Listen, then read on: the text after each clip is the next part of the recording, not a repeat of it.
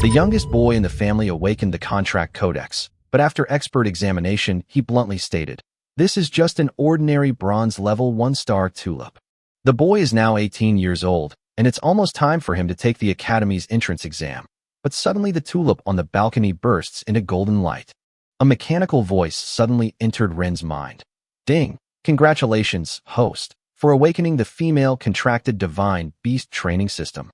As a transmigrator who has lived in this world for so long, Ren has finally obtained a cheat code, and his companion spirit pet has also been upgraded to 2 stars. Ren hurriedly opened the contract codex, which clearly recorded various information about the spirit pet tulip. Its status was healthy, joyful, and full of anticipation. Skill: 1 empowering petal falls daily. Other spirit pets can increase their constitution and ability limits by using the empowering petal. Overjoyed, Ren bent down and kissed the tulip petals on the balcony. Ding! The spirit pet tulip is happy. Reward: 10 points. Ren picked up the tulip pot and hurried toward his mentor's house, intending to ask his mentor about matters related to companion spirit pets. Upon arriving at his mentor's residence, Ren stood before the gate of a courtyard. A maid in the courtyard led him to a side hall to wait for his mentor to arrange a meeting. After waiting for a short while, a figure dressed in a white elven dress, with long silver hair and delicate pointed ears appeared in the side hall. Instructor Selena appeared with her contracted spirit pet. Selena, who had walked up to Ren, also showed a look of surprise on her usually aloof face. "Ren, are you sure this flower has developed sentience?" Ren stood up and said, "Mentor Selena, my companion spirit pet skills are more support-oriented. I'd like to contract another offensive spirit pet. Do you have any recommendations?" After listening to Ryan's question, Mentor Selena gracefully walked to the sofa and sat down, slowly replying, "I suggest you train a mermaid." After listening, Ryan bowed slightly to Selena and said, "Thank you for your guidance." He then followed up with, "Mentor Selena, do you have any way to find the mermaid?" Selena led Ryan through a side hall to a pool, pointing to a palm-sized mermaid at the bottom. Her tail had a dull sheen, and she had a sickly expression. Ryan cradled the mermaid in his hands, and the bronze codex appeared in the air, radiating light.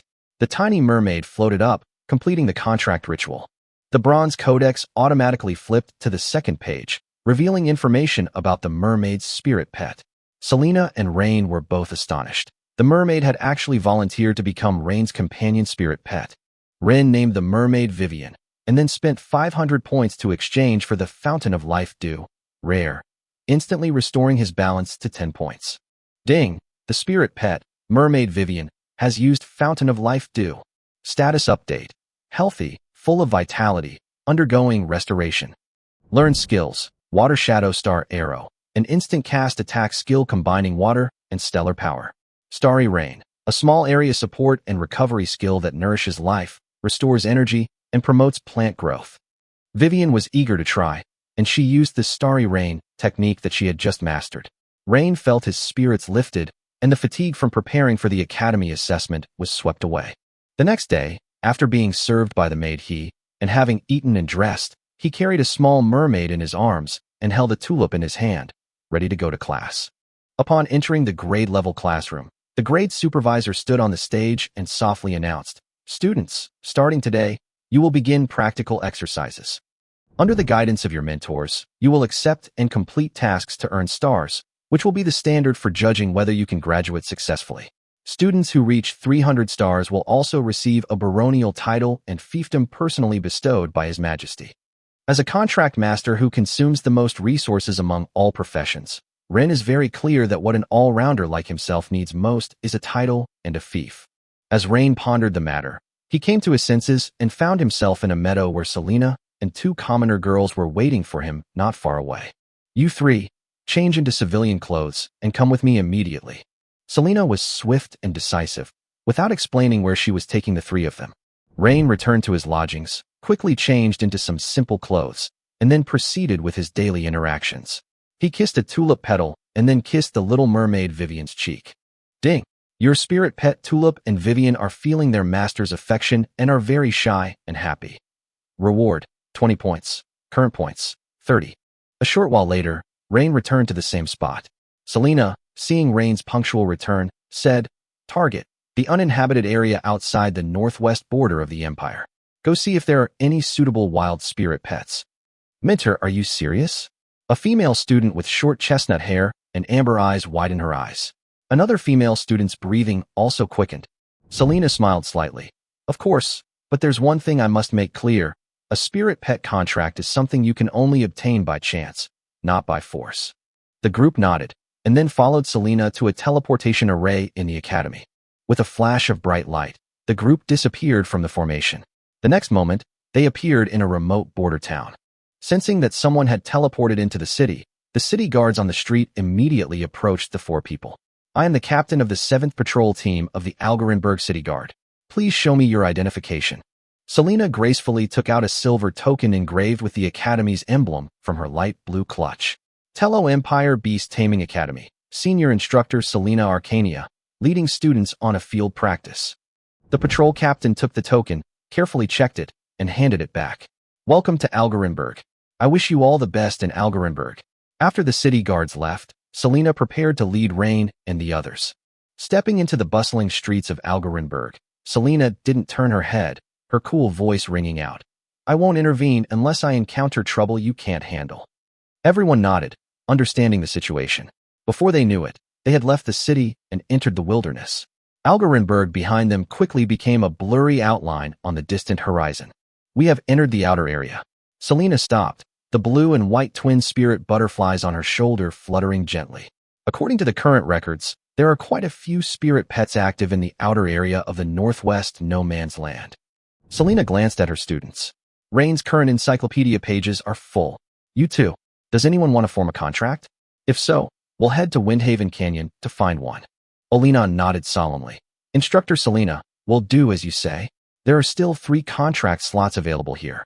Please take us there. The blue spirit butterfly on Selena's shoulder began to fly forward, guiding the group and sensing dangerous creatures in their vicinity. As they ventured deeper, the terrain began to change, and they entered a wide valley between 2 long mountain ridges, Windling Canyon. Selena extended her slender, white finger and drew a circle in the air. Blue ripples spread within the circle, forming a spatial projection halo. She could use this halo to observe the situation of Rain and the other 2 at any time.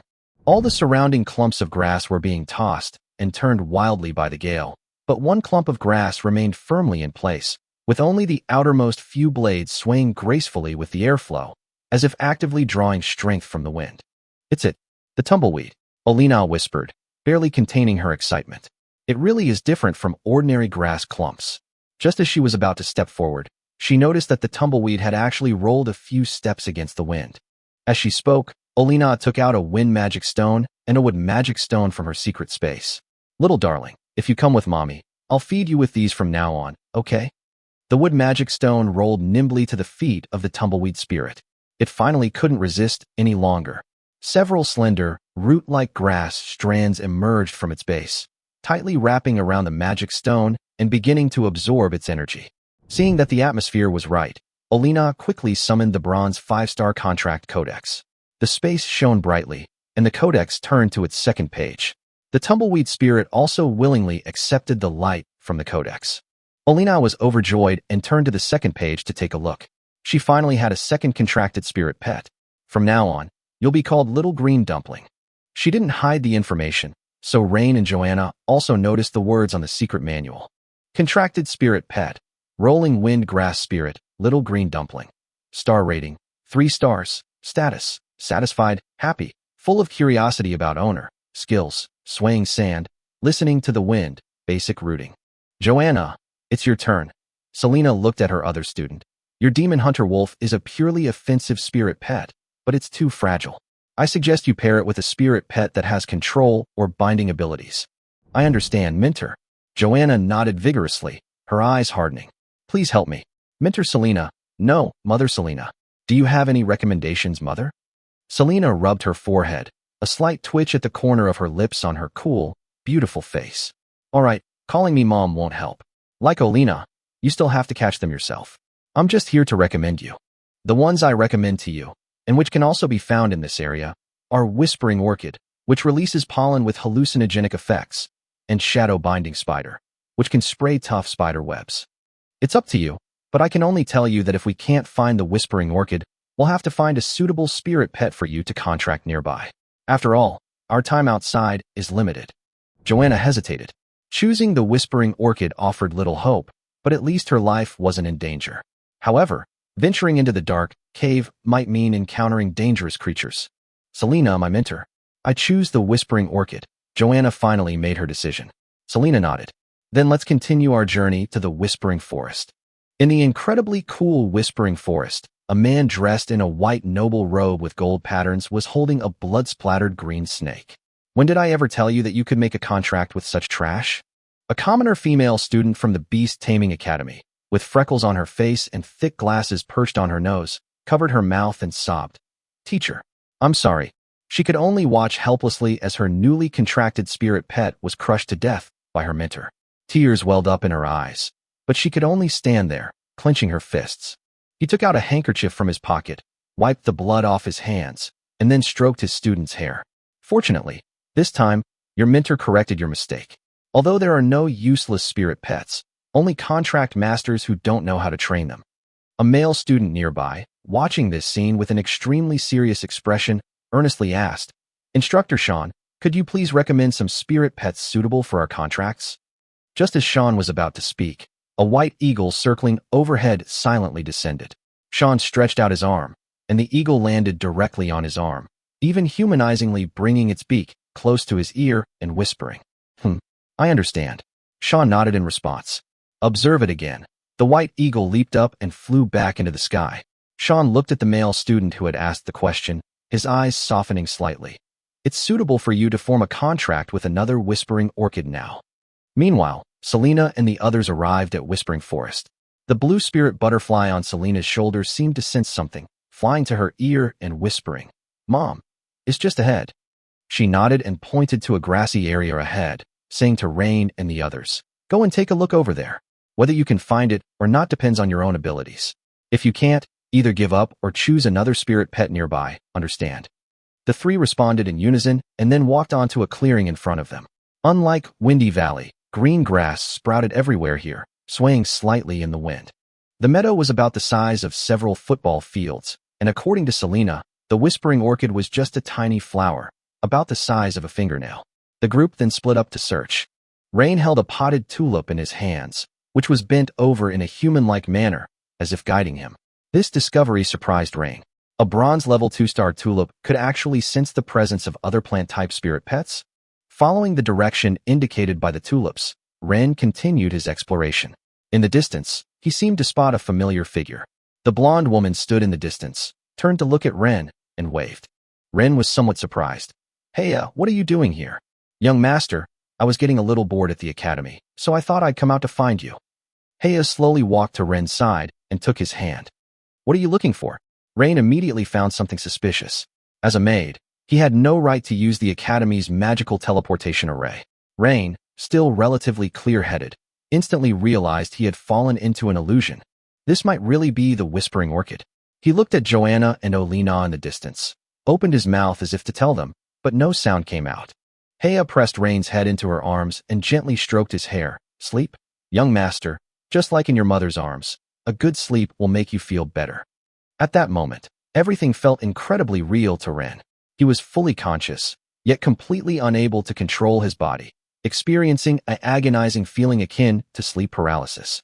Stay with me forever. This whisper was no longer a request, but a call from the depths of his soul.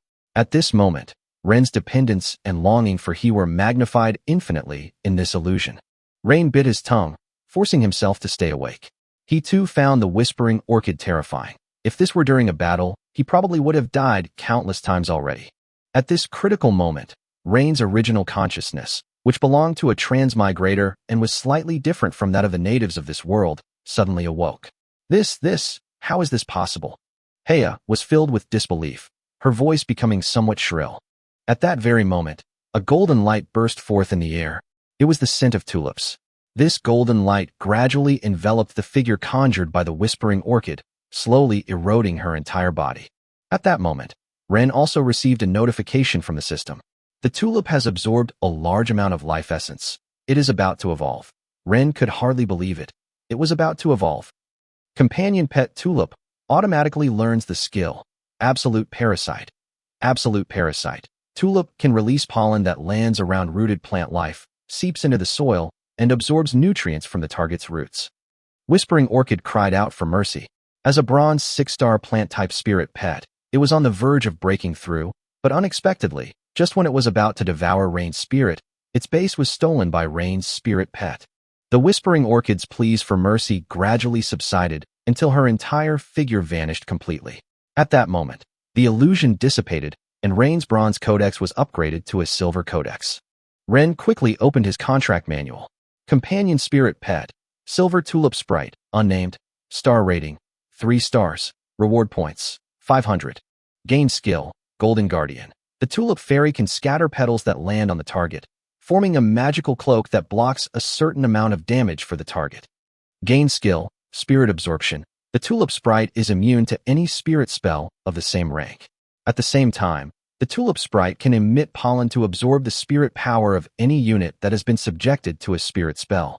At this moment, the tulip fairy, the same size as the mermaid Vivian but only the size of a palm, has 2 petals on her back, like wings. The tulip fairy whispered in Ren's ear. Ren was shocked again. A talking spirit pet. This meant limitless potential. Now that she was no longer just a flower, Ren felt it was necessary to give her a name. Tilope. Ren extended his slender index finger and gently tapped the tulip fairy's forehead. Coming to his senses, Ren looked at a small purple orchid at his feet and waved to Joanna and the others. Joanna and Olina, hearing the commotion, immediately walked towards Ren. When they saw the tiny purple sprout, they all looked surprised.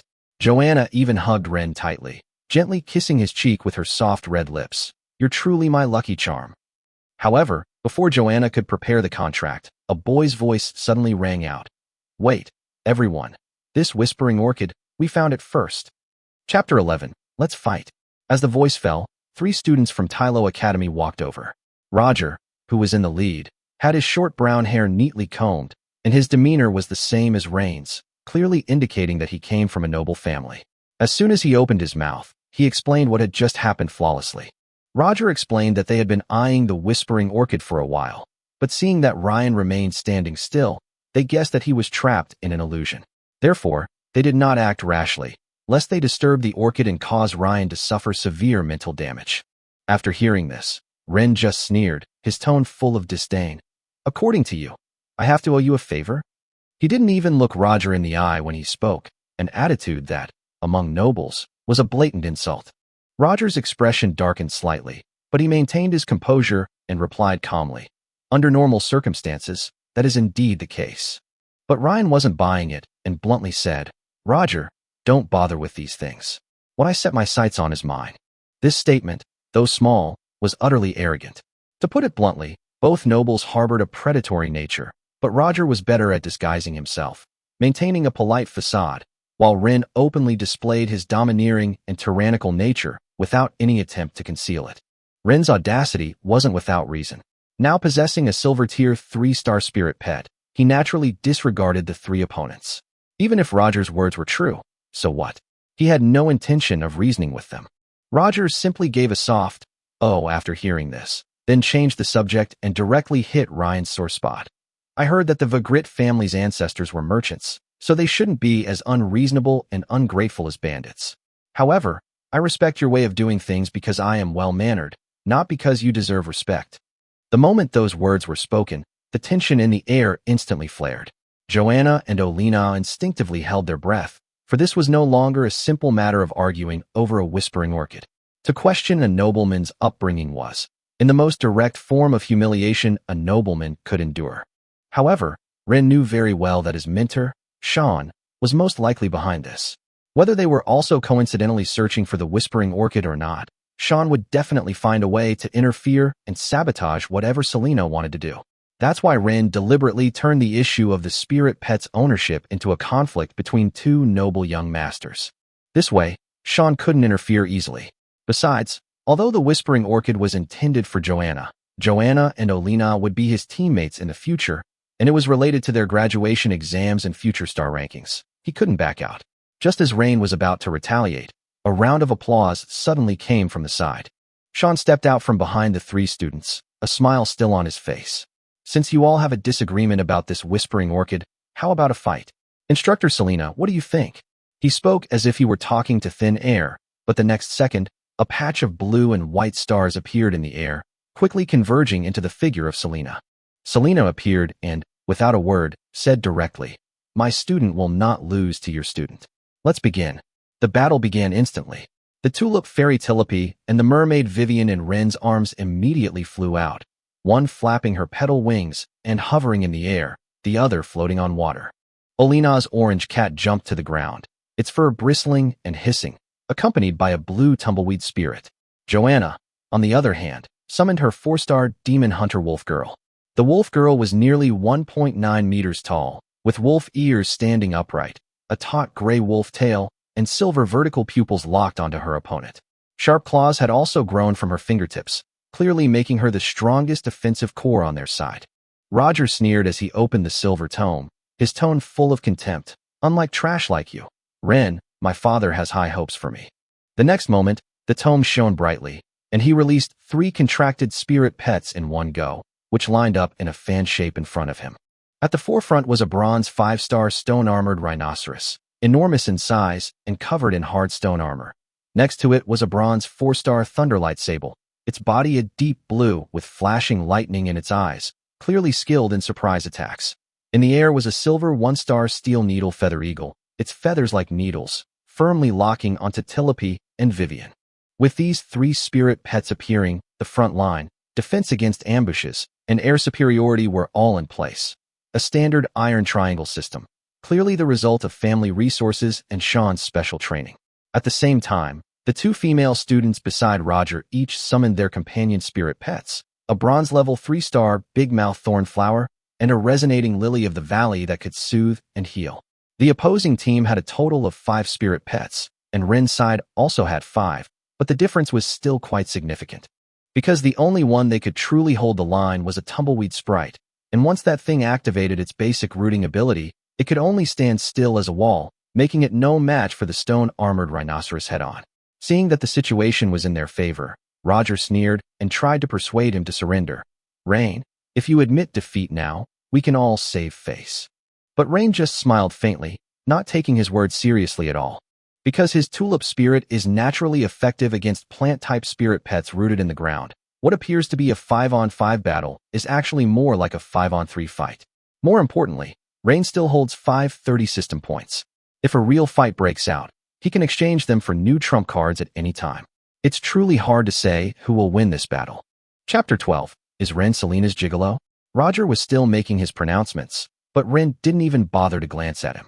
This complete disregard only made Roger feel more frustrated, like punching a pillow. He was increasingly angry, yet powerless against Ren. Olina immediately raised her hand and commanded, "Little green dumpling, seal the smoke." Upon receiving the command, the tumbleweed sprite spun wildly on the spot, instantly creating a massive cloud of dust in the center of the battlefield.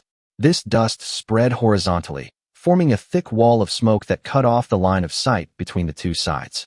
While this smoke screen couldn't stop the stone-armored rhinoceros's charge, it successfully disrupted the enemy's rhythm. With the situation behind the smoke screen unclear, no one dared to rush in rashly. At the same time, Tilope secretly released golden pollen, which drifted towards the opposite side on the sandstorm. Just then, a cold light flashed within the dust, and countless steel needles shot out, dense as a rain of iron. A moment's carelessness would turn one into a hedgehog. Joanna's face paled. Neither she nor the wolf hunter had the ability to withstand such an attack. Olina quickly had the tumbleweed spirit take root, temporarily forming a low wall to protect herself and the little orange cat in her arms behind it. But the grass wall was ultimately made of grass leaves, and it couldn't completely block these fine and highly penetrating steel needles. Danger still lurked in the gaps. At the critical moment, Tilope stepped in once again. With a delicate shout, the petal-shaped wings behind her shone brightly, and golden tulip petals flew precisely towards the group, instantly transforming into a semi-transparent magical cloak that covered everyone and their spirit pets. Dense steel needles slammed into the golden protective layer, only creating ripples on the outer layer, but failing to harm those inside in the slightest. Olina, cradling the little orange kitten, was utterly shocked. She truly hadn't expected Ren's tulip to be so powerful. She even saw undisguised pride on the flower fairy's face. But Ren had warned her long ago that Tilopi mustn't speak unless he did. After all, a talking spirit pet was enough to make anyone covet Ren even more. Outside the battlefield, both Sean and Selena showed surprise. They had long recognized that Tilopi had evolved into a silver tier 3-star flower fairy, but they hadn't expected her effectiveness in actual combat to be so exaggerated. Sean sneered and directly pointed the finger at Selena. "Teacher Selena, you've really gone to great lengths. Without the support of the Valit family, he's managed to cultivate a flower to this extent. You're going to such lengths, even spending your personal resources. Are you grooming him as a fiancé, preparing for a marriage alliance?" Upon hearing this, all the surrounding students' expressions changed. Joanna and Olina looked enlightened, and even Roger subconsciously believed it to some extent. No wonder Ryan was so confident before. It turned out he had gotten close to Selena, the Academy's famously aloof and beautiful mentor. Roger felt a pang of jealousy and resentment, but he still tried his best to comfort himself. Even if Rain really did get close to Selena, so what? No matter how much resources a gold contract master pours in, they might not be able to compare to the entire family behind him. He was unwilling to admit defeat. Strangely, neither of the two people at the center of the storm offered any explanation for this speculation, neither confirming nor denying it. This attitude only reinforced the belief of others that it was true. Joanna felt increasingly uneasy, realizing the enormity of her mistake. She had often tried to seduce Rain in front of Selena before, and now, thinking about it, wasn't this tantamount to stealing someone right in front of the person in question? The wrath of a gold contract master, an elven noble, and an academy instructor was far beyond what a commoner like her could bear. All she could do was pray desperately. Selena gazed at the blonde boy on the battlefield, a hint of doubt flashing in her eyes. Others might not know, but she knew best that Rain was not her kept man, and she had never truly mastered the training path for this type of planting spirit pet. Each contract master keeps their insights into the evolution of spirit pets extremely secret. Apart from a few publicly known routes, the rest of their training methods are their most treasured secrets. She admitted that she couldn't possibly train a bronze tulip into a silver tulip spirit in its elven form. Therefore, in her view, there was likely more to Ren's story. She didn't offer any explanation, thus conveniently protecting this layer of secrecy for Ren. Just as everyone was lost in their own thoughts, the smoke wall gradually dissipated, finally revealing the massive body of the stone-armored rhinoceros. After the rain of steel needles ended, the stone-armored rhinoceros suddenly charged, its sharp horns pointing straight ahead, its momentum like a rampaging chariot. But a clear look of shock flashed in its eyes. It was obvious it hadn't expected that Rain would emerge unscathed after taking that barrage of steel needles. Olina then stood up from behind the low wall and said directly, "Joanna, tell the werewolf to get out of the way. You go and keep that lightning sable occupied. I'll handle this big guy." As soon as she finished speaking, the little orange cat in her arms jumped to the ground, baring its teeth and hissing at the armored rhinoceros. The scene looked particularly comical, a tiny orange cat daring to stand in front of a tank-like armored rhinoceros. But both Rain and Joanna knew that this little orange cat was not as simple as it seemed, so Joanna immediately nodded and cooperated by changing direction. Chapter 13. The cat is a reverse butterfly. Olina, this little orange cat, is no ordinary spirit pet. Rain and Joanna had already reviewed its information. It's called the Causality Cat, a 5-star bronze-level creature, a gold type combined with the order type. Just looking at its stats, you can tell this thing is definitely not of the normal type. Its most outrageous aspect lies in its skills. First, it uses incompetent breath to lock onto the target, forcibly drawing the opponent's aggro to the maximum. Then uses Cat is a reverse butterfly to swap sizes after making contact with the enemy. Although the time limit is limited, the effect is still quite disgusting when fighting opponents of higher levels. Even more outrageous is that once the exchange is successful, it can use Who Dares to Hate Me to take away one of the other's skills. Order-type spirit pets are already rare, and this ability is even more outrageous and abnormal. However, the resources and methods required to cultivate it are equally scarce. When it came to its senses, the stone-armored rhinoceros had been driven mad by the little old man. Its eyes were bloodshot, its nostrils flaring, and it charged forward as if it had been greatly insulted, its ferocity terrifying, the ground trembling under its feet. Faced with this charge, the little old man not only did not dodge, but stood still and kept panting. Old woo, old woo. Although Ren could not understand what it was cursing, He could tell from the stone rhinoceros's berserk appearance that the cat must have cursed something very dirty. Just as the rhinoceros horn was about to strike, the little orange cat nimbly leaped up, its paws landing squarely on the horn. Cat is a reverse butterfly, activated instantly. The next second, the little orange cat standing on the ground was now the soul of the stone-armored rhinoceros. The little orange cat, its soul swapped, was completely stunned, its eyes wide with disbelief. Because it watched helplessly as its original massive rhinoceros body suddenly turned around and charged towards it, showing no sign of stopping. The stone-armored rhinoceros's soul panicked and frantically hissed at its back, trying to pull itself back with its powerless hissing. But now, disguised as a cat, its hiss only served to highlight its incompetence. Meanwhile, the little old man controlling the rhinoceros's body was clearly in a playful mood, continuing its charge while mimicking the stone-armored rhinoceros's earlier roars. Olina walked over and slapped the cat-bodied rhinoceros across the face. "What the hell are you hissing about?" On the other side, Roger was stunned to see his spirit pet charging towards him. At first, he didn't even realize what was happening, thinking that the stone-armored rhinoceros had already won and had come back to find him. But the next second, he realized that something was wrong. "Wait, make up the difference," Roger yelled, no longer caring about aristocratic decorum. He scrambled to his feet and mounted the equally stunned Thunder Sable beside him. The Thunder Sable crackled with electricity, transforming into a blue shadow and carrying him as it desperately fled. But the other two female students in Sean's team were also in trouble. Their plant-type spirit pets suddenly withered all at once. Alice frantically shook the resonating lily of the valley, crying, "Little Belle, what's wrong with you? Quickly purify it." But this time, her ability was completely useless. The other female student's big-mouth thornflower was in even worse shape. Its once full and ferocious buds had completely drooped and even begun to shrink, making it difficult to even maintain its form. Roger's face darkened, and he cursed them both as useless. Immediately afterward, he commanded his silver-ranked, one-star steel needle feathered eagle to attack. The eagle was incredibly fast, its feathers as sharp as steel needles, and it charged straight at Vivian and Tilope in the air. If they collided, the consequences would be unimaginable. Tilope had no choice but to unleash Golden Guardian again. Golden petals swirled out, quickly condensing into a shimmering protective shield in front of her and Vivian. Vivian gritted her teeth and gathered water elemental energy, hastily casting Water Shadow Star Arrow.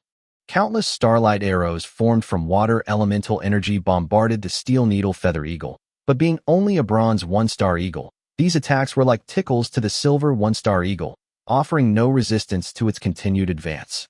In this critical moment, Ren leaped into the air, shielding Tilope and Vivian in his arms, ready to take the blow for them with his own body. No one expected that he would actually dare to use his own flesh and blood to withstand the direct charge of the silver spirit pet. Why? Vivian was extremely anxious, but she couldn't break free from Rain. Tilope's orange eyes were also filled with panic, and she hurriedly shouted, "Stupid daddy, let go of Tilope." But Rain still didn't let go. In his heart, these two companion spirit pets were his lifeblood. He would rather be injured himself than see them harmed. However, Rain wasn't truly without trump cards, because he still had a full 530 points left in his system shop. With his life hanging in the balance, Ren quickly searched the shop and finally settled on the Bloodline Activation Stone. This item cost 500 points, and although the probability of activating a hidden bloodline was extremely low, he had no better option at the moment and decided to take the gamble. Exchange. Target, Vivian. As the system notification sounded, 500 points were instantly deducted, leaving him with only 30. Just as Ren embraced Vivian, preparing to withstand the charge of the steel needle-feathered eagle on his back, the unexpected happened. A powerful aura, seemingly from an ancient starry sea, suddenly erupted from Vivian's body. Ren had gambled correctly this time, because Selena had tried to stimulate Vivian's bloodline before, and he had helped Vivian repair her origins last time. With a system notification, Vivian successfully completed her evolution. She officially evolved from a mermaid into the Starlight Mermaid. Her level jumped to Silver 1 star, and her status changed to Perfect, Moved, and Admiring. At the same time, Vivian also mastered 2 new skills, Thunderstorm and Tidal Hymn. The crisis that had been looming was completely rewritten at this moment, and the situation on the field finally saw a true reversal. Chapter 14, Starlight Mermaid Vivian. Upon hearing the system notification, Rain immediately opened the secret tome to check Vivian's new stats after her evolution.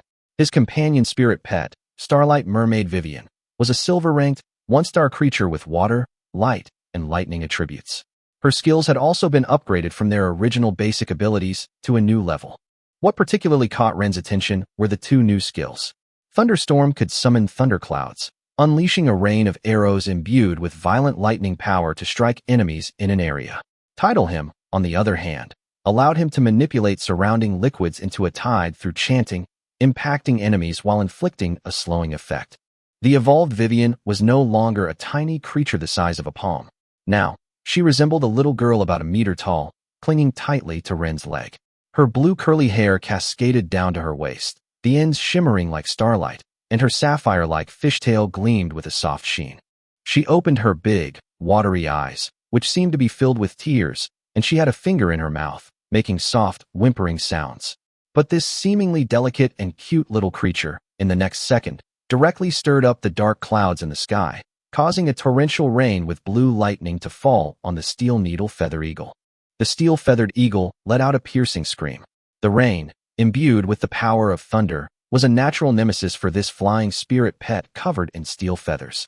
Electricity crackled and exploded all over its body. It didn't last long before collapsing to the ground, convulsing and foaming at the mouth. "The battle is over," Ren said calmly, looking up at Roger. But Roger on the other side couldn't hold back any longer. He couldn't believe that Rain, who was usually regarded as a waste by the nobles, could actually defeat him in public and even achieve a breakthrough in battle.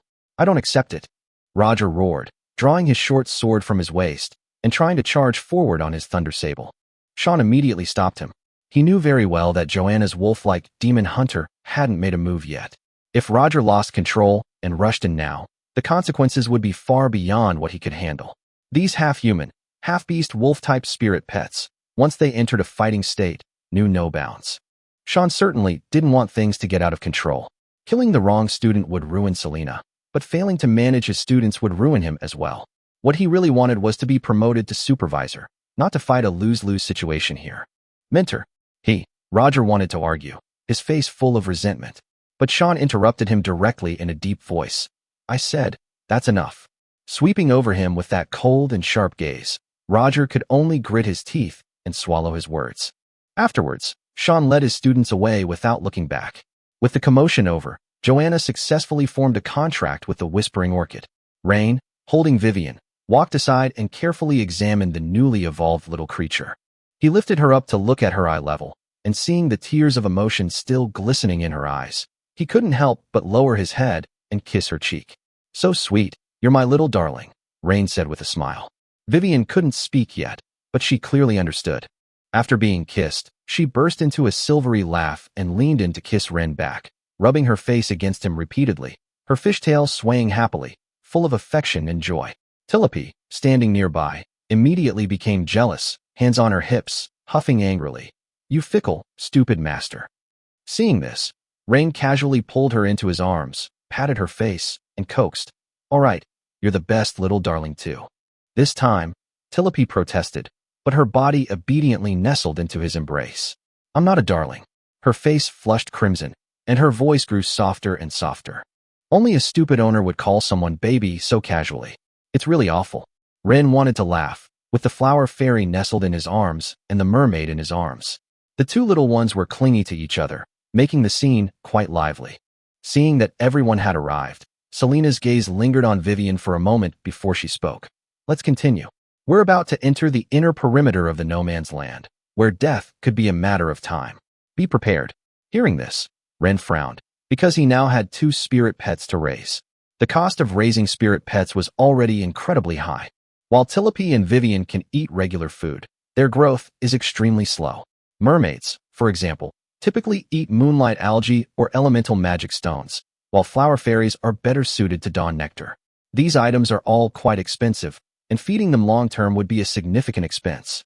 For instance, a silver-level spirit pet costs 50 grams of moonlight algae for 1 gold coin, and Vivian consumes roughly that much every day. Dawnflower nectar costs 1 gold coin for 30 milliliters, which is roughly what Tilope needs daily. While it may seem like just routine consumption, to an ordinary person, this isn't just spending money, it's burning money. Of course, contract masters can use other foods, but if they lack the necessary nutrients for a long time, their spirit pets will stunt their growth. This is why the profession of pet nutritionist gradually emerged in this world. They specialize in researching what different pets should eat, how to combine different foods, and even have recipes specially designed. After all, a single gold coin is an astronomical figure for ordinary people. 1 gold coin can be exchanged for 100 silver coins, and 1 silver coin can be exchanged for 100 copper coins. 2 copper coins can buy a slice of fresh bread. An ordinary laborer's wages for a day's work are only 20 or 30 copper coins. It is clear that raising a spirit pet is not something that ordinary people can easily afford. Fortunately, as long as one is admitted to the Beast Taming Academy, they can receive a monthly stipend of 30 silver coins. For noble students, this amount of money is nothing, but for commoner students, it is a considerable sum of income. As for the source of this stipend, it naturally comes from imperial treasury appropriations, plus the high tuition fees paid by nobles and foreign students. Chapter 15. Return. After regaining his senses, Rain immediately realized that the commission Selena had accepted this time was probably far more complex than it appeared. A few days later, Selena led Rain and the other two into the inner perimeter of the no man's land. Unlike the outer perimeter, this place was eerily quiet. There were no sounds of insects or beasts, only the faint rustling of leaves in the wind and the flowing of the river. Ren spread out the map and whispered, "The banks of the Sefin River, there's a lot hidden down there." Before he could finish speaking, Selena put her finger to her lips and whispered, "Shill, it's coming." Ren followed her gaze and saw a gaunt white tiger slowly appear. With sharp horns on its head and wings on its back, it lurched into the deep water despite its unsteady gait, hunting down the crocodile-like monsters within. The next second, the entire riverbank was engulfed in blinding lightning. The dark forest instantly illuminated as if by daylight. Violent electric currents exploded wildly underwater, the river churning up plumes of white mist, and the air quickly filled with the pungent smell of burnt flesh. With a furious roar, a giant black crocodile, over 20 meters long, surfaced. Its body was covered in thick scales, each etched with eerie soul markings, and its crimson vertical pupils were filled with ferocity and savagery. Joanna's mouth gaped open. The Golden King Beast, the soul-eating black crocodile actor. Such named spirit pets are the dream of almost every contract master, but precisely because they are so tempting, countless people have been killed. But now, this infamous black crocodile is being held tightly by the neck by the white tiger, its entire body covered in lightning, clearly enduring immense pain. Selena pointed and said, "That white tiger is the target of this mission, the Thunder Sword Tiger Krishna." Olina covered her mouth in surprise. "Krishna? Isn't that one of the contracted spirit pets of the 7th generation dean of the Beast Taming Academy?" Selena nodded and explained that the current 11th generation dean, who is also the granddaughter of the 7th generation dean, sensed that her grandfather's last contracted spirit pet was about to perish, so she issued a mission to find out the truth. Joanna couldn't help but grab Ren's arm and whispered, "Should we help?" For a contractor of her level, watching 2 Golden King beasts fight to the death was already putting her life on the line. Selena shook her head. "No need. Kings have their own way of dying, and our mission is already complete." She told the group that although the Golden King beasts were still classified as gold tier, they had already transcended ordinary gold tier spirit pets in essence, and could even confront higher tier beings head-on. More importantly, they possessed the quality of a king. Once they truly awakened the contract codex, these spirit pets could form contracts with other spirit pets, just like contract masters. Such an existence is a treasure that any contractor would dream of their entire life. Unfortunately, according to the records of the secret manual, the 7th headmaster did not seem to be able to help Krishna awaken the secret manual. Perhaps even he himself did not know how to truly push a Golden King beast to that point. Just then, the battle situation suddenly changed dramatically. The soul-eating black crocodile, enduring its numerous lightning wounds, suddenly swung its massive tail, the tail bearing the soul mark, like an iron whip, lashing Krishna's already weakened side. But Krishna still held on tightly, her forehead horns suddenly bursting with intense lightning. The light was so bright it seemed to tear the heavens and earth apart. Ren instinctively closed his eyes, but the destructive white light seemed to pierce his eyelids, stinging his eyes and bringing tears to his eyes. When Ren woke up again, he was lying on his large bed in the academy dormitory. He later learned that Selena had protected everyone when the aftershocks of the lightning spread. As for what happened afterward, He had no idea. He only remembered vaguely hearing a system notification in his mind before he lost consciousness. Detected 2 nearby Golden King beasts had perished, automatically absorbing the dissipated king essence. An incomplete contractual secret text inheritance has been detected. Attempting to capture and analyze it, but then the system announced that the analysis had failed. The intermittent electronic sound, like a broken radio, echoed for a moment in the depths of Rain's consciousness before finally falling silent. "Young master, you're awake?" The blonde beauty, he, hurried to the bedside, dressed in a black and white maid outfit. Her eyes were full of concern as she gently wiped Ren's face and soothed him softly. Vivian and Telope were also nestled in Ren's arms, clearly having watched over him for a long time. Looking at them, Ryan finally felt at ease and asked in a low voice, "How long have I been unconscious?" Heya said with red eyes, "It's been 3 days. You haven't woken up since Miss Selena brought you back." Heya was terrified. After saying that, she gently kissed Ryan's forehead and said softly, "Young master, please rest well these next few days. I have already asked for leave for you. But there is one more thing. The master is planning to hold a birthday banquet in a few days and said he also wants to arrange a marriage for you at the same time." Upon hearing this, Ren's eyes narrowed slightly. The master, Heya mentioned, was naturally his adoptive father. In the Tyro Empire, the church's influence wasn't strong, and there weren't strict restrictions on monogamy, so noble families often had concubines in addition to their principal wives. Although Ren's mother was also of noble birth, she was only a concubine and died shortly after giving birth to him. When she insisted on marrying into the Valit family, her maternal grandfather strongly opposed it, but ultimately couldn't go against the wishes of her father, Earl Ren. In the end, the deed was done, and her grandfather had no choice but to acquiesce. However, from then on, the two families had almost no contact, which meant that Ren was never a particularly prominent figure among the Earl's children. Chapter 16, Selena's Guide. Of course, Ren was going to attend his adoptive father's birthday party. He was now a silver contract master, a rare feat among noble students at his age. Once the old man found out, he would likely reevaluate him and might even be willing to continue investing resources in him. Keep in mind, even noble scions like Roger, with the full support of their families, were around Ren's age and had only just managed to raise a silver spirit pet. If it weren't for the system supporting Ren, Roger alone would have been enough to overpower the three of them in a real fight. The difference in strength was significant. Therefore, Ren was well aware of the value of the silver contract master identity. However, he didn't place all his hopes on his family, as he could still exchange points and resources through the system. No matter how convenient the system was, it couldn't give him what he wanted most, a fiefdom that truly belonged to him. More than simply being a contract master, Ren wanted to be a lord. Only by holding land and power in his hands would he truly have confidence. Strength could earn respect, but a fiefdom and authority were what would truly make others fear him and dare not trample him underfoot. When he came to his senses, he had already finished washing up with Heya's help. Ren pulled Heya into his arms and relaxed a little as he smelled the fragrance of that mature woman. Then he asked in a low voice, "Heya, what time is it now?" Heya did not answer directly, but first gave him a light kiss on the lips and said softly, "This is today's good morning kiss, young master."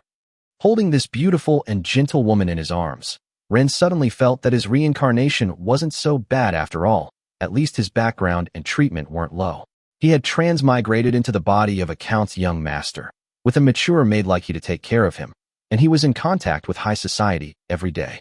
Even if he did nothing, he could still inherit a considerable sum of money after his old father died, but this was clearly not the end he wanted. What Rene wanted was never just a share of the inheritance. He coveted the title, the fiefdom, and the power to truly make his own decisions. In noble families, sibling rivalry and father-son feuds were commonplace. If others could fight for it, why couldn't he seize it? This thought, once it surfaced, became impossible to suppress in Rene's mind. If another brother were to inherit the title in the future, would Heya, his personal maid who had been with him for over a decade or two, still belong solely to him? Someone could transfer her away with a single word. What right would he have to refuse? The answer is simple. He has no right to refuse. Unless he is strong enough or wields power that makes others afraid to act rashly. What Ren truly desires is to become a lord and control his own territory. Roger dared to look down on him precisely because Roger was born of the principal wife, while he was merely an illegitimate son. Just then, Heya quietly announced breakfast. "Young master, today we have bouillabaisse, barley porridge, foie gras, and your favorite medium-rare steak. Rain nodded and casually added, and open a bottle of red wine for me. This immediately startled Hea. She covered her mouth, feigning exaggeration, and said, "Good heavens, you just woke up from your coma, and you're already thinking about drinking?" Sensing the reproach and concern in her tone, Ryan didn't insist, only smiling and replying, "Was that good morning kiss a little too perfunctory today?" Hea gave him a helpless yet indulgent look, finally lowering her head to give him an even more lingering kiss. Afterwards, the two went to the living room, where a delicate breakfast was already laid out on the long table. Sunlight streamed in through the floor-to-ceiling windows, filling the room with a warm, aristocratic atmosphere. As for Tilope and Vivian, Hea had prepared a small table for them separately. The two little ones were engrossed in eating moon algae and morning nectar, occasionally sharing a bite with each other. Ren, meanwhile, was leisurely cutting his steak when there was a knock at the door. Hea went out to check and quickly returned to report, "Young master, your classmate, Miss Christie's, has arrived." Ren was somewhat surprised to hear the name. He got up and looked out onto the balcony, where he saw a young girl dressed in a gothic Lolita dress standing quietly beside a rose bush, holding a black lace parasol. "Please invite her in, and prepare another set of cutlery," Ren instructed before continuing his meal. Not long after, Christine walked into the living room. She made no attempt to be polite, sitting directly at the table, taking a sip of her black tea, and remaining completely silent, as if she had come specifically to freeload. Seeing that she didn't speak, Ryan didn't bother to ask further and continued eating his breakfast. Their first formal meeting was strangely awkward. Only after finishing the last sip of her black tea did Christine gently put down her teacup, looking earnestly at Ren. "Ren, please teach me how to turn my life around." Ren was stunned. He almost thought she was being sarcastic. Ren put down his cutlery, picked up a napkin, and wiped his mouth. "What do you mean?" Christina immediately became excited. "It's all over the academy now. In just a few days, you've raised 2 bronze spirit pets to silver level." She slammed her hand on the table, her tone very certain. "Many people suspect that you slept with instructor Selena, but I don't think it's that simple.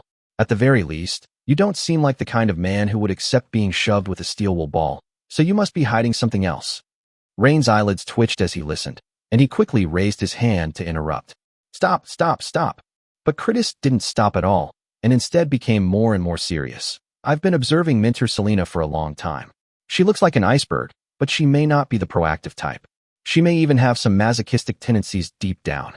But you were just a good-for-nothing back then, and there was no way you could force a woman like her to be suppressed." At this point, she seemed to have finally figured out the key point, and her eyes lit up. "So you must have used some kind of secret medicine. My mentor, Phil, and Selena are best friends, and their personalities are very similar. As long as you are willing to give me Selena's guide, I can agree to any condition." Finally, the Gothic girl stared intently at Ren, her expression so serious it was as if she were making a vow. "As long as my little black cat can evolve to silver, Christie's is willing to do anything." After hearing these absurd yet sincere words, Ren was speechless for a moment, clearly quite shocked by her logic. Chapter 17. Too Many Brothers. When he heard Christine start with Selena's conquest, Ren was stunned, completely unexpected that her thought process could stray so far. But Christine became more and more enthusiastic, even seriously analyzing that as long as they cornered that perpetually cold-faced woman against a wall and used some forceful methods, things would most likely fall into place. Ren immediately denied it, but Christine didn't believe him at all. Her eyes lit up, as if she had discovered some earth-shattering secret. She pressed him, asking if he had used some kind of secret medicine. Otherwise, how could a gold contract master have been completely unaware? The more she guessed, the more outrageous her theories became, even conjuring up some incoherent details, leaving Rain completely bewildered. Hea, standing to the side, covered her mouth, clearly shocked by what she had just heard. She had initially thought that Ren had suddenly become enlightened, but after hearing Christine's words, she even began to suspect that there might be some extraordinary secret hidden behind this boy's transformation. Ren could only helplessly explain that things weren't as she thought at all. But Christine wasn't about to give up so easily. She first dropped her serious expression, then put on a mocking one, as if she was convinced that Ryan wasn't backing down simply because he didn't have enough bargaining chips. While deliberately adopting a flippant attitude, she sarcastically teased Ryan, saying that he didn't really want to force her to beg, that he was a complete pervert. As she spoke, she deliberately winked at Ryan, using both brother Ryan and perverted bastard in her speech, a barrage of provocations. Ryan had to admit that this little brat was indeed quite skilled. Anyone else would probably have been led astray by her. Even when she teased Ryan about staring at her, she spoke with such confidence and without the slightest shame. Ren, tired of her antics, glanced at He, sensing the situation, immediately led Vivian and Tilopi away, leaving the two of them alone. Once the outsiders were gone, Ren composed himself and directly asked Christie's to bring out her companion spirit pet, named Little Black, reiterating that he hadn't done anything to drug her.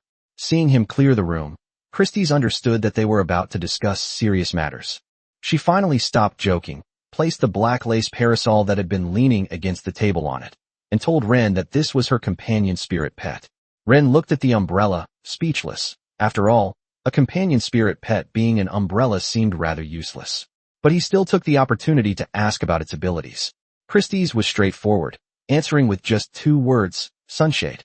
After a moment of silence, Ren could only offer a tactful assessment, saying that it was at least a very competent umbrella, and that it reminded him of his old tulip. Nobles rarely spoke directly, and this roundabout way of expressing himself was already quite polite.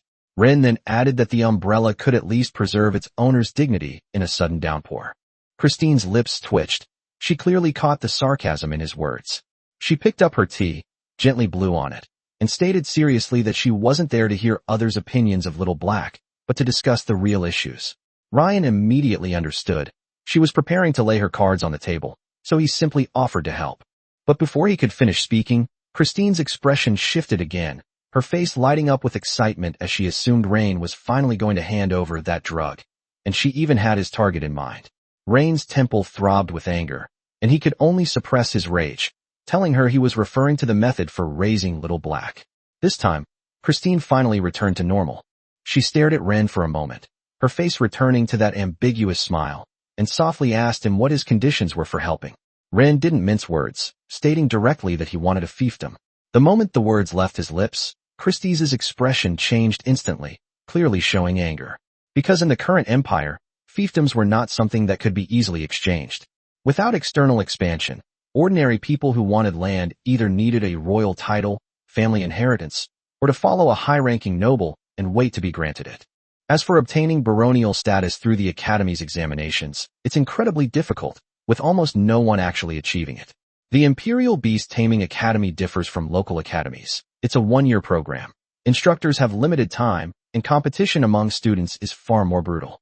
To achieve 300 stars within a year, one not only needs to reach an extremely high level of personal strength, but also must simultaneously win first place in both team and individual assessments. That's why Christie's felt that Rain's condition was outrageous. She coldly retorted, "Is the price of a bronze-level spirit pet advancing to silver level only worth a territory? Forget whether the price is reasonable. Even if she had the means, she would never trade it for it." But Rain took a leisurely sip of the fish soup and said calmly that he certainly didn't mean it that way. Then he put down his cutlery and added calmly, "He only has 1 sister, but 17 brothers, which is really too many."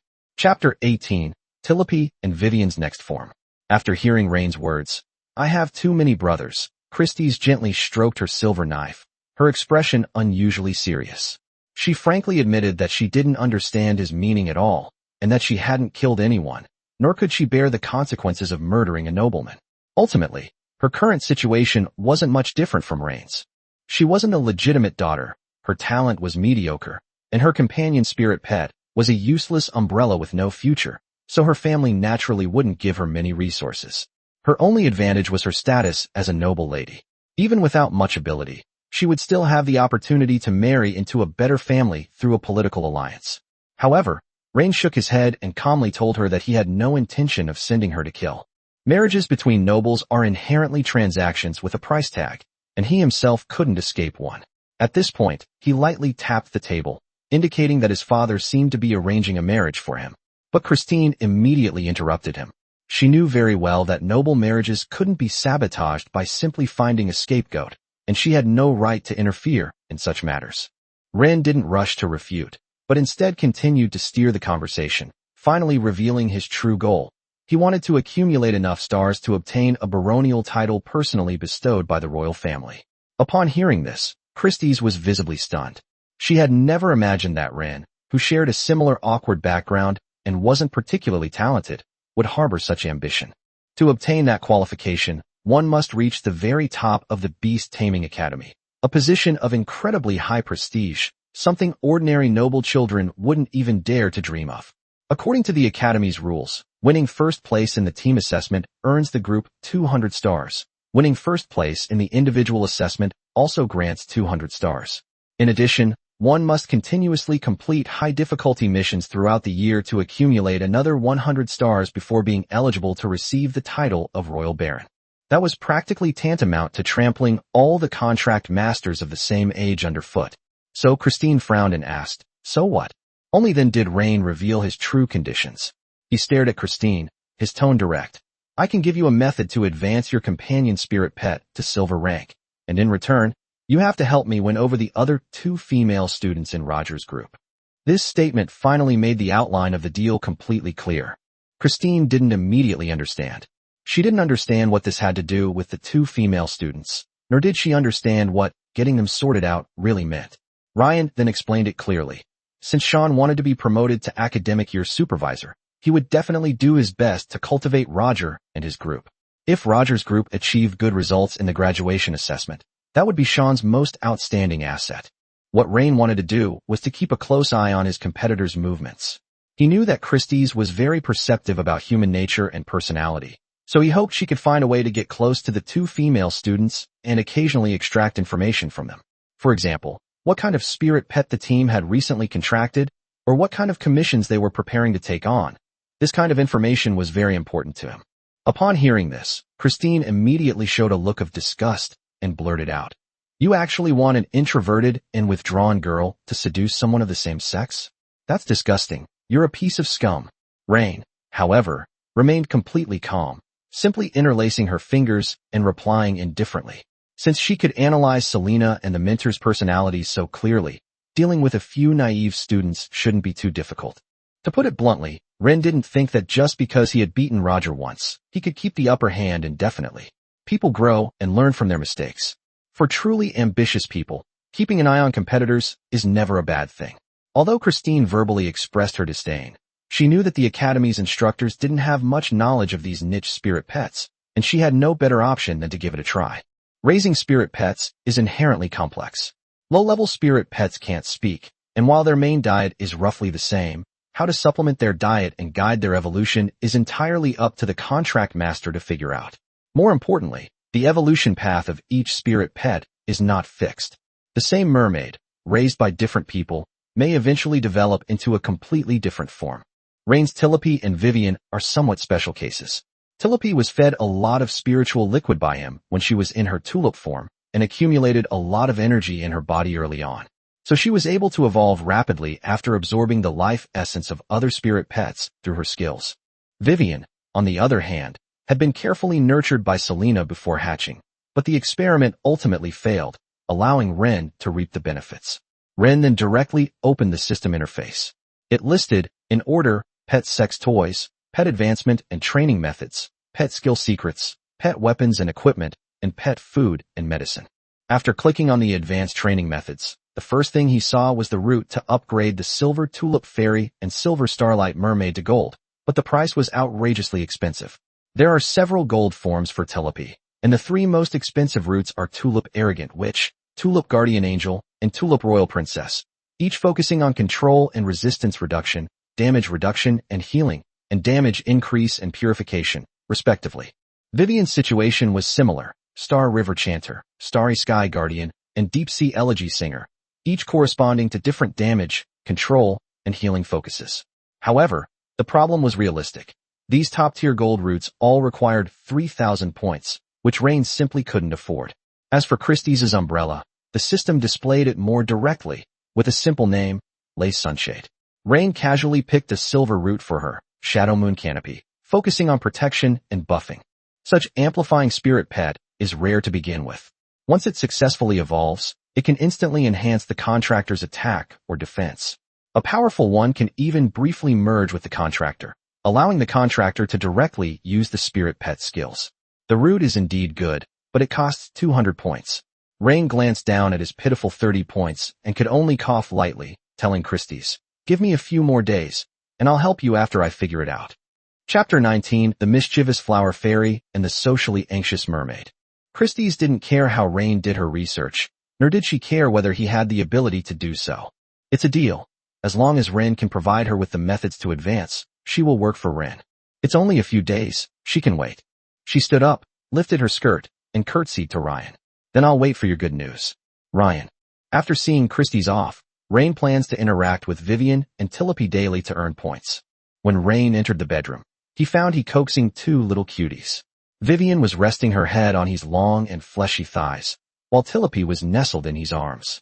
He cared for Vivian as if she were her own daughter, gently touching her forehead with one hand and patting Tillapi's back with the other, the beautiful woman humming a lullaby.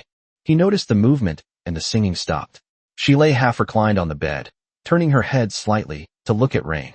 Young master, has Miss Christie's already left? Ren nodded, went to the bedside, picked up Vivian, and took her place, while the little mermaid was placed in Ren's arms. Vivian flashed a sweet smile and immediately leaned close to Rain's face. Mwah. The little cutie kissed Ren, then shyly buried her head in Ren's arms, making adorable ooh ooh ooh sounds. Bite. Your spirit pet Vivian feels your embrace and decides to give you a kiss to express her dependence on you. Reward, 30 points. Current points, 80. So happy. Ren looked down at the shy little mermaid in his arms, his fingertips gently brushing her star-studded blue hair. Vivian simply buried her face deeper, while her fishtail swayed merrily. When Tillapi saw that this little devil was seducing her master like a green tea, *tisich, she was not to be outdone. She immediately flapped her wings and flew to the tip of Ren's nose, angrily sprinkling sparkling pollen on him. He then kissed Ren on the lips. Bite. Your pet Tillapi is extremely jealous and has decided to mark its territory with pollen. Reward, 30 points. Current points, 110. Okay, you're my little darling too. Ren's nose was a little itchy, and he helplessly hugged Tillapi into his arms as well. Tillapi looked up at Ren with her big, watery eyes, as if she really wanted to speak. You can speak to her, ya. Rain didn't need to hide anything from her, ya. After all, their relationship had long surpassed that of a typical master and servant. This made Tillapi extremely happy. She hadn't spoken for days. Silly master. Tillapi reached out her little hand and stroked Rain's chin. Hurry up and take Tillapi out to play. Heyo covered her mouth, her eyes wide. Oh my god, young master. This little darling can actually talk. Let mommy see him. Tillapi immediately flew and laid down in his palm, rubbing her cheek against his hand. Mommy. In an instant, his heart melted at the soft, sweet call of mama, and she pulled Tillapi into her arms. She's really my little darling. Wah. Vivian also lifted her head in Rain's arms, giving he a pitiful look. Heya immediately patted Vivian's hair. Your mommy's little darling too. What about me, mom? At this moment, Rain also transformed into Wah, vying for attention with his spirit beast. Young master, why are you joining in this nonsense? Heya reached out and gently pinched Rain's cheek, her tone full of affection. You will always be Heya's most cherished little boy. Mommy, Tillapi wants to go out and play. The tiny tulip fairy nestled in his arms, rubbing her cheek against her and constantly whining. This, Heya looked at Rain. The latter nodded. I've taken the day off anyway. Let's go for a walk together. He felt incredibly happy as a maid. As a maid in the Valit family, she knew more or less about the other young masters in the Earl's mansion. Although Ryan was a bit lecherous, he was well-behaved and quiet from a young age. Human nature is inherently evil. When one person has absolute control over another's life and death, you never know what they might do. While other young masters were at an age where they were spoiled and bullied the servants, Ren would quietly study under the guidance of his tutor. Therefore, many maids hoped to be assigned to Rain, which is why even though Rain was a good-for-nothing, his father Victor was willing to give him more opportunities. After all, children who are mature from a young age are rare. Strength is not the standard for judging a noble heir. There are plenty of people who are good at fighting, but how to manage a family is not something that people with only muscles in their brains can do well. It's extremely rare to see a nobleman like Ren who can take his maid out for fun. This wasn't about having her by your side to serve you, but about going out with her and taking her for a walk to relax. After all, his life basically revolves around Ren. She won't go out when Ren isn't around. The entire Imperial Beast Taming Academy covers an area equivalent to a small town, with not only teaching areas, training grounds, and contracted beast living areas, but also large gardens, lakes, and commercial streets, resembling a fully functional small society. On the commercial street, Ren and he each had a little darling. Ren was holding Vivian, while the little mermaid sat on Ren's arm, her arms wrapped around his shoulders, her head buried in his chest, seemingly quite socially awkward. Meanwhile, Tilipy, nestled in his arms, kept observing the outside world with her curious eyes. She pointed to a dessert restaurant, flew to his ear, and whispered, "Mommy, I'm hungry, I want to eat." He was completely charmed by Tilipy. Even outside, this little one obediently listened to Ren, not revealing her ability to speak, but instead quietly opening her mouth. How well-behaved. Heya looked at Ren expectantly. "Young master, what do you think?" Tilipy was clever. Seeing that Heya couldn't make the decision, she immediately flew to Ren's ear and pleaded, "Hey, my little master, I really want to eat so much sweet food. Until my belly is completely full. You'll grant Tilipy's wish, right, silly daddy? That wretched little brat, when she gets what she wants, even her coquettishness is so irresistible." The aroma wafting from the dessert restaurant had already captivated Tilipy. "If you dare to speak again, I'll put you into the secret space." Ren threatened Tilipy fiercely. Fortunately, Tilipy spoke discreetly enough, and no one dared to openly stare at a nobleman. Tilipy made a face at Ren. Chapter 20 Vivian, the ultimate social anxiety and heavy dependence. Heya watched this scene, and couldn't help but lower her head and chuckle softly, her shoulders trembling slightly. She quickly hugged the little cutie in her arms, tapped her little nose with her finger, and gave her a loving look, signaling her to stop. "Let's go," Ren snorted, but still led the family of 4 into the restaurant against his will. The waitress at the restaurant entrance was momentarily stunned when she saw the young man approaching with a beautiful woman.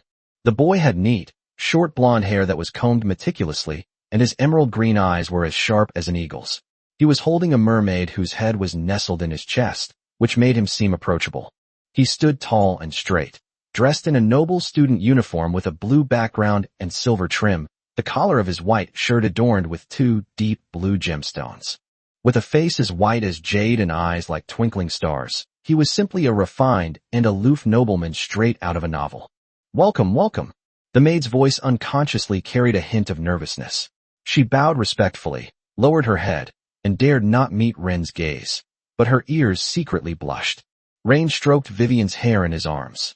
"I need a private room, preferably a quiet one by the window, because this child is shy." Vivian, who was called out, became even more shy and quickly buried her face deeper into Ren's neck, only revealing her slightly red ear tips. "Wah." She spoke softly in a voice only Ren could hear, as if telling Ren not to let outsiders notice her. Ryan hadn't expected her to be so socially anxious. She wasn't like this when they were on a mission in the no man's land. Perhaps Vivian knew at that time that there was danger at any moment, so she had to keep a close watch. Ren quickly focused his mind into the secret manual to check on Vivian's current condition. Nervous, shy, heavily dependent, unable to leave its owner's embrace, otherwise it will cry. This made Ryan hug Vivian even tighter. He whispered in her ear, "Don't be afraid, I'll buy you a cake later. Okay?" "Eek." Vivian buried her head tightly in Ren's arms and nodded gently. The maid's heart raced even faster at Vivian's timid reaction and the unintentional tenderness that Ren revealed. At that moment, she wished she could switch places with Vivian. However, realizing she had been daydreaming, the maid quickly lowered her head. The third-floor glass hall is currently empty, overlooking the jacaranda trees in the courtyard. It's very, very quiet. Please follow me." Her steps were slightly unsteady as she led the way, and her skirt swayed gently, revealing her inner nervousness. After sitting down in the private room, Ryan casually ordered some desserts, and the waitress who had served them hurriedly left. With no outsiders around, Vivian didn't hug him as tightly, but she still clung to Ren. This puzzled Ren. How did Vivian, who was so shy, quickly accept him as her master, as well as her maid? It's one thing for him to be a contract master and Vivian's master, but why is Heya involved? And how did Tilipy come to call Heya mom so naturally? Is she really a genius? A genius who specializes in getting close to spirit pets? Confused, Ren glanced at he, who was sitting opposite her teasing Tilipy. The beautiful woman who went out today was no longer wearing the black and white maid dress that Ren was somewhat tired of seeing. Wearing an elegantly tailored, soft light purple knee-length skirt, paired with gray lace stockings, she looked even more mature and charming.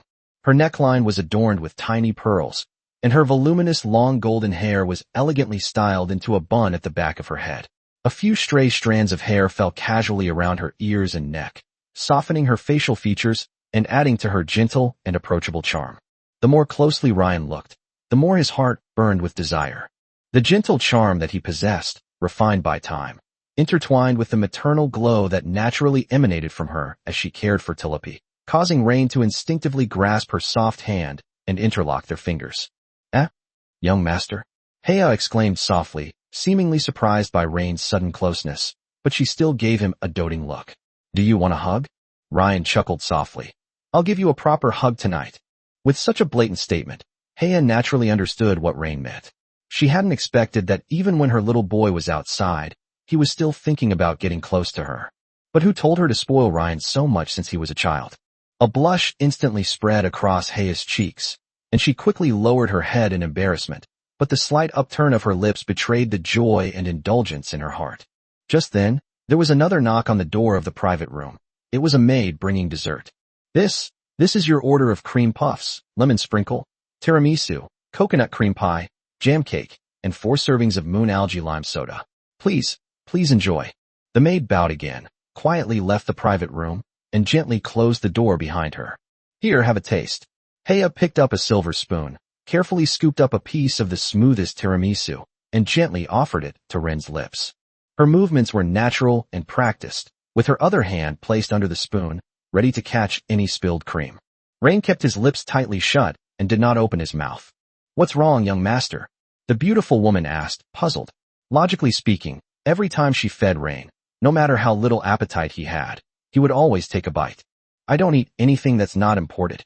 Ren pointed at his red lips. Hearing this, Heya was at a loss for what to do with her little boy. She could only put the dessert in her mouth, then slowly stand up, bend down, and bring her full, red lips to Ren's. Ryan accepted this unique gift with ease.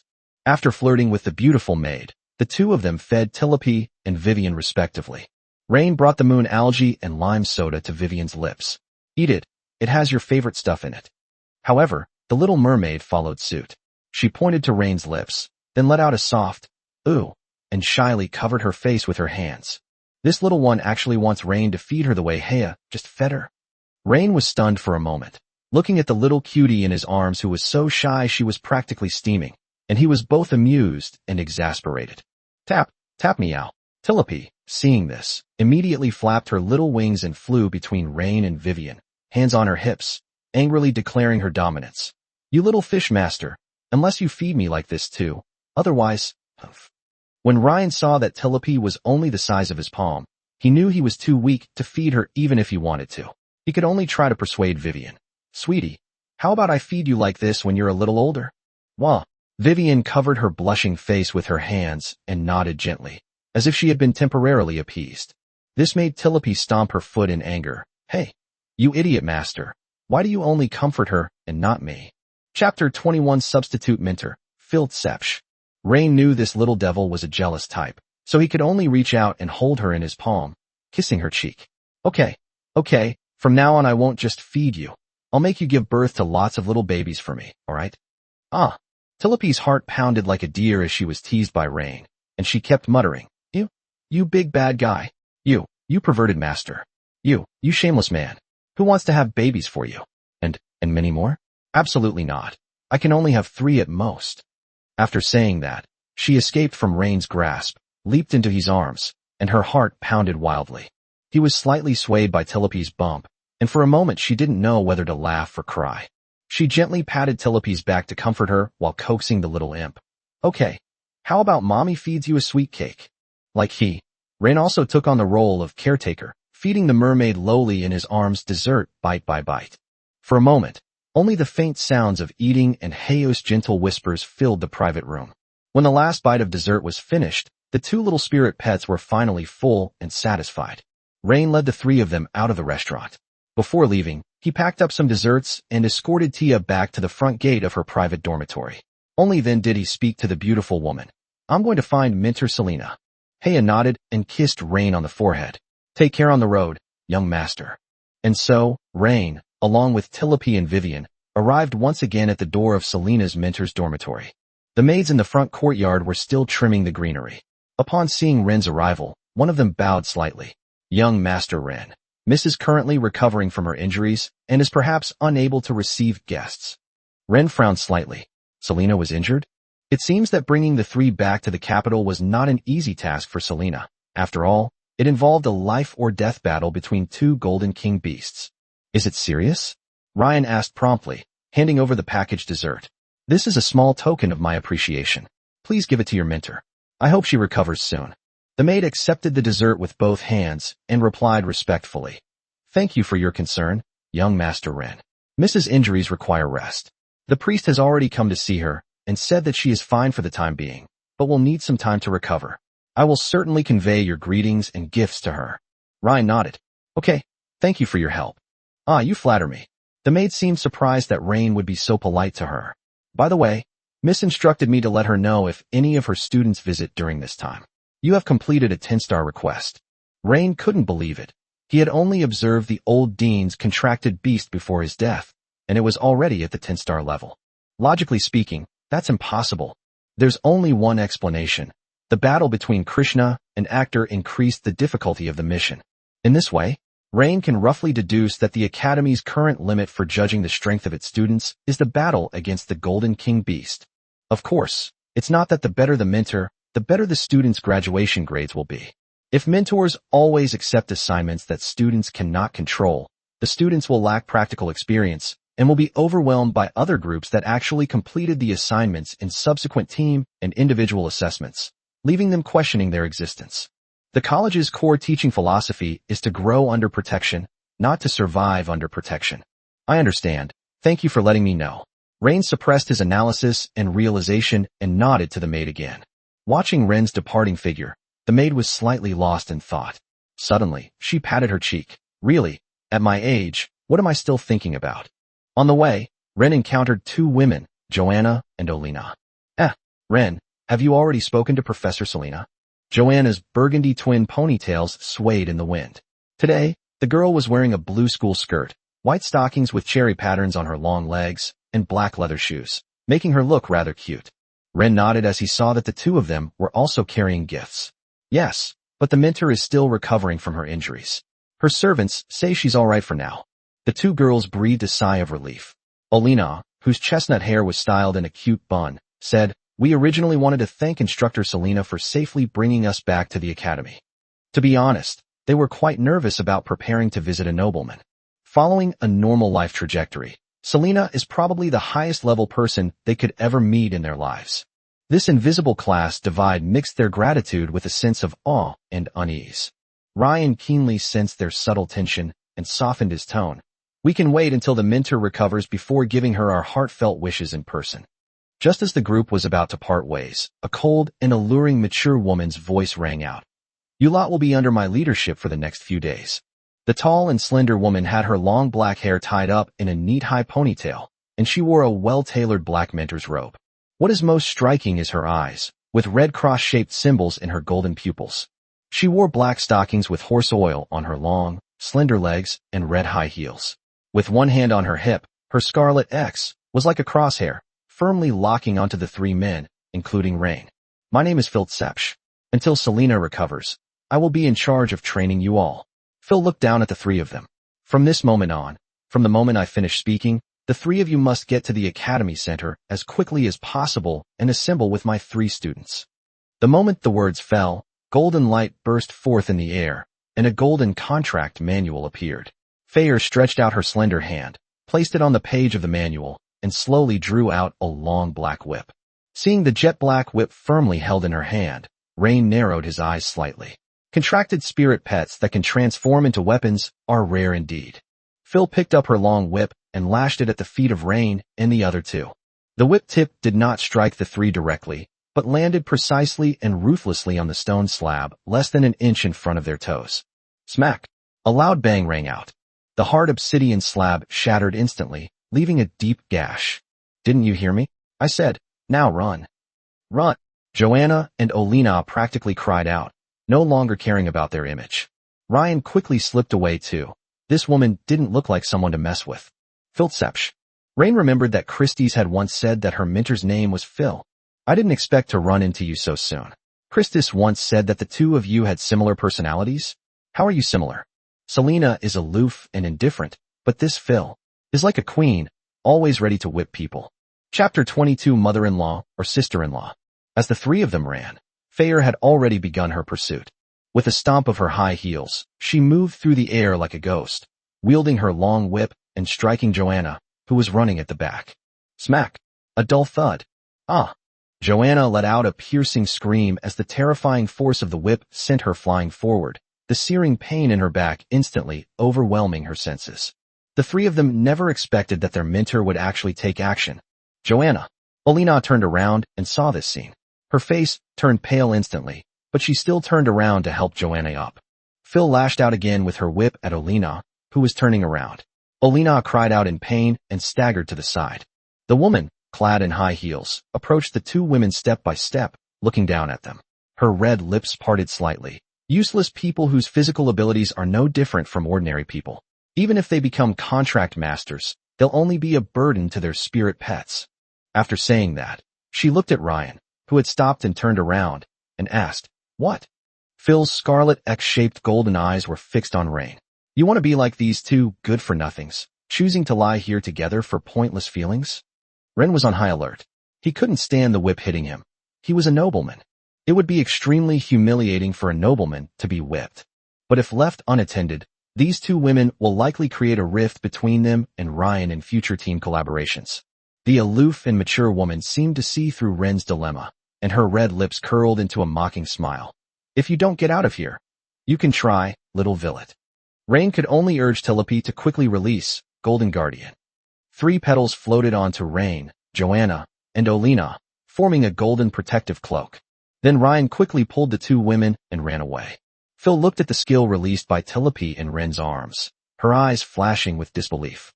She even forgot to whip Ren and just stared blankly as the three of them ran away. Tulips. A look of nostalgia flashed across Phil's face. It seemed to remind her of her youth, when she was a girl at the Beast Taming Academy, carefully taught by a beautiful blonde, blue-eyed woman. When the three of them reached the center of the academy square, they were exhausted. Half an hour of running had left them completely drained.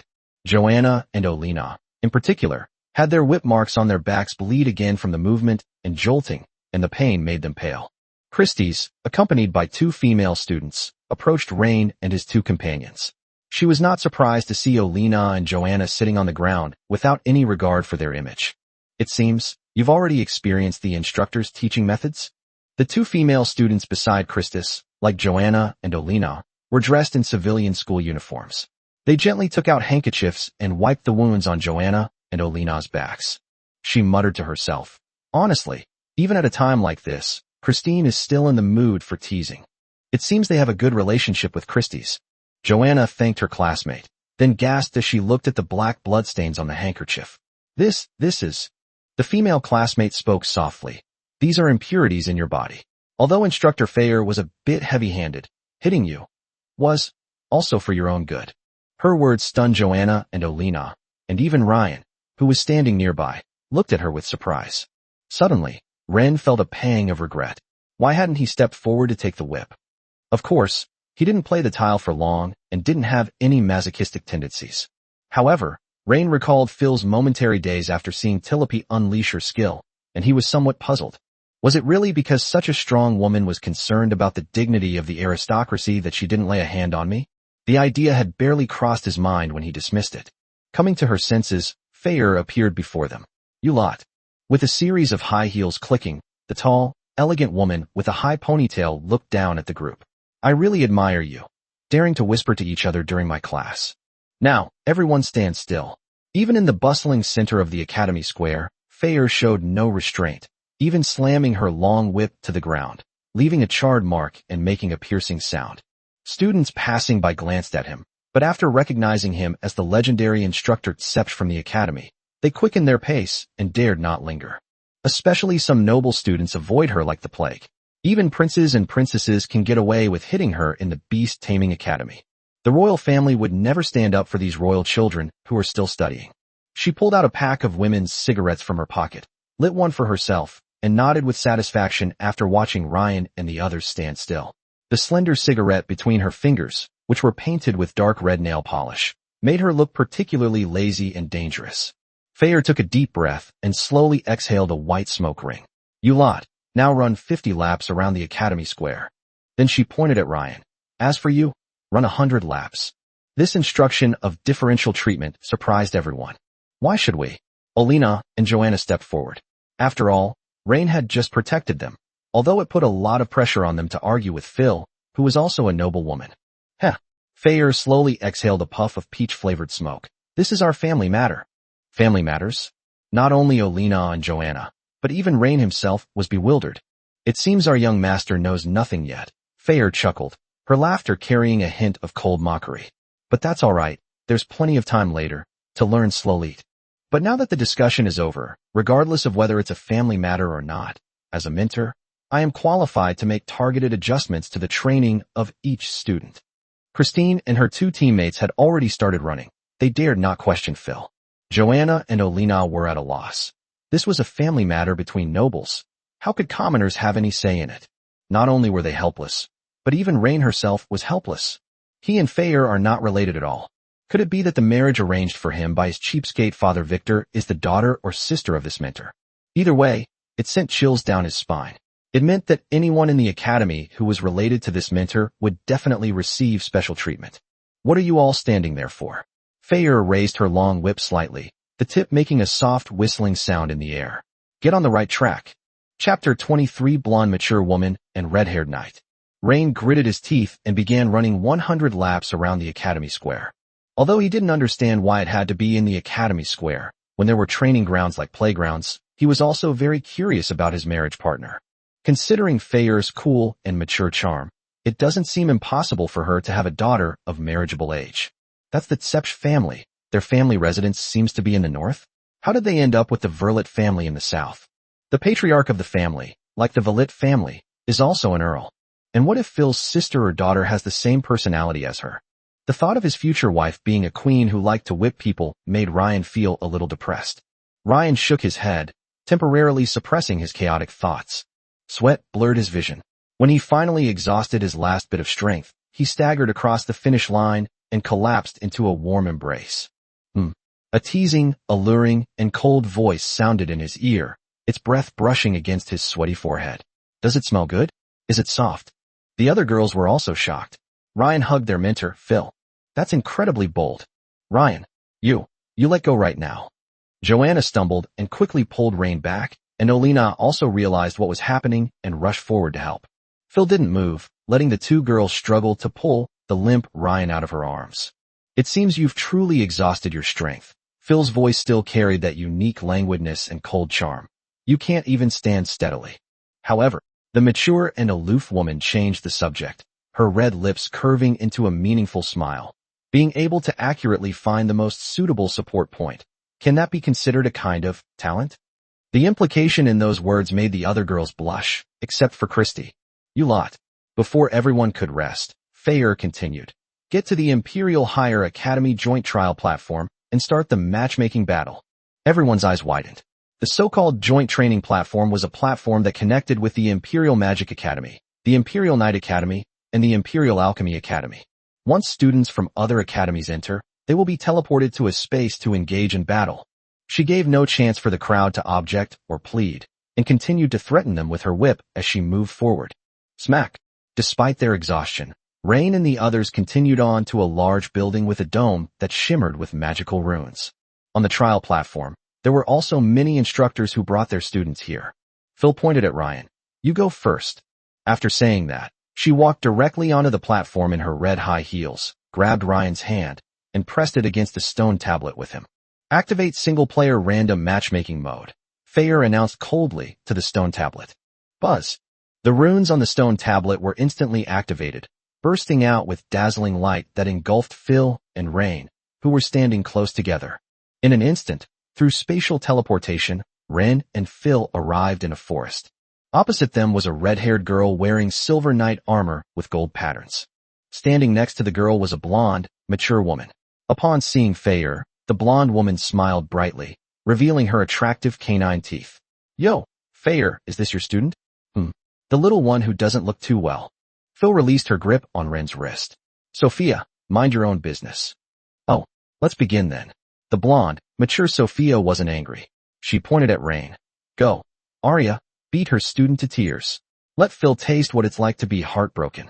Rain felt that he and the girl opposite him were like contracted spirit pets, while the blonde mature woman Sophia and the black-haired mature woman Wang Feier were more like contract masters. They each sent out their trained spirit pets to fight. The red-haired girl, Arya, nodded, her face showing no sign of underestimating her opponent. She placed her right hand on her chest and gave Ren a standard knightly salute, the movement clean and crisp. Then, a flash of silver light appeared in the air, revealing a secret manual. Rain was immediately on high alert. This was no ordinary knight, but a knight of secret codes. In this world, secret manuals are not exclusive to contract masters. The secret scriptures are fragments of the rules of heaven and earth, and a concrete manifestation of the origin of the world. The contract master awakens the contract codex, focusing on nurturing and contracting spirit pets. The Knight Awakening, Knight's Codex, allows you to nurture equipment, view your own attributes, and awaken exclusive combat skills. Even mages can awaken the Magic Codex. The red-haired girl, Arya, reached forward and drew an ancient-looking longsword from her secret manual. She pointed it at Rain and then darted forward. Secret armament. This is one of the core abilities of the Knight's Codex. Rain first took a bite of Telepi's empowering petal, and then a protective golden armor appeared on his body. Arya knew that every contractor's weakness was the contractor himself. As long as she defeated Rain, his spirit pet would naturally collapse on its own. But did you raise those two little darlings of Ren for nothing? Although he had exhausted all his strength during the run, the empowering petals restored some of his energy. At this moment, a fiery red battle aura erupted from Arya's entire body, enveloping her completely. Fire Knight. Seeing the opponent charging towards him, Ren instantly gave the order, Vivian, activate, title him, and Water Shadow Star, arrow. Eek! Vivian responded crisply, and her small body immediately glowed with tiny blue starlight. She clasped her hands together in front of her chest, and an ethereal chant arose, causing the rich water element in the air to rapidly converge towards her. In an instant, centered on Arya's charging path, a spiritual rain curtain imbued with the power of stars appeared out of thin air and began to fall in a drizzling rain. Raindrops fell on Arya's fire attribute battle aura, which was quickly evaporated. At the same time, arrows formed from water elemental energy were constantly shot at her. But Arya ignored her. She had only one goal, Rain. Her fiery red battle aura was like a burning cloak, withstanding the slowing effect of Tidal Him and the harassment of Water Shadow Star, arrow. Although her speed was slightly slower than at her peak, it was still astonishingly fast. With a bang, Rain was directly stabbed by Arya's sword, but fortunately, Telepi's Golden Guardian helped Rain block the attack, but at the same time, it also sent Rain flying several meters away. Seeing Ren fly away, Arya didn't say anything trash. With a determined look in her eyes, she charged at Ren again. Chapter 24 Telepi's new skill. At this moment, Arya's mentor, the blonde, mature Sophia, crossed her arms and revealed a sunny, confident smile. Philip, judging from your student's disheveled state, she probably won't make it to the next round. How about we make a bet? Sophia's voice carried a hint of mockery and provocation. Let's bet on how long your student can last against Arya. I bet he'll lose within 30 seconds. The wager. I'll bet on your. No need. I don't have a gambling habit, Instructor Phil said, one hand on her hip as she looked at the field. Oh, you don't dare to gamble. I can understand that. After all, no one will participate in a game that's 100% guaranteed to be lost. Feier fell silent for a moment, seemingly tacitly agreeing with this statement. On the field, Arya's speed was simply too fast, and she completely ignored the two spirit pets, Telepi and Vivian, chasing after Ren and attacking him. Vivian was also helpless. Her thunderstorm was to condense a thundercloud and bring down raindrops containing violent thunder power, but if Arya kept sticking close to Ren, she could easily accidentally hurt him. Therefore, she could only unleash a single Water Shadow Star arrow to precisely target Arya. A long sword formed from concentrated water element materialized in Vivian's hand, its entire body blue, the arrowhead flashing with violent lightning.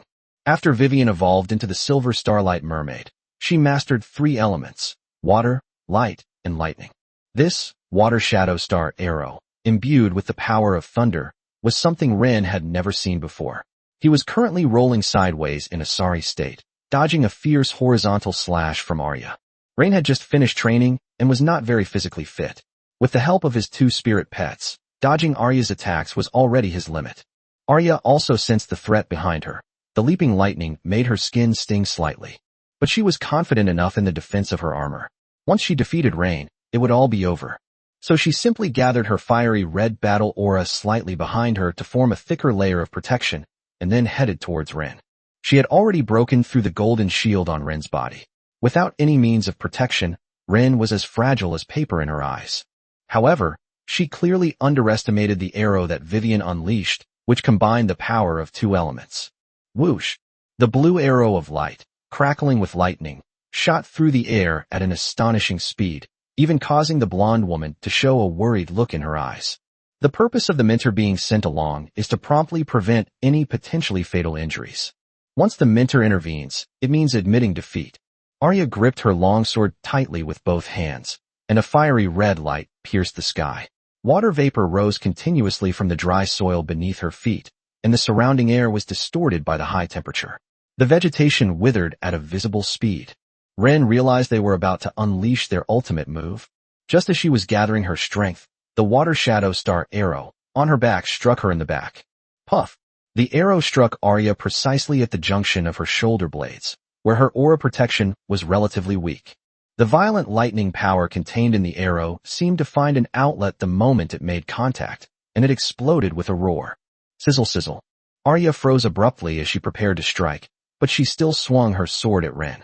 With the enhancement of her battle aura, her broadsword now stretched to over 20 meters long, making it impossible for her to miss Ren. Eek! Vivian let out the sharpest scream of her life. Tilope watched anxiously from the side. Her skills were completely ineffective. The opponent was not a plant-type contract master, but a secret knight. All of Tulip Fairy's skills could be ignored by Arya. It's simply a matter of increasing defense. Only Vivian's methods were effective in this battle. Watching the flaming sword fall, Ren's last thought was that he still needed to raise another spirit pet. That's quite impressive.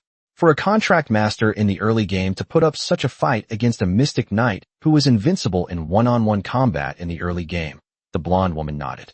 Truly worthy of. Phil stepped on her high heels, ready to block the attack for Ryan. But Ren also has a system. With a system, how could he not be able to beat someone? Wouldn't that mean he had wasted his time traveling? System shop categories. Pet sex toys. How to advance and train your spirit pet. Spirit pet skill secrets. Spirit pet weapons and equipment. Pet food and medicine. Rain quickly opened the pet skill manual. He still needed 110 points, which he had originally planned to save up to 200 to buy the advanced training method for Christie's Black Umbrella. But now he has no choice but to use her, since Phil is watching over there. In Ryan's mind, this woman might become his mother-in-law or sister-in-law in the future. As long as he can impress her, he might be able to get resources from her. The Crimson Greatsword, carrying an aura of annihilation, had already pressed down, and the scorching heat wave made it difficult for Ren to breathe. Found it. The description of a skill instantly captured his entire attention. Floral Decree. Tilope can consume half of her own magic power to communicate with all surrounding plants, causing them to respond to the decree and grow wildly to bind enemies or entangle friendly units for protection. Points, 100. Redeemed, current points, 10. After quickly exchanging for the skill, Tilope was stunned for a moment when she received the skill infusion. Then her eyes lit up with a bright light. Just as Phil was about to intervene, she saw the tiny flower fairy fly in front of Ren, bursting with golden light. This surprised her slightly. She hadn't expected Rain to have such a trump card up her sleeve. An invisible wave emanated from Tilope and spread instantly throughout the forest clearing like ripples on water. The next moment, the ground beneath and around Ren suddenly trembled. Countless thick tree roots, resilient vines, and even soft grass blades, as if infused with life and mission, burst forth from the soil and sprouted at an unprecedented speed. They covered Rain and Tilope in layers, and even vines wrapped around Arya and the longsword in her hand. Vivian quickly unleashed Tidal Him, drawing out the surrounding liquid and creating another layer of water shield for the roots and leaves covering Rain and Tilope. Boom! The Crimson Giant Sword, carrying the momentum to incinerate everything, slashed fiercely at the hastily erected plant barrier and water shield. Tilope and Ren were plunged into darkness by the shield. The flower fairy huddled in Ren's arms, stubbornly insisting, Tilopi, Tilopi, I wasn't scared. Ren never expected that the little guy who had just been protecting him was actually so timid. I know, my sweetheart is very brave, Rain said, stroking her hair with an incredibly gentle tone. Perverted master, who is your sweetheart? Calling me so intimately? Disgusting. Although she said that, Tilopi obediently rubbed her head against Ren's palm. Chapter 25 Revisiting Selena. A deafening roar echoed through the forest, and scorching air currents and icy water vapors clashed and collided wildly, bursting into a large amount of thick white fog. The smell of burning vegetation filled the air. When the bombing ended, barriers made of plants dissipated, and Rain saw Arya lying on the ground. It turns out it was Vivian, that little cutie, who shot Arya with an arrow after Arya swung her sword. It can be said that he was deeply loved by Ren. But after this battle, Rain gained a clear understanding of his two spirit pets. We need a support, a mage, but we still need a warrior, a tank, and a backline assassin. A fully developed contract master has endless methods. They are a team in themselves. Cough. Arya coughed up blood while lying on the ground, then nodded to her mentor, the blonde, mature woman Sophia. We lost this time. Sophia also came onto the field and used her magic to heal Arya. A barely perceptible shock was hidden in her eyes. She seemed utterly unable to believe that a silver contract master could defeat a silver codex knight. Knights at the bronze, silver, and gold levels are overwhelmingly superior to any other class of the same rank. Phil quietly approached Ren, and after checking that he was unharmed, she slowly leaned close to his ear and spoke, her mature yet alluring voice saying, She's mute. She can't speak. You. Ren nodded, understanding Phil's meaning. He went to Arya's side, smiled, and extended his hand. The red-haired girl, Arya, rested her head on the lap of her knight instructor, Sophia, and stared blankly at the outstretched hand of Ren. He then managed to shake hands with Ryan with difficulty. This fierce battle finally came to an end with this silent handshake. As the battle ended, Rain and Phil were teleported back to the Imperial Beast Taming Academy. When Christine and the other 5 girls saw that Ryan was covered in bruises, they knew he had been through a fierce battle. Very good performance. Phil coughed lightly, as if acknowledging Rain's performance.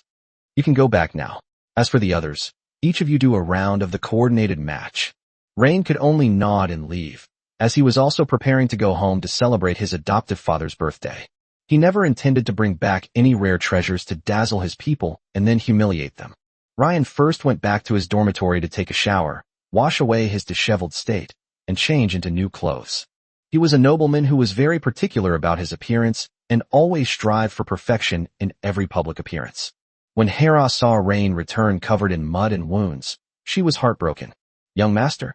Hea hurriedly stepped forward, her jade-like hand gently stroking Rain's cheek. She was very fond of Rain's good looks, and now he actually had a small scar. Whoosh, whoosh, whoosh. The beautiful woman blew a few warm, fragrant breaths onto Rain's face. Does it hurt, my darling? When Rain heard Hea address him so affectionately for the first time, he felt a tingling sensation run down his spine. He immediately led the beautiful woman into the bathroom, saying, My whole body aches. Please give me a thorough checkup. The bathroom door was slammed shut by Ryan, making a soft click. 2 bewildered flower fairies and mermaids were left outside. How awful. Tilopi stomped her feet in midair. Tilopi was the one who suffered the most. How could she secretly heal her injuries behind our backs? You wicked master. She grew angrier and angrier, her little face turning bright red. She flew over and pounded on the gleaming bathroom door with her tiny hands. You bastard master. You big pervert. You dare to be biased? Come out here if you dare. Wah. Tilopi wants a bath too. Tilopi wants her mom. No, she wants her bastard master to check on her too. Eek. Vivian looked at the door with a wronged expression, her voice trembling with grievance. But at this moment, Rain was soaking in the bathtub. Inside the bathroom, the unique fragrance of a mature woman mingled with the rising steam, lingering around her nose, more alluring than any precious perfume.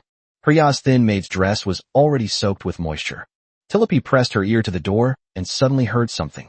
She covered her mouth. Vivian tilted her head, looking at the strangely behaving Tilopi with a puzzled expression, and uttered, Eek.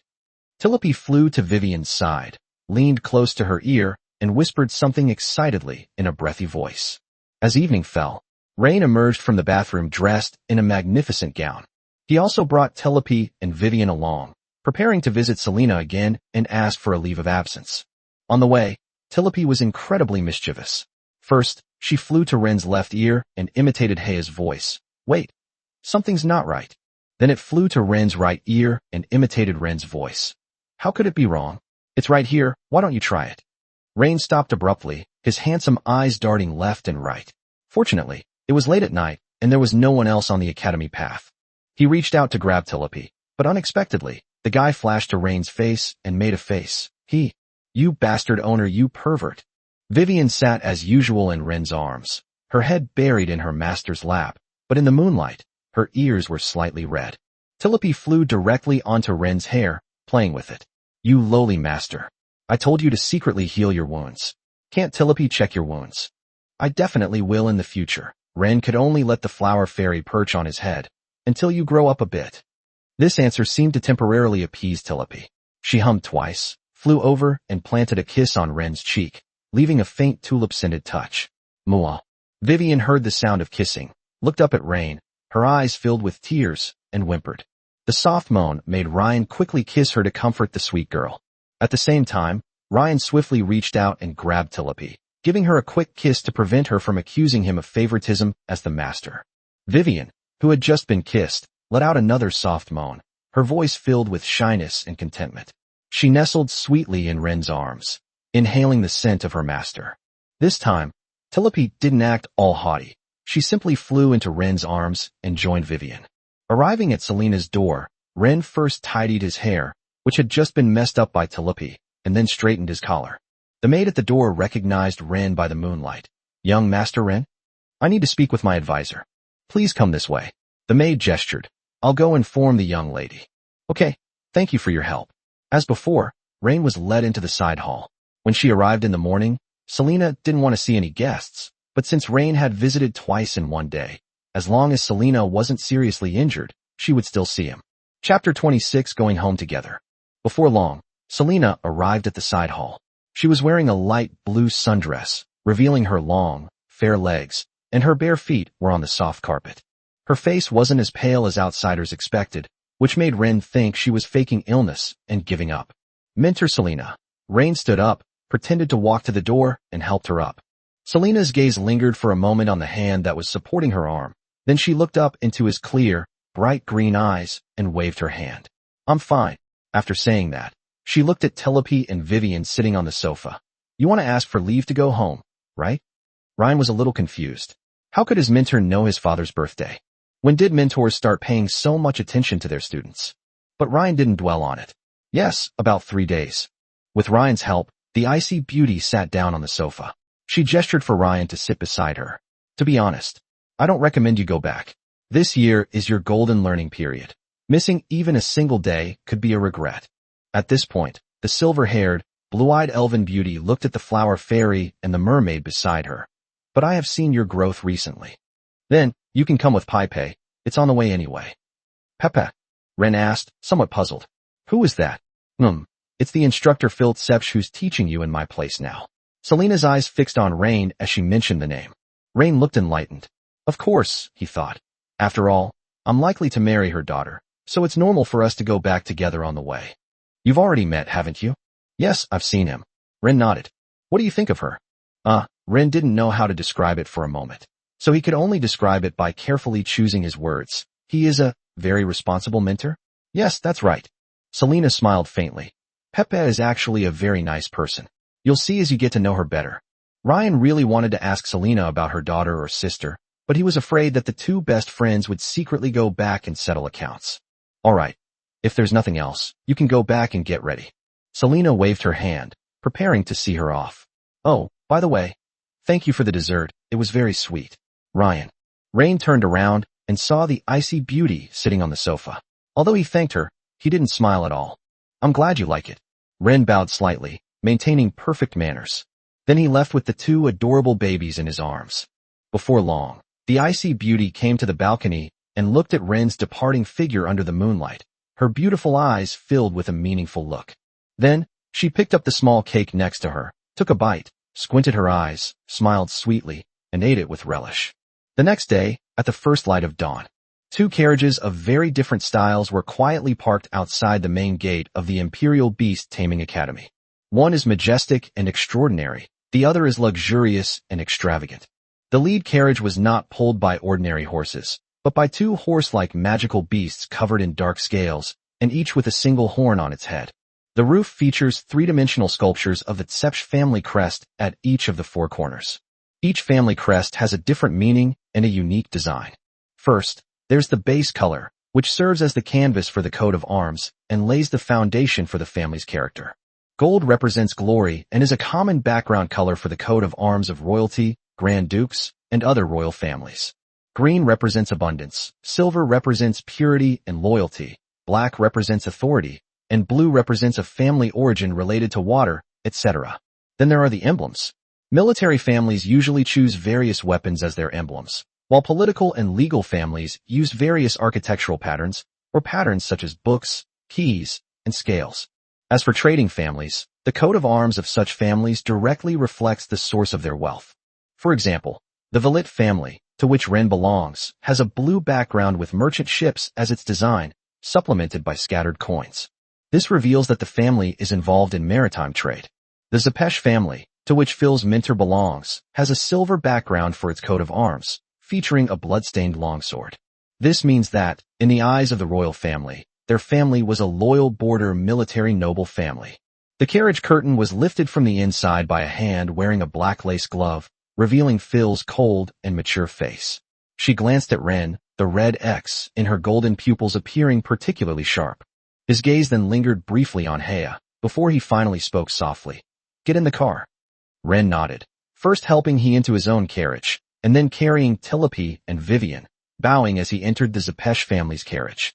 Originally, Ren wanted to ride in his own family's carriage, but since it was his mentor's invitation, he couldn't refuse. The interior of the carriage appeared more spacious and comfortable than the exterior, with dark red carpets and the scent of cedar filling the air. Phil sat opposite Ryan, her legs crossed, her red high heels seemingly about to detach from her black stockinged feet, with only her toes touching the inside of the shoes and the heels dangling in the air. Tilopi, who was usually lively, huddled in Ren's arms and pretended to be dead. Vivian sat in Ren's lap, burying her face in his chest. Phil remained silent, observing Rain's two spirit pets, especially Tilopi. The atmosphere suddenly became awkward. Instructor Phil, Rain said, seeing that Phil was silent. "What type and attribute of spirit pet do you think I should contract with next?" Phil didn't answer Ren's question. Instead, she drew back the curtains, rested her left hand on the windowsill, and cupped her cheek in her palm. She slowly pulled out a cigarette from her pocket, lit it, and savored the smoke while gazing at the scenery outside. "You're a contract master who spoils your spirit pets too much." Instead of analyzing the spirit pet system for Ren, she talked about her experience in raising spirit pets, saying, "I've only seen your two spirit pets once or twice, but they're very attached to you. Raising a spirit pet is not like raising a child. It's not about being glued together and hugging every single day. Do you see other people doing the same thing as you every day? What sets us contract masters apart from others is that we can create a small world within our contract manuals, where our spirit pets can play and cultivate.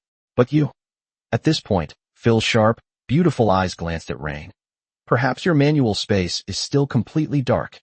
The two adorable girls who were called out really wanted to argue, but in front of the golden contract master, especially since this woman was Ren's mentor, they could only remain silent. But none of them want to enter the secret dimension.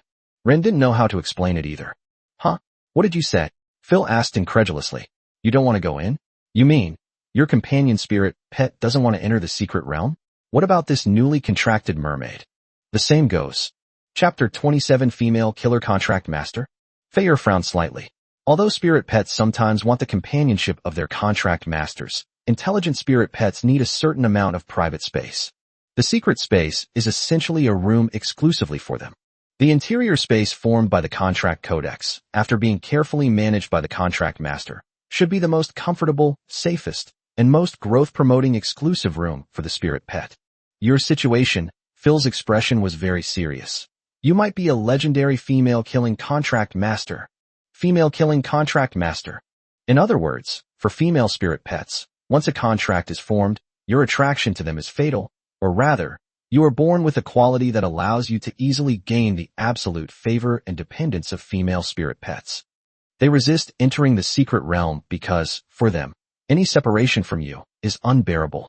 Your very existence is more attractive than any elaborately crafted space. Rain was stunned, but to his surprise, Vivian and Tilipy nodded in agreement. But at this point, Phil revealed a hint of regret. But you also lose the qualification to contract other male spirit pets. You will miss out on many powerful spirit pets. Ren was well aware of this. After all, his awakened transmigrated cheat was the female contract divine beast cultivation system. The system's limitation is that it's impossible to form a contract with a male spirit pet. But this is definitely not because of the system. Rain is certain of this because when Tilipy had not evolved, Rain did not have the system. However, Tilipy, who was still a flower at the time, also resisted entering the secret codex space. Coming to his senses, Rain received a warning from Phil. There have only been a few female killer contractors in history, but their final fates were all very tragic. Several female killing contract masters recorded in history eventually succumbed to the twisted love and struggles of their spirit pets, and could only watch helplessly as their closest spirit pets killed each other out of favoritism and jealousy. Ren never expected this. This is what they call turning evil because of love? Finally, Phil reminded Rain, you must always treat them equally and not let any of them realize that they have fallen out of favor or feel that you are showing too much favoritism to any one of them. Once you show favoritism, these spirit pets will engage in fierce competition, using every means possible in various battles, whether personally or through the enemy's methods, to eliminate the spirit pet you favor. These words sent a chill down Ren's spine. He could almost see it. In some fierce battle of the future, Tilipy or Vivian, instead of directing their skills at the enemy, would secretly turn their blades against each other, driven by twisted jealousy and a desire for their master's complete love. What chilled Ren even more was that neither Tilipy nor Vivian offered any rebuttal. They wouldn't even give Ryan a comforting look or tell him that they were the most obedient and would never do such a thing. Instead, they adopted a tacit acceptance attitude. Is being handsome a mistake after all?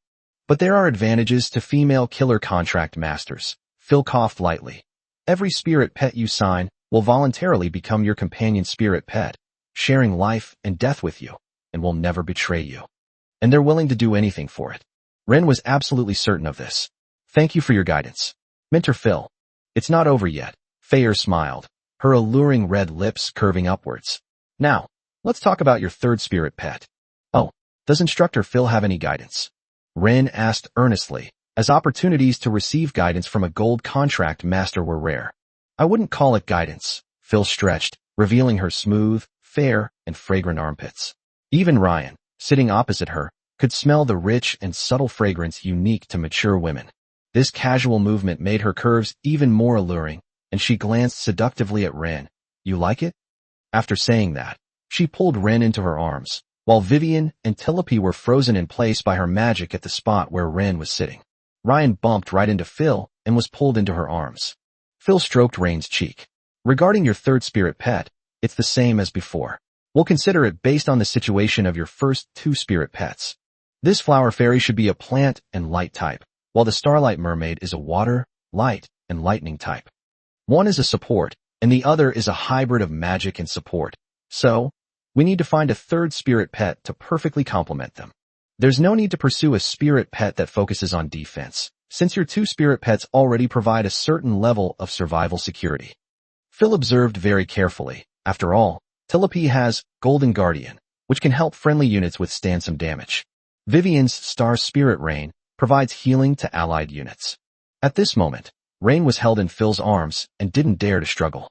She was so soft and sweet, it felt so comfortable. Although this woman is very fierce. So, for this spirit pet, it's best to choose from the lightning, metal, or ice types, followed by fire or water. Fayer's beautiful eyes flickered.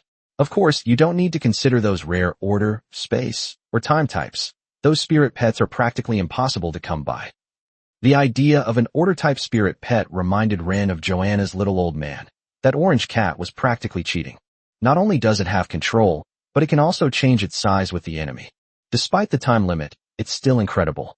Phil's suggestion to prioritize thunder, gold, and ice types is not unreasonable, since gold can sign Ridge Eyes with Vivian's thunder type. For example, Sean's student, Thunder Sable can use Steel Needle Hawk. When his Steel Needle Hawk unleashes a barrage of needles, and then Thunder Sable uses its lightning-type skill, the enemy can be electrocuted to the point of near death. Ice-type attacks can also be combined with Vivian's water-type attacks to freeze enemies. As for why fire and water types were considered secondary options by Phil, the reason is that the water-type spirit pet Rain already has a Vivian, who is primarily water-type and secondarily lightning-type and light-type. As for the fire element, it conflicts with Vivian's attribute. After all, a large fire could be extinguished by Vivian's skill, water. But now that your mermaid already has the secondary attribute thunder, so it would be best if we found a gold or ice type. How about ice? What do you think? Why does this sound a bit like coercion? Rain stared at the stunningly beautiful, mature woman before him, somewhat dazed. But then I thought about it, and it made sense. After all, we'll be a family from now on, so using we to describe the two of us isn't wrong. Chapter 28 The Marriage Partner is Teacher Fair? This tactic seemed somewhat familiar to Ren. He consulted Selena, who gave him a long explanation and ultimately decided that he wanted the mermaid and Vivian. Is it still like this now? Is he born to be a kept man? And just as Ren had expected, Phil flicked Ren's forehead. I've already prepared everything for you. You'll know when we get back to your home. Rain wondered if that ice-type spirit pet was part of the dowry. Phil reached out and placed her hand over Ryan's eyes. Sleep, you'll be home soon. The cool touch of the mature, beautiful woman's palm and a strange, comforting fragrance seemed to possess a magical power that he could not resist. Looking at Ryan, who was fast asleep with his head resting on her lap, Phil stroked Ryan's forehead, a tenderness that shouldn't have appeared in her eyes. The Villet family, where Rain lives, is located in the port city of Azure Harbor in the southern province of the Tyro Empire. As a noble family of counts, the Verlit's fiefdom encompassed the bustling port of the southern province and the surrounding rich territories. The wealth and power of the Villet family are unmatched by that of ordinary earls. Even the Zepesh family, to which Phil's mentor belongs, has long been entrenched in the northern border of the empire and has a distinguished military record. However, compared to the Werelect family, who made their fortune through maritime trade, they were still somewhat lacking in financial resources. Of course, perhaps in the eyes of such an established family, the Wellwright family is nothing more than nouveau riche. The carriage finally stopped in front of the magnificent archway of the castle's main gate. The servants, who had already received the news, lined up to wait respectfully, their posture humble. The head butler, Abel, bowed meticulously. Young Master Ren, welcome home. Madame Zepesh, the Earl is already waiting in the drawing room. The old butler, Abel, was dressed in a tailcoat and had white hair. He had watched Rain grow up since she was a child, and he never expected that she would now be of marriageable age. This sudden change left him somewhat dazed. He had a good impression of Rain. The boy was not as spoiled as other young masters and was quite gentle with the servants. But that disappointing tulip caused Abel to sigh many times behind his back. Looking at him now, this young master has transformed into a silver contract master. He gazes at the radiant flower fairy and mermaid in Ren's arms, and the powerful northern lady beside him. Abel was filled with emotion, realizing that his deceased mother, Ryan, had perhaps already arranged everything for him. Compared to his other siblings, Ryan seemed somewhat out of place in terms of appearance. All offspring with the Villet bloodline have light blue hair and pink eyes. Only Rain inherited his late mother's blonde hair and blue eyes. When Fayer and I entered the living room, the floor was covered with a soft handmade carpet with an intricate wave pattern. The walls are inlaid with polished mother-of-pearl from the deep sea, shimmering with a mesmerizing luster. A huge crystal chandelier hangs from the dome, with each crystal carved into the shape of a water droplet. In the center of the living room was a coffee table made of dark silver wood, and an elderly man sat in the main seat. It was also Ryan's adoptive father, Victor Verlet. He wore a simple, dark blue velvet robe and few accessories, but the imposing presence of someone long accustomed to a high position enveloped the entire space like an invisible force field. Rain, you're back. Victor's light blue hair was now streaked with silver, and his voice, though slightly hoarse like that of an elderly person, was still deep and powerful. He glanced at the two spirit pets in Ren's arms and nodded. It seems you've grown a lot at the academy. Victor's voice was neither approving nor disapproving, and it was devoid of any emotion. Ryan and Phil sat opposite Victor. The boy looked at his elderly father with a somewhat dazed expression. Yes, I am grateful for the guidance of my mentors. Victor gave a non-committal and said, Let's hold the wedding banquet after graduation. After saying that, he glanced at Fair and asked, what do you think? Fair, who had been silent all along, slowly spoke, her red lips parting slightly. Everything can be arranged by your excellency. The old count made no mention of fiefdoms or titles, and Ren did not press the matter. But the words he mentioned puzzled Ryan. He glanced at the mature, beautiful woman beside him, his eyes filled with disbelief. Mentor Fair. That's right, Phil wasn't too reserved in front of Victor. She smiled gently. The one who's going to marry you is me. Surprised, Ryan? This answer almost made Ryan explode. Did this mean she was his wife? That was so sudden. What? Not satisfied? Phil leaned forward slightly, looking at Ryan's astonished expression, a smile of interest curving her cold, red lips. Or, do you prefer young girls? How dare Ryan refute? At this moment, he was like a helpless husband, only able to accept the arrangements of fate. Like the wife in the film, who doesn't particularly like someone but can't resist trying out the still charming Fair. How could that be?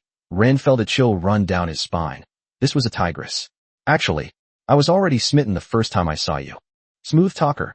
Phil scolded softly, sitting up straight, but the smile hidden in her eyes was noticed by Ren. Clearly, this mature and beautiful woman was pleased by the awkward compliment. Count Victor took everything in, his aged eyes seeming to have seen through too much of the world. Since neither of you has any objections, then this matter is settled. Rain, speaking of which, Ms. Phil was also your mother's student. Your marriage will put your mother's mind at ease. Ren never expected that there was such a secret hidden in this matter. Ren actually had no memory of his birth mother, and Victor didn't mention it much either. When Phil heard Victor bring up the topic, a fleeting, unnatural expression crossed her cold, beautiful face. Clearly, the passing of Ryan's mother was a significant blow to her. If there's nothing else, I'll take my leave now. Phil glanced at Victor, unwilling to linger. Victor waved his hand. Go ahead. Ren, you stay. Fair bowed slightly, turned around, and walked out of the living room. Only the father and son remained in the living room. The heavy, carved wooden door shut out all outside noise, leaving only the soft crackling of burning wood in the fireplace in the luxurious space. Count Victor gazed calmly at Ren, seemingly reassessing the son he had been neglecting. Chapter 29 Sister Galia. A very nice woman. Victor's calm gaze revealed no emotion to Ren. As a baron, it is beyond my expectations that she would take the initiative to propose to you. You probably don't know how lucky you are. She is a baron who has never been married. If you marry her, you will have wealth, status, and power. But I don't know why she did it. Even if she was thinking about the teacher-student relationship from back then, there was no need to go to such lengths. It doesn't make sense for a ruler. Victor looked at Ren with a scrutinizing gaze. So, is this the result of sexual intercourse, or is there some other reason? In terms of strength, you are just a silver contract master, and in terms of status, you do not have a title. But this golden contract master with a baronial title and fiefdom is willing to marry you. Ren, what is it about you that she needs? These questions puzzled even Ren. Yeah, what does Phil want from him? Is it because he's young? Or because he's handsome? Or is it for his meager allowance and lower place in the inheritance order? Obviously not. Before Ren could answer, Victor slowly spoke again. You used a very interesting method to instantly acquire wealth, status, and some power in the north that ordinary people could only dream of in a lifetime. Actually, I think you're secretly pleased, aren't you? Victor's eyes saw through too much. But as a father, I have to remind you that everything Phil Tsepch has given you actually comes from the family behind her. In other words, in the future, you will not only have to take care of your wife's feelings, but also be constantly on guard against the Tsepch family abandoning you. Otherwise you will return to having nothing. Even worse. Finally, Victor added meaningfully, of course, you will always be a member of the Villet family. Your roots are still in the southern lands, still in Azure Harbor. These words of advice made Ren fall into deep thought. It was indeed somewhat unusual for a northern noble to propose marriage to a southern noble. Moreover, the marriage partner was himself, an illegitimate son. Ryan carefully recalled what had happened before he met Phil. It was during that time that Selena led them to do quests, and it was during that time that his two spirit pets broke through to the silver rank one after another. They even eventually defeated Roger's team. Then, he witnessed the duel between two Golden King beasts, and finally fainted and was taken back to the academy by Selena. After waking up, Heya told her that her family was going to arrange a marriage for her. Selena then feigned illness to have Phil substitute for her. When Ryan and Phil first met, She had already revealed that her training of Ryan was a family matter. Perhaps Selena Gomez was involved in this marriage. For a moment, Ryan couldn't understand what kind of bad thing these two beautiful women were plotting together. I understand, Father, Ren nodded to Victor, though he actually had many questions he didn't voice. For example, how did his mother die? But he wouldn't say, and Ryan got no answer when he asked. After saying goodbye to Victor, Ren had just arrived at his room when he found a young girl lying on his bed. The girl had short, light blue hair, big pink eyes, wore a pure white long dress, and had a gardenia flower pinned in her hair. Brother. The girl's voice was soft and sweet, with a hint of coquettish reproach. Why didn't you reply to any of the many letters Gloria wrote to you? Do you know that Gloria thinks about you every day at home? Gloria Valit was the only girl and the youngest of the 19 children in the family. Ryan gently closed the door and walked to the bedside. How many times have I told you? You're not allowed to sleep in your brother's bed. Gloria snuggled deeper into the soft velvet blankets. I want it. I feel so safe sleeping with my brother's scent. After saying that, she looked at the two spirit pets in Ren's arms with a curious look. Huh? Is that the flower from before? Now it's turned into a fairy, so tiny, and there's even a mermaid. Let me play with it for a bit, please, brother. No, they're not dolls. Ren gave Gloria a gentle pat on the head. His warm palms carried a soothing power, making Gloria close her eyes comfortably. Tilope also curiously looked at her master sister, and only after sensing that she didn't seem like a bad person did she fly out of Ren's arms and sit on Ren's shoulder. However, due to Ren's restrictions, she still cannot speak anytime, anywhere.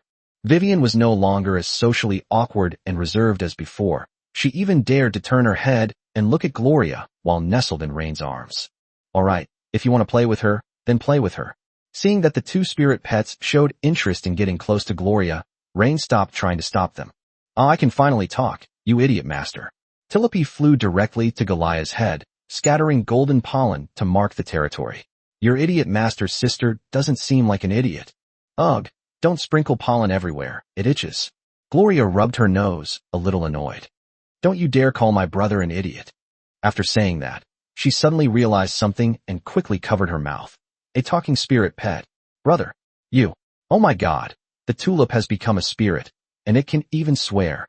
Hey, why are you talking so rudely? Tilope stomped her foot in the air, angrily correcting Gloria's statement. Tilope isn't a spirit. She's evolved. She's a noble tulip fairy.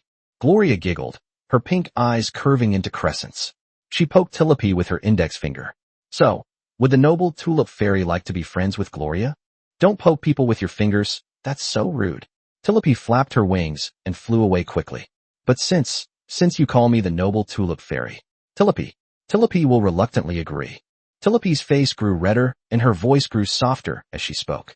Eek! Vivian seemed to be infected by the warm atmosphere as well. She leaned out of Ren's arms and gently called out to Gloria.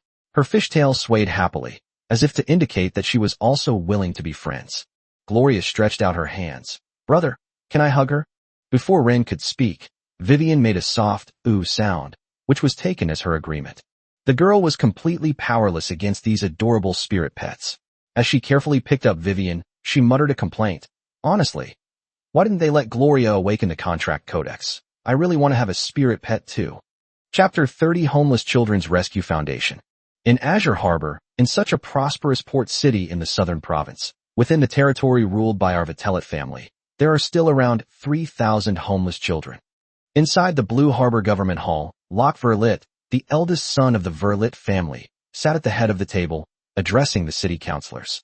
If we don't take action, in a few years they will become thieves, robbers, or gang members.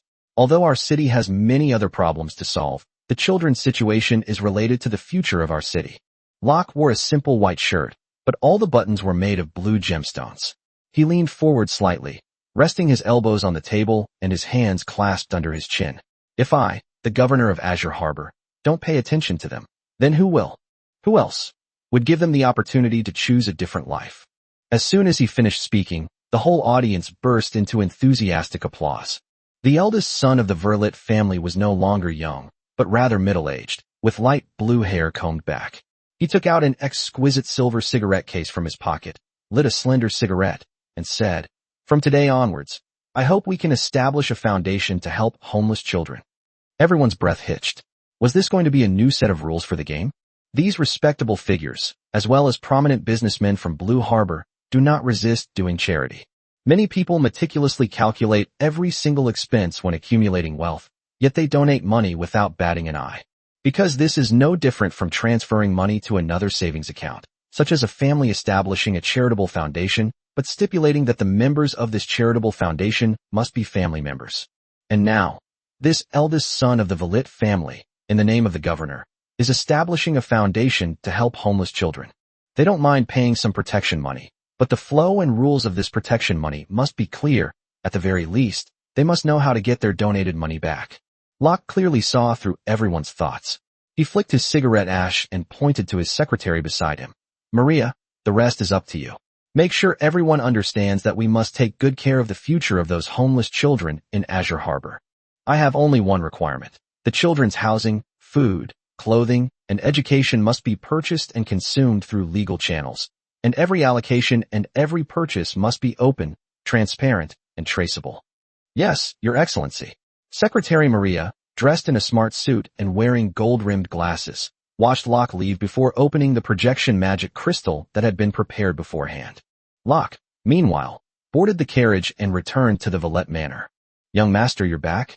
Abel was in the courtyard, pruning the plants, one of his few hobbies. Although he doesn't need to do these things because of his position, the old man can never stay idle. Well, Butler Abel, is father's banquet ready for tonight? Locke asked, loosening his tie. Everything has been prepared to the highest standards, young master. Abel put down the garden shears and bowed slightly. Locke nodded. I heard. Ryan is back. Yes, and his fiancée, Miss Filt Sepsch. Abel added a comment in time, but it made Locke frown slightly.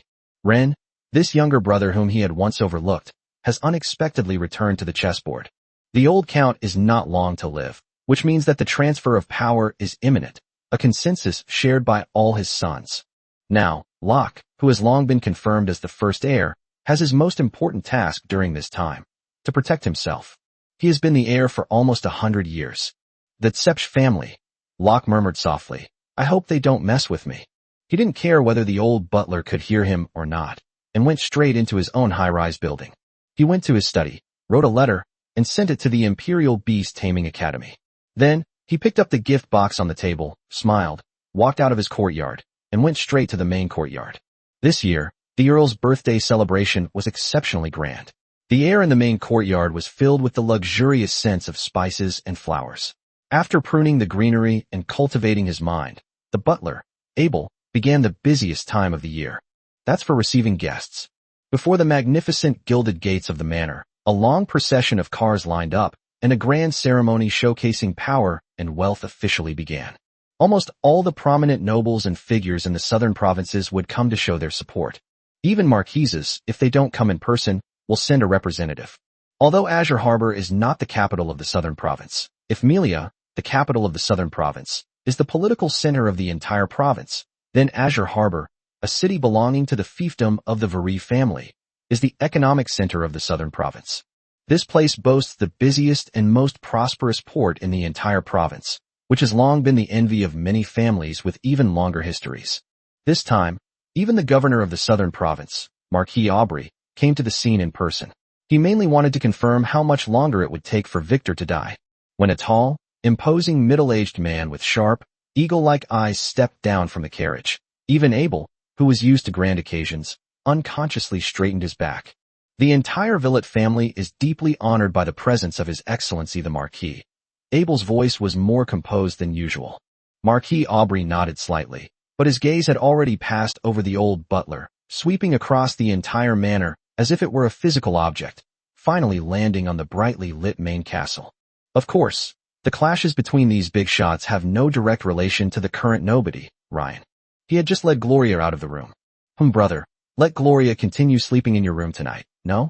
This is Gloria's room now. While you're not here, this is where I've been staying. The girl clung tightly to Rain's arm, tilting her head up, her pink eyes filled with dependence and a self-righteous display of coquetry. Rain reached out and gently pinched Gloria's cheek. No, go back to your room and sleep. No. Meanwhile, Phil also arrived at the gate of Ren. Looking at the close brother and sister, she felt a little uneasy. It seems you siblings have a good relationship. The cool voice of the beautiful woman interrupted the warm atmosphere in the corridor.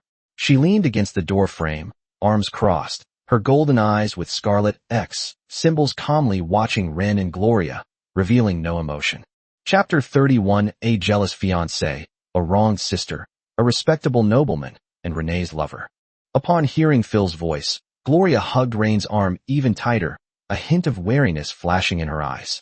She believed that her older brother was not the type to forget his sister for the sake of a pretty face.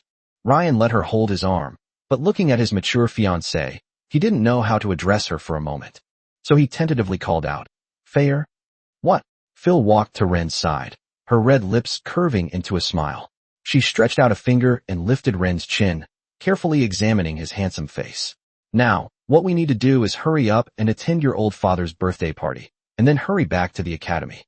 Instead of being here, arguing with my sister about who should sleep in which bed tonight." After saying that, Phil kissed Rain right in front of Gloria. The kiss caught Ryan off guard. The fragrance of a mature woman wafted over him. Gloria covered her mouth, her pink eyes widening as she stared in disbelief at the scene before her. Her older brother was forcibly kissed by her suddenly appearing, fierce fiancé, after a long while, until Gloria could no longer bear it. She realized that she now had to separate the two of them. So Gloria pushed the two of them away, shouting, "No, no, you can't kiss your brother." Stamped for confirmation. Phil's tone was flat. Then she turned to the sulking Gloria. "I'm your sister-in-law. Why can't I kiss your brother?" Gloria was speechless at Phil's assertive question. Her face flushed red, and tears welled up in her eyes. She cried out in a sob, "No way. My brother is mine. You bad woman." Upon hearing this, Fair not only did not get angry, but instead chuckled softly. Rain snapped out of his reverie and quickly changed the subject. "Let's go. Father's birthday party is about to begin." Phil walked ahead, while Gloria clung to Ren's arm, nestled in his embrace, and competed for a spot with Vivian and Tillapi. Her voice choked with sobs. Wait until she marries in, Gloria. She'll make her pay." Vivian stroked Gloria's hair with her palm, making sweet whimpering sounds to comfort her. Tillapi flew to Goliath's ear and whispered something. If other contract masters saw this, they would be absolutely shocked. These two silver spirit pets are surprisingly human-like. They not only possess a clear sense of self, but they are also able to keenly perceive and respond to human emotions, and even actively participate in such subtle and complex interpersonal interactions. This has already transcended the realm of ordinary spirit pets. Perhaps in the future, there will be beings that become king-level beasts, awakening secret scriptures. This is the infinite potential of a smart contract pet. Silly Goliath, don't be sad. That grumpy old lady is annoying, but your silly master still loves you the most. Tillapi can testify. He even calls your name in his sleep at night. This surprised Ren. Tillapi could actually lie. This was the first time Phil had ever heard of a talking tulip. This made her pause slightly as she walked ahead. Realizing she had made a mistake, Tillapi quickly covered her mouth. Previously, Rain had always forbidden her from speaking in front of outsiders, even in front of Selena. But Phil didn't say anything, only paused for a moment before continuing to walk forward. Upon entering the banquet hall, the dazzling crystal chandelier illuminated the room as if it were daytime, while melodious court music mingled with the reserved laughter and conversation of the guests. The arrival of Ryan and his group did not attract much attention.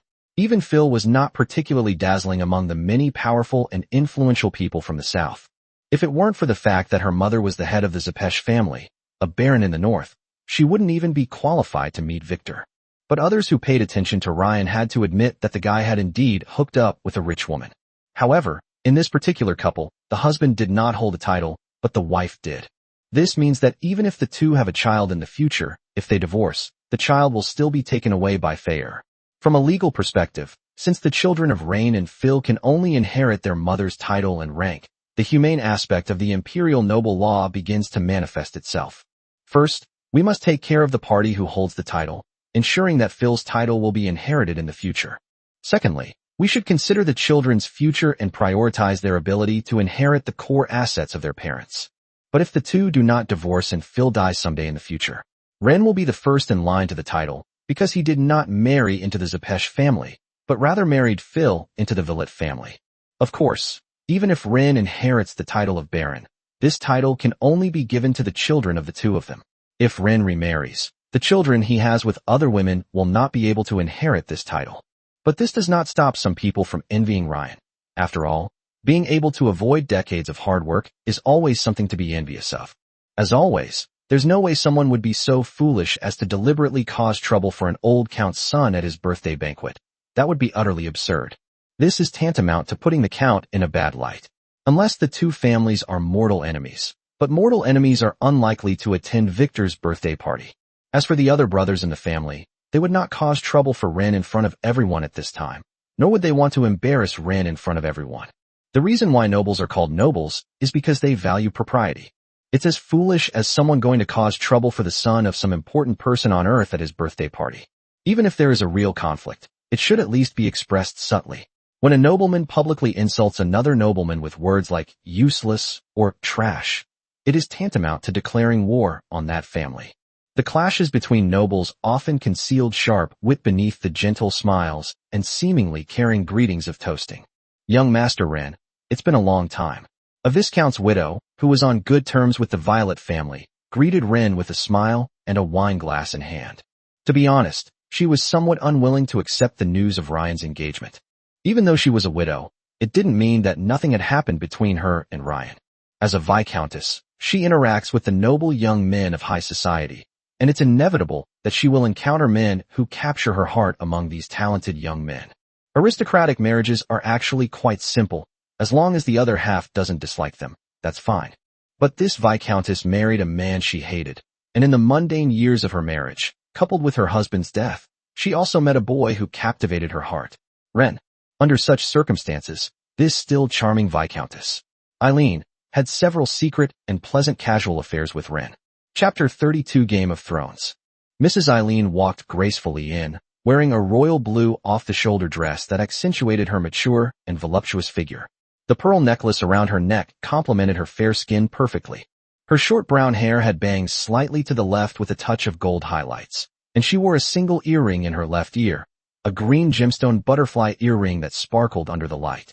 Ryan remembered that he was the one who gave it to her. This woman, seemingly dignified, harbors an unimaginable rebellious streak. Mrs. Eileen. Rain took Eileen's soft hand, which was covered by a black gauze glove, and kissed the back of her hand. Eileen's fingertips twitched very slightly in his palm. Although a flicker of emotion was hidden in her beautiful gray eyes, she maintained a flawless smile. Young Master Ren, it's been a long time. Your manners have become even more impeccable. Her tone carried a teasing quality that only he could discern. Look, we're still putting on a hypocritical act. Fayer stood to the side, silently watching the two adulterers reminisce. Meanwhile, Victor's sons and nephews presented him with birthday gifts. As for the gifts from the guests, most of them were received by the butler. After all, most nobles came to Victor's birthday banquet just to join in the fun, not to compete with each other. Even if the younger generation brings out the most expensive gifts, it is still the family's money that is being spent. This is an opportunity to showcase a family's wealth and heritage. First to appear was Rain's eldest brother, Locke. He clapped his hands, and 4 strong servants carried a huge object covered with deep-sea velvet, walking steadily to the center of the hall. The velvet cloth was lifted, instantly eliciting a murmur of surprise. It was a model of an ocean-going merchant ship made entirely of cornflower blue sapphire, and it was almost as tall as an adult. The entire ship was enveloped in a soft, aquamarine glow, with 10 tidal hearts embedded in key sections of its hull, naturally radiating water elemental ripples. Father, Locke bowed slightly, his voice booming. May the Velit family, like this unsinkable ship, forever sail against the wind and waves under your guidance, bringing endless glory and wealth to the family. Count Victor gazed at the shimmering merchant ship model, a look of excitement in his eyes. He nodded. I'm very satisfied. Upon hearing the old man's reply, Locke calmly withdrew. Following closely behind, Ryan's second brother, Carl, also began a show of familial affection. A dazzling array of artworks and rare treasures believed to prolong life were presented to Victor under the watchful eyes of the crowd. But the old man would only smile faintly at each of his descendants and reply with a simple, "Thank you for your thoughtfulness." It is difficult to fathom the depths of their feelings, making it impossible for anyone to discern their true preferences. Truly an eye-opener, said Madame Eileen and Ren, swirling their wine glasses as they watched from below the stage. Young Master Ren, your 2 elder brothers, one the governor of Azure Harbor and the other the president of the Azure Merchant Guild, are likely to make any gift pale in comparison. Rain knew this brat was trying to provoke him so he could teach her a lesson. But he was not angry, because his older brothers had been studying how to please the old man for decades. Just after Ren's 17th brother finished showing his filial piety, Ren gently patted Gloria's hand and handed Vivian and Tilope in his arms to Gloria for temporary care. Then, under everyone's gaze, he walked steadily towards the large harpsichord on the side of the banquet hall, decorated with ivory and silver wire, which was prepared for the band, with his hands empty. Phil and Mrs. Eileen also watched Ryan's retreating figure with great interest. When Ren transmigrated into a noble family, he naturally learned musical instruments. Of course, his music teacher didn't give him a very high evaluation. Victor also knew that Ryan wasn't cut out to be an artist. Under everyone's puzzled gaze, Ren's slender fingers pressed the piano keys. Thump. One by one, the deep, slow notes, imbued with a sense of solemnity and tragic destiny, struck everyone's eardrums like an alarm bell tolling from the depths of history. The theme song from Game of Thrones is a piece of music unlike anything ever heard of in this world. Rain's playing wasn't particularly exquisite, but he was able to express the piece smoothly, which was enough. Everyone present, including Victor, stared at the man in front of the piano. This was completely different from the decadent melodies in aristocratic salons. With its unique rhythm and magnificent structure, it instantly captivated everyone's attention.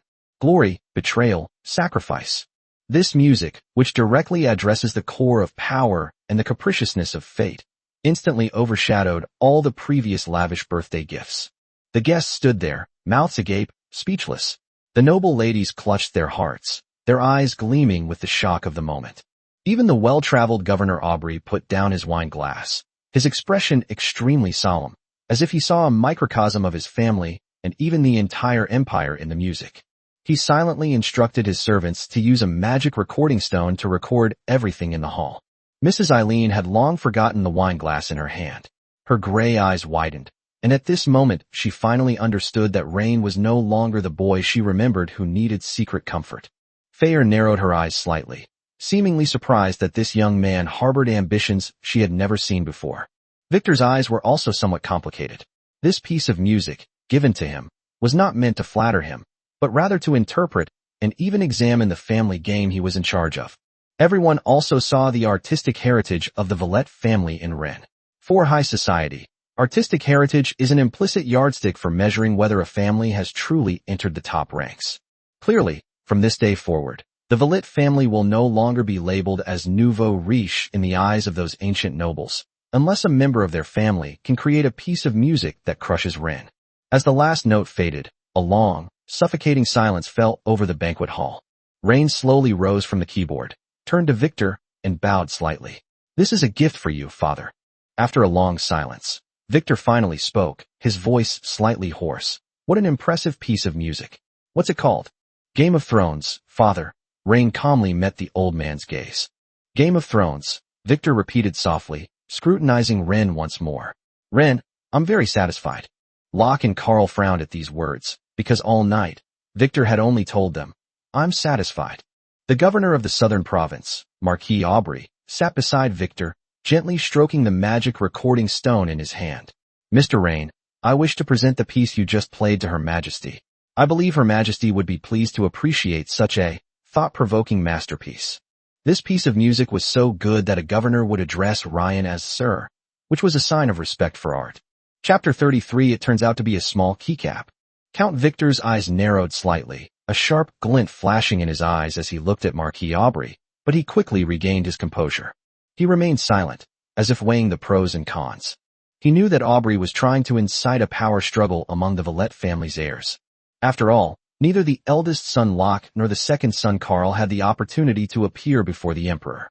However, Victor also believed that His Majesty should listen to such music, and even the important figures in the capital should listen to it.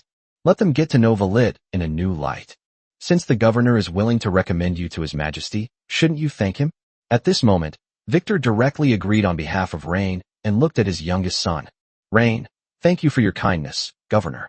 Rain understood that Victor's acceptance on his behalf was a tacit admission that he would also be regarded as a key figure in the family's development. Of course, Locke, whose name was written into the will, was still the first heir of the family. But before each nobleman dies, something always happens. For example, he loses his mind and decides to designate another son as his successor. Locke and Karl exchanged a glance. They were both legitimate sons, and no matter how fiercely they fought, they could not tolerate Ren, a son born out of wedlock. But while they were lost in their thoughts, Rain had already boarded a carriage and left the Villet Manor. Inside the carriage, besides Ren, Phil, and their two spirit pets, there was another special passenger. A white cat with heterochromatic eyes, its fur covered in a pure white, snow-like color with a pale blue sheen like ice crystals.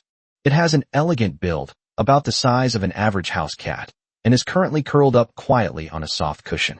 Its body emanated a visible chill, causing the temperature inside the carriage to drop several degrees. What is most striking is its pair of heterochromatic eyes. One is a deep blue like ancient ice, and the other is a silvery gray that seems to contain a blizzard. As soon as Ren glanced at it, a system notification appeared. Ding! Uncontracted female spirit pet detected. Frost Phantom Cat. Juvenile/early bloodline awakening. Rank: Silver. Star rating: 3 stars. Status: mentally exhausted, resisting being contracted. Future ultimate form: 9 lives goddess/winter cat-eared queen/frost order ruler. Recommended development path: 9 lives goddess/frost order overlord. Cultivation value: 8 stars. Maximum 10 stars. A spirit pet with an 8-star cultivation value and a silver 3-star value. Is this Feyre's dowry? But the cat seemed arrogant, giving Ren only a fleeting glance before turning its head away without any interest. This is normal, since although Rain is a female-killing contract master, he only has a fatal attraction to contracted spirit pets. As for spirit pets that haven't been contracted yet, they don't have a natural allure for Rain. This is a Frost Phantom Cat, unique to the Northern Territory, Phil explained to Ren. Moreover, it's the most talented Frost Phantom Cat discovered so far. But, even I, a gold contract master, haven't considered making a contract with it. I don't really like forcibly forming contracts with spirit pets. If even you can't handle it, releasing it back to the Northern Territory is its best fate. Rain glanced at the screen and realized that he had also interacted with Tilope and Vivian over the past 2 days. Before returning to the Southern Province, you have 10 points. But now, I have 70 points. Open the system store. Pet sex toys. How to advance and train your spirit pet. Spirit pet skill secrets. Spirit pet weapons and equipment. Pet food and medicine. Rain immediately opened the pet sex toys section and found something suitable for this aloof little cat. Catnip perfume, 50 points. Refined from magically cultivated catnip, it possesses an irresistible attraction to most feline spirits. After spraying, it can significantly increase a feline spirit's affinity and curiosity towards the user in a short period of time, putting it into a relaxed, pleasant, or even infatuated state, effectively reducing its vigilance and resistance. Synchronized heart-shaped ice chain, 70 points. A delicate necklace crafted from eternal ice crystals, with a warm, heart-shaped ruby set at its center. When worn, it transforms a portion of the pain experienced by the user when inflicting pain on their feline spirit pet into pleasure. Keymoji Cat Teasing Wand, 100 points. A seemingly simple cat toy that contains the power of rules. Using it to tease your feline spirit pet greatly stimulates its hunting and playing instincts, and quickly and steadily increases intimacy during the interaction. Each successful interaction, pounce, catch, subtly strengthens the spirit pet's sense of belonging to the user. When Ryan saw that he only had 70 points, what could he do? Redeem the necklace directly. Exchange, synchronize heart-shaped ice chains. 70 points consumed, remaining points, 0. An exquisite necklace appeared out of thin air in his hand. The chain is made of countless tiny, eternally unmelting ice crystals strung together, with a heart entwined in the center by countless intricate patterns. This image reminded Ryan of something unpleasant. Upon seeing this item, the heterochromatic-eyed white cat felt it wasn't anything serious, so it immediately hissed at it. But it was no use. Under the suppression of a gold contract master like Phil, Ren still managed to put the necklace on it successfully. Then, grab its snow-white tail and lift the whole cat up. Something unimaginable happened. Any feline would experience some discomfort if it were grabbed by the tail and lifted up. Meow, meow. The white cat instinctively hissed angrily, but there was a hint of coquettishness in its voice. Rain once again used the system to observe the condition of the heterochromatic white cat. Current status: confused, sensitive, and showing initial special dependence on the host. Ryan casually tossed the cat to his feet, but to his surprise, it jumped right onto his lap. It even rubbed its head against Ren's arm, making gurgling sounds in its throat. It's just a little keycap. Ren's eyes showed disdain, but for some reason, the white cat became even more affectionate when it saw Ren's gaze. Meow-en, the white cat with heterochromia rubbed against Ren's palm while making a sweet sound. You're hopeless. Where did that aloof demeanor go? Ren let out a contemptuous laugh. Seeing this, Feyre could hardly believe it. Could this guy really be that charming? As expected of a female-killing contract master. Then I'll reluctantly form a contract with you. With a thought, Ren's mind flashed, and a silver light burst forth in the air. Chapter 34 New Spirit Pet. Sherry, the white cat with heterochromatic eyes. At that moment, Ren casually gave it a name, and the information from the encyclopedia was displayed. Companion pet, Frost Phantom Cat, Sherry. Rank, Silver. Star rating, 3 stars. Attributes: Ice, Dark. Status: deeply addicted, absolutely obedient, craving interaction. Skills: Frostclaw Strike, Ice Cat Shadow, Winter's Protection. Frostbite Claw Strike. Sherry can concentrate all her ice and dark magic into her claws to attack enemies. Those hit will suffer continuous frostbite and excruciating dark pain from the wounds. Ice Cat Shadow. Sherry's shadow is briefly activated by the infusion of ice and dark magic, allowing it to detach from her body for short-range movement and deliver a double attack to enemies. Winter's Sanctuary. Sherry will draw upon her surroundings to create an icy shield that not only absorbs damage, but also freezes enemies who are affected by water elemental attacks, whether they attack Sherry or are attacked by her. Accessories worn. Matching heart-shaped ice chain. Congratulations, host, on contracting a silver level 8-star potential spirit pet and gaining 500 points. Current points, 500. Another 500 points earned. Now I can even fix Christine's broken umbrella. This is a luxurious cat, but we don't know how good it is in actual combat. After accepting the contract, Sherry inexplicably wanted to get close to Rain. This time, Rain did not throw it away. As a female-killing contract master, Rain was well-versed in the art of harem balancing. If he favored one over the other, it would inevitably cause internal imbalance. He let the heterochromatic white cat rub against his arms, and now Rain was practically covered in spirit pets. On the left is a mermaid, on the right is a cat, and in her arms is a tulip fairy. When Tilope grows up, I don't know what to do. Does this mean I'm covered in little accessories the moment I step outside? What will happen if I contract a 4th, 5th? Meow. Shirley kept purring, trying to please Rain. Vivian and Tilope observed their new companion with some curiosity, but the cat seemed completely oblivious, making no attempt to greet its 2 predecessors. Now, it only has its master in its eyes. However, they wouldn't start arguing in front of Rain and Phil, both of whom are gold contract masters. But the future is uncertain. Inside the carriage, Phil watched with great interest as Rain petted the cat. She realized she had underestimated the allure of female assassin contract masters for female spirit pets. What's so good about it? But Phil wasn't a spirit pet, so she didn't know that once a spirit pet formed a contract with Rain, it could sense that even the scent emanating from him was intoxicating. Being held by Ryan is like being in the warmest, softest bed in the world. Such talent is more domineering than anyone can imagine. However, the tragic fates of previous female killer contractors may not be repeated in Rain's case. After all, he is a man with a system. The journey back to the capital from Azure Harbor is short, and it would be even faster if you took a boat. Even when traveling by land, those special magical warhorses still ran at an astonishing speed. In just one day, the 2 were back at the academy. This is your newly contracted spirit pet.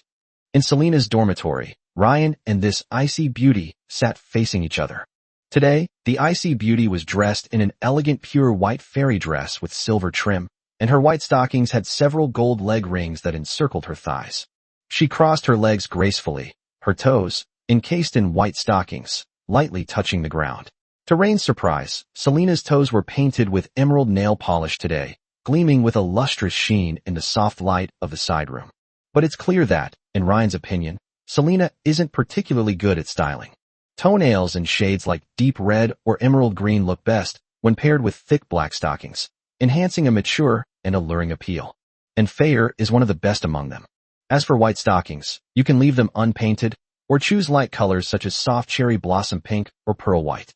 Of course, if we follow Selena's style and pair it with gold leg rings, then we could actually wear gold nail polish. Selena clearly hadn't noticed Ryan's gaze, as she kept looking at the white cat on Ryan's calf. When she finished speaking and realized that Ryan didn't respond, she raised her beautiful eyes to look at him and found that he looked somewhat ungrateful. A hint of surprise flashed in the icy beauty's blue eyes. Her slender eyes narrowed slightly, and her delicate brows furrowed. Ryan, it seems you're focusing on the wrong thing. A very faint blush, a rarity, flickered across that usually aloof face. Regaining his senses, Ryan quickly nodded. I'm sorry, Instructor Selena, I just thought your outfit today was very unique. The combination of white, gold, and emerald was quite impressive. No, its name is Sherry. Realizing something was amiss, Rain quickly stroked the white cat on his lap and introduced her to his newly contracted spirit pet. You are currently in the most important golden period of your life for learning. I know that at your age, cough. Selena coughed lightly, changing the subject. The hint of embarrassment in her icy blue eyes slowly faded, replaced by a cool and scrutinizing gaze. The combination of ice and water elements is quite nice. Selena used a tactic everyone uses, pretending to be busy in awkward situations. She picked up the coffee on the table and tasted it, commenting on Ren's spirit pet as she did so. Especially the Starlight Mermaid, a natural-born darling of the water element. And what else? The Tulip Fairy, with a secondary attribute of light, although it conflicts somewhat with this cat's secondary attribute of dark, but, never mind. Her words were fluent and professional, but her slightly reddened earlobes and somewhat hurried speaking speed revealed her inner turmoil. Finally, Selena decided to drop the pretense and slammed her coffee cup down on the crystal table. Anyway, I'm a little bothered by you staring at my feet the whole time. Ren thought to himself. I knew I couldn't escape it. This seemingly icy beauty is not as forgiving as she appears. As soon as she uttered those words, the aloof lady, realizing what she had said, covered her mouth. She seemed surprised that she would so bluntly express her dissatisfaction, which was completely out of character for her usual cool and reserved demeanor. Fine, forget I said anything. Selena waved her hand. I heard from Pepe that you played a piece that could be called epic at the banquet. Now I want to hear it live as your apology. You still seem to mind it. Rain felt a pang of anxiety, hoping that this icy beauty mentor wouldn't hold a grudge. The Pepe that Selena mentioned is, of course, Filtsepsh, their mentor. It's their nickname for each other. Chapter 35, almost got Selena. But Ryan wasn't surprised by Selena's request. Selena loved music, and the icy beauty had been practicing the piano ever since Ryan first visited her. It is my honor to perform for my mentor, Ryan said, rising gracefully with just the right amount of respect on his face. Perhaps we can also get to know each other better and communicate more through music. Enough with the chit-chat. I want to hear it now. The icy beauty seemed to be throwing a little tantrum, her urging tinged with a hint of coquettishness creating a subtle contrast to her usual aloof demeanor. Ren was slightly taken aback. According to Christine, this icy beauty did indeed have a strong contrast, and it's something no one else has ever seen before. Yes, master. Rain walked to the keyboard and sat down, his long, slender, fair fingers beginning to dance across the keys. Selena had already put down her coffee cup, her icy blue eyes fixed on Ryan's profile, so focused and deep as he immersed himself in the music. She slowly closed her eyes, took a deep breath, and listened to Ren's performance. The coldness of power, the difficulty of making choices, the sacrifices behind glory, and the unquenchable fire of ambition are all accurately interpreted by this piece of music. As the last note fell like a crown, Selena opened her eyes again. Her beautiful eyes remained cool and serene, but now held an indescribable emotion. Shock, admiration, curiosity. Rain, you've shown me another possibility, a possibility that the elven race might have a different fate in the Taro Empire. Selena stood up, stroked Rain's hair, and said gently, Good boy, perhaps, while teaching you the way of the contract master, we can also explore some deeper things. Music, history, philosophy, politics, the relationships and ways in which different races coexist on this continent.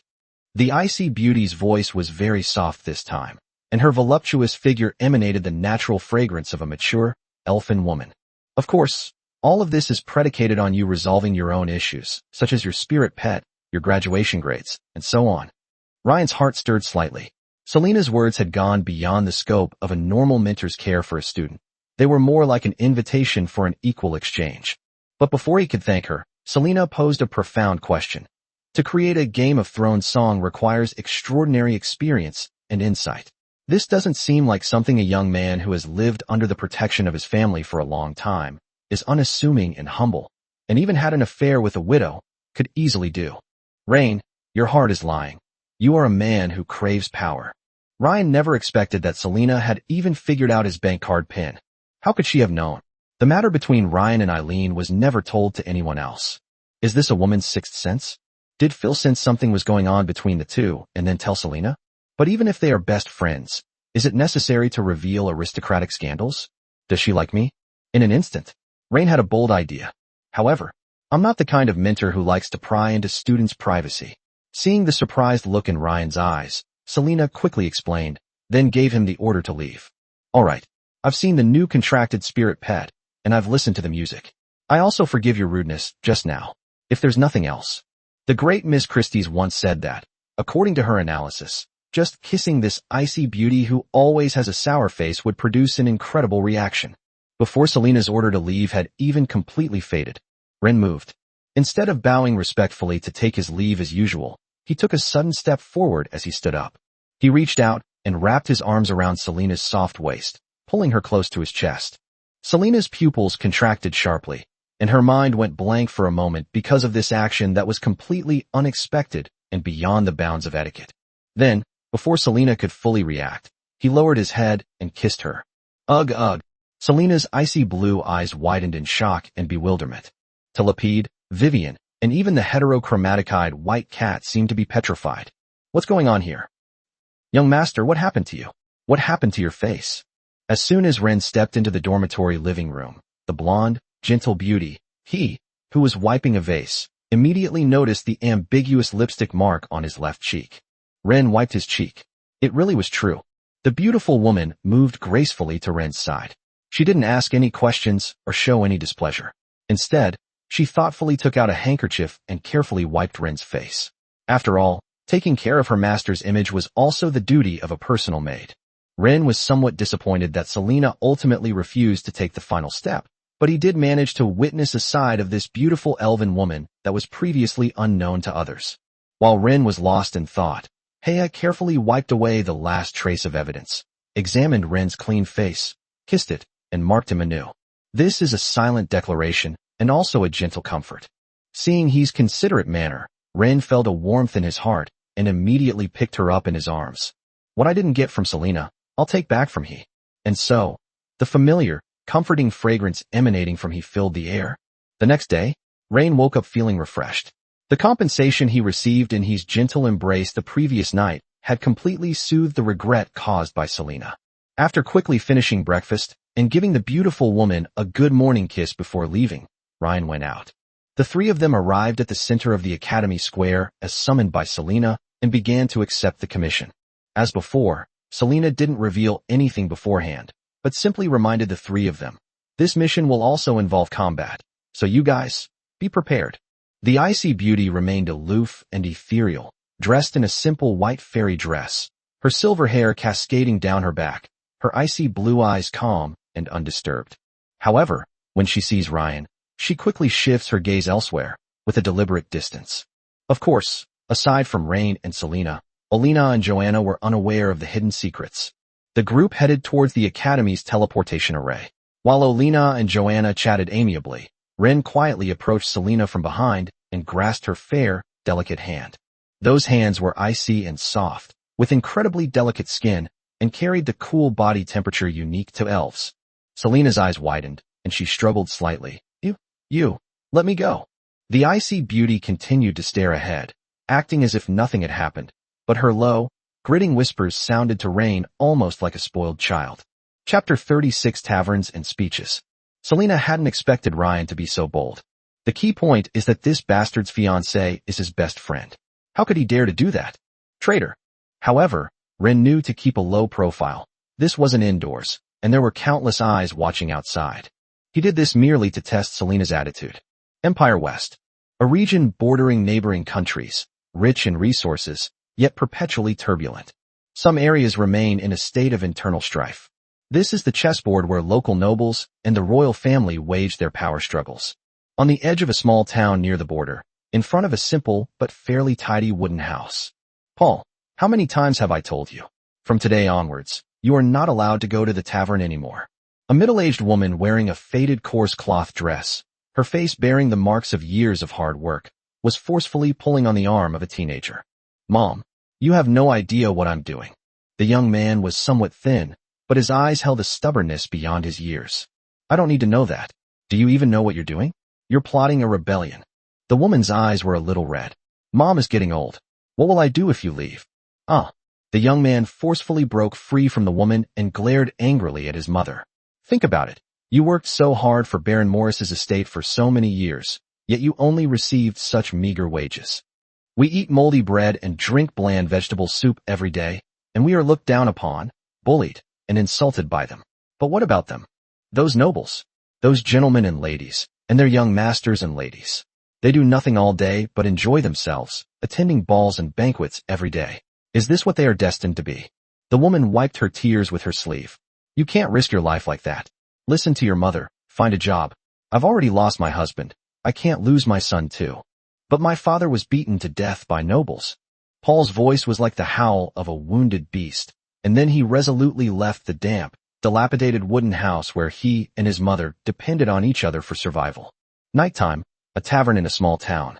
A pungent smell, a mixture of cheap beer, sweat, tobacco, and the restless energy of outlaws, wafted over. The dozen or so tables were all filled with men. Farmers, workers, mercenaries, gangsters, and all sorts of people can be found here. A short, middle-aged man slowly walked up to the crowd. The Tylo Empire, the Tylo people, since I was very young, I have had this dream, to protect the great Tylo Empire. But I failed.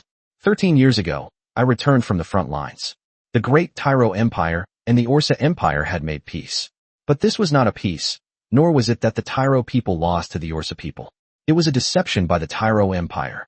My 2 sons and I all went into battle, and in the end, only I came back alive. Everyone in the tavern, even the tavern owner, listened intently to the middle-aged man's speech. His name was Lore, and he was a regular at this tavern. At first, everyone thought that such a veteran would definitely be a staunch protector of the Tyro royal family and the Tyro nobles. At first, some people mocked him, thinking he was crazy and that the trauma of the war was making him talk nonsense. Some people also reject him, feeling that he is spreading dangerous remarks. But Lore didn't care. He was like a stubborn nail, standing on the stage time and time again, using his genuine pain and simple logic to express his unwillingness to accept defeat. And each time, he would receive sympathy, applause, and even a few copper coins and a piece of black bread from the other ordinary people present.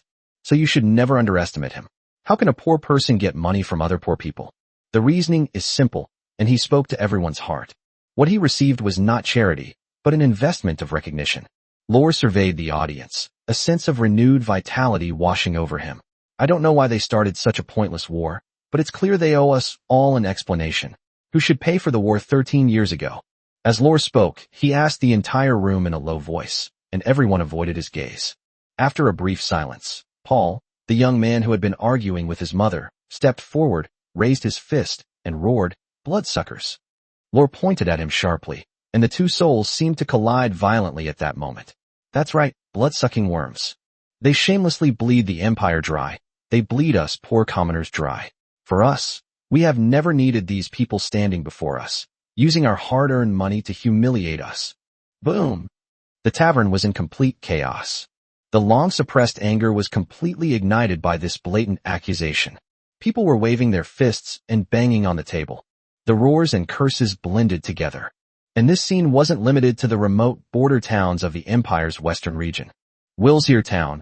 This is a small town on the westernmost edge of the Empire. Selena explained to Rain and his companions on a town lane. Our mission is to travel throughout this town and record what we see and hear. Will there be battles involved in such a request? Joanna had heard Selena's warning before they set off.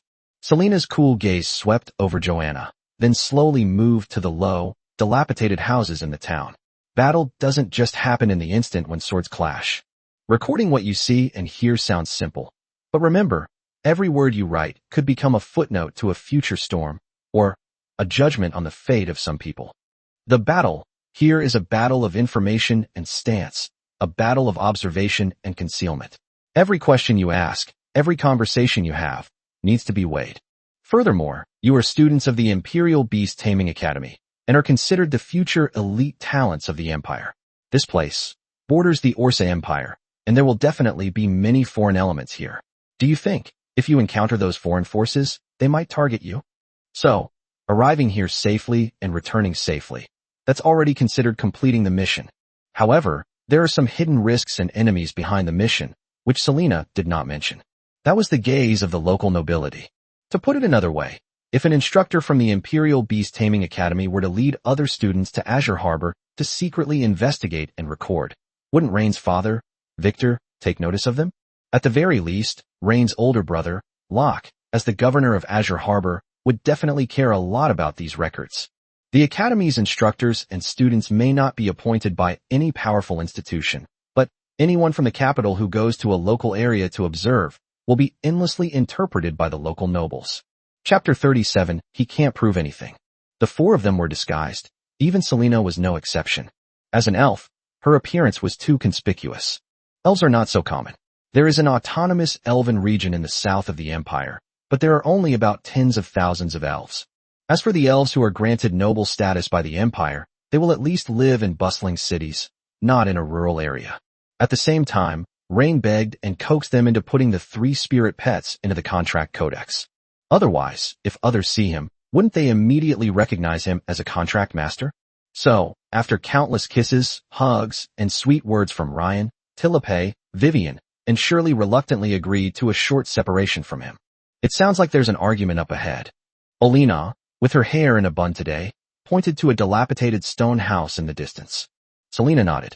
We'll go take a look, but we won't interfere.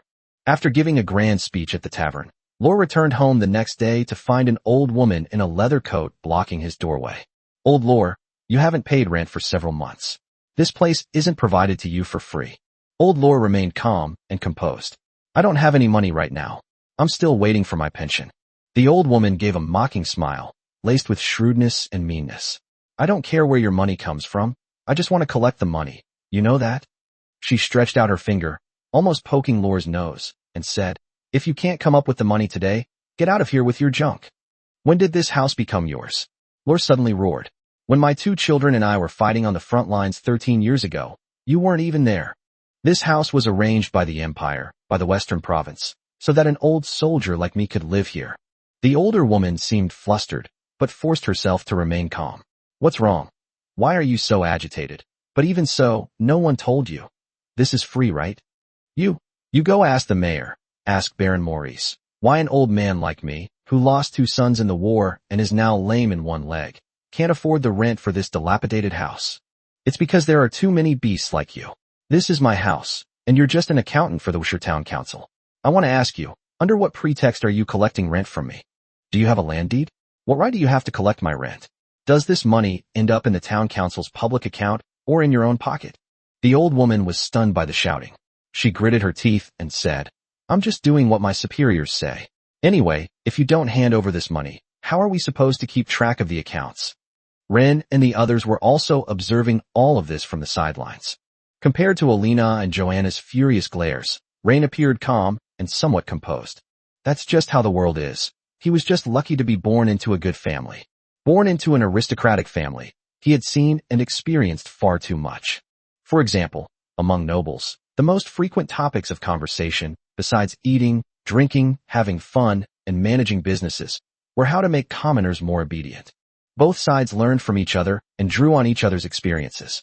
But Ren also knew that the fact that each class could seize certain benefits in society was, in a way, a sign that the regime of this empire was about to collapse. Selena was a shrewd woman. She knew what everything happening here meant, and she also knew that among her students were commoners and nobles, and that she herself was a member of the nobility. So she didn't say anything, nor did she let anyone speak. She simply had the 3 of them silently remember everything before she left with them. Old Lore could easily produce countless pieces of evidence and medals to prove that he lives in his own house and doesn't need to spend money. He can produce countless pieces of evidence to prove that his wealth was indeed seized by others through trickery and coercion. But he can't prove anything. Are there few people like Old Lore? No, there are many, Even too many. Did Selena and Ryan not know? Of course they knew. How could they not know? However, as a nobleman, Ren will not make any statement on this matter. As an academy instructor, Selena is only responsible for teaching beast tamers and has no responsibility to teach these students. What attitude should she take when faced with such a situation? Perhaps silence is the best answer. Then, the group wandered around for a while. Emaciated children rummaged through garbage heaps for food to stave off hunger. A woman with a blank stare sat on the threshold, staring blankly at the empty rice jar. A jeweled carriage sped through the streets. The patrolling guards, hiccuping from alcohol, wandered around aimlessly. As dusk fell, the group arrived at a hotel, where a silence descended upon them. Selena looked at Rain. Tonight, you go to the Broken Axe Tavern in town. According to the quest, never mind. Your task is just to go there and take a look. Joanna looked at Selena. Teacher, what about us? Olina looked at Selena with the same confused expression. We can't go out. Selena shook her head. In this kind of environment, even if a woman has the ability to protect herself, she can't wander around outside at night. Exposing our strength is tantamount to exposing our identities. And here, once our identities are exposed, the trouble will be much greater than you can imagine. This is not just a security issue, but also a matter of political acumen. Ryan nodded, picked up an old coat, and put it on, then walked to the door of the room.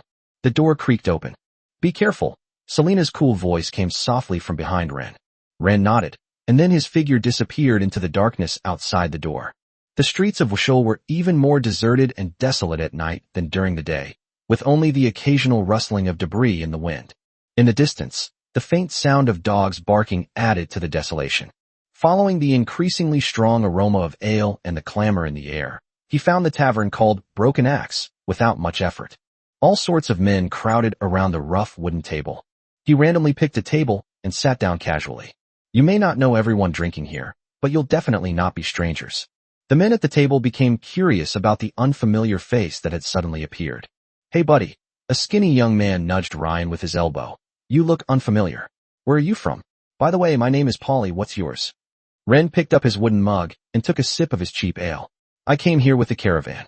A caravan? Coming to our poor place at this hour? Another man with ruddy cheeks and thick arms looked Ren up and down. Judging by your build, you don't look like a laborer carrying heavy loads. Sigh, I'm just a bookkeeper, barely making a living. Ryan sighed, like a frustrated young man. I'm in a bad mood, so I came out for some fresh air.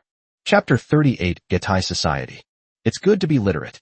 The burly man next to him took a big gulp of wine, wiped his mouth, and said, Unlike us, we can't read a single word. We can't even understand the notices posted in the town hall. We just listen to those guys to fool us. Shoo, it's coming. Polly put a finger to his lips, then stood up, raised his fist, and shouted, Lore! Lore!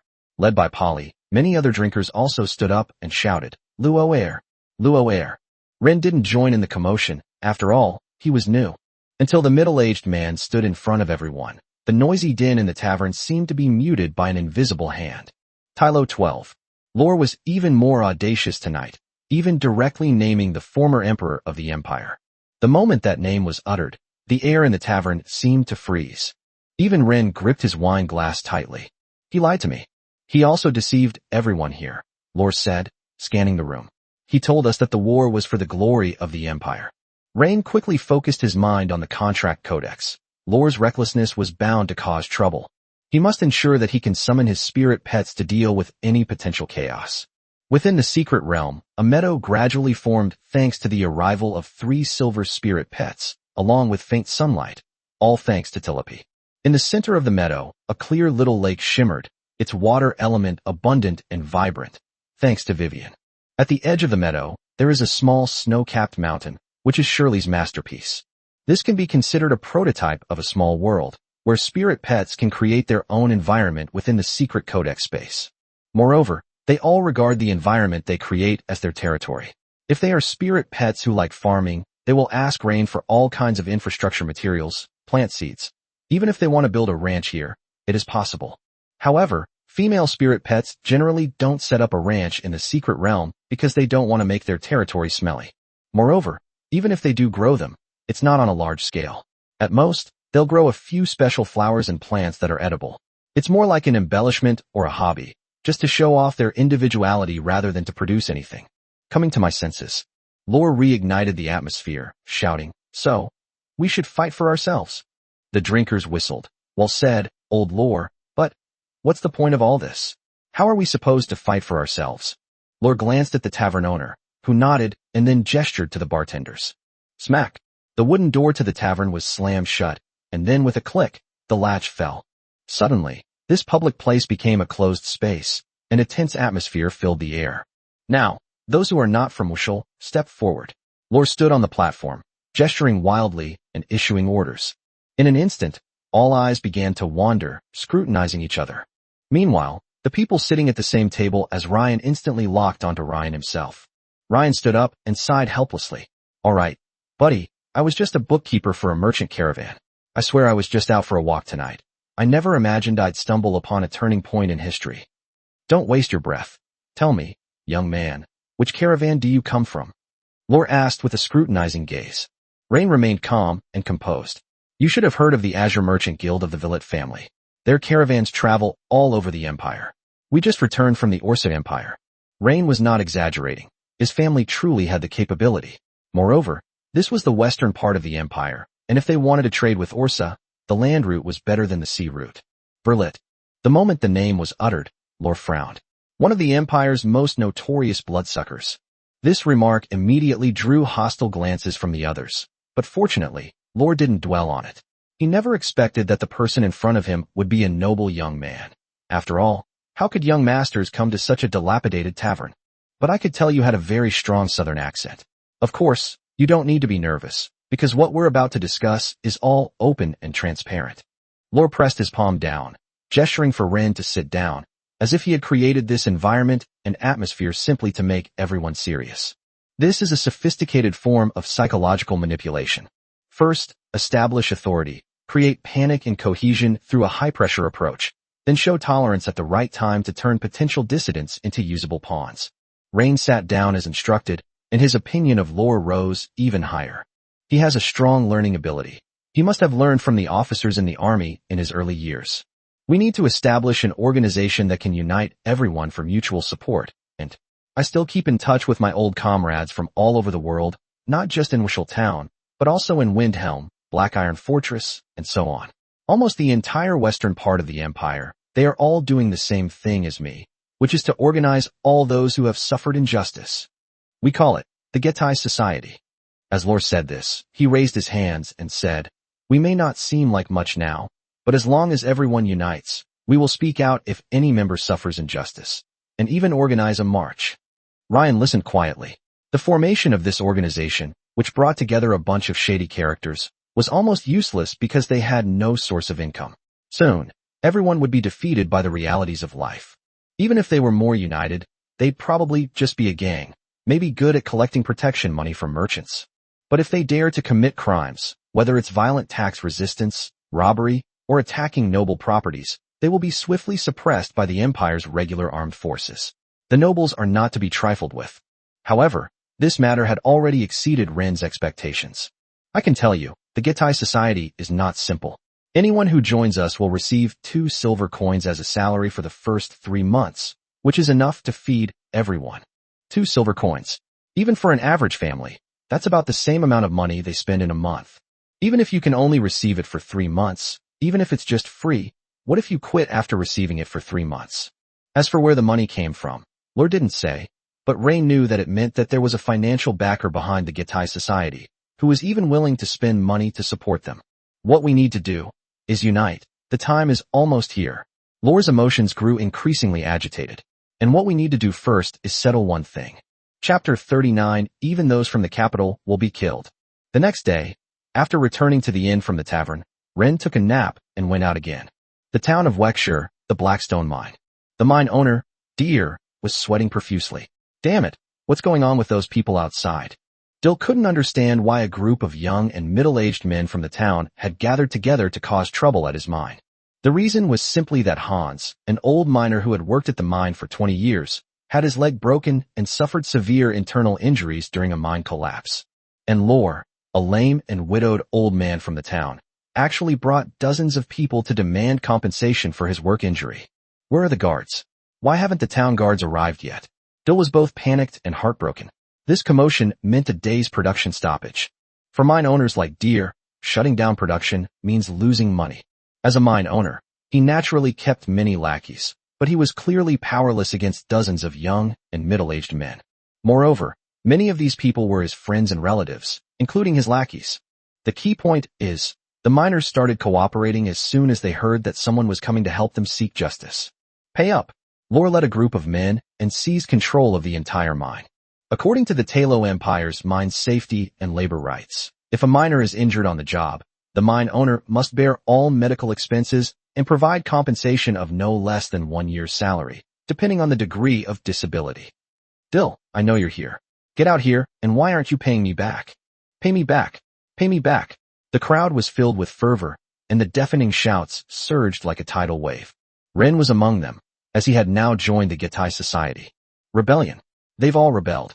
Dill sat in his office, looking out the window, cursing angrily. Go quickly and fetch the town mayor. Dill did not want to compromise, or rather, he did not want to compromise because one scumbag brought a bunch of scumbags to cause trouble. If the mayor or other administrative personnel come to him about this matter, Deer can readily hand over a sum of money to settle the matter peacefully. However, as time passed, the mayor was nowhere to be seen, while the commotion outside grew louder and louder. The mine has completely shut down, and every minute, every second, Deer can hear the sound of gold coins being lost. You've all seen it.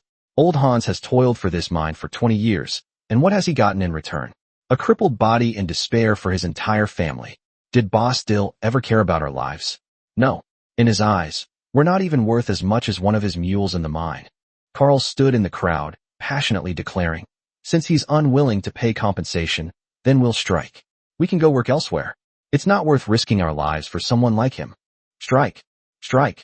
Under these circumstances, Dill could only grimacely pull out 50 silver coins. He vowed to bleed money big enough to get the mayor to find a charge against Lore and send him to jail. Ren turned his gaze to Carl, who was surrounded and worshipped by the crowd. That man just said, he's going to work somewhere else? Perhaps. The network and resources behind the Gitai Association are even more extensive than he imagined. They can not only distribute money, but also carry out large-scale personnel resettlement.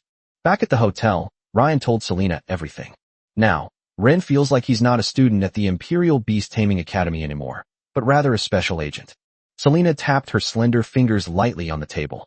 That's enough. Let's go back to the academy. What happens next is no longer our concern. The more you know, the less of a good thing it is. If they stay any longer, even Selena, as a gold contract master, won't be able to hold on. In other words, based on the current situation, the tutor concluded that the situation was very complex, and she couldn't handle it. If they stayed any longer, they would no longer be observers, but participants. Rain is alright. After all, he has a powerful background. But as an elf, if Selena gets involved in the internal strife, it's hard to say what will happen. As for Joanna and Olina, as commoners, they were no different from ants in the eyes of other nobles. Even though they were students at the Imperial Academy of Higher Learning, they were no different from other students in the eyes of the local nobles. Baron Morris Estate. His territory wasn't the entire town of Wushul, but rather several nearby villages. Of course, in the entire town of Wushul, even the mayor didn't have as much influence as him. He was smoking a cigar in his study when he frowned at the butler beside him. You mean, those students from the Imperial Academy are getting ready to leave? Yes, my men saw them heading towards the provincial capital, Cheshire. Have you investigated what their request was? And what have they been doing in town these past 2 days? Baron Maurice had a long white beard, which he was slowly combing with his fingers. His slightly cloudy eyes gleamed. The butler, clearly well prepared, immediately reported. Based on information gathered from inns and taverns, their commission appears to be a routine regional ecology and community observation, but they've been very discreet about the specifics of what they've done. However, that blonde boy has been getting quite close to Lore's group these past 2 days. Some people even saw him in the crowd causing trouble at the Blackstone mine. He's very close to Lore. Morris chewed on those words, finally exhaling a cloud of smoke. Then he can't be kept. We don't need to worry about the others, but that kid knows too much about this place. You mean? The middle-aged butler's face twitched. That's from the capital. Kill anyone from the capital.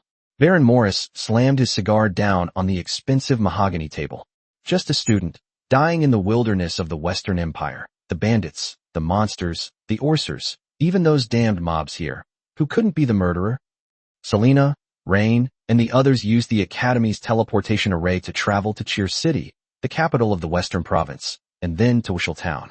Logically speaking, apart from the high-ranking officials in Cheer City, no one in this town should know their identities. But Maurice and the butler were fully aware of this. Maurice tapped his index finger repeatedly on the table. 3 students from the Beast Taming Academy, plus a gold contract master and 100 cavalrymen, are enough to keep them here forever. Even if we can't keep them all, as long as that kid is dead, there will be no way to prove anything. As for which family's young master he is, or whether he comes from a commoner background, I don't care, understand? The butler bowed deeply. Understood, sir. They will soon encounter a group of bandits. Chapter 40: The Power of the Golden Contract Master. Selena hadn't expected that the academic year supervisor would give them such a tricky task. That's right, this wasn't something Selena wanted to take on herself. It was directly assigned to her by her academic year supervisor. If it were merely a record of poverty and corrupt practices, even a riot by a group of people wouldn't cause any trouble. However, according to Ren's speculation, this rebellious organization clearly has a financial backer behind it. Who was he? Selena didn't want to know. She just wanted to get her 3 students back as quickly as possible. Nothing could be worse than encountering a noble rebellion. If so, it was when they were preparing to flee that they encountered a cavalry force of about 100 men. In a world with martial arts and magic, traditional cavalry has long been obsolete, or rather, they don't wear ordinary armor and ride ordinary warhorses. Each warhorse is the result of generations of genetic breeding, possessing an inherent magic. Warhorses with a shoulder height of 2 meters are not uncommon. The cavalrymen wore magic-forged armor engraved with defensive runes, and they carried either enchanted weapons that shimmered with various colors of battle aura or powerful crossbows loaded with magic-piercing bolts. This is a true killing machine, the trump card of the noble lords. Ren couldn't figure out where this cavalry unit came from either. In a remote town like Wushel, there was only one baron. Logically speaking, a baron should not have the financial resources to maintain such a powerful cavalry. Could it be that the Orsa people have knocked on the gates? Step back behind me. Selena waved her hand, and a secret book burst into golden light in the air. The leading knight captain sneered. So what if he's a gold contract master? They've killed them before. All troops, heed my command. The knight captain abruptly raised the enchanted longsword, burning with peak silver-level battle aura, and began issuing orders through his mask. First and second squads, flank to the left and right, occupy the high ground on both sides, and unleash a barrage of magic-piercing crossbow bolts to suppress any large spirit pets that the golden contract master might summon. Limit her movement. Third squad, follow me for a frontal assault. Target, that blonde kid. Decapitate him at all costs. Fourth squad, flank them from behind and block their escape from the other end. In an instant, the 100-man cavalry unit, under the command of its captain, sprang into action like a sophisticated killing machine. However, they clearly underestimated the value of a gold contract master instructor from the imperial capital Beast Taming Academy. They may have killed gold contract masters, but having one gold rank spirit pet and having several gold rank spirit pets both make one a gold contract master. Not to mention, Selena's companion spirit pet is the golden 9-star Holy Sound twin spirit butterfly. Little white, little blue. Selena's cool voice rang out. Initiate the attack. The white fairy butterfly began to vibrate its wings at a high frequency, emitting piercing sound waves that caused the warhorses to wail in sorrow. The blue butterfly stirred up a cold wind, and the surrounding temperature suddenly dropped. That wasn't all. Another golden 7-star spirit pet popped out of that golden secret manual. The 6-winged angel of cold light has 6 wings on her back and is nearly 2 meters tall. Her figure is upright and perfect. Her eyes are covered with white cloth strips. In her right hand, she holds a long lightsaber made of pure light energy, and in her left hand, she holds a blue transparent round mirror. She held up the round mirror in her left hand, which emitted a wide range of blue light. The cold light covered the cavalrymen directly, instantly covering their armor with a layer of frost, and even the surrounding flowers and plants were frozen white. Selena alone controlled the entire arena. The 3 of them, including Rain, were all stunned. But this isn't the end. Another gold-tier spirit pet has appeared in the secret manual, as if gold-tier spirit pets are as common as free. In the sky, a girl with dragon horns appeared, wearing a silver dress. The skirt moved without wind, flowing with a golden luster. She extended her jade-like finger and pointed at the cavalry below, causing a dense chill to spread out from her body like silk. Golden 8-star spirit pet. Silver scale, Saint Elegant Dragon Princess. Before Ren and the others could react, the girl in the silver dress spoke in human language. You lowly ants, how dare you offend my lord? The noble Selena Arcania is the one Idane protects, the mother of Idane, and you dare to attack her. Unforgivable. Rain hadn't expected Selena to be raising such a delusional dragon girl. Even the icy beauty's eye twitched slightly. All right, little E. Hurry up and transform into your armor. It's Eden's mother. Eden's retorted, then quickly transformed into silver scales, rapidly covering the originally smooth armor of the Cold Light Angel, outlining even more beautiful and powerful lines. Even the edges of the 6 wings on its back were coated with a layer of gleaming silver. Fusion form, Silverwinged Dragon Angel. The 6-winged angel of cold light spoke in a clear, mature female voice, and then charged down from the sky towards the cavalry captain. The cavalry captain's pupils shrank sharply. Not only him, but the entire cavalry was filled with fear. This was the true strength of a golden contract master. One person can easily defeat a cavalry force of 100 men. She has so many methods: crowd control, attacks, air-to-ground strike capabilities, and the highly skilled individual combatants among armed angels. In an almost instantaneous manner, the entire cavalry force was slaughtered with the help of Selena's 4 golden spirit pets. In the end, only 100 or so corpses remained on the field, along with the bloodstained, armed angel standing tall. Come back. Selena held the golden tome, and one by one, her spirit pets began to transform into streams of light and enter the tome to restore their magic power. After putting away the secret manual, Selena looked at Rain with a complicated expression. If the mermaid she gave to Ren hadn't failed to be raised, the strength of this spirit pet team would have risen to another level. However, she didn't say much, only calmly saying, "Let's go quickly." The 4 continued towards Cheshire, but Ryan became somewhat silent along the way. If he remembered correctly, the cavalry unit's target was him? Could it be that his older brothers had become envious and started to interfere with the Imperial Beast Taming Academy's commissions? If it weren't for Selena, would he really be able to withstand his brothers who had lived for decades, or even centuries after he left the academy? This battle also allowed Ren to witness the true strength of the Golden Contract Masters. When they did make a move, it was a coordinated effort from all aspects of the entire team. Moreover, they are 4 talking, high-star gold spirit pets. Mentor Selena. As the 4 hurried along, Rain asked, "Is our mission complete this time?" Selena knew that Ryan wasn't asking about whether the commission was complete, but rather something more subtle. Chapter 41, Using one tiger to devour another. Upon hearing Rain's question, Selena pursed her lips. According to the explanation given to me by the academic year supervisor when assigning the task, this mission can be considered a failure. Because the mandatory requirement for the commission is a week of observation, but the mentors of the Research Association commissioned by the college should consider this at their discretion and give us the appropriate number of stars. Alina and Joanna only heard that their efforts hadn't been in vain, but Ryan caught Selena's unspoken meaning. This assignment wasn't something Selena herself wanted to take. It was directly given to her by her academic year supervisor. This further confirms Ryan's suspicion that his brothers couldn't wait to get rid of him after he had just returned home. And in such a treacherous way, even if he really dies here, it will be a wasted death. Using the Academy's commission mechanism, lure him to the chaotic western part of the empire, and then have him eliminated by local nobles or rebels. Every nobleman's rise to power is accompanied by risks. They essentially live their entire lives under the shadow of assassination and scheming. Selena's team of students on missions also faces harassment from rivals, while Rain's pursuit of star points is met with interference from his family brothers. The group quickly traveled, passing through Cheshire, the capital of the Western Province, and then used a teleportation array to return to the academy. Back in the student dormitory, Ryan sat on the sofa and took a sip of red wine. He was certain that this matter was definitely related to his older brothers. 2 bastards. Hatred between nobles doesn't necessarily require direct conflict, even though he and his 2 elder brothers had practically never interacted. He knew that Rain was in a bad mood. She was just about to comfort her little boy when she received news of the arrival of guests. "Young master, Miss Christie's has come to visit," the beautiful woman said softly as she approached. "Bring her in." Rain's face was expressionless. His mind was preoccupied with how to retaliate against his 2 brothers, or even simply make them disappear. "Wait, take her to the side hall to sit for a while." Ren's eyes gleamed as he ordered Hea, who was standing at the door.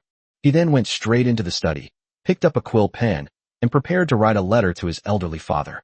Of course, he wasn't going to complain, as that would be too undignified, and he didn't have any real evidence anyway. Nobles have their own methods of revenge. He sat down at his desk, spread out a sheet of fine stationery bearing the coat of arms of the Verlet family, and began to write. To my esteemed father, Earl Victor Verlet, Lord of the Azure. It is as if we have met in person upon receiving this letter. I have recently returned safely to the college from the western provinces. This trip to the west left a deep impression on me. Poverty, filth, and riots permeated the entire western border. Everywhere were unemployed and lost people. The entire border was shrouded in a cloud of despair. This once prosperous place has now become a breeding ground for resentment and chaos, which is truly regrettable. At this point, Ryan paused slightly, revealing the true intention. This makes me very worried about the future of Azure Harbor. Under your leadership, Azure Harbor is becoming more and more prosperous and vibrant. But the stronger the light, the deeper the shadow. Especially during this trip to the west, the attack by unidentified armed cavalry made me even more worried. In Azure Harbor, could there also be an army that does not obey you? I have a suggestion for this, which is to establish the Azure Harbor Strategic Materials Tax Bureau. All food, weapons, steel, warhorses, ship supplies, magical ores, and other resources that may be useful to the army in Azure Harbor will be classified as strategic resources of the territory. The sale and transportation of all strategic materials should be subject to tax supervision, and each transaction should have a clearly identified number for the raw material supplier, place of origin, intermediary, and the funds and counterparties involved. The Strategic Materials Tax Bureau has the authority to set annual sales targets for each local vendor in the industry. If the target is met, a certain percentage of tax will be refunded.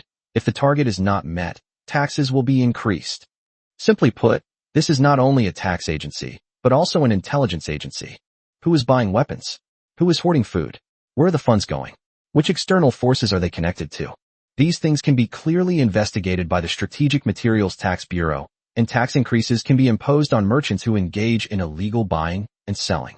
If you sell that much, we'll refund a portion of the tax.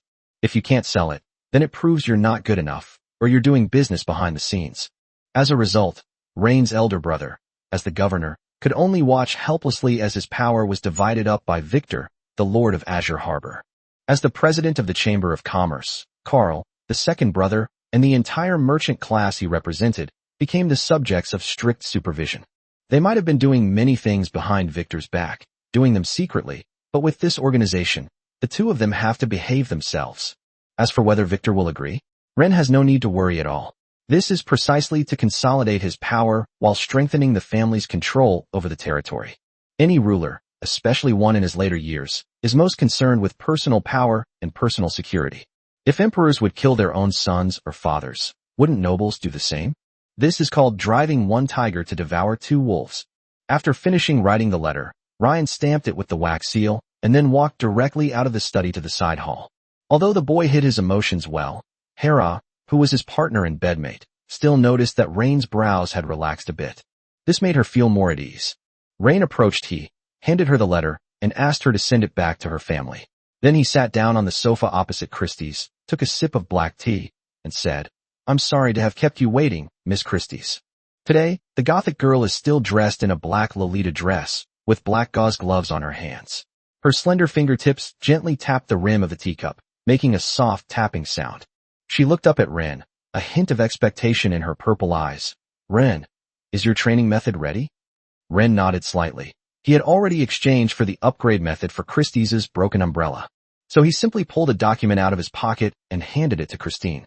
The gray-haired, purple-eyed girl eagerly took it, then opened it.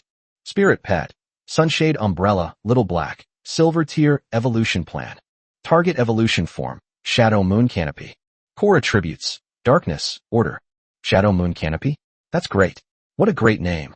Critis smiled with delight, kicking off her black leather shoes and dangling her white silk-clad feet, completely abandoning any aristocratic demeanor.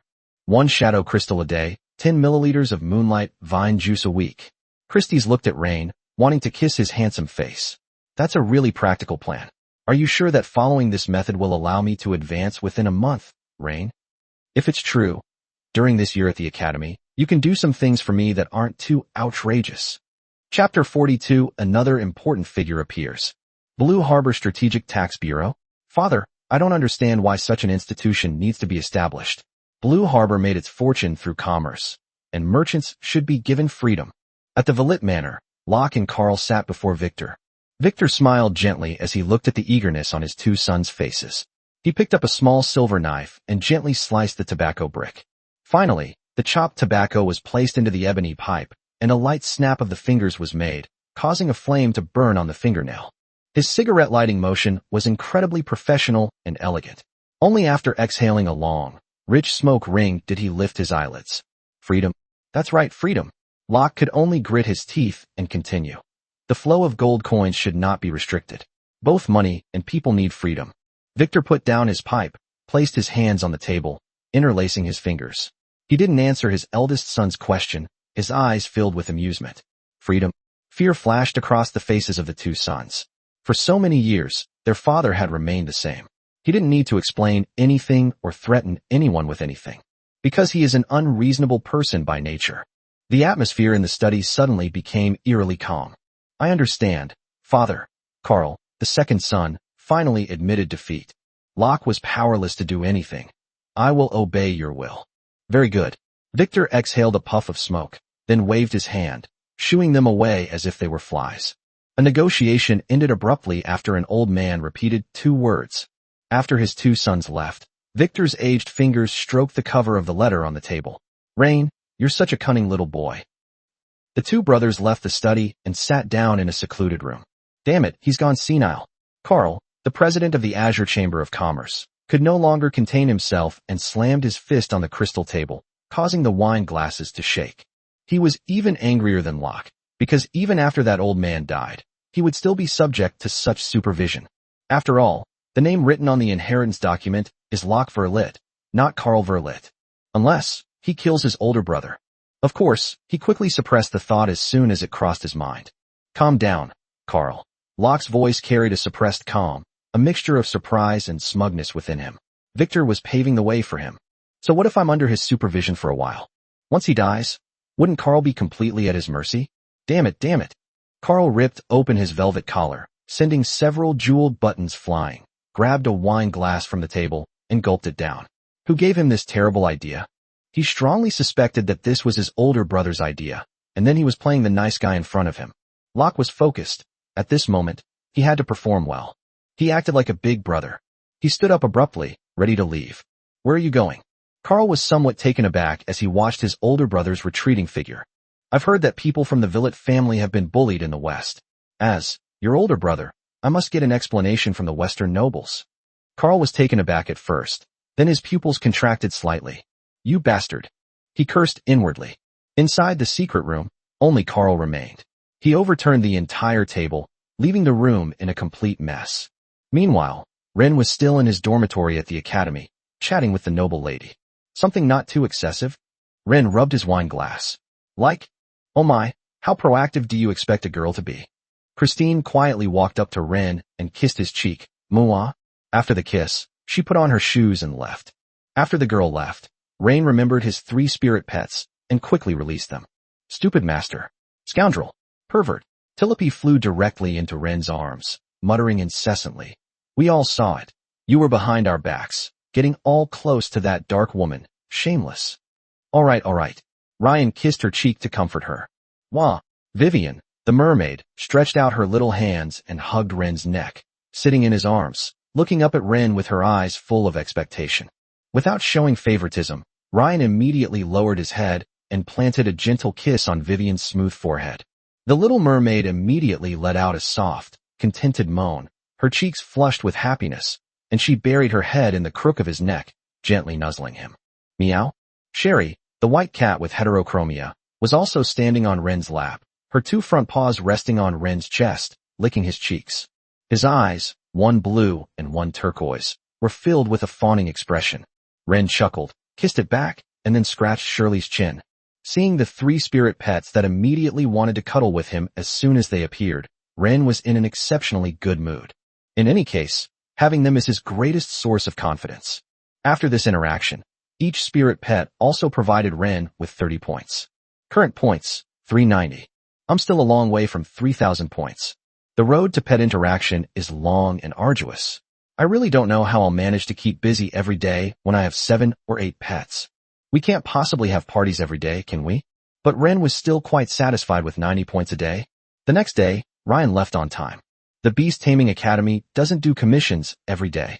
The instructors teach theoretical knowledge and have students practice sparring. Of course, besides their studies in beast taming, the nobles never stopped indulging in entertainment. Whether commoners or nobles, they would participate in various social activities and make friends with nobles from all over the world.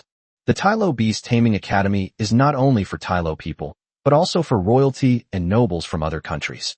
The college also provides a variety of entertainment venues, including a racetrack, ski resort, opera house, art gallery, concert hall, and even a large banquet hall specifically for holding balls and salons. It can be said that this is a fully equipped mini-high society. Today, Rain is quite well known in the imperial aristocratic circles. His performance of Game of Thrones has garnered him considerable attention from noble ladies and women in the realm of music and art appreciation. But there are so many famous songs on Earth that, in this other world, he has no creative block at all. If he so chooses, he could become the most prolific and stylistically diverse musical genius of our time. And now, there is such an important figure who has come for Ren. The late Emperor's Empress, Mejera Tyrell, could be considered either the Empress Dowager or the Empress, because the current Emperor of Tylo is her daughter. Chapter 43 The Majestic Queen, The Humiliated Reign. Empress Mizela's inspection of the Imperial Beast Taming Academy caused a stir among the Academy's top brass. The Dean, the 3 Vice Deans, the academic year supervisors, the mentors, and other distinguished figures from the college all turned out to welcome him with the highest honors. The Dean even ordered that the most outstanding students in the Academy line up neatly to participate in the welcoming ceremony. The air was filled with an atmosphere that was different from usual, solemn and tense. With his impeccable appearance, Rain was naturally invited by the Academy to participate in the welcoming ceremony. At the entrance of the Academy, the royal carriage came to a stop, and an attendant bowed to open the carriage door, which was adorned with the imperial emblem. A jade-like hand clad in black gauze rested on the female guard's hand, and a beautiful woman in black stockings stepped out of the carriage door, revealing a voluptuous and elegant noblewoman to the crowd. She wore a deep purple palace dress embroidered with gold phoenixes, and beneath the hem were a pair of slender, beautiful legs encased in sheer black stockings.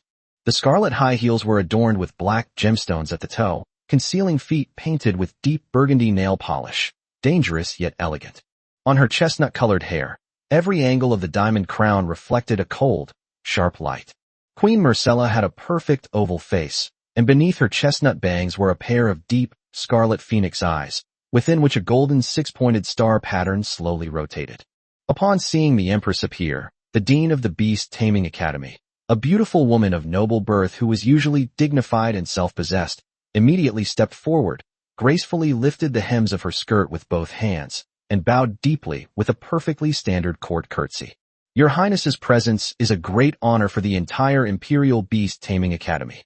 May your Highness's glory forever illuminate the future of the Empire. The voluptuous Empress smiled gently, her wine-red lips curving upwards. No need for formalities. I've only come here to get some fresh air outside the palace. As soon as Queen Myrcella finished speaking, a squad of palace guards dressed in jet-black armor and scarlet cloaks began to pour into the academy. Their movements were swift and orderly, without any unnecessary noise, only the sound of firm and powerful footsteps, as they systematically took over all the key passages, entrances and exits, and high points of the entire academy. It can be said that the security of the entire academy is now under the control of the Queen's personal guards. Everyone was awestruck by the Empress's aura and the imposing presence of the palace guards. Ren stood in the crowd and sighed inwardly. This is what a great person is like. This is the decent life he pursues. With every gesture, the masses bowed their heads, and the heavens and earth were cleansed. Your Highness, please follow me. The beautiful headmistress gestured invitingly. Mizela nodded and, led by the beautiful headmistress, walked slowly forward. The crimson high heels clicked crisply on the bluestone slabs, and the Queen suddenly stopped as she passed the line of students. She tilted her head slightly, and her scarlet phoenix eyes, which were swirling with golden 6-pointed stars, locked onto Ren without fail. You. A simple word, yet it made everyone's hearts leap into their throats. Your Highness, Ren Verlit awaits your command. Ren quickly bowed, not knowing why he had been called upon by this beautiful woman. Selena and Phil were in the Minter team, their hearts pounding. Good child, come here for a moment.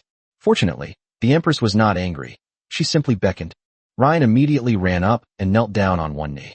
The Queen extended her hand veiled in black gauze, and Rain quickly kissed the diamond ring on her finger. The delicate touch of the black veil and the hard, cold feel of the diamonds came at the same time, carrying a hint of the Queen's cool fragrance. Royal Iris perfume. Rain could smell the perfume on her just by kissing the ring. Raise your head and let me take a good look at you. The Empress's voice came from above, carrying a hint of lazy scrutiny. In her eyes, Ren was no different from a plaything. Rain looked up as instructed, meeting a pair of scarlet eyes that swirled with six-pointed starlight. The Queen scrutinized his face, her jade-like hand stroking his hair. She smiled condescendingly, her full, red lips particularly alluring. Game of Thrones. This seemingly casual question startled Ren more than any rebuke. You have never witnessed true power, yet you have been able to comprehend such music. I admire you. I really like this piece. Being stroked on the head while kneeling, a gesture akin to treating an obedient pet, infuriated Ren. Before Ren could even speak, the Dean interrupted, saying, If your Highness wishes, we have prepared for you in the concert hall, and Student Villet is ready to perform for you at any time. Mizela let out a lazy syllable from her nose and nodded. Sure, a boring, repetitive photo can never compare to being there in person. But I'm a little greedier. I'd like to hear about your other works. Can you do that, my good child? Art has always been a powerful tool for attracting nobles and women. It is my honor to perform for you, your Highness, and I am deeply grateful for your guidance. Besides Game of Thrones, I have some new inspirational pieces recently. Although they are not as mature as the former, I would like to present them to your Highness and ask for your guidance if your Highness would not mind. Rain felt the black-veiled hand resting above his head and secretly remembered this humiliation. But to others, this rascal from the Earl's family was incredibly lucky.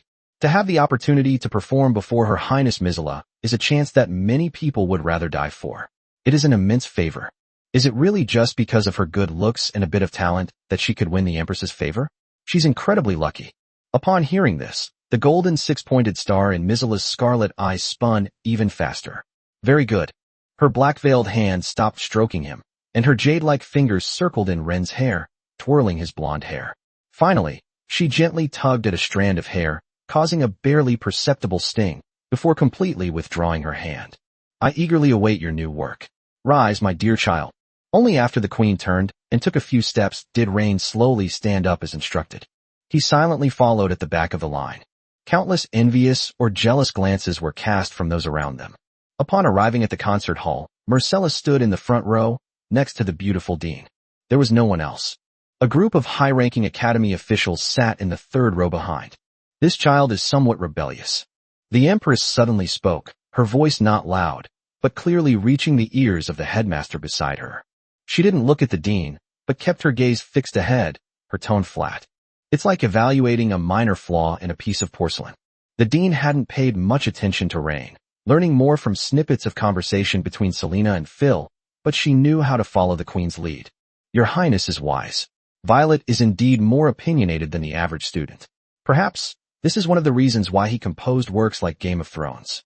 Young people are always full of vigor. Upon hearing this, the Empress smiled noncommittally. Sharpness? I like energetic children like this. Chapter 44 needs to be quick. I can't wait. The side door of the hall was silently pushed open, and Ren's figure appeared in the doorway. He first bowed to Mizela and the noblewoman on the stage, then sat down at the piano. As the Game of Thrones theme song began to play, Queen Marcella closed her eyes, her fingers resting on the armrest, tapping gently in rhythm with Ren's. Some of the students and mentors present had never heard of him before. They were surprised that this student, Ryan, who usually had a low profile, actually had such talent. The noble Lady Christie's beautiful eyes sparkled with excitement. This music, which carried a strong sense of destiny, was simply tailor-made for a Chinibu middle school syndrome, girl like her. As the last note faded, the hall fell into a brief silence, which was then followed by enthusiastic applause. Many of the young ladies and noble women present blushed, their eyes fixed on the blonde boy on the stage. A good performance. Mizila's red lips parted slightly, and the entire room fell silent instantly. Now, let me hear your other inspirations. Ren took a deep breath and, following the memory in his mind, his fingers fell. Moonlight Sonata. This is music that can move countless people to tears. Each of the 3 melodies contains a different emotional code. The first movement, a sustained slow tempo, with its gentle and profound melody, made everyone present feel as if they were witnessing his countless silent monologues during his time as the useless Tulip Prince. The second movement, Allegretto, features an elegant and slightly humorous melody. Finally, the art style suddenly changed. The third movement, an exciting allegro. The sonic storm swept through the entire venue. Christie's trembled with excitement, while Selena and Phil were utterly shocked by the rage deep within Rain's soul. As the last devastating chord fell, a deathly silence enveloped the hall. After a long silence, Marcella opened her eyes and began to lead the applause, and everyone followed the Queen's lead in applauding. Finally, everyone's eyes, including Ren's, were focused on the most distinguished woman in the empire. A magnificent transformation of the soul. Mijera's beautiful eyes darted around. Good child, what is the name of this piece of music? Tell me. Your Highness, this piece is called Moonlight Sonata. Rain bowed slightly. Moonlight. Queen Marcella repeated softly, her red lips curving into a meaningful arc. But in the third movement, what I heard was not moonlight, but power, a kind of love that I felt was somewhat wild and intense, yet also cautious, trying hard to control and yet unable to control itself. At this point, Marcella licked her red lips, a hint of excitement in her voice. Is this overflowing, almost all-consuming love meant for me? As Mizila thought this to herself, the 6-pointed star in her red eyes shone even brighter. Good child, the Imperial Beast Taming Academy is not suitable for you. You need a better platform to showcase your talents, such as the Imperial Academy of Arts. Upon hearing this, all the mentors present, including the dean, tensed up.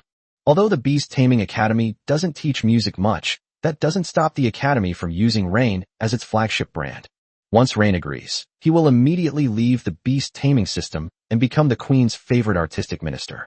Although it's regrettable that the Queen has snatched him away like this, they still hope that Rain will agree. It's not a hope, but rather that Ren will definitely agree, and he has no right to resist. Your Highness's kindness is deeply appreciated. How could Ren possibly transfer schools? He didn't want to be a court musician, even if it meant working in the palace. But, for me, music is like breathing. It is the exhalation and reflection of life, but contracting beasts, getting along with spirit pets, and leading them in battle, are the sources of my inspiration. A flicker of regret crossed Mizila's eyes. She stood up abruptly. Is that so? I'm very satisfied with your performance today. That's all. This perfunctory ending clearly angered her, and the noblewoman director quickly caught up with her.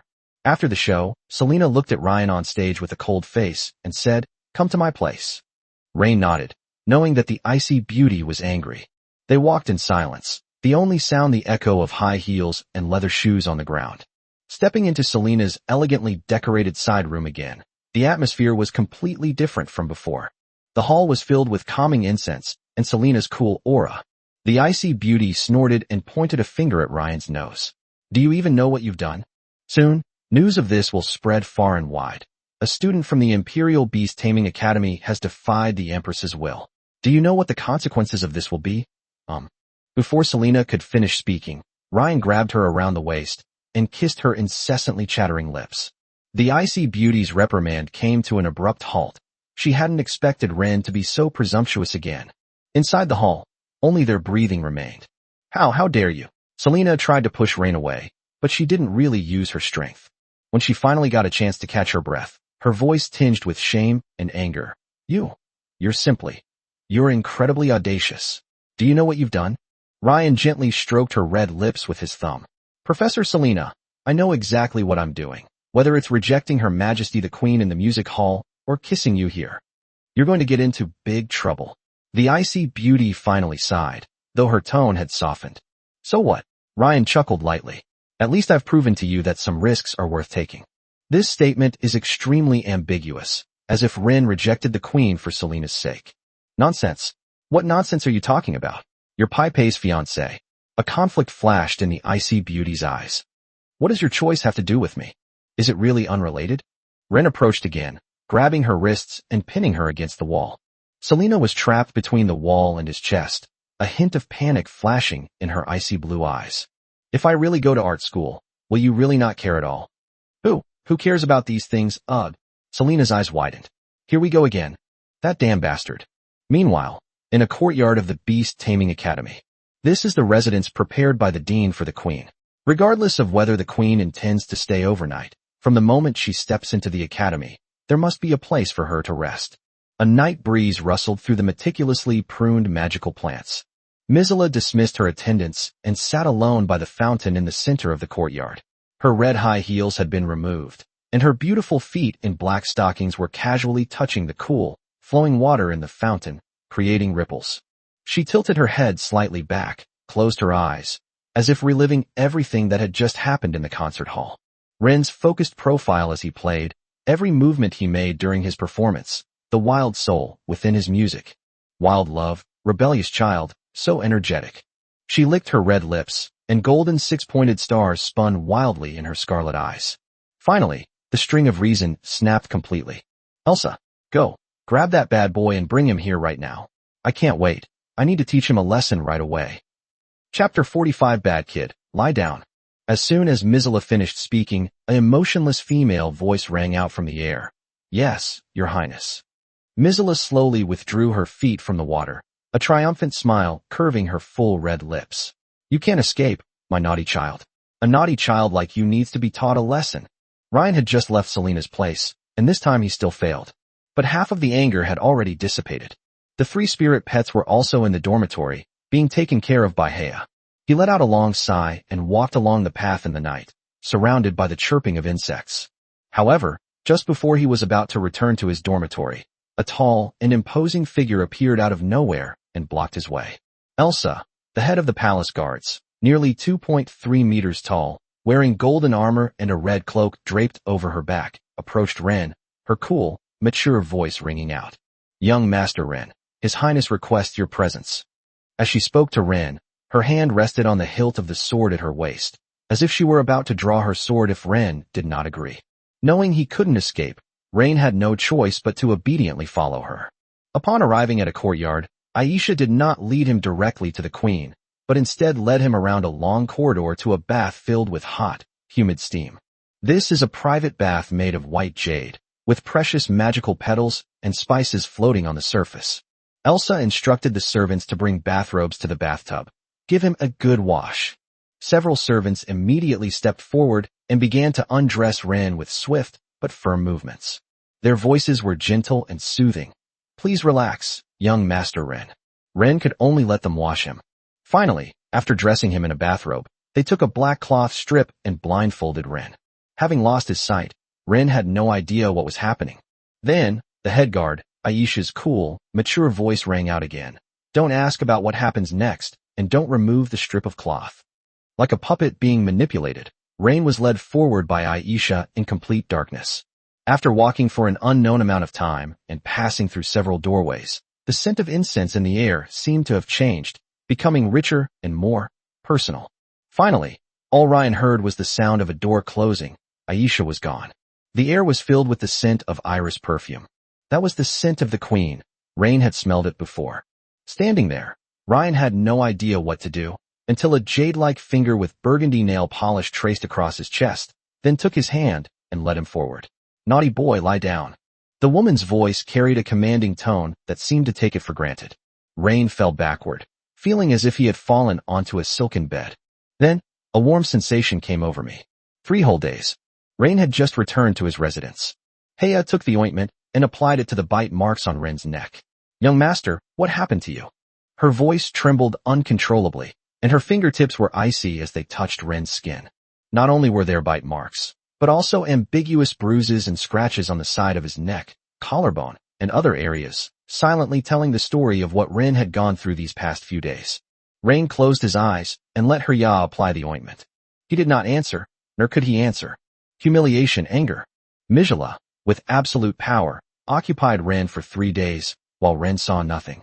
In the end, if it weren't for a maid reminding Marcella that something had happened in the palace, that woman probably wouldn't have let Ren off so easily. Ryan clenched his fists. Damn bitch. Meanwhile, at the entrance of the Imperial Beast Taming Academy, The beautiful headmistress was respectfully seeing Queen Marcella off. The carriage curtain was drawn back, and Mijala sat inside, radiant as a rose touched by morning dew, her beauty exquisite, with a hint of languid contentment in her eyes. The dean stood at the carriage door, his posture humble, but his eyes involuntarily swept over the empress's more languid and charming demeanor than when she arrived, and he felt a little puzzled. Your Highness's visit is a great honor for the entire academy. If your Highness has the time in the future, we would welcome you to visit and provide guidance again at any time. The beautiful headmistress spoke gently and carefully. Mijala leaned lazily against the soft pillows, licked her red lips, and seemed to still be savoring something. The teaching level of the Beast Taming Academy is very high, and I am very satisfied with it. By the way, I'm also quite satisfied with that energetic bad boy, Ryan. The beautiful headmistress couldn't discern the Empress's mood for a moment. One moment, she seemed to be a good child, the next a bad child. So he should be taught a lesson? Tell him that he must produce new works within a month, and I will come to inspect them then. The beautiful headmistress felt a chill run down her spine.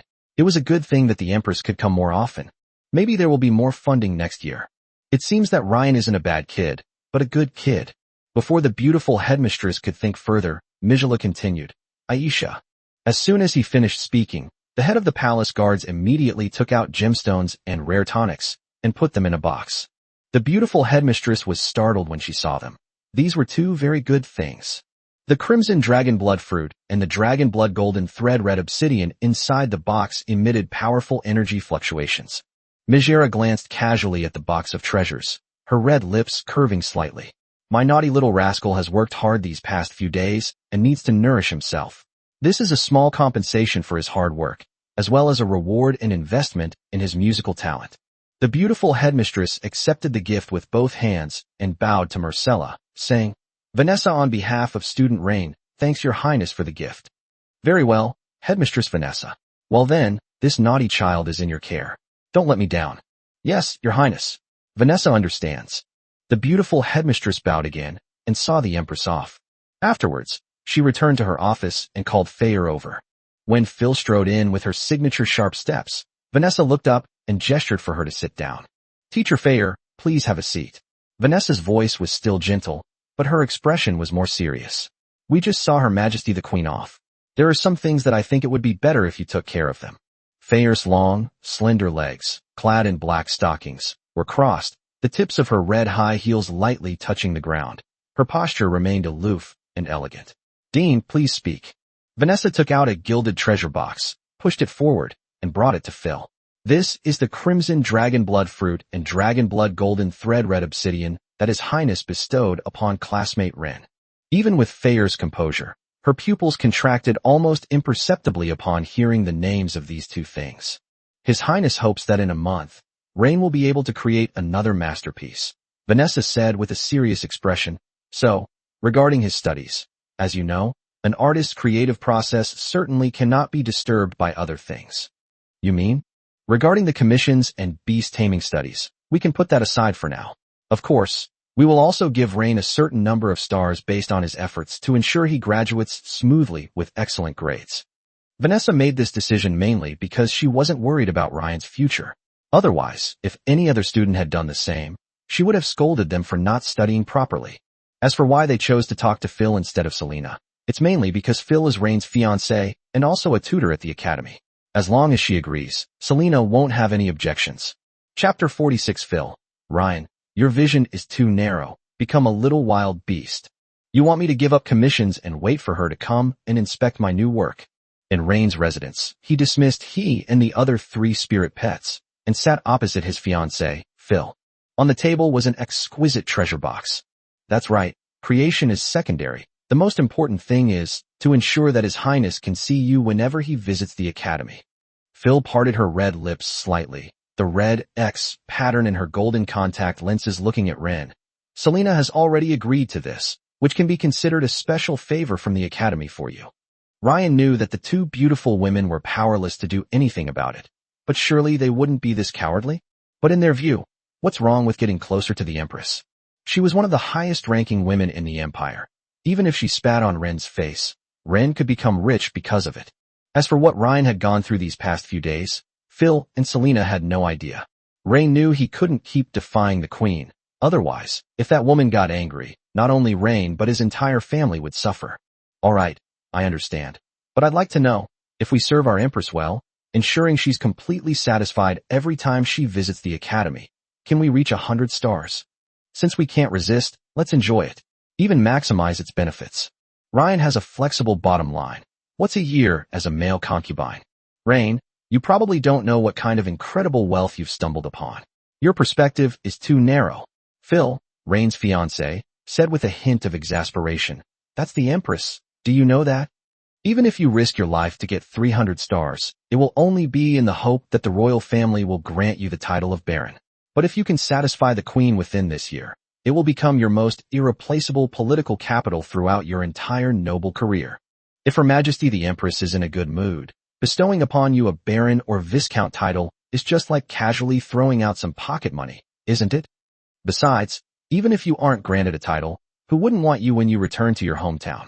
At this moment, Phil spoke with utmost sincerity. Even without the support of the Velit family or the Tsepch family, many noble families will definitely want to recruit you in the future. You're an expert in knowing what the queen likes to eat and drink, what her hobbies are, what she does every day, and what she dislikes. Even if you told me about this experience, it would be terrifying. I am not very talented, but when I was studying at the Imperial Beast Taming Academy, I was favored by the Empress and summoned by His Highness on several occasions. We had in-depth discussions on music, art, and the philosophy of life. Who said you didn't want you? This advantage is something no one else can achieve no matter how hard they try. This golden layer is something no one else can apply. That woman is the current Queen of Tyre, the biological mother of His Majesty King Tyre XIII. Phil became more and more agitated as she spoke, and finally pulled Ryan into her arms. Darling, trust me, everything will be all right. Anyone else can hurt you, but would I? Held in her arms, Ryan could feel the silky smoothness of her fabric and her warmth on his cheek. I understand. That's right. Phil bent down and kissed Ren.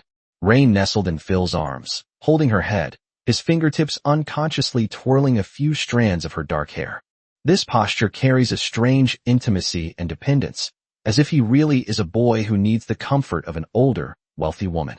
All right, stop being so coquettish. Her lips parted, and the alluring noblewoman stroked Ren's cheek. Otherwise, I'll just devour you completely. As the saying goes, young girls are easy to find, but noble ladies are hard to come by. Fayer helped Rain up, then stood up to leave. By the way, the box contains the Crimson Dragon Blood Fruit and Dragon Blood Golden Thread Red Obsidian that Her Majesty the Empress bestowed upon you. The Crimson Dragon Blood Fruit is not suitable for you to consume entirely due to your current constitution. It would be best to give it to your Tulip Fairy. She will keep it safe for you and knows how to feed it to you. As for that Dragon Blood Golden Obsidian, it is very special and not an ordinary nourishing substance. Phil leaned slightly forward, her golden red eyes fixed on Ren. Her Highness bestowed this item upon you, which means she acknowledges the trace of faint dragon blood aura that you have acquired through her. This gem resonates with the trace of dragon blood originating from His Highness within you. Wearing it will not only nourish your physique at all times, but will also make you always full of vitality, turning you into, well, a little wild beast? That's right. It will gradually nurture you into a tireless little wild beast that explodes at the slightest provocation. At this point, Fayer licked her red lips. I'm also very grateful to Your Highness for bestowing such a treasure upon you, because I also really like little wild animals. After saying these suggestive words, Phil gently traced the collarbone of Rain with her fingertips. At the same time, wearing it will also allow true strong people to sense that you have been branded with Princess Mijala's exclusive mark. It is an invisible protection, and also a declaration of ownership. Princess Mijala possesses dragon blood. Ren's pupils suddenly contracted. No wonder that woman was so demanding. Seeing the undisguised shock on his face, Fayer smiled gently. It's just a dragon. How could the noble Tyro royal family possibly choose a non-human race as their queen? Princess Mijala has contracted with many pure-blooded dragon spirit pets. To her, these treasures related to dragon blood. Phil's fingertips gracefully traced the edge of the box, just like we eat dessert. After saying that, Fayer took out the dragon blood golden thread obsidian from the treasure box. The gem hovered at Phil's fingertip, and then with a flick of her finger, the stone merged directly into Rain's chest. In an instant, Ren's blood and chi surged, as if all the blood in his body had been ignited, and a primal and wild power surged through his limbs and bones. With red eyes and heavy breathing, he stood up and pinned Feyre against the wall. "How does it feel, my little beast?"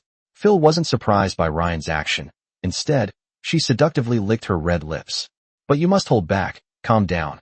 Just as Ren was about to kiss Phil, the alluring noblewoman reached out and stroked Ren's hair. "Calm down. Be good." Her voice was deep and magnetic, with a peculiar soothing power. "Remember this feeling, remember this power, but don't let it control you." Noble women prefer wild beasts that know how to control themselves, not mad dogs that only bark. Ren's body stiffened. His breathing became much lighter, but he still felt like his whole body was about to explode. But Phil didn't help Ren. She just pressed him down on the sofa. "Sit here for an hour. Be patient. Do nothing." "I can't stay here. No female creatures can appear. You have to be patient." Ren. Chapter 47. Tilopi's Grievance. For Ren, that hour was undoubtedly an ordeal and torture. The dragon blood power within his body, forcibly ignited, was like boiling magma. His blood and cells were roaring, clamoring to devour every woman in the world. He yearned for catharsis, for destruction, for the most primal conquest and fusion. "Fire, you slut! You idiot! Why did you leave?" Ren roared at the door, panting as he pounded on the wooden door, but to no avail. Even he and the others were instructed by Phil not to come in. Phil was still outside the door, listening to Rain's curses. Instead of being angry, she smiled with amusement. How wild. She took a slender woman's cigarette from the cigarette case, lit it herself, and then took out an exquisite silver pocket watch from her bosom, gently popping the watch cover open with a snap. At this moment, the alluring noblewoman was like the most rigorous examiner, precisely measuring every minute and every second remaining in this trial. 1 hour later, she then reached out and slowly pushed open the door. The once tidy hall was now a mess, with everything that could be smashed being destroyed by Ren, and the expensive sofa was also torn open with great force. And Ren simply collapsed and fell asleep on the shabby sofa. Phil came to Rain's side and licked her red lips. Looking at the sleeping blonde boy, the effeminate noblewoman began to bend down and undress him. The next day, Ryan slowly woke up from his bed, feeling as if his anger had completely dissipated. "Young master, you're awake?" The blonde beauty, Haya, was sleeping by the bedside, her head resting on her 2 fair arms. Sensing the movement on the bed, she raised her head and opened her sleepy eyes. Haya. Upon seeing the beautiful woman, Ren wanted to do something again. But before he could make a move, the beautiful woman spoke first. "Miss Phil instructed that you must endure these 3 days, and then let Tilopi help you take the crimson dragon blood fruit." Seeing the surprise and agitation in Ryan's eyes, she stroked his hair and patiently explained, as if comforting a spoiled child. "My dear, young master, this is all for your health, and," Haya said, a blush creeping across her face, "and also for everyone's happiness." "I understand." Ren took a deep breath. "Help me get dressed and wash up." Seeing how quickly he regained control of himself, a barely perceptible hint of relief flashed in Haya's eyes. The beautiful woman skillfully fetched a clean set of clothes and helped Rain change into them. With Hera's help, Rain quickly got dressed and washed up. Then, Ryan put his arm around his soft waist and asked, "Where's your good morning kiss today?" He looked down at the beautiful woman, who was just as blonde and blue-eyed as him, and kissed her directly. "Young master, no, if it's okay, I can handle it. But the rule about the good morning kiss can't be broken." After a long while, the two finally parted ways. After finishing breakfast, Ren turned his attention to the 3 spirit pets that had eaten their fill. The food Sherry needs is a type of frostberry from the frigid north. These small, deep blue berries are covered with ice crystals that never melt, exuding the chilling aura of polar winds. Although Ren didn't understand why the beastmasters of all generations thought this was the best food for the frost phantom cat, when a cat should be eating fish. But since this is the experience that predecessors have summarized with countless efforts, and Shirley herself has shown great satisfaction, then Rain will not ask for trouble by feeding her anything else, since he can afford the price anyway. One is only worth 3 gold coins. These 3 spirit pets now consume 8 or 9 gold coins of Rain's every day, which is more than his own food expenses. Fortunately, Ren's treatment within the family has improved, and he now receives 500 gold coins as pocket money each month. After finishing his meal, Rain carried the 3 adorable creatures to the living room sofa and took out the crimson dragon blood fruit from the treasure box, handing it to Tilopi. Sherry and Vivian immediately showed disgust upon sensing the fruit's aura. Only Tillapi's large, orange jewel-like eyes lit up instantly. Silly. Silly master. Is this for Tillapi to eat? Of course not. Ren reached out and pinched Tillapi's little face. This is for me to eat, but of course, you can sneak a few bites. You should know how to help me take it more effectively. Humph, Tillapi said, hands on her hips. As the greatest and noblest plant-type spirit pet, the tulip flower fairy, nothing can stump Tillapi. After saying that, she picked up the fist-sized gem, which made Ren a little worried. Could she really handle a fruit that was about the same size as her? Tillapi, clutching the jewel, transformed into a streak of light and plunged directly into the contract codex, her voice still tinged with shyness. Perverted master, don't you dare peek. The more she said that, the more curious Ryan became. However, to respect the privacy of his own spirit pet, Rain decided not to let his consciousness enter the secret book to see what Tillapi was up to. He kissed Vivian, and the mermaid was so shy that she buried herself in Ren's arms and rubbed against him. No matter how many times she was kissed, Vivian always maintained the shy demeanor of a little girl. Wah, darling. Wah. The little cutie cried out nervously in Rain's arms, opening her mouth as if trying very hard to speak. Daddy, daddy. This surprised Ren. Vivian, this little rascal, she actually learned how to call him. Sweetie. What did you just say? Ren gently lifted Vivian's chin, his movements careful. Vivian tilted her little face up, her big, watery blue eyes sparkling with effort. Daddy, daddy, hug. A wave of overwhelming joy washed over Ren. He suddenly pulled Vivian into a tight embrace, as if trying to meld her into his own body, his voice filled with excitement and affection. Okay, I'll hold you. I'll hold my sweet baby forever. Bite. Your spirit pet Vivian, through extreme happiness and constant daily interaction, has begun to grasp a tiny bit of human language. Reward, 50 points. Current points, 440. Meow. Sherry's soft, sweet voice pulled Ryan back from his ecstasy. He picked it up like Ren did, gave it a big kiss, and said, You're my sweet baby too. Gurgle. Shirley squinted her eyes and made a snoring sound. You idiot master. You big idiot.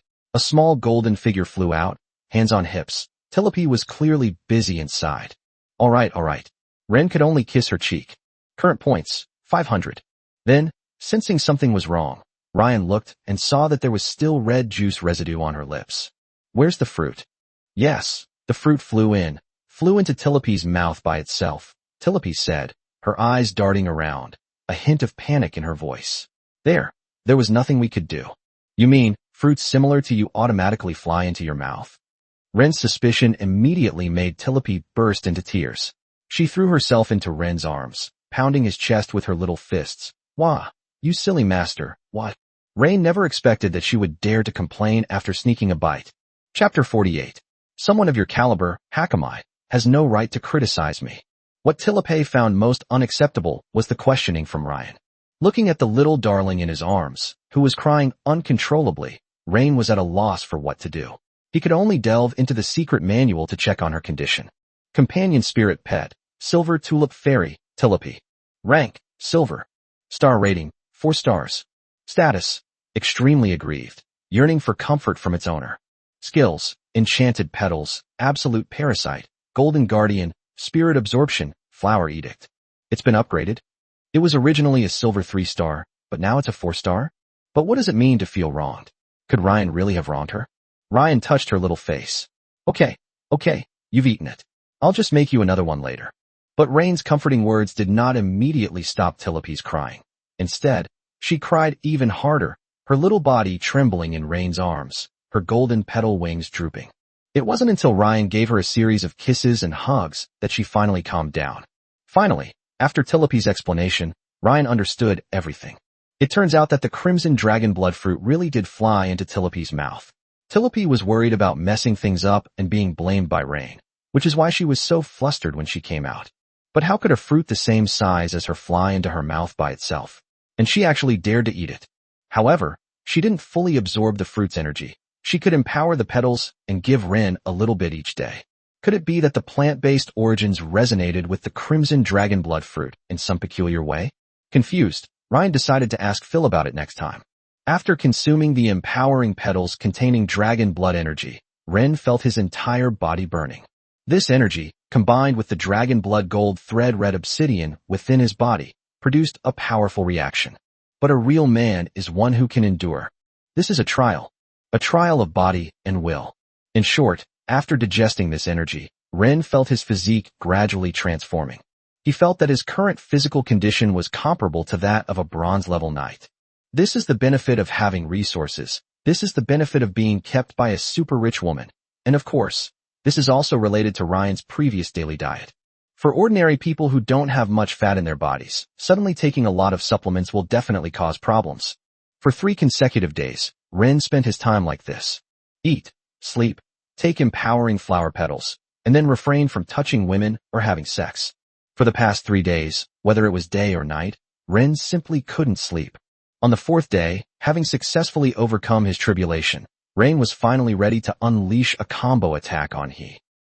Young master, don't rush. Heya, I really miss you so much. The next day, young master. Heya will go prepare breakfast. The beautiful woman's voice, tinged with a tired hoarseness, only added to her allure. Let me farm this wave of minions first. Day 3, Day 4, Day 5.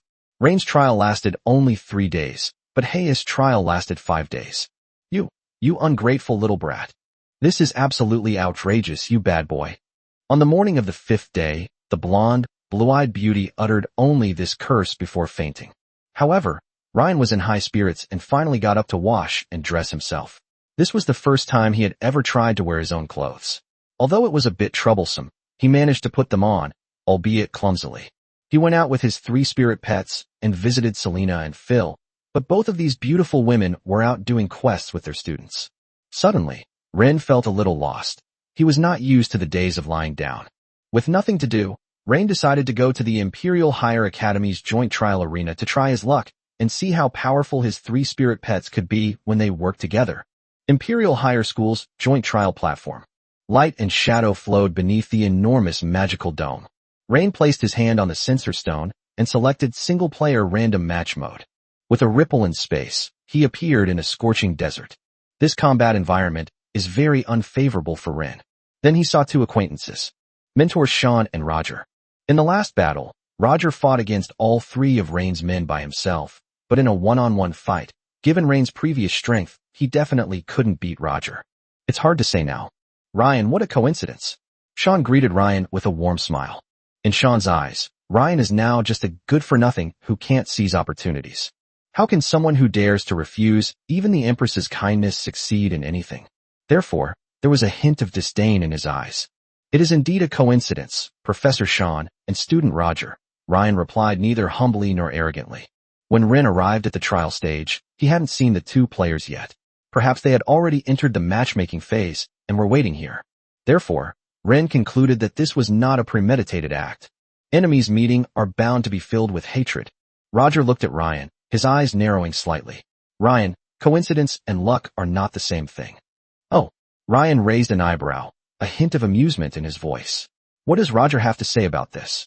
It's a coincidence that we matched up, and it's also your misfortune. After his previous failure, Roger was determined to learn from his mistakes and work harder. Perhaps he didn't have a system like Ren, whose spirit pets advanced extremely quickly, but he also acquired a lot of good stuff from his father. If Phil can provide a silver spirit pet for Ren to contract, Roger, with the support of his family, can naturally find new spirit pets as well. He suddenly unfurled the silver codex, its light shining even brighter than ever before. The 3 spirit pets reappeared, but their appearance and aura were completely different from when they last fought. First was the stone-armored rhinoceros. Its originally dull stone armor was now covered with a flowing metallic sheen, as if it had been plated with mithril. 9 bronze stars. The thunder sable was also smaller, like a slightly larger cat, with arcs of electricity dancing around its body, tinged with a dark purple hue. As a ferret, it immediately hisses when it sees Sherry, a feline. Sherry merely glanced at it and ignored it completely. That look seemed to say, "You, a Hakamai of this level, have no right to criticize me." The thunder sable had never suffered such an insult.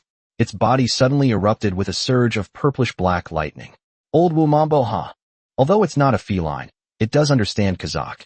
No one knows what it said, but Sherry and Ren's arms suddenly got angry, jumped to the ground, and started hissing at the lightning sable. Woo. Huh. and Ryan and Roger just watched as the two cats hissed at each other. They didn't actually know what the two Hakamai were arguing about, but it was quite amusing. Seemingly noticing Ryan's surprise, Shirley quickly turned around, came to Ryan's feet, rubbed against his trouser leg, and meowed coquettishly. It seems to be telling Ryan that it is actually a lady. Seeing how human-like the other person's spirit pet was, Roger was momentarily envious. His Thunder Sable, aside from fighting and baring its teeth, had never tried to be cute with him. Chapter 49. Roger almost got sick from anger. Sean watched Shirley's rapid change of expression, then pushed up his glasses. A very promising spirit pet. It seems that Instructor Captia's dowry is quite substantial. While the engagement between Ryan and Phil might not be common knowledge within aristocratic circles, Sean and Phil, being both instructors at the academy, were somewhat aware of it. As for how we know this cat is part of the dowry, because the Frost Phantom cat is a unique spirit pet of the Northern Territory. If it wasn't given to Ren by Phil, who else could have given it to Ren?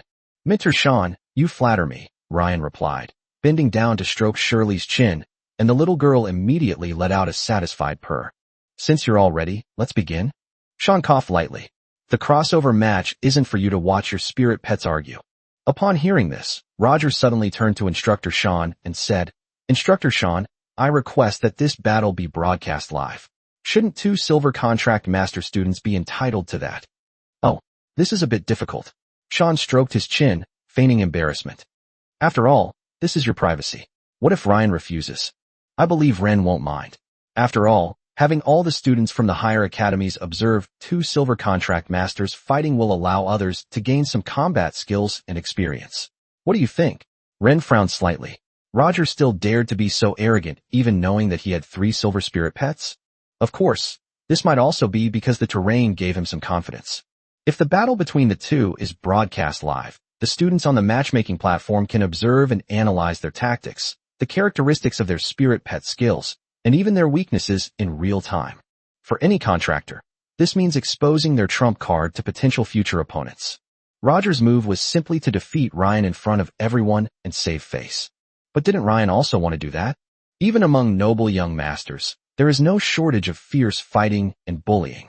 Trampling on the other is considered to bring honor to one's own family. Right now, Ren lacks influence within the family. Of course I agree. Ren's lips curled into a smile, and his emerald eyes shone with confidence. It's a contribution to the academy to allow other students to observe and learn. Very good. Sean's eyes flashed with a sharp light, filled with anticipation for the duel. He raised his hand and drew several runes in the air, and an invisible wave spread out from him. Announcement from the matchmaking platform. The Silver Contract Master Duel, Rain Velvet vs Roger August. Live spectating access is now available.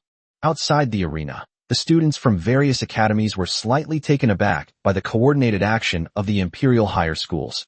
Real-time spectating access hasn't been available for many years. Generally, unless there's a deep-seated grudge, people choose to keep a low profile.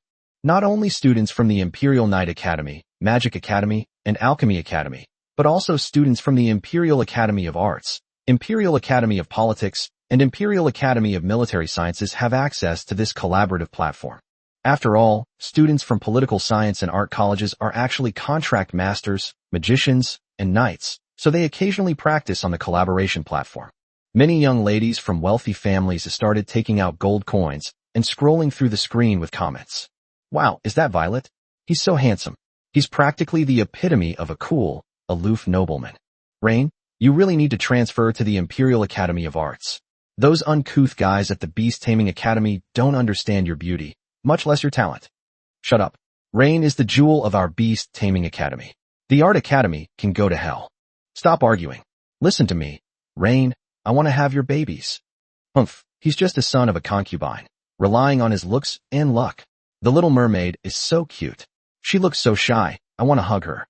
Various bullet comments appeared on the screen, and even in this virtual space, the 3 of them, including Rain, could see them. Roger was furious to see that no one was paying attention to him, and that Ryan had stolen all the limelight from him. Rain Verlet, Roger roared, his voice distorted with extreme anger. Don't get too cocky. He's getting anxious. He's getting anxious. Oh, our young master is getting anxious. As soon as Roger finished speaking, a female fan of Ryan immediately started posting sarcastic comments about Roger, especially since Roger didn't even know who she was. It was infuriating. Calm down, Roger. Sean coughed lightly, reminding Roger. Now, I declare the battle begins. Roger realized he had lost his aristocratic composure and quickly composed himself. Stone-armored rhinoceros, charge. Roger gave the order after taking a deep breath. The stone-armored rhinoceros let out a deep, angry roar, its thick forelegs raised high, enveloped in a heavy, earthy yellow light, and charged fiercely towards Ren with immense force. Even Ren couldn't do anything about this big, strange-looking creature. Even though Sherry is a silver-rank battle spirit pet, she is no match for the stone-armored rhinoceros in a head-on confrontation. Telepy, activate, Golden Guardian. Rain quickly sorted out his thoughts. Vivian, prepare, Thunderstorm. Sherry, activate, Winter's Protection. As soon as Ren gave the order, the enemy's lightning sable flashed to Ren's side, while a steel needle feather eagle began to fire out thousands of steel needles. A few tulip petals covered Rain and his spirit pets. While Vivian gasped for breath, laboriously conjuring a thundercloud, ready to unleash thunderous raindrops at any moment. Unfortunately, in the desert terrain, Sherry and Vivian's combat power was greatly reduced, as there was very little ice and water elemental energy in the space. Seeing the mermaid panting with her tongue sticking out, Rain quickly gave her a reassuring look. The thundercloud had shrunk considerably and appeared to be on the verge of collapse, as if it could be blown away by the hot desert winds at any moment. While the stone-armored rhinoceros boasts extremely high defense, it is also incredibly cumbersome, rendering it practically useless against Ren's 3 spirit pets. Because both Telepede and Vivian can fly, one has wings, and the other can conjure a ball of water elemental cushion to float in the air. As for a cow trying to bump into a cat, that's simply wishful thinking. So the big rhinoceros charged straight at Ren, and the 3 little cuties didn't really have any effective way to stop it. Fortunately, Ren's physique is no longer what it used to be, and he dodged the long horn that the stone-armored rhinoceros was charging at him by slightly turning his body. Taking advantage of this opportunity, Sherry teleported directly to the Thunder Sable. Thunder Sable was surprised by how fast this cat was. It tried to dodge, but it was too late. When Shirley slaps down with her paw, it's no joke. Chapter 50 Sean unleashes his power. Umazuli. Sherry slashed down with her claws, leaving a deep, bone-revealing wound on the Thunder Sable's belly and ribs. However, the wound was frostbitten by the cold air and did not bleed. The Thunder Sable cried out in pain, letting out a scream Roger had never heard before. Ashiga. Rain never expected that the 2 spirit pets would almost sing the entire Hakamai song during their fight. Oh, little Shirley is so cute. Mommy loves you, keep it up. Roger was truly heartbroken to see his pet injured, while people cheered from the sidelines. Perhaps, the difference between him and Rain is that his contracted spirit pet isn't cute enough. The Steel Needle Eagle fired a volley of steel needles, all of which hit the golden protective clothing of Rain and the others, without having any effect whatsoever. It didn't even dare to get too close to Ren and the others, especially when it saw Vivian. Its eagle eyes held a look of horror. Rain, you've really angered me. Roger spread his hand, revealing a silver tome in his palm. I'll show you my newly contracted spirit pet. A violent black aura extended from the secret manual, spreading continuously until it finally condensed into a humanoid figure nearly 2 meters tall with a hunched back. It was not a pure shadow, but rather a creation forcibly pieced together from rotting corpses and solidified darkness. Its withered skin clung tightly to its bones, presenting a deathly gray color, and its body was shrouded in an ever-present black corpse aura. This unidentified creature had no facial features, only 2 empty eye sockets, from which shone a scarlet blood-red light. A dark-type silver 4-star spirit pet, the Dark Mist Corpse Demon. The dark, misty ghoul spoke in a human voice, its tone filled with hatred and mockery towards the living. You brat from the August family, tell me. Who are you going to kill this time?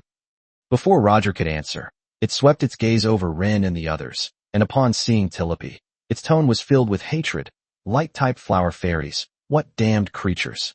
His eyes then skipped over Vivian and landed on Sherry. Oh, what an adorable little white kitten. Let me eat her. Ink Ghost, take them out for me. Just name what you want, Roger said confidently, revealing his trump card. Emogue sneered. Remember what you said. If you fail to do so, all your spirit pets will die. After saying that, its body, which was made of corpse parts and black mist, suddenly exploded and turned into a black corpse aura, which merged into Roger's Steel Needle Eagle body. The steel needle feather eagle immediately let out a miserable cry. It desperately flapped its wings in an attempt to escape, but the black corpse energy was like a bone-deep infection, instantly enveloping it completely. Then, the steel needle-feathered eagle, its body emanating black mist, swelled up, and its sharp eyes emitted a scarlet light. Possessed by a corpse demon, corrupted winged demon bird. Possession-type spirit pets. Ren had seen it before, for example, Selena's silver scale Saint Dragon Princess, which could transform into armor and possess a spirit pet to enhance its defense and combat power. The corrupted winged demon bird flew in the air and suddenly flapped its wings. This time, they were no longer pure steel needles, but countless feathered arrows entwined with black energy. These arrows containing corpse poison with corrosive energy. The magic that struck Tilopi's golden guardian seemed to sizzle and emit black smoke as it continuously eroded it. Ryan's expression was grave.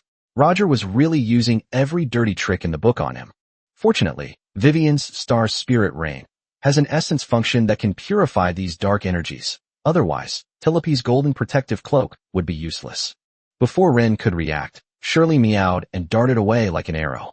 It was incredibly fast, arriving directly in front of Roger, leaping lightly and extending its sharp claws. Roger had no time to dodge and could only watch helplessly as the cat pounced on him. Those gleaming, sharp claws were about to slice into his throat. I'm going to die? The thought instantly flashed through Roger's mind, and his pupils contracted sharply. Sean quickly reached out to stop him, placing his hand in front of Roger's neck. Uft! Sean's golden hand was pierced through by Shirley's claw. Then, the little white cat was thrown by Sean and crashed directly into Ryan's arms. When Ryan saw Sean's scratched hand, the gruesome wound edges were wriggling with golden light. In the blink of an eye, the wound was completely healed, leaving not a single scar. Sean pushed up his gold-rimmed glasses, his expression calm and elegant. You're a sharp little guy. You win, Ryan. Duel ends. Winner, Ryan Wellett. Roger was still shaken and didn't dare to say anything arrogant about his ability to win, so he didn't try to argue with Sean. Healed instantly. Is this the power of a golden contract master? Sherry is so strong. She actually managed to break through the defenses of a gold contract master. More comments flooded in from the sidelines, making Roger clench his fists. From beginning to end, he had no presence at all. Even Ren himself didn't expect the battle to end so quickly. This little white cat was just too strong. Impossible. Who told you? This battle is over. The possessed steel-feathered eagle roared in defiance as it pounced on Ren, shouting, I'm going to eat this white cat. This is one of my few chances to advance to the gold rank. Stop. Emogue, come back here. Roger was getting anxious. Although it was common for contracted spirit pets to disobey their masters, the battle was already over. If they continued fighting, it didn't matter if the cat, Rain, got hurt, but Roger would have a hard time explaining himself. Humph, you piece of trash, if it weren't for you. How could we have lost so quickly? Just as the ink ghost was about to approach Ren, the sand beneath Ren's feet gradually floated up and gathered into a giant hand, which directly grabbed the eagle's body. The ink ghost let out a sharp shriek, and the dense corpse energy surrounding the steel needle feather eagle suddenly exploded, like ink dripping into clear water, instantly polluting a large area of the air. Who told you? You could be so presumptuous in front of me. Sean snapped his fingers, and the ink ghost was pulled out of the steel needle voice's body by a giant hand formed from sand. Ugh! The ink demon let out an extremely shrill scream, its entire body twisting and contorting under the kneading of the large sandy hands. A mere silver ghoul dares to break the contract and defy my judgment. Sean pushed up his glasses, the lenses reflecting a cold light. It seems my student has been too lenient with you. As his mentor, I have to lend him a hand. Sean walked step by step toward Emogue, a golden tome floating above his head, radiating golden light. Finally, golden light condensed into a robe and a staff on his body. Chapter 51 Troublesome Rain. Sean's steps were steady and imposing. With each step he took, his aura became more solid. No, you can't do this. The ink demon struggled frantically in the giant sand hand, its scarlet eyes revealing true fear for the first time. My lord, I was wrong. Please spare my life. Rain, carrying his 3 adorable children, cautiously walked away. He had already witnessed the strength of the instructors at the Imperial Beast Taming Academy. Selena alone could wipe out a cavalry force of 100 men, so Sean's strength is probably not much different. Sean didn't say much, but simply raised his staff and pointed it at the ink ghost. Decree. Strip away. The ink demon let out a miserable howl. Its body was originally composed of black mist and rotting flesh, but now these two substances were split in two. Oh my god. It completely shattered the spirit pet's form. Is this Sean's spirit pet, the mantra staff? Interesting. Comments kept floating in the space, but Sean ignored them. Decree purify. The gem at the top of the staff now emitted a pure white light. The ink ghost felt its soul and body being constantly burned, as the black mist and rotting flesh gradually dissipated. Order. Restore. The black mist that was about to completely dissipate, and the rotting flesh residue that had just turned to ashes began to converge in reverse, as if a rewind button had been pressed, in a way that defied common sense. With just 3 decrees, the ink demon was plunged into a cycle of torment until it completely submitted. The mantra staff and the 9 laws are far too powerful. They really need to be nerfed. Ryan observed the barrage of comments appearing in the space, and it was clear that there were quite a few mentor-level figures observing Sean as well. Finally, he didn't know what happened, but he was teleported back to the platform. Holding his 3 spirit pets, Rain quickly returned to his dormitory. The gold contract masters are simply too powerful. Ren didn't even realize their strength. If they were deployed to the countryside, who could possibly stop them? This is the essence of the capital city. They would rather be a mentor in the capital than a local tyrant in the countryside. The capital city is the core of power and the embodiment of the Empire's heritage. If Ren wasn't mistaken, Sean's so-called mantra staff should be an order-type spirit pet, which made him envious. The heavy, carved wooden door closed behind him, and Rain returned to his own building. Heya had already woken up and finished dressing and washing up. When the beautiful woman saw Ryan, a hint of panic was hidden in her eyes. But she quickly concealed it and quietly approached Ryan. "Young master, you're back?" Hiss. It wasn't until dinner that evening, when Rain couldn't hold back any longer, that he slowly spoke to the beautiful woman. "Heya, you did a great job, and I'm very satisfied, but there's one thing. I find it hard to accept." Hearing this, the beautiful woman was startled. She had clearly done her best to serve her little boy, so how could there be any dissatisfaction? "Young master, is there anything Heya did wrong?" She quickly came to Ryan's side, kissed Ryan's forehead, and her eyes flashed with grievance and confusion. The boy's brow unfurrowed under the kiss of her red lips. "It's not that it's bad, it's just..." Seeing the hesitant expression on her young son's face, the beautiful woman's emerald green eyes dimmed with sadness. "I understand, young master. Heyo is getting old." "No." Seeing his head made so upset, Ren quickly pulled her into his arms, wrapping his arms around her plump and soft waist. How could that be? After spending time with his beautiful wife, Rain finished his meal and watched Heya's slender figure clearing the table, feeling a warm glow in his heart. But when he turned his gaze to his 3 spirit pets, that feeling of warmth was immediately replaced by a headache. Tilope and Vivian chased and played with each other on the soft mat, making cheerful whimpering and giggle sounds, looking just like close sisters. And what about Sully? It simply sat quietly on the armrest of the sofa closest to Ren, its elegant heterochromatic blue-green eyes staring unblinkingly at Ren, as if he were the only person left in the whole world. When Ren's gaze occasionally swept over it, it would immediately rub its head against Ren's arm, let out a soft meow, and gently sway the tip of its tail, doing its utmost to please and show affection.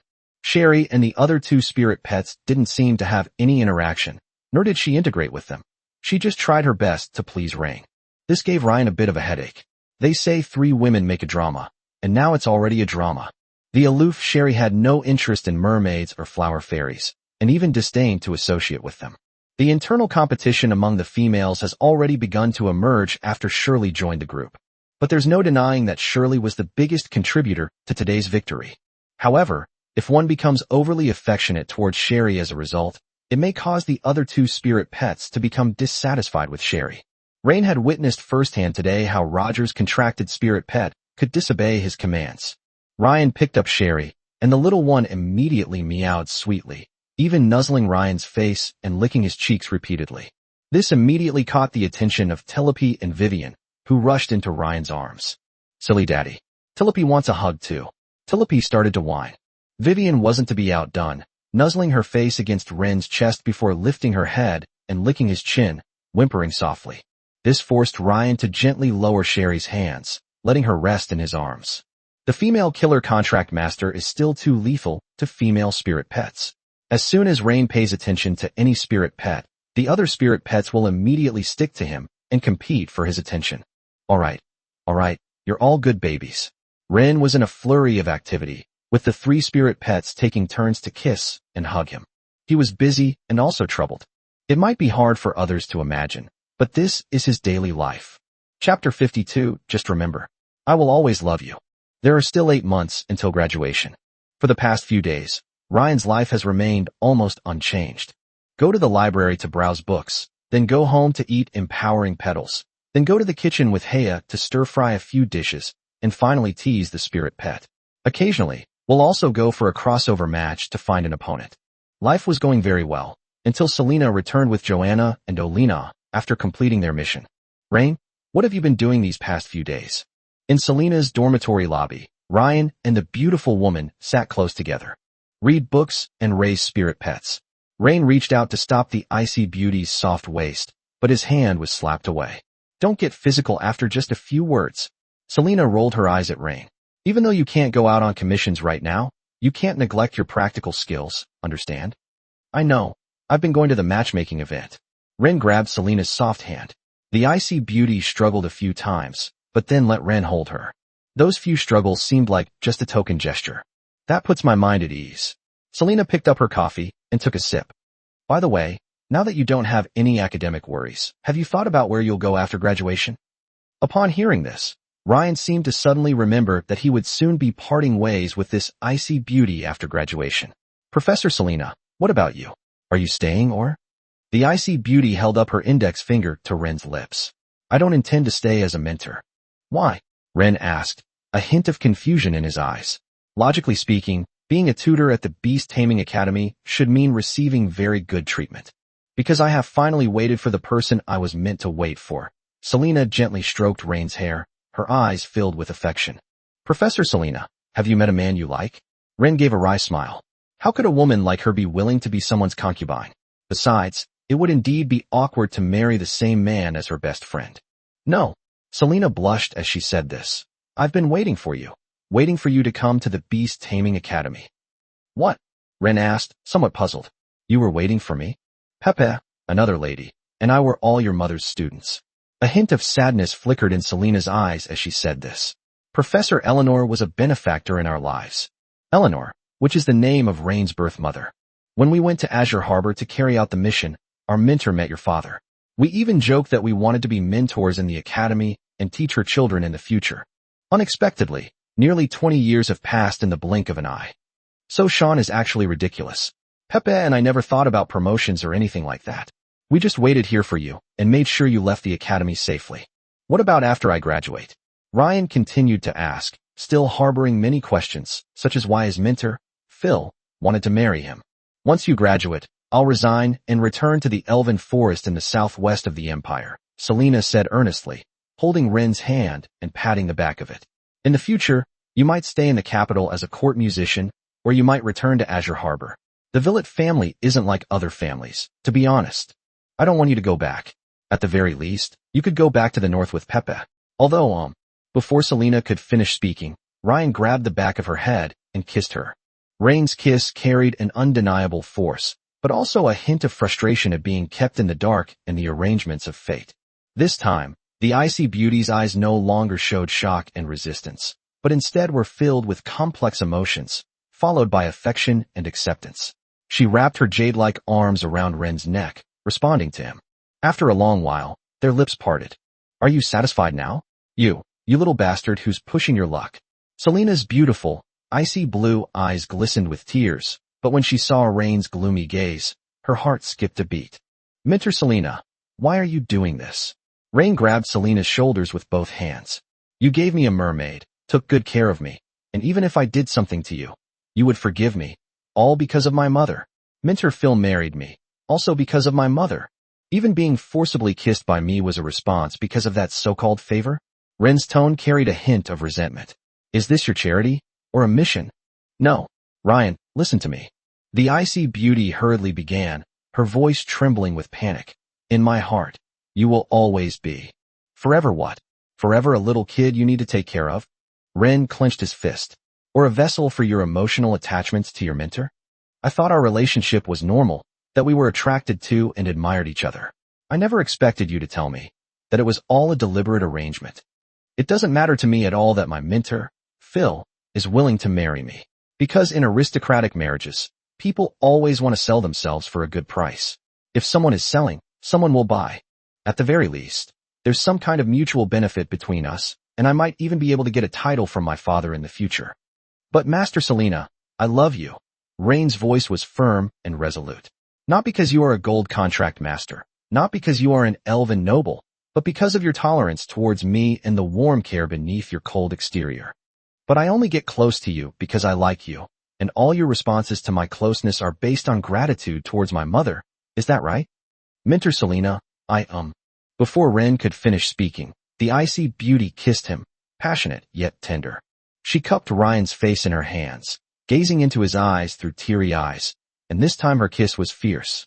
In the hall, Selena's twin butterflies and 3 spirit pets, including Rain, watched from the side. Their lips parted, tears welled in Selena's eyes. Rain, you're a good boy. Perhaps in the years to come, we'll be separated. But you must remember one thing. Just remember, I will always love you, so don't be afraid. No matter how time fades, no matter how the world changes, I will always, forever love you. Always, forever. I will embrace you every single moment. Even though you are Eleanor's child after we met, in my heart, I have already considered you my own. Chapter 53, Are You Still a Good Kid? Rain didn't return home all night, and he was very worried at home. Fortunately, Selena's maid came to Rain's dormitory and told he that Rain was training at Selena's house. This put the beautiful woman at ease, as her biggest worry was that Ryan would cause trouble at the academy. This is a prestigious university in the capital, and there are countless students with backgrounds far superior to Ren's.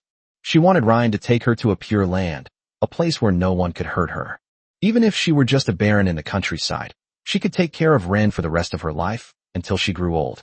But the thought of Rain not returning home all night at Selena's house brought a shadow of sadness to her eyes. Bad boy. Do you know? Heya is waiting for you. With Mijala's investment, Ren became insatiably demanding. Even a stunningly beautiful woman like Selena felt that the magic within her body was too abundant. It's obvious that he overdid it during cultivation. In Selena's bedroom, filled with the cool fragrance of flowers and a romantic atmosphere, she never imagined that the boy she had watched grow up would have such an aggressive side. Rain gently pulled the exhausted Selena, who was about to fall asleep, into his arms.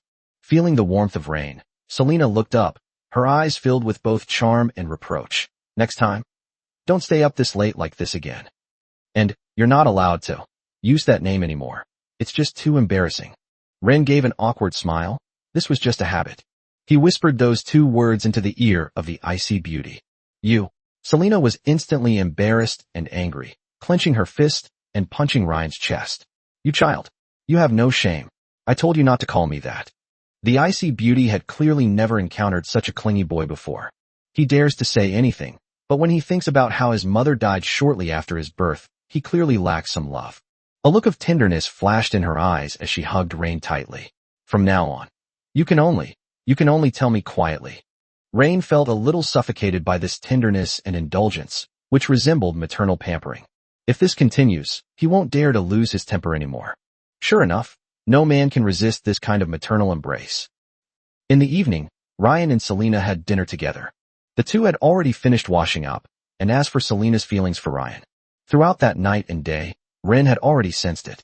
However, the icy beauty returned to her previous state, seemingly unaffected by her previous interactions with Rain. Rain, I've said it so many times, no matter how much your mother. No. The icy beauty quickly corrected herself. No matter how much I spoil you, you have to behave yourself when you're eating. That's aristocratic etiquette. I understand. Ren sat back down in his chair and picked up his knife and fork. Professor Selena, then after I graduate you. The icy beauty slammed her hand on the table, which trembled as she said, You little rascal, didn't I already say that we would still have musical exchanges after graduation? Are you still a good child? You're not allowed to question me. Do you understand? At this moment, Selena directly demonstrated her authority, displaying an air of absolute majesty.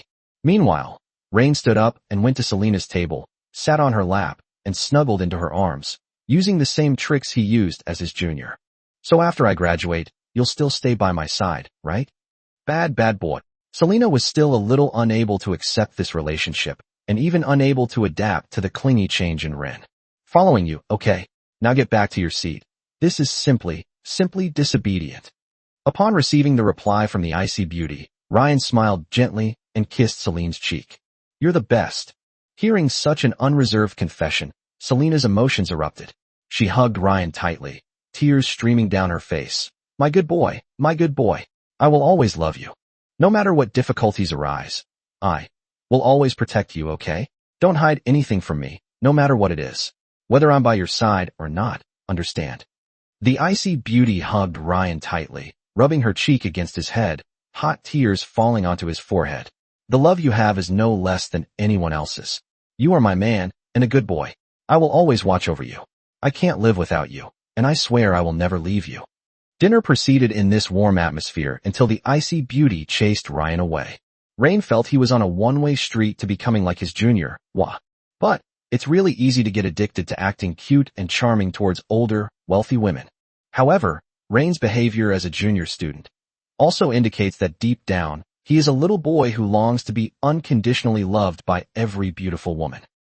Late at night, when Ryan returned to his dorm, only a wall lamp was left on in the living room, its dim light outlining his figure sitting on the sofa. She wasn't waiting in the bedroom as usual, but here, seemingly having waited for a long time. Upon hearing the door open, she immediately stood up, her face showing undisguised worry and a hint of exhaustion. Her tense shoulders relaxed slightly when she saw Ryan walk in unharmed. Young master, you're back. Her voice was as gentle as ever, but Ryan sensed a hint of melancholy in it. When Rain went out on commissions before, he would not have shown such an expression or sound. But today, he learned that Ryan had stayed overnight at another beautiful woman's house. Even though she was a maid, she had taken care of Ren since he was a child. This time, there was a hint of distance in her gesture as she took the clothes from Ryan. She knew that Ryan was engaged to another woman, but it didn't matter, because she knew that Ryan had always placed some kind of emotional attachment on her. However, one day, a more noble and more useful, mature and beautiful woman attracted Ren. She was in great distress. Selena is equally mature, equally alluring. She can do even more than Hea, because she can help Ren grow. But all she could do was take care of Ren's basic needs. One day, this little boy will also get tired of her being old, and tired of her being useless, seemingly having no purpose other than cooking, washing clothes, and keeping warm. There are so many women who are more mature and beautiful than her. One day, this little boy will get tired of her. After all, this little boy she has taken care of since he was a baby has met too many beautiful women. The more Hea thought about it, the more she couldn't suppress her emotions. This little boy, whom she always doted on, might be being pampered by other older, beautiful women somewhere, without her knowledge. As Rain looked at he, who was undressing him, he suddenly began to sob, momentarily at a loss for what to do. Just wondering, this book doesn't have an outline. After the Academy arc, which is already tagged in the synopsis, including previous foreshadowing, the protagonist will definitely become a lord. So, do you all prefer the protagonist to take over a chaotic and disordered territory, slowly cultivate and develop it, or return to the family, fight for power with his brothers, and seize an already established territory? Please leave your valuable opinions. As for the recent book reviews that express dislike for the motherly style, it's actually clear from the very first chapter that this book loves motherly heroines and wants to feature mature, beautiful women. Chapter 54: The Fusion Killer Move of Spirit Pets. What's going on? Ren looked at the beautiful woman undressing him and suddenly burst into tears. He quickly pulled her into his arms to comfort her. This really upset he, because she smelled the scent of other mature women on Rain. Ryan smells of Selena's perfume. It's his nose that's to blame. The reason Hea was so heartbroken was that she herself also had some need for Rain. She needs someone like Ryan, who, no matter how many Selena's moms she has outside, will still choose to snuggle up in his mom's arms and act cute when she gets home. Now, she feels a great sense of crisis. At this moment, Ren completely panicked. He had seen he in her gentle, tired, and even occasionally stern state, but he had never seen her so vulnerable, crying so bitterly. What's wrong? Ren picked he up and carried her to the sofa. What happened to you? The blonde woman tried to compose herself in Ryan's arms, her voice trembling with sobs and uncontrollable whimpers. No, it's nothing. It just feels like the young master has grown up all of a sudden. What can Ren do? In situations like this, the only option is to go to the kitchen and stir-fry a few dishes. Touching the beautiful woman's cheek, Ryan quickly kissed her red lips, then carried her to cook. The levels of secret codes are divided into bronze, silver, gold, platinum, diamond, king. Anything above that is beyond our reach for the time being. On a lawn in the academy, Selena sat down with Rain and the other two, patiently explaining the knowledge of contract masters. When a spirit pet reaches the gold rank, a qualitative change will occur, such as the fusion of killing moves.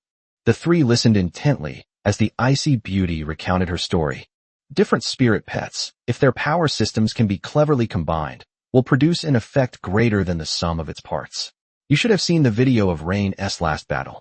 For example, your mentor Sean's mantra staff is an order-type spirit pet, which can be combined with sound-type spirit pets to expand the control range. Ren lowered his head in thought, never expecting such a cunning collaboration. For example, the six-winged frostlight angel I contracted, which you saw last time, has the attributes of light, ice, and order. When she is paired with the silver scale Saint Ya Dragon Princess, whose main attribute is metal and secondary attributes are time and ice, and who can possess other beings, the divine armament, formed by the silver scale Saint Ya Dragon Princess will be endowed with the power of order judgment. The judgment of order. A hint of doubt flashed in Rain's eyes. Instructor Selena, what kind of effect would a weapon imbued with the power of the judgment of order have? Selena's cool gaze fell on Ren. Let me show you. A secret book radiating golden light appeared in the space, and the tall figure of a six-winged angel of cold light appeared before everyone's eyes, exuding a holy and alluring aura. His towering figure, nearly 2.5 meters tall, was complemented by snow-white skin and flowing silver hair that reached his waist. His eyes were covered by a white gauze cloth, making it impossible to see his gaze, but adding to his mystery and inviolable majesty. She wore silver armor, paired with a white short skirt, the armor adorned with gold patterns, and a purple ribbon tied around her waist. It's somewhat similar to Angewoman from Digimon.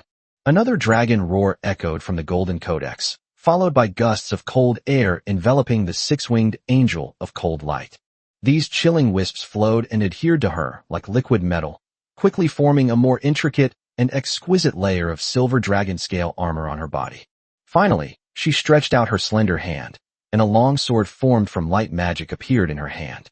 She brought with her a holy fragrance, walked to a large tree, gently swung the long sword in her hand, and then returned to Selena's side. The tree that was struck did not fall, nor did it even bear a sword mark, but it withered rapidly.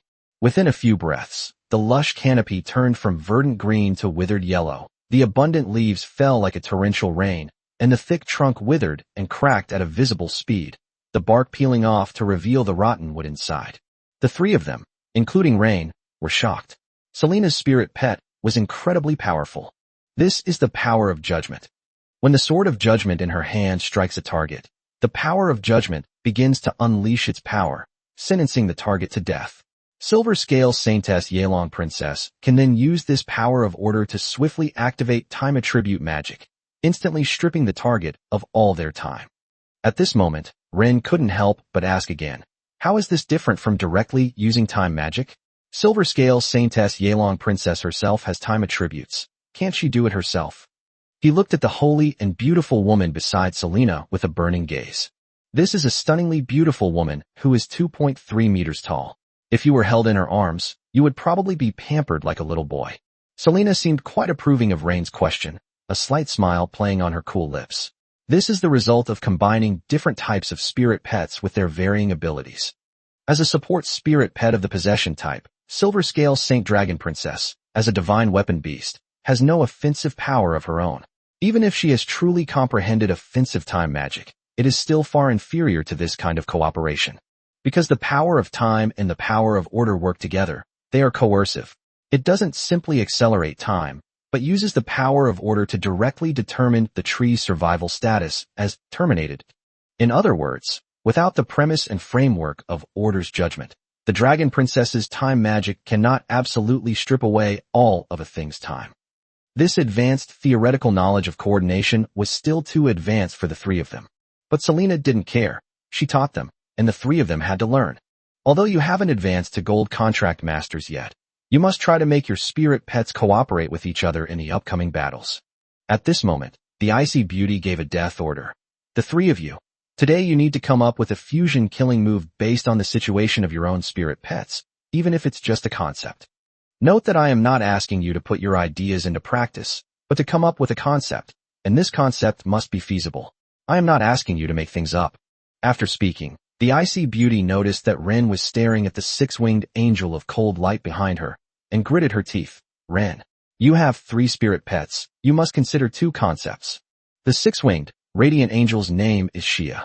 This holy and beautiful woman seemed to have noticed the burning desire in Rain's eyes, and she whispered a few words in Selena's ear. The contents of the story made the icy beauty blush. Xiaohope, how could you? Selena exclaimed in disbelief upon hearing her spirit pet's request. However, there are actually needs among spirit pets. This is especially true for a high-level being like Xia, who possesses great intelligence and emotions. However, such cross-species courtship is actually very rare. The vibrant energy emanating from Rain and the dragon blood power within him undoubtedly attracted Xia. The icy beauty quickly turned her head away. It's impossible between you and him. You can't have children. Chapter 55. Selena's image collapses. While explaining to Xia, Selena glanced at her 3 students out of the corner of her eye and only breathed a sigh of relief when she realized that they hadn't heard their conversation. I like him. Xia's lips parted slightly, her ethereal voice ringing out. He's so cute. All right, I'll grant your wish. What could Selena do? It was her own spirit pet, and she had no choice but to pamper it herself. Then, as Rain and his 2 companions sat on the grass and thought, they suddenly noticed that the 6-winged angel of cold light behind Selena took a small step forward, waved to Rain, and had a gentle smile on her lips. This sudden action shocked Joanna and Olina, and even Rain himself was stunned. But with the approval of the icy beauty Selena's eyes, he still stood up and went to Xia's side. The holy and beautiful woman, with a tall and straight figure of 2.3 meters, made Ryan look no different from a little boy when he stood in front of her. She stretched out her long, slender arms and embraced Rain. The holy aura and faint chill emanating from Xia, mixed with an indescribable warm fragrance, completely enveloped Rain. Xia's embrace wasn't tight, but it carried an undeniable sense of acceptance and protection. One of her arms was around Ren's back, while the other hand gently stroked the back of Ren's head, as if comforting a frightened child. Then, she cupped Ryan's cheeks and kissed him with her red lips. Joanna and Olina were completely petrified, forgetting even to breathe. Selena's spirit pet not only hugged Ren, but also kissed him. The icy beauty stood to the side, watching this scene, her hands clenching slightly beneath her sleeves. After a long while, Xia finally stopped Rain from pleading with her. She stroked Rain's hair and whispered in his ear, "The light is with you, child." Bye. Congratulations, host, on obtaining the blessing of the golden spirit pet, 6-winged cold light angel Xia, the favor and protection of the Holy Mother of Light.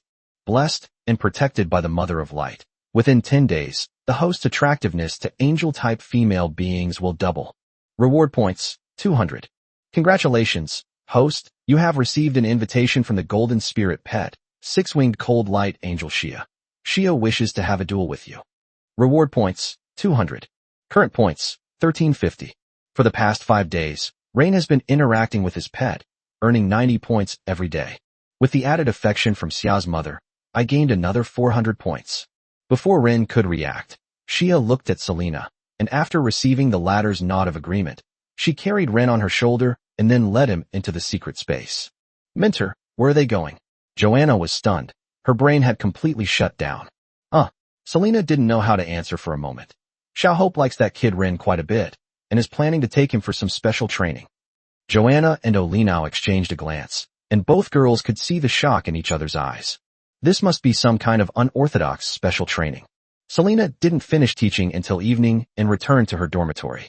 She sat down on the sofa in the lobby, her hand holding the coffee cup trembling slightly. What is wrong with me?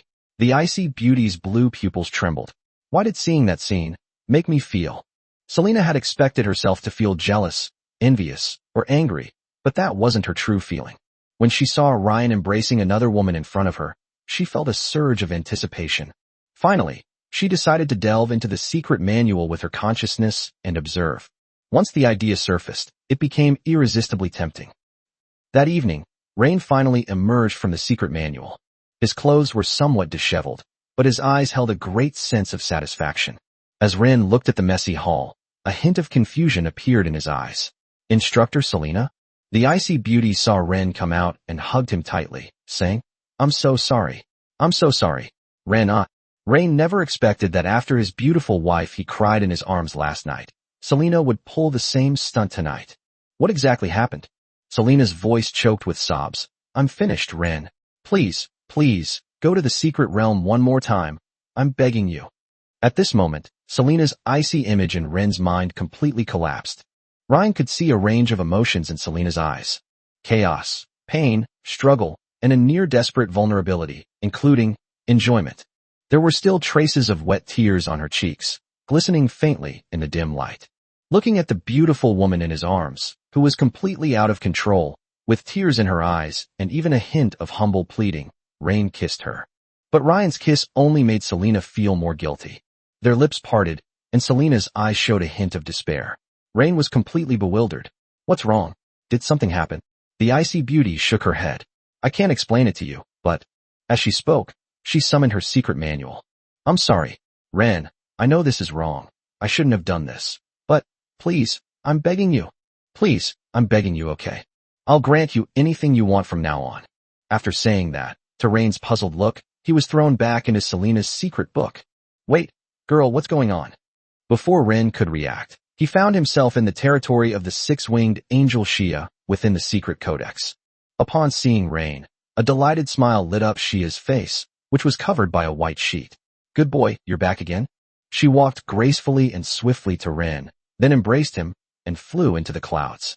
Once again, the two found themselves in the floating palace formed by the holy light.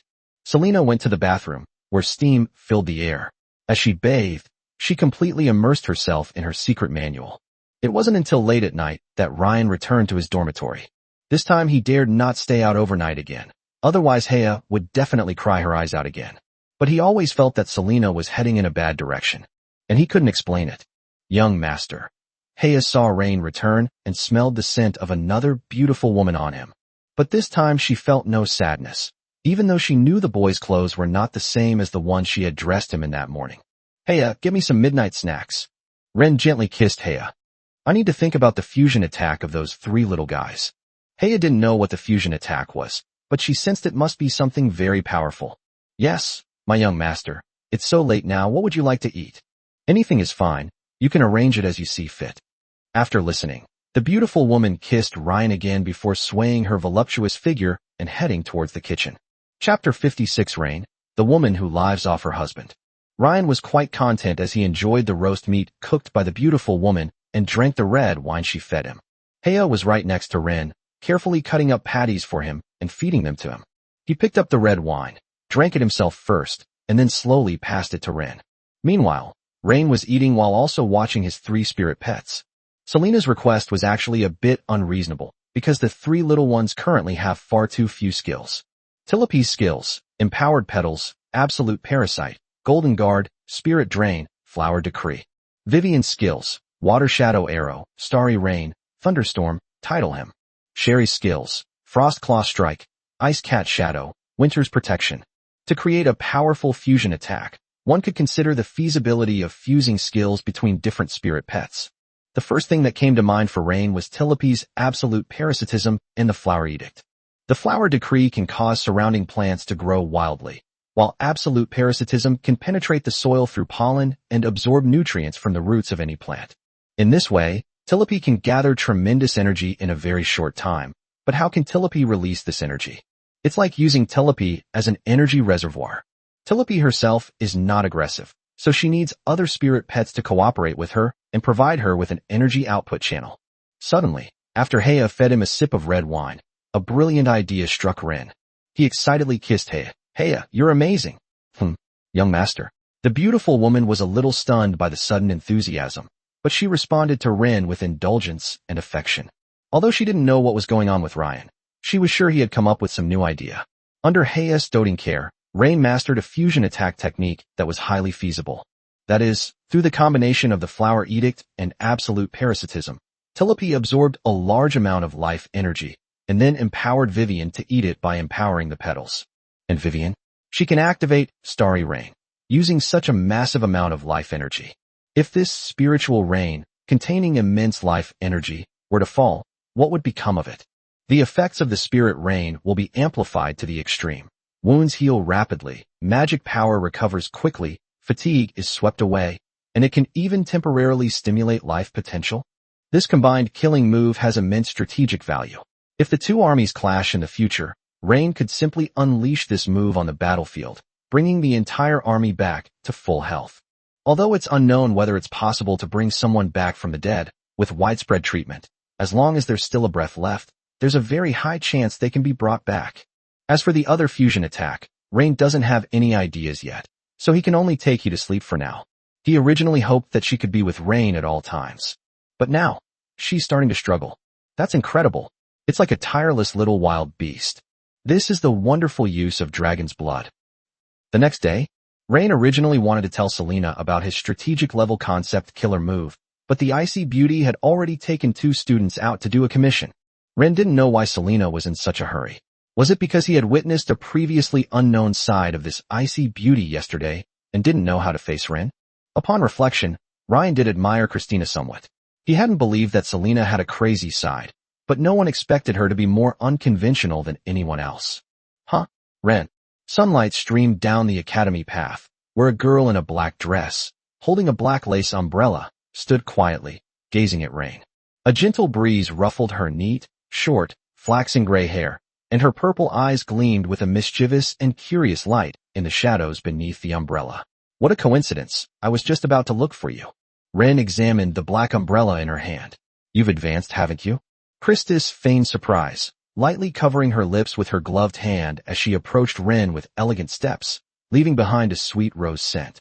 Yes, Little Black is terrifyingly strong now. I was just about to invite you to come with me to the capital for a stroll. Want to go for a stroll? Ren looked at Vivian, the mermaid nestled in his arms, who became visibly nervous upon hearing that they were going out. This little guy is too socially awkward. Ren shook his head. If it's a crowded place, let's skip it. Don't worry. Christis smiled slyly. It's just a trip to the auction. I'll book a private box. How about that? Go to the auction? Ren shook his head.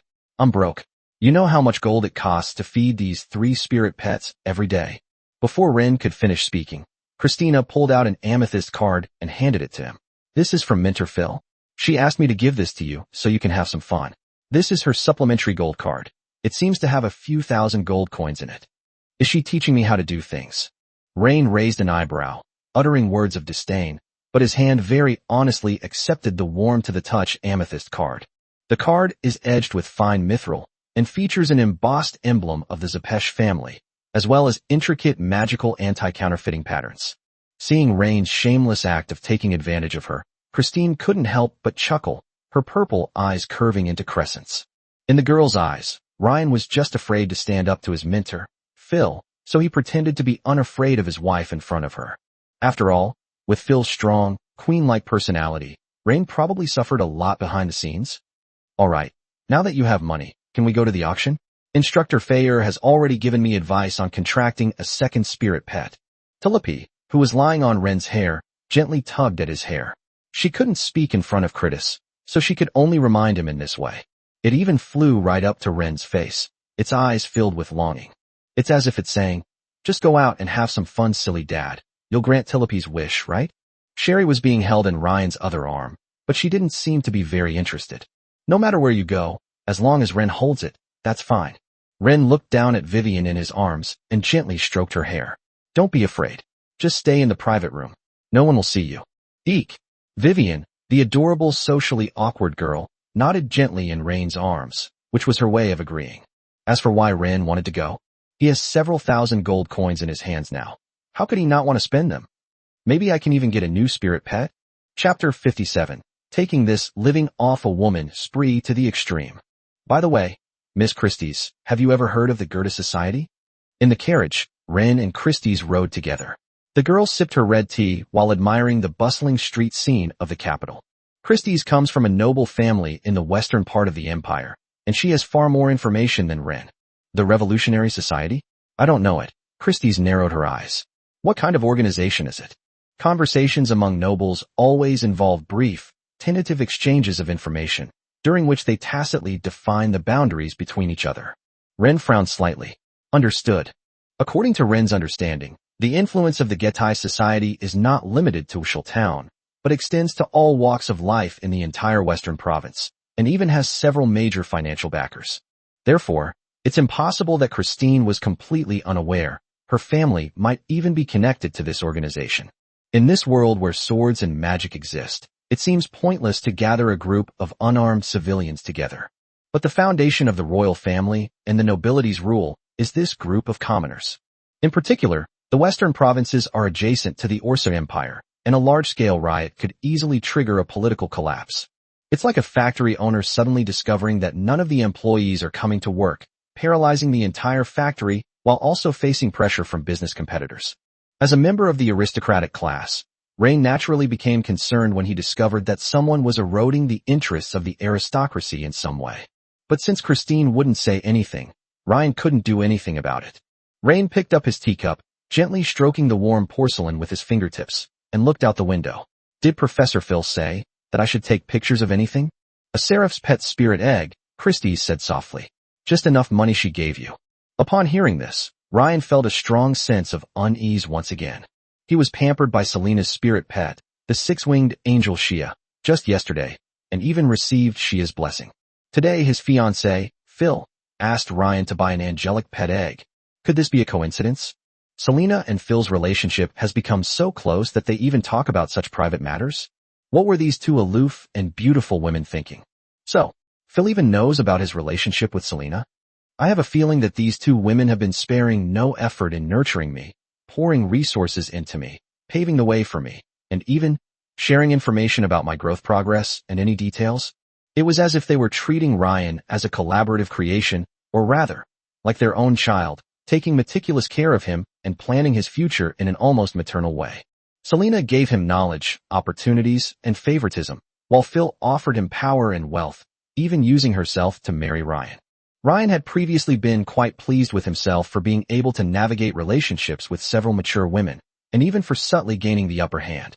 But now it seems, in the eyes of these two beautiful women, he is like a child who, although somewhat lewd and mischievous, can be manipulated at will. Because he had absolutely no privacy in front of these two mature women. I reckon even the color of his clothes became a topic of conversation between these two beautiful women. Safi Auction House, located in the heart of the capital of the Tai Luo Empire, has been established for nearly 800 years. It can be said to be one of the oldest and largest auction houses on the mainland. This auction house offers a very wide range of items, including paintings, books, sculptures, jewelry, weapons, pet eggs, and more. Of course, live animals are not auctioned at reputable auction houses. Especially under the constraints of the Tarot Contract Master Association, any auction that includes live spirit pets will be considered an illegal transaction. But even with such constraints, the greed of the nobility could not be stopped. The buying and selling of spirit pets represents an entire industry chain. Some contract masters even have their female spirit pets serve others in order to amass wealth. However, such a transaction is practically impossible to occur at a top auction house like Sotheby's. At this moment, inside a luxurious private room, the air is filled with the fragrance of a mature and beautiful woman. Pepe, I really don't know what to do. I'm addicted now. I just want to watch that child interact with other women. Am I too perverted? A stunningly beautiful woman with silver hair and blue eyes, and a cold and aloof woman with black hair and a high ponytail, sat on a sofa. Upon hearing this, Phil sighed softly, then took out a slender woman's cigarette and lit it. Selena, this is nothing serious. From a psychological point of view, this is not simply a pervert, but rather, an extreme manifestation of possessiveness. Am I not just a simple pervert? Selena's breath hitched, and she glared angrily at Phil. Pepe, how could you insult me like that? Ahem. Fayer coughed lightly, somewhat speechless at her best friend. Then let me put it another way, your possessiveness towards that child is more sophisticated and more greedy. You want to see him blossom, to see him desired, pursued, and even touched by others. And after all those temptations and experiences, he will still choose to bury himself in your arms, act spoiled towards you, call you mommy, and want your kisses and hugs. At this moment, you will get a great sense of control. Selena's emotions calmed down somewhat after her best friend's rational explanation and analysis.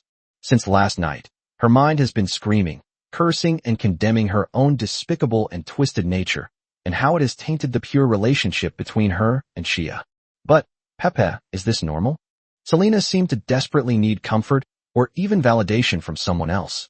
Otherwise she would break down. Normal. Fayer chuckled softly, elegantly crossing her long legs encased in black stockings, the tips of her red high heels lightly touching the air. What is normal? Is that how it is? Will it hurt that kid, Ren? Hearing this, Phil extended her jade-like fingers, painted with red nail polish, and gently wiped away Selena's tears. How could it hurt him? He couldn't be happier if you spoiled him like this. Are you serious? Selena still seemed a little incredulous. But, he said he liked me, and as the person he liked, I personally handed him over to another woman, and even admired it all. Isn't this too cruel for him? All Phil could say was that the elves were too naive. So what if they had some strange hobbies? For human nobles, there was nothing unacceptable about that. Selena, if that child were to resist your arrangements, it would have shown by now, Phil said softly. Besides, I'm his wife, and I haven't said anything. Have you considered my feelings when you tell me all this? Seeing Phil's complex emotions, Selena finally snapped out of her daze. Yes, Fayer is the one who was cheated on. How could she enjoy the feeling of being cheated on by someone else's husband? The key point is that she can still sit here and comfort herself. Pepe, could it be that you? Selena seemed to have thought of something, looking at her best friend in disbelief. Wait, your marriage to her was a decision made after the three of us discussed it. Oh right, that territory. Fayer smiled gently. We're all ready. As soon as he graduates, we'll take him to the West, and the three of us will work together to help him manage a territory. If other men knew about Ryan's situation, they would surely be so envious and jealous that they would shed tears. What kind of life does he have? How can someone be so happy? He even has women preparing titles and lands for him. This is simply taking being a kept man to the extreme. Chapter 58, Don't use our kids to swarm the nest again. Titles and territories cannot be transferred or traded, and there are not many ways to acquire them. But this did not stump the three beautiful women. With Phil's comfort, Selena gradually calmed down. Looking down through the glass window of the private room, she saw the figure she had been longing for. Shoo, he's here. What's with the Shoo? We're not even with him. Phil rolled her eyes at Selena, her alluring charm radiating. Besides, I don't understand. What's the point of us being here? We're just worried that the kid will cause trouble in the capital. In a place like the capital, once he leaves the academy, if we don't follow him, and he offends someone he shouldn't, who can help him? Selena may appear aloof to outsiders, but with her best friends, she reverts to her elfin vivacity. Fayer stretched out her slender hand, stubbed out the thin cigarette in the ashtray, and exhaled the remaining smoke from her mouth. If you really care that much, why didn't you just bring him here? It feels like we're hiding in a dark corner, like a pervert spying on us. It's just that, I don't know how to face him yet. Just as the two beautiful women were arguing, they suddenly tensed up, as if they sensed an extremely powerful presence. Phil gestured for Selena to quiet down with her eyes, then a smile appeared on her lips. That woman is here.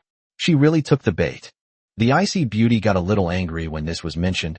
Don't use our kids as bait again next time. It's too risky. The interior of Sotheby's auction house is less a trading venue and more an art palace. The towering dome is painted with murals depicting epics of the gods, and the huge crystal chandelier reflects a dazzling light. Rain and Christie's entered together, stepping onto the deep red velvet carpet, which felt as soft as snow. The air was filled with the luxurious aroma of fine fragrances, cigars, and black tea. They went to a private room on the second floor, which had an excellent location overlooking the entire auction hall. Sitting on the sofa, a one-way glass wall blocks the view from the outside world, and delicate snacks and drinks are placed on the crystal coffee table. Below the stage, the capital's elite, dressed in elegant attire, conversed in hushed tones, awaiting the start of the auction. Tilope lay on Rain's head, her big eyes wide open, filled with curiosity about the outside world. Soon, the auction officially began. The first part was the preview. Auction house staff, dressed in uniform and wearing white gloves, carefully displayed each precious item on a red velvet display stand for guests to view up close. Ryan and Christine did not leave the box. Through the one-way glass, they could see the flow of people downstairs. The powerful and wealthy gathered in small groups, constantly commenting on and critiquing each piece of art. As for treasures that can enhance personal strength, These things are not of particular interest to the powerful and wealthy. The powerful and wealthy don't have the habit of fighting themselves. They keep countless lackeys to serve them. Rain also saw a spirit egg carefully placed on a crystal stand on the display stand.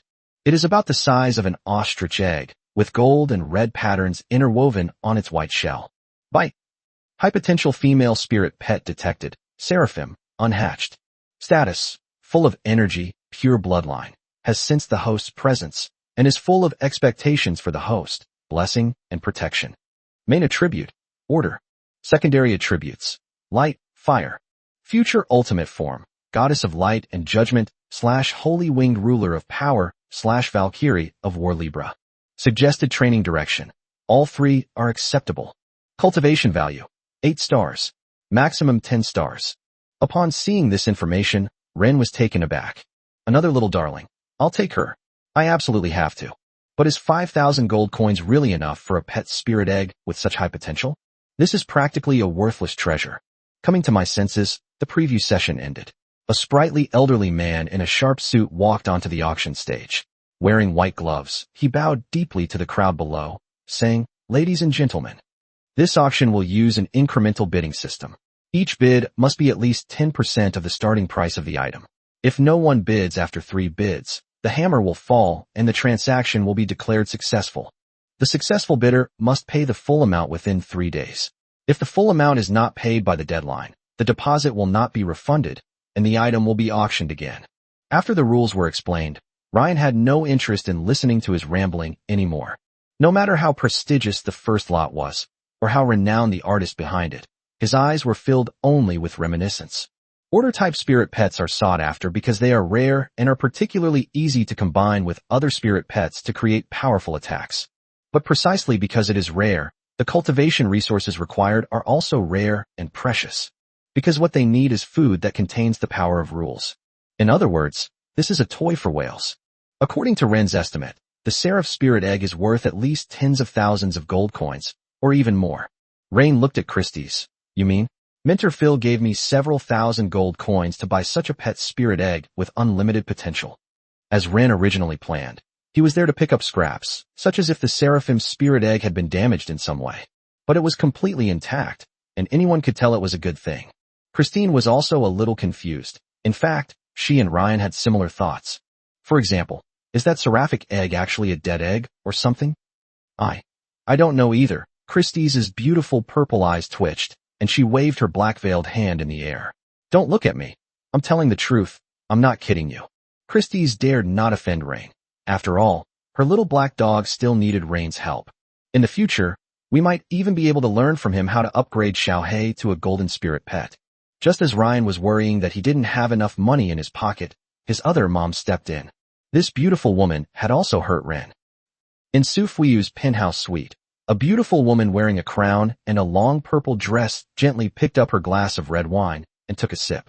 Her beautiful legs, adorned with lace and gray stockings, were crossed languidly. "You mean, that bad boy, Ren, is upstairs?" "Yes, Your Majesty the Queen." The behind-the-scenes boss of the Su Fuiyu auction house didn't dare to breathe loudly in front of Mizela.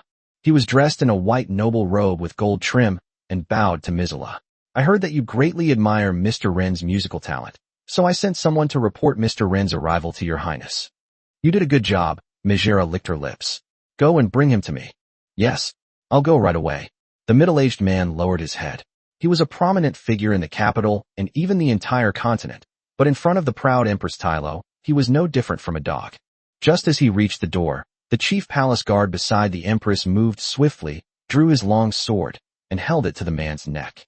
"Your Highness, this." The chilling murderous aura made the man's hair stand on end, and he almost collapsed. "I say you did a good job, but that doesn't mean I'm satisfied with you." Mizela gently swirled the blood-red liquid in her glass, the golden six-pointed star in her scarlet eyes swirling. "From now on, don't try to pry into my life." Chapter 59, The Lonely Queen. Just as Ren was racking his brains trying to come up with a huge sum of money from who knows where, several waiters from the auction house came in and told Ren that their boss wanted to see him, and they were extremely respectful. This shocked Christine. Rain actually had such connections. Christine's gaze towards Rain instantly became incredibly complex. Just how many hidden cards did this guy have that she didn't know about? With the favor of Mentor Phil, the special affection of Minter Selena, and now this business tycoon's proactive overtures. Has the Valette family become so powerful? Absolutely terrifying. But only Ren knew his own situation. Where did he get the support of his family? Otherwise, how could he not come up with over 100,000 gold coins? Just as he was trying to figure out why, he followed several waiters to the top-floor private room. He also temporarily stored the 3 spirit pets in his secret manual space. As the door closed, Ren saw a beautiful chestnut-haired woman with a voluptuous figure, dressed in a deep purple, noble court dress, standing with her back to him against a huge one-way crystal wall, overlooking the scenery of the capital. She stood tall and straight, over 1.9 meters tall, even taller than Ryan. Sunlight streamed through the crystal wall, outlining a dazzling golden edge around her chestnut-colored hair and voluptuous figure. Even just from his back view, he exuded a suffocating aura of absolute control. Ren had only seen that figure once, but he would never forget it. Queen Myrcella. Only he and the queen remained in the room, so quiet that he could hear his own rapid heartbeat. Myrcella didn't turn around. Still looking down, her lazy yet magnetic voice slowly rang out. Bad boy. Do you not even know how to bow when you see me? You have no manners at all. I don't like spoiled little fools. Rain immediately composed himself, knelt on one knee with impeccable court etiquette, placed his right hand on his chest, and bowed his head. Rain Verlet greets your majesty the empress. May your majesty's glory forever shine upon the empire. Upon hearing this, Myrcella smiled slightly, turned around, sat on the sofa, and beckoned to Ren with her finger. Rain stood up and approached her with a restrained air. Myrcella patted her thigh and gestured to Rain with her eyes. And what about Ren? What else could he do? Could a mere illegitimate son of a count escape the queen's clutches? No, he couldn't.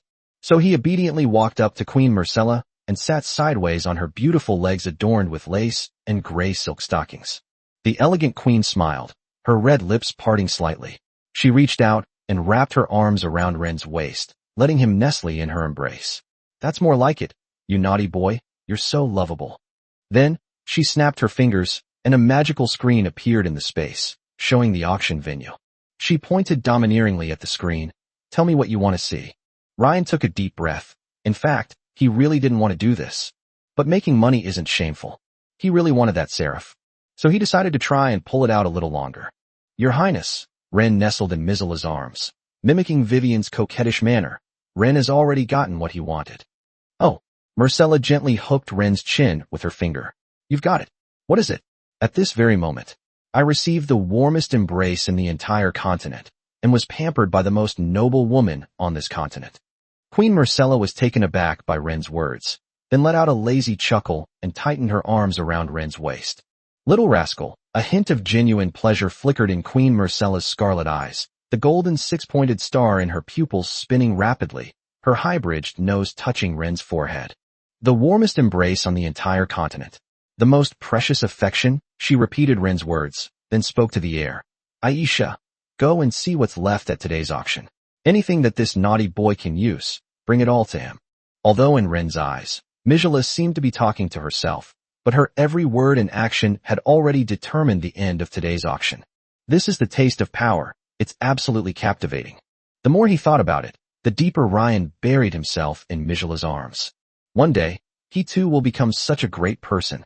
Even though he's like a little pet in Myrcella's arms now, he still has a strong ambition.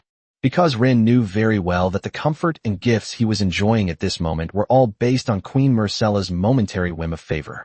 Once Myrcella gets tired of him, Ren will revert to his original form. After Ren expressed his gratitude and thanks, Myrcella loosened her embrace. All right. Tell me, have you had any new works lately? Yes, Your Highness has some. Ren nodded quickly. After witnessing Your Highness's grace last time, I was deeply moved and specially composed a piece called Dance of Flowers to dedicate to Your Highness. Dance of Flowers? Myrcella frowned. To be honest, she was somewhat dissatisfied with the name. Since the piece was composed after witnessing her beauty, and she is one of the highest beings in the Empire, how could it be related to flowers and dance? But having witnessed Ryan's talent, Myrcella was still prepared to give it a try. With Myrcella's permission, Ryan began to approach the piano. He took a deep breath. Although the piece was popular, it wasn't actually that easy to play. Myrcella leaned lazily against the sofa. The beautiful noblewoman had only intended to give it a try, but once the romantic melody started playing, her emotions were completely swayed by Ren. An indescribable sense of magnificence filled the Empress's heart. It was as if she could sense a profound sense of loneliness hidden beneath that beautiful melody. It's like a soul dancing alone, maintaining a subtle distance from the joy around it. Her displeasure with the name had long since been soothed by Ryan's playing. This beautiful woman was also captivated by the pure beauty portrayed by Ryan, and even became immersed in it. This piece of music made her confront the extreme loneliness deep within her heart, a loneliness that no one could understand and no one dared to comfort. "You naughty boy, you understand me too well." As the last note faded into the air, Mijala instantly appeared behind Ren, a black cloth appearing in her hand. And so, poor Ryan was blindfolded again. Chapter 60: The Melancholy Headmistress. "Now, let me see if you, this naughty child, have matured recently." Two fair, delicate hands, painted with burgundy nail polish, reached up from behind Ren and touched his cheek. With his eyes covered, he could neither see nor move. He could only sense changes occurring within himself. Marcella, this beautiful woman who was over 1.9 meters tall, directly cast a spell, making Ren much shorter. Suddenly, Ren's height was only slightly more than half that of Marcella. At this moment, in a garden within the space of the Contract Codex, Tilope is talking to Vivian. "I can't reach it. What should I do?" Vivian watched as tiny Tilope struggled to reach the flower on tiptoe, a mischievous glint in her eyes. "Oh, please help me."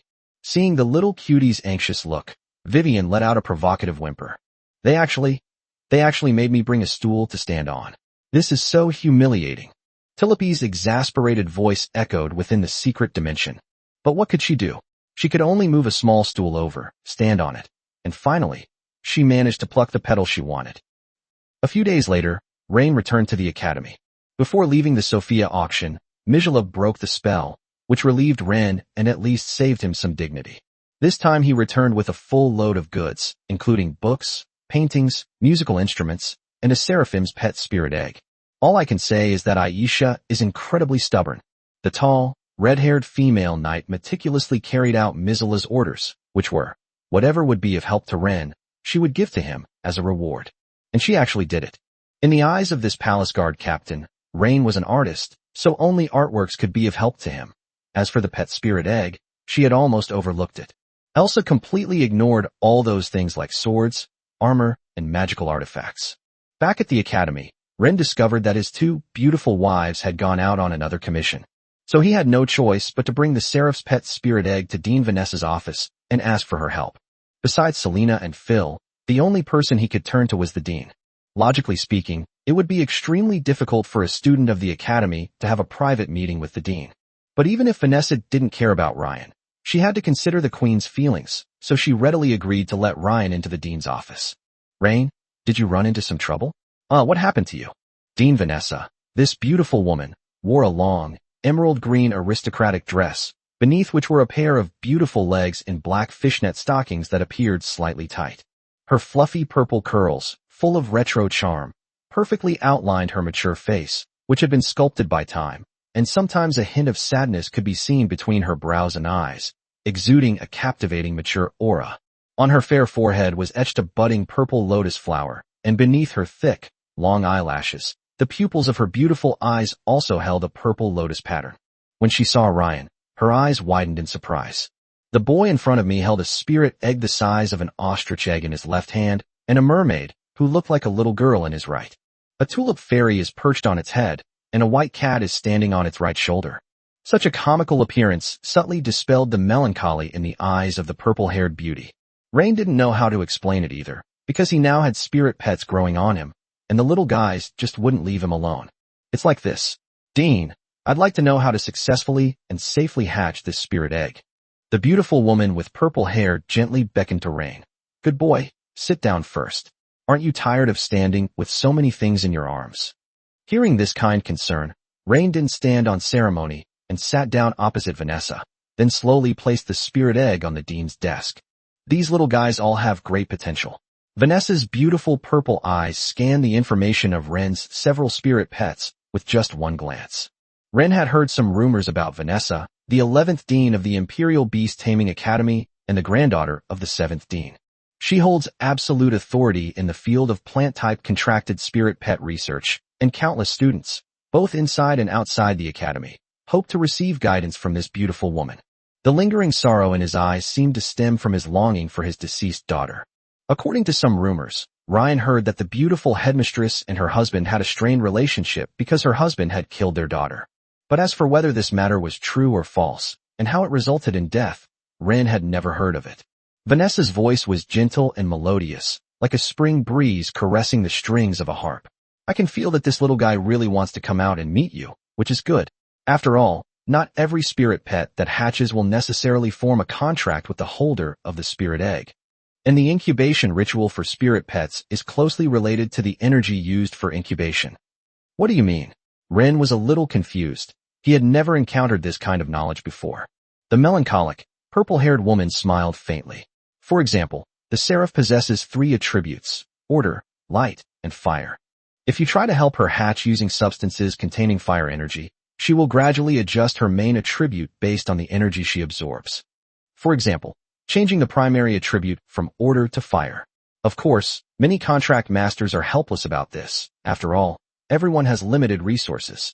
Upon hearing this, Rain's alarm bells rang. He stood up and bowed to the beautiful woman. Thank you for your guidance, Dean. I will go and purchase some items containing energy of order. Do you have any recommendations? No need to buy it.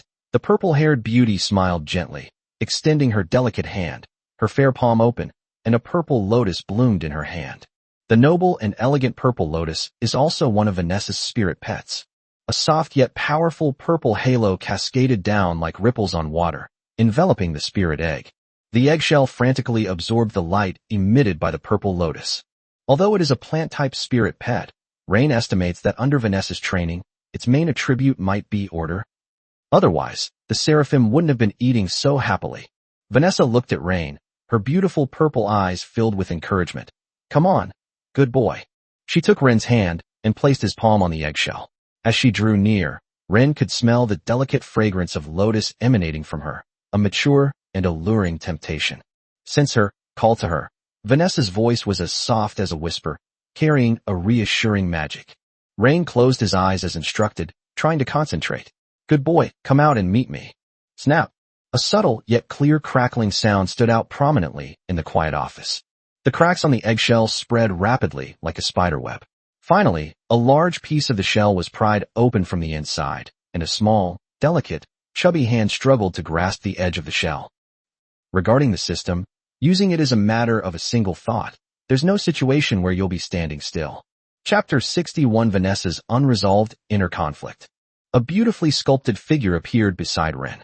She was about the same age as Vivian, both with the build of little girls, and her head of golden hair, as if woven by sunlight, was naturally curly and draped over her shoulders. Her small, oval face had incredibly delicate features, and her red eyes seemed to burn with a flame. Behind her slender back, a pair of tiny wings were fluttering somewhat clumsily. She glanced at Ryan and tentatively asked, Papa? My little darling, come here. Ren was shocked. It could talk right after hatching. It was definitely a smart pet with unlimited potential. Upon hearing Ryan's words, she flew straight into his arms. As Ryan embraced her, she turned to look at Vanessa. Mommy? Upon hearing this endearing nickname, Vanessa's slender fingers, which were holding the purple lotus, trembled slightly. The beautiful woman's voice was gentle. Little one, I am not your mother. I am Vanessa, one of the people who helped you come into this world. The little seraph blinked her big eyes, looked at Vanessa, then looked up at Ryan, her little face full of confusion. It seems to be asking Ryan why he didn't win over his mother. Rain quickly covered her mouth. This is Headmistress Vanessa, not your mother. Do you understand? The blonde, red-eyed little angel nodded immediately upon hearing this. But after Ryan let go, she still looked at Vanessa and asked in a clear voice, Mommy? It seemed as if he was asking, why don't you want her anymore? Dean Vanessa looked at the almost overflowing grievance in the little seraph's red eyes and sighed softly. Never mind. The beautiful woman moved gracefully to stand before Rain, bent down to touch the seraphim's cheek, and kissed her forehead. Listen to your mother, follow him, okay? The little seraph felt the gentle touch, and the grievance in her red eyes instantly vanished. She nodded, and her whole body emitted golden light. Rain's silver codex also began to appear in the air, radiating silver patterns that intertwined with the seraphim's body. The silver codex turned to the 4th page and began to display her information. Companion spirit pet, seraphim, Unnamed. Rank, Silver. Star rating, 1 star. Main attribute, Order. Secondary attributes, Light, Fire. Status, Newborn, Healthy, Curious. Skills, Manipulation of Power, Armament of Light and Fire. Power Manipulation. Seraphim can modify the skill effects of friendly or enemy units. The modification effect is affected by the strength of the Seraphim and the target, as well as their synergy. Light and Fire Armor. Seraphim can communicate with surrounding light and fire elements, fusing them into themselves to construct magical armor, greatly enhancing their defense and attack power. The more magic power used, the larger the size.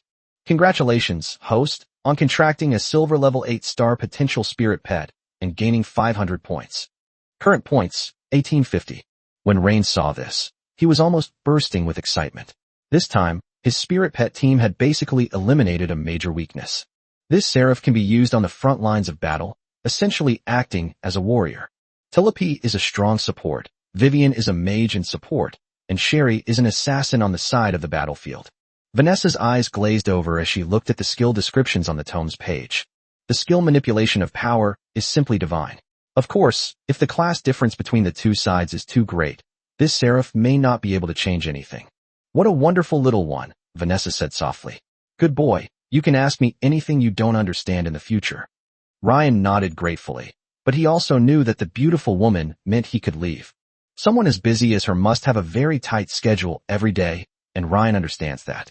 Without her, this seraphim probably wouldn't have hatched so quickly, and Ren clearly sensed just now that this newborn little cutie obviously preferred to form a contract with Vanessa. If it weren't for the melancholy beauty's polite refusal, her angel would have followed her. By the way, Dean, this little one seems particularly fond of you, so why don't you give her a name? Rain's suggestion surprised Vanessa slightly. Looking at the little angel with golden hair and red eyes in the boy's arms, a maternal love gradually welled up in the melancholy beauty's heart. She hesitated for a moment, and a gentle and profound light flowed in her beautiful purple lotus eyes. Leona. Vanessa parted her red lips slightly, extended her slender finger, and touched the forehead of the seraph Leona. A purple lotus also appeared on Leona's forehead. Then, the melancholy beauty turned away from Ren, so that no one could see her expression. Go, Rain. Guide Leona well. Her future is promising. Rain could sense that the beautiful woman was deep in thought. The back of her plump figure in the green dress exuded a profound sorrow. Leona, which is also the name of her deceased daughter, is now being given to this newborn seraph who shares a strange connection with her, a name that carries endless longing and sorrow. After a moment of silence, Rain bid farewell to the beautiful headmistress. The moment the door closed, he seemed to hear a trembling sigh coming from inside. Be happy, my Leona. Hearing this suppressed and sorrowful murmur, Ren's eyes were somewhat moved. This melancholic, middle-aged woman was so kind to him, and he really wanted to comfort her. But they had only just met, and if he suddenly snuggled into her arms and acted coquettishly, it would be too abrupt. So Rain had no choice but to quickly leave the dean's office building. Right now, all he wants to do is try out a match and see what kind of power this little Leona has. Upon arriving at the higher education institution's joint matchmaking event, Rain pressed down on the stone tablet. Single-player random matchmaking, start. A burst of white light enveloped Ren, and then he was teleported to an open space. The surroundings were empty and barren, resembling a martial arts arena. Ryan stood quietly in place. A few minutes later, a middle-aged mentor and a young boy appeared in front of him. The boy was dressed in silver clothing, which did not resemble the uniform of the Imperial Beast Taming Academy, nor even the uniform of any academy in the capital. Brandon Sepsch, Silver Contract Master, Bolin Academy, Northern Province. Please enlighten me, the young man began, introducing himself. He then looked up at Ren, his eyes showing some surprise. Uncle. He had black hair and eyes like Phil's, with red crosses in his golden eyes. The moment she saw Ryan, her body tensed up, and her eyes even showed fear and pity, as if she was sympathizing with Ryan's marriage while also remembering how terrible Phil was. Ren hadn't expected such a strange twist of fate. Seeing the boy his own age calling him uncle, he felt a little awkward. Just call me Ren. After speaking, he looked at the mentor behind Brandon, signaling that the other party could announce the start of the battle. Before the mentor could even speak, Brandon preemptively said, How about, I admit defeat? If you beat me up and leave me bruised and battered, I don't know what Annie will do to me. After saying that, Brandon's eyes showed a hint of envy. Perhaps the reason that the other person was able to live off their family was because of that handsome face? If she accidentally hits him and leaves a wound on his face, Phil would beat herself half to death. Upon hearing this, how could Ren tolerate it? You still think you can win? As soon as he finished speaking, Rain's 4 spirit pets scattered and began to arrange their formation. Upon hearing Ryan's words, a hint of disdain flashed in Brandon's eyes. Although both came from Earl families, he was the legitimate son, while Ren was the illegitimate son, and the family support they received was worlds apart. Even among the nobility, there exists a hierarchy of contempt. However, when he saw that all 4 of Ren's spirit pets were silver tier, a hint of surprise flashed in his eyes. But it was just an accident. If you lose, you're not allowed to tell your aunt, okay? Otherwise she'll say I'm bullying her pretty boy. Chapter 62, it's the gigolo here? Ryan ignored Brandon's trash talk and looked directly at his mentor behind him. The mentor nodded and announced the start of the match. Brandon and Ryan both possess a Frost Phantom cat. When there are 2 cats on the field, the hidden code will be triggered automatically. First, Sherry arched her back and hissed at the other cat. Huh. Mambo. The other party clearly hadn't expected Shirley to start with such a vulgar insult, and bristled, retorting defiantly. Huh. Old Woo. Nambe le duo. Watching Kimmy in the training ground, listening to a chorus of cheers. Ryan and Brandon tacitly refrained from disturbing them, letting them snort first. This is an unspoken rule among contract masters who have contracted with felines. They must make them hiss. Otherwise, their fighting power will drop significantly. After the 2 cats finished greeting each other's families, they stopped. Brandon first summoned a silver-ranked Cerberus, then transformed the Frost Phantom cat into a suit of silver armor, covering the Cerberus's entire body. His training approach differed from that of Rain. He directly trained the Frost Phantom cat into a spirit pet capable of possession. Just as that Cerberus was armed to the teeth. Seraph Leona has moved. She sucked her fingers, and her childish voice rang out. Don't possess me. The activation of power manipulation directly disarmed the opponent's possessed weapon, which surprised Brandon. What the heck? The other player, Hakamai, was also completely bewildered. Meow. Ashiga. Just as it was wondering, Sherry moved. It instantly appeared next to the keycap and slapped it to the ground with its paw, making it wail loudly. With Frost Claw Strike and Ice Cat Shadow Strike launched simultaneously, this possessed cat was beaten so badly that it couldn't even take care of itself. On the field, Shirley used Ice Cat Shadow to split herself in 2 and chase after Brandon's cat, killing it relentlessly. As Cerberus quickly spewed a ball of black fire to aid its companion, Seraph Leona continued to draw upon the light and fire magic in the space. An orange cloak of magical energy began to condense on her small body, and finally, the light energy armor transformed into the shape of an angel. The magical weapon, nearly 2 meters tall, resembles Yang Jian's Heaven and Earth transformation technique and Itaki Uchiha's Susanoo. The time limit for manipulating power had expired, and the opponent's Hakamai began to possess him, returning to the body of Cerberus and transforming into silver armor. However, the armor was covered in cracks, clearly indicating that he had just been badly beaten by Sherry. A dog and an angel were locked in a fierce battle on the field. Brandon was immediately on high alert. Ryan's angel was too monstrous. Not only could it disarm itself, but it could also take on 2 opponents at once. He summoned another spirit pet. Come forth, Swamp Poison Toad. With his low shout, the ground of the training ground instantly turned muddy, and a huge, dark green toad with a massive body and skin covered in disgusting pustules and slime emerged from the swampy phantom. Its crouching body was already about 2 meters tall, like a kneeling elephant. His bulging cheeks made a dull, gurgling sound, and his pair of dull, yellowish toad-like eyes were fixed on Leona, the most threatening player on the field. This is Brandon's hidden 3rd main spirit pet, a silver level 5-star Swamp Poison Toad. Spray Poison Mist. Brandon immediately gave the order. The swamp toad opened its enormous mouth, and a pungent, foul-smelling, dark green poisonous mist surged out like a wave, quickly spreading and enveloping not only Leona's magical armor, but also the area around Rain. Brandon had watched the battle footage of Ren and knew that Ren did not have any wind-type spirit pets and had no way to counter such poisonous fog. Before Ren could react, he continued to give the order, Poison Tongue Binding. The swamp toad's long, barbed tongue shot out like a poisonous whip, striking Leona's fire and light armor directly and binding her movements. The situation reversed in an instant. But he has ways to control things, so how could Ren not? Tilope immediately activated Golden Guardian, granting everyone a defensive barrier and isolating them from the poisonous fog.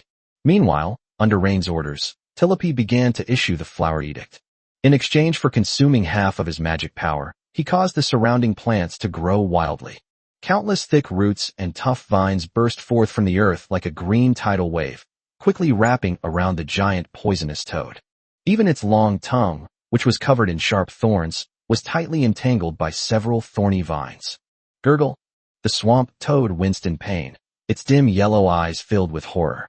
Although the vines that wrapped around it withered and turned yellow instantly due to the toxins, the rate of withering was clearly not keeping up with the rate of growth. Tree roots and vines continued to grow. Impossible. Brandon's eyes widened in anger. He had initially thought Ryan was just a simple pretty boy, but this pretty boy is anything but simple. Otherwise, how do you explain that he possesses so many abnormal spirit pets? They must have amassed a huge amount of resources from many beautiful women. You're not just any ordinary gigolo. You're a high-class gigolo. Brandon clenched his fists, a surge of intense envy, jealousy, and hatred welling up inside him. Ren chuckled softly. You have no idea what kind of being you're facing right now. How could he possibly lose? With the care of 4 noble and beautiful women, Selena, Phil, Queen Marcella, and Headmistress Vanessa, it would be difficult for him to lose. Brandon wanted to summon another spirit pet, but Vivian disagreed. Wah! The socially awkward cutie let out a soft whimper, and several thunderclouds began to gather in the sky, bringing with them raindrops of violent thunder that struck Brandon directly. At this moment, Brandon had no means of counterattack. Whether it was him, the 3-headed dog, or the poisonous toad, they were all paralyzed by electric shock. Finally, after the mentor announced Ryan's victory, he teleported away with the unconscious Brandon. Brandon's last thought was to resent himself for not being able to get a decent meal from a woman. Meanwhile, Ren, who had been teleported back to the academy, was also in great trouble. He's now completely covered in spirit pets. Rain held the mermaid Vivian in one arm and the seraph Leona in the other, while the little white cat Sherry was hidden in Rain's arms, only peeking out her fluffy little head from her collar. Tilope was still lying on his hair. Even the thick-skinned Ryan felt that walking around like this was a bit too much of a risk.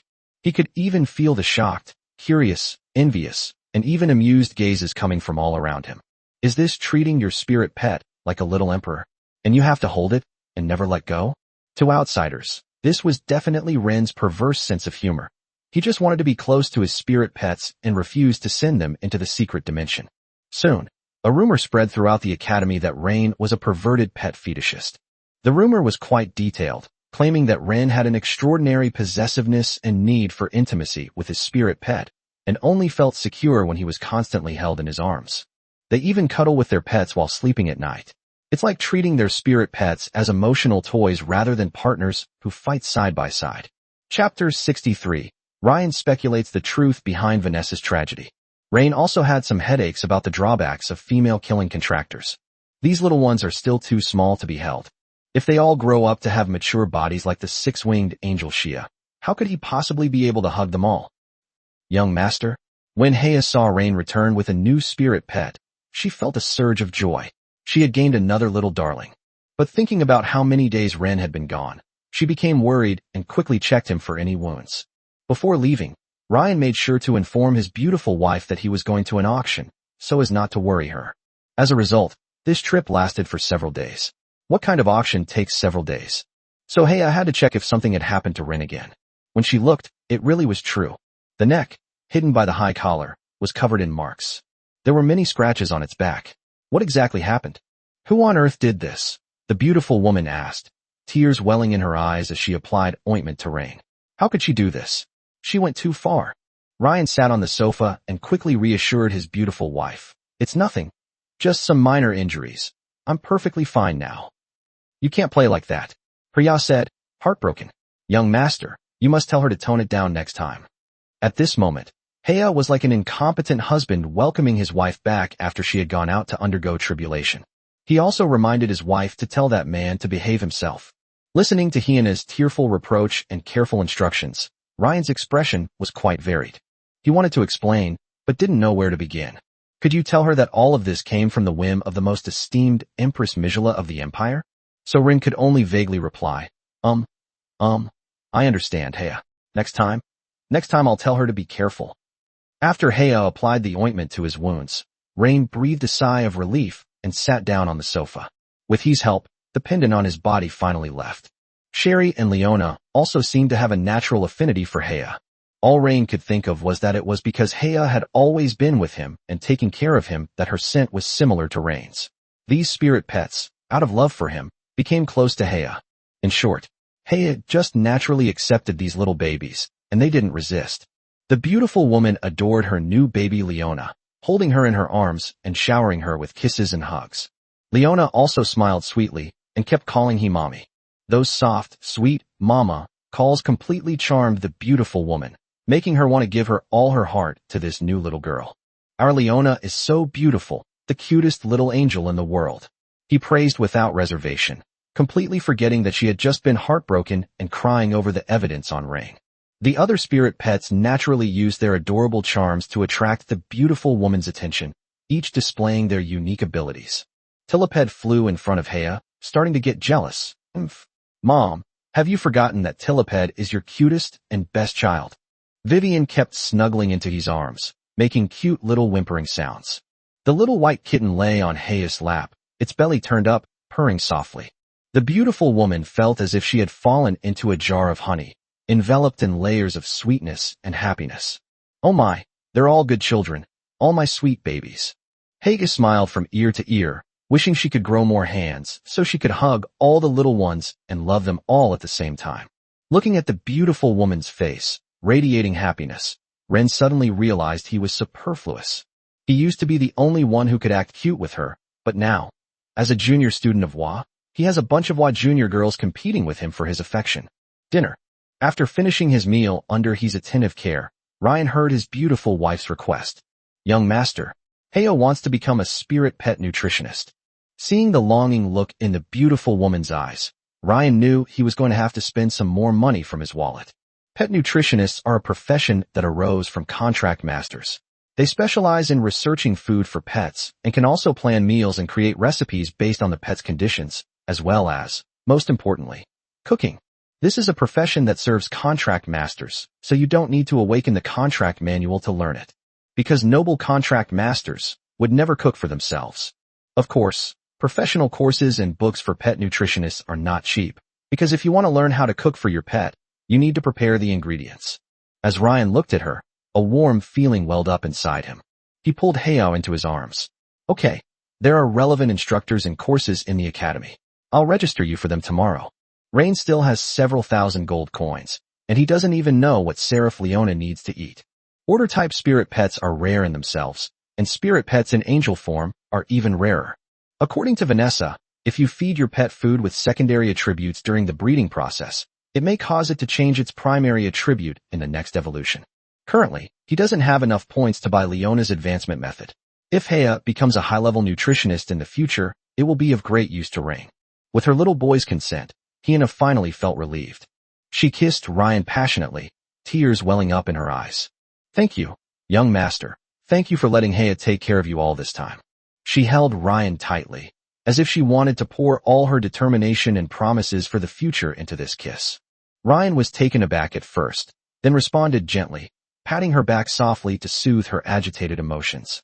The next day, with nothing to do, Rain, accompanied by several clingy spirit pets, went to the library to look up information.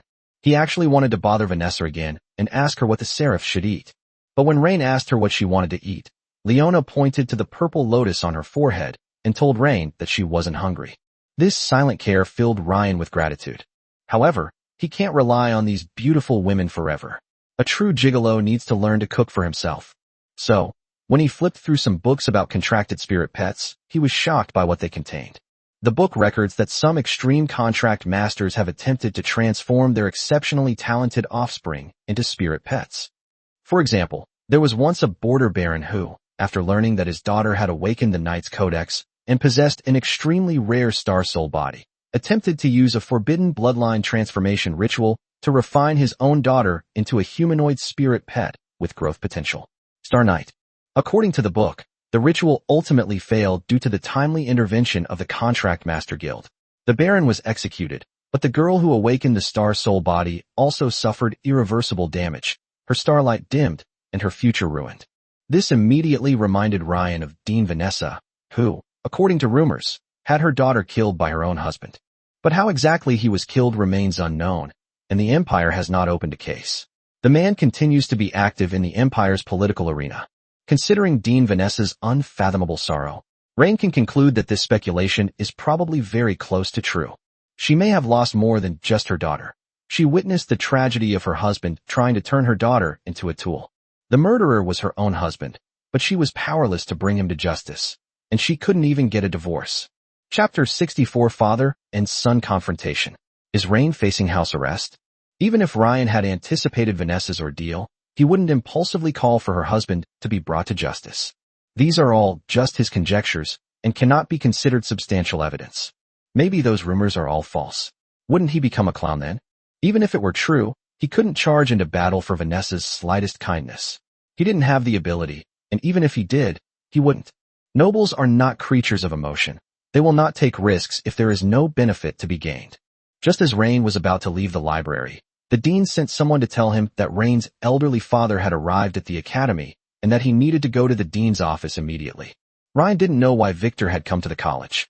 He knocked on the door and found Vanessa sitting at her desk in the office, while Victor sat on the sofa next to her. Rain, you're expelled from school. When Ren entered the office, the old count offered no pleasantries, only coldly uttering this sentence. Ren knew very well that this was not a negotiation, but an order, a notification. Dean Vanessa made no comment, but simply sat silently at her desk and signed her name on Ryan's withdrawal papers. A few days later. In the past few days, Ryan hasn't seen anyone except for Phil, who came to him to ask him to sign a marriage document. Phil told Ryan that she could take him away in a few days. Perhaps, the two will hold their wedding banquet this month. As for taking him away, Ryan figured it would probably be for a honeymoon or something. Azure Harbor, Villet Manor, Victor's study. Are you still wondering why I asked you to come back? The old man and the young man sat facing each other in the study. Victor struck a match and lit his pipe. I really can't figure it out. Rain sat opposite Victor, his eyes revealing little emotion. You're dragging the entire Villet family to the guillotine. Victor exhaled a thick cloud of smoke, his eyes fixed on his youngest son. Ren pondered the old count's words carefully. Could it be that Victor said that because he's getting too close to the queen? Have you figured it out? Victor tapped the table lightly. The reason the Verlet family was able to rise so rapidly in the last 100 or 200 years is because of the support of the late emperor. Our loyalty will always be to His Majesty. After Victor's suggestion, Ren immediately thought of the factional struggles within the empire. How did the late emperor die? All Rain knew was that he died of anger and frustration after the war was lost. But such a great figure should not have died in such a ridiculous way, and after the late emperor's death, there were two voices in the empire. One is the Empress's faction, and the other is the Empress's faction. The Violet family, as a newly emerging noble family that was promoted during the reign of the previous emperor, naturally had its foundation and loyalty tied to the previous emperor's lineage. And now, unknowingly, he's become entangled with the powerful Queen Myrcella?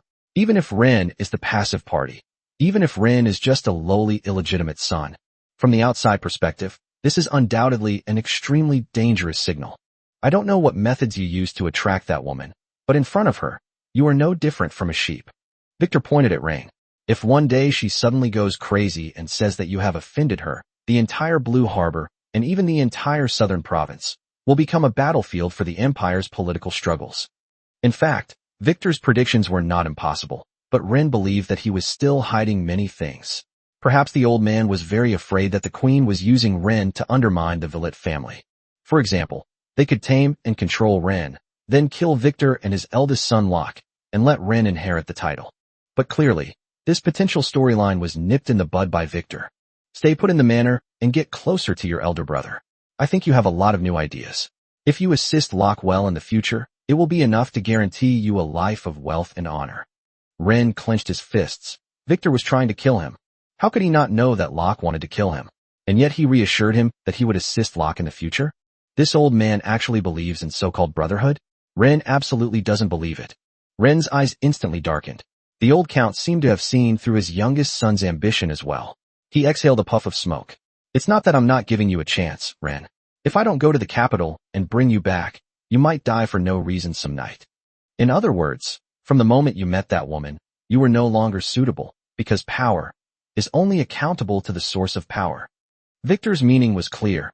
As a member of the Emperor's faction, he was naturally responsible for the faction. Therefore, he could not trust a son who might one day obey the Empress to take charge of the family. He couldn't even be sure which side Ren would take when the family's interests clashed with the Queen's will. Father, I once heard a nobleman say something like this. He said he couldn't decide how many sons his father had, but he could decide how many brothers he would have after he ascended the throne. Ren placed his hands on the table, crossing them. And now, this nobleman is sitting right in front of me, telling me that I should properly assist my elder brother in the future? Victor wasn't surprised that Rain could say such a thing. Ever since he wrote Game of Thrones, he knew that Rain had more or less understood the nature of a family. So what do you want? Victor exhaled a puff of smoke. Locke is a very good heir. He knows how to be patient, cunning, humble, and has a thorough understanding of the power dynamics in Azure Harbor. His mother's family also speaks highly of him. At the same time, I believe that Locke will become a loyal subject of His Majesty, just like me in the future. I'm not someone who likes to take risks. At least, there's no need for me to gamble with him. You have great talent that you can showcase in the Valit family.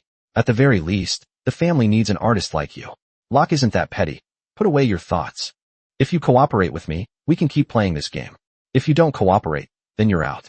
After saying this, Victor crossed his legs, leaned back, exhaled a puff of smoke, and quietly looked at Ren, waiting for Ren's reply. Ryan interlaced his fingers, responding to Victor's confrontational gaze. I'm not a good brother, nor am I even a dutiful son. I can't meet your demands, and at the very least, I'll leave this house. Victor shook his head.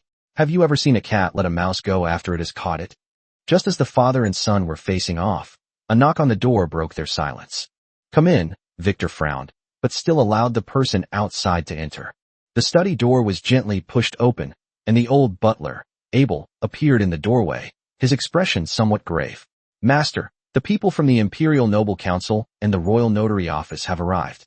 They have brought official documents and notices. Victor frowned and asked in a deep voice, what notification?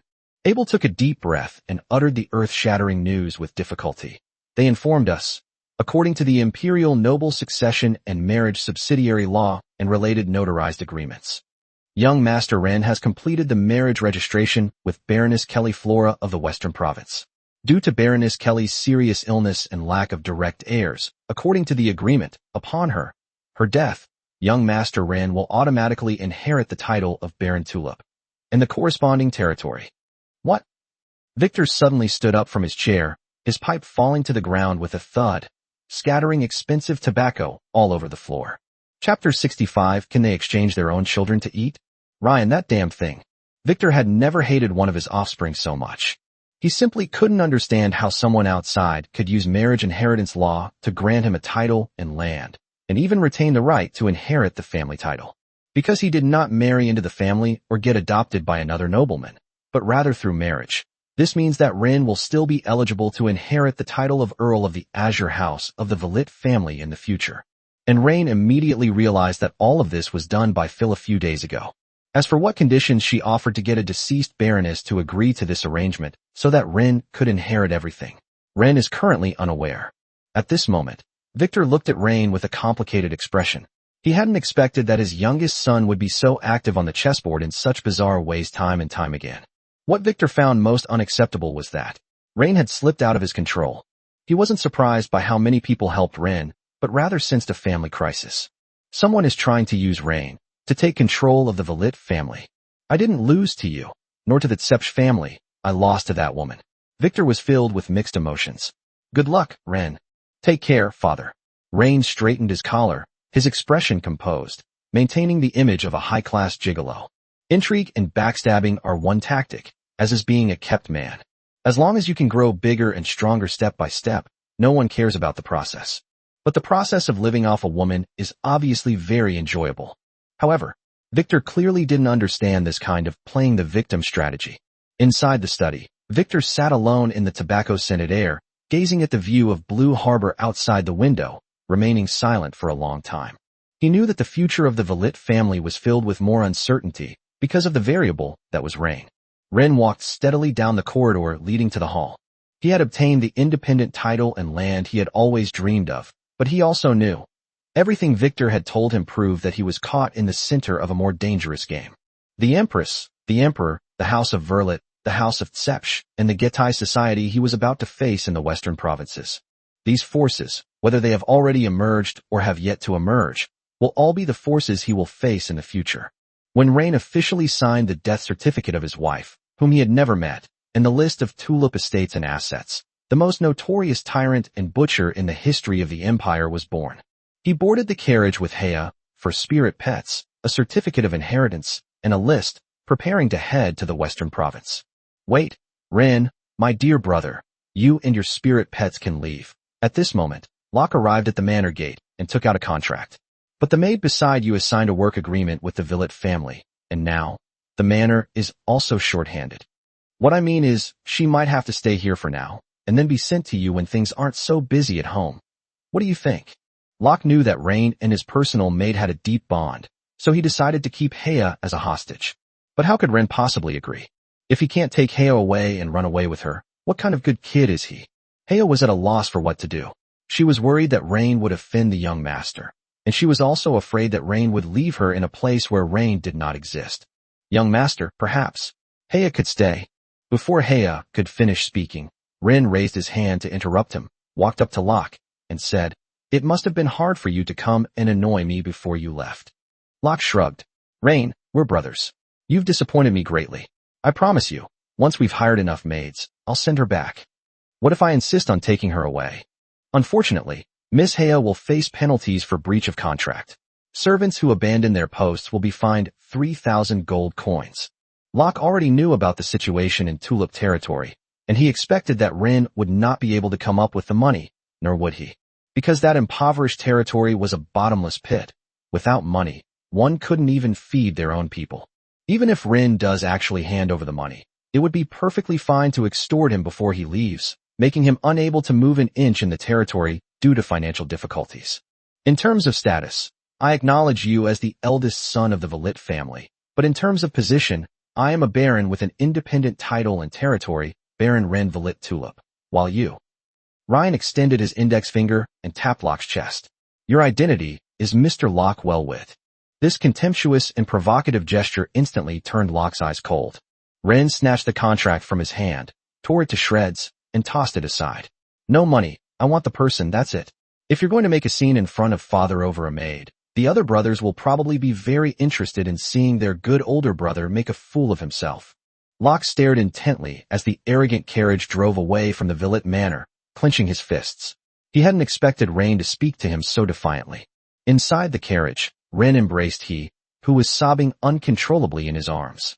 The beautiful woman was deeply moved. That little boy had finally grown into a big boy who could protect her. Meanwhile, Rain comforted He while recalling what he had learned from the list about the situation in Tulip territory. Tulip country mainly consists of a dilapidated castle, a 1,500-acre arable plain, about 300 acres of vineyards, nearly 5,000 acres of black forest, and a seasonal stream bed with only a small amount of water flowing during the rainy season. The treasury holds only 3 gold coins and 45 silver coins, and there are probably only 800 farmers struggling to survive in the territory. The young and middle-aged workforce continues to flow out. The population structure is aging severely, and they even owe the Imperial Credit Bank 2,000 gold coins. Resources are depleted, public morale is low, and debt is mounting. It's a hellish start. But thankfully, Ren has Tilipi. Tiliped is an incredibly strong support character. He first checked the points in his pocket. Current points, 2450. During the few days he stayed at home, he also hugged and kissed his spirit pets every day. He got 30 points for interacting with each spirit pet. With his 4 spirit pets, he earned a stable 120 points every day. But when he actually arrived at Tulip territory, after getting off the bus, his expression turned serious. This place is even worse than Wushel. In the sparse farmland in front of the castle, the crops were withered, yellow, and stunted. They were more like weeds than crops. The roads were muddy and the air was thick with poverty and despair. Several unburied skeletons could be seen along the road, clearly from people who had starved to death. The few remaining citizens who were watching from afar were all emaciated and had numb eyes. When they saw their new lord, Ren, their eyes showed no emotion, only deep weariness and fear. Ren even witnessed two neighbors tying up their own children and exchanging them with their neighbor. The two children were emaciated and kept crying out, as if they knew they were about to become animals to be slaughtered. Put it down. Now that Ren was here, they couldn't be allowed to do something like cannibalism. Chapter 65 Debt Collectors. Ren's shouts startled the surrounding villagers to their knees, and several of the weaker ones fainted. This situation is absolutely appalling. Heya, take Sherry and Leona to a nearby town and buy some food. Ren didn't want to be too charitable, but these commoners were even exchanging their children for food, and if they didn't get some, they would really go crazy from hunger. There aren't many people to begin with. If they keep starving, won't they all die? He originally had 5,000 gold coins in his pocket, but he spent 3,000 gold coins to enroll Heya in a course. The key point is that Heya only attended the class for one day, and she couldn't get a refund. All she brought back was a huge pile of books. Upon hearing that the new city lord was going to buy them food, the people, young and old alike, kowtowed and knelt repeatedly, saying, "Thank you. Thank you, Lord. Thank you, noble sir." A hint of pity flashed in Heya's eyes as she looked at the civilians on the ground, their cheeks sunken from hunger and their faces covered in yellow dust. However, before Heya could even set off, several officials dressed in white arrived at Tulip Castle in a carriage. Ren had assumed they were officials from within the territory and was preparing to question them about their occupations, but it turned out they weren't on his side. Instead, they were there to collect a debt. "Please wait a moment, Your Excellency Baron. We are staff members of the Imperial Credit Bank." An official stepped down from the carriage and approached Ren politely. "You have inherited this territory, and according to the Imperial Constitution, you have also inherited the debt of 2,000 gold coins, including principal and interest. Could you give me a few more days?" Ren frowned. These people really knew how to time things, and they were very well informed. He hadn't been there long, and they had already caught wind of his presence. The official in white shook his head. "I'm sorry, this debt is far too overdue, and repaying the debt to the Imperial Credit Bank is a sacred and inviolable obligation for every noble. For the past 3 months, we have imposed an economic blockade on Tulip territory. No one is allowed to leave this territory, nor are any caravans allowed to pass through it. If you do not intend to pay off your debts, any department of the Empire will cooperate with the credit bank to continue this blockade. If necessary, we will even request the Imperial Armed Forces to conduct legal armed debt collection and to inventory your assets. You're very good. I'll remember you." Ren took out the crystal card with a balance of 2,000 gold coins from his pocket and handed it to him. Ren had never seen such violent debt collection methods. He was already broke, and now they were blocking someone else's territory. Wasn't that just making things worse? Is this forcing the people to rise up in rebellion? And then directly taking back their titles and territories? As for why the common people here haven't rebelled yet, and why they are so afraid of the nobles, Ren doesn't understand. The man in white took the debit card from Ren with both hands, pulled out a magic crystal from his pocket, swiped the card, and then forced a fawning smile at Ren. "Please don't make things difficult for us. We're just running errands." After Ren took the card, the other party immediately pulled out a receipt from his pocket and signed it. The whole process was smooth and efficient. He bowed slightly to Ren and said in a polite tone, "The debt has been cleared, Your Excellency Baron. The blockade will be lifted immediately. I wish you all the best." "Wait," Ryan called out to him. "Now that I've paid off my loan, can I take out another one?" The official in white turned around, revealing a professional smile. "I'm sorry, Your Excellency. Even if the debt is settled after it becomes overdue, you will be unable to borrow again for a year." After saying that, he didn't linger any longer, seemingly afraid that Ren would continue to chase them for money, and immediately led his men onto the carriage and made a quick getaway. Ren could only watch helplessly as the damned debt collectors swaggered away, clenching his fists. Now all he has left in his pocket is his last inheritance, 3 gold coins and 45 silver coins. "Where is the treasurer?" Ren asked, helping up a kneeling civilian who was trembling with fear. "This is a nobleman personally helping you up." But Ren has already lost everything. He cannot afford to lose the hearts of the people as well. "My lord, I don't know. What about tax collectors, governors, and the like?" "I don't know." "Is it that you don't know, or that you dare not say?" Ren's emerald green eyes were fixed on the old man, who felt as if he would be chopped down by the young man in front of him if he said the wrong thing at any moment.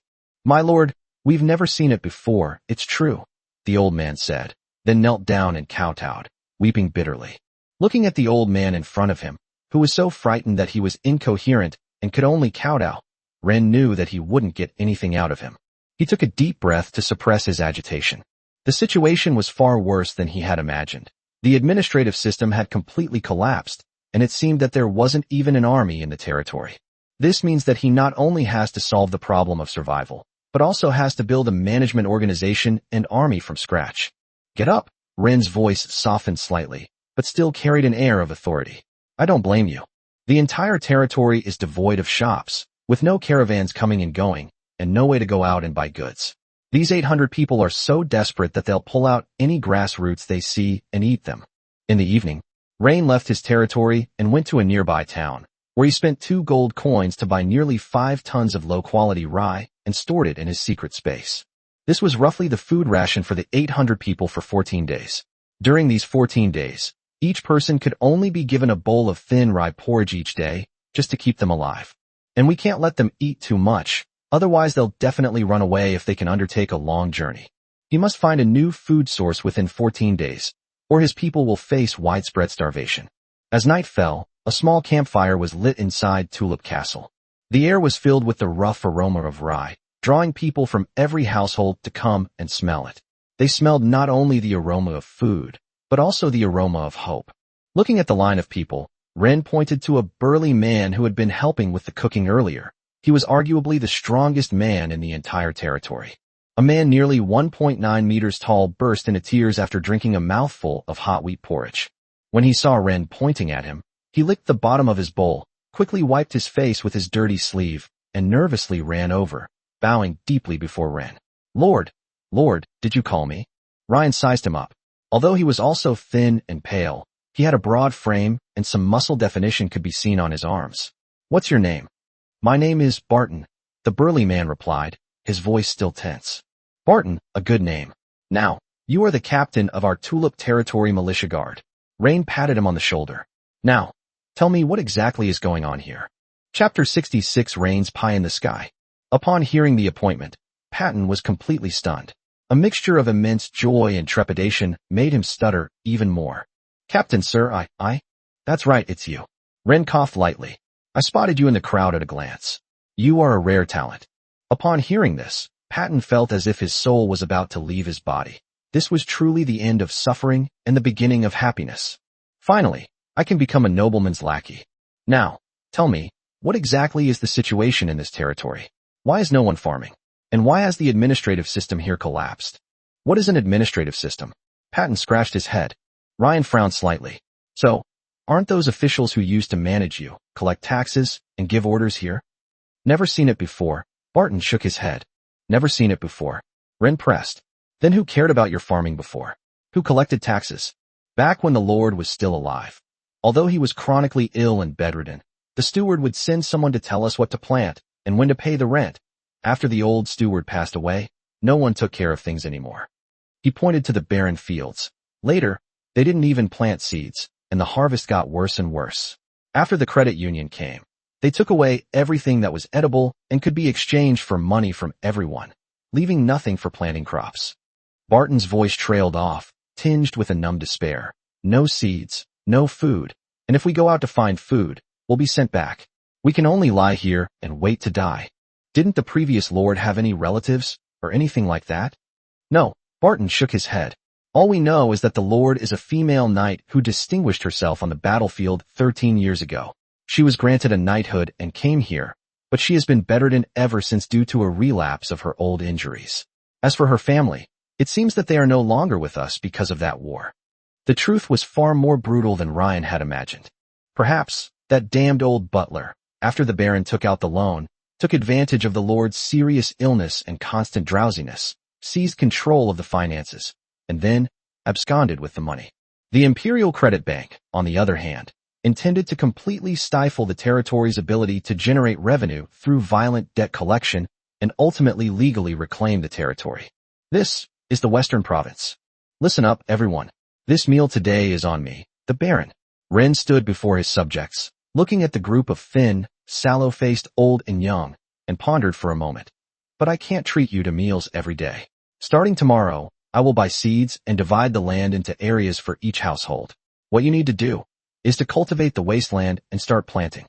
As for how to make the crops grow and harvest quickly, You don't need to worry about that. I have my own methods. Rain's Tilopi has the flower edict. Plant the seeds, and as long as there is enough water, it's just a matter of Tilopi, this little nobody, shouting a word to make them mature. Of course, forcibly growing crops by absorbing most of the soil's nutrients in a short period of time will deplete the soil's fertility. If we don't find a way to replenish it, the land might become a lifeless wasteland after just one planting. But now Ren can't care about that anymore. Every household can reclaim as much wasteland as they can. That's up to your ability. In short, once I plant these seeds, each person will hand over 30%, and the rest can be kept for their own consumption. This is just our first step, to fill our stomachs first, and in the future, we'll eat meat too. Eat meat. This word was like a boulder thrown into stagnant water, stirring up huge waves among the numb crowd. For these people who have almost eaten all the bark and roots of trees, the word meat is as distant as something from a legend. My lord, are you telling the truth? A gaunt man murmured, his voice hoarse. In 10 days, we can grow grain, and even eat meat? Ren looked at the man and nodded. Of course, farming, and if we farm well, we'll raise pigs. Besides, no one dares to steal our things. I alone can defeat 100-man cavalry. Rain stood in the crowd, unleashing the silver codex and constantly boasting. He was at his wit's end. After Feyre got him this territory, she didn't ask him anything. He can't even get a bite of free food now. Ordinary people had never seen anything like this before. Flying flower fairies, little angels radiating warm light, and elegant, mysterious white cats with heterochromia, and beautiful, watery mermaids. Now, these magical creatures all obey this new, incredibly young, and exceptionally handsome lord. Wow, he said he could defeat 100 cavalrymen. Upon hearing this, Barton was the first to kneel down excitedly. I swear to follow my lord to the death. More and more people knelt down and shouted, though their voices were weak, but at least the whole territory became more lively, and was no longer numb and lifeless. Get up, all of you. Ren waved his hand. Save your energy for tomorrow. At daybreak, we'll clear the land and plant crops. Watching his people scatter and return home, Ren sighed, and went back to the main castle building. The main building of Tulip Castle. The air is filled with dust, mold, and a musty, decaying smell. Ryan first went to the living room and saw that it had been cleaned and was considered clean. The beautiful woman wiped her sweat slightly. I'm sorry, young master. Due to the short time, I can only clean a bedroom for you to rest first. You should get some sleep first, and you should be fine by tomorrow morning. What do you want to do? Ryan stood by the bed. You want to stay up all night cleaning? Seeing Hayes' exhausted yet determined appearance, how could Ren allow her to clean all night? To put it bluntly, he can't even afford to pay Hayes' monthly salary right now. Now, come and serve me in bed. Rain patted the mattress. Heyo put down the rag she was holding. Then, I'll go wash up. I'm all sweaty. Then go prepare a bathtub. Ren glanced at Vivian, confident she could handle it. After all, she could create a lake within the secret realm. Of course, casting spells within the secret realm might be quite different from the outside world. It's just filling the lower tub, so it shouldn't be a problem. Seeing that Ryan was looking at her, Vivian sucked her fingers and said, Eek. Tonight, Rain dared not act like he did at the academy. It wasn't that he lacked the ability, but rather that Heya needed to work the next day. But Heya still stayed up a little into the night to teach Rain's 4 spirit pets human language. These are also some of the more common words. Oh yeah. Oh yes, yes. Chapter 67 Herya's Shame. An extra chapter. Thank you all for your support and donations. Please forgive me, readers of older books. I will try my best to update more chapters there. The next day, whoever cultivates the land is responsible for it, and the profits will be distributed after a few days. Patton patrolled the fields, shouting the slogans that Ryan had given him, even though he himself was starving. Some elderly, weak, women and children started to light fires in the fields to quickly clear the surface vegetation. These farmers who have been farming for many years know how to do it. Burn the weeds in the field. The ash from the burnt weeds can be used as fertilizer. The man began to attach sharpened stones to wooden sticks to make stone tools. There was nothing they could do.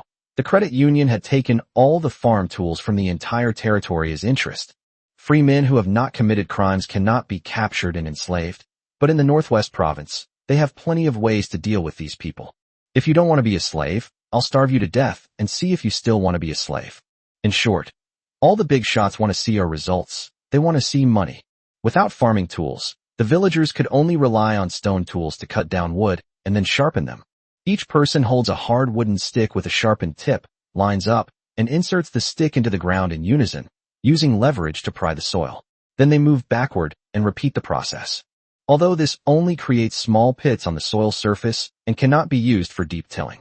However, it is barely sufficient for planting crops like rye, which do not require high planting depth. They were all pale, and their lips were cracked and chapped. Prolonged hunger had left them with little to sweat. They can only do this kind of work based on instinct and inner hope. But that's exactly the effect Ren wanted. We absolutely mustn't let them eat too much. Otherwise, they'll have the strength to run away.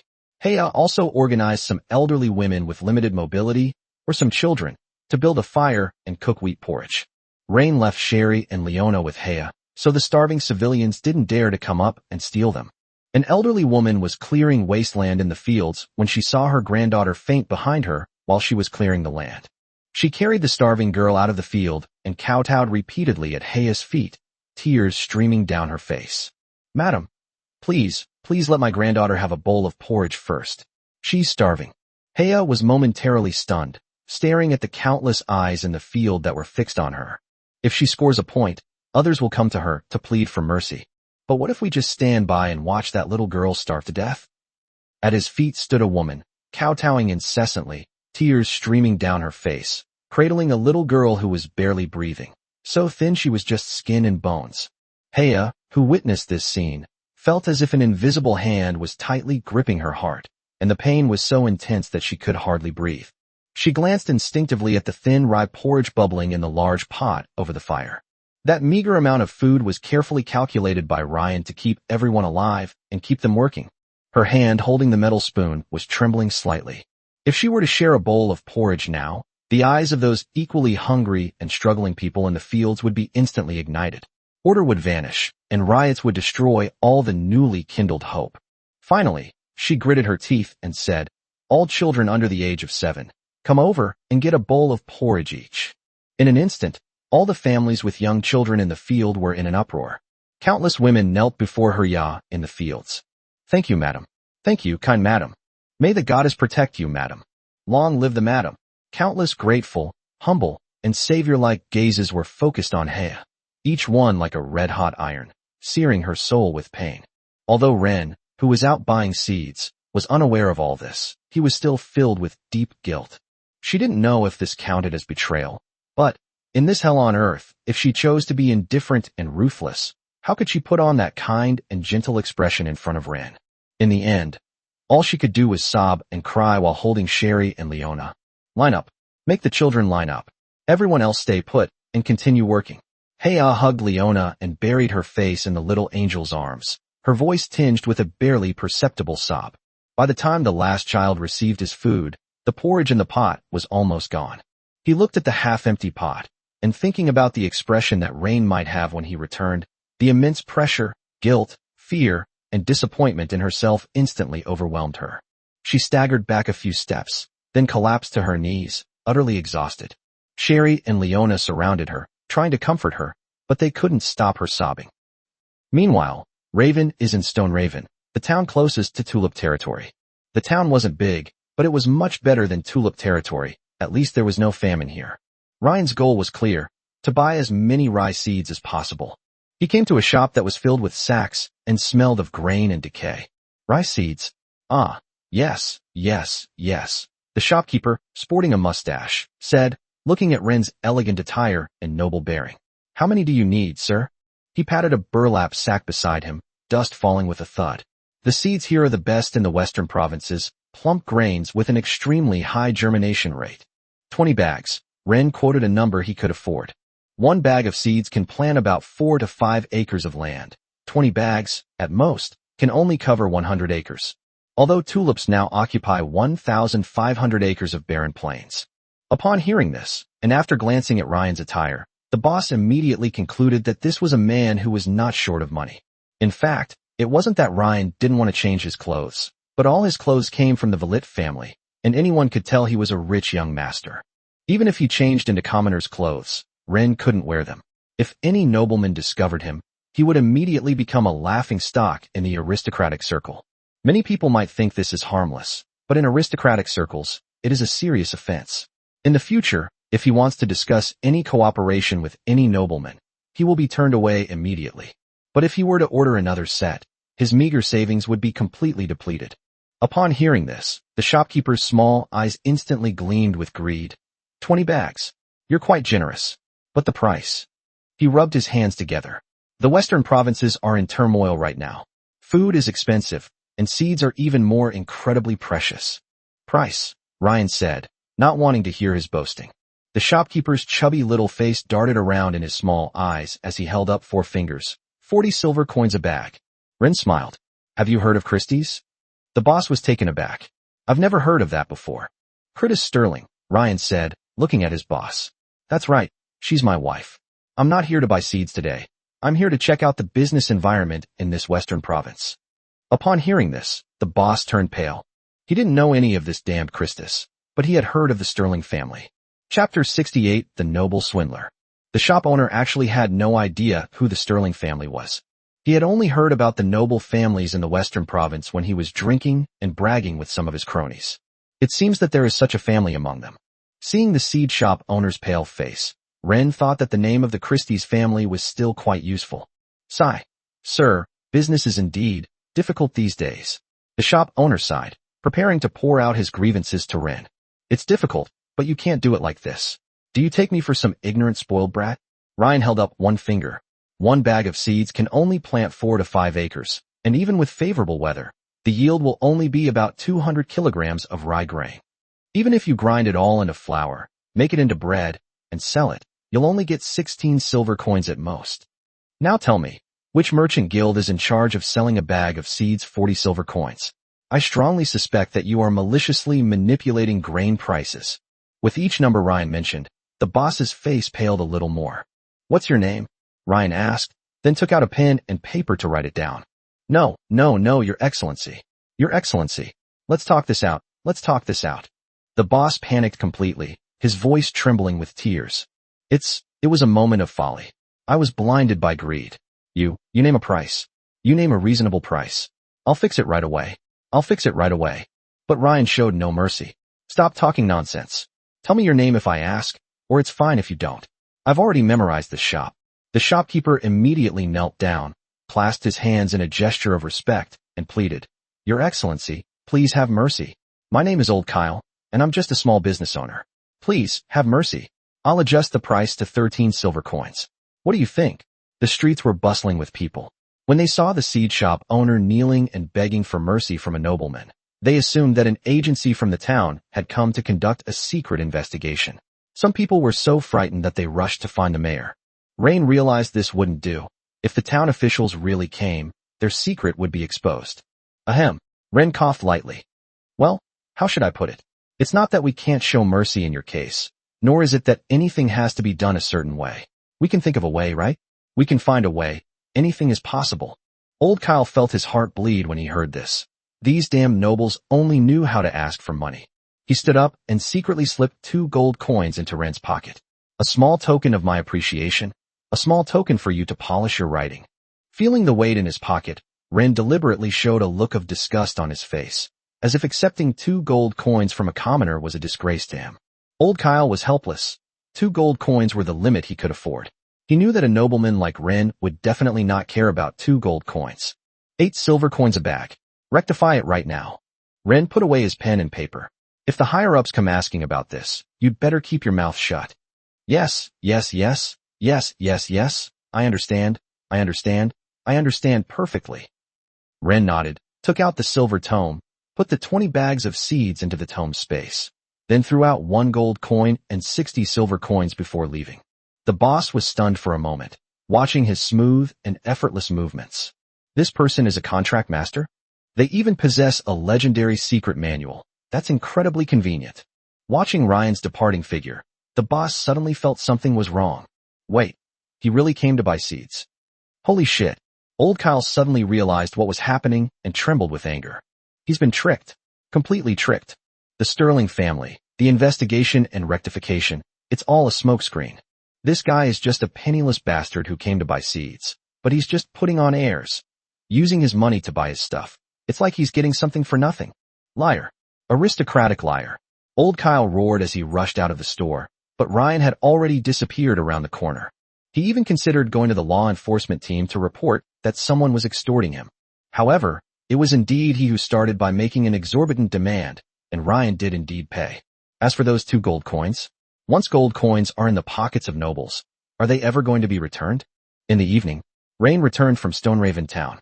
Now he has only 1 gold coin and 85 silver coins left in his assets. Rain, who has never experienced hardship before, has suffered a bit, but fortunately, his brother is not suffering. When he arrived in the fields, some thin, pale-faced children were struggling to drag wooden sticks taller than themselves across the newly reclaimed land in the afterglow of the setting sun, breaking up clods of earth with their tender little hands. No matter how much Hea tried to stop them, the children took over once the adults were too tired. These children are also trying to repay Hea's kindness through their work. The adults, having finished their work and already resting, all knelt down when they saw Ren return. Everyone looking at Ryan had eyes full of longing for food. But when Ryan looked at the empty pots, it was clear that the food had already been distributed. 1 bowl a day was the limit. If you want more, that's not available. But in reality, the children had their bowls first, and then they lined up with the adults to get more, meaning they ate twice a day, and the adults ate less as a result. Rain glanced at He and noticed that her eyes were somewhat evasive. For the first time, the maid who had always been by his side and cared for him showed an expression of fear in the face of him. He decided to come before Rain and admit her mistake. But Barton had already arrived before Hea and explained the situation to Ran. Well done, He. Unexpectedly, Rain did not criticize his presumption. He looked at the field and said, "Make the children stop." Rain released another batch of rye from the secret space and then came to the crowd. "I am very satisfied. This is what a civilized society should be like." Ms. Hea showed everyone through her actions that although this place is like a garbage dump, dirty, poor, and hungry, at least here, we are still human. The people looked at the boy standing before them and encouraged him with the power of his words.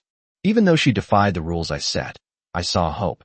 Because when people have the courage and will to dedicate themselves to something, things will succeed. Ryan stood in the crowd, speaking with the eloquence of a politician. Poverty, hunger, disease, these will be eradicated by us, for we have an unstoppable will, and we have the determination to challenge authority. I am not a heartless person. Now, everyone, have another bowl of porridge. Hea covered her mouth, tears streaming down her face, as she looked at her little boy standing before a group of civilians, raising his right arm and shouting, "For the reconstruction of Tulip territory, for the children, not everyone, for everyone to have enough to eat every day. We are unstoppable." Chapter 69. 2 beautiful women want to resign? As soon as Ryan finished speaking, Barton, sensing the danger, raised his right arm and roared with all his might. "Ryan! Ryan! Ryan! Rain! Rain! Rain!" At first, only a few people joined in the shouting, but soon the shouts merged into a unified wave of sound. The men raised their rough fists, the women held their children and shouted in response, and even the toddlers who had just learned to speak joined in with their babyish cries. At that moment, everyone remembered the name of this handsome young leader, Rain. Ren stood in the center of the crowd, feeling the ground tremble beneath his feet. He slowly raised his right hand, the noise gradually subsided, and all eyes were focused on him. Remember today, remember the day we chose to become human beings. From this day forward, everyone in Tulip territory must live with dignity. Anyone who dares to stand in our way, I will annihilate. Rain's declaration was like a sharp sword piercing the night sky, bringing hope to all the starving people in his territory. After saying this, he walked into the field amidst grateful gazes. Although there are 800 people in the territory, only about 200 can actually be considered as laborers. Using primitive wooden sticks and stone tools to clear land was extremely inefficient, and each of them was constantly hungry. However, due to the survival crisis, all the elderly and children joined the support work. Tasks such as clearing grass roots, moving stones, and leveling land have created a situation of total mobilization of the entire population. Ryan glanced around. He'd probably cleared about 40 acres today. He'd come back tomorrow, and then he could plant. Just to be on the safe side, Ryan decided to give it a try first. He took out a dozen seeds from his secret space and scattered them, while the little mermaid in his arms sucked on her fingers. Wah! Invisible ripples seemed to spread through the air, subtly stirring the moisture in the soil, making it slightly damp. Rain discovered that girls with the same body type as Vivian and Leona shared a common trait as human babies: thumb sucking. Just as he was wondering whether to correct this habit, Tilope, that little minx, stood on Ren's shoulder, hands on her hips, and said, "Haha, finally it's my turn to make my appearance." She stretched out her hand, palm facing the dozen or so seeds on the ground, and her body began to emit a soft, emerald green light. Imperial Edict. A miracle occurred quietly, under everyone's watchful eyes. Tender green shoots broke through the soil at a visible speed, quickly grew taller, turned verdant, and then rippled with the golden hues of wheat. The vibrant life force dispelled the despair and weariness in the air. In less than a minute, a small patch of golden, heavy, drooping wheat ears appeared on the previously barren land. All the citizens stared wide-eyed and gaped. They knew that mages and contract masters were powerful, but they never imagined that they could be used to farm. Ren grabbed a handful and scattered it on the ground. A short while later, several sparrows that had been flying overhead began to descend and peck at the food.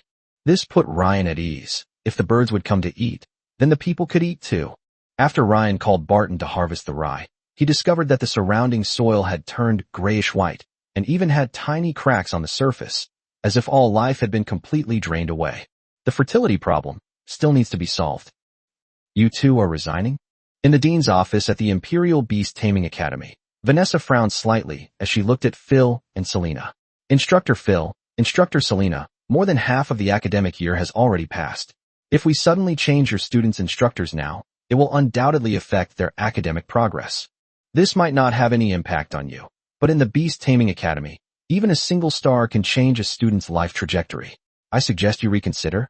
Dean Vanessa still hoped to retain these two top-tier gold contract masters, so she spoke earnestly. The teaching philosophy and model of the Beast Taming Academy have always been about being responsible for every student.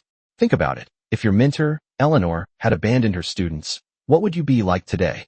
Feyre's beautiful legs, clad in glossy black stockings, were crossed under the table. Her delicate face remained unmoved. She parted her red lips slightly and said, "Dean, you are right. But it is precisely because of this that we understand even more clearly that some responsibilities are more important than the teaching contract." Selena nodded in agreement. Compared to Phil's alluring and sharp demeanor, her temperament was more aloof and composed. "Dean, this is not a hasty decision on our part. All lesson plans, student progress assessments, and subsequent teaching suggestions have been compiled into a booklet to ensure that the new tutors can seamlessly transition and minimize the impact on the students." Dean Vanessa leaned back in her chair, her fingertips lightly tapping the mahogany tabletop. She knew her two subordinates well. Have you encountered some difficulties? Or is it because of Ryan? The thoughts of the two beautiful women could not escape the discerning eyes of the dean. Phil and Selena exchanged a glance, seemingly signaling for the other to speak. But just as they were passing the buck, the dean delivered her killer move. If Instructor Phil is worried about her fiancé, I can understand, but Instructor Selena, how could you be so impulsive? This left Selena incredibly embarrassed. A barely perceptible blush instantly appeared on her fair and cool cheeks, and a crack appeared in her usually composed expression. "Dean, The icy beauty was momentarily speechless, her face showing the embarrassment of having her thoughts read. "I think all your worries are unnecessary," Dean Vanessa said, standing up and personally pouring them both some black tea. "Ryan is actually a very good kid. I've met him. Sometimes you don't need to protect him too much. Give him some experience and time, and you will see him become even more outstanding in the future. Besides, if you really miss him or are worried about him, you can take on some commissions in the Western provinces and go visit him occasionally." Vanessa took a sip of her black tea and gracefully set down her cup. "This way, I can ease my worries without completely abandoning my responsibilities at the academy. Let us think about it for a few more days." Feyre sighed. She knew that resigning wouldn't be so easy. So, the two beautiful women arrived at Selena's lodging. "What do you think we should do?" Chapter 70. If you kill the rooster, will it never dawn? Western Province, Cheshire, Provincial Parliament Hall. The governor of the Western Province, Lion, was a middle-aged man with slicked-back silver hair and gold-rimmed glasses, who looked refined and approachable. At this moment, the Marquis of Lion stood on the podium, his face serious as he addressed the provincial councillors. "With autumn approaching, we will launch a special campaign to improve public security within the province. Prevent any civilian organization that receives support from foreign forces or individual nobles from obtaining the resources, technology, and power they need. We have already received information that some civilian organizations have gathered all sorts of people from all walks of life. Farmers, workers, mercenaries, even teachers in colleges. All of these people joined a so-called civil organization called the Getai Society. At this point, the Marquis of Lyon clenched his fist and slammed it heavily on the podium, startling the members of parliament present. They have caused great trouble to the business environment in the province. I don't know what's going on. Why are there so many wrongful convictions because of a non-governmental organization? Things like unpaid wages, unresolved rape cases, or someone's carriage running over and killing someone on the road today. Now, because of these things, large-scale strikes have occurred in some places. He paused, his gaze sweeping over the increasingly uncomfortable faces in the audience. Some people broke out in a cold sweat, feeling guilty. But it is clear that these people are trying to erode and subvert the provincial council's power step by step. They are using some lame excuses to incite the ignorant masses to oppose the legitimate order. All members of parliament must understand that the provincial legislature will take all necessary measures to ensure the safety of our province. This is a well thought out and unwavering commitment. We cannot be caught off guard when danger strikes, nor can we allow a second illegal law enforcement organization to emerge in the province. When the governor of Lyon finished speaking, all the members of parliament stood up and applauded and cheered. Silence. Silence. Lyon pressed his palm down. Now, I declare, the special campaign to improve public security in the western provinces is officially launched. The province will mobilize all its security forces to purge, strike, and eliminate any suspicious individuals, regardless of their occupation, past contributions to the empire, or whether they are high-ranking nobles. In short, I will find them, capture them, and eliminate them in every city, town, and territory within the province. Either they'll spend a few days or a few years in jail, or I'll send them to meet their maker. The governor of Lyon's cold words were like a final judgment, which provoked even more fervent and prolonged applause and shouts from all the members of parliament present. Amidst enthusiastic applause, Lyon's blonde, wavy-haired secretary approached him and whispered in his ear, "Your Excellency, President Carl of the Azure Chamber of Commerce has come to the province to inspect the operation of the chamber's branch." Lyon frowned slightly. I've said it many times, people from the southern provinces, apart from Governor Aubry and His Excellency Victor, are fine as they come. There's no need to arrange a meeting. Just find someone to receive them. He seems to be considering withdrawing his investment. Okay, I understand. Lyon turned back, still smiling, looking at the councillors who were celebrating for him. Just as everyone was preparing to adjourn the meeting, a discordant voice suddenly rang out in the provincial council. Your Excellency Lyon, do you believe that killing the rooster will prevent dawn from breaking? These words were like ice water poured into boiling oil, instantly silencing the noisy hall. Lyon knew the Queen's faction had made their move. Tulip Ridge, 100 acres of fields, are filled with hopeful rye. The wheat fields rippled in the afterglow of the setting sun, shimmering with an almost unreal, dazzling light. All the people, regardless of age or gender, stood blankly on the edge of the field, gazing at this golden sea. This place can yield about 4 or 5 tons of rye, and each plump grain of rye, if stored properly, can be used as seed. Rain, rain, rain, rain, rain, rain. All the people stood in the fields, chanting the name of their young leader. If 1 ton of this rye is set aside as seed, there will still be 3 or 4 tons left, enough to feed everyone for a week if they start eating a normal diet. From today onwards, we say goodbye to hunger. Ren knew that, according to his promise to everyone, he would only receive 30% of the profits. But what about the remaining 70%? The people received rations that allowed them to leave the tulip territory. Now, say nothing. Everyone go to your own cultivated fields, harvest wheat, cook porridge, and we'll continue harvesting after we've eaten our fill. All the people happily went into the fields. Ren glanced at Tilopi, who was panting heavily on his shoulder. Clearly, this little minion had expended a lot of energy. Master Fish, Daddy Fish, Tilopi wants to drink nectar. Ryan held her hand and comforted her. I'll buy it for you right now. Under normal circumstances, apart from Leona who has Vanessa's purple lotus mark, the other 3 spirit pets need to eat 8 or 9 gold coins every day.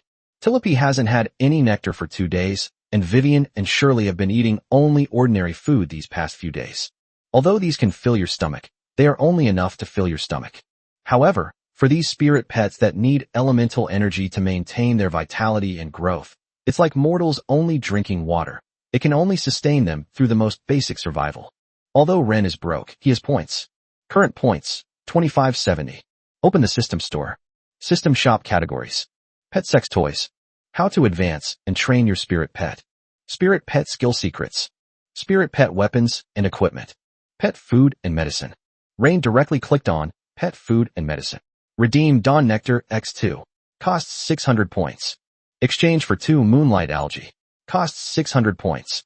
Redeem Frosty Berry X2. Costs 600 points. Current points, 770. The system explains the high price. It's provided instantly and isn't affected by market prices. If you want it, the system has it. And the price has always been this low. As for how prices are being manipulated outside, that's a matter for outsiders. In an instant, 1,800 points were gone. Although he could accumulate 3,000 points to exchange for a method to advance a spirit pet to the gold level. This also required resources. If you change the method and there are no resources to nurture it, then there's no point in keeping it. These will only last 2 days. If you use them sparingly, they can last 4 or 5 days. The 3 spirit pets drooled with envy when they saw the food in Ren's hand. Young master. Just as Ren was feeling a pang of heartache, Heya, the beautiful woman who put Ren at ease, came to his side. I've been reading books on the nutrition of spirit pets lately. Perhaps we can cook them with other foods so they can eat for a longer period of time. Can you make it? Ren was a little worried. After all, Heya had never tried it before, and if the cooking failed, all these ingredients would be wasted. Chapter 71 The struggle for the crown prince position has always been like this. Oh, I don't know either. I just wanted to help you. A hint of insecurity flashed in the beautiful woman's eyes. Then forget it. What I learned was from books. I don't know if it will be of any use. Eek! Vivian, the little cutie, took her share of moon algae and handed it to he. Meow. Shirley, carrying her own frostberry, walked gracefully to Heya's feet, looked up at Heya, and then at Rain. He crouched down and extended her hand, and Sherry immediately placed the berries gently in his palm. This touched Heya deeply. She hugged the 2 little darlings and said, "You are both Mommy's good babies. Mommy will definitely make you delicious food." However, this heartwarming scene took on a completely different meaning in the eyes of a tulip fairy who was intently drinking nectar.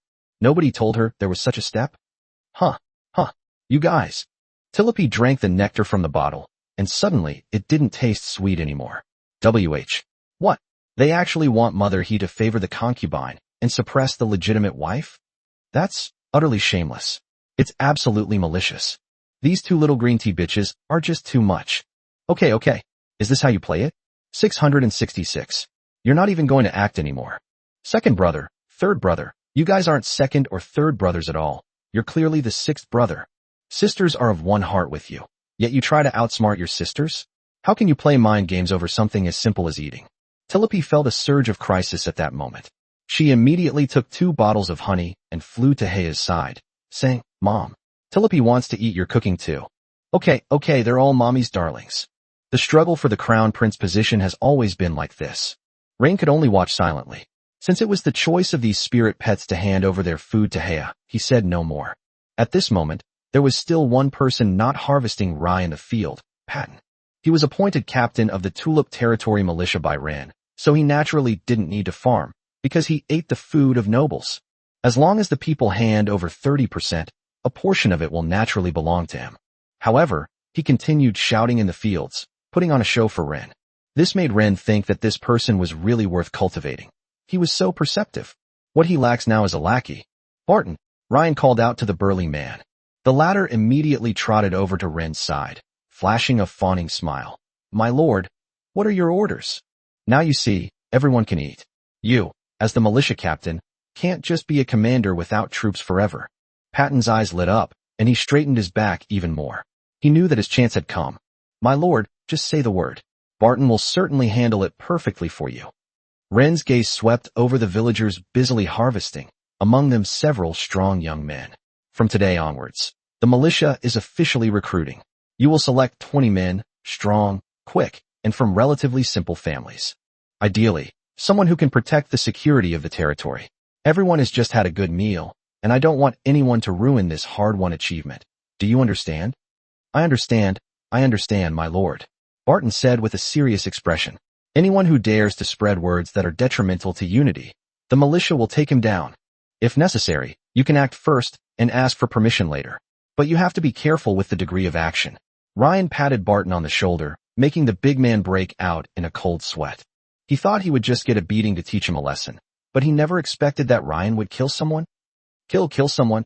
Barton's throat went dry, and he instinctively swallowed. The greatest failure in life is not knowing gratitude. Patton, look, everyone was starving to death, and now they have enough to eat. Of course, some people will have inappropriate thoughts. Rain could show mercy when these people were starving, but now they would soon be full and have plenty of dry rations in their pockets. I am a benevolent Lord, but there are always unexpected situations that I cannot handle properly. In those cases, you must be flexible, understand. Rain's voice remained steady, even carrying a hint of gentle persuasion, as if he were teaching a slow-wit student. Those seemingly casual words made Patton understand completely. This Lord is not as kind and lucky as he appears. His kindness came with conditions. Understood, my lord. Barton patted his chest. Then don't sleep tonight. Take a few brothers, have some wine, and some meat. Rain took out a few pieces of smoked meat wrapped in oil paper and 2 heavy leather wine sachets from the secret book space and stuffed them into Barton's arms. As a nobleman, Rain naturally couldn't eat thin porridge like these commoners. He had prepared some of the proper wine and meat. Let them understand that following you, Patton, will not only provide them with plenty of food, but also wine and meat, but the prerequisite is that they must have the ability to prevent risks. We will harvest the wheat gradually over the next few days, not all at once. What you need to do is see if anyone sneaks into the fields to harvest wheat in the middle of the night, and listen carefully to see if anyone is spreading any rumors that could undermine unity. For example, after harvesting this wheat, you'll take your wife and children and move to another place. Hearing Ryan's subtly sarcastic words, Barton's face showed a hint of horror. My lord, this. Patton, you must understand, Tulip territory is no longer a lifeless wasteland, no longer a hell of starving people, but a thriving paradise. I want to build such a paradise, and I certainly can't allow any rumors or gossip to arise during the process. Ryan's words carried a seductive power. Look at this wheat field, look at the smiles on the children's faces, and look at the solid porridge in everyone's bowls. Who brought all this here? It's you. Barton's tone gradually calmed down, his expression showing a hint of excitement. So, for the sake of Tulip territory, your task is very important. Do you understand? The next day, a fight broke out in the field. One of the villagers said that after harvesting the wheat, he would take his wife to the nearby town of Stone Raven. As a result, 2 burly men overheard this and beat him up. Who told you to hit people? Ren arrived in the field, furious. 2 burly men knelt at Ren's feet. My lord, this man is an ingrate. He eats the grain you give us, and all he thinks about is finishing the wheat harvest and running off to Stone Raven town with his wife. What is this if not ingratitude? So what? Ren roared, kicking both of them in the chest. I said, Tulip territory is a civilized society. In a civilized society, personal freedom is not restricted. Chapter 72, Sister's Letter. In the tulip fields, many villagers watched this scene unfold. In fact, many of them share this idea. Of course, people who have this idea usually have relatives or friends in other places. They wanted to contact relatives and friends outside the area to ask about job opportunities elsewhere. In a land that has already experienced a famine, it's impossible for everyone to want to stay, just as a flood or earthquake in a certain place can wipe out the social wealth and social power structure of the entire region. Some people who have lived a comfortable life naturally want to continue living a comfortable life. But, my lord, another burly man tried to argue. Shut up, Ren interrupted him, then took a deep breath and helped up the bruised and battered villager. Are you all right? No. Thank you, my lord. The middle-aged man who was helped up was very excited. This was the closest he had ever been to someone in his life. You too. Today each of you will harvest 1 portion of the land you cultivated, as an apology and a lesson for you. Solving problems requires rules, not fists. The verdict sparked another round of hushed discussions among the onlookers. They all exclaimed in admiration at the Lord's fairness and impartiality. The beaten citizen was also stunned for a moment. He was about to go somewhere else, and the Lord was still treating him so well. Ryan patted him on the shoulder, then turned to look at the crowd. I know that many people are still worried about their future. I understand all of this, but now that I'm here, I won't let everyone live a hard life. I've said it before, I want to build a civilized society. What is a civilized society? It should be a society free from disease, poverty, and hunger, where everyone is well-fed and warmly clothed, and children have books to read. I don't know if the rulers in other places will share the same goal as me, but in Tulip territory, I will definitely do it, and I will definitely do it. Ryan looked at everyone with a calm expression. This kind of political showmanship is a skill that every politician must understand and master. Yes, in a civilized society, I hope everyone can join me in achieving this goal. Even if someone feels they can have a better life elsewhere, we shouldn't stop them, but rather offer our blessings. The term civilized society is somewhat unfamiliar to most of the people who toil in the fields, yet it subtly touches upon a vague longing within them. They quieted down, their minds filled with images of the distant landscape the young lord was depicting. These words stirred up a tremendous wave in the hearts of all the citizens present. Damn it, when did these nobles become so reasonable? Haven't they always treated their subjects as their private property? The middle-aged man who had been beaten black and blue for trying to leave also felt ashamed under everyone's gaze. Ryan saved them. They were even thinking about how to improve the living standards of these peasants. Who cared whether we lived or died? It was Ryan. Of course, if they knew that these two burly men would get to drink and eat meat tonight just because they beat someone up today, I wonder what they would think. And if anyone dares to continue speaking tomorrow, they'll continue to beat them up. This is class. While most people are eagerly watching the rye in the field, another group of people can obtain better material conditions without having to farm. Back in the main castle, thanks to Heia's careful cleaning, one floor was quite clean. Upon entering the master bedroom, one sees the beautiful woman studying a recipe by the dim candlelight, while several spirit pets, having eaten and drunk their fill, lie asleep on the bed. Young master, you're back. Are you hungry? Heia came to Ren's side and helped him undress. I'll go to the kitchen and prepare something for you. No need. Ren let the beautiful woman help him change into civilian clothes. Having just arrived in the territory, conditions were rather basic, and he didn't expect Heia to prepare 3 meals a day for him. He was content with just making do. Oh right, young master, Miss sent a letter. Heia handed Rain a letter, with a stiff card still attached to the envelope. He took the letter. The opening was sealed with sealing wax that had a faint gardenia scent. It smells like Gloria. Ren opened the envelope, and delicate handwriting appeared on the letter. To my silly brother. Why become a lord? He could have stayed home with Gloria all the time. Unfortunately, Gloria is also leaving this home. Your genius sister has awakened an alchemical secret, and it's an incredibly powerful one. My father is about to send me to study at the Alchemy Academy in the capital. Remember to come to the capital to see Gloria in the future, or Gloria will send you a potion that will make you fart if you smell it. To embarrass my stupid brother in front of outsiders. How are you doing over there all by yourself? I heard the food there isn't even good. Enclosed with the letter was Gloria's secret stash of savings accumulated over the years, originally intended for. Crossed out. This is for Vivian and Telepi to buy some good food, not for you. But I still hope that this little bit of money can help my silly brother cope with the desolate moon, the hopeless sunset, and hundreds of hungry mouths. This way you can have more time to miss your lovely sister. But if you have other things to do, then go ahead and do them. My brother, even though he's a fool, can.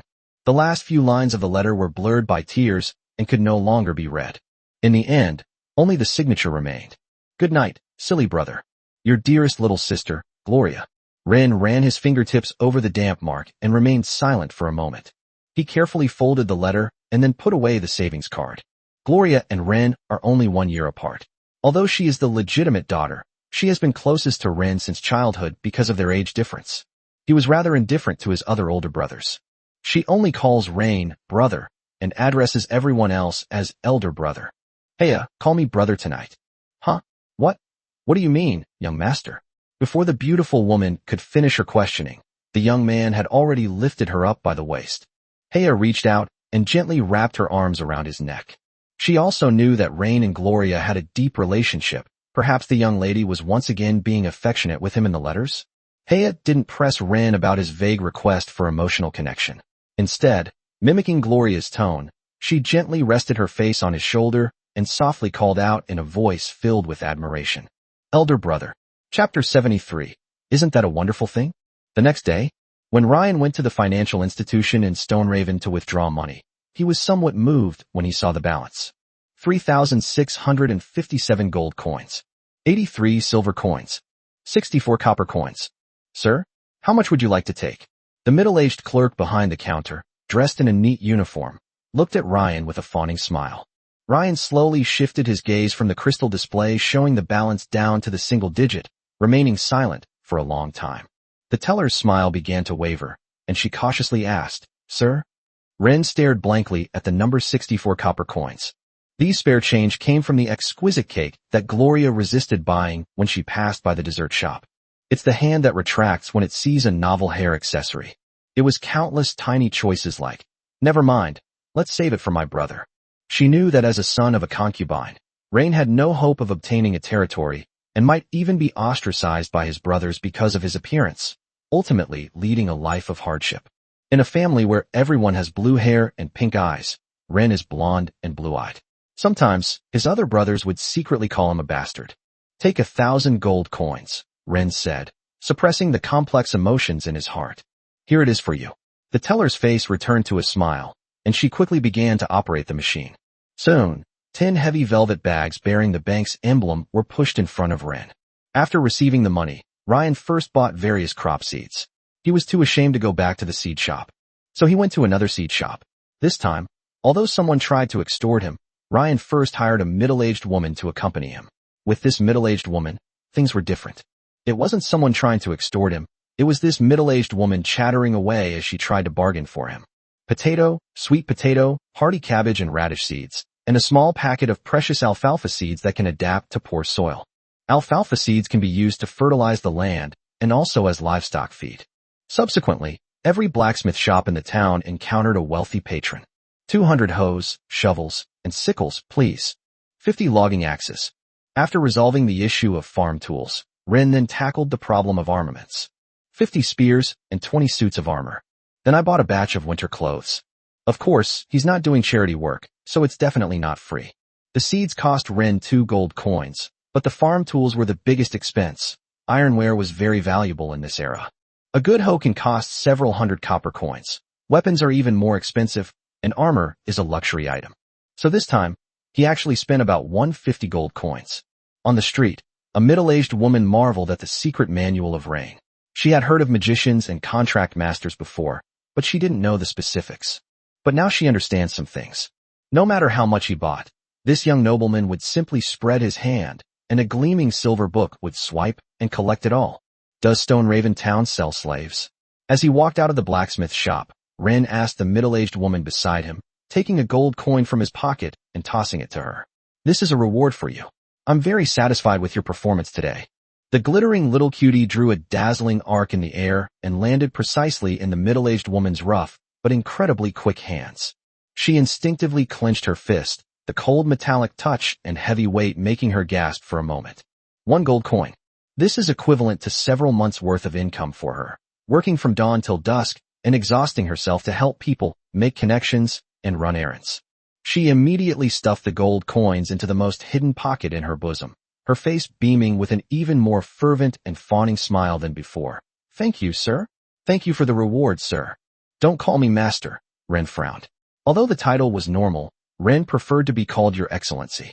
Of course, ordinary people with little knowledge generally don't understand the intricacies involved. Yes, sir. Look at my mouth. I don't know any manners." The middle-aged woman quickly corrected herself, her smile becoming even more humble. "Sir, what do you intend to do with the slaves you want to buy?" Although it's like a regular auction where no living creatures are allowed, there are still buyers and sellers. Moreover, the empire itself already had slaves, but the upper class was very good at it. So the auction had these ridiculous rules. How can there be trade between intelligent beings in a civilized society? There definitely is. Because the Tyrian nobles enjoyed buying and selling slaves and using slaves, and the empire had laws that could reduce people to slavery, the Tyrian capital might have been particular about table manners or international image. But in the local area, who cares about this or that? Of course, the origins of the slaves were also carefully considered. Those damned slave traders, if they dare to arbitrarily arrest free citizens within the empire and enslave them, then they will witness the majesty of the Tyro royal family. "Sir, the legal goods available on the market include orcs, prisoners of war, and some criminals, as well as some captured from Azure Harbor. If you want strong and capable people to pick cotton and farm, you should definitely buy black slaves." "No black slaves," Rain said, his eyes filled with disgust. "I am a baron. I am building a civilized society. Do you know that?" Yes, Yes, Wenming, Wenming, Your Excellency Baron, I deserve to die for mentioning these beasts in front of you. The middle-aged woman hurriedly bowed, afraid of losing Ren, her big benefactor. You don't want the castrated one either? It won't cause any trouble for your territory. The middle-aged woman must have some connections, otherwise she wouldn't have known that some of the black slaves had been castrated. No, Ren shook his head. At that moment, the woman realized that she had touched upon the young nobleman's obvious aesthetic sense. He wasn't some lord who wanted to build a civilized society. He simply disliked it. Then, can you accept an orc? At that moment, Ren looked at her with suspicion. Are you a slave trader? The middle-aged woman, clearly noticing her own eagerness to close the deal, waved her hand in denial. Your Excellency, I'm just a small-town woman. How could I possibly do this kind of business? If I were a slave trader, would I be haggling with you on the street? Oh, I do know a slave trader who offers referral commissions, you know? Yes, I know. Seeing the other party's honesty, Ryan nodded and slowly said, I don't mind how much commission you earn, and I respect every industry. What part-time jobs you have is your business. But I expect that during the time I employ you, you will act in my best interests, and I will not treat you unfairly. I know, you can rest assured. The middle-aged woman could naturally distinguish between the kings and the slave traders, and whether they served the nobles or the slave traders. How could she not know? What if the young master in front of you happens to like older women? What if he wants you to work for him? That would be such a wonderful thing. Chapter 74. Just tell me what you want to see. With the middle-aged woman leading the way, the two soon arrived at a slave market. The place was filled with all sorts of smells, which only made people feel nauseous. Of course, there is also a high-end market for slaves. These usually have a store where the slaves are washed very clean and can be chosen like pets. A bald slave trader stepped forward in the market to greet the two. When he saw the middle-aged woman arrive with a richly dressed young nobleman, his eyes lit up. Your Excellency, the bald slave trader bowed in greeting. Please allow me to introduce myself. My name is Baruch, and I await your orders. Seeing the gleam in the bald slave trader's eyes as he bowed, the middle-aged woman quickly reminded him. Baruch, this baron must not be slighted. She subtly reminded Barut to abandon his idea of overcharging customers. Of course, I understand, Your Excellency Baron. What do you need? Baruch's expression became even more serious upon hearing that this was a baron. Rain took out a tulip pin to his chest, held it to his nose and sniffed it, blocking out the surrounding stench. 30 slave soldiers, Rain said calmly, inhaling the fragrance of the flowers. Deliver them to tulip territory before nightfall. Can you do that? Of course. Baruch nodded quickly. We have orcs here with superhuman strength, and black barbarians who would risk their lives for you for a bite to eat. Rain knew he wouldn't get anything good from him. This place bordered the Orsa Empire, but the Orsa people were clearly not to be trifled with and wouldn't allow these slave traders to enter the country to capture slaves. They didn't dare to capture the Tyrians either.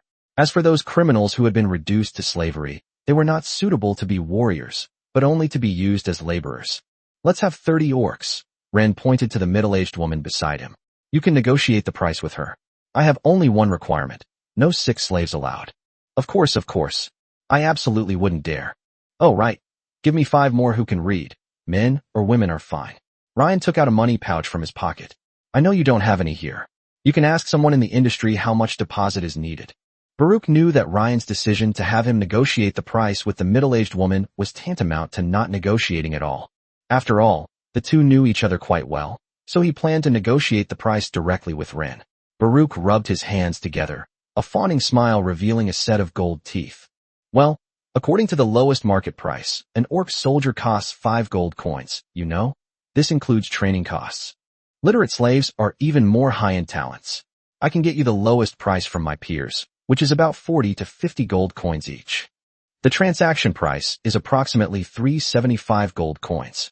You only need to pay a deposit of 50 gold coins. Baruch became increasingly dizzy as he spoke. He hadn't actually extorted any money from Ren, but the huge order that had landed on his head still left him somewhat disoriented. Suddenly, he seemed to have thought of something. By the way, Your Excellency, my godfather is Mr. Manda, the biggest slave trader in Stoneraven Town. Baruch excitedly recommended to Ren. If you need, he also has many beautiful female slaves. No need, Ren shook his head. This money was given to him by Gloria. How could he possibly use it for enjoyment? Baruch was still unwilling to give up after hearing this. Sales, if you catch a big client, How can you not sell to them to the death? A slave trader like him, having done countless deals, naturally knows when customers are most likely to make a purchase. That's when he finished buying things. After completing a transaction, the two have established initial trust. The next step is to continue to explore his needs. Experience told him that at this moment, it was unlikely that Ryan would hide his needs from him, because Ryan was in a state of mind that wanted to solve his needs and was already spending money. Only a fool would honestly wait for Ren to come and buy more goods next time. Your Excellency, please come this way. If I let you miss out on so many good deals today, it would be the biggest failure of my life. Please give me a chance. I only want to solve my clients' problems. This has been my first principle since I entered the slave trade. My godfather's place isn't a slave exchange, but a talent resource center. That's the kind of place a noble like you should go. Even if you don't end up liking her, it doesn't matter. We've prepared many beautiful foreign female slaves for you to experience for free. Baruch decided to take the initiative, stepping aside to lead the way without even asking Ren if he wanted to go or if Ren was available. This somewhat forceful sales approach might seem presumptuous in the context of civilized business etiquette, but Ren didn't mind. What he meant was, I'm going to make money off you, but I promise to show you the real quality products. Lead the way, Ren said calmly, his voice revealing neither joy nor anger. He knew what Baruch wanted to do because middle-aged women are short-sighted. They might know more or less how much a cheap slave usually costs. But what about the high-class slaves? How would an ordinary woman know these things? The three left the noisy and chaotic open-air market area and arrived at a relatively bustling street in Stone Raven Town. They stopped in front of an elegant three-story building. The foyer is spacious and bright, with dark-textured solid wood flooring that is so shiny it reflects light. A multi-armed crystal chandelier with an elegant design hangs high from the ceiling. The middle-aged woman barely dared to breathe, feeling somewhat lost on the smooth floor, her eyes wide open. Ren and his companions didn't see Baruch's so-called godfather, Mr. Manda, because a nobleman came downstairs. There was still a lipstick mark on his neck, clearly indicating that he had just finished having fun and was about to leave. Baruch was more submissive than a dog when he saw this nobleman, and quickly bowed to him, saying, Lord Vesper. The middle-aged nobleman nodded slightly, casually spitting on his leather shoes. Baruch quickly knelt down and wiped it clean for him with his sleeve. When he saw Ren, his eyes widened slightly in surprise. Baron Tulip, Lord Ren Verlet? The other nobles were not unaware that the tulips around Stoneraven Town had a new lord, and even knew who this person was. The youngest son of Victor, the Lord of the Azure, in the southern province. This title is enough to scare people to death. Although the governor is nominally the most powerful person in the southern province, the provincial capital is not the territory of any one person, but a city belonging to the empire. However, Azure Harbor is Victor's territory. That's right. Ren nodded slightly. And you are? Baron Vesper gently wiped away the glaring lipstick mark with his gloved hand, his smile becoming enigmatic. Vesper, a neighbor of Stoneraven Town, lives in Grey Dove Castle to the east, the middle-aged nobleman said, taking off his white gloves and extending his hand as he approached Ren. Our two families live very close to each other. Ryan extended his hand and shook hands with the other person, saying, That's quite a coincidence. Yes, what a coincidence. Vesper pointed his finger and circled the entire hall. It's just a small business. If you see anything you like, just tell me. Chapter 75 Aristocratic Chat. Rain never expected that the first nobleman he would encounter in the western province would be a slave trader. Of course, he clearly only saw this place as a place for leisure and didn't take it particularly seriously. As for his polite words, just listen to them and leave them at that. There's no such rule among nobles. Nothing is given away for free. Of course, if Phil and Selena gave Rain something for free, that probably doesn't count. Come on, let's go upstairs and sit for a while, Vesper said enthusiastically, showing an attitude of wanting to be the best host. Let's take a look. Ren nodded emphatically. No nobleman would refuse social interaction. If there's really something else going on, I'll politely decline. But what Ren lacks now is connections, and Vesper clearly wants to get in touch with Ren and find a way to climb up to the Wellet family. Upon arriving at the office, the two sat on the sofa. Vesper picked up 2 cigars, cut off the caps, and handed one to Ryan. Several scantily clad, voluptuous female slaves nearby immediately lit matches for the 2 men and set them on fire. Female slaves also began preparing red wine and gourmet food. It's very comfortable. I come here to relax. Vesper exhaled a puff of smoke. But actually I rarely come here. I usually leave it to an old dog to manage. Just tell him what you need. Elves, Orsa, or Tyrell, or other races, or whatever race you want. We have them all. Oh, by the way, you come from the Velit family. You must have seen too much, so you probably wouldn't even look down on these things. Rain took a puff of his cigar, ignoring his probing question. You still have Tyrells here? Of course. The warden of Stone Raven Town is my cousin Ha. In one sentence, one of the dark secrets of this industry was exposed. I do need some literate slaves, Ren said, taking a puff of his cigar before stubbing it out. You have no idea, Lord Vesper, when I first arrived at Tulip Castle, I was thinking, my God, old man, what the hell have I come to? Ha ha, Vesper chuckled. You're very funny, Ryan. May I call you that? Certainly. As soon as Ryan finished speaking, Vesper pulled a female slave into his arms, while glancing at the other female slaves in the office. Immediately, two beautiful and voluptuous female slaves sat down beside Ren to serve him. The former lord of Tulip territory was inflexible, and a woman who was ennobled for her battlefield exploits knew nothing. Vesper laughed unrestrainedly. She couldn't even learn the rules of the nobility, so she was isolated. Rain let the female slave massage him. So she died, ugh. Sell me some slaves, preferably literate and pretty. Sell. Vesper shook his head. We're friends, Ryan. This is a test that anticipates a long-term exchange of benefits. We only talk about money when we're friends, Ryan said with a smile. Vesper shook his head. But I don't lack money, I lack friends. I'll take you to see it later. I recently got some good stuff that I haven't even touched myself. What good stuff? A blind nun. Ren never expected this person to be so audacious as to dare to arrest even members of the church. From the moment he walked in, Vesper had already revealed two secrets to him. One method he used was through the warden to get prisoners out of jail and sell them as slaves. Another thing is that he even dared to kidnap and sell nuns. This is his honesty. If Ryan refuses this honesty, the two will become strangers. In the future, if Ryan suffers any misfortune or illness, Vesper will take the opportunity to kick him while he's down because Ryan didn't give him face. The interactions among nobles were often accompanied by unfathomable probing and silent contests.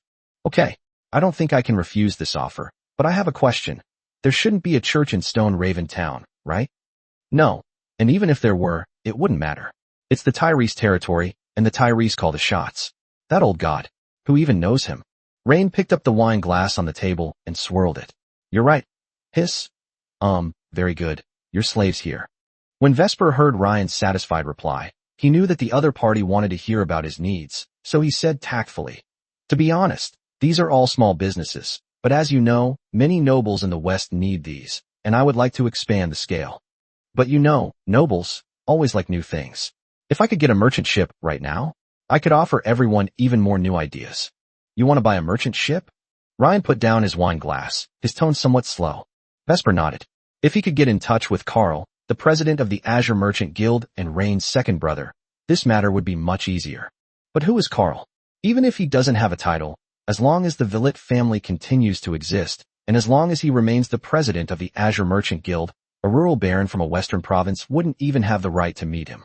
As for the relationship between the brothers and the Velit family, he didn't know. After all, no noble family would let outsiders know that their brothers were not on good terms. Any information about aristocratic and wealthy families that is not convenient to disclose is valuable and cannot be known by everyone on the street. So even if Vesper had considered that Ryan and Carl didn't get along, so what?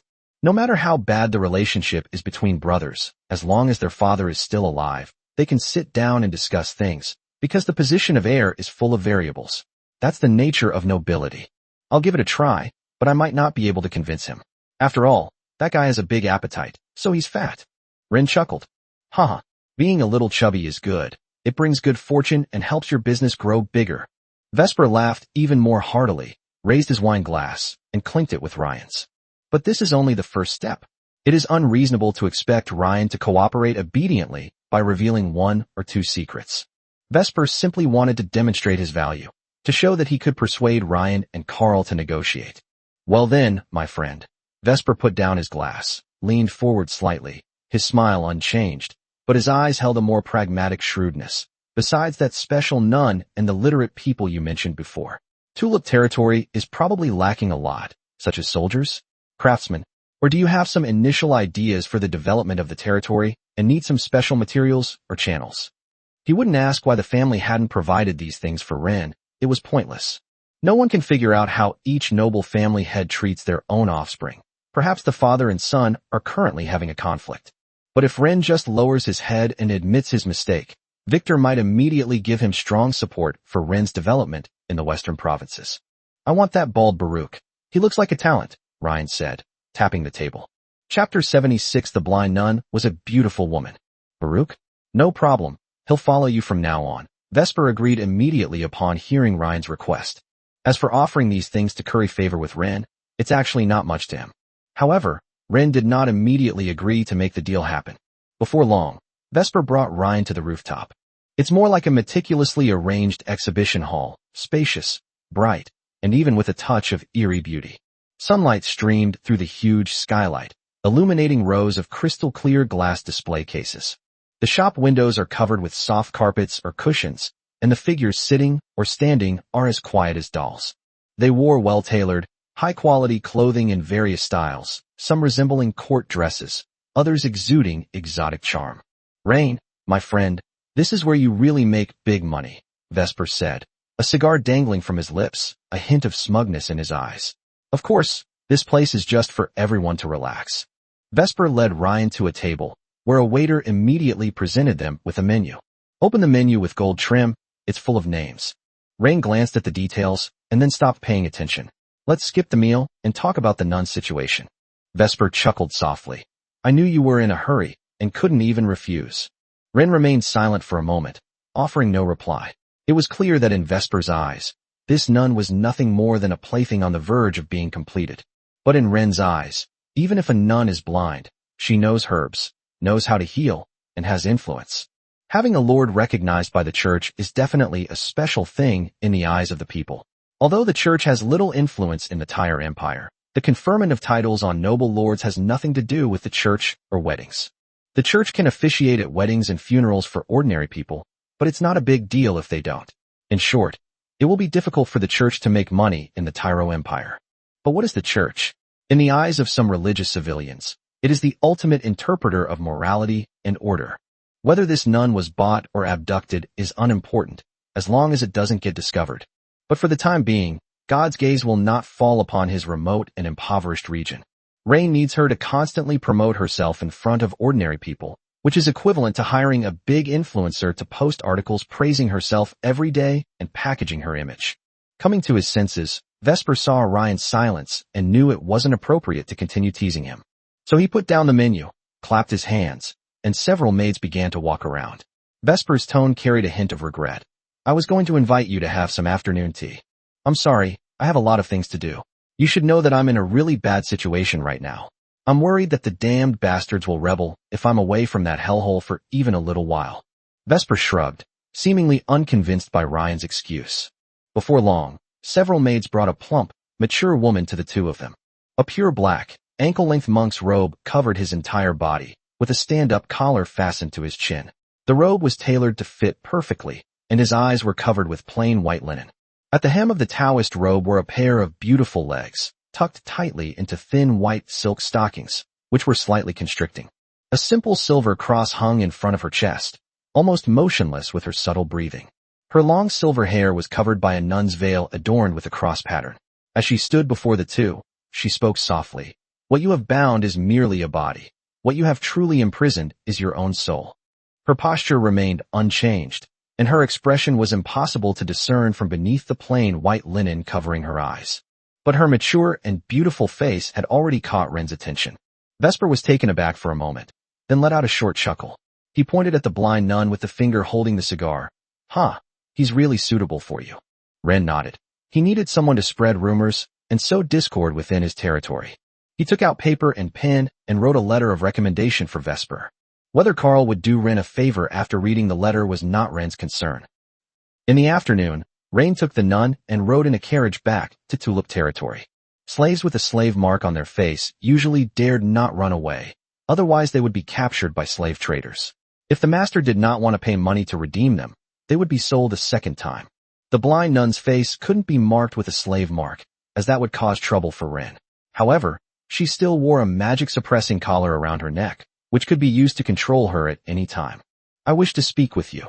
the blind nun said before Ren could even open his mouth in the carriage. I can be a slave, but if one day you find salvation from me, please let me leave. Ren was slightly surprised. You don't mind being a slave? The blind nun's plain face, though covered by her eyes, remained expressionless.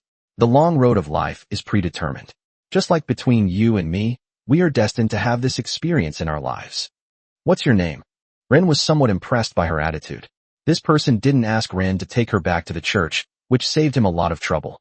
This is both a religious fatalism and a highly sophisticated psychological defense. Accept the worst-case scenario, thereby maintaining a certain detachment and spirit.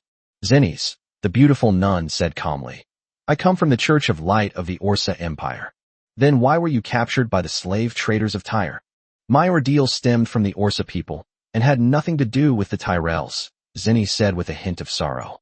Perhaps it was fate's arrangement, that God allowed me to witness another form of suffering in a godless land, and finally, to bring light back to this land. Speak like a human being. What I mean is, some of the followers of the Orsa Empire have betrayed the God of Light. Ryan clenched his fist. Could you say something I can understand? Before answering your question, I'd like to ask you first, do you believe in the existence of God? Rain could no longer restrain himself. He pulled the blindfolded beauty into his arms and kissed her. Now, I am your God. Zenis froze instantly in his arms. She neither struggled nor reciprocated, but simply accepted Ryan's passionate kiss. A long time. Zenis slowly raised her hand and, with her fingertips clad in white silk gloves, very slowly wiped her lips. You are just proving that fear and violence are still the languages you are most familiar with, and this is precisely one of the problems that makes this land atheistic. She did not cry out, nor did she rebuke his blasphemy. Rain squinted and ripped off the blindfold covering her eyes. Then came a pair of beautiful eyes, clear and bright, with a white cross in the black pupils. Chapter 77. This person cannot be conquered by looks. Aren't you blind? Ren looked at those vacant eyes and suspected that the woman was deliberately pretending to be a ghost. Sometimes, striving to be the best version of yourself means embracing the light while keeping a sliver of darkness to remind yourself. Zenis's dim eyes proved that she was indeed blind. This is terrible. This is awful. In other words, Ryan couldn't win her over with his looks. The reason why Ryan is a heartbreaker for rich ladies is because of his aristocratic status, his youthful and handsome appearance, and a bit of musical talent, among other strengths. Now, one of his strongest killing moves has been rendered ineffective by his opponent. Speak like a human being. Ryan continued kissing her. As he kissed the beautiful, mature blind nun again, the cool and lingering scent of sandalwood became even clearer, lingering around his nose. Zenis neither showed obvious resistance, nor did she comply. In short, they didn't give Ren any reaction at all. Lip separation. God will. When Zenis spoke again, Ryan, defiant as ever, kissed her once more, and this time, he went even further. I miss you so much. Wait a minute, I'll explain. Faced with such a threat, Zenis was no longer indifferent. She gasped in Rain's arms. I betrayed the church. No, they betrayed the church. In the next few minutes, Zenis explained her background. She was a nun in the Orsa Empire, serving the light, studying herbs and scriptures, and caring for the poor and sick in the city. But when she truly understood the church's operating model, she realized that it was all a lie. No matter who it is, as long as they can pay the money, the church bishop will pat their head and mutter, God loves the world, God forgives you. No matter what sins he has committed, as long as the gold coins clink in the offering box and the smoke in front of the altar is thick enough. So she said to all of this, no. Then he was sold to the Tyro Empire. Rain believed that there was a mix of truth and falsehood in the story, because her eyes were very distinctive and clearly indicated that she was not a lower-ranking nun from the church. These eyes are different from ordinary people's. People with these peculiar eyes usually possess bloodline abilities. By the time we returned to Tulip territory, dusk was approaching. Baruch also brought the slaves to the territory, and Ren paid him the price that had been agreed upon. Afterwards, Ren first sent Hea back to the main castle with Zenis, while he stayed behind to observe the 30 orc slave soldiers that Baruch had brought. These soldiers were all burly and had animal ears. Rain pulled out a dagger inlaid with a sea blue gemstone and casually slit the neck of an orc soldier. I noticed there was no fear in their eyes. These are excellent soldiers. Ren nodded to Baruch. I am very satisfied. It is their honor to receive your affirmation. Baruch dared not be arrogant. When he arrived in Tulip territory, his godfather had told him that he would follow the Baron in the future. Rain summoned Barton and first distributed 20 suits of armor and 50 spears.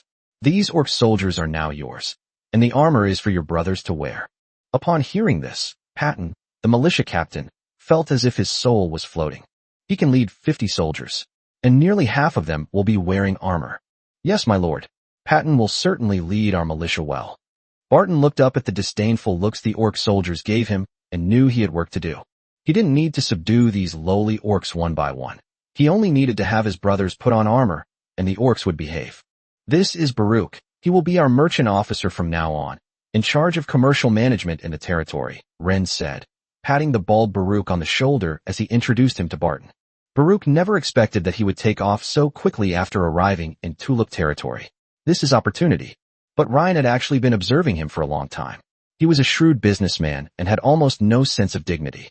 Even if Vesper spat on his own shoes, he would still grin and kneel down to wipe them clean with his sleeve. Your Excellency, Baruch. Baruch, what have I done to deserve this? His voice choked with emotion, and his knees buckled as he tried to kneel down. All right, Ren said calmly. I brought you here so that you would use your brains and connections to revitalize the economy of our territory.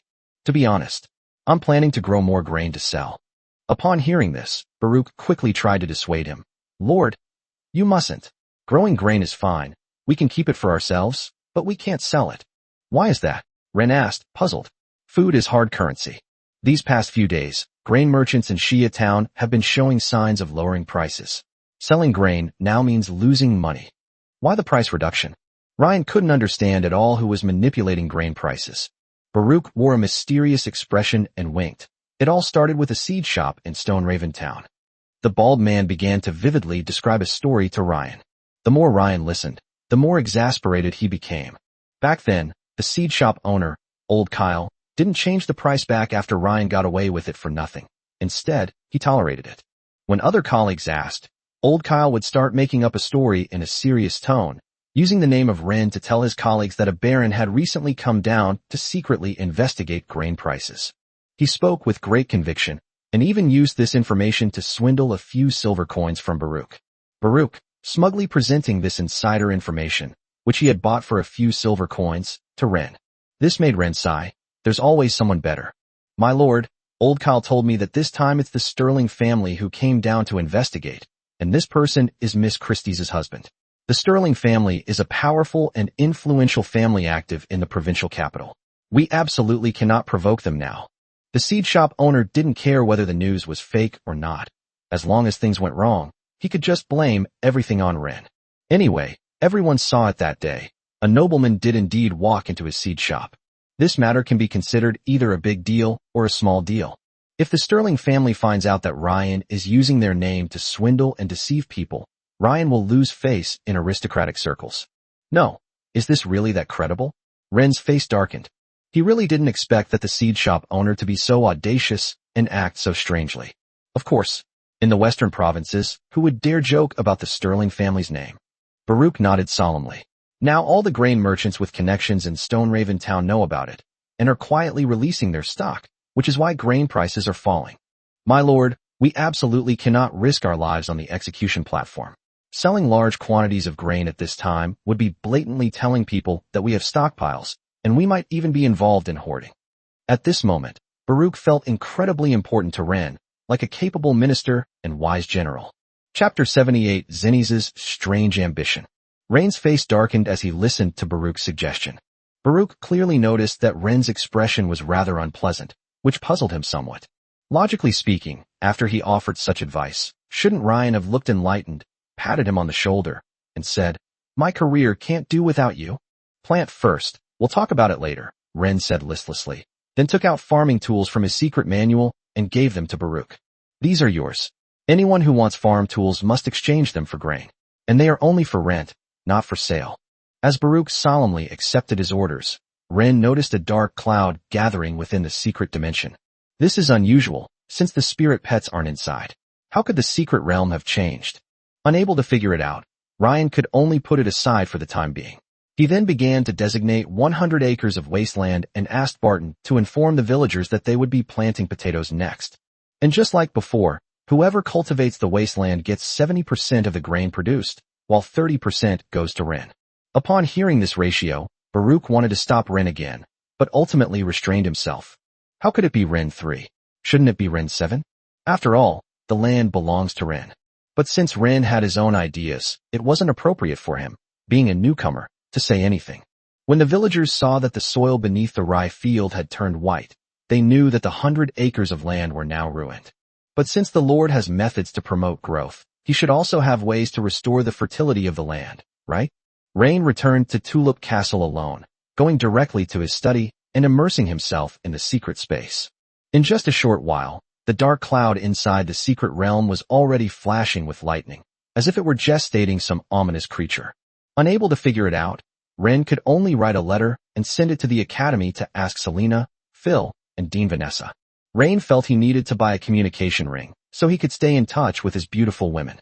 But this thing isn't cheap, so he had to put the plan on hold for now. Upon entering the living room, Ren found the blind nun kneeling devoutly beside the little angel Leona, seemingly praying softly. Leona tilted her head, sucking her little finger, her pure and innocent eyes curiously watching the blindfolded, sorrowful stranger. What's going on? Ren asked, glancing at he in the living room. The beautiful woman swayed her voluptuous figure as she approached Ren, whispering in his ear, Young master, she's praying. Pray to my spirit pet. Ren felt a little confused, yet it also seemed perfectly reasonable. After all, Leona is a seraph, possessing the energy of order and light, and is also a spirit pet in angel form. Although Zenny's is blind, she can still sense Leona's presence. Lord, protect this wandering starlight. May it not lose its inner purity and joy even within the confines of a contract. Zenny's clasped her hands together and muttered something. Leona, the little cutie, would nod seriously from time to time. MMM. The way she nodded and hummed made Ren feel that it clashed somewhat with Zenny's seriousness. Zenny's, Ren, and he quietly approached the blind nun and interrupted her. The nun's body trembled slightly, and the prayer abruptly stopped. She turned towards Rain, her face veiled, revealing no expression. Your Excellency, you have received the recognition and protection of the light. The sinner Zenny's is willing to serve you wholeheartedly, asking only for 1 hour each day for time to pray to her. Before Ren could even agree, Leona had already taken it upon herself to agree. Daddy? Mommy? Realizing that it was inappropriate for her to make the decision on behalf of Ren without his consent, the little cutie looked up at Ren. No, you can't call me that. Zenny's face turned deathly pale upon hearing this. You are the embodiment of purity. You are a child of heaven. MMM. Leona nodded seriously. Just as Zenny's felt relieved, she looked up at Rain and asked in a childish voice, Daddy? Mommy? Zenny's was thrown off balance by Leona's actions. Her voluptuous figure kneeling before Leona became somewhat unsteady. Heya covered her mouth and chuckled, then quickly realized it was inappropriate and restrained herself. She quickly carried Leona away, which made Zenny's extremely envious. Leona calling Rain Dad is acceptable to Zenny's. After all, many contract masters' spirit pets are like that. But call her Ya Mom. No way. Even if you're going to call someone, you should call me Mom. Suddenly, the blindfolded beauty's ambition surfaced. But for now, she must hide this ambition and wait until Ryan approves of her, before making her move. Tomorrow I hope you can preach in the territory, spread my virtues, or teach some children to identify herbs. All Rain felt was that this blindfolded, beautiful woman, dressed in a nun's robe and white silk, wearing a cross necklace, exuded a forbidden beauty. Imagine having her read the Bible while just thinking about it is exciting. Zenny's nodded calmly. Now that you have gained the recognition of the light, you should proclaim yourself to the world. After dealing with the nun, Ren returned to his bedroom. Several spirit pets surrounded Heya as the beautiful woman studied their recipes by candlelight. Young master, are you going to bed? The beautiful woman came up and prepared to help Ren undress. Wait. Ren prepared to return to the secret space with the 4 spirit pets. I'll come back to sleep with you later. Hearing Ryan speak so bluntly, Heya's cheeks flushed slightly. A flash of silver light appeared, and Rain put the 4 spirit pets into the secret book space, and then he also entered the secret book space. Rain pointed to the thundercloud in the sky. Does any of you know what's going on? I didn't do it. Tilope, that little nobody, spoke first. It must have been Vivian. Eek! The mermaid who was called out was stunned, and then looked at Rain with innocent eyes. She felt that Tilope was bullying her because she couldn't speak. Seeing that Vivian was on the verge of tears, Ryan quickly comforted her. You're a good girl. Daddy believes you won't do that. Wah. Vivian nodded emphatically as Ryan patted her head, wiping away her tears. If you didn't do any of this, then where did this cloud come from? Ren asked, somewhat puzzled. Daddy? Mommy. Leona flew through the air and pointed to the purple lotus mark on her forehead at Rain. You can contact the dean through this mark? Ren asked excitedly. Then what are we waiting for? Leona nodded, and then the purple lotus on her forehead shone brightly, and she began to call for help for Rain. Chapter 79 Secret Cataclysm, The Sun-Eating Dog. Before long, streaks of purple starlight began to condense within the secret space of Ren, and then transformed into the beautiful figure of Dean Vanessa. Rain looked at her in disbelief. Dean, how could you enter my secret manual without my permission? Vanessa chuckled softly and patted Leona's hair. Each tome is originally a fragment of rules. As long as you master spatial magic and have a beacon, you can teleport to other people's tome spaces. Therefore, many wielders of secret manuals rarely pile up treasures in their secret manual space. Rain never expected that the secret manual could be stolen. But don't worry, this kind of spatial teleportation channel is fixed. You'll go back the same way you came. It won't happen that an assassin pops out of your own secret manual while you're sleeping. Hearing this, Ren felt relieved. If he were sleeping with he and an enemy suddenly jumped out of the tome, would he choose to fight or continue? Mommy. Leona was overjoyed to see Vanessa and kept snuggling into her arms. The melancholic beauty seemed to have no choice but to accept this clingy little fellow. She looked up at the thundercloud in the secret manual's space. This is bad. This secret manual's calamity might be extraordinary. The secret codex of calamity? What's that? Ren asked, somewhat puzzled. No one had told him about it before. Mystic cataclysm. Vanessa gently placed Leona, who was snuggling in her arms, onto a floating cloud-like elemental mass, and turned to look at Rain. Every holder of a secret manual is blessed by the heavens, but also bears risks. This is a rule and an order. When the holder of the secret manual is unable to bear these risks, life will perish, and the secret manual will return to the origin of the world, waiting for the next lucky one. After Vanessa's explanation, Rain understood that the secret codex sometimes encounters monster disasters, and if you can't withstand them, you die. It's almost here. Vanessa's expression turned grave as she looked at the beast's leg that had appeared in the thunderclouds. It's actually a gold-ranked sun-eating hound. It seems your spirit pets have great potential. Otherwise, they wouldn't have been able to trigger a gold calamity at the silver stage. Can this be taken as a spirit pet? Ren thought to himself. It's only at the gold rank. Couldn't this beautiful Dean beside me just wipe it out with a flick of her finger? No, it is formed by the rules, Ren. It is very interested in your Seraphim and Tulip Fairy. I can't stay here any longer. What? Ryan was surprised to hear that the beautiful woman was leaving, which meant she couldn't live off him anymore. If I intervene, it will be further strengthened by the rules, and may even rise to a platinum-level secret calamity, Vanessa said seriously. But it only has the strength of a gold level 1 star, so I suppose you can handle it yourself. What are the rewards for winning? Gains. Vanessa was slightly taken aback by Ryan's pragmatic question, then chuckled, a rare hint of mischief appearing on her melancholy face. Of course there are, and they are crucial to you. She pointed to the frozen, sun-eating hound, and then to the thunderclouds around it that had not yet completely dissipated. First of all, most directly, if you can defeat this sun-eating hound head-on within the secret codex space using your own strength, then the remnants of the rules that make up its body will gradually disintegrate and dissipate. These broken rules are excellent nourishment for the secret space itself, Vanessa explained in detail. Anyway, good luck. Can we not fight? No. If you leave it alone, it will destroy the secret dimension until your secret dimension is damaged and disappears. As soon as she finished speaking, the beautiful woman vanished into thin air, leaving only the fragrance of lotus flowers emanating from her. Woof woof. As soon as Vanessa left, the black dog in the sky became more assertive. Although it was a dog, it was about the size of a cow, its body radiating black lightning, and its eyes, burning with pale flames, were fixed on Leona and Tilope. Leona sucked on her fingers, seemingly not scared at all. Tilope quickly released Golden Guardian, and golden light began to emanate from everyone. Ren looked somewhat serious. How could this dog have so many attributes? Based on its appearance, it has at least 3 attributes. Darkness, lightning, fire. Both are highly aggressive attributes. It roared and descended from the sky, landing on the ground. The flowers and plants at the feet of the sun-eating dog withered instantly. Huh. Sherry opened her mouth, revealing her sharp teeth, and began to exhale. Cats and dogs can't get along. Rain could only watch as these spirit pets started fighting.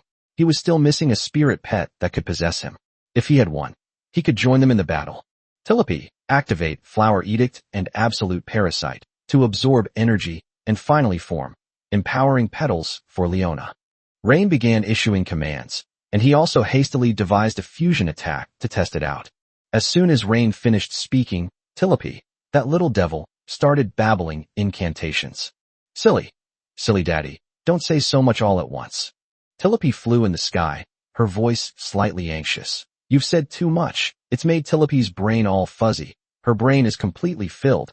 She can't think straight at all. Rain ignored the brat's foul language, but getting her to activate 3 skills at once, and to combine them, was indeed not easy. This is also the first time trying. Under Telepy's guidance, the surrounding flowers, plants and trees began to grow rapidly. Countless vines and roots broke through the soil, but were eventually drained of their energy by the golden pollen falling from the sky and withered quickly. The pollen returned to Telepy and began to condense into a petal. The sun-eating dog couldn't stand by and watch them prepare their ultimate attack. Then it opened its mouth, revealing a mouthful of fangs, and spewed out balls of black fire. Leona unleashed the light and fire armor, causing the light and fire elements in the space to rapidly condense and eventually form a nearly 2-meter-high magical armor covering her body. The orange-colored magical angel blocked the black flames, but it too began to be slowly eroded. In that instant, Telepy had already delivered the energy-infused petals to Leona. The little angel ate it in one bite, and its whole body radiated golden light, overflowing with magic. Upon seeing this, Rain immediately ordered, Leona, activate power manipulation, modify light and fire armament, so that it can be applied to everyone through Golden Guardian. The little angel nodded, and then, the space was composed of countless inexplicable runes. Finally, it all turned into a text that no one could understand. But Ren understood the implication. If the energy allows, the modification is valid. Chapter 80 Hurya's Dream. The moment the modification was established, the group shared their weapons, and like Leona, they all activated Susanoo. Moreover, this time it was no longer just 2 meters tall, but nearly 3 meters tall, a magically powered weapon that protected Rain like a god. Because of the fusion of the light and fire armor and the Golden Guardian, the overall appearance is golden, and the shape is still that of an angel, except that orange flame patterns flow on the golden armor. The sun-eating dog was immediately on high alert, bending down and barking fiercely at the group. It then charged directly at Rain. This beast already knew that Rain was essentially the command center for several spirit pets. In terms of both size and imposing presence, it charged forward like a wild bull. Its entire body crackling with black lightning made it appear even more eerie. Rain immediately controlled his armed energy body and punched the sun-eating dog. Bang! The beast was sent flying several meters away, but the fist formed by the energy body was bitten open, and black flames, like maggots clinging to the bone, rapidly spread and eroded along the energy connection. What alarmed him even more was that, through the broken energy gap, he glimpsed a cunning and greed flashing in the sunhound's pale, flame-like eyes. Was its seemingly reckless charge just now intended to obtain an energy sample, or to deliberately allow this corrosive power to come into contact with the fused light and fire weaponry? Rain instantly realized that this beast was more cunning than he had imagined. Surely, get her. The heterochromatic-eyed white cat Sherry understood perfectly. In the gap between the moment the sun-eating dog was knocked into the air, she used her agile body to run wildly on all fours and continue Rain's combo in midair. Controlling its own fire and light weapon, it slammed a punch down, striking the sun-eating dog directly on the back. Snap! A sickening cracking sound of bone breaking was accompanied by the piercing scream of the sun-eating dog. The violent force not only slammed it violently from the air to the ground, but also clearly broke its spine. The dark purple fur dented in a large area, and the black lightning momentarily dissipated. The dog that ate the sun crashed to the ground like a lump of mud, kicking up a cloud of dust.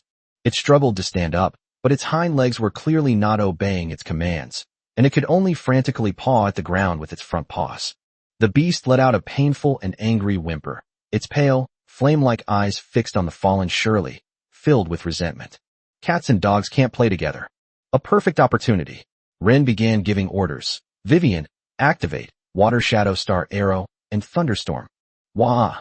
The cute mermaid responded immediately upon hearing Rain's words. Then, in her hands, which were imbued with the power of an angelic weapon, lightning and water elements began to gather continuously, and finally, a nearly 3-meter-long, deep blue energy arrow, imbued with raging thunder and swirling currents, rapidly took shape in her massive, armed hand. The arrow is made entirely of highly compressed liquid lightning, with flowing arcs of electricity on its surface, while the tip is a rapidly spinning miniature mind vortex that emits a low and dangerous hum. The sun-eating dog's eyes were filled with fear, but now it not only had a broken spine, but was also paralyzed by the thunder and raindrops from the sky. Although it also has the lightning attribute, it does not mean that damage of the same attribute is ineffective. Swoosh boom. The deep blue lightning water arrow transformed into a stream of light that distorted space, and shot with perfect accuracy into the dent on the back of the sun-eating dog that Sherry had smashed into. There was no penetration and no explosion. The moment the arrow pierced the wound, the violent water mine energy it contained seemed to find an outlet, and it exploded with a roar. Visibly, a blinding blue-white electric light flashed from inside the massive body of the sun-eating dog. Its fur suddenly bulged outwards for a moment, then contracted violently. Countless tiny arcs of electricity and streams of water shot out from every pore of its body, even from its eyes, mouth, and ears. Finally, he collapsed and died. The sun-eating dog was also dumbfounded. When it came to one-on-one combat, none of them could match it. Rain's pet combat system is already very mature, and each one is not an ordinary pet. If there were another spirit pet to complement this dog, the victory wouldn't have been so easy. At this moment, the Covenant Codex began to glow with silver light in the air, and then absorbed the energy emitted by the Sunhound. Finally, the reward was given to this secret space and the 4 spirit pets. Tilope, upgraded from Silver 4-star to Silver 5-star. Vivian, upgraded from Silver 1-star to Silver 2-star. Sherry, upgraded from Silver 3-star to Silver 4-star. Leona, upgraded from Silver 1-star to Silver 2-star. Sherry, the Frost Phantom Cat, learns a new skill, Shadow Stealth. Shadow Stealth. Sherry's shadow can merge with the shadow of an enemy, and then she can teleport to the side of the possessed shadow. This is equivalent to a movement skill, and it's unexpected. Rain exited the secret realm, carrying his 4 spirit pets back to his bedroom, his mind still reliving the exhilarating victory he had just witnessed. It was already late at night. The beautiful woman, was already asleep. Ren took a deep breath and walked cautiously toward her. The beautiful woman murmured something in her sleep. She dreamt of an Eastern poet, dressed in white, who stood before her reciting verses she couldn't understand. 2 dragons fought to determine who was superior. The warships at Red Cliff were swept away. What kind of poem is this? The beautiful woman had never heard of it before, but she could still hear the white-robed poet narrating it in detail. The raging fire illuminates the sky and the sea of clouds. Here Zhou Yu defeats Cao Cao. Heya was startled. The poem seemed to be related to a certain battle, the Battle of Red Cliffs. When the poet turned around, Heya's eyes were filled with disbelief. Young master, it's you? In the early morning, Rain sat at the dining table, being fed spoonful by Heya, the beautiful woman's eyes clearly showing some resentment. Ryan gave an awkward smile. What's wrong? Young master, really? Heya exuded a captivating mature fragrance as she gently fed Rain. From now on, you're not allowed to play such pranks again. The boy just coughed lightly and went to sleep. I didn't expect you to dislike it. Some people just don't like being teased. Heya couldn't comment on Rain's perverse sense of humor. What bothered her was that Rain always carried around those few spirit pets. After being carefully served by the beautiful woman, Ryan left the main castle after finishing his meal. With farm tools, the villagers were very enthusiastic about their work. All they knew was that the kind lord had invited a merchant to provide everyone with various farming tools. Although the fact that the tools were only for rent and not for sale made some people who really wanted to stay and farm feel uncomfortable, it was not a big deal. After planting this batch of potatoes, Ren plans to develop livestock farming.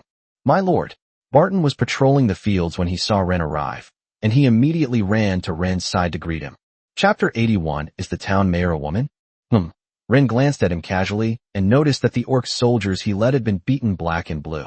Clearly, This guy lacked martial ethics. After distributing armor to his 20 brothers, he first disciplined these ignorant orc slaves. He released bags of potato tubers from his secret space, then pointed at Barton. Distribute these out, and everyone can start planting tonight. With the help of farming tools, 100 acres of wasteland can be cultivated in no time. Yes, my lord, I'll take care of it right away. Barton immediately patted his breastplate, making a loud thumping sound. By the way, have Baruch come to see me, Rain said, and Barton nodded in agreement. And have him bring me those literate slaves as well. Before long, Baruch, the bald man, arrived in the field with several slaves. He flashed a gold tooth and grinned at Ren. My lord, I've brought them all. Baruch bowed and scraped before Ren, but when he turned around, the smile on his face had vanished, replaced by coldness. He snapped. What are you all standing there for? Kneel down before your master. The literate slaves he brought with him, both men and women, were dressed in clean but clearly coarse cloth, typical of slaves, and their faces showed unease and fear. Upon hearing the sound, they trembled and, almost reflexively, knelt down on the ridge of the field, which still smelled of freshly turned soil, with their foreheads touching the ground. Greetings to your master, Baron Ren Verlit of Tulip Territory. Baruch's voice continued, completely devoid of the obsequiousness he displayed when facing Ren. He was establishing his authority for Ren and demonstrating his professional competence in managing slaves. Rain's gaze swept calmly over the kneeling figures, taking in their subtle trembling and tense posture. These people will form the initial administrative and technical team for his future territory. He looked at Baruch and said in a flat tone, Get up. Kneeling is not a necessary courtesy here, especially for those who may need to use their brains to do things. Upon hearing this, the slaves hesitated, looked up, exchanged glances, and then looked at Baruch's cold face. This scene instantly darkened Ren's expression, and Baruch clearly realized something was wrong. These people are clearly Ren's slaves, so why do they have to defer to him for whatever he wants to do?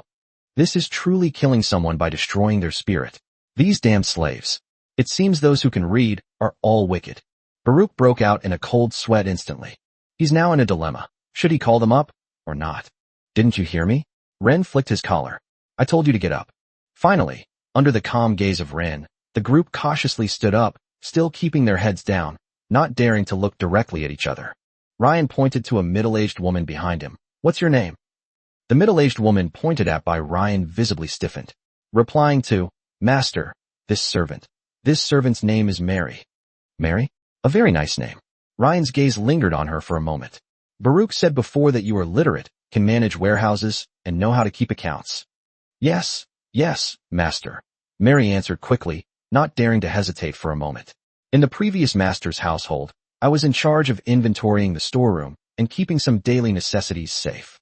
Very good. From now on you will be my butler. Mary felt a sudden dizziness. Her ears were ringing, and she almost lost her balance. A butler. A baron's butler. This is not just a rise in status. It's a complete upheaval of identity. From a slave who could be sold or beaten at any time, to a coarse servant leader who manages the daily operation of a castle, the allocation of supplies, and may even have access to some of the master's secrets. The immense shock left her mind blank. Immense joy and even greater fear gripped her heart simultaneously. Baruch, standing nearby, was also dumbfounded. Ryan was not surprised by Mary's outburst. He calmly continued, Of course, you're a trial housekeeper, Mary. Your trial period is the time from when this potato is planted to when it's harvested. He pointed to the busy fields in the twilight. From now on, you need to find out how many households have been allocated this 100 acres of land to cultivate, how many acres of wasteland each household has reclaimed, how many seed potatoes they received, and how much area they have planted. I want you to personally verify and record this. Mary took a few deep breaths and pinched her palms hard. Master, Mary understands. Mary will do her best. Subsequently, Rain assigned different administrative tasks to the other literate slaves. A scribe or clerk in a territory, recording the daily events that occur within the territory. One person manages daily agricultural affairs and coordinates the allocation of labor. One of them is responsible for mediating civil disputes in the territory and occasionally teaches the children to read.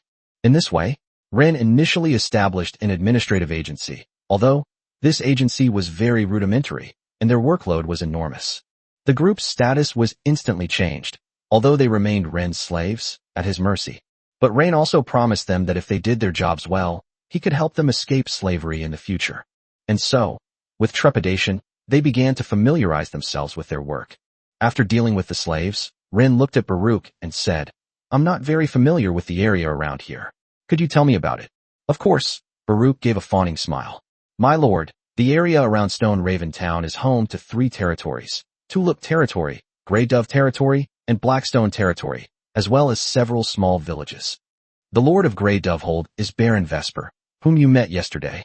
Grey Dovehold is closest to Raven Town, located in a mountain valley about half a day's ride to the east. Lord Vesper, as you can see, he has a lot of influence in Raven Town, with a large business and many connections.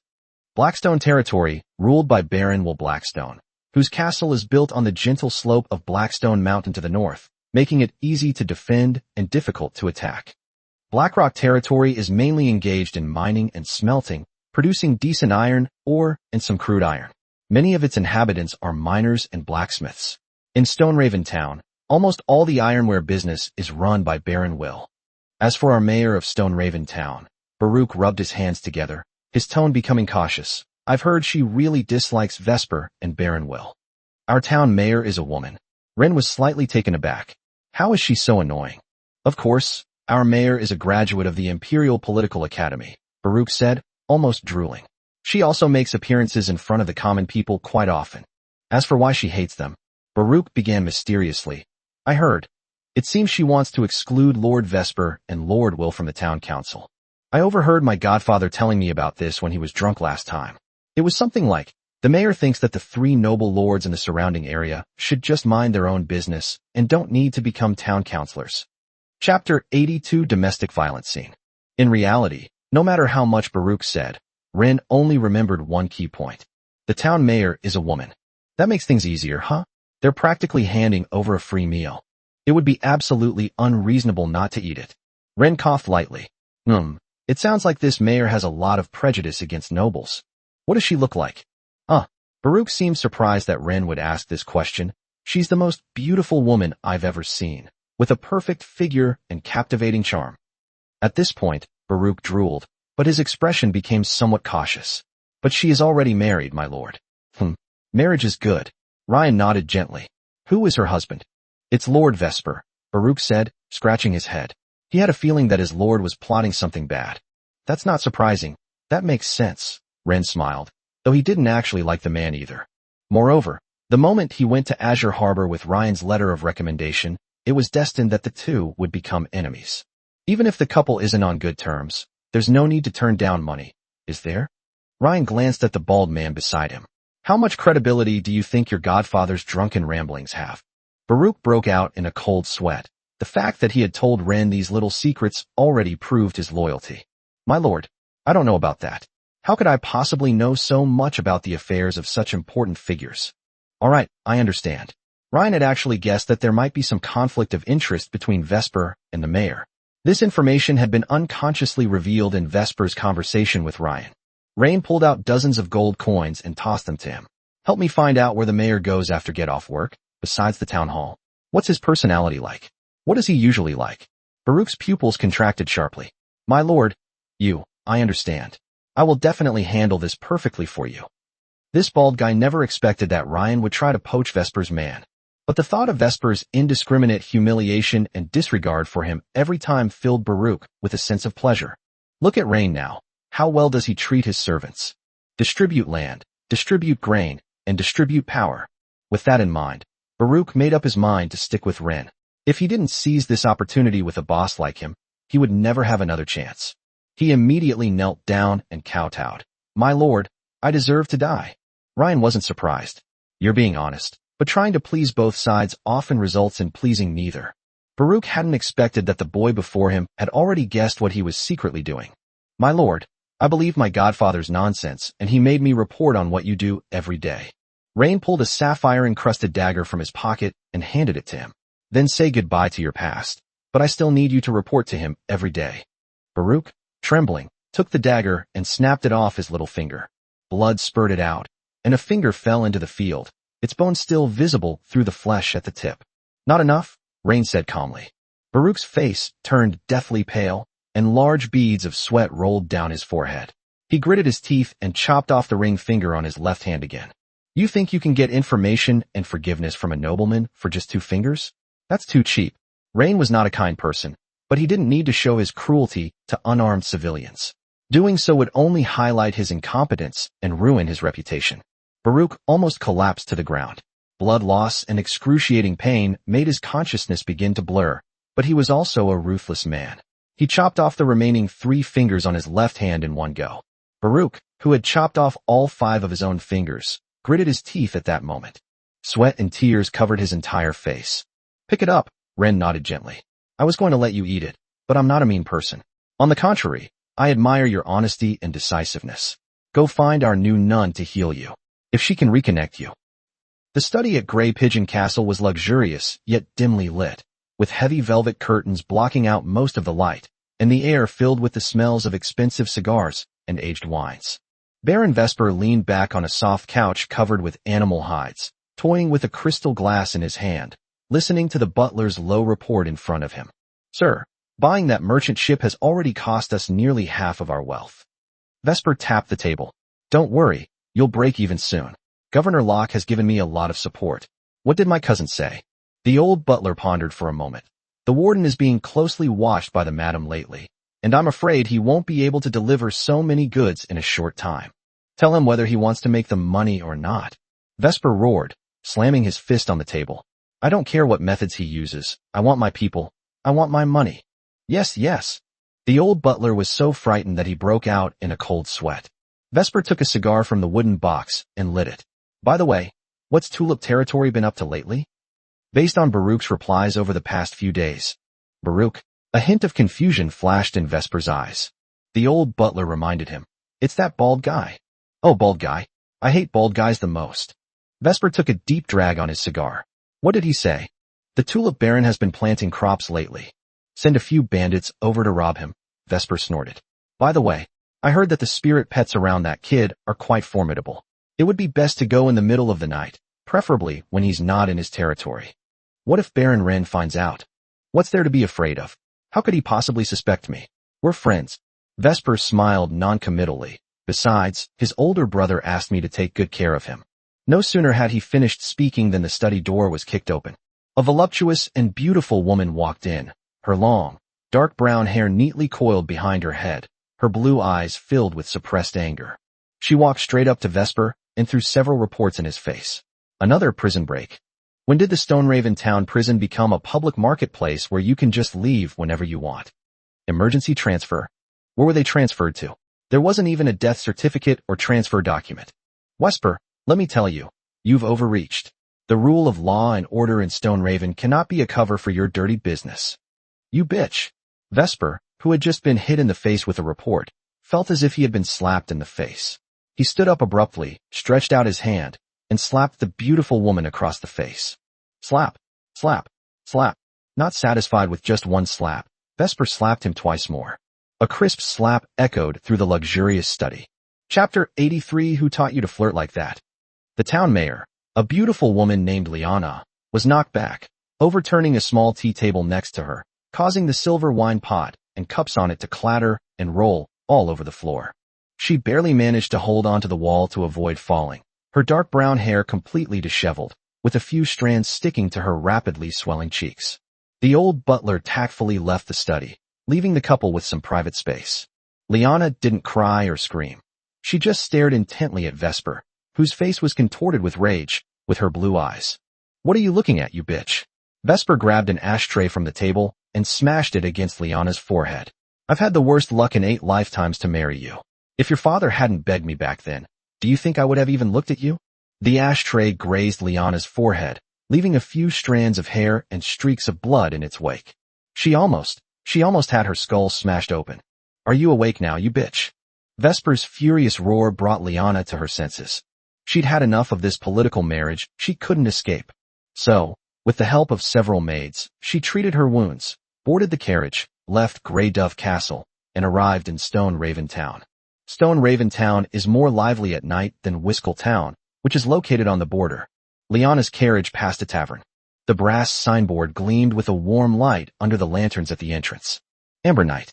This is one of the few truly upscale taverns in Stoneraven Town. It's quiet, private, and its cellar houses fine wines from southern vineyards and the Elven realm, so the prices are naturally staggering. Often, when she was troubled by town affairs or utterly weary of her suffocating marriage, she would quietly come here, remove the robes and jewelry that symbolized her status. Like an ordinary traveler or a clerk in town, you can sit quietly in a corner with a glass of fine red wine for a while. The driver lowered the pedals, and Liana stepped down with the careful assistance of her maid. The wound on her forehead had been treated simply with a clean handkerchief and medicine. The bleeding had stopped, and the swelling and the thin abrasion were concealed under the black veil. Her long, dark brown hair was combed back and styled into a simple and neat bun, with a few stray strands falling beside her cheeks, concealing her disheveled appearance. Walking to a booth in the lobby, Liana sat on the sofa and picked up a glass of red wine to savor. Her servants sat in a corner of the hall, keeping a close eye on her. Soft classical music filled the lobby, and guests in other booths chatted quietly, creating a private and quiet atmosphere.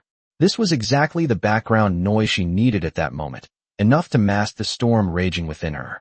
Generally speaking, guests who come here usually bring 2 or 3 friends, so Liana is probably the only one drinking alone here. But soon, she discovered that a nobleman was doing the same thing. He wore a luxurious blue velvet coat with silver trim, perfectly tailored, with fine silver embroidery on the cuffs and collar, which shimmered with a subtle yet luxurious luster under the lights. Her short, golden hair was meticulously styled, and even in the dim, romantic light of amber night, her thick, long eyelashes were still visible on her sharply defined profile. 2 deep blue gemstones adorned the collar of his white shirt beneath his coat, and a tulip was pinned to his chest, further emphasizing his cool, fair complexion. Liana's gaze lingered on him for longer than she realized. Just as she was about to look away, the young nobleman who was drinking alone seemed to notice that he was being watched. He turned around and glanced at her, his emerald green eyes filled with gentleness, and smiled at her. The boy with rosy lips and white teeth had an exceptionally cheerful smile, and his eyes, as they moved, seemed unusually gentle, even possessing an innocent charm. Pure, bright, with a kind of innocent and carefree spirit. The smile came so suddenly, so deceptively. For a moment, Liana's face, hidden beneath the veil, froze. Who is he? Never seen it before. Tulip? Blonde hair and blue eyes? Ryan Willett? Just as Liana had confirmed Rain's identity in her mind, she saw Rain summon his servants and whisper a few instructions to them. A few minutes later, Ryan took a medicine box from a servant and walked straight toward her. At that moment, Liana's heart was pounding wildly. He's here. In her daze, Liana only saw the young man walk up to her and greet her politely. Madam, I see that your beautiful face under the black veil seems to have suffered something it shouldn't have. Do you need any help? The boy's voice was as clear and gentle as his emerald eyes, carrying just the right amount of concern. Thank you for your concern, Your Excellency. Liana's voice came from behind the veil, deliberately lowered, with a hint of distant politeness. It was just a minor bump and bruise, which has been treated and is nothing serious. But then, she touched her cheek, her voice a little nervous. Is it very obvious? Ren chuckled softly. Yes, obviously. I have a knack for finding beauty, and therefore, I cannot tolerate any beautiful thing suffering such a fate. Liana felt her cheeks getting hotter, not just because of the medicine or her injuries. Her breathing was slightly sluggish beneath her veil. Beneath that strong exterior, there may lie a secret longing, unnoticed even by oneself, for being cherished and pitied. You flatter me, she said, her voice even softer than before. Beauty is just a shell. It's common for it to be unable to withstand the storms of life. Liana tried to use this sentence to gently deflect the ambiguous praise she had just received. Ryan listened quietly until she finished speaking, then bowed and said, I'm sorry to have disturbed you. Under Liana's incredulous gaze, Rain turned and left. What kind of person is he? How could anyone strike up a conversation like that? Shouldn't I say a few more words, and then ask myself if I could stay and have a few drinks with you? At least one name? They really came to apply medicine to her. Beneath the veil, her blue eyes widened slightly, filled with unexpected astonishment. She watched as Ryan returned to his seat, beckoned the waiter to settle the bill, and did so swiftly and without hesitation. He didn't even glance in her direction again, as if he had just happened to meet a stranger in need of help, and after the conversation, there was no further connection. The waiter collected the bill, and Ryan stood up, nodded to the guard waiting beside him, and the two walked straight to the tavern door, one after the other. Wait, Liana said anxiously, watching the figure pass by her booth. Excuse me, I'm still in some pain. As soon as she said those words, Liana's heart pounded wildly, and she covered her red lips with her hand. He seemed surprised that he would try to persuade Ren to stay. Chapter 84 Encounter with the Forbidden Fruit. Hiss. Does it hurt? There are some. Liana was forced to look up, so close. Rain gently applied the medicine to Liana with a cotton swab, the two of them facing each other very close. He could smell the rich, mature fragrance emanating from Liana, an elegant scent of white roses, gentle and tender. Liana could see Rain's distinct golden eyelashes, the curve of his straight nose, and the serious lines revealed when his thin lips were pursed. His warm breath almost mingled with hers. Too close. All right. After what seemed like an eternity, Ren finally finished applying the medicine. Without the veil, you lose a layer of mystery, but gain a more genuine and captivating radiance. Liana felt her cheeks heat up uncontrollably again, not only because of the effects of the medicine or her injuries, but also because of the praise that was spoken almost right next to her ear. Please don't do this. Liana immediately pulled away from the two of them. The age difference between us is too great. Nothing will happen. For Liana, or for many nobles, extramarital affairs were not so unforgivable. For example, if Vesper can play around, then Liana won't feel like she's being unfaithful. But this handsome, younger nobleman kept stirring up her emotions. Besides, I already have a husband. As soon as he finished speaking, Ren snapped his fingers, and a waiter from the tavern immediately came to his side. Sir, what are your orders? Ryan said meaningfully. Could you please give us 2 glasses of forbidden encounter fruit? Liana gasped upon hearing the name of the drink. Ordering this drink was tantamount to laying bare all the ambiguity, probing, and potential transgressions on the table. That's incredibly bold. Madam, you're already married? Ren asked, a look of disappointment on his face. When he showed that innocent look of disappointment, no older lady could resist him. This almost made Liana hug Rain and comfort him, but she held back. She got married. A sadness welled up in Liana's eyes. Sorry, my spirit pet seems to need to get some fresh air. You don't mind, do you? Seeing that she wasn't falling for it, Rain had no choice but to send in his wingman. This time, she left Tilope and Sherry with Hea, while he took Vivian and Leona with him. As soon as the 2 little ones appeared, they snuggled against Ren's arms affectionately, making soft, adorable whimpers or murmurs. A tiny mermaid, a lovely angel. Of course I don't mind, they're very cute.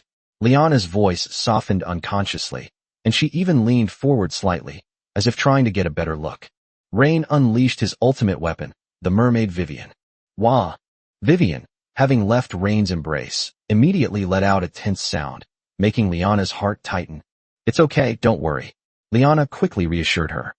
Oh my god, she's so cute, can I hug her? Of course. Ren gave Vivian an encouraging look. Then, the 2 of them, each holding a spirit pet, drank wine.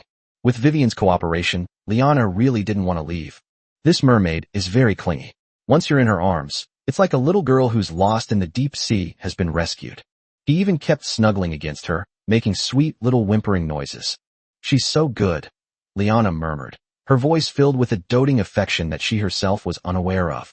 She looked up at Ryan, her eyes sparkling with a mature woman's elegance intertwined with a natural maternal glow, breathtakingly beautiful in the dim light. The wine encounter with forbidden fruit has an indescribable sweetness, but it has a very high alcohol content. After a few drinks, Liana seemed to have found someone to confide in. The scent of alcohol wafted from her red lips. Yes, marriage, my marriage. Rain, do you know? I, too, once harbored girlish fantasies, even though I knew this was more of a marriage alliance between 2 families to solidify their interests. Tears welled up in Liana's eyes. After graduation, I returned to Shia town. My father's health was not good at that time. The family needed a strong ally and a son-in-law who could support the family. Handsome and ambitious, he seems like the right person. I used to think that even without love, at least we could treat each other with respect, and at least he could see my worth. But what about reality? All he needs is a facade, a tool to produce a legitimate heir for him, and a signboard to cover up his dirty business at any time. Rain listened quietly, nodding occasionally, and finally looked at Liana with pity in his eyes. This time, Rain reached out and stroked Liana's cheek. So he hit you. Liana froze. No, don't do this, Ryan pulled her and Vivian into his arms. Would you like to try the taste of love? Liana froze completely. My mind went blank. All I could feel was my heart pounding wildly in my chest. She looked up at Ryan, reason taking over her mind. No, this is how my life is supposed to be. We can't. Ugh. Before she could finish speaking, Ryan kissed her. Liana's blue eyes widened in utter shock. She could feel the heat of his breath. 1 second, 2 seconds. 1 minute, 2 minutes. Fragments of reason screamed in my mind. Stop. This is wrong. You have a husband. Who is he? What do you want to do? But the instinct of emotion is silently crying out. Warmth, safety, to be needed. Even if only for a moment. Just once. I don't know how much time passed before the two of them finally finished. Smack. Liana slapped Rain across the face. Do you know what you're doing? I can call the town's law enforcement right now to arrest you. You'll be in jail. I know, Ryan, who had turned his head away, turned back to look at her earnestly. Madam, I know this is wrong, but I can't control my emotions. So you can force a kiss on me. Liana screamed, which immediately attracted the attention of many customers in the tavern. Many men stood up, ready to play the hero and save the damsel in distress. But when they saw Ryan's magnificent aristocratic attire, they obediently sat down. Those who can afford to spend money at Amber Night are no fools. The young nobleman's demeanor and attire indicate that he is no ordinary person. Liana clenched her fist, covering her lips, then unconsciously reached out to touch Rain's cheek, her voice tinged with tenderness. Does it hurt? Don't do that again next time. However, her response was an even more domineering kiss. Chapter 86 Mutual Retreat. After a long while, their passionate kiss ended. She looked at him, her blue eyes filled with confusion and bewilderment.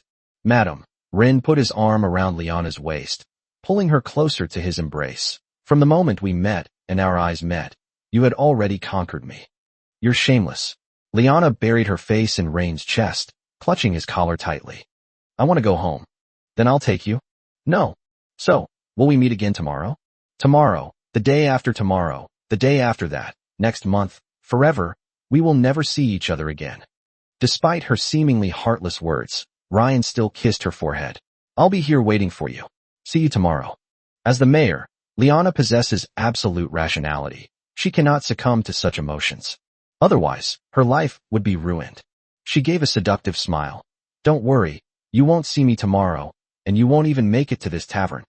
I'll shut this tavern down tomorrow. Although the voice was soft, the tavern owner still heard it. He didn't know what he had done wrong, nor did he know the identity of the noblewoman wearing a black veil. But judging from their attire, they don't seem like people to be trifled with. The pitiful and helpless man looked up at Rain. That look seemed to say, hey, you can't do this. Liana stood up, grabbed her handbag, and prepared to leave. However, just as she turned to leave, eek! A soft, delicate sob, filled with longing and reluctance, gently rang out. Vivian exerted her strength again, reaching out her small hand and grabbing Liana's sleeve. This was far more lethal than any of Ryan's flirtatious words or forceful kisses. Get rid of it. Liana, it's just a spirit pet. A tool of that man. Don't be fooled. Run. The older, wealthy woman kept reminding herself. Vivian, be good, let the lady go. She has things to do. Ren gently patted Vivian's head. Vivian seemed even more aggrieved, letting out a louder whimper.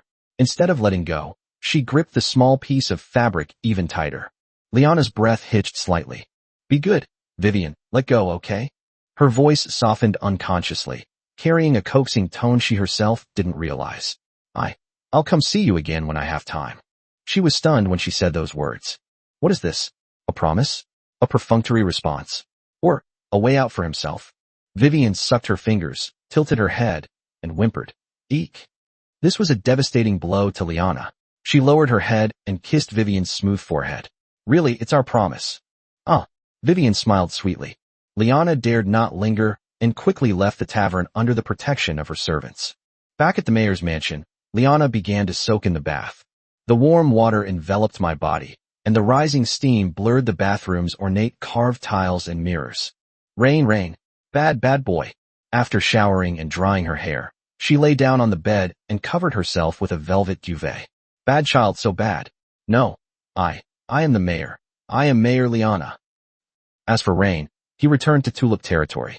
The farmland was in complete disarray, with more than a dozen dead slave soldiers lying on the ground. What's going on? Ren's eyes were somewhat cold. Baruch had bandages wrapped around his hands, and Baron, also wearing armor, came to Ren's side. My lord, a band of bandits came tonight. Thankfully your spirit pet. Barton's voice trembled slightly. Bandits? Ren glanced at Baruch.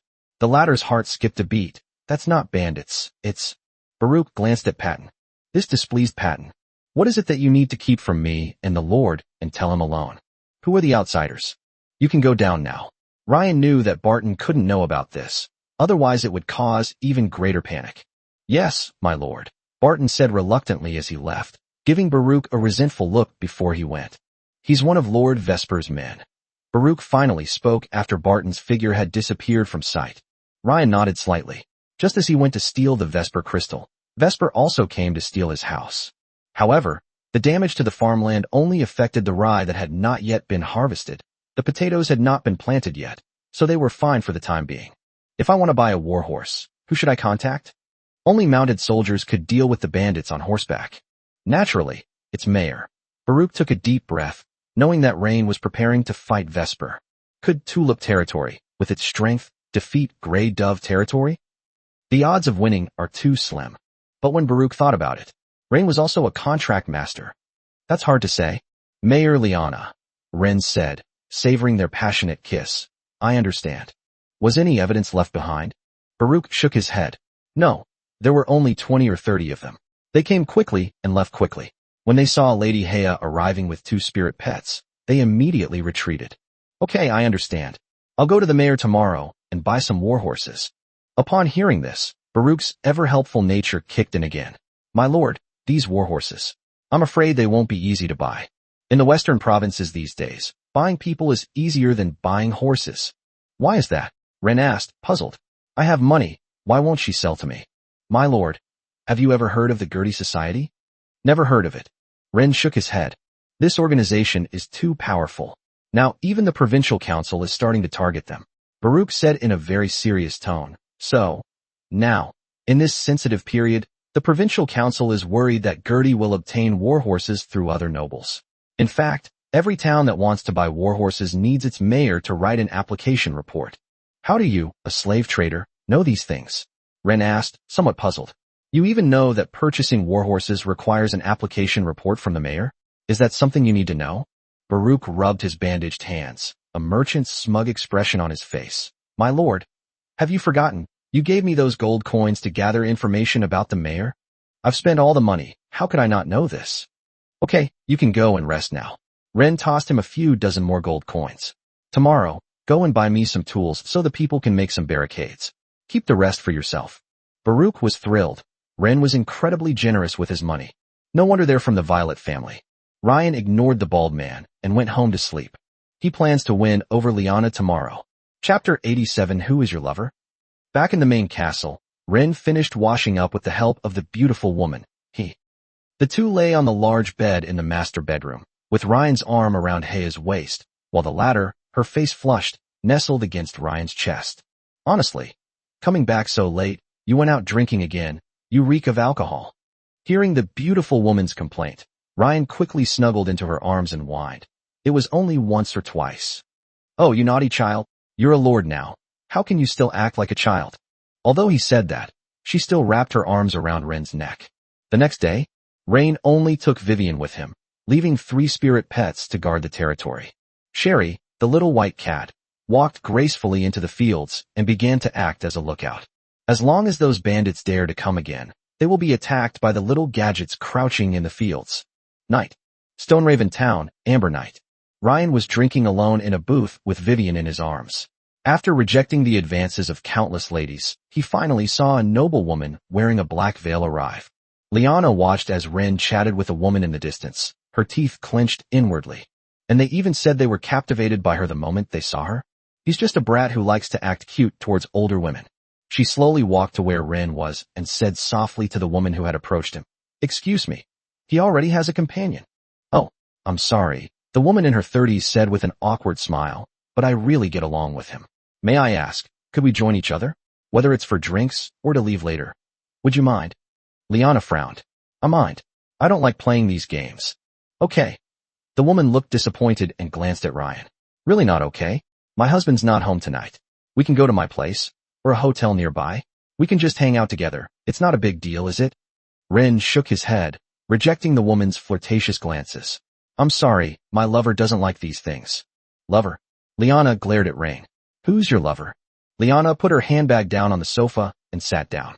She naturally took Vivian from Ren's arms, looked up at the woman, and said, We have some private matters to discuss. Please leave. The woman left, looking rather uninterested.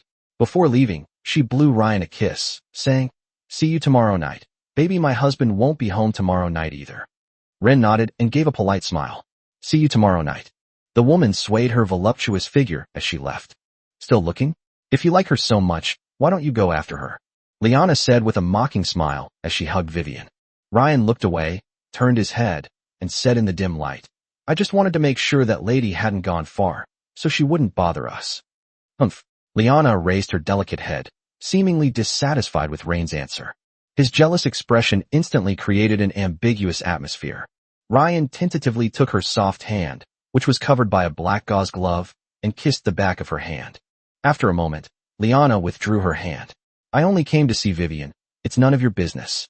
I don't care who you are, and I won't mention it. Don't tell me who you are either, Liana said, taking a sip of her drink. Let's just pretend we're strangers. Even if you know who I am, don't bring it up. Okay, then let's disregard our identities, Ryan said, putting his arm around her waist. For example, I don't even know you're married right now. Liana's body stiffened visibly. The warmth and strength emanating from Rain's arm were still clearly felt through her clothes. You. She opened her mouth, her blue eyes glaring at him from behind the black veil, filled with a mixture of anger and embarrassment. How rude. Is this your gentlemanly manners to say such things to a strange lady? Ryan leaned closer, their faces almost touching. At that moment, all they could see were each other's eyes. Madam, your eyes tell me that what you want is perhaps more than just polite small talk from strangers. Liana felt her heart pounding, and she tried to keep her voice icy. My eyes say nothing. You're too self-important, brat. Kid. Rain laughed. You think I'm a bad kid who just wants to get your attention? Isn't it? Liana asked, her breathing rapid, but she still responded defiantly to Rain. Yes. Ren kissed him directly. I have no resistance to you. Liana's pupils suddenly contracted. Here we go again. They kissed after exchanging only a few words. Who would do that? But that's actually how it is. The hand that had been pressed against Ren's chest, ready to push him away, curled slightly at the fingertips, and ultimately, just weakly grabbed the corner of his shirt. After a long time. You. Liana gasped, her blue eyes shimmering with tears, her shame and anger almost overflowing. How dare you? This is the third time. Who do you take me for? Rain didn't let go of her immediately, his gaze still fixed intently on her. You're a woman who makes me unable to think, who makes me only want to get close. The rules for strangers? I'm sorry, madam. The moment I met you, my reason completely abandoned me. Lies. Liana punched Ren's chest with her fist, a few tears falling. You just want to get close to me, to use me. Isn't that right? In response, Ryan had already prepared a statement. That was my previous thought. But now, all I want to do is protect you. Protect me? Liana's voice was laced with sarcasm. I know who you are. You just want to find an older, beautiful woman to fawn over. Ryan never expected that his dark past would be dug up again. Seeing the surprise in her eyes, Liana chuckled. See, I was right. Go find mature women who are willing to let you act cute and play these childish games with you. I am not your maid, nor the widow next door, nor your mentor, nor even a substitute for your emotional needs. Her voice rose slightly with excitement, carrying a sharp edge from being stung. Madam, he doesn't love you, so why are you still so persistent? Wouldn't it be better to enjoy the present with me?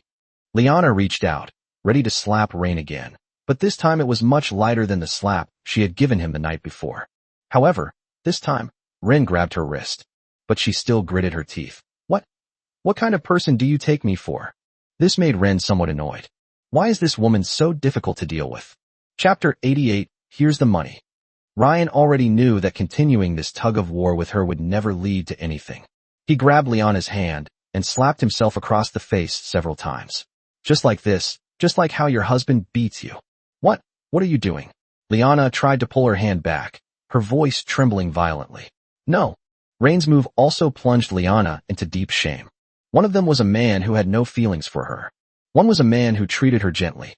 Why did she drive Ryan away? The question reverberated in her mind, making her dizzy. Tears welled up, no longer the tears of shame or anger that had flowed before. Ren pressed his advantage. At that moment, Liana offered no further resistance, her voice trembling with sobs. Ugh. I love you. The tavern lights remained dim, and the music remained loud, but no one noticed the man and woman comforting each other. What followed was the two snuggling together and feeding each other drinks. Lip separation. Is it good? Ren asked in a low, gentle voice. Liana gasped. That's too much. Who drinks like that? Ryan hugged her tighter. But what you fed me tasted sweeter. Smooth talking, Liana muttered softly, but the sarcasm and resistance in her voice were gone, replaced by a weak, coquettish complaint. Then she looked up at Ryan and said, let's not care about each other's status and just continue getting along like this, okay? Madam, Shoo. Liana held up a finger to Ren's lips. I know who you are, and you know who I am, but I don't want to interfere in our lives because of that. That's it. Meeting every day, having a few drinks, that's enough.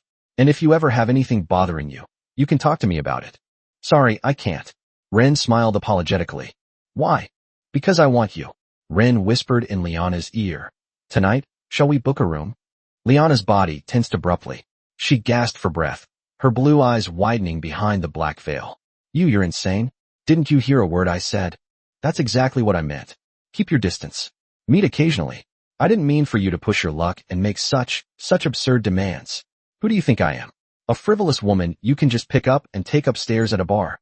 To go this far is already the most I've ever tolerated. Do you want to ruin my reputation? Undeterred by her intense reaction, Ryan stroked her cheek and said, I'll just hold you while we sleep. I won't do anything else. Lila, Liana's voice was very tense. What kind of deception is this now? Really? I just want to hold you, bury my face in your arms and snuggle up to you. We'll hug each other and chat, and as we chat, we'll get sleepy, and then we can hold each other and fall asleep. In the end, Liana believed Rain's lies. The two found a hotel and booked a luxury room. The deluxe suite was illuminated by only a single warm yellow wall lamp. Its soft, almost ambiguous light enough to light the excessively large sofa in the center of the room, which was covered with a thick plush carpet. After they finished washing up, they were alone in the room.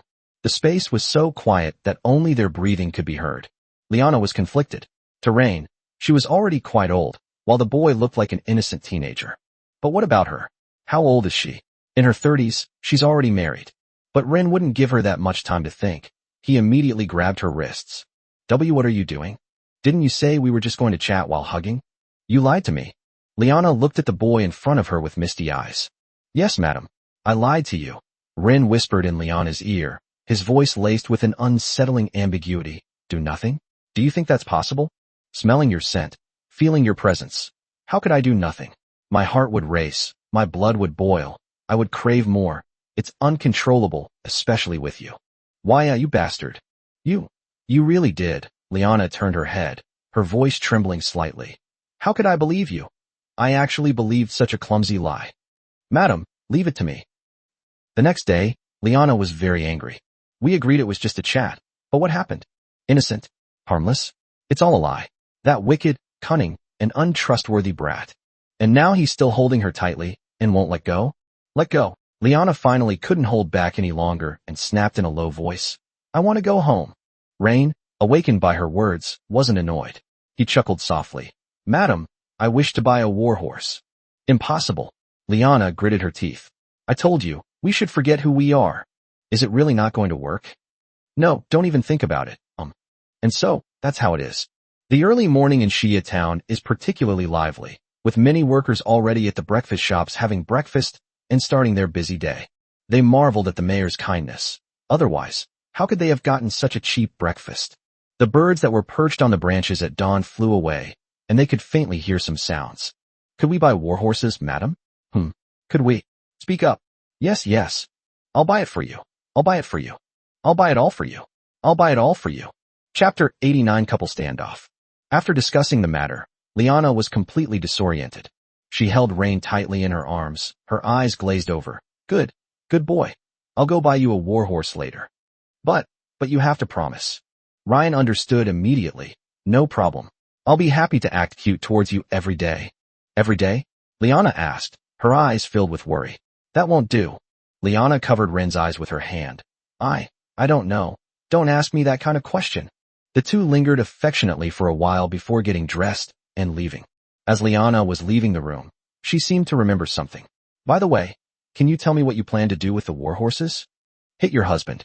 Liana's eyes widened. Why did you do this? For you. The beautiful woman could no longer hold back and pulled Ryan into her arms, hugging him tightly.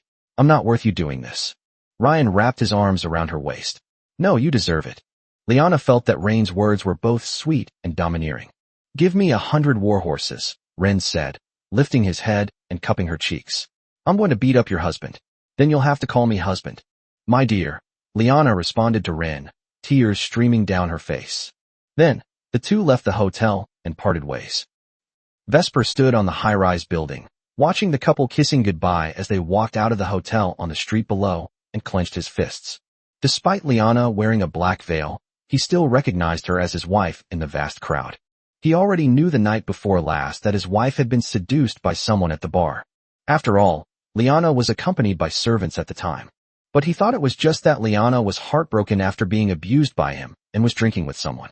She will regain her senses the next day. Who knew Liana would dare to go a second time? And they went to a hotel before? As a respectable man in Stoneraven Town, he didn't want to make a big deal out of it. In aristocratic marriage laws, there is no concept of infidelity. Just because you marry her or she marries you doesn't mean she'll be yours forever. Moreover, the marriage laws for nobles were already exceptionally favorable to male nobles, allowing them to legally take concubines. Of course, female noblewomen can also keep male concubines. Regardless, this green hat has been worn for real. How could he not be furious? Vesper stood on the edge of the terrace, which was decorated with intricate reliefs, his knuckles clicking softly from straining. You bitch. Vesper gritted his teeth as he watched the two embrace and share a sweet farewell kiss. Kissing for so long. Damn it, it's been 5 minutes. Oh, it's so hard to part. That bitch who was usually so cold and aloof to him was now melting into another man's arms like a tender lover. After the two separated, Vesper paced back and forth in the room. Damn it, damn it, damn it. He smashed everything he could in the room. Then, he went downstairs and boarded the carriage. Master. The coachman clearly realized that Vesper was not someone to be trifled with at this moment. To the town council hall. At the same time, Liana was sitting in her office, writing a report and handing it to her secretary, to be sent to the provincial council. In the Tyro Empire, towns and cities are roughly the same size, just with different names, and there is no such thing as Stoneraven Town being inferior to Stoneraven City. The difference lies in, a city represents the capital of a province, such as Cheshire in the Western Province. A region named after a city is not the territory of a particular nobleman. A city, usually referring to an area built around a provincial capital, could be the territory of a nobleman. Towns, like cities, are directly governed by the provincial council, or they may be the territory of a nobleman, but they are separated from the provincial capital. Fortresses, such as Algarinberg in the Northwest Province, primarily serve to defend and control strategic locations.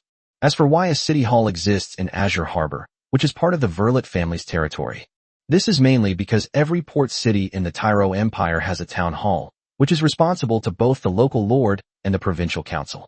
Ensure that important territories are not ruled solely by local lords. 100 warhorses. The secretary glanced at the application report, confirmed its contents, and then his eyes widened. Mayor, in this sensitive time, 100 warhorses is no small matter. What if something happens? I know. Liana breathed a sigh of relief. Just do as I say. Also, go to the horse farm in Stoneraven Town and select some high-quality horses for me, then send them to Tulip territory. This. The secretary, terrified, exclaimed, Mayor, this report hasn't even been submitted to the higher-ups for approval yet. Liana frowned. This is none of your business. Do as I say, understand? Yes, the secretary said, bowing her head and leaving the office. After the secretary left the office, Liana patted her flushed cheeks. I'm going crazy. She was already captivated by her young lover's sweet words or impulsive vows. Just as she was savoring the sweet moments with Ryan, the office door was kicked open. Bang! Vesper rushed into the office and then closed the door. Now, the sounds from inside can no longer be heard from outside. You bitch! He shouted. Vesper. Liana saw him and immediately placed her hand on a red button on the table. Calm down, or I'll have the guards throw you out. Vesper took a deep breath. He was able to get in because everyone in the town hall knew he was not only a town councilor, but also the mayor's husband. But once Liana pressed that button, everything that followed was no longer a family dispute. The town guards are only responsible for the town mayor's safety, regardless of who the perpetrator is. You treat me like this? Vesper yelled. Huh, is that so? You betrayed me. You enjoyed being with that kind of little boy, didn't you? It felt so good. Liana's red lips curled into a mocking smile. It felt so good, absolutely amazing. When he discovered that his wife was having an affair, she not only didn't deny it, but openly admitted it, which made Vesper even more furious. He strode forward and extended his hand. Smack! The slap was very hard, leaving red marks on Liana's face and causing her to bleed from the corner of her mouth. You damn bitch. But the fearful cries or cowering pleas for mercy that Vesper had anticipated did not materialize. Chapter 90 Noble Marriages. Liana pressed the red button on the table without hesitation. Upon receiving the alarm, the town guards quickly arrived at the mayor's office. They were somewhat taken aback when they saw that only the mayor's husband, Baron Vesper, was present. But they quickly subdued Vesper, pinning him down in front of the desk. Liana picked up the vase from the table. Bang! It hit Vesper directly on the head. While being held captive on the desk, Vesper could be seen with a blood-stained shard of a vase. His eyes were filled with disbelief. The town guards who were pressing down on Vesper were all stunned, frozen in place, staring incredulously at their usually elegant and reserved mayor's wife. You actually dared to. Vesper forced out a hoarse sound from deep in his throat. In Stoneraven Town, I'm the boss. Who do you think you are? Liana took out a silk handkerchief and slowly wiped the water stains and scattered bloodstains from her hands. With graceful movements, she declared, according to the Stoneraven Town Public Security Management Regulations and the Taylor Empire Local Governor Security Protection Regulations, I, Liana, the mayor of Stoneraven Town, hereby place you under detention. You will be temporarily detained in the town detention center until the provincial council or the imperial justice officer makes a further ruling. Heh, Liana, you bitch. Vesper chuckled. Have you forgotten that I'm not under your laws? I'm only under the jurisdiction of the noble court. Liana clenched her fists, then ordered the guards. Throw him out. He's not allowed in the town hall again. The guards secretly breathed a sigh of relief. Detaining a baron would be too much of a burden, but carrying out an expulsion order would be far more legitimate. As for whether he'll be able to come in next time, we'll talk about it next time. Who knows if they'll make up after a fight. Very well, Liana. Vesper didn't put up any more futile physical resistance, letting the guards take him away. But don't get cocky. Even so, Vesper maintained his composure and did not reveal that he had been cuckolded.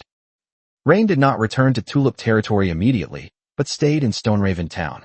And at this very moment, just like at that very moment, previously, Vesper watched Rain and Liana kiss goodbye from the high-rise building, and now Rain is also on the high-rise building, watching Vesper being driven out of the town hall. Having warhorses is not enough. You also need soldiers. Guest, are you leaving? The waitress in the restaurant hesitated, looking at the untouched food and Ren, who was about to leave and pay the bill. That's right, let's just pack up. Ren walked downstairs without looking back. Then, they arrived at the entrance of the town council hall. Excuse me, please show your identification. The guards dutifully stepped forward. I am Baron Ren Verlit, the Tulip Baron. This identity was enough to make the guards step aside, even though Rain held no official position in the town council. Stoneraven Town governs 3 surrounding territories, but everyone knows that this governance is not mandatory. The Lord has absolute freedom within his territory, and will only approach the mayor when a problem arises that the Lord cannot resolve. Otherwise, they would normally act as local tyrants within their own territories. Greetings, Your Excellency. The guard immediately straightened his back. May I ask what brings you here? I need to speak with the town mayor. The guards led Ryan to a reception room and poured him some black tea. Please wait a moment. I've already instructed someone to report your visit to the mayor. Ren nodded slightly. Tell her I'll only wait 10 minutes. The guard gave an awkward smile. Yes. The 3 noble lords surrounding Stoneraven Town were practically untouchable figures in the town. Because the position of town mayor is not hereditary, but the title of nobleman can be inherited. Even after the town mayor leaves, they will still be powerful figures in the surrounding area. And they, or their family members, might even become the town mayor. Mayor Liana does not have a good relationship with her brother, Baron Will of Blackrock territory. This wasn't exactly a secret. Baruch, as a slave trader in Stoneraven Town, might not have access to such information, but the guards were different. No matter how much money Baruch spends, he can only learn about the mayor's lifestyle preferences or policy matters, such as the tavern Liana frequents, or the fact that a report is required to buy a warhorse. But family relationships, those are more private matters. But the guards were the mayor's personal bodyguards. It was impossible for them not to have information about their own boss. Of course, they don't know why they don't get along. In short, the news that the current mayor wants to remove the town council positions from the surrounding lords is not uncommon among the upper class of Stoneraven, or among the staff active in the town council. Before long, Rain arrived at Liana's office. The place has long since been restored to its original state, but Ren can still see the red marks on Liana's face. He went to Liana's work sofa and gently kissed her injured, red cheek. "Did he hit you?" Liana didn't flinch. Instead, she tilted her head slightly, bringing her skin closer to his warm lips. Liana responded softly, her voice tinged with grievance, but more so with a numb statement. "I'm used to it." "Habit." Ren licked her cheek. "From now on, this habit should be changed." Liana wanted to avoid this intimate gesture, but she couldn't resist. "Does it hurt?" Ren asked, staring intently into her eyes. Liana shook her head, then nodded, a relieved look in her eyes. "It doesn't hurt anymore." Ryan leaned down and kissed the corner of her lips. "Rain," Liana hugged him moved. "I was so scared. He found us." Ren tightened his arms around her, pulling her into a hug. "Don't be afraid. I'll protect you." "Wah." Liana sobbed uncontrollably, burying her face in Inan's arms. "I've told my brother so many times that I want a divorce. But he disagrees. I hate them." Ren knew this was the downside of aristocratic marriages. Marriage is a pawn, divorce is a pipe dream, especially when she holds the important position of town mayor and is involved in the interests of many parties. Noble marriages were also protected by law, although not directly. However, many trade treaties between territories do not have a term that ends after a few years. Rather, it is only valid during the period of marriage between two people. At that point, a married daughter's marriage is no longer something she can decide for herself. Even if she really wants a divorce, she will have to go through various contract terminations. For example, Liana's brother, Baron Will, contracted a mine in Grey Dove territory, with the contract stipulating that it was only valid during Vesper and Liana's marriage. As long as Baron Will and Vesper reach an agreement not to terminate the contract, Liana's divorce proceedings will remain stalled. Therefore, every nobleman's marriage is essentially a business transaction. That's why Victor won't take action against Rain, because he and Phil's family, the Tsepsh family, have many businesses that can be negotiated based on their marriage. Chapter 91, Living Off a Woman. It's so delicious. Thinking of Phil, Ryan was somewhat lost in thought. Since that mature, beautiful woman got him this territory, she hasn't come to check on things. "What are you thinking about?" Liana looked into Rain's eyes, sensing that he was reminiscing about another woman. As for why, it's because Ren didn't seem to change at all when he was in her arms. But things are different now. "No," Ren shook his head. "Liar." Liana gripped Rain's neck tightly. "Hiss. Speak quickly. Even the way you cry is alluring." This answer made Liana feel a little uncomfortable, but she also felt a bit awkward about it. "You get all worked up when I cry?" The beautiful woman's eyes held a hint of disbelief. Ren broke out in a cold sweat. Was this the time to discuss this? Shouldn't the focus be on solving the soldiers' problems? "Wait, let's talk about how to kill your husband first." Hearing this, Liana took a deep breath. The implication of what Rain said was very unpleasant, as if she were a wicked woman plotting to murder her husband. But should she really be this wicked woman? Let's just be. I have already sent my secretary to the Stone Raven Town Horse Farm to select 100 warhorses and deliver them to your territory. Liana pulled Rain into her arms, tightening the distance between them. "But you mustn't do anything foolish. This can't be rushed. We'll take it slowly, understand? I don't want to see you get hurt because of me. After all these years, you're the only one I've truly fallen in love with." Ren nestled in Liana's arms, inhaling the fragrance of white roses emanating from her. "Don't worry. I'm fine. I'm a bit confused right now. Where am I going to find 100 skilled equestrian warriors?" Liana was still somewhat lucid. "Rain, you child, what should I say to you? I have given you everything you wanted and everything I could, including the 100 suits of armor that were sent with the warhorses, which have exhausted all my savings. I've only ever been this crazy once in my life," Liana said, touching Ren's cheek.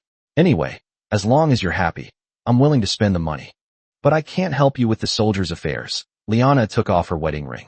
This ring is worth a few hundred gold coins. You can take it. You can use it to recruit some soldiers elsewhere. Just try not to get caught. And don't buy slaves from the town. It's not safe. I can't take it. Ryan was touched, but he still stopped her, putting the wedding ring back on her finger. I have my own money. Take it. Liana placed the wedding ring back in Ren's hand. Be good, understand?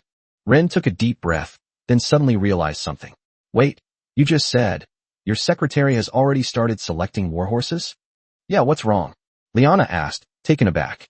That's terrible. Renton stood up abruptly.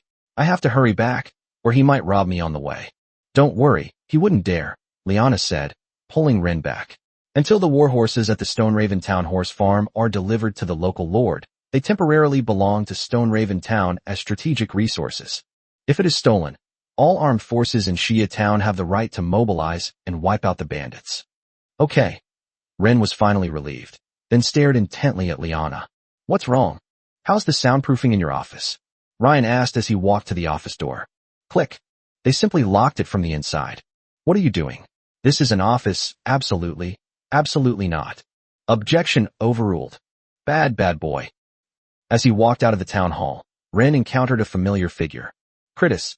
Ren looked at the girl holding a black lace umbrella on the street, slightly taken aback. The gray-haired, purple-eyed girl smiled beautifully.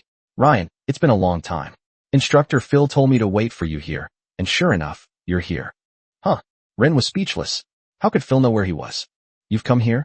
Having finished the quest, we're passing through here, preparing to teleport back to the academy from Kyle City, Christie said, walking up to Rain. Oh, by the way, Instructor Phil has prepared a surprise for you. What surprise? I won't answer your question first. You answer mine first, the girl said, her beautiful eyes slightly mischievous. I heard there's a blonde, blue-eyed guy in Stoneraven Town pretending to be my husband. Investigating grain prices? We're old classmates. What's the big deal about helping each other out? Ren said without any hesitation. Anyway, we're all on the same side. Just because we're family doesn't mean we can act like this. Kritis rolled her eyes at Ren. I'm not even engaged yet. Aren't you just ruining my reputation?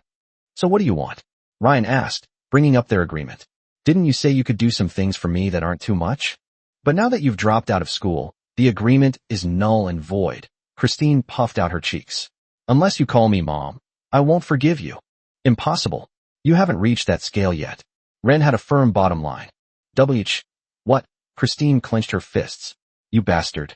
The two of them laughed and joked as they boarded the carriage and returned to Tulip territory.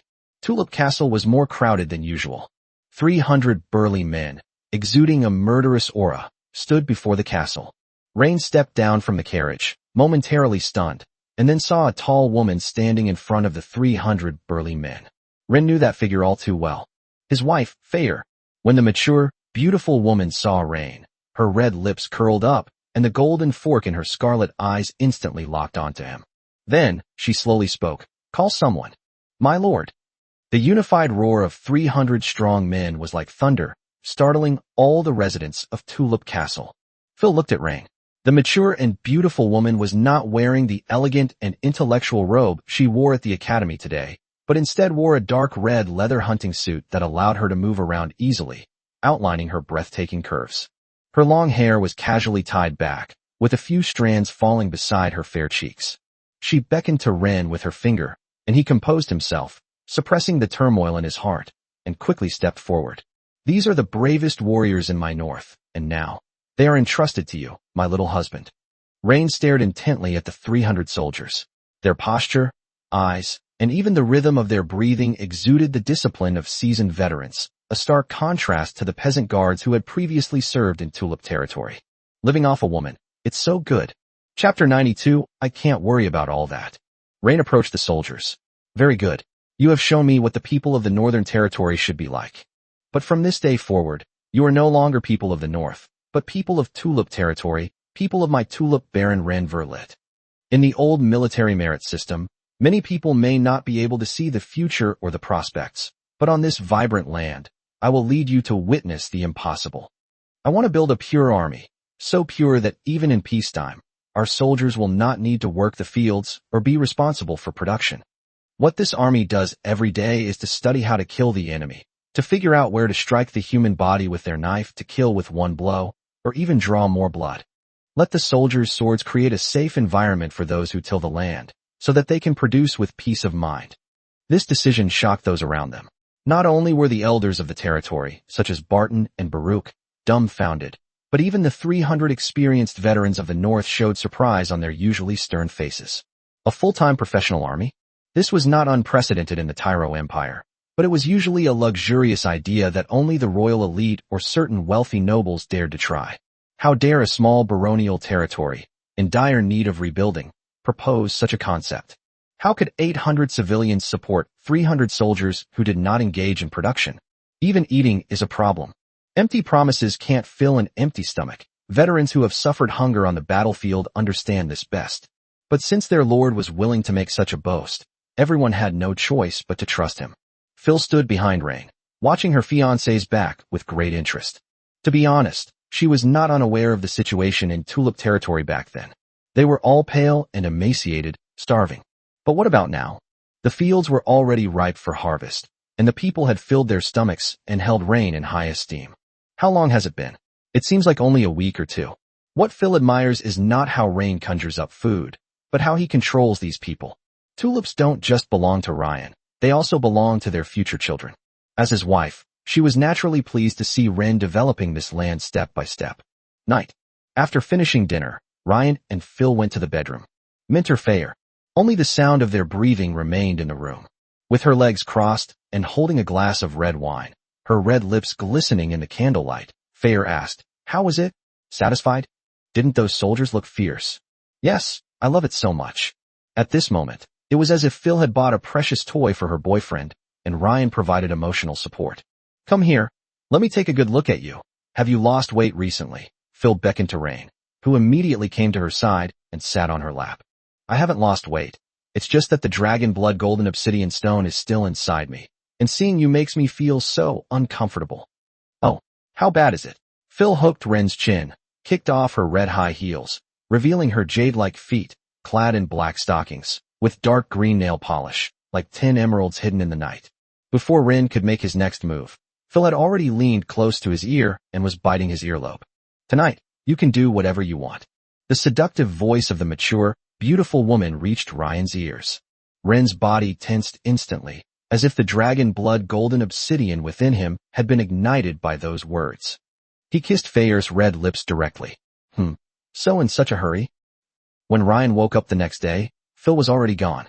Unlike Mijala, Phil isn't as wild and won't bite Inan's neck and leave marks.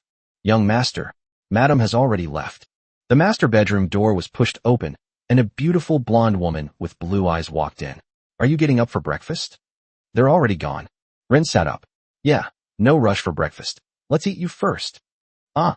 Before Hea could react, she was pulled into Rain's arms. Hea sounded somewhat melancholy.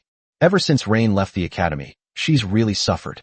After all, she was the only beautiful woman by Ren's side.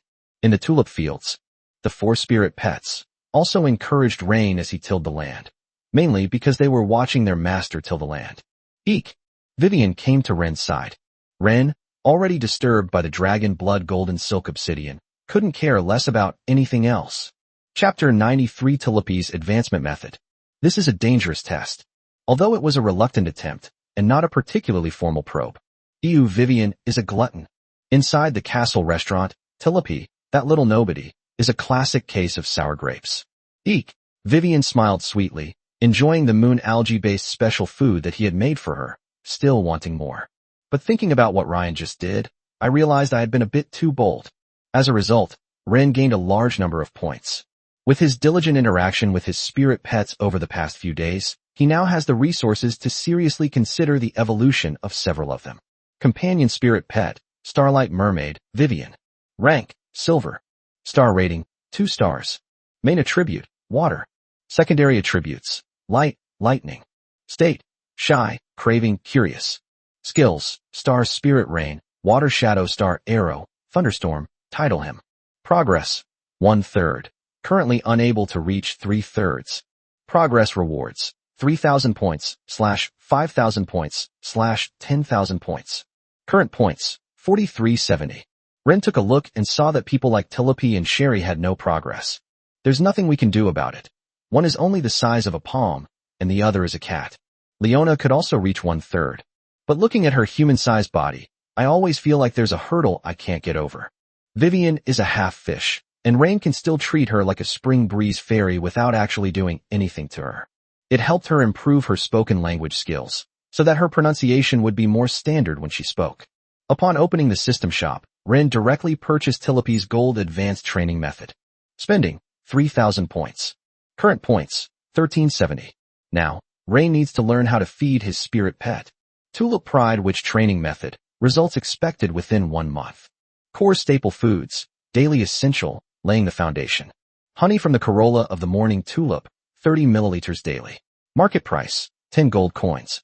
Calendula sunberry pulp, 10 milliliters daily. Market price, 5 gold coins. Regular complementary foods, 3 times a week, for balanced development. Glowing dandelion bulbs, 1 per use, take the glowing center. Market price, 2 gold coins. Molten oak core sap, 5 drops each time. Market price, 3 gold coins. Thorn rose petal gel, 3 milliliters each time. Market price, 4 gold coins. Special mood/status supplies. Depending on Tilapy's emotional state, such as acting coquettishly, being jealous, or playing the zither, she can be fed an extra small amount of the host's own essence blood, 1 to 2 drops, to show the host's affection and generosity. Note, if a pet nutritionist is available, the above foods, except for special supplements, can be cooked daily according to the following proportions. These are not things that Ren should see. He can give them directly to Heya. He first needs to calculate how much this little fish will cost him in a week. 114 gold coins. Fortunately, his sweet little sister Gloria gave him more than 3,000 gold coins, and he still has about 3,000 gold coins left. Rain glanced at Tilapy surrounding Vivian, constantly asking her what it tasted like and how it felt. She would occasionally glance back at Ren, and at that moment, she realized her master was looking at her. Look, what are you looking at? My mistress, Tilapy isn't angry. No, that's not right. She's not jealous at all. Rain sighed. She looked jealous right now. The second child got to eat, but the eldest didn't. Wouldn't she feel incredibly wronged? Come here, Ren beckoned with his finger, and Tilapy reluctantly flew into Ren's palm. Is she jealous right now? Then I'll have to feed her. Then, holding Tilapy, he called he and went to the bedroom. After all, Tilapy couldn't get the ingredients on her own. She needed someone's help. You can't be greedy later, okay? Ren gently touched Tilapy's face. The latter blushed and said, What? I can't eat anymore. It's all right. I'll have you feed you. How do I feed it? Tilapy was a little curious. The two were clearly not on the same wavelength, so Ryan chose to refuse to communicate. Tilapy didn't fly out of the bedroom until noon. Vivian sniffed her scent. Eek. You smell like not only Rain's father, but also his mother. Of course, Tilapy said, hands on her hips. Humph, I am Lady Tilapy. Little angel Leona looked at her, a hint of suspicion in her eyes. Given your size, it's impossible by any means, so how did you do it? Did you learn a spell to grow bigger? Never mind that. Tilapy shrugged, then began her Versailles-like speech. Alas, you don't know. When I first came to this lowly master's side, I was already her woman. Sherry, the little white cat who had been lying on the soft cushion and patting the ground with her tail, finally opened her eyes upon hearing this. A hint of human-like mockery flashed in its heterochromatic vertical pupils, 1 blue and 1 green, and it coldly let out a meow. What? You actually dare to say that I'm either lying or picking up scraps? Tilapy pointed her little finger at her. You stinky cat. Do you think everyone's like you, only qualified to watch? You can't even. Sigh. Never mind, I don't want to discourage you. No matter what kind of owner you are, you won't be interested in a cat like you who can't even be considered a humanoid creature. Just keep it in mind, okay? Huh. Sherry didn't expect this brat to be so sharp-tongued, hitting her sore spot directly. It arched its back, its fur stood on end, and it kept panting. But little did they know that during the encrypted call just now, it also struck a nerve with Tilapy. Young master, how am I supposed to face Tilapy after this? At that moment, Heyo covered her face, extremely shy. This is for her own good. Ren kissed the back of Heya's pale hand that she had covered her face. Darling, not just this time. More than once. Heya had no idea about any secrets for raising spirit pets, so she tossed her fingers aside, revealing a beautiful emerald green eye. You're not lying to me. This is helping her. You didn't. You deliberately tease me? How could that be? Ren looked at her. Their hair color and pupils were exactly the same. Besides, she'll need your help a lot more in the future. How can I help? Rain directly shared Tilipy's advanced recipe with her. Upon hearing that this was for the purpose of cultivating a spirit pet, the beautiful woman had no choice but to oblige, saying, "All right, I will cook according to this method from now on, but I have one request." "What are the requirements?" "It's just, if you ever contract a male spirit pet in the future, could you please not do this? Otherwise, I'd rather die." "Absolutely impossible," the boy declared, displaying his absolute possessiveness towards the beautiful woman. "Hey, I love you." "Yes, love me." Chapter 94. Standoff between spirit pets. As Rain stepped out of his bedroom, he was somewhat bewildered to see the four spirit pets arguing in the living room. With their two spirit pets, Sherry and Leona, they began to confront Tilipy and Vivian. The two sides are evenly matched, with one side not developing a further relationship with Ren, while the other side has already made further progress with Ren. Tilipy's argument with Sherry indirectly caused Leona to break down. "The owner just likes cute ones like us," or "the owner doesn't really like newbies like you yet," and so on. They said it all. Vivian, too, suffered an undeserved misfortune. It wasn't her fault at first, but Sully's counterattack was exceptionally sharp. Its few breaths were utterly merciless. Its Hakka language roughly translates to this: "Since you play almost no decisive role in the battle, this is all that's left of you." This really angered Tilipy and Vivian. Although they are both support characters, without their cooperation, can Leona and Shelly guarantee their survival? But it's clear. Sherry's statement was agreed upon by Leona. Upon hearing the white cat's words, the little angel immediately nodded. She believes that Vivian and Tilipy are not very useful. She'll handle the front lines, while Sherry will focus on flanking and taking down the enemy from the back. That way, they can take down the enemy just the same. And so, a debate about this erupted. However, when they saw Ryan walk out of the bedroom, they immediately stopped arguing and looked at Ryan with innocent and pitiful eyes. Looking at the four spirit pets in front of him, who were tense 1 second ago but then suddenly looked pitiful and helpless, Rain couldn't help but twitch his lips. He could even see Vivian secretly wiping away tears. She looked so heartbroken. Then, he walked over to the four spirit pets and picked them up in his arms. "You guys, behave yourselves." Ren carried the four spirit pets into the bedroom and handed them to Hea. "This is something women are good at." He then left the main castle and went outside Tulip Castle. Many northern soldiers have begun raid training, while Patton's 40-odd militiamen are supervising farming in the fields.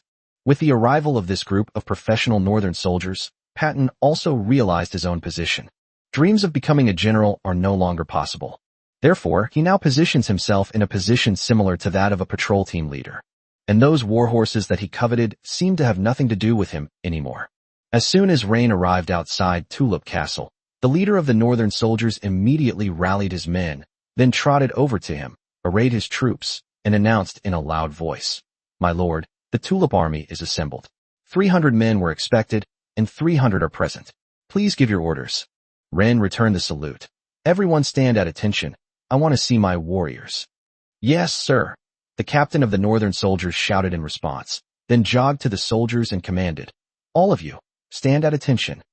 The afternoon sun shone down, illuminating the sweat on their bronze skin as they continued their training run around the farmland outside the castle, each of them radiating heat.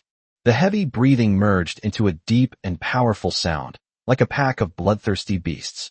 Rain stood on a slightly higher mound at the edge of the training field and pointed at the leader.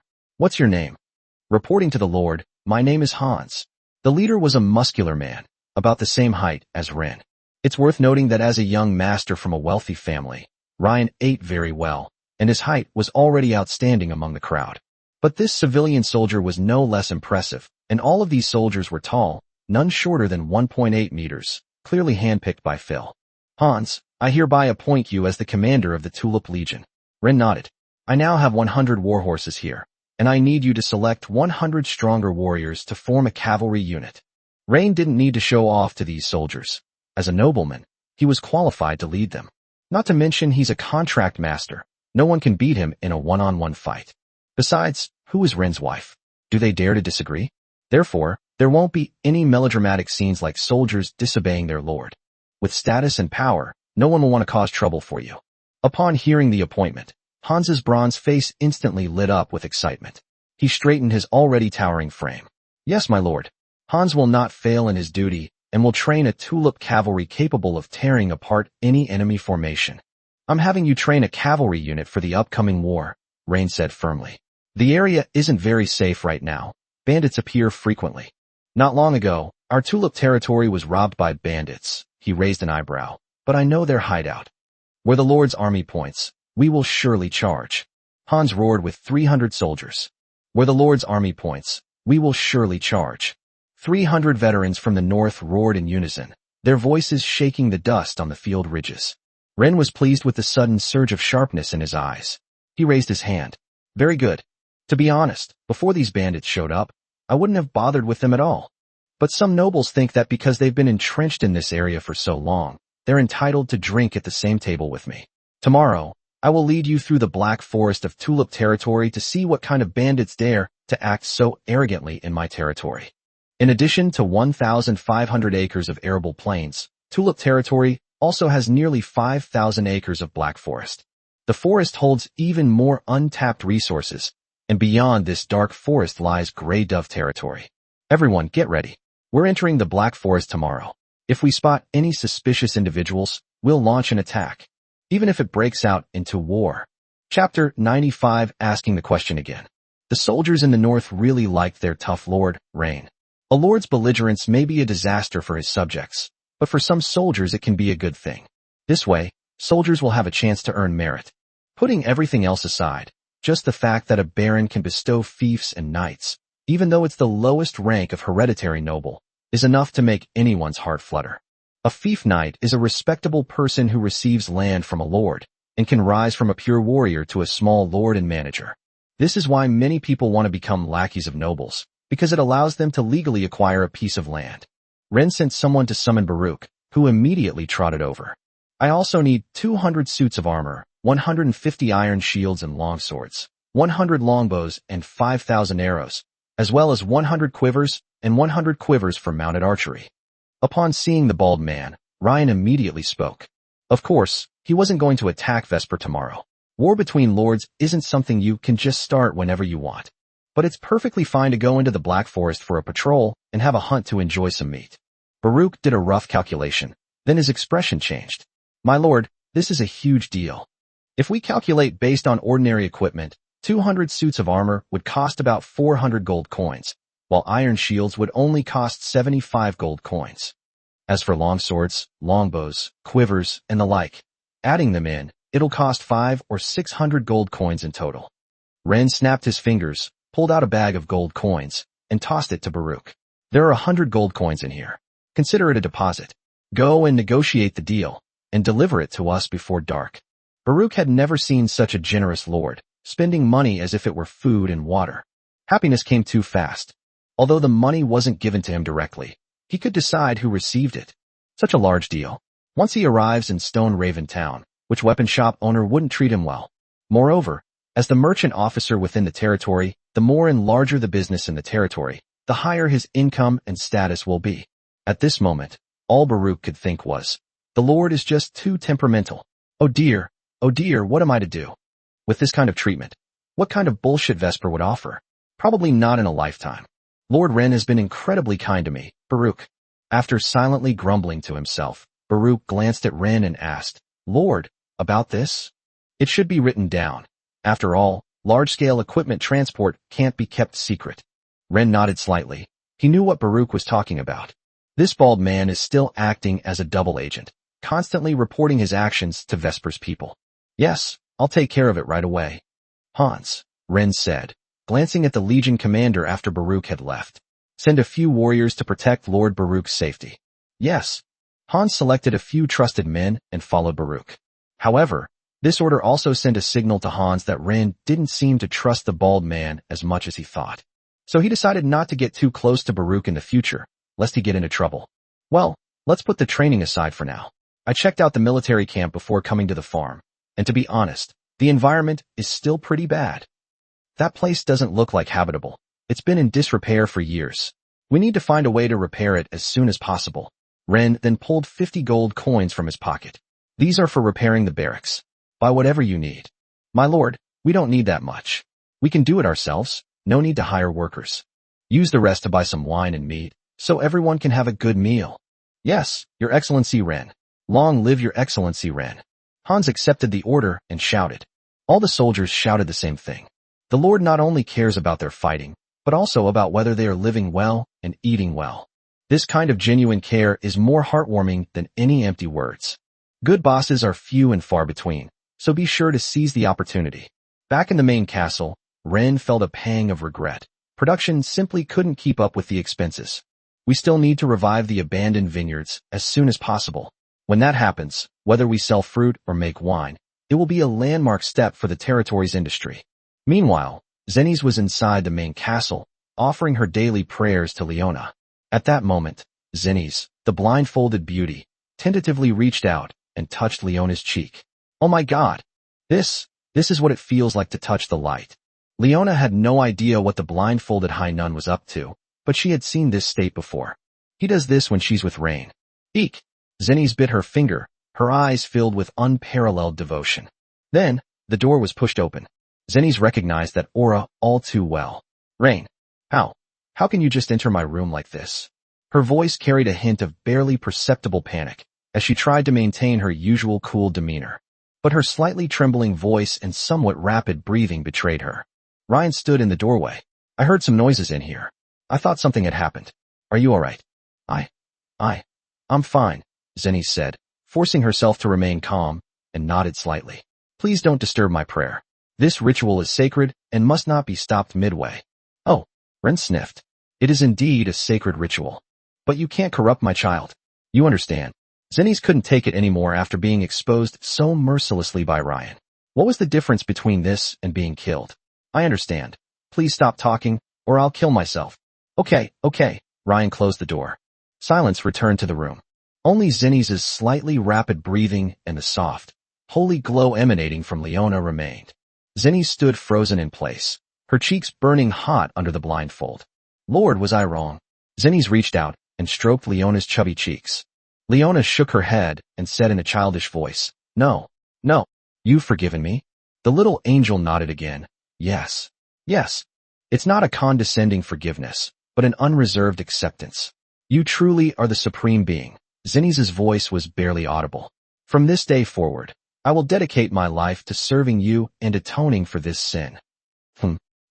Leona nodded, seemingly accepting her allegiance, then asked, What, you want me to do this? Zenise was shocked by Leona's bold suggestion. In front of you, and Lord Rain. You want me to seduce him? Go now? I'm not prepared at all. Leona turned her head, pouting, seemingly angry. Chapter 96 is all. I'm sorry. I'll go right away. Please wait for me, and I'll persuade him, and also you. Zenise stood up, took a deep breath, and said, May I kiss your cheek? That way I can get courage from you. Having received Leona's affirmative response, Zenise no longer hesitated. She took a step forward, almost reverently bowed, and gently pressed her cool lips to Leona's delicate, warm jade-like cheek. Not long after Ryan returned to the living room, he saw the blindfolded beauty staggering toward him. What's going on? Ren was a little confused. Zenise collapsed into Ren's arms, panting heavily, her fragrant breath wafting over him. Lord Ren, please, help me. How can I help? Ren was also getting a little fed up with her crazy behavior. Come to my room. Zenise bit her lip, then licked her red lips, leaned close to Ren's ear, and said seductively, Once we get there, I'll explain everything to you slowly. This ascetic, blindfolded nun has finally come to her senses today. Moreover, this momentum is extraordinary. It'll probably take 2 or 3 days to tell what's going on. Looks like we've met our match. But Ren has things to do tomorrow. I'll keep it short. Ren clenched his fists, ready for battle. Zenise didn't know how to put it, but the first man she met was Ryan, and she probably wouldn't be interested in any other men in the future. Rain ignored her and carried the little angel into his room. Mommy! Leona immediately snuggled into his arms and acted coquettishly. She looked up, her big orange eyes filled with a hint of expectation. It was as if she was waiting for Heya to praise her. Heya took Leona from her, sniffed, and then widened her eyes. Young master, this.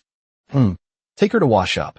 Ren didn't say anything, but went to the study, picked up the Imperial Code, and began to read it. While reading, I immersed my consciousness in the system. Companion spirit pet, Seraphim, Leona. Rank, Silver. Star rating, 2 stars. Main attribute, order. Secondary attributes, light, fire. Status, smug, craving food, satisfied. Skills, manipulation of power, armament of light and fire. Progress, 1/3. Currently unable to reach 3/3. Progress rewards, 3,000 points, /5,000 points, /10,000 points. Current points, 4370. Ren took a deep breath. Another 3,000 points were his. Although Leona and Sherry are the main fighting force, it's clear that they are less effective than Vivian and Telepy in developing the territory. Moreover, in order to treat everyone fairly, he had to insist on the principle of first come, first served. First, by Vivian's gold advanced secrets.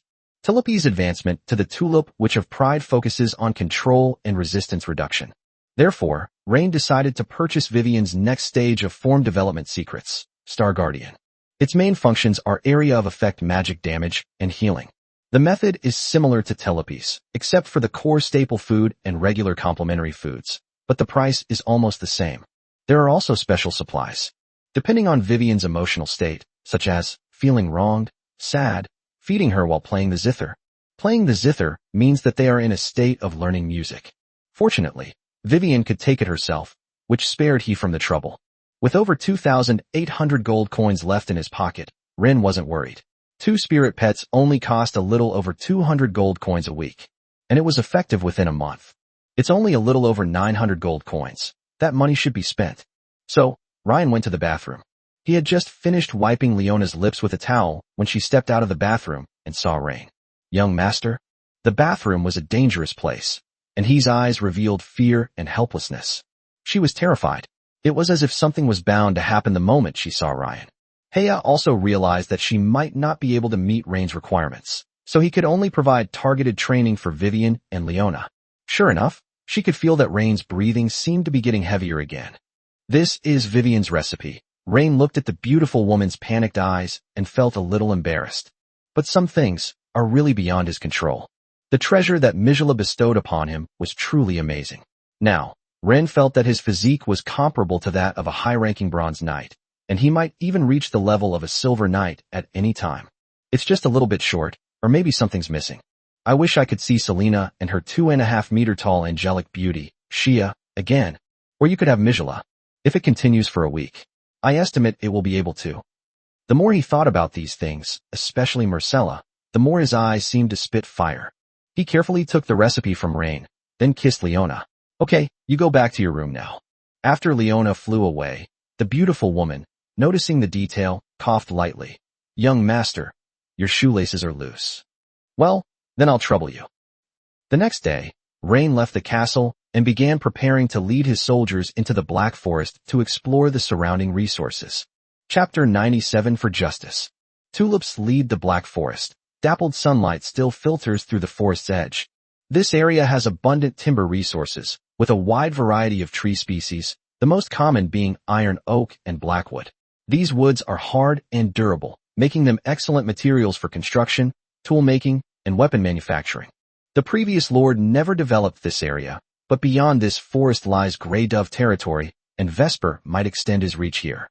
As for whether Vesper withdrew his personnel after the change of Tulip territory lord, Ren was not clear. Wild animals often roam the forest, but most are small to medium-sized animals such as rabbits, pheasants, and deer. We can catch some wild rabbits and pheasants to raise in captivity, Ren said, leading his army into the forest. Yes, Your Excellency Ren. Hans nodded and dispatched several of his men to attack. Catching a rabbit or a pheasant was a piece of cake for these soldiers. More than 200 people were fully armed, and even ferocious beasts that had been entrenched in this forest would give way when they entered. Furthermore, Rain also brought Telepy and Leona with her. Ren circled on the map. This area is rich in timber resources. It would be a shame not to build a logging camp here. Although his money was still useful, it didn't mean other businessmen didn't have money. Allowing other merchants to build logging camps in his territory would not only solve some of the employment problems, but also stimulate the territory's trade environment. To achieve this, all you need to do is go to Mayor Liana and sweet-talk her. She'll introduce you to a whole bunch of businessmen. This is the benefit of being a kept man. The group arrived at a water source where the stream was crystal clear. Because it was a forest, everyone entered on foot. No one rode a horse. Report. We have discovered traces of human activity in the northeast direction. The scouts who had gone out came to the stream and reported to Rain. Ren frowned. What exactly is the situation? We've spotted a few large, felled trees ahead. The stumps still smell sweet. The soldier scratched his head. They smell quite nice. They must be some kind of luxury item's raw material. A fragrant tree stump. Ryan's eyes narrowed, and he immediately pressed. How fresh are the logging marks? Have you found anything else around here? Like tool marks, footprints, tire tracks, or discarded items? Seeing how much importance the Lord attached to this, the scouts became tense. For these nobles, discovering that someone else had developed their territory was no less than being robbed of their money and having their wives taken advantage of. My lord, the tree stump is very fresh. The sap has not dried completely, and the edges of the bark are bright in color. It must have been done within the last few days. The tool was an axe.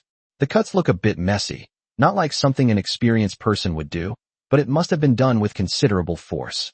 The footprints were messy, probably from 5 or 6 people, all wearing sturdy leather boots, not our army's standard issue. No wheel tracks were found, but there were traces of logs being dragged away. Ren nodded. Very professional, a very detailed report. You observed very carefully. From now on, you will be the scout captain of the Tulip Legion. The soldier never imagined that he would become an officer simply for doing his duty. The surrounding soldiers cast envious and congratulatory glances, but they were also convinced of the truth. Ren nodded, his gaze sweeping over the other soldiers. You all saw it? In my hands. Merit is always rewarded. Whether you fight on the battlefield, scout ahead, or develop your skills in building your territory, as long as you demonstrate value, I will not treat you unfairly. In the future, the title of Fief Knight and fertile land await true warriors to fight for. This time, the soldiers did not respond loudly. Now that they have all entered the Black Forest for combat, they are already in a state of combat readiness. Responding loudly at this time will allow potential enemies to determine everyone's location. But joy spread across everyone's face. Now, everyone follow me and head northeast. Upon receiving the order, the team immediately went into battle alert.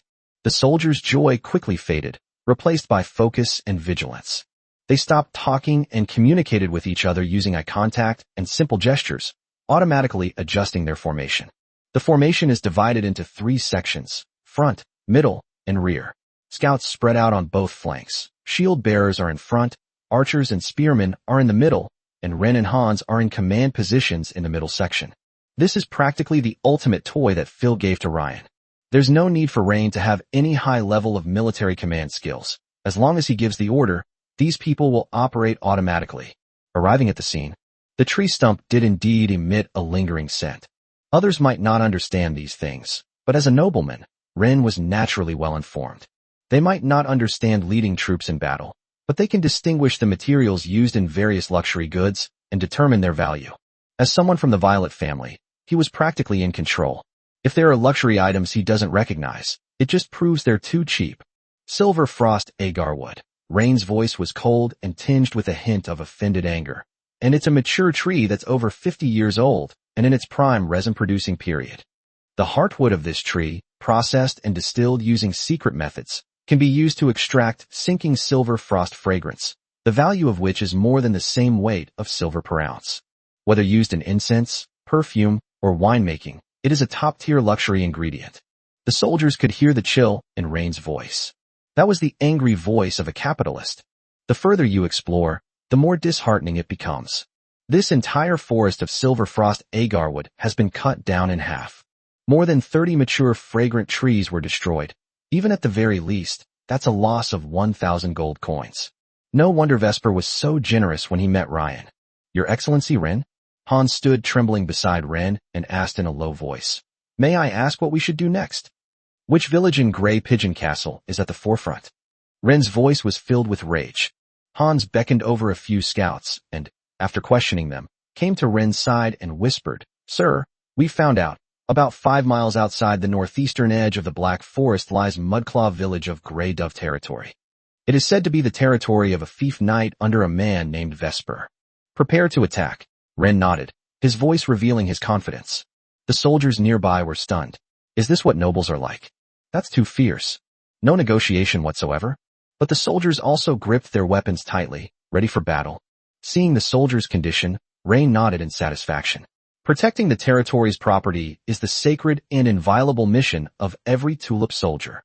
Next, we will give a just trial to Mudclaw Village in Grey Pigeon Castle. I don't care if there are any important people or old, weak, women and children in their village. Even if they die, it doesn't matter to me. We stand here, and we are justice.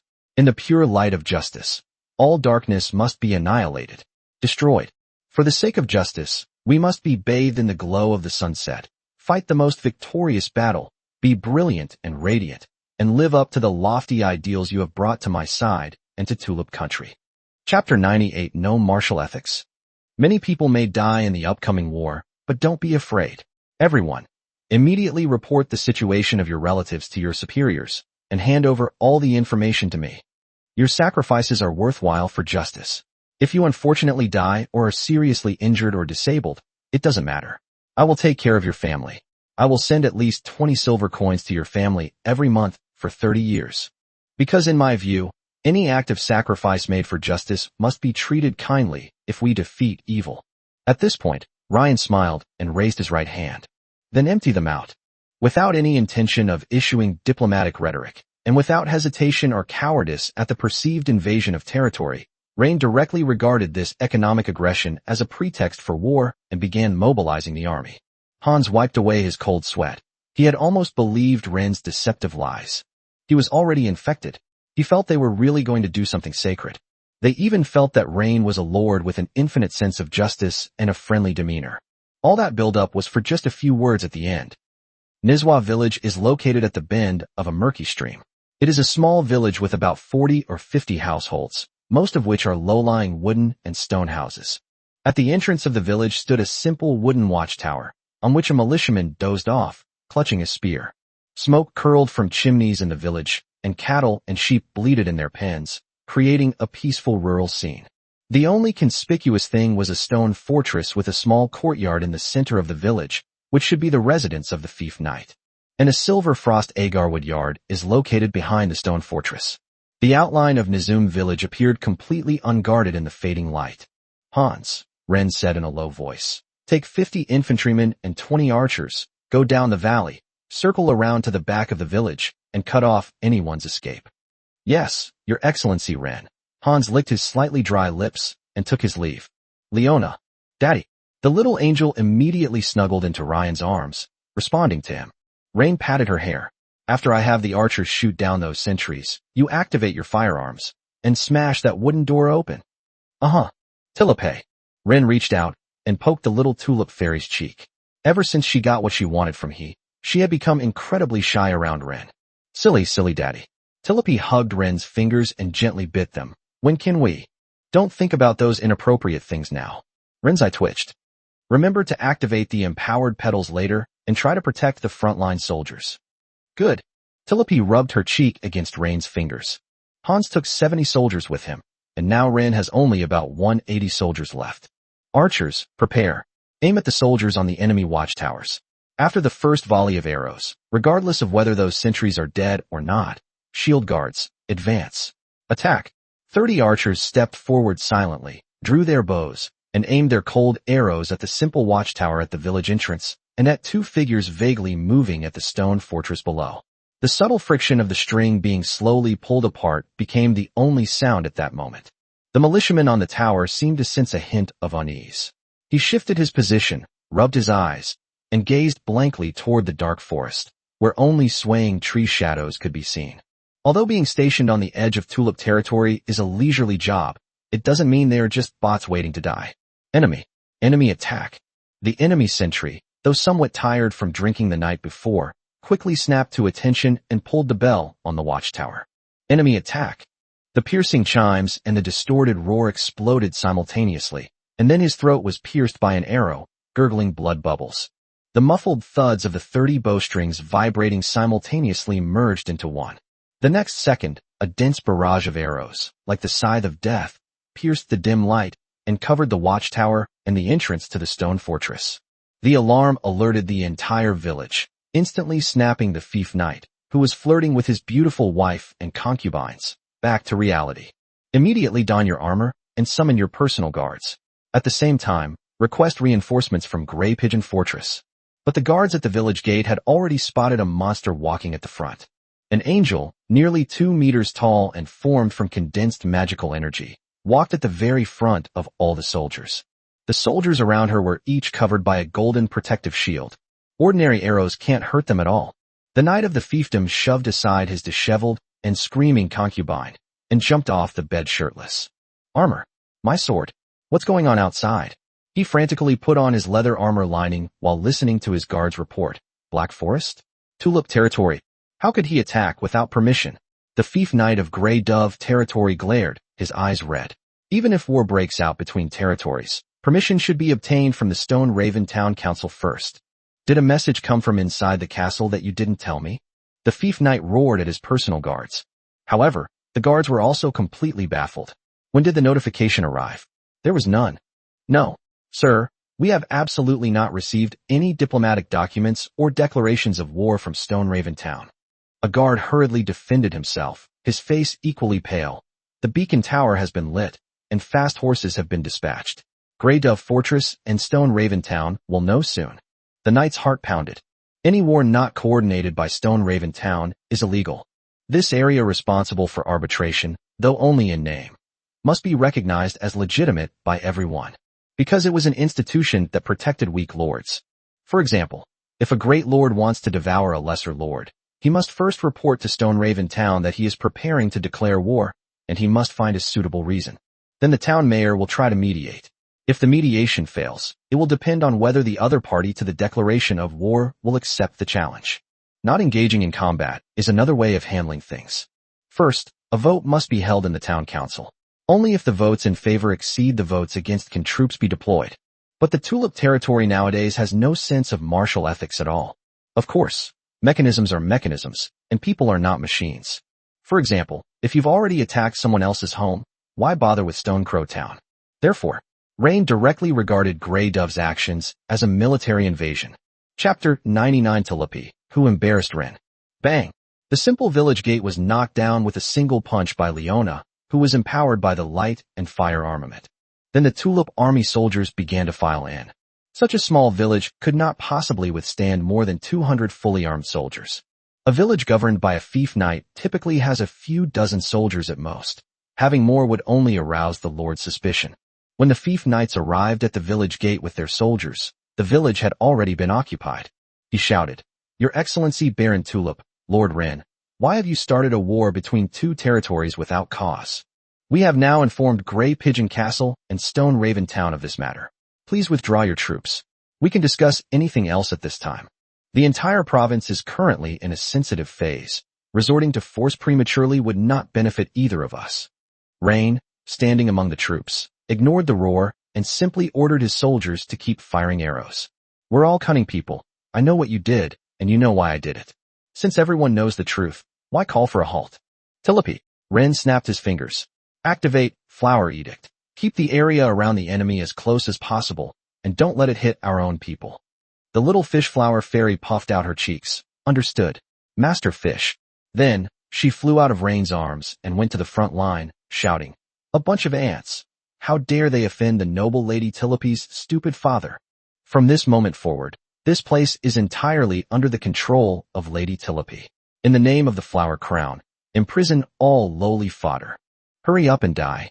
Noble Tulip Fairy, Lady Tulipi, hurry back to your silly father's arms and give him a kiss and a hug." Upon hearing Tulipi shout those words, Ryan's eyes twitched slightly. So embarrassing. This is war. How dare she utter such a cringeworthy line? Doesn't she feel embarrassed? Several soldiers around Ren also looked at their lord. It's said that a spirit pet's personality follows its contract master. Are all lords like that in private? Rain took a deep breath, forcibly suppressing the urge to grab that embarrassing little flower fairy and give her a good beating, and tried his best to maintain the persona of a cold-blooded lord on the battlefield. Keep firing. Suppress them. Don't stand still. His command brought the soldiers back to their senses, but it seemed the force and precision had subtly decreased. I bet a lot of people are trying not to laugh. Meanwhile, at the front lines, Tulipi, who had activated the Flower Edict, was losing her magical power. The ground began to crack, and countless vines and tree roots burst forth, wrapping around the panicked Mudclaw village defenders. Tilope hovered above the wildly growing thicket of thorns, her small body radiating an undeniable aura of power. A demon. A fairy. It's the curse of the forest flower fairy. I have no strength left. Help. These thorns hurt so much. Sir Knight, save me. Hearing these pleas for mercy, Tilope crossed her arms, her delicate face clearly showing her displeasure. You lowly, vulgar, and utterly unattractive scum. How dare you pollute Lady Tilope's senses with your filthy weapons and foolish roars, and even attempt to harm your stupid father. This is absolutely the highest level of offense. Now, feel the fury of the root flower sea. Even if you beg for mercy, for the noble. Rain couldn't hold back any longer and quickly called out. Enough. Tilope, come back here. Tilope scoffed. Humph. This time it's only because my stupid daddy was merciful. Otherwise I definitely wouldn't have let you off the hook. Hurry up and thank him. All right. They already said thank you. I heard them. Ren was utterly humiliated. Tilope, come back here right now. Tilope clearly hadn't said enough, but upon hearing Ryan's words, she could only fly into his arms. She looked up at Ren, her eyes filled with excitement, as if waiting for his praise. Looking at the pair of bright eyes in his arms that seemed to say, praise me, praise me. All he wanted to do was find some needle and thread to sew her mouth shut. Now, Ren can understand why Selena summoned the Silver Scale, Saint Ya Dragon Princess back then. These bizarre spirit pets are utterly shameful. Ren took a deep breath and touched Tilope's cheek. Good girl, when you advance to the gold rank, I'll give you a surprise. WH. What surprise? Tilope was overjoyed. Her actions just now had really made Ren proud. Actually, Tilope doesn't really care. Silly dad, Tilope isn't happy at all. A surprise that will make you cry. Ren clenched his fists, believing that Tilope's size would definitely change after evolving to the gold rank. Then, we'll get our revenge. They even made her utter shameful lines repeatedly during the process of being retaliated against. Is that all? A surprise that came out of tears. You silly dad, you're so stingy. Lady Tilope has done such a great service. At least grant Tilope one wish. Like, going on a date with Tilope in the forest, finding the prettiest flowers, and seeing the brightest fireflies. And Daddy making a flower wreath for Tilope. Rain hadn't expected the flower fairy to make a wish, but now he didn't have time to take care of Tilope. Dozens of enemy soldiers were all killed in action with the combined efforts of Tilope and Leona. The enemy's fief knights and Leona continued to fight. Looking at the fallen soldier beside him, his eyes were somewhat dazed. Damn it! What the hell is this thing? As a bronze knight, he naturally had his trump cards.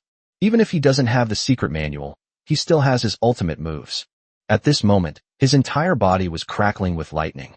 Sizzle sizzle. You damn monster, take this. Thunderous sword slash. Facing the fief knight, whose entire body crackled with violent arcs of electricity and whose aura suddenly surged, Leona's large orange eyes held a look of confusion. When the long sword, crackling with blinding lightning and whistling through the air, reached Leona, who was clad in fiery armor. The little angel sucked on his finger in confusion. It stood out starkly against the backdrop of howling thunder. She didn't even put down her sucking finger. She just blinked her big orange eyes. Manipulation of power activated. Leona began modifying the Chunibu delusional skills of the Marquis Knight. Then, all the lightning effects on the opponent's body disappeared. Finally, he was knocked down by a single punch from her fiery weapon, lying on the ground, bent over like a limp shrimp, clutching his stomach and vomiting blood. Leona turned to look at Rain. Daddy? Kill him. Ren showed no mercy. At his command, the surrounding soldiers, unwilling to let such a cute little angel personally commit murder, swarmed around and finished off the fief knight. Chapter 100: A Triumphant Return. The entire village was looted by Rain's army, except for the free people, who were left untouched. After all, even in a war of lords, the army cannot kill free people unless they resist. We cannot rob them of their money, nor can we take their people back to our own territory and treat them like slaves. Otherwise, if this matter is reported to the capital, Ren's title will be in jeopardy.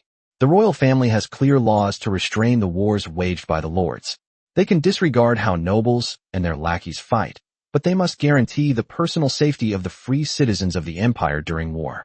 Meanwhile, all of Grey Dove Knight's cattle and sheep, as well as the gold coins and luxury goods in the manor, were taken away by Ren. As for the things in his manor that couldn't be moved, Ren burned them all down. The northern soldiers looted quickly, like professional bandits. Ren didn't know what kind of environment these people had lived in before, but they always seemed to reap great rewards. In short, this is much more lucrative than stealing and cutting down trees. After everyone retreated back to the Black Forest, Hans came to Ren's side to report the situation. My lord, this operation. Deaths, 2 people.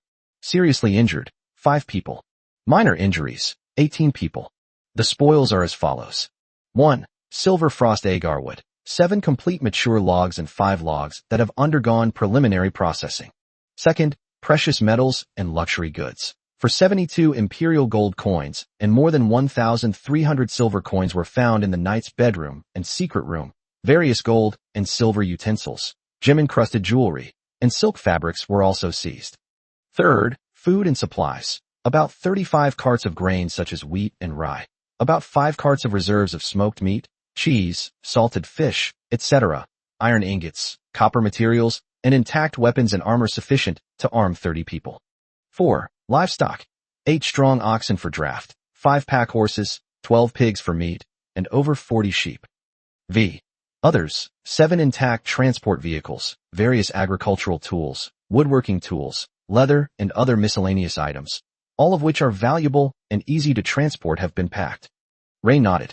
Clear the items off the transport trucks and quickly transport the seriously wounded soldiers back to the territory for treatment.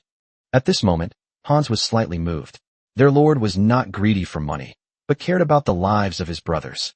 Hans turned and shouted back to the soldiers, who were busy or resting in the firelight, repeating Rain's order. The lord has ordered. 2 of the 7 transport vehicles we seized are to be used to transport the seriously wounded and the bodies of our fallen comrades. And act quickly. When the order was given, the soldiers were taken aback at first, but then they burst into more efficient action. Without the slightest hesitation or complaint, the soldiers who were counting and loading valuables immediately set to work, carefully moving the heavy wooden crates and sacks of grain. Ryan pulled out a pile of cigarette boxes from the luxury supplies. Each sergeant come and get cigarettes. Give them to whoever in your 10-man squad smokes. Soldiers need to release their emotions after killing people. Generally, you would go to a technical service center in a town and book the entire facility directly. Then I watched the masseuses dance that made me feel hotter and hotter, forcing me to helplessly take off my clothes to cool down. Finally, a massage to relax. But we can't do that now. At this time, tobacco can soothe most people's emotions. Cigarettes, especially those packaged in boxes reserved for nobles, were typically enjoyed by knights, wealthy merchants, and lords after banquets or in their studies. An ordinary soldier might never have the chance to encounter one in his entire life. So passionate. The lord is just too passionate. Yeah, how could you not have a great time working for a boss like that? Many soldiers, with cigarettes in their mouths and supplies on their backs, walked with a light step despite their weariness. Tisk, this flavor is amazing. It's way better than the leaves we usually roll. An old soldier with a missing front tooth took a deep breath, squinted his eyes, and looked thoroughly enjoying himself. Lord is truly unparalleled. From now on, I, Scarface Hawk, will follow him. No one can steal my man. Several sergeants also gathered together, bragging and joking. Ren didn't stop them, but Hans kept a close eye on them. What are you all doing? Letting your guard down? Let me tell you, we are still at war. The enemy could catch up at any time. Although the cavalry cannot enter the forest, all of you need to be on high alert. It's the Lord's kindness to let you have a smoke, not for you to smoke and brag at the same time. Now hurry up. The sergeants, who were smoking and boasting with smug satisfaction, froze on their faces and instinctively straightened their backs. Ren nodded slightly at Hans' timely intervention without saying anything more. He may not know how to command troops, but he knows how to manage people. Before he transmigrated, he was more or less a manager in a company, so he naturally knew that if someone had to play the bad cop, someone else had to play the good cop. Back to Tulip territory. The people saw their lord take his soldiers to the forest and return laden with spoils. Zinnies also played a role at this moment, which was healing. However, Ren wasn't stingy and directly brought Vivian over to help. Several seriously wounded soldiers had their injuries quickly stabilized under the magic of the nun and the mermaid. As for the 2 dead soldiers, they were given a proper burial by Rain's men. In short, Ren did everything he could for humanitarian work. No one below could find fault with him. After the battle, it was time to divide the spoils. Ren first confirmed with everyone that each person's base salary was 30 silver coins. Killing one person will increase your monthly salary by 10 silver coins. In short, as long as you dare to kill, Ren will dare to give you a huge raise. This has led many to anticipate the outbreak of war. However, before Ren could even recover, the people from Stoneraven Town had already come knocking on his door. Liana's little secretary, clutching her little skirt, slowly approached Ren. When she saw Ren's face, she was slightly stunned. Your Excellency Baron Tulip, Lord Ren Verlit. Because of your unprovoked— oh, no, because of your rash act of starting a war, you have incurred the wrath of the town councilors and the surrounding lords. Now, before she could finish speaking, Ryan interrupted. Now you need me to go to Stoneraven Town, right? Yes. The secretary nodded repeatedly, like a sparrow pecking at rice. 100 chapters reached. Could you guys send some free chapters as a token of your support? Love you all. Chapter 101 Rain. You're such a good kid. Stoneraven Town, Town Council Hall. It is rare for the Speaker of the Town Council to be the mayor. The mayor is responsible for internal administration, while the council speaker is responsible for arbitrating disputes. The town mayor cannot directly order the speaker to pass a bill, nor can he remove the speaker. The former is elected by the townspeople. The latter, on the other hand, is elected by the members of the Stoneraven Town Council, and its power is based on the joint authorization of the members. The election of councillors also comes from the nomination of the people. For example, the councillor representing Tulip territory in the town council is not necessarily Rang. Once the local lords become councillors, they will definitely form a group in the council and speak on behalf of their own people. Parliament has little influence over ordinary people because it deals with major issues, while civil disputes are generally handled by the Ministry of Justice. But the town council still has enormous power, with legislative power and even provisions covering trade tariffs. Secondly, there is the right of arbitration, which is used when there are trade or armed conflicts between lords or other surrounding towns and forces with Stoneraven Town. At this point, the town council can decide whether to send troops abroad or to negotiate. Simply put, this group can decide whether or not Ren will provide compensation if they vote in favor. But Mayor Liana wasn't without a voice, even though the council decided that Ren must pay the corresponding compensation. But how will compensation be paid? How much will be paid out first? Will it be paid out immediately? The mayor has the final say. For example, the council ruled that Ren should pay Vesper 500 gold coins. Liana could execute the order immediately and efficiently, dispatching town guards to forcibly inventory Ren's assets. However, she could also use the pretext of tight finances in Shia Town to propose a compensation schedule and divide the compensation into several installments. When Ren's carriage arrived at the town hall, Liana's secretary came to Ren's side first and let him in. Your Excellency, please follow me. Lady Liana is waiting for you in her office before the council hearing begins. The secretary's voice was even softer than before, her eyes quickly sweeping over the guards and carriage behind Ren. Only you can go in alone. Ren nodded to Hans, signaling him to wait outside and watch over the carriage. The town council is not just a game for councillors. At the very least, a town doesn't have many councillors, with a maximum of 20. Townspeople are also allowed to attend each council meeting. If a member of parliament says something wrong in parliament, he will lose the support of his voters and may have to leave the following year. Therefore, before the meeting, the speaker's secretary must first arrange the environment. Rain straightened his clothes and knocked on Liana's office door. The office door closed gently behind me, shutting out all outside noise. Liana did not sit upright behind the large desk as she had last time. Instead, she stood by the window and, upon seeing Ren, immediately went over to check on his physical condition.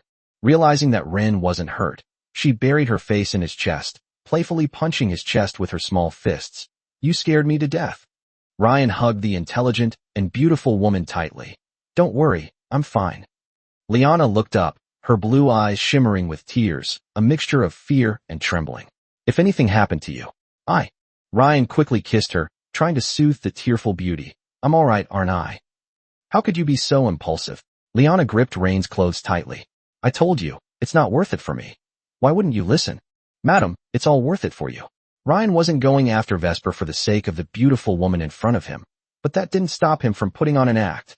You just wouldn't listen to me, and now things have gotten really out of hand, Liana said, but there was still emotion in her eyes. What exactly happened?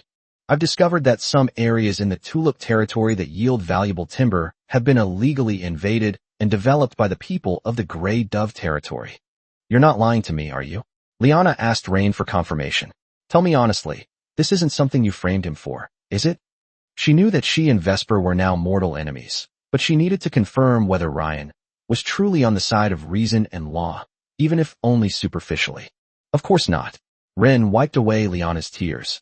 I would lie to anyone but you. Liana took a deep breath, inhaling Rain's scent. I believe you. But you shouldn't have acted so impulsively. Is there something you can't tell me? You see, Vesper wasn't as impulsive as you. He knew to first apply to Parliament for arbitration regarding the conflict between the two parties. Even if he did steal your money, it's still wrong of you to hit him. What's wrong with me? Ryan chuckled lightly. He stole my money, so I took it back. Isn't that normal? Seeing Ren's almost childlike logic and complaints, Liana grabbed Ren's wrist and patiently educated the little boy. Normal? In a Lord's game, this is not normal. Rules are rules. If he illegally logs, and you gather evidence, you can file a complaint with the Parliament. Or at least procedurally, can make him pay the price, instead of you personally leading troops there and turning everything into an irreversible armed conflict. You were in the right before, but now you're not. Now everyone, including those neutral counselors, isn't seeing illegal logging in Grey Dove territory, but rather a cross-border attack by Tulip territory. You turned a hand that you could have won by a small margin into a terrible game that you have to fight tooth and nail to even get a draw. Ryan chuckled. Madam, have you forgotten? What kind of business does Vesper run? The one who should really be seeking peace is not me. What do you mean? Liana's eyes widened. Vesper's cousin, isn't he the warden? Ren coughed lightly. What I mean is, after discovering that the territory's resources had been stolen, I also found that prisoners from nearby Stone Raven town had been inexplicably transferred to Grey Dove territory. In order to find out the situation, I decided to rescue these prisoners. Unfortunately, they escaped. Liana's blue eyes narrowed suddenly. Good child. Tell me quickly, did you really see it? Ryan shook his head. I didn't see it. But you saw it. What do you mean? Liana was momentarily stunned. I was acting on your orders, to secretly lead men to Grey Dove territory to investigate this matter. No, I don't. Liana's eyes were a little confused. Then she suddenly realized. Yes, I do. I'm pregnant. That's right, my dear wife, you're pregnant. As the mayor of Stone Raven Town, you've received an anonymous tip about the possible illegal transfer of prisoners from the jail. Out of caution and a sense of responsibility to the town, I have entrusted a reliable lord from a neighboring Grey Dove territory, that is, myself, to conduct a preliminary, secret investigation. Liana hugged Ren excitedly. Ren, you're such a good boy. Chapter 102 Vesper's Counterattack. The two kissed in the office until they lost track of time. The two did not separate until the secretary came to announce the start of the meeting. Liana, panting, said, Don't be afraid later. I'll back you up. Let's go. As he walked out the door, Ryan whispered a few words to his secretary, instructing her to take care of some errands. Then he and Liana arrived at the gates of the council. He could clearly hear a cacophony of voices rising and falling like ocean waves coming from behind the door. The two pushed open the door and entered, revealing the scene in the Parliament Hall. The towering dome, the dark wood paneling, and the murals symbolizing power and order appear solemn and oppressive under the lights. The semicircular seats of legislators are high above, like gods looking down on mortals. At this moment, all 15 seats were filled, except for Vesper. Because he was sitting in the speaker's seat and had lost his right to vote. Liana went up to the mayor's seat on the stage and sat down. The audience section below was even more packed, a sea of people. Merchants, craftsmen, small landowners, townspeople.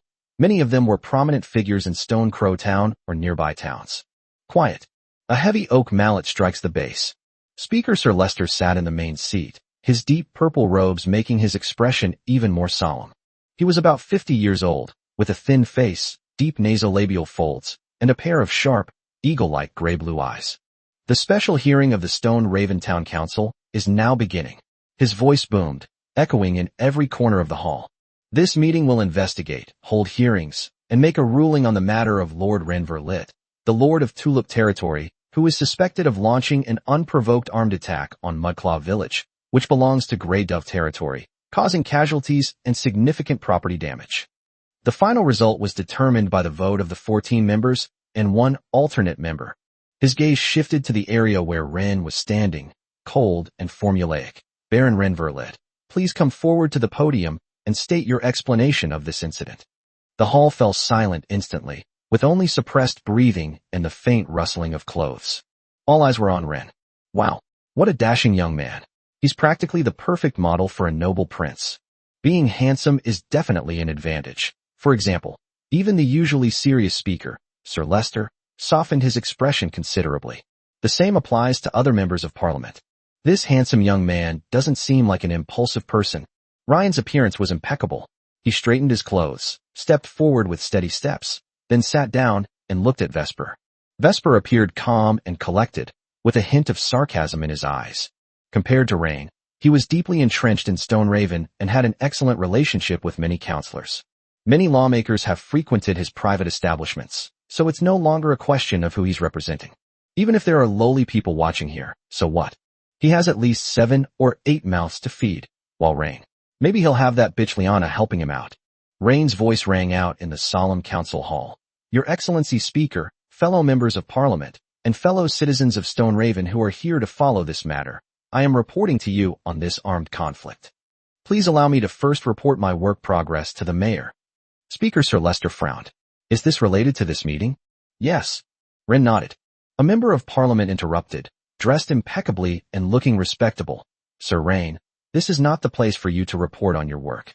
No matter how outstanding your work is, it cannot cover up the crimes you have committed. Ren casually rubbed his long, slender fingers together, glanced at him indifferently, and then looked away. You. This blatant disregard angered the counselor who had spoken, who pointed a finger at him and was speechless. Leicester tapped his oak mallet. Granted. Rain gave a slight bow to thank Speaker Leicester, then turned his gaze to Lyanna in the audience. Lyanna had now regained her dignified demeanor as mayor, her hands clasped in front of her, her blue eyes calmly fixed on Ren. It was as if the romance and tension that once existed between the two in the office had never existed, and that their relationship remained solely based on official business. Your Excellency Mayor Lyanna. Rain's voice was clear and respectful. As you previously instructed me, to investigate the recent cases of missing, escaped, or deceased prisoners, and authorized me to conduct necessary and cautious preliminary investigations around Shia Town. I am now reporting to you on the progress of the relevant investigations. These words immediately caused a stir in the hall. Several previously composed counselors suddenly sat up straight, especially the one who had just been ignored by Ryan. His expression instantly changed. For the first time, a crack appeared in the ironic calm in Vesper's eyes, and his brows furrowed slightly. Lyanna met everyone's gaze, nodded slightly, and said in a steady and powerful voice, Please speak, Baron Rain. As mayor, I am responsible for any clues that may affect the safety and order of Stoneraven Town. Is your investigation related to the events mentioned at this hearing? Yes, Lord Vesper. Once mentioned to me that he could buy Tyrese slaves, and that the warden of Stoneraven Town was his cousin. And you also mentioned to me that many carriages from Stoneraven Town are conducting regular, unreported transport activities between Stoneraven Town Prison and Grey Dove Territory. Vesper chuckled and raised his hand. Excuse me, Your Excellency Speaker, may I say a few words? Permission granted. The speaker tapped his gavel. Now, Baron Ren, please cease speaking. Baron Vesper will step forward to explain. Gentlemen, regarding this matter, Grey Dove Castle and Raventown Prison have related trade, Vesper said, looking at the crowd. The warden of Raventown is my cousin and knows that my territory has abundant food. Especially recently, when food prices rose, my brother couldn't just stand by and watch the prisoners go hungry. Even if they had committed crimes, they were still Tyrians. The funds allocated to Stoneraven Town, if calculated at normal market prices, are insufficient to support these prisoners. So, when we signed the trade agreement, all the ingredients for Stoneraven Town Prison were sourced from Grey Pigeon Castle. So, the transport trucks you see are all filled with grain. Vesper's face regained its sarcastic calm, even carrying a hint of helplessness and forgiveness at being wronged. Well then, Lord Rain, I have explained your and the mayor's doubts. Please continue. The counselor, who had been ignored by Ren, immediately seized the opportunity and spoke sarcastically. Look, the truth is often this simple and straightforward. Baron Vesper and the warden are clearly doing a good deed, ensuring that the prisoners don't starve to death. Some people, however, harbor ulterior motives and have distorted it into something like the slave trade. Their intentions are truly despicable. Chapter 103 If I am guilty, it is because I defended the rights of the Tyrell. Ignoring the senator, Rain looked at Speaker Lester. Speaker, this is what prompted my covert investigation. As for whether the transport trucks were carrying people or food, we can discuss that in a further meeting. Sir Lester's gray-blue eyes revealed a hint of approval. Very well, then please continue, Lord Wren. When I crossed the Black Forest, preparing to head to Grey Pigeon territory to investigate, I discovered those transport wagons and began to gather soldiers to find out what was going on. What angered me was that Grey Dove territory not only illegally transferred prisoners from their jails, but also dared to. Bang! Lester tapped his gavel. Watch your words, Your Excellency Rain. There is currently no substantial evidence to prove that Your Excellency Vesper is engaged in this illegal trade. This is Parliament. We must be based on facts, not on subjective accusations. Rain nodded. This speaker was quite responsible, so he continued. During my exploration of the Black Forest, I discovered that the Black Forest of Tulip territory had been invaded by the people of Grey Dove territory. They have caused irreparable damage to the forest environment of the Tulip territory, and even illegally logged large amounts of silver frost agarwood in the forest. It is preliminarily estimated that the direct economic loss caused by the economic aggression of the Grey Dove territory against the Tulip territory is no less than 5,000 gold coins. Rain's voice was filled with a poignant accusation. This does not even include the long-term investment required for forest ecological restoration and the potential impact on the future output of the territory. Speaker, as you should know, Tulip territory was already extremely poor. Now, there are over 1,000 mouths to feed in the territory, and they have absolutely no food to eat. Because His Excellency Vesper sent cavalry to destroy our farmland, the entire Tulip territory is hoping that the resources in the forest can be exchanged for some food. 1,134 men, clinging to life by the hope in the forest, have had that glimmer of hope extinguished by Vesper for his own selfish gain. How could the soldiers not be furious? The speaker nodded. I understand. You have 3 reasons for attacking Grey Dove territory: investigating prisoners, your territory being invaded and farmland destroyed by Grey Dove territory cavalry, and resources being stolen by Grey Dove territory. Is that so? That's right. Wren nodded. Speaker Lester paused for a moment. Then why didn't you report the damage to the farmland to the Stoneraven Town Council? Upon hearing this, Rain looked at the middle-aged man with a serious expression. Have you ever been to Tulip territory? Do you know what the common people ate before I arrived there? Smack! Rain slammed his fist on the table. Children. Commoners are exchanging children to eat. If anyone cared, why would they have to live such miserable lives? He stood up, his words sharp, and swept his gaze across the commoners listening below.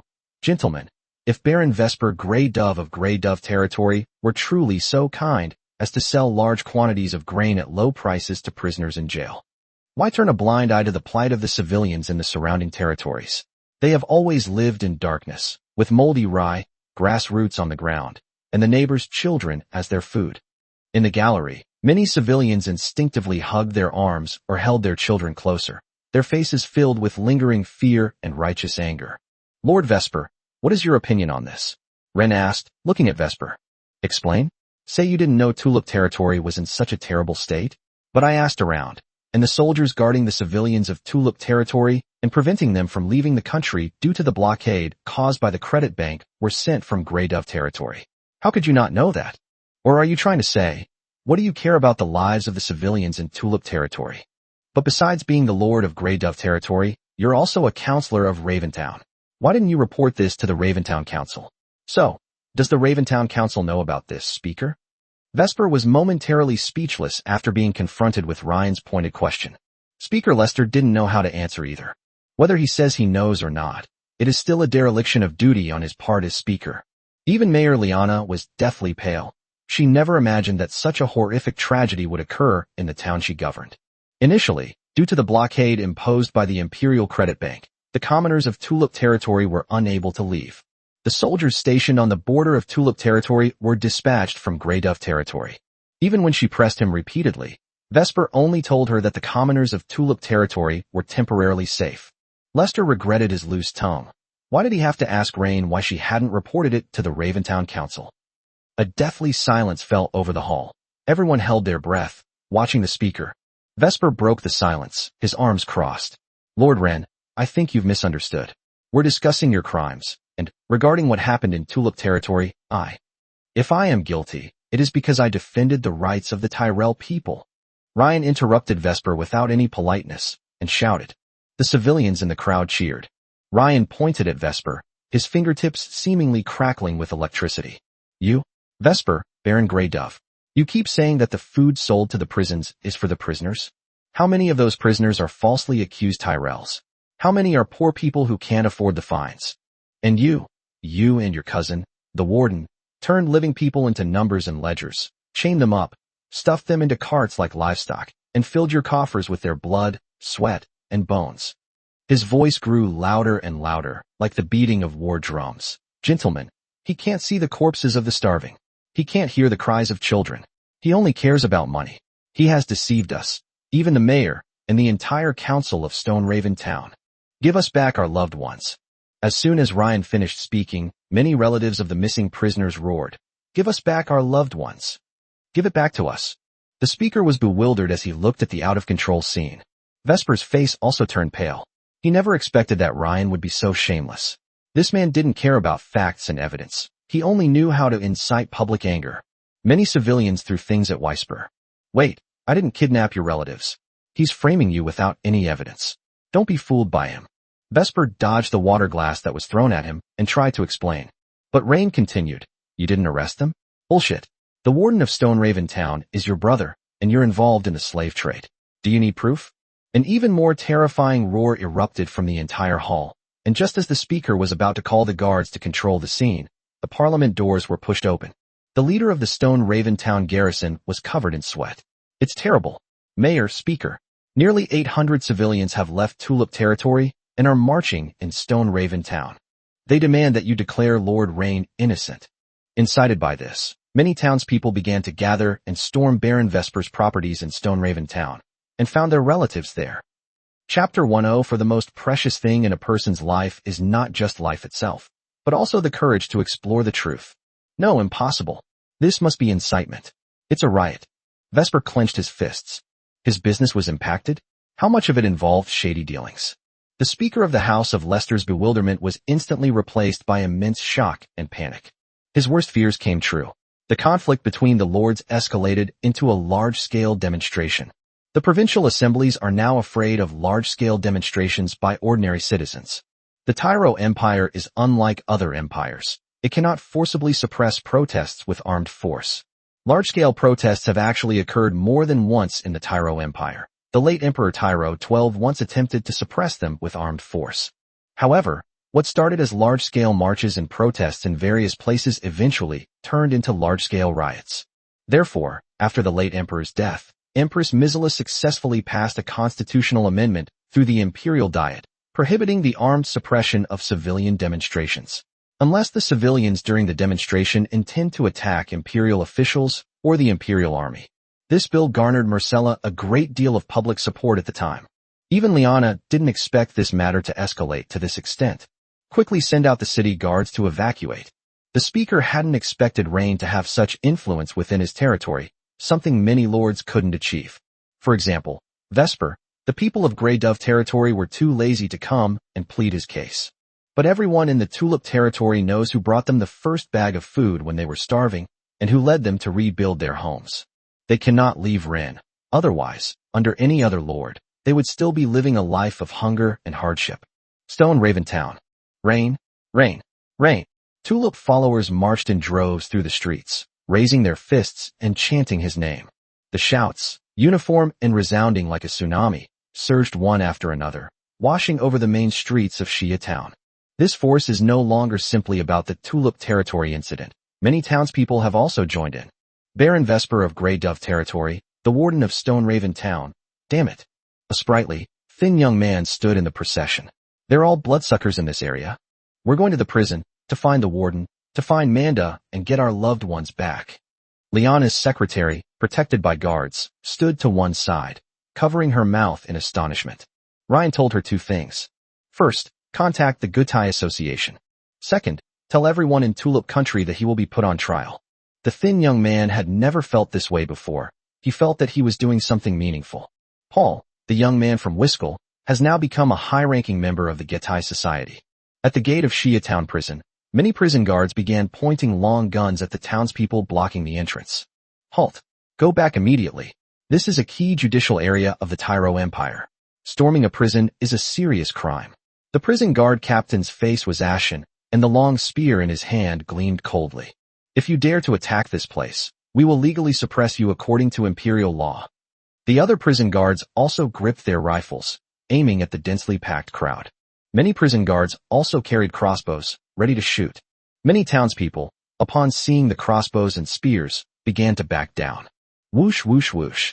Many prison guards, armed with crossbows, fired at the floor beneath the feet of the front of the town's procession, causing the crowd to retreat in fear. The ear-piercing sound of crossbow bolts piercing the stone slabs, and the flying pebbles were like a bucket of ice water, temporarily extinguishing the fervor at the forefront of the crowd. Seeing this, the prison guard captain breathed a slight sigh of relief. But he saw a young man, oblivious to his own danger, walk into the front of the crowd. "Why are you protecting evil, sir?" Polly's voice drowned out the noise in the room. "Who are you?" The prison guard took the crossbow handed to him by his subordinate and pointed it intently at Paul. "Young man, tell me your name and what you want." Generally speaking, any ordinary person would tremble at the sight of a crossbow aimed at them. But Polly Group moved forward step by step. "Me? I'm a worker, a Tyrell," Polly said, his voice trembling with emotion. "Sir, tell me, where are our families? If you refuse to answer, then shoot me right now." Everyone was stunned by this fearless young man. "Stop right there. The town has already issued a notice that there has been a virus outbreak in the prison recently, and many prisoners have escaped. Some of the weaker ones couldn't withstand the disease, and their bodies have been quickly cremated." The prison guard captain, sweating profusely, said, "Don't be impulsive. Even if you manage to storm into the prison, you could still unfortunately contract the virus. I'm ordering you to stop now. You only have one life. Young man, don't do anything rash." The prison guard captain wasn't afraid to order the shooting immediately, but no one could guarantee that if they killed this reckless young man, the other Tyrells wouldn't continue to rush forward. This is not the territory of any lord. This is Stone Raven Town, which belongs to the Tyro Empire. If things escalate, he will become a political sacrifice. The inherent courage and upbringing of the Talos make them not easily intimidated by force. Paul walked step by step to the prison guard captain, pressing his chest against the shaft of the crossbow in the captain's hand. The most precious thing in a person's life is not just life itself, but also the courage to explore the truth. Under the astonished gazes of the crowd, Paul continued to step forward, even though the arrow had already pierced the flesh of his chest and his clothes were soaked with blood. This kind of courage is far more precious than life itself. This also inspired the townspeople of Shia Town behind them, who followed Baalai's example, joining hands and moving forward step by step. "I don't accept your explanation, sir. If the virus was discovered in the prison from the beginning, why were the subsequent convicted prisoners kept in this prison?" The warden, looking down from his office window, saw the scene unfolding before him. Seeing the fearless young man, Polly, he calmly ordered, "Shoot him. Everyone, get back to your quarters, or the entire guard force of Stone Raven Town prison will be mobilized. Your actions will be defined as a prison break, and you will be forcefully suppressed." Upon hearing the warden's words, the prison guard captain took a deep breath and prepared to pull the trigger. But when he saw Paul's eyes, he found that the young man in front of him had no fear in his eyes. He had never seen such a determined look in someone's eyes. "Stop." A beautiful woman appeared at the scene, and many townspeople were excited to see her. "Mayor, it's Mayor Liana, Mrs. Chapter 105 Baruch. This strike reminds us to be humble and not arrogant." As soon as Liana appeared, the town guards immediately surrounded her. As soon as the warden saw his superior arrive, he quickly jogged downstairs. His body, weighing over 300 pounds, made him look like a mountain of flesh, with his belly jiggling up and down. Seeing this, Liana frowned, clearly feeling a physical aversion to his appearance. "Warden, that young man clearly had no intention of attacking the administrative staff. Why did you dare to order him shot?" When the townspeople saw Liana, it was as if they had finally found someone who could take charge. Yes, the mayor is right." Seeing the warden's obsequious manner, Liana's disgust deepened. She turned to face the townspeople. "Ladies and gentlemen, I have already invited medical personnel from Stone Raven Town to come here. They will go into the prison next to check whether there is really a virus inside. Please believe me, I, like you, want to find your families. If it is true, as you fear, that there are illegal activities within the prison, or even illegal detention and transfer of prisoners, I swear in the name of the mayor of Shia Town that I will thoroughly investigate and severely punish those responsible, giving all the families who have lost loved ones an explanation. Liana's voice was clear and firm, echoing in the grim atmosphere at the prison gates like a ray of sunlight breaking through the dark clouds. The townspeople erupted in enthusiastic cheers and shouts of gratitude. Warden Manda forced a fawning smile onto his fat face. Mayor, you are wise. I will cooperate fully. These are just some unruly people misled by villains. It's all a misunderstanding. Whether there's a misunderstanding or not, we'll find out after we investigate. Liana interrupted him coldly. She didn't even glance at the warden, as if looking at him would offend her eyes. In fact, she had reported the issue of Shia Town Prison to the provincial council many times. But those above probably thought Liana just wanted to raise funds for prison construction, so they ignored her. Meanwhile, at Vesper's slave club, Baruch's godfather, Manda, is hiding in the basement. He has already instructed his servants to pack his bags quickly, as he needs to go to the Orsa Empire to avoid trouble for a while. This can also be considered one of the jobs of a nobleman's lackey. When the master gets into trouble, the lackey is responsible for taking the blame, and then the nobleman sends the lackey abroad to hide for a few years. It is now clear that Vesper could pin all the blame on him at any time. Squeak. The door to the secret room was pushed open. Who is it? Old Manda panicked and looked at her subordinates. Several men pulled daggers from their pockets and slowly walked towards the door. In the dimly lit basement, a reflective human head stood out conspicuously. Upon seeing the newcomer's appearance, the assassins froze, then turned to look at Manda. Godfather, it's Baruch. Baruch? Old Manda pondered for a moment. Let him come here. Baruch trotted over to Old Manda. Godfather, something terrible has happened, Baron Wren. He hesitated for a moment, glancing at the assassins around him. This displeased Old Manda's other adopted sons. It was the same trick he used on Ryan before, which disgusted Barton. What is it that you, Baruch, are keeping from us and telling Manda, your godfather, that you need to talk to us alone? Old Manda coughed lightly, and the assassins could only reluctantly leave the secret room. Baruch swallowed hard. Godfather, Baron Rain has allied with the mayor, and Baron Vesper is temporarily under the control of the Stoneraven Town Council. Right now, all the guards and civilians in the town are looking for you. Old Manda was incredulous. You mean? Lord Vesper's wife has allied with Baron Rain. Who says otherwise? Baruch slapped his thigh. I've already made a name for myself with Baron Wren. Sometimes when he's drunk, he'll brag to me about how young and radiant Lady Liana is. What? Those two are hooking up. Old Manda seemed unable to accept this shocking revelation. After all, Vesper hid his cuckoldry very well. Impossible. The Baroness is dignified and elegant, and also the mayor of Stoneraven Town. How could she possibly? Old Manda simply couldn't believe it. Weisper's wife had been stolen? Looks like he's completely exhausted. Baruch leaned closer and lowered his voice. Godfather, it's absolutely true. I heard it with my own ears, and more than once. That kid Wren, he acts all respectable on the surface, but he's really smug behind the scenes. They also said that Lady Liana looks dignified, but actually, she's quite promiscuous behind the scenes. Cough cough. Anyway, those were really nasty things they said. They also said that old Turtle Vesper was guarding a top-notch hot spring without realizing it, and deserved to have it stolen from him. In short, it's outrageous. Sometimes he dares to say things that I don't even dare to listen to. Smack. Old Manda slapped Baruch across the face, yelling, What nonsense are you spouting? Yes, Godfather, I was too talkative. Baruch lowered his head, covering his face. Godfather, come with me now. I've already prepared a way out for you. I'll send you away in a bit. You're the one who's so filial, Baruch.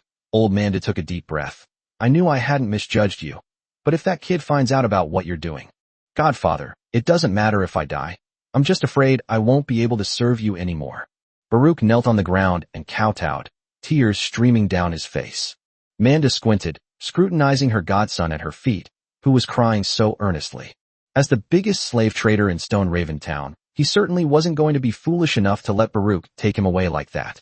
Given the current situation, there's a trap outside. How could you have prepared a way out? And why did you take such a big risk to save your godfather? Baruch looked up, his eyes blurry with tears. Godfather, although I haven't accomplished much over the years, I've always remembered your kindness. He pulled a heavy money pouch from his pocket, containing about 100 gold coins. This was given to me by Baron Wren to help him purchase some weapons. There's also my savings from all these years inside. I'm giving it all to you now, Godfather. Here you go. Old Manda took the money bag, her eyes gleaming. 100 gold coins. That's enough to keep him living a life of debauchery for the next few years. Baruch stood up. Since you don't trust the backup plan I've prepared, then Baruch will take his leave. That's thoughtful of you. Old Manda waved her hand, signaling Baruch to leave. When he reached the door, Old Manda coughed lightly. The assassin hiding by the door immediately pulled out a dagger and stabbed Baruch in the stomach. Ugh! Baruch spat out a mouthful of blood and knelt on the ground. Godfather, why? Old Manda's eyes were now only filled with cold indifference. You came and immediately wanted to take me away, saying you had a backup plan. You, a servant who's only been with Ren for a few days, managed to make connections? And even arranged everything? What's even more ridiculous is that you actually know about Lady Liana and Ren's affair. Ren is a nobleman. Even if he's very proud of this, would he brag about it to someone like you? Baruch, your lies are full of holes. Chapter 106, A Loving Father and a Filial Son. Old Manda crouched down, staring at Baruch's pale face, etched with blood loss and pain. Tell me, who sent you? Ren? Or someone else in the council? What did they promise you that made you dare sell out even your godfather? Tell me, and I'll give you a quick death. Maybe it'll spare your mother and sister who live in the countryside some suffering. Despair welled up in Baruch's eyes, and his lips moved. He never expected that old Baidang would be so ruthless. Godfather, I really didn't betray you. No, this secret room is full of traps. Even if the town's guards came in, they would all be dead. Besides, there's a secret passage here. I can leave at any time. Do I need you to make arrangements? Old Manda shook her head regretfully. You're just trying to trick me into going out. After all, you know the Tulip Territory soldiers are just going to their deaths if they come in. Old Manda's words made Baruch abandon his last shred of hope. It turned out that all his performances were laughable flaws in the eyes of this old fox. He looked at the money bag in Old Manda's hand, a hint of regret flashing in his eyes. This is a complete disaster. Money, that's 100 gold coins. It's a pity. They failed to complete Lord Rain's mission and even lost money in their lives. Baruch closed his eyes in despair. However, Baruch's shadow gradually coalesced, eventually transforming into a black cat made entirely of shadows. Finally, it turned into a white cat with heterochromia. This is one of Sherry's skills. Shadow stealth. Sherry's shadow can merge with the shadow of an enemy, and then she can teleport to the side of the possessed shadow. Everyone was taken aback by the sudden appearance of the white cat. Even Baruch himself was surprised that the Lord's spirit pet had been following him all along. My lord. At this moment, Baruch shed tears of emotion. As expected, Ren was truly loyal. Sherry didn't appear at the beginning because she was considering whether to kill Baruch as well. After all, the bald man's performance was so flawless that Sherry, as a spirit pet, couldn't tell for a moment whether Baruch had really betrayed Ren. Who would have thought that such a wonderful scene of fatherly love and filial piety would unfold? Fortunately, after some explanation from Old Manda, Shirley understood. Then, the agile Sherry began a massacre in the secret room. What kind of monster is this? Godfather, save me. Blood splattered everywhere, and several tragically beautiful blood flowers instantly bloomed on the wall. The atmosphere at the Stone Raven Town Council had become much more serious. The speaker coughed lightly. Your Excellency Rain, please persuade the people of Tulip Territory not to disrupt the town's order. In this matter, we absolutely will not wrong you. And based on the various injustices suffered by the Tulip Territory as you just listed, I believe Baron Vesper should provide corresponding compensation. After Speaker Lester finished speaking, he winked at Vesper. Vesper also knew that the bigger the commotion, the worse it would be for him. He is not incapable of being investigated. All his accounts and data are very well done. But he couldn't withstand a charge, such as civilians storming into his prisons or his slave clubs. That's right, Vesper coughed lightly. I realize my mistake, Lord Ren. I regret what happened to Tulip Territory. I will definitely strengthen the management of those people below and ensure that they will never again steal trees in Tulip Territory. I will also severely punish those soldiers who failed to help the civilians of Tulip Territory. However, Vesper paused for a moment. The destruction of farmland in Tulip Territory really has nothing to do with me, including the accusation that I transferred prisoners through the warden's connections. That's completely unfounded. I only invested in Mr. Manda's slave business in Stone Raven Town. In reality, I rarely interfered. At this point, Vesper stood up and bowed to the speaker, members of parliament, and the commoners below the stage. I apologize, everyone, but I never imagined that Mr. Manda was such a beast in human form. hiding your relatives in the clubhouse. A murmur rippled through the Parliament Hall. A bespectacled member of Parliament pondered for a moment. Actually, I think His Excellency Vesper did make a mistake. You have been too lenient with your subordinates, which is why they have made these errors. The knight of the fiefdom within Lord Vesper's territory, though he secretly invaded Tulip territory behind Baron Greydove's back, also paid the price he deserved. Vesper also used the excuse of the wrong thing to smooth things over, saying, "That's right, I acted on impulse, thinking of seeking justice for my subordinate, but I didn't expect that he was the one who made the mistake first. For this, I think I should apologize to Lord Rain. It was my fault for not disciplining my subordinates properly. As for Manda, I hope the Speaker can give me a chance. I want to personally lead the soldiers of Grey Dove territory to arrest Manda and bring her to justice to atone for my sins. I'm sorry, I mistook you for someone else and caused everyone trouble." Ryan chuckled softly. "I don't think Lord Vesper needs to go after Mr. Manda anymore." "What do you mean?" Vesper looked up, somewhat surprised at Ryan. Rain clapped his hands, and Baruch, accompanied by several Tulip soldiers, carried Manda, whose legs had been broken, into the council. Baruch's wounds have healed. Manda at this moment was no longer the cunning and ferocious woman she once was. His legs were twisted at an unnatural angle, clearly broken off. Vesper glared at Rain, his eyes blazing. "You dare send your private army to carry out vigilante justice? Lord Rain, you have no law enforcement authority in Stoneraven Town." After he finished speaking, he looked at the Speaker. Speaker Lester didn't really want to mess with Rain either, but according to the rules, that was indeed the case. Vesper then turned and winked at old Manda. Baruch realized something was wrong. The two weren't lovers. Baruch would never believe that Vesper and an old man like Manda were having an affair. What are these two trying to do by exchanging glances? So he slapped Manda across the face, causing blood to trickle from her mouth and a venomous fong to pop out. This made Ren narrow his eyes slightly. This Vesper really had no end to his evil intentions. If Manda died in his hands, who knew what would happen next? And they would die at his hands in full view of everyone. Chapter 107. Ren, are you feeling quite smug? Vesper was taken aback, looking at Baruch's bald head. Old Manda's face was ashen. His godson, whom he had personally raised, has betrayed him. Speaker, I can testify that old Manda was acting on the orders of Baron Vesper to sell prisoners in the prison as slaves to various places, most of whom were transported to the Orser Empire. Next, Baruch viciously betrayed Vesper and Manda, listing various pieces of evidence, including the various transactions that took place behind the scenes at the slave club. From then on, the matter evolved from a conflict between lords into a trial of Vesper's sins. The Provincial Council has also expressed great concern regarding the large-scale demonstrations that have occurred in Shia Town. The factions above began fighting, centered around Grey Dove territory. They also sent people down to inventory Vesper's assets and compensate the victims' families. The warden was sentenced to death, Vesper was stripped of his title, and other family members were also disqualified from inheriting the title and were all demoted to commoners. As for Liana, although she was Vesper's wife, she was not implicated because, before this, Liana had already sent many reports to the Provincial Council. As a result, her marriage to Vesper was dissolved. After all, according to the marriage law of nobles, if a commoner and a nobleman marry, it is automatically considered that the commoner has given up his noble status. Therefore, in order to preserve Liana's noble status, her marriage to Vesper was dissolved, but at the same time, her position as mayor of Stoneraven, which she had won through election, was retained. Moreover, Grey Dove territory was temporarily handed over to Mayor Liana, whose power suddenly became terrifying. Grey Pigeon Castle. Oh yeah? Yes.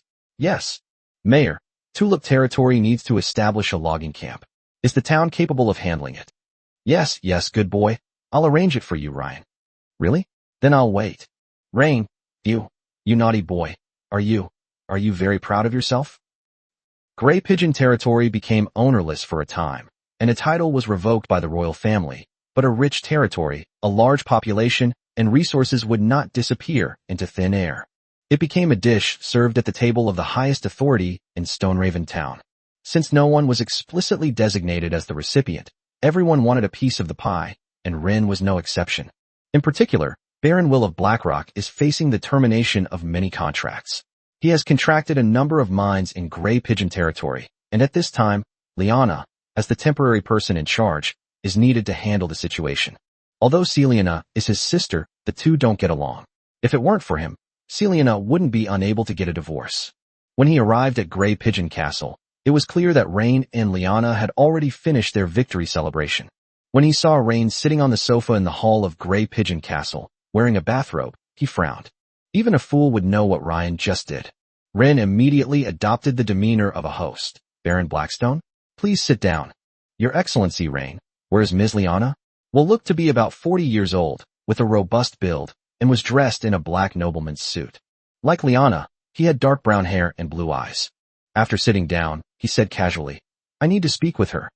It's clear he's becoming distant from Ryan, especially since Ryan ruined Will's contract.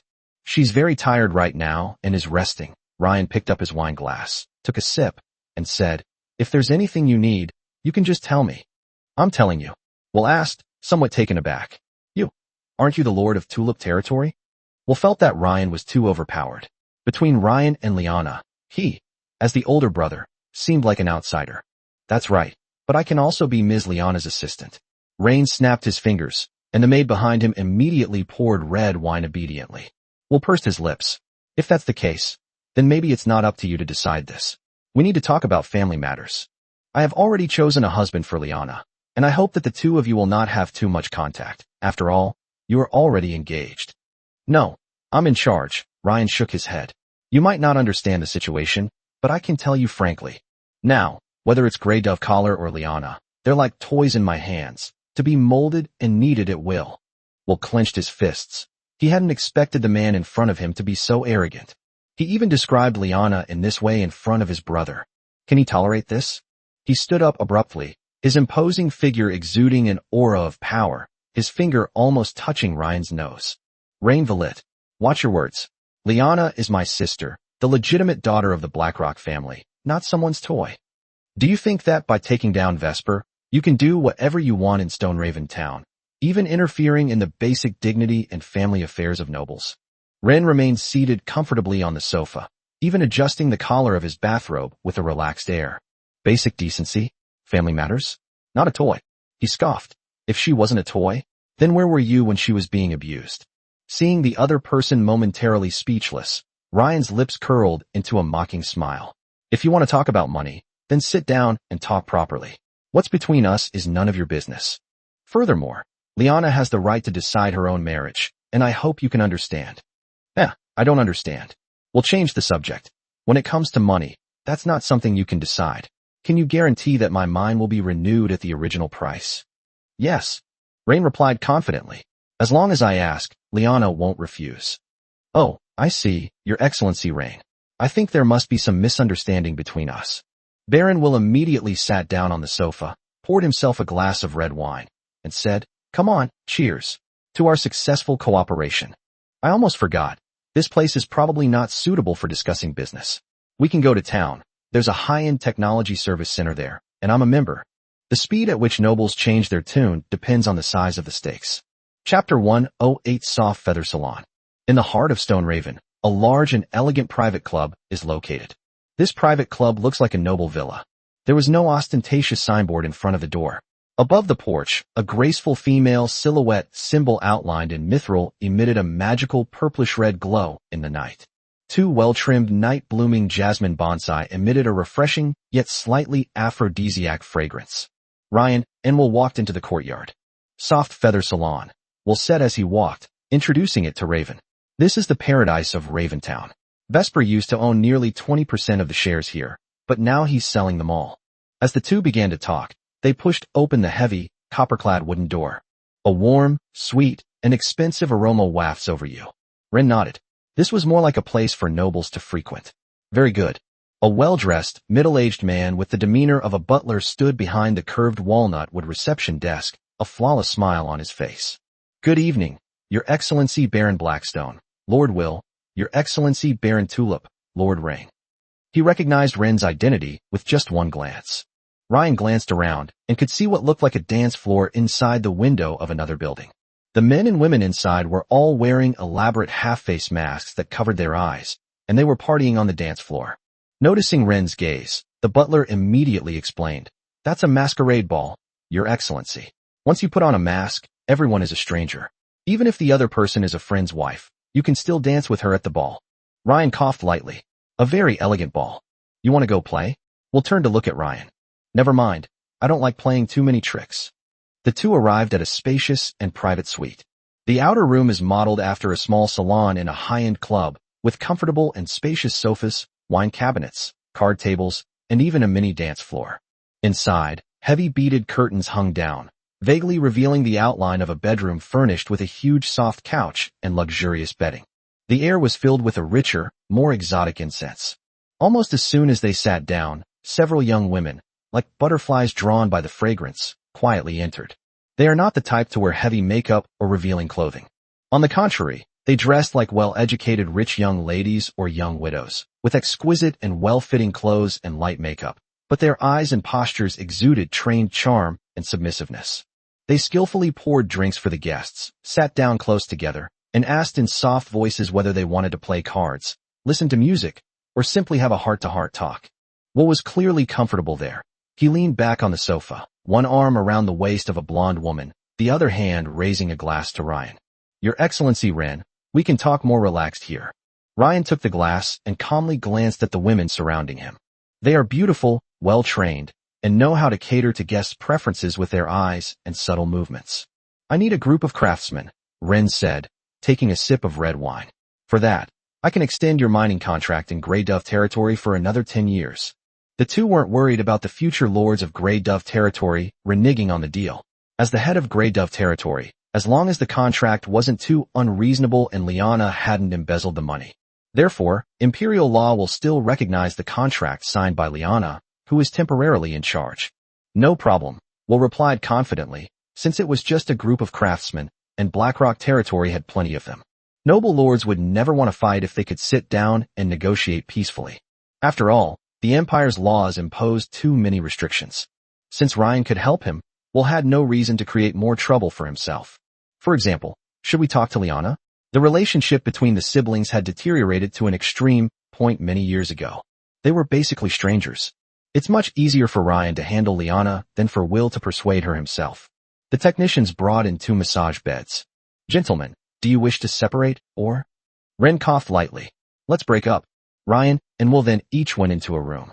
The woman serving Ren was an older, composed, purple-haired beauty with a soft voice and an expression that showed almost no hint of worldliness or seduction. How many nurses would you like to serve you? Ren lay on the massage bed. 1 is enough. Yes, Royally Salon Violet. It's an honor to serve you. The beautiful woman first took out essential oil and applied it to Ryan's back. Next, she took a hot towel and placed it over Ryan's back.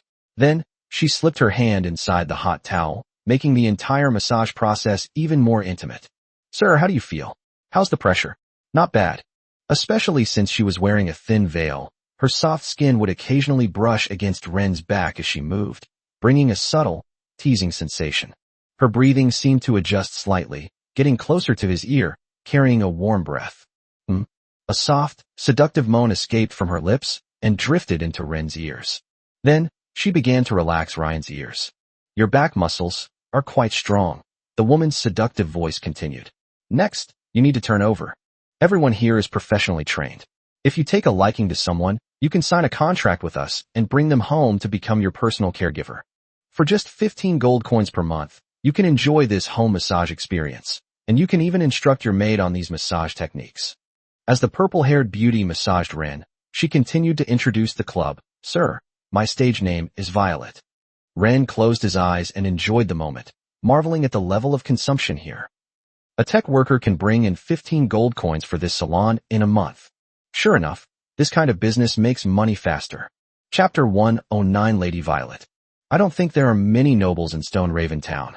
Could it be that there are other nobles who come here specifically to spend money? It's no wonder that Ren was suspicious, because the 3 territories surrounding Stoneraven Town were all owned by baronial families, and there were no resident nobles in Stoneraven Town itself, since Stoneraven Town did not belong to any noble's territory.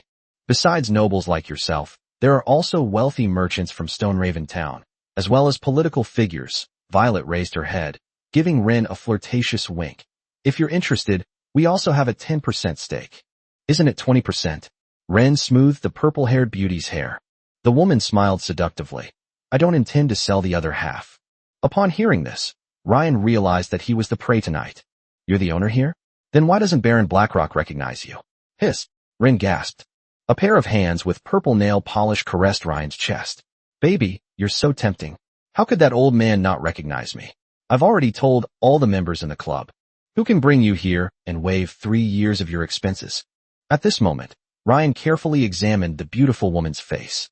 She looked to be in her early 30s, the age when a woman's mature charm is at its peak. Her long, deep purple hair wasn't dyed.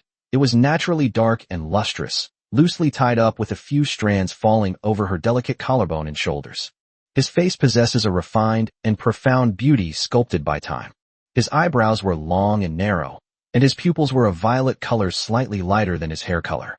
At this moment, they shone with undisguised interest and a hint of cunning.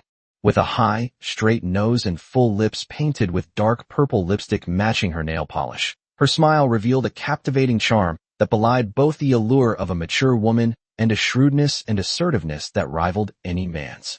After entering the room, she took off her long dress and changed into the seemingly simple tulle dress, which now outlined her shapely and beautiful curves under the purplish-red light. She's actually the lady of the house. A woman who can attract prominent figures from Stoneraven Town and the surrounding territories and make them willingly empty their purses. Ren lay on the massage bed, his posture unchanged. Madam, what is your purpose in having me brought here? It can't just be to give me a massage, can it? Violet smiled alluringly. That's one of the purposes, and you're quite comfortable with it, aren't you? That's really good. Your experience is excellent. Violet rolled her eyes at Ren, her charm radiating. Experienced? No. You're the first customer I've ever served. Ryan thought about it and realized that she was the boss, not someone who made money from this. So what is your purpose? MMM. Violet cried out sweetly in Ren's arms. Oh yeah. Baron will has his eye on the mines in Grey Dove territory, which are currently unclaimed. What do you want? Ren's eyes narrowed slightly. Since it wasn't his own territory, it would be great if he could trade it.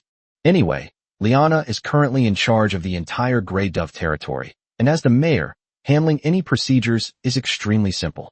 No, what I'm after isn't Grey Dove territory, oh my god. It's your territory. The purple-haired beauty exhaled softly. Tulip territory? Ren asked, somewhat puzzled. You want to open a technology service center in my territory? You're sure to go bankrupt. No. God, this is amazing. This left Ren even more confused. If he wasn't opening a technical service center, was he going to start another business? But generally speaking, no one would do that. Just as Baron Will, who is in the mining and ironware business, couldn't possibly switch to opening a technical service center. My dear, didn't you say that Silver Frost Agarwood appeared in the Black Forest of Tulip territory? Violet's beautiful eyes rippled, her gaze alluring. I want to lease that surrounding area and plant Dream Violet. Ren's thoughts raced, like soil fertile ground for growing luxury goods, extremely precious.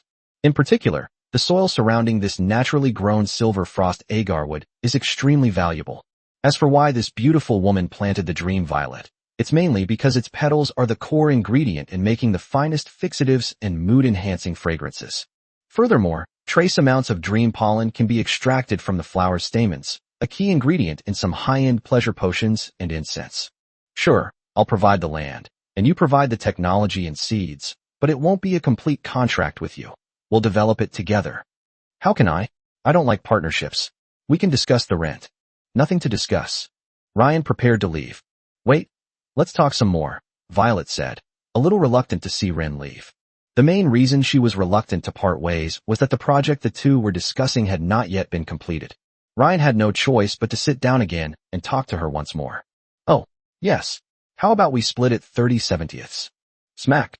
Ryan slammed his hand on the table. How can that be? You've been working tirelessly to build this garden, and I'm only going to give you 30%? It has to be at least 50/50ths. The table shook from Ryan's slap, and the red wine spilled out. You bad guy. Violet bit her plump lower lip. That land is precious, but it's still dead. My technology, seeds, and future operations are the key to turning dead land into gold. How can you split it in half? Then I'm leaving. Rain once again used the threat tactic, catching Violet off guard. Shouldn't it be Rain who was threatened? But if there's a beauty trap, there's bound to be a handsome man trap. You. Finally, Ren managed to finish the business deal. When he walked out of the room, he found that Will had already left.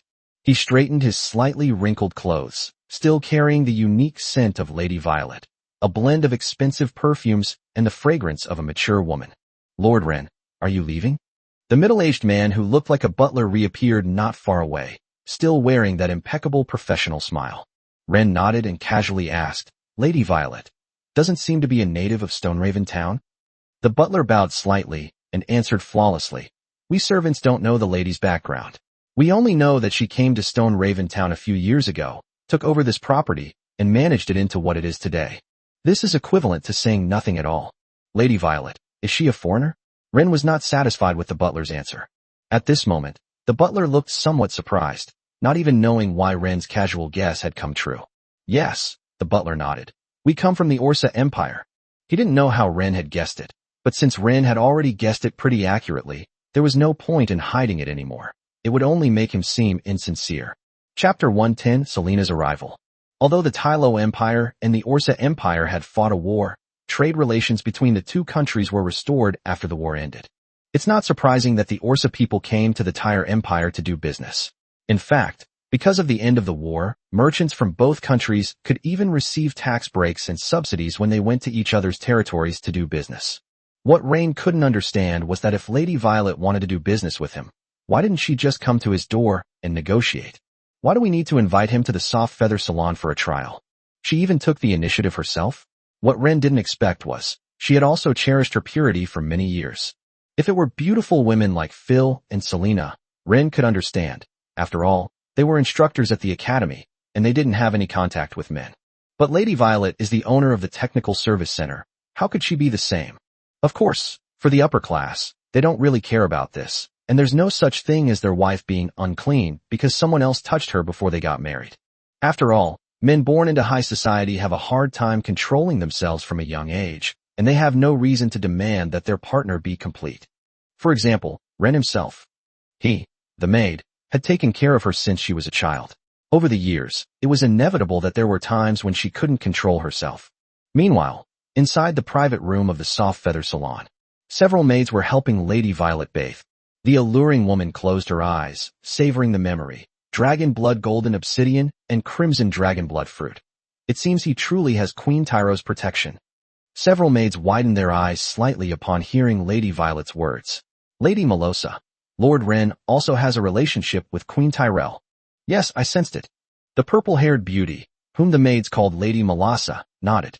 I sensed it the moment he entered Stoneraven Town. I just didn't expect. He's almost recovered from the side effects. Melassa bit her lower lip. He was perfectly sober just now.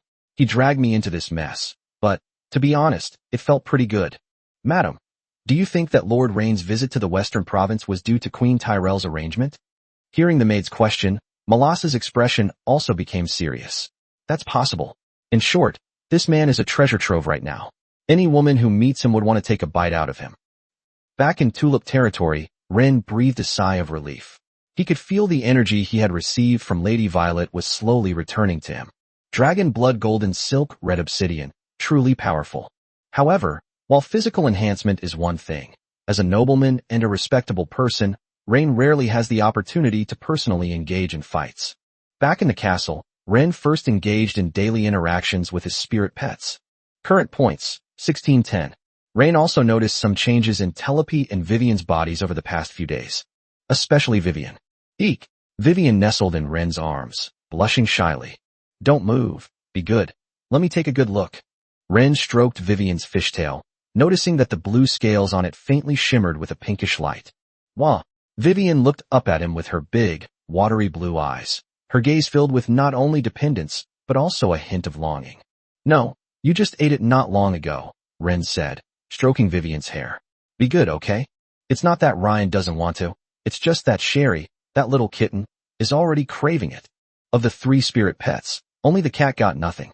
But since it's a cat, no matter how you feed it, Ryan finds it unacceptable. Eek! Vivian lowered her head, her large eyes filled with disappointment. Rain hugged her tightly, and then began to examine Telepi. This tulip fairy's petals and wings are quietly unfurling, the edges of which are tinged with a bright purple that is more intense than ever before, almost flowing with golden light. A perverted master, how can you touch someone's wings like that? Despite being very nervous, Telepi still flew in front of Rain with her back to him. Don't be nervous, I'm just checking out the changes in you, Rain said reassuringly. but his hands didn't stop moving as he carefully sensed the flow of energy in the veins of his wings. This means that Tilope and Vivian are in a healthy growth phase and are gradually moving towards the stage of evolution. The system's formula is indeed powerful. He's about to become a gold contract master. Before Ren could even feel smug, Heo arrived in the hall. Young master, your mentor at the Imperial Beast Taming Academy, Miss Selena, has arrived in Tulip territory. What? Ren stood up. The thought of that icy beauty made Ren's brother restless. It's been so long since I've seen her. Bring her to see me, no? I'll go see her myself. Ren still respected Selena very much. After all, without her, he would be completely clueless about beast taming. And it was also thanks to her that Vivian was given to him. As soon as Ryan ran downstairs, he saw that beautiful figure. In the soft light of the castle hall, Selena stood with her back to him, still wearing that sharply tailored, deep blue mage robe that accentuated her slender figure. Her long, silvery white hair cascaded down to her waist like a waterfall woven from moonlight, held in place only by a simple ice blue ribbon. Hearing footsteps, she slowly turned around. Then, she walked up to Ren with her long, slender legs and white stockings, and poked Ren's forehead with her long, fair fingers. You naughty boy, how long have you been away from the academy? And you've only sent me one letter. When the cold fingers poked his forehead, Ren recoiled, but instead of getting angry, a familiar sense of intimacy welled up from the bottom of his heart. Chapter 111. Good boy. Don't look at her, look at me. Ryan hugged Selena tightly, burying his face in her arms. Actually, I think about you every day. What are you doing? Selena blushed. Who cares about these things? Rain could clearly feel the softness and elasticity of her mature body beneath her dark blue robes, and felt his heartbeat quicken through the fabric. Oh, so, Mentor Selena doesn't care whether I've been thinking about you or not. Rain said, leading her into the building. Rain, you naughty boy. The icy beauty said softly. Aren't you very proud of yourself? Ren was confused. Why were they saying the same lines again? Upon entering the hall, Hea had already prepared black tea for the two of them. The 4 spirit pets were also lined up on the sofa. Selena glanced at them, and finally her gaze settled on Vivian. Almost evolving? How did you do that? The icy beauty came to see Ren this time with the intention of providing him with some methods for Vivian's advancement. As a result, the animals they raised started showing signs of imminent evolution. Is this the power of a female killer contract master? It's absolutely insane. In Selena's eyes, Rain is now a complete monster. Consider the students of the same rank in Ren who are still at the Imperial Beast Taming Academy. Even with their full dedication to their studies, none of them show any signs of breaking through to the gold contract master level. But this student who dropped out halfway through his studies is actually about to break through? Before Ren could answer, Selena looked at Ren, then at Vivian, and asked, could it be that you? The only thing she could think of was the dragon blood golden obsidian stone inside Ren's body. At this moment, Selena's worldview crumbled. She's so small. How could you use the energy of the dragon blood golden obsidian to do something like this? She couldn't even imagine the torment Vivian would have to endure. So, the icy beauty took Ren's hand and said earnestly, as a contract master, the most taboo thing is to mistreat your spirit pet. No matter what, you can't. No. Selena, where did you get the idea that I abused her? Ren hadn't expected Selena to be so shrewd. Although the situation had completely veered off course, she had somehow guessed part of the truth. Because she doesn't know if this counts as abuse. Selena slapped Ren's hand hard. Tell me, did it or not? No. Ren shook his head, but still leaned close to the icy beauty's ear. I just did this and that's all. Selena blushed deeply upon hearing this. She never imagined she would produce such a student. Shameless. She cursed under her breath before noticing that Tilope also showed signs of evolution. Then her eyes widened. I could understand you talking about Vivian, but what about this flower fairy? Ren coughed lightly.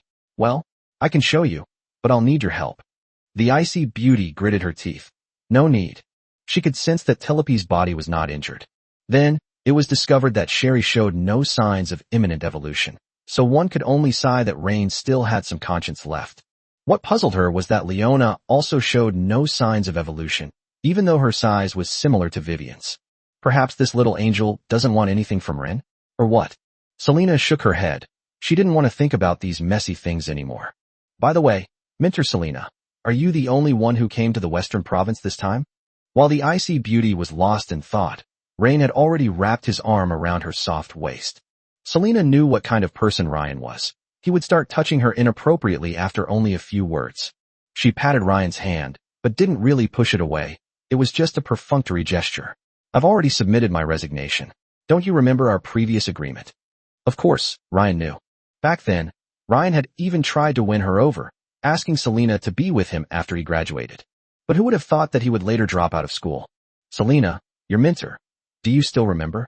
Selena held up a finger and pressed it to Ryan's lips. Don't speak yet. I know you have a lot to say, but listen to me first. Ren nodded seriously. The icy beauty slowly spoke. Put your 4 spirit pets into the secret space first. I have important things to do.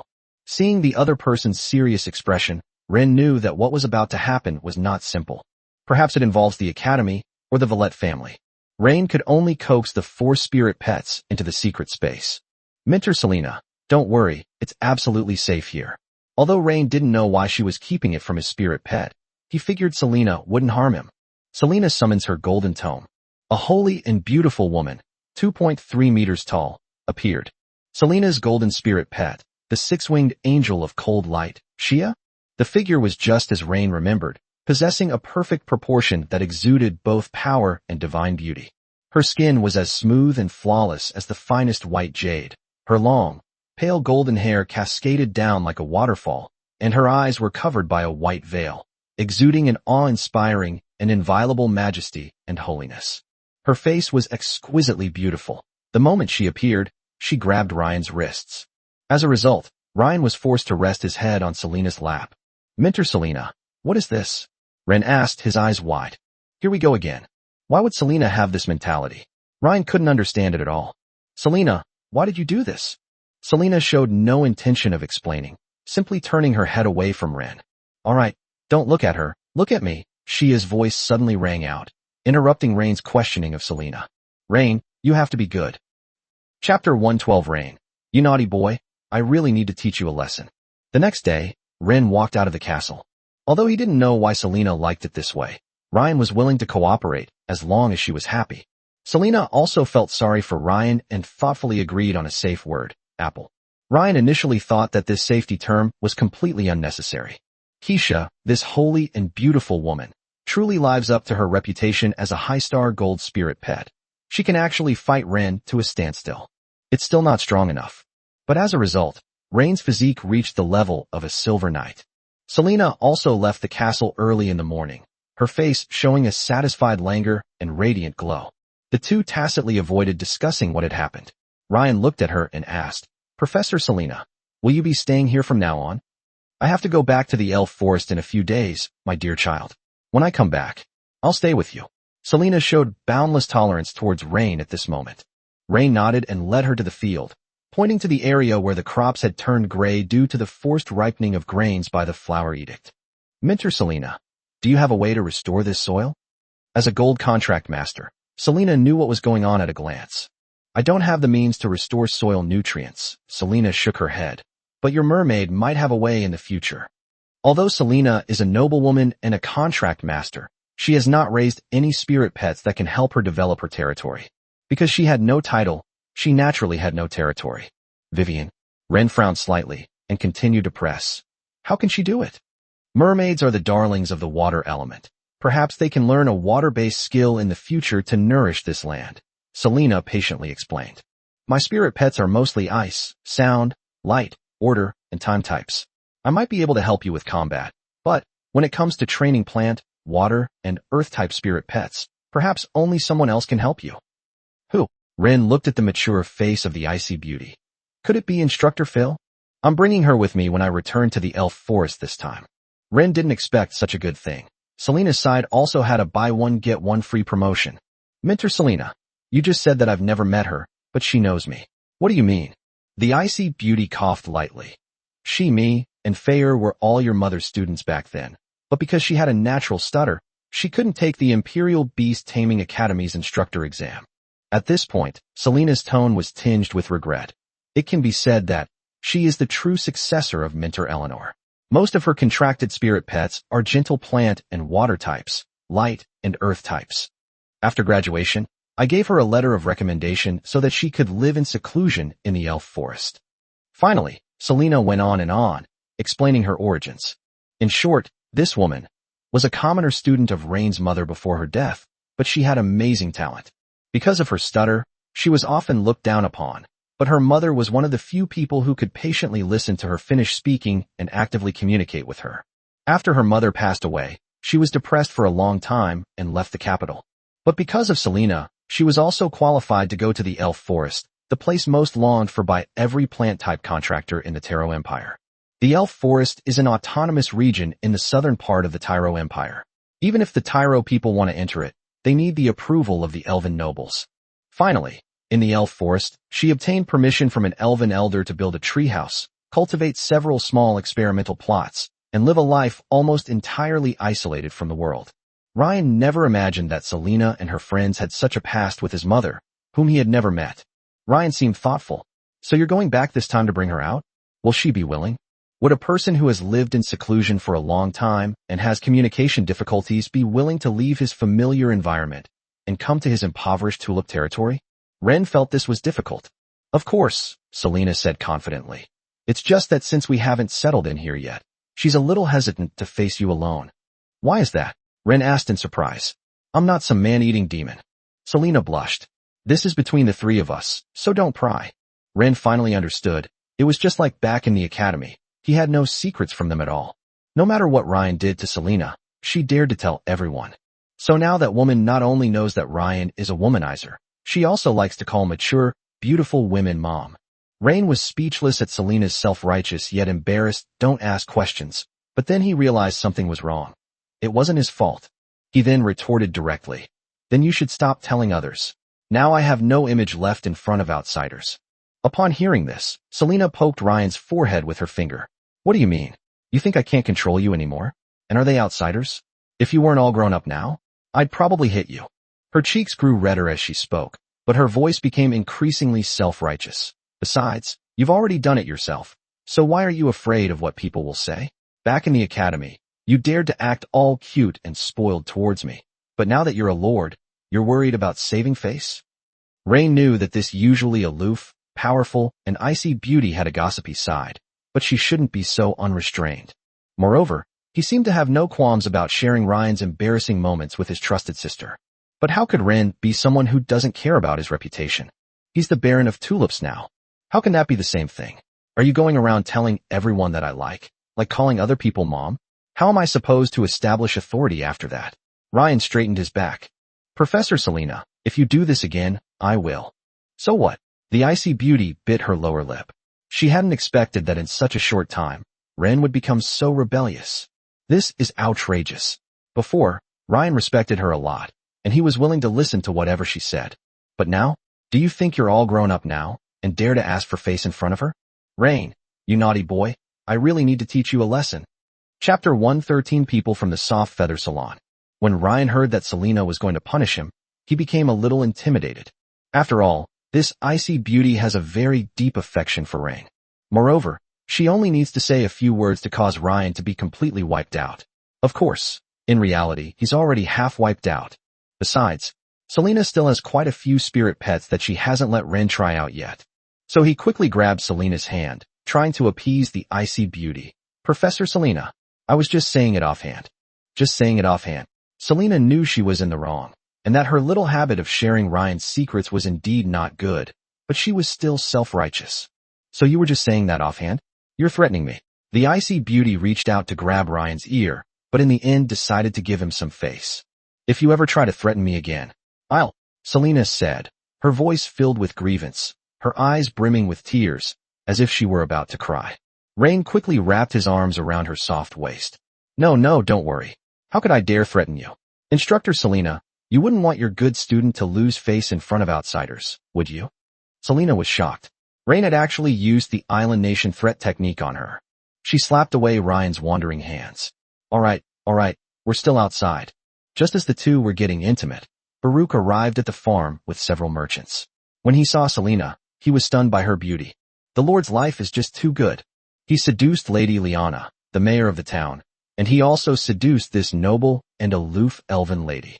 And that blonde, blue-eyed personal maid, she's absolutely stunning. Baruch was practically weeping with envy. After all, he was just too handsome. My lord, A few merchants have come from Stone Raven Town.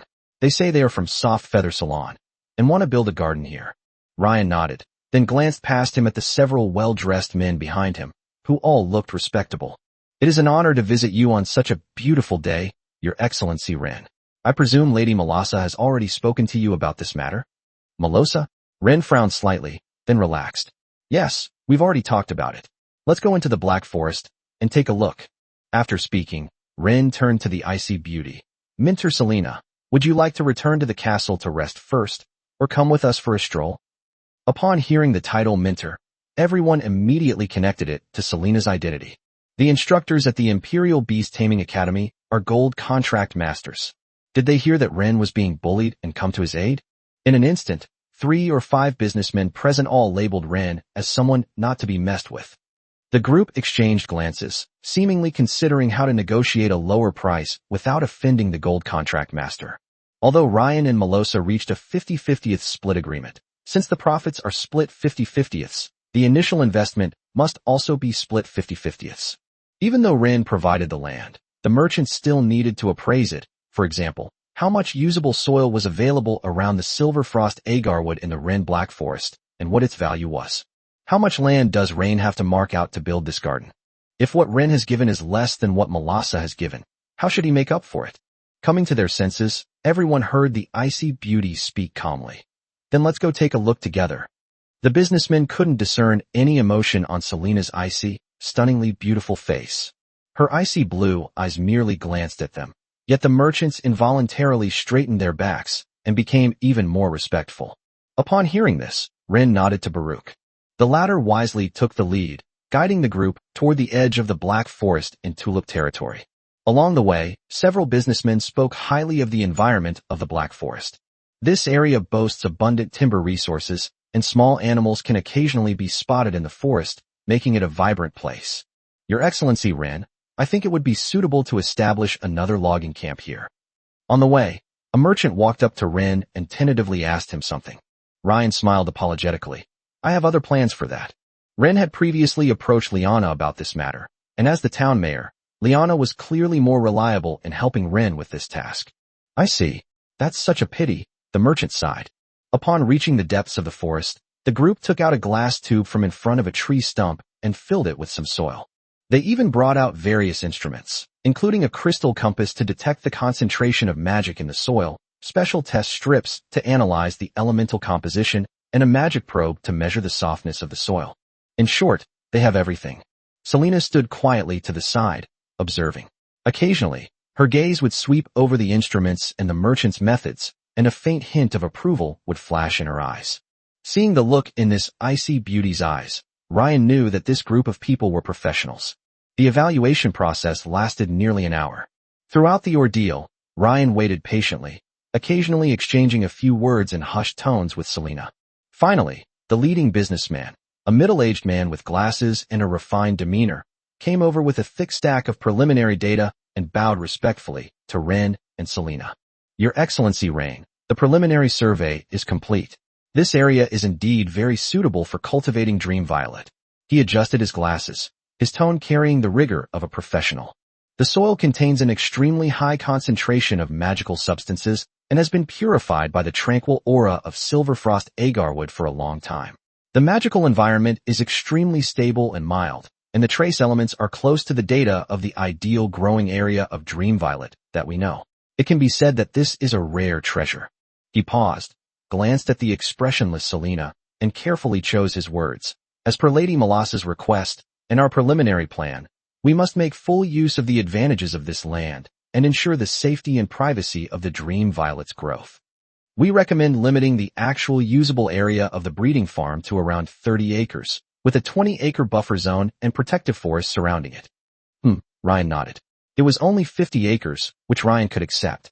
The entire Black Forest covers nearly 5,000 acres.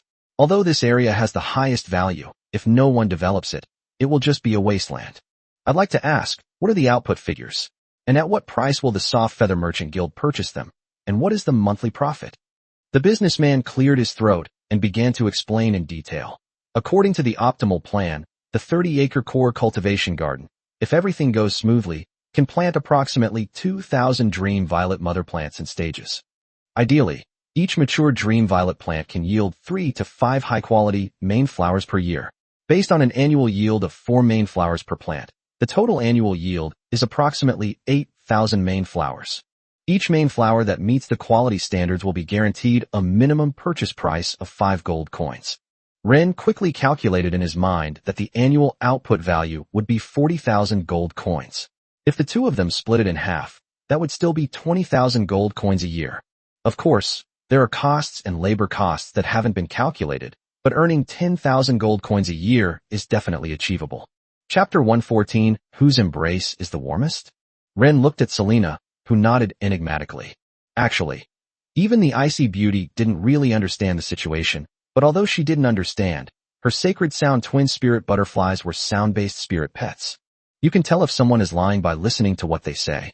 Ren, however, saw her as a learned and talented individual, and since the price was right, he was ready to sign her.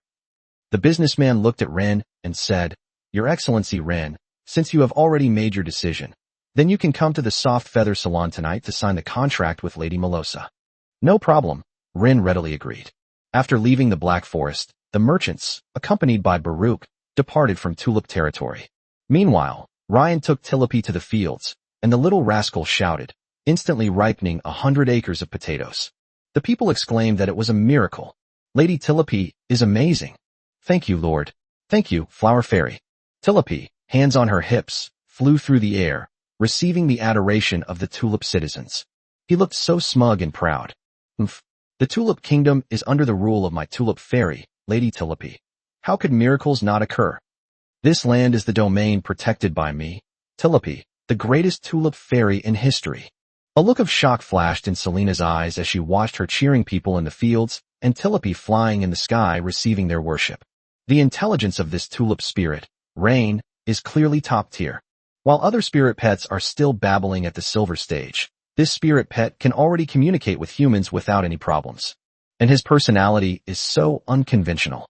In addition to farmland, Patton also led his militia to start building ranches. After all, Ren had seized a lot of cattle, sheep and pigs from Gray Pigeon territory last time, and these all needed to be properly settled. The ranch was located on a gentle slope on the west side of the territory, near a stream. The villagers were incredibly excited when they saw the mooing cows and bleating sheep. From now on, the territory will have cow's milk and goat's milk to drink. As for why they felt they could afford to drink it, it wasn't because Ren was kind, but because nobles didn't drink these things. For nobles who valued appearances, fresh milk was considered food for farmers or the lower classes. Besides, Ren also has the care of several beautiful women like he, Selena, and Liana, so his nutrition is actually quite good. Naturally, he's not particularly craving these things. Although they had not yet given birth, Rain had plenty of ways to make these beautiful women obediently hand over their things. The potato harvest is imminent, the pasture is taking shape, and the garden is about to be built. Everything is moving in a positive direction. Dinner. He was in the master bedroom with Rain and his 4 spirit pets, leaving Selena and Rain to dine in the dining room. Good boy, what are you looking at? Shia, standing at 2 meters tall, sat in a chair and held Ren in her arms. Selena was sitting opposite the two of them. Shia pinched Rain's chin, picked up a glass of red wine, and said, "Aren't you happy that I'm feeding you? Good boy. Come on, drink it, I'll feed you." The angel, her eyes blindfolded, took a sip of red wine, then offered her red lips to Ren. Selena gripped the silver knife tightly, watching the two intimately close. "How does it taste, my good boy?" Shia ended a long, deep kiss. "It was delicious, thank you for the treat." Minter Selena. "I. Shoo." Shia put a finger to Rain's lips. "You're mine now, you know. Ignore her, she's just a dishwasher." Upon hearing this, Selena nearly fainted from anger. How dare her own spirit pet describe her in such a way? Although she does wash the pot last. This feeling of inferiority grew stronger and stronger. Even though the two of them truly loved each other, she could only watch as Ren was held and pampered in the arms of another woman. All of this was proposed by her, and she also enjoyed the drama she had directed and acted in herself.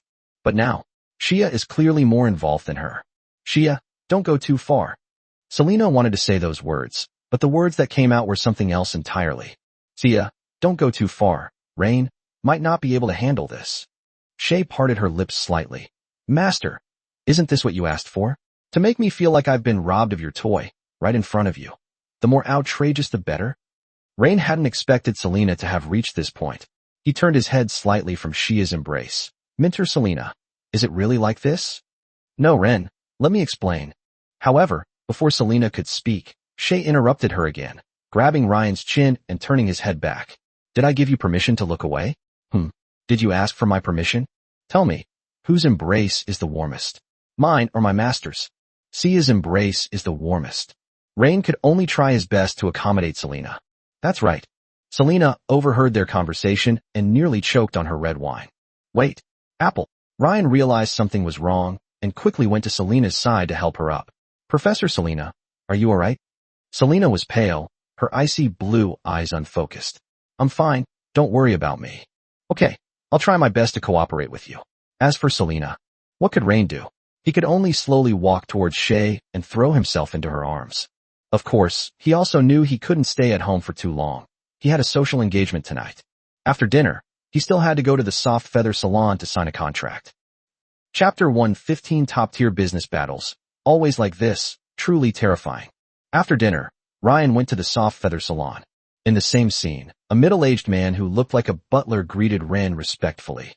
Good evening, Your Excellency Baron Tulip, Lord Ren. Yes, I'm here to see Lady Melassa.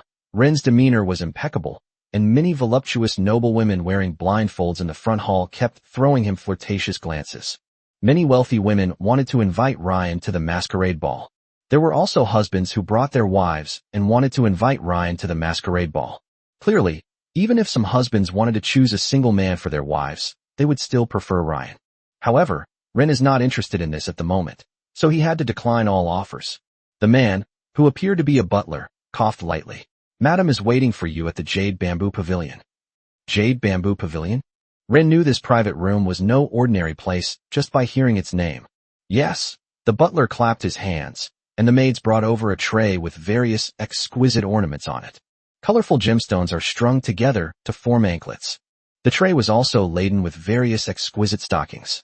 You may choose your own outfit, the maid whispered as she approached Ren. These are for the Jade Bamboo attendants of the Jade Bamboo Pavilion. Tonight, you, madam, will be your Jade Bamboo attendant. Does it cost money? Ren asked instinctively, then slowly shook his head. Wait, I'm here tonight to sign a contract. I didn't intend to try out any activities. The maid smiled. No money is needed. Madam has already said that the Soft Feather Salon will be open to you permanently free of charge. Furthermore, Madam has already instructed that she only wants your help with the styling. The final decision is yours. Ren took a deep breath. In this situation, what would someone else think, and what choice would they make? Alright then. It's a deal. I'm just going to give her some outfit suggestions. This is one of Ryan's specialties. He has an almost instinctive keen perception of the subtle connection between women's clothing matching and temperament presentation. Ryan's gaze swept over the tray. The gemstone anklets are dazzling, and the stockings range in texture from light and thin like mist to those with intricate lace patterns, as well as in color from pure black and burgundy to almost skin tone. Each piece was quite valuable and clearly not suitable for regular social occasions. Ryan's fingers paused on an anklet made of champagne purple gemstones and tiny silver bells. Then he picked out a violet nail polish. Stockings aren't necessary, but you could choose some temporary tattoos. Upon hearing this, a hint of surprise flashed across the maid's eyes, but she quickly regained her professional smile. She hadn't expected that Ryan's aesthetic sense was just as good as that of women. The tray did indeed contain several boxes of exquisite temporary tattoos, with designs ranging from classic vines and mysterious runes to tiny butterflies and roses. This one will do, Ren said, pointing to a box of amber blue butterfly temporary tattoos. The maid looked somewhat surprised. This guy? He's too good at it. The selection may seem random, but it actually reflects an absolute aesthetic sense cultivated through countless experiences. Excuse me, could you tell me why this combination is chosen? The maid asked, adopting a studious attitude. Ryan's eyes revealed a hint of smugness. There's a reason why we paired them like this. He held up 3 fingers. First of all, the champagne purple anklet represents luxury, maturity, mystery, and a touch of warmth. Violet nail polish symbolizes nobility, elegance, a touch of melancholy, and spirituality. It's cooler and more understated than champagne purple. At this moment, Ren was like a tutor from an imperial academy, patiently instructing his students, The final choice of the azure blue butterfly temporary tattoo contrasts sharply with the previous two colors, injecting a sense of absolute coolness, calmness, and clarity. It further emphasizes rationality, calmness, a sense of distance, and inviolability. Hearing Rain's description, the maid's heart raced. She could even imagine the effect of such a combination. Could he really be a genius? I've learned a lot. The maid took a deep breath, her eyes filled with admiration and awe. Then, she couldn't help but ask, "Excuse me, would you like to appoint another teaching assistant?" No need, Ren shook his head. I'll just meet with Mrs. Malassa alone. The maid said no more and respectfully picked up the silver tray. That's a real pity. Please come with me. The lady is waiting. Passing through the dimly lit, subtly fragrant corridor, the entrance to the jade bamboo pavilion comes into view. The maid gently pushed open the door and stepped aside to let Ren in. The room was filled with an ambiguous atmosphere. Ren sat on the sofa, and opposite him was a light gauze curtain, behind which a graceful reclining figure was vaguely outlined, but the face could not be clearly seen. Lord Ren, you finally arrived. From behind the veil came Lady Malassa's voice, softer than usual, with a hint of languid hoarseness. Please wait a moment. I'm preparing the outfit you've chosen for me. Behind the veil, all that could be seen was Lady Malassa, with the help of her maid, applying nail polish and then putting on the champagne purple gemstone anklet. Her slender ankles were surrounded by warm, lustrous gemstones, and silver bells jingled crisply with her slightest movements, exceptionally clear in the quiet room. Finally, I carefully applied the azure blue butterfly temporary tattoo. Rain had to admire this woman. Just watching the dressing process from behind the veil was enough to generate unparalleled anticipation. Even those lacking self-control might want to pull back the sheer curtain and walk directly to the other side of the private room. A sweet aroma wafted through the air. Finally, all preparations are complete. So, Lord Ren, would you like to remove this sheer curtain and speak with me face to face, or? Ren coughed lightly. That's good. As soon as she finished speaking, those adorned works of art, holding a paper document, emerged from behind the light gauze. As you wish, Lord Ren. Ren couldn't help but marvel at how colorful and alluring this world was, with temptations that were hard for ordinary people to imagine. Several blue butterflies, carrying a contract, quietly alighted in front of Ren. That's terrifying. Ryan clenched his fists. Compared to this woman, even Selena was probably just a greenhorn. No wonder he's the owner of the technical service center. Ren had only intended to come and sign a contract, but Malassa clearly wasn't planning on a hasty decision. Lord Ren, what's wrong? Malassa's alluring voice came from behind the veil. Have you carefully reviewed this contract? Ryan took a deep breath. Madam, let me take another look. Money matters. We can't be careless. Malassa sat on the sofa behind the sheer curtains, a seductive smile playing on her red lips. Carrying this contract is so tiring. Could you please help me? At this moment, Ren's expression turned serious. Top-tier business battles have always been like this. It's truly terrifying. Whether they are partners or competitors, they all like to play these kinds of tricks, doing dirty work in the contracts. Chapter 116, This is the life of the nobility. Everyone harbors a demon within, a demon that leads people down a path of depravity. Ryan temporarily vanquished the demon within him and reached out to pick up the contract. When the temptation is strong enough, anyone will reach out with their irresponsible claws. Ren meticulously studied every word and phrase, and finally confirmed that it was correct. There are indeed no traps here, or rather, he's already in a trap. He couldn't understand why Malassa would create such an environment, but this world is full of things that are incomprehensible to many, and whose goodwill or malice is inscrutable. In short, Rain tried to dabble in certain areas in order to understand these. A few hours later, he walked out of the jade bamboo pavilion and left this place of trouble. Inside the private room, Malassa, accompanied by her maids, went to the bath. Madam, how are you feeling? A maid massaged Lady Malassa's shoulders to help her relax. That's amazing. The purple-haired beauty, still breathing rapidly, exclaimed. I think, if he comes to the soft feather salon a few more times, I'll be able to break through to the 8-star gold mage level. Since the last experiment, Malassa has decided to make good use of the dragon blood golden obsidian inside Rain's body. Although this might be discovered by Queen Marcella of Tyre, what woman could resist such an opportunity? Although there are no golden sayings like, if you don't take what God gives you, you will suffer the consequences, in this world, the principles are the same. The warm water flowed over her skin, washing away her fatigue. Mrs. Malasa closed her eyes, recalling Ren's appearance. You said before, according to the investigation, that guy likes mature women, right? Yes, the maid nodded. What is it? Malasa's eyes flashed with a hint of doubt. He just called my name suddenly for some reason. The maid asked, puzzled. What? That form of address seemed a little hard for Malasa to accept, so she spoke softly, in a voice only the two of them could hear. The maid's voice was filled with disbelief and astonishment, even a little stuttering. He, Lord Ren, calls you Ma. Yes, I thought I misheard, or that he was referring to something else.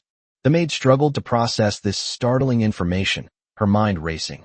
Madam, this might be related to the early death of his birth mother. Mrs. Melissa fell into deep thought. Lack of care, dependence on older women. If he really does have such a gap in his subconscious, then I know how to get this good kid through next time. Madam, as your maid, I must remind you, if we discover this, then haven't the other women around him already known about this fetish of his? In that case, others have already tried these tricks. Lady Melissa reached out and twirled a violet petal floating in the water. You're right, but everyone has their own way of playing. Indulgence and spoiling are forms of love, but so is strictness. The glamorous and alluring woman was clearly no pushover. It's obvious. In this person's upbringing, the role of a strict mother, or rather, a sharp-tongued mother, was missing. You mean scolding him, putting pressure on him, can also make him. The maid covered her red lips, unable to believe that her mistress's thought process was so outrageous. That's right, Lady Malasa's lips curled into a meaningful smile. Not a gentle consolation, but a cold affirmation. That kind of stingy, condescending affirmation, for a proud young man like him who is eager to prove himself, especially someone who has a missing piece in his heart, and may subconsciously crave some kind of authoritative recognition. Criticism may be more impactful than rampant praise. Come on, let's try it now. Malasa coughed lightly, her tone mature yet cold. Rain, do you think you can rest easy after signing this contract? Naive. She slightly raised her chin, her eyes sharp, turned around, lifted the maid's chin, and stared intently at her with her beautiful purple eyes. I must punish you properly today, so you will realize your carelessness. You know the rules. Kneel down. Mrs. Melissa's voice suddenly rose, carrying an undeniable air of authority, echoing in the empty bathroom. The maid was somewhat taken aback. She hadn't expected the beautiful woman before her to have gotten into character so quickly. What? Do I need to repeat myself a second time? Lady Malasa stood up abruptly, looking down at her. If you don't even have the most basic obedience and the courage to face your mistakes, how can you talk about protecting your territory and cooperating with others? The maid was so frightened that she immediately knelt before the bathtub. I was wrong. Madam. Wrong. Malasa raised her head, her expression cold, her tone tinged with disappointment. I originally thought you would argue with me, but I didn't expect you would show such a cowardly attitude. Looks like I overestimated you. The maid playing the role of Rain was completely dumbfounded. Even if I don't admit my mistake, you still criticize me? Even if I admit my mistake, you still criticize me? Unbeknownst to Rain, Malasa was plotting how to deal with him. He was thrilled to be back in the castle. Now he finally had a lucrative business within his territory. Next, we'll set up logging camps and ranches, and then complete the basic infrastructure. Thinking about the lumberyard, Rain felt he had to go see Liana tomorrow. Young master. Seeing Rain sitting on the sofa in thought, Heo thoughtfully prepared a glass of red wine for him. He then went to the sofa and had Ryan lie back against him. The beautiful woman gently massaged the top of Ryan's head. Ren closed his eyes, enjoying his massage. This is the life of the aristocracy. Chapter 117, The Battle of the Beautiful Women. The news that Baron Tulip wanted to designate 1,000 acres of forest for logging had already spread throughout Stoner Avens high society. The construction of a logging camp is not as simple as cutting down trees and selling them for money. It involves many industries, such as farm tools, cutting boards, beds, construction, carriages, etc. So, does the tulip industry encompass these sectors? Obviously not. If not, then who will buy the trees after they're cut down? You can't just haul them away truckload after truckload to sell elsewhere, can you? That would make the transportation costs too high. The businessmen were all very shrewd, and everyone thought it was a losing proposition. This is why Rain didn't fund the construction of the logging camps himself. He had to gradually introduce merchants into tulip territory. You can't manage this by yourself. Many merchants were willing to pay some money out of respect for Mayor Liana, but it's clear they weren't really interested in doing business. They were thinking about how to bribe the mayor. As the saying goes, having connections makes things easier, which is why Ren chose to recruit businesses through Liana. Because he couldn't manage too many projects on his own, but Liana was different. She is both the town mayor and the temporary head of Grey Dove territory. Whatever she decides to do, it sets a trend for businessmen. Of course, there is one more person who can help Ren, and that is Lady Melassa, the Violet of the Soft Feather Salon. The Soft Feather Salon is a gathering place for many of Stone Raven Town's elites, and many business deals can be made over drinks at this club. Lady Melissa, I'm afraid I cannot grant your request. Inside the mayor's office, Liana looked at the beautiful woman sitting opposite her and shook her head. Lady Liana, as long as you agree to my conditions, those logging camps in Tulip territory are minor matters. Melassa sat on the sofa with her legs crossed, sipping her black tea, a slight smile playing on her lips.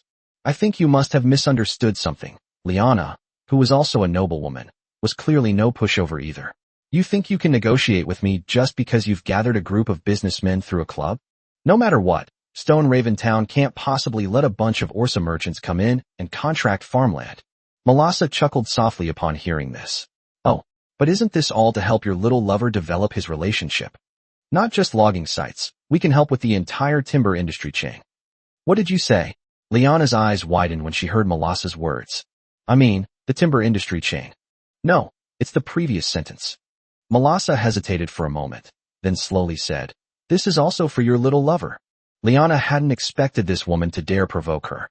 She pointed directly at the office door and said, Please leave. Liana didn't even give Melassa any face, revealing a mocking smile. You, who manages prostitutes, want to manage farming? How ridiculous. Is that something you should or should manage? These words immediately caused Melassa's face to flush red. She hadn't expected this woman to actually want to fight her. So what if she's a prostitute? Did she cheat on her husband? Melassa retorted directly. Does the mayor look down on those who work legally? Is it because we pay you too little tax every year? If there are buyers, then there are sellers. What gives you the right to look down on us? Melassa was clearly becoming increasingly distraught, even bordering on hysterical, despite not having taken any work herself and being a clean slate. But since she runs that place, she naturally has to defend the girls under her command. Moreover, the label of controlling prostitutes and the implied contempt still embarrass her. You look down on my business, just as you probably look down on Baron Ren's outlandish plans. Get out. Liana's aura and status were clearly higher than Melassa's in Stone Raven Town. She pointed to the door. Otherwise, we'll investigate your businesses tomorrow. Don't think that just because you're an Orsa merchant I can't touch you. If you don't respect me when doing business in Shia Town, you're disrespecting yourself. Melassa smiled, grabbed her bag, and said, It seems the mayor has been hit where it hurts, but it's not a big deal.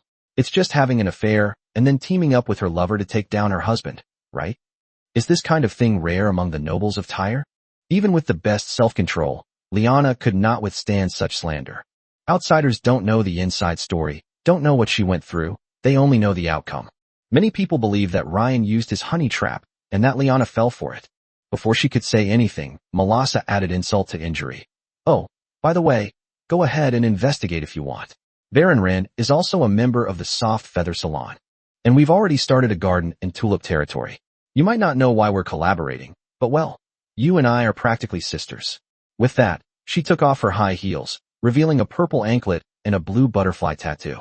The office was filled with an even stronger scent of violets. How is it? Does it look good? That good kid, Ryan, helped me put together this outfit, and he absolutely loves it. He even calls me Mom. Get out. Liana placed her hand on the red button on the table. If Melassa dared to say another word, she would call the town guards. Melassa saw the anger and humiliation that were about to burst forth in Liana's eyes, and knew that her anger had burned brightly and she had hurt herself badly. Knowing when to stop, she put her elegant, composed, yet even more provocative smile back on her face, and slowly put her high heels back on, concealing her carefully decorated ankles. And what about Ren? That bastard also happened to arrive at the town hall, intending to discuss some matters with Liana. When he arrived at the mayor's office, he happened to meet Melassa as she walked out of the door. How did these two women end up together? Mrs. Melassa, what a coincidence. Ren couldn't pretend not to know her, so he could only exchange pleasantries. But to everyone's surprise, this woman had suddenly become crazy today, and she coldly asked Ren, Huh? What did you call me? Madam? Ren frowned. Is there a problem? What did you call me last night? Melassa continued to press. Rain immediately sensed something was wrong. His gaze passed over the glamorous woman and landed on Liana, who was sitting at her desk with fiery eyes.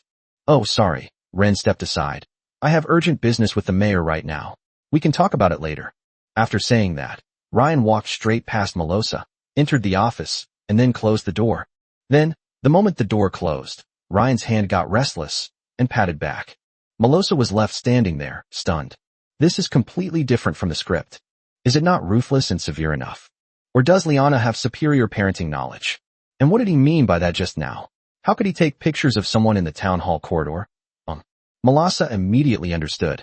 This meant that Rain would be going to the soft feather salon again tonight to explain things to her properly. As for why Ren pretended to care more about Liana in front of the two of them, the mayor must have found something wrong with Ren and used it to threaten him. Otherwise, why should I be inferior to Liana? Even though everyone's looks are about the same, I'm burning. This could be considered one of Rain's advantages. There are always beautiful women who can help him find various excuses to seduce women. Chapter 118, you said you went to an improper place to talk about serious matters? As he closed the office door, Rain could see that Liana's expression had softened considerably, but a hint of sorrow could still be seen in her eyes. As a friend of the beautiful woman, Ryan naturally knew that she was definitely angry with him. Why did she suddenly get angry? It's obvious. Melassa's actions just now had already told him everything. After all, not every beautiful woman is as close as Selena and Phil, able to talk about anything. There will always be one or two beautiful women who will be jealous of him, and there's nothing that can be done about it. After all, this is his daily routine. Outsiders might not believe it, but only he knows that he has this kind of trouble. Humph. Liana snorted coldly when she saw Ren, ignoring him and continuing to organize the documents on her desk. "Madam," Ren called softly. But Liana clearly didn't want to talk to Rain. She was furious. "I've been running around doing everything for him, and what's the result? He went to a brothel. And they even came to our door to show off their power." "Mom," Ren called out tentatively again. "Don't call me that. I don't even know how many people you've called that to." Liana was clearly furious at this moment. Ren, being rather thick-skinned, came up behind Liana and gently massaged her shoulders, asking, "What's wrong? What happened? Didn't you see what happened yourself?" Liana asked, holding a quill pen and pretending to work. "Actually, I can explain." "Explain what?" "Explain that you have a great sense of style, a purple anklet, and a butterfly tattoo? Or explain that you can call any mature woman you see."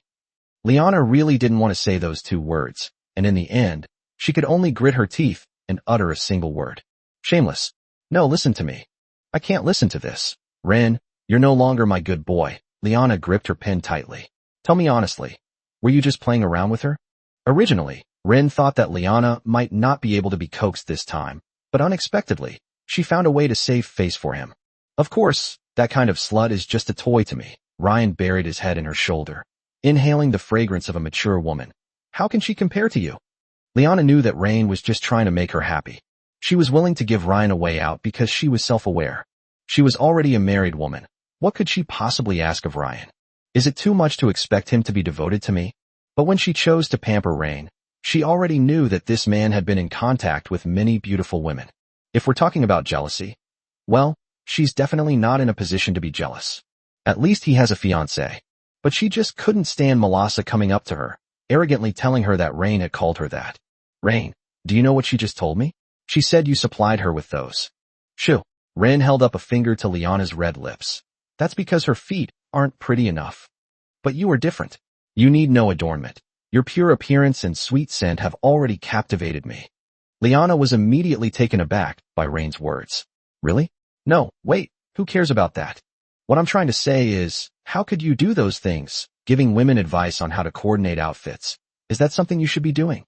Can't you do something useful?" Liana's voice trailed off as she spoke. "For example, how to develop the territory properly, how to make contact with the upper class of Stoneraven Town. You're a lord now, a baron. Can you please stop thinking about these sordid things all the time?" "I didn't research any dirty stuff." Rain gradually got the hang of it and started to pick up Liana, letting her sit on his lap. "It's just that I missed you so much." "Madam, I asked if I could act cute with you every day, but you wouldn't agree. What can I do? I can only find a substitute." Liana clearly did not accept this explanation. "Was that me disagreeing? Was that you being coquettish? Who could resist that?" Liana clenched her fist and punched Rain's chest. "Tell me honestly, Did you secretly take your pills? How could that be? Ren was immediately displeased when he heard someone dare to question him. Do I need to take drugs? Liana thought about it and realized that was true. That's exactly how Rain was. Young and energetic. But that shouldn't be happening. Logically speaking, at her age, if she says something like that, her ability to withstand pressure should be at its peak. If someone's resilience is at its maximum and they still can't withstand the pressure, there's only one possibility. Something's wrong with Ren. This guy has most likely undergone targeted training. So, who can provide him with such targeted training? It must be the maid who took care of him since he was a child. Alright, I don't want to dwell on this anymore. Liana shook her head, clearing her mind of those jumbled thoughts. About what you mentioned last time. The lumberyard. I found you a few businessmen who are willing to invest. I can help you negotiate the future businesses of the logging camp. But remember, I only have one request. What are your requirements? Ren asked, his eyes filled with determination. No matter how much Liana tries to squeeze out of him, Rain will accept it. From now on, you're not allowed to go to the soft feather salon. Can you promise Mom that? That won't do, Ryan said, maintaining a firm bottom line. But I can explain why. I won't listen. Are you even a good child? Liana was clearly about to throw a tantrum. Try going again, and I won't let you. No, I have serious business there. Talking about serious matters in such an inappropriate place? Liana shook her head. My God, you're shameless. I don't have a child like you. No. As you know, we're currently building a garden in partnership with the Soft Feather Salon within the territory. So what? Doing business is doing business. How can it affect your spending there? No, I didn't spend any money there, so it doesn't count as spending money. Liana really wanted to slap Rain, but she felt sorry for her child, so she said angrily, Am I talking to you about spending money right now? Chapter 119, she had never seen such an unreasonable and domineering man. I know. You're not worried about the money. Ryan pulled the beautiful woman into his arms. You're worried about me. Liana was speechless at Rain's shameless and cheesy words, but she still composed herself and said, Tell me honestly, how many times have you been? Just twice. Rain replied obediently, like a dutiful child, as he listened to Liana's questioning. Twice. Who took you there? Liana clenched her fists. Now Rain panicked. The person who took him to the Soft Feather Salon was Liana's brother. Although Liana and Baron don't get along, it's precisely because of this that Rain doesn't want Liana to argue with him because of him. Look me in the eyes, Ren. Are you still a good boy? Liana knew something was amiss when she saw Ren hesitate. When Liana saw that Rain didn't answer, disappointment and heartache flashed in her eyes. Ryan also realized that lying or giving evasive answers on this matter would hurt the beautiful woman. It was Baron Will. Ren's voice lowered, his gaze honest as he looked at Liana. Shortly after the matter in Grey Dove territory was settled, he probably wanted to ease tensions, or perhaps showcase his connections, and invited me to the Soft Feather Salon to relax and meet some useful people. Liana bit her lower lip, looking like a strict mother controlling her child's relationships. From now on, unless absolutely necessary, you're not allowed to associate with that man. Understand? She took a deep breath. I'm going to Blackrock territory right now to settle the score with him. My God, how old are you? How dare he take you to a place like that? Ryan was a little taken aback. No, sis, you're really getting too into character. Wait. Ren immediately hugged her tightly. I'm going to the Soft Feather Salon. It really is to discuss business. Rain, you're not trying to fool me, The beautiful woman was kissed by Ryan before she could finish her sentence. Ren, you think I won't get angry if you act cute with me? Liana was clearly furious with Melassa. Don't be angry, I'll comfort you. This is the office. Wait, there's still work to finish. It's alright, you have work to do. You bastard. You bad kid. Why? 2 hours later, Ryan walked out of the office. Liana had invited many merchants to the town hall for Rain, but it was clearly inconvenient for her to meet them now. But Ren is fine. Many merchants in Stoneraven town had met Rain once or twice. Some of them were not interested in Rain's lumberyard, but rather in Rain and the other merchants. What businessmen love to do most is to form cliques and gangs, which gradually evolve into chambers of commerce. They started funding and supporting some gangs. After that, they can start trying to monopolize a certain industry in the surrounding area through violent or nonviolent means. Finally, it involves cultivating relationships with influential figures and actively participating in various charity galas and business development events to climb to a higher level. Some people also try to secure a position or post for themselves during this process.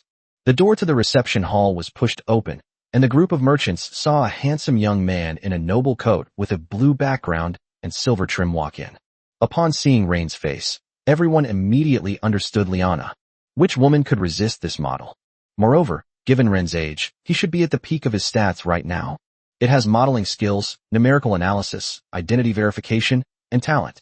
The dozen or so businessmen present, who had been sitting on the sofa, immediately stood up. Your Excellency Rain. Many of these people are prominent figures in Stoneraven Town, but when facing nobles, they still need to adopt a humble attitude. Ren nodded slightly, which was considered a response. He might act coquettishly in front of his women, but when it comes to men, he'll definitely strike hard. It seems many people are interested in the lumberyards of Tulip territory, Rain chuckled, taking the seat of honor without any hesitation. That was originally the position of the town mayor, but no one dared to speak up.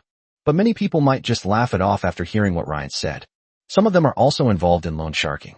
They want to see who's going to be the sucker today, so they can grab big clients in time.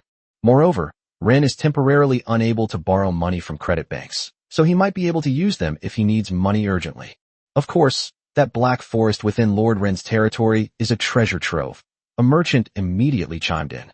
Of course, if Ren were to ask him if he wanted to open a logging camp, he would probably shake his head and make excuses. Of course, if they knew that Ren could now come up with 2,000 or 3,000 gold coins in cash, their attitude might be completely different. Of course, there were also those present who were genuinely interested in doing business with Liana and also wanted to give it a try. Your Excellency Ren, how much would you like to rent 1,000 acres of forest land each year? Please name your price, but I may use it for more than just establishing a logging camp. The only woman present was Liana's closest friend. This woman was also the most famous widow in Stone Crow Town. She became rich right after getting her marriage certificate with a wealthy businessman. Because her husband died. Not long after, her elderly father reached the age of majority, stretched out his legs, opened his eyes wide, and left this lovely world. My younger brother went out to the Orsa Empire to discuss business cooperation, but was robbed by bandits on the road. Just then, Orsa dispatched troops to suppress the bandits, and he was killed in the ensuing chaos. In just a few days, the vast fortunes of 2 wealthy families were all concentrated in this woman's hands. Looking at the woman, Ryan noticed a languid elegance emanating from her. Simply put, this woman's aura suggests she has so much money she doesn't know what to do with it. For her, there might not be any other timber business in Tulip territory, but at worst she could just cut down the logs and transport them out directly, which would just mean getting more ox carts. Furthermore, forest resources also produce important byproducts such as bark, charcoal, and tar, which are used in leather tanning, soap making, and more. Therefore, even though the transportation costs are high, there is still a market for transporting goods to Shia Town for sale. This is why Ren didn't choose to fund the establishment of the logging camp himself. Businessmen have their own ways. They know where to sell their goods and understand the market. Madam, are you sure you want to sign a 10-year contract with me? Ren tapped the table. The annual rent is 500 gold coins. This price is actually quite high. It's 1,000 acres of forest with about 80,000 mature trees. However, the presence of silver frost agarwood in their forest, and perhaps other unknown high-end timber, cannot be ignored. The merchants also looked at the pensive lady. Just as the beautiful widow was pondering, Ryan didn't give her a chance to think. But I need to explain 2 more points.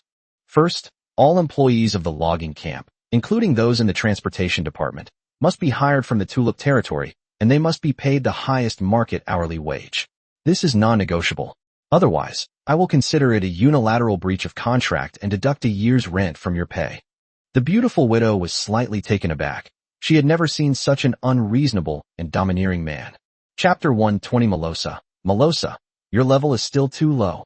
If Rain doesn't make this clear here, these people will definitely buy slaves to work for them. In that case, all you need to do is give them a meal. But Rain naturally also needs to solve the employment problem for his people, and the merchants are well aware of this, but doing so would increase costs. Just when everyone thought the deal with Ryan was off, the man held up a second finger. Secondly, if you agree to this request, then we can certainly explore some deeper collaborations.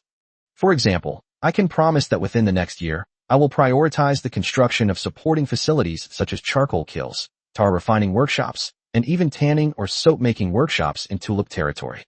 If you are interested in expanding into these downstream industries, I will consider you my #1 partner. Every tree you cut down and haul it nearby will turn into money. The beautiful widow looked at Ren with a puzzled expression. You even have to find someone to fund the construction of the lumberyard. So what makes you think you can complete this entire industry chain within a year? It's very simple. I have no interest in doing business, nor do I like to hoard land for my own amusement. I just need my territory to have these things. As for how to sell them, that's not my concern.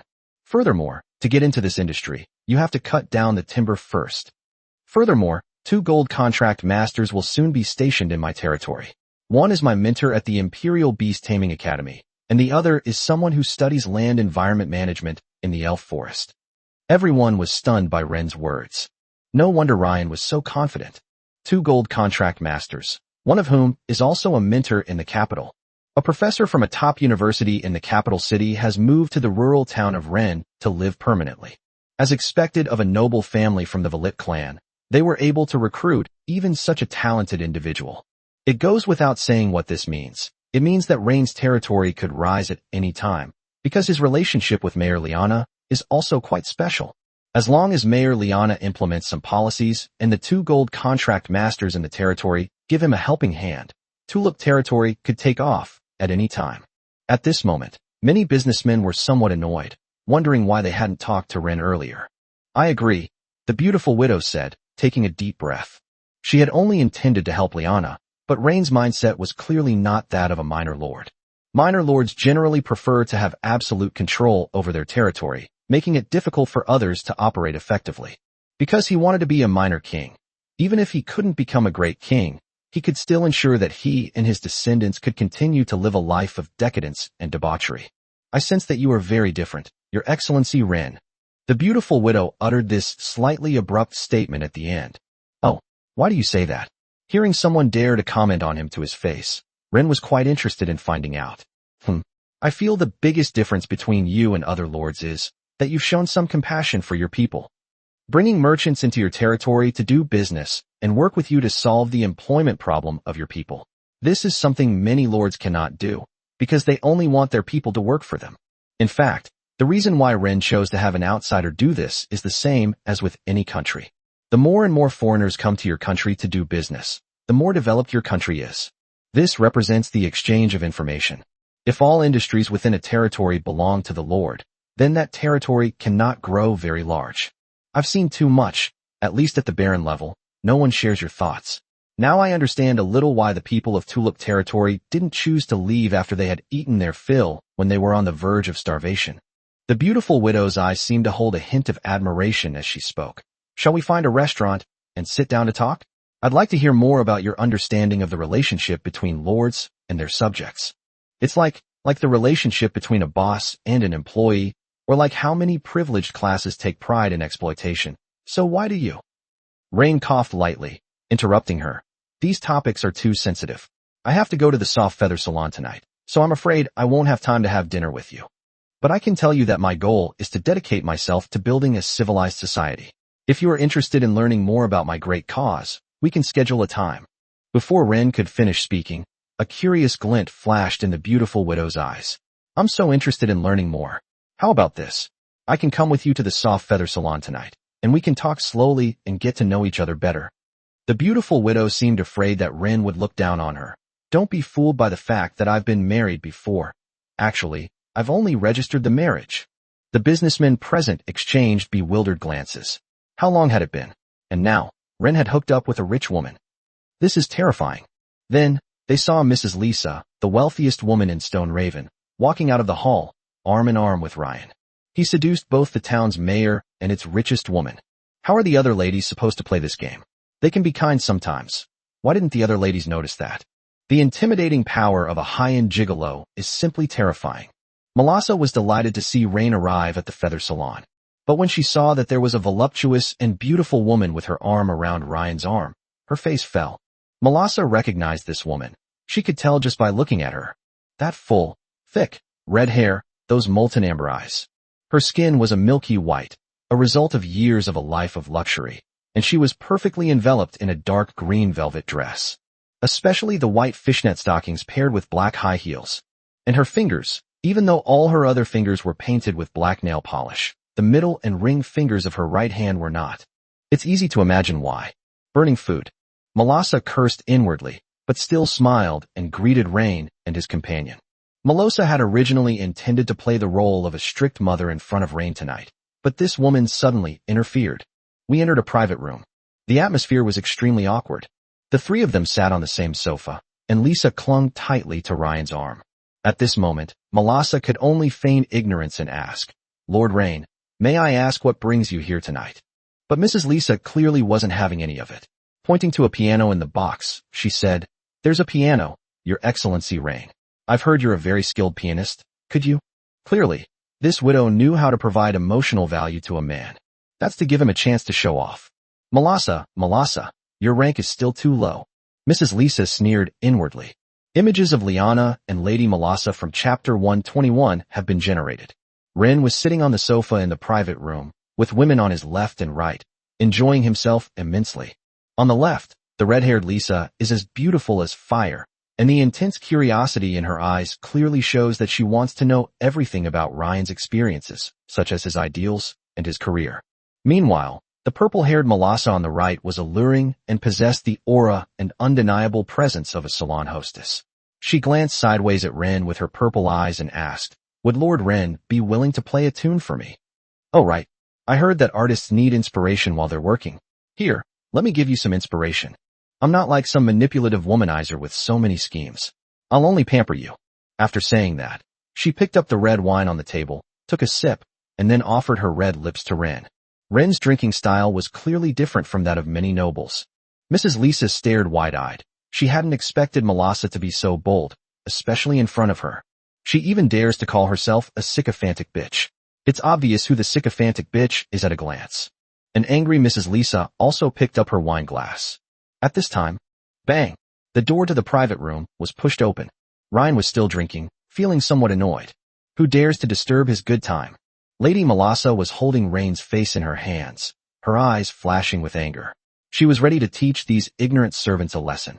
As a result, the two glanced at each other and discovered a voluptuous and beautiful woman standing in the doorway. She had long, dark brown hair, and her beautiful, icy blue eyes held anger and resentment. Before Ren could react, she had already entered the private room. Smack! Close the door. "Liana, what brings you here?" Mrs. Lisa was a little embarrassed, feeling as if she had been caught stealing her best friend's toy. Wait, she didn't steal it. Now it's Melossa's turn.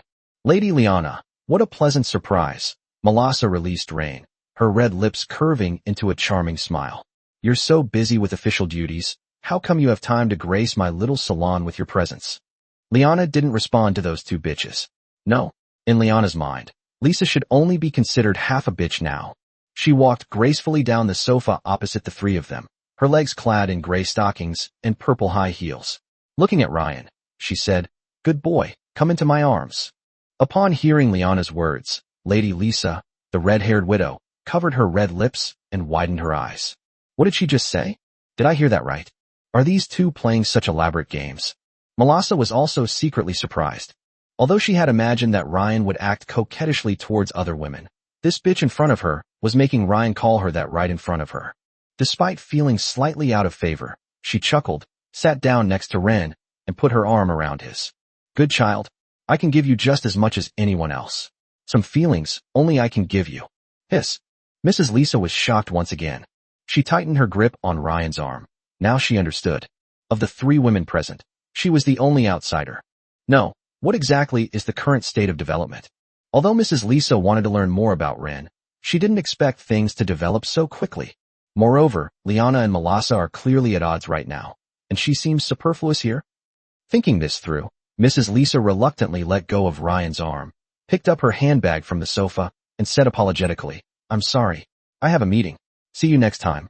Before the three could react, the woman slipped away, giving Liana an encouraging look before she left. Although she really wanted to stay and watch the drama unfold, the identities of these two women were clearly not to be trifled with. After Mrs. Lisa left, Ryan pushed aside the crystal table in front of him and pulled Liana into his arms.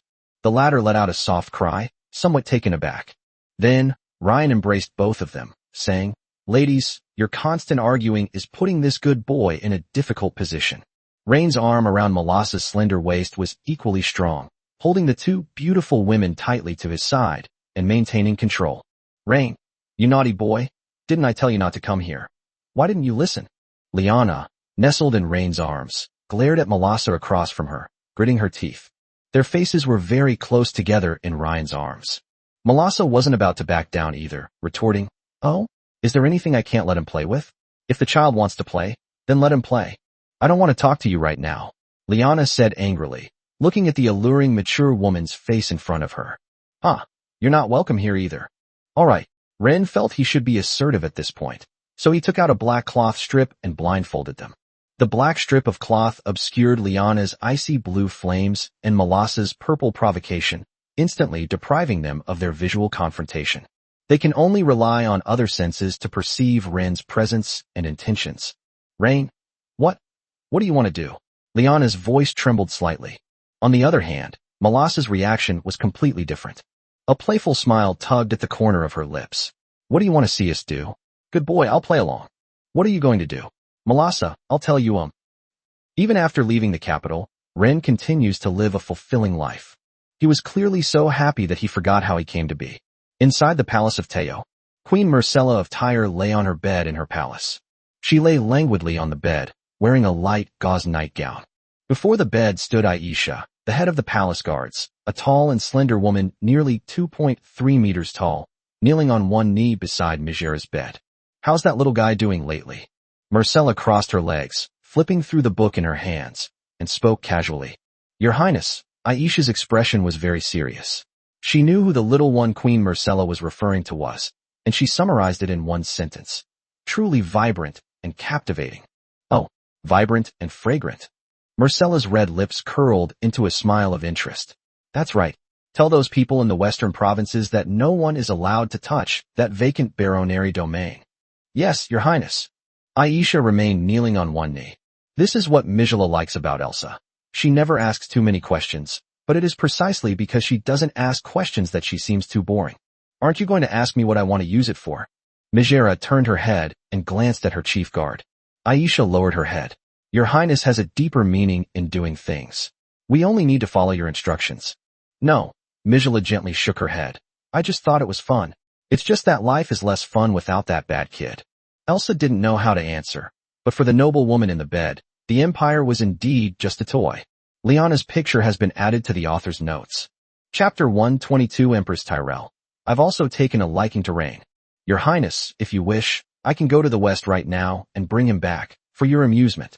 Upon hearing this, Marcella chuckled softly. What I want isn't just him. At this point, she frowned slightly. How has the Prime Minister's health been lately? It doesn't seem too optimistic. Aisha coughed lightly. I heard, recently, people over there seem to want Earl Victor, the Lord of the Azure, to run for Prime Minister. What? Megera laughed angrily. This old dog really won't give up. He is one of His Majesty's most trusted men, and has also served as the governor of a province. Aisha's expression was somewhat solemn. Azure Harbor brings in a lot of revenue for the Empire every year, and he also controls a lot of overseas trade relations. If Count Victor were to become the Imperial Chancellor, perhaps he could vigorously develop the economy. Is this your idea, or did you hear it from someone? Mijala sensed that her head guard was being a bit too talkative today. I heard it from my father, Aisha said without changing her expression. What else did your father say? Mijala put down her book, her face grave. He also said that he absolutely must not be allowed to become Prime Minister, otherwise. Otherwise what? Mijala's eyes narrowed slightly, the golden six-pointed star in her crimson eyes spinning wildly. Otherwise, we'll be in big trouble. Victor is too ambitious, ruthless, and extremely controlling. However, he has gained considerable support within his own faction, and he likely has a strong chance of winning against the Imperial Council. Mijala smiled gently, her eyes softening considerably. And he's quite audacious. He wants to be Prime Minister, and he doesn't even try to hide it. Does he think he has a great chance of winning and doesn't need to hide it from me? Your Highness. Aisha was about to say something when a maid came to the door outside the bedroom and knocked. Your Highness, His Majesty has arrived. I know, let her in. Mijala replied casually, then lay lazily on the bed without even getting up. Aisha remained kneeling on one knee, showing no intention of getting up. Before long, a tall, dignified, and beautiful woman entered the queen's bedroom. Like Marcella, she is nearly 1.9 meters tall and also inherited Myrcella's hair color, with a crown on her short chestnut hair. Only her eyes are different from Myrcella's. Queen Tyrell inherited the bloodline of her predecessor, Tyrell XIII. Within her black pupils lay a golden clock, a clock that was not still, its second hand constantly and slowly turning. She walked straight into the bedroom, her gaze first sweeping over Elsa, who was kneeling on one knee. It then landed on Mizela, who was lying lazily on her side on the bed, wearing a purple gauze nightgown. It seems I have disturbed the Empress's rare moment of leisure. The Empress's voice didn't match her appearance. It was full of feminine charm, almost like the voice of a slut. The Empress, dressed in a majestic royal robe, stood in the center of her palace, the afternoon light casting dappled shadows on her shoulders through the stained glass. Mizela shifted to a more comfortable side-lying position, and the thin veil slipped off her shoulder with the movement. She lightly tapped the edge of the bed with her fingertips, a half-smile playing on her lips. Your Majesty is so busy with state affairs. How come you have time to come to my secluded palace? Your Majesty is too kind, Empress Tyrell said, taking 2 steps forward, the heels of her jeweled high heels tapping rhythmically on the marble floor. I have heard that you have been staying at home recently, and I am worried that the Empress Dowager is not feeling well. Unwell. Mizela's face instantly turned cold. You came to see your mother. Will she give birth to another younger brother or sister after your father's death? Huh? How could that be? Empress Galenia of Tyre smiled seductively, the clock in her pupils spinning faster. Within this empire, apart from my father, no one should dare to touch you, right? If there is, I will make sure they disappear. Oh, Mizela retorted, equally defiant. So you've come here today to threaten your mother? Jealousy flashed in Garania's eyes. Yes, she's jealous of Ryan. She enjoyed the power struggle with her mother, but she couldn't tolerate that her mother had been defiled by Ryan. The affair between Rain and the Queen couldn't actually be kept secret, although Mizela didn't leave any evidence, so whatever others said could only be slander. However, Galenia still harbored resentment towards Rain, and even once wanted to kill this man she had never met. If the two didn't address each other as mother and daughter, most people would probably think that Garania and Myrcella were sisters. I just want to ask you, are you aware of what happened in the Western Province? Galenia clenched her fists. The Western Provinces are now the most chaotic place in the Empire. The area around Stoneraven Town might be relatively calm, but elsewhere, it's either strikes one day or protests the next. If you say that this has nothing to do with Mizela, the Empress would never believe it even if you beat her to death. If it weren't for her, the Empire could still forcefully suppress large-scale protests. Is your Majesty joking with me? Mizela yawned lazily. Who is the Emperor of this empire? What's happening in the provinces? You're asking the Empress Dowager. Galenia, you are no longer the little girl you once were, and I am now just a woman. My biggest concern right now is finding you a royal consort. As for these political matters, it would be best if your Majesty did not inquire of me. I've already decided on the Emperor's consort. Garania saw that Mizela was pretending not to hear, so she decided to provoke her. Oh, who is it? Tell mother. Mizela produced a bottle of blood-red nail polish from somewhere and began painting herself. A promising young baron. I think he's quite good. You are the Emperor of Tyre. How can you marry a baron? Mizela frowned. No matter what, Galenia was her daughter. How could she allow her daughter to marry the lowest-ranking nobleman? After listening to his works, I was already captivated by him. Moreover, his background is very clean. He is the son of Victor, the Lord of the Azure, a high-ranking official of my empire. I believe Count Victor would also be happy to make this happen. Mizela paused slightly as she applied her nail polish. The Emperor was after her. At this moment, her expression changed. She sat up straight and said to Aisha, "You may leave now." Yes, Aisha knew that once she left this palace, the two noblest women of the empire would be about to have their most intense argument. Sure enough, before they even stepped out the door, they heard the Empress's questioning voice. "Mother, why do you want to drive away outsiders the moment I mention that little boy? Is there something inconvenient about it?" The Melassa image has been added. The author said it took a lot of effort, and several AIs were used. If you think the character models I generated are good, you can leave the characters you'd like to see, and I'll work on them when I have time. Please don't keep books unpublished, or you'll miss out on a lot. If possible, please send more free gifts. Thank you. Chapter 123 My wife is the best to me. Melassa and Liana, with their eyes covered, became even more alluring. Ren started playing a guessing game. This game really tests their familiarity with desserts. If you can't identify the name of a dessert, well, you're in trouble. The black silk ribbon blocked out the light, but made the other senses exceptionally sharp. The first dessert has arrived, ladies. Please savor it carefully and name it. In the darkness, Ryan's voice sounded especially dangerous. This is a blueberry lemon vanilla cake? No, it's not that simple, Liana murmured, savoring the memory. First taste, I'll have a taste. Unfortunately, time's up. It's Lady Melosa's turn now. As the sole referee, Rain had absolute control over the proceedings. Although Melosa is blind, she will first carefully smell the aroma of the dessert before tasting it. Then, her alluring face, now blindfolded, revealed a slight smile on her red lips. It's a Midsummer Night's Dream. The most famous dessert shop in Stoneraven Town, Nightingale and Rose, is a limited edition item, with only 10 available each week. The cream is infused with 10-year-old Gemport wine. The blueberry sauce is mixed with a touch of blackcurrant for added depth, and the final sprinkle of lemon zest is to cut through the richness. She tilted her head slightly, as if she could see Ryan through the black silk. Did I guess right, my boy? That's right. Ren nodded. Lady Melissa guessed correctly this round. You may now enjoy this dessert as much as you like, until it's all gone. The pair of beautiful purple eyes, hidden behind the black silk ribbon, lit up. This was the dessert she wanted. Liana, on the other hand, could only listen to the sounds of Melissa eating. The next day, Rain and Liana left the soft feather salon together in a carriage. Rain, you naughty boy, you made me lose face last night. The beautiful woman looked at Rain in her arms, gritted her teeth, and pinched the soft flesh on his waist. If you ever ask me to play this kind of game with you again, I'm not talking to you anymore. Ren quickly looked up. Madam, you look the most beautiful.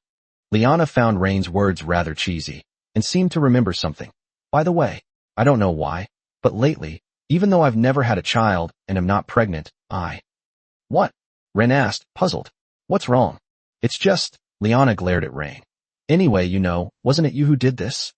Rain thought that perhaps the dragon blood golden silk obsidian had modified not only Rain's body, but also the beautiful women around him. That's good news.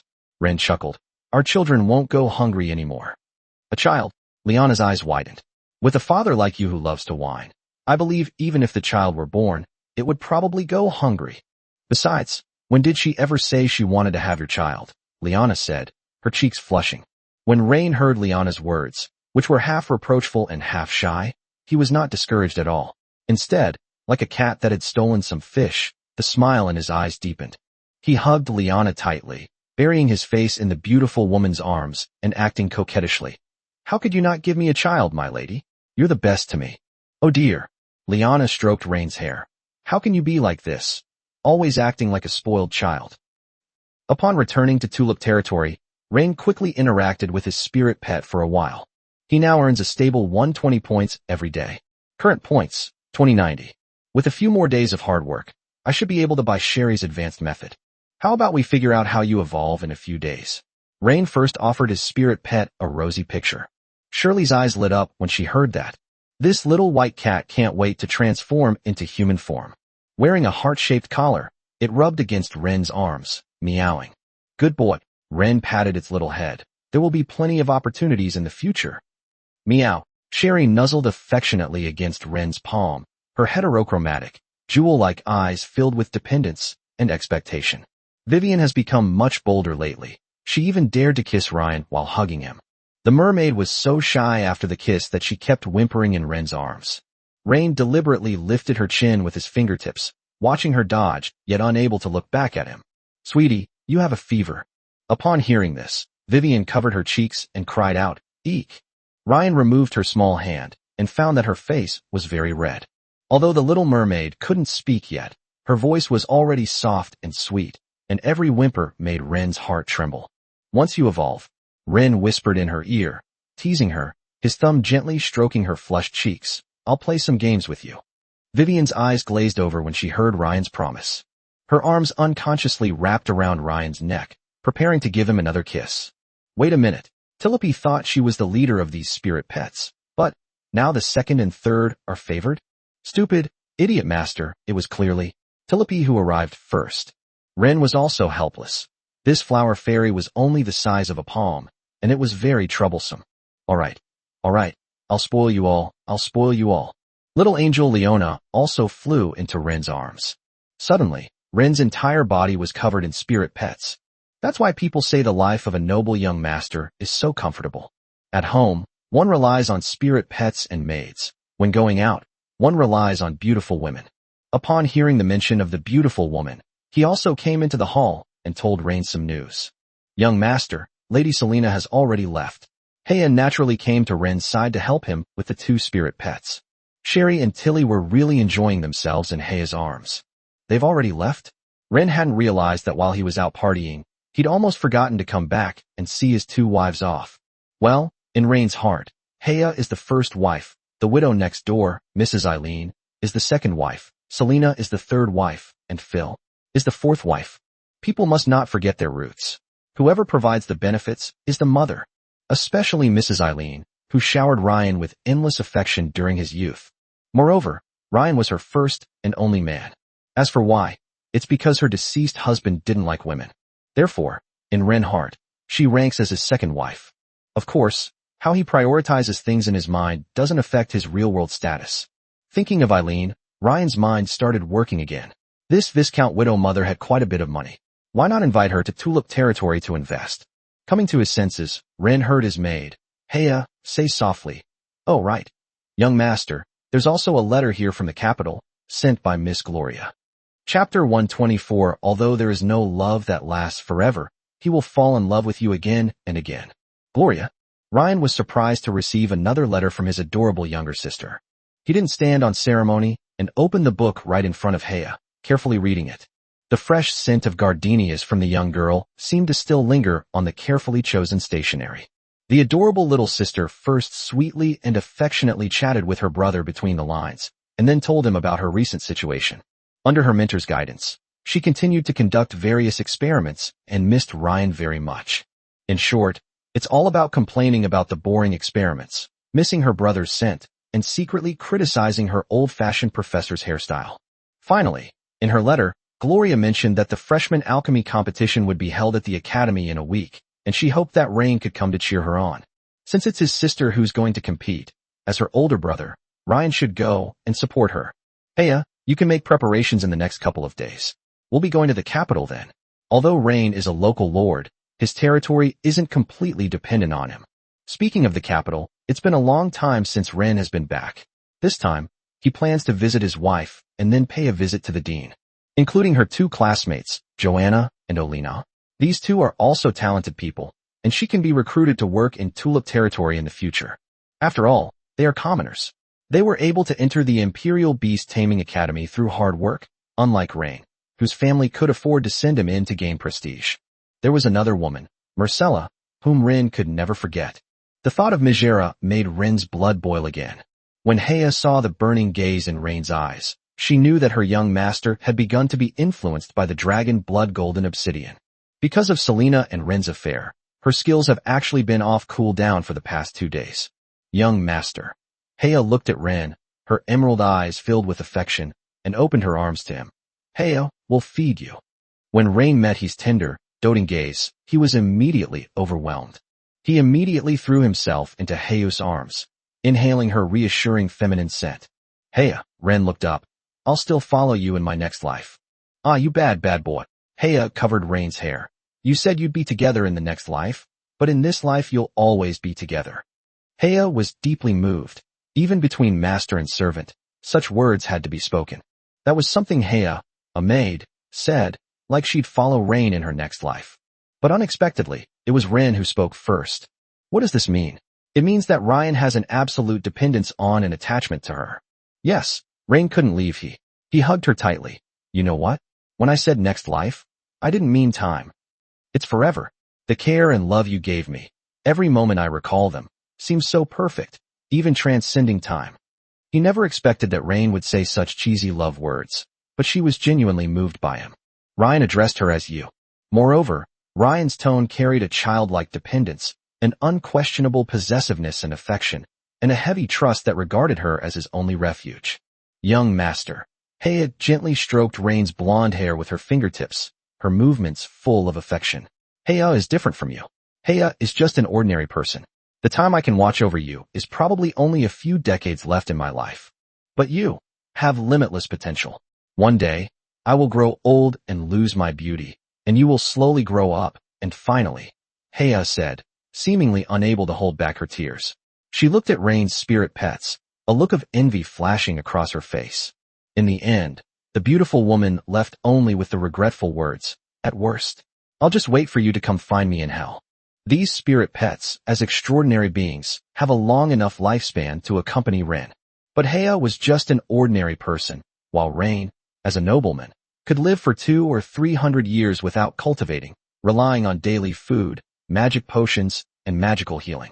But no matter how well he takes care of herself, she will face the problem of aging when she is over 50 years old, and then, maybe then Ren will start to dislike her.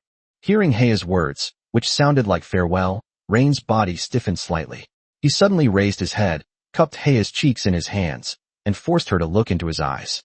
Both being blonde and blue-eyed, they could see the reluctance in each other's eyes. "Hey, I won't let these things happen." Hearing Ryan's words, a relieved smile flashed in Hea's eyes. She gently stroked Ryan's cheek. "Young master, you must be good. Although there may be no lasting feelings in this world, Hea will fall in love with you again and again, Before Hea could finish speaking, Rain kissed her. This kiss was not just a response to the deep affection of the moment, but more like opening a door to the corridor of memories. Countless vivid images flowed silently through his mind, carrying the warmth of time and colors that had never faded. Hea could almost recall the little boy who used to tug at her skirt, wanting her to play with him. I can see in my mind the little boy who got good grades with the noble tutor. Instead of going to his father right away, he comes to me, the maid, and hands me his perfect test paper, hoping for a single word from me. Young master is wonderful. She could still see the little boy, neglected by his father and isolated by his brother, swinging alone in the garden, looking at her with eyes seeking comfort. What Hera could never forget was Rain's confession to her. "Hey, I think I want you to be my maid more than just a maid." At that moment, it wasn't that she didn't understand, but that she dared not understand. The gap in social status, the age difference, societal prejudice. He could have simply taken her without saying a word. After all, he, as his personal maid, seemed to have no other choice. But Ryan has an unusual respect for himself. Rain was the first and only man in his life. "Young master, I'm so lucky to have met you." Looking into the beautiful woman's tear-filled eyes, Rain pressed his forehead against hers. "Me too. Hea, do you have any other relatives? I've never heard you mention them before. Let's go to Tulip territory together." "Relatives?" A look of confusion crossed Hea's eyes. "It seems like there aren't any." "All right," Ren said, seeing that his expression didn't seem to be lying, and stopped worrying. "Then, from now on, I'll be your only family in this world." "Young master." Hea accepted Ren's words. "You have always been." Chapter 125. There are many ways to kill someone, and sometimes a knife is not necessary. The next day, Ren called Baruch to his study. This bald guy betrayed Vesper at the Stoneraven Town Council meeting last time, which made him a favorite of Ryan. "My lord, you wanted to see me?" Baruch entered the office and gave Ren a fawning smile. Ren nodded. "Sit down. You don't need to be shy here." Baruch shifted his position slightly, pressing himself gently against the stool, looking very restrained. Ren was the most unpredictable nobleman he knew, neither cold nor tolerant. This young man seems indifferent to everything except the beautiful woman. It's a pity Baruch doesn't have a wife, otherwise he would be willing to give her to Ren. "I'm very satisfied with your performance the past few days," Rain said, her long eyelashes drooping slightly. These words had already made Baruch feel flattered. Ryan tapped the table. "I had a pretty good impression of you when we first met, so I got you from Vesper. You didn't let me down. In my opinion, you handled many things quite well. Now, there's one more thing I need you to handle." "What is it?" "Lord, please just tell me," Baruch said, his eyes gleaming.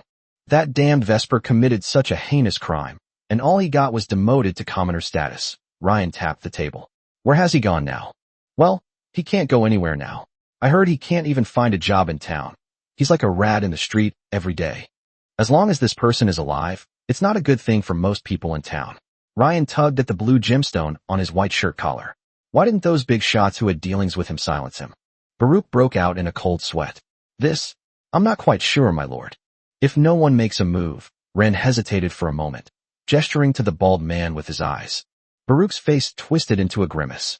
"Then I'll send him to meet God." He had no reason to refuse, and Vesper had no way to resist. That's how this empire is. If a noble wants to kill a commoner, it's just a matter of a word. However, If a commoner dares to attack a noble, the empire will mobilize a large number of troops to hunt down and kill that person throughout the entire empire. A look of satisfaction flashed in Ryan's eyes. He tapped the table with his index finger. Now that there's a murder in town, it might cause trouble for the mayor. What I mean is, there are many ways to kill someone, and sometimes you don't even need a knife. I understand, my lord, Baruch nodded. In his view, Ren was determined to wipe out his ex-husband completely. Indeed, women are the source of all trouble. But what man wouldn't like Lady Lyanna's gentle and virtuous appearance? Nobles are indeed difficult to get along with. Just as Baruch was inwardly grumbling, he heard Ren slowly speak. Good that you understand. Do your job well, and your future will be full of endless possibilities. I am actually a very easy person to get along with. Baruch nodded quickly in agreement. He had taken the first part to heart, but he didn't know what to think about the second part. Not only did he steal someone else's wife and ruin their reputation, but now he wants to kill them all. Are these kinds of people really easy to get along with? Even if this man is currently perceived as harmless and kind by the people, he's just cruel to his enemies. Lord Rain is a good boss. Baruch kept brainwashing himself. All right, you can go now. I'll be going to the capital in a few days. Someone from the town will be opening a logging camp here soon. You can come and take over then. Baruch lowered his head. Yes, my lord. I'll go and prepare immediately. Then, Ren summoned Hans, the military commander of the territory, and Patton, the militia captain. The same old tricks, making empty promises and reminding yourself to leave the territory for a while. After finishing his assigned tasks, Ren went to the mayor's office and spent some time with Lyanna, telling her that he was about to leave the capital. However, after spending some time with Rain, Lyanna told her some exciting news. Lyanna has been promoted. She'll be heading to Cheshire, the capital of the Western Provinces, next month to take up her post as treasurer. Not only that, Lyanna also inherited the title of Baron Greydove, and Greydove territory is now hers. Unbeknownst to Rain, this subtle change stemmed from a quarrel between the two noblest women in the empire. Wait for me to come back. Rain wants to take advantage of Lyanna's time in Stoneraven Town and squeeze every last drop of value out of her. For example, getting the position of town mayor or speaker of the council. I'll wait for you to come back. Lyanna looked at Ren with deep affection. Having settled everything, Ren, along with the beautiful he and their 4 spirit pets, boarded a carriage and embarked on a delightful journey. On the way, the two acted like a married couple, with Rain and he each holding 2 spirit pets. Ren put his arm around Heiu's soft waist. Heya, you smell so good. Ah, young master. Heya was still a little reserved in the carriage, in such a confined space, but her voice still carried indulgence and doting affection. Rain's arm was strong and powerful. He was very close, his breath carrying the familiar maternal scent of Heya. Rain whispered in her ear, his voice laced with laughter and a hint of mischief. Heya, I want to sleep in your arms. Young master. Heya accepted Rain's dependence. Wah. The mermaid Vivian looked up at he, seemingly wanting to snuggle in his arms like Ren did. Good girl. Ren comforted the little cutie, then looked at Heya. However, there was no real blame in the beautiful woman's eyes, only overflowing doting affection. Imperial Alchemy Academy. The air was filled with a faint, distinctive smell of sulfur, herbs, and metal. Alchemy is an ancient practice that combines philosophy, magic, and science. Originating from scholars in a certain kingdom on the continent, who developed various potions through research, they were eventually recognized by the rules of heaven and earth, and the first alchemical manual on this continent was bestowed upon them. Unlike other professions, the alchemist's alchemical manual generates various resources. Similar to how contract masters have companion spirit pets, mystic knights and mystic mages have companion weapons, skills, and so on. The alchemist's secret realm contains special resources, such as certain herbs, metals, blood, etc. Alchemists can continuously experiment with these byproducts, eventually creating great inventions. Chapter 126. Selena's image has been generated. Gloria. Inside the Imperial Alchemy Academy's noble restaurant, a young nobleman approached Gloria's dining table and made a polite invitation. Excuse me. Would you be free tonight to explore with me the 7th catalytic pathway of fire element stabilizers? Without looking up, Gloria quickly scribbled a line of data across the experimental record with her quill pen, her tone polite but distant. I'm sorry, Ralph August. I have no interest in your research. The perfect smile on the face of the noble boy known as Ralph froze for a moment. He wore a well-tailored college uniform with silver vine patterns embroidered on the cuffs. He was quite handsome, and he could sense Gloria's distance from him. No interest. Ralph quickly adjusted his expression, putting on a concerned face. Did something go wrong during your fire element experiments? It's okay, we can discuss and research it together, and solve it gradually. Ralph comes from the August family, the same family as Roger, who is also a minor character and Ryan's classmate. He knew, of course, that his brother Roger and Gloria's brother Ren had a conflict. But so what? It doesn't stop him from getting close to Gloria. I think you've misunderstood. It's not that I'm uninterested in the catalytic pathway research of fire element stabilizers. As an alchemist, exploring the unknown is instinctive, Gloria said calmly, not even glancing at Ralph. I'm simply not interested in doing this research with you. These words made Ralph blush. No one has ever dared to humiliate him so openly. Kogrilla and Rain are really different. She is the legitimate daughter and Victor's only daughter, which means that she has a complete Earl family standing behind her. Especially a behemoth like the Varif family. Recently, news has spread throughout the capital that Victor is a potential candidate to become the next prime minister. By then, Gloria's status will be enough to put many people far ahead of her. But that's precisely why Ralph tries every means to get close to Gloria. How about this? Gloria, if I win first place in the freshman alchemy competition, will you agree to have dinner with me? Gloria shook her head. I've seen this kind of cliché plot so many times. It's like the female lead agrees to a bet with some villain, loses, and then waits for the male lead to come and save her. What? What are you talking about? Ralph was taken aback, feeling that the other person seemed a bit confused. Gloria ignored Ralph and continued talking to herself. But sometimes I just don't understand why the female lead would be so foolish as to agree to the villain's bet. You mean I'm the villain? Ralph asked with an innocent expression. No, you're just a background character. Gloria glanced at Ralph sideways before looking away. Someone like you usually only appears in one chapter of a novel. If you dare to mess with me again, you might get 2 chapters of screen time, but the ending will still be the same. You'll be severely punished by my brother. What? I'm just an extra? Ralph clenched his fists. Isn't that right? Ralph sounds like a minor character, unlike my brother, Ryan Valit, whose name sounds so much better, like he's the main character. Ralph's eyes reddened. It's just that the name sounds nice. Yes, you can only compare names. As for appearance, talent, character, and such, Gloria said, her eyes sparkling, forget it. You're not qualified to compare these things with my brother. Wait, what do you mean? I don't understand. What are you talking about? Ralph was starting to get confused. What on earth was the other person talking about? Have you been reading too many vernacular novels? Fortunately, Gloria's female classmate who was having lunch with her quickly pulled Gloria away with her. The two were best friends, but she couldn't stand Gloria's personality.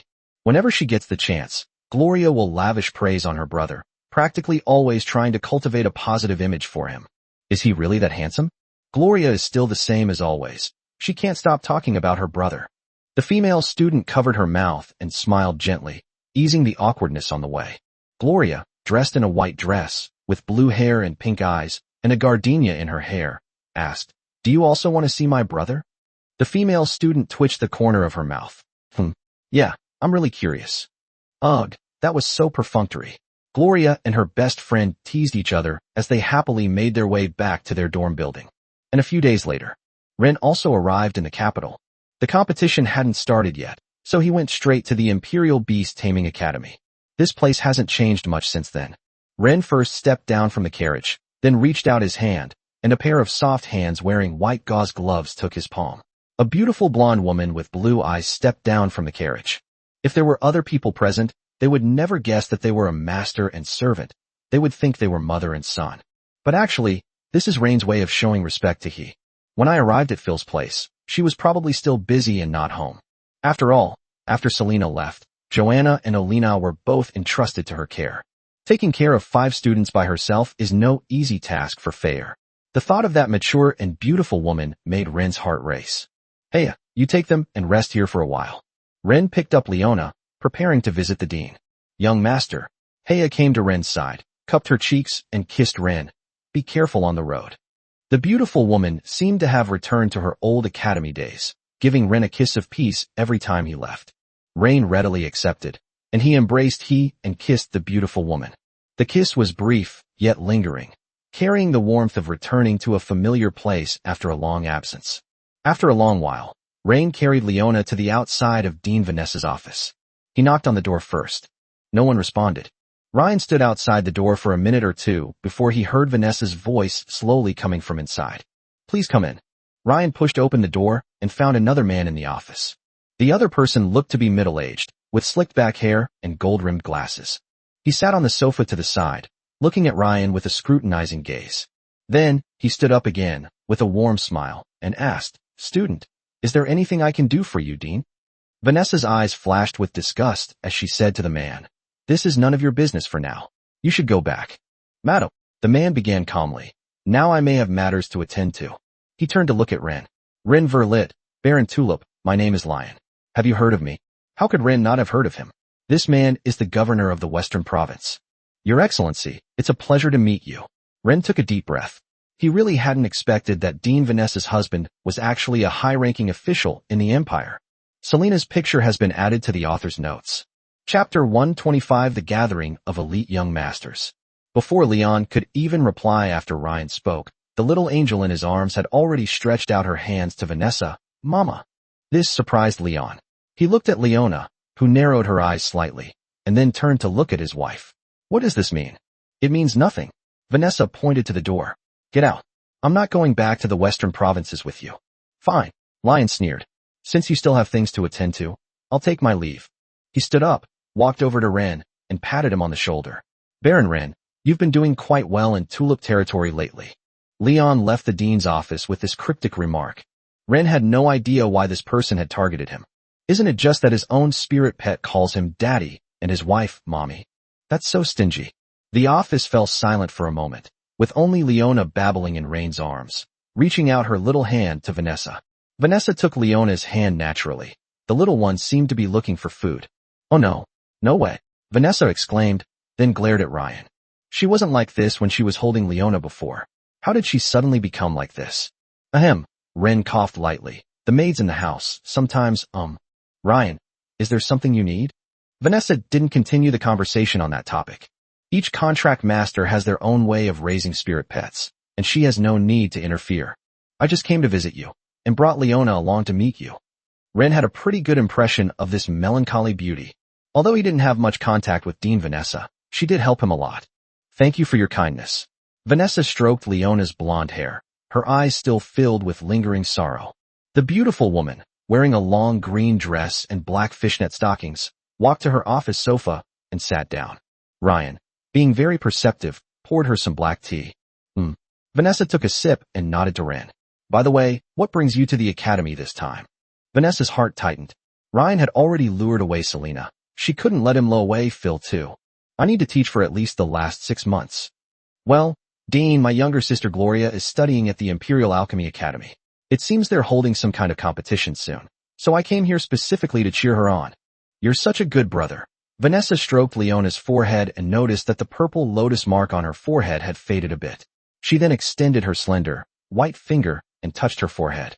Rain didn't know what the dean fed Leona, but with the dean's purple lotus mark, Leona didn't need to eat. "Mommy," Leona exclaimed with a comfortable and dependent expression. She smiled sweetly and snuggled happily against Vanessa's chest. All right. I love you the most. You're the best behaved, okay? You little rascal." Vanessa pinched Leona's nose and gave her a doting smile. I don't know why this beautiful woman could interpret so much from just the word mama.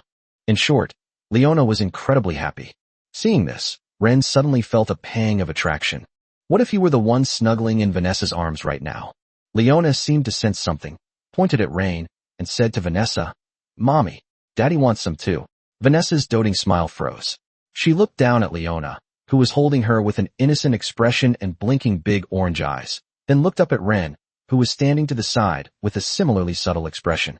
A blush crept onto the beautiful woman's fair cheeks, spreading subtly from behind her ears. "You've been naughty," Rain quickly explained, clearing his throat. "Dean, she probably just saw how kind you were to her and wanted me. To share something with her?" Vanessa took a deep breath, trying to project the authority of a vice principal. "I know. I'm so glad you brought Leona to see me. By the way, you must still have a lot of things to take care of, right?" Sensing that Vanessa seemed about to kick Leona out, Leona quickly snuggled into Vanessa's arms and whined, Mommy." Vanessa rubbed her forehead, her tone somewhat helpless. "How about Leona stays with me for now, and you can come to my place tonight to take the little one back?" Upon hearing this, Rain realized that Leona was creating an opportunity for him. It's not easy to dig into Leon's corner. That's the governor. If he wanted to kill a mere baron in the western provinces, it would only take him a word. Moreover, Ryan didn't want to get involved in the specifics of the conflict between Vanessa and Leon. How could Ryan possibly make a decision against his ancestors for the sake of a hospital director? Okay, Dean, I'll be going now. With a heavy heart, Ryan left the dean's office. As he walked downstairs, many of his classmates from aristocratic families greeted him. This kid is incredibly lucky. Many people are thinking about how to ask Ren for advice and how to get close to a female tutor with a title in the academy. This is like skipping decades of hard work. However, considering that Ryan is going to marry his mentor Phil, many people are not particularly envious. But some people are so envious they're crying. That mature, beautiful woman was like a queen. Ryan was happy to chat and joke with these young masters. After all, we're all in the same circle. Soon, small groups of young noblemen from the south gathered around Ren. Ryan, it has to be you again, a noble student winked. You haven't even graduated yet, and you already have a title, a wife, and your father is about to be promoted. Ren waved his hand with a smile. Just lucky, just lucky. As they chatted, they arrived at a private room in a restaurant and began preparing to enjoy themselves. Red wine, gourmet food, and beautiful maids are all available. Waiter, call us some ballet dancers to liven things up. A young nobleman, his cheeks flushed from drinking, shouted. Ryan sat in the center of the private room, leaning back comfortably against the soft cushions, toying with a crystal wine glass in his hand, the amber liquid shimmering under the lights. Nowadays, many young noblemen from the south are trying to figure out how to get on good terms with Ren. It seems the other person's father is going to become the prime minister. Regardless of whether Rain is a legitimate son or a concubine's son, as long as Victor holds his ground, he will immediately become the number 2 figure in the empire's political arena. At that time, the Valit family will reach a whole new level. Even though Rain was an illegitimate son, his status rose accordingly, just as everyone present was harboring their own ulterior motives. The door to the private room was pushed open, and several dancers dressed in light gauze dresses with graceful figures walked in and began to dance to soft music. The 4 or 5 young noblemen present were all bad news. They were proficient in eating, drinking, gambling, and whoring. When they drink too much, they tend to seek out rival aristocratic circles. For example, young noblemen from the south often like to pick fights with young noblemen from the north. Chapter 126. What I can give him is far more than he can imagine. The scene was in complete chaos, to the point that Ryan eventually considered leaving. It turned out that the group was having a great time. One stayed behind to drink with Ren, while 3 or 4 walked out of the private room. Before long, these young noblemen from the south each brought in a person. Ryan also knew this person. He was Roger, a student of Mentor Sean. Roger was completely bewildered. He had just come to the aristocratic restaurant for a meal when 3 drunk young noblemen came down from the top-floor entertainment room and dragged him up. At first, he thought it was this group of people who wanted to get to know him, but when he saw that Ryan was also sitting in the private room, he was completely dumbfounded. Roger's Adam's apple bobbed as he tried to straighten his back and maintain the last vestiges of dignity befitting a nobleman. Ren was also dumbfounded. He hadn't expected this group of people to pull this stunt. Roger was the only northern nobleman present, so he would be the object of entertainment for the southern young nobles tonight. Drink. Roger, we're treating you to some ballet tonight, a young nobleman said, putting his arm around Roger's shoulder and pressuring him to drink. A glass of strong liquor was shoved into his hand without any explanation. The young nobleman from the south, whose arm was around his shoulder, was named Derek. He had a mischievous and domineering smile on his face, and a strong smell of alcohol emanated from him. Derek, stop. Roger struggled, his face flushed, half with anger and half with embarrassment. What do you mean, don't? Derek slapped Roger's shoulder hard, so hard that Roger gritted his teeth. Inviting you for drinks and a dance is a favor. What? Is the drink not expensive enough? Or are the dancers not pretty enough? If not, we'll get a different batch. Yes, we've already treated you so warmly. It would be unreasonable for you to refuse. Roger looked at Ryan, a flash of anger in his eyes. To say that he has nothing to do with what happened today would be absolutely suspicious. But Ren had long forgotten about him and never intended to do anything to him, since his stage was no longer at the academy. However, something unexpected still happened. Who are you baring your teeth at? Huh. Derek grabbed a bottle of red wine from the table and poured it directly over Roger's head. Derek comes from a noble family in the South and is a well-known figure among the young nobles of the South at the Imperial Beast Taming Academy. Oh, sorry, my hand slipped. Are you all right? Derek put down the bottle, smiled, and picked up a handkerchief to wipe Roger's face. Ha ha ha. After a brief silence, the private room erupted in even more unrestrained laughter from several young noblemen from the South. Ryan watched silently as they bullied Roger, without making any comment. They're the ones who'll cause trouble. It won't affect Ryan much. Whatever Derek's intentions, even if Roger wants to settle scores, he won't be looking for Ryan. Derek wasn't just standing up for Ren. In aristocratic circles, it was called demonstrating one's status. How arrogant was the son of the Earl of August of the North in front of Ren before? But now he's behaving obediently in front of Derek. Deep red liquor streamed down Roger's head, soaking his meticulously groomed brown hair, and his face was filled with astonishment.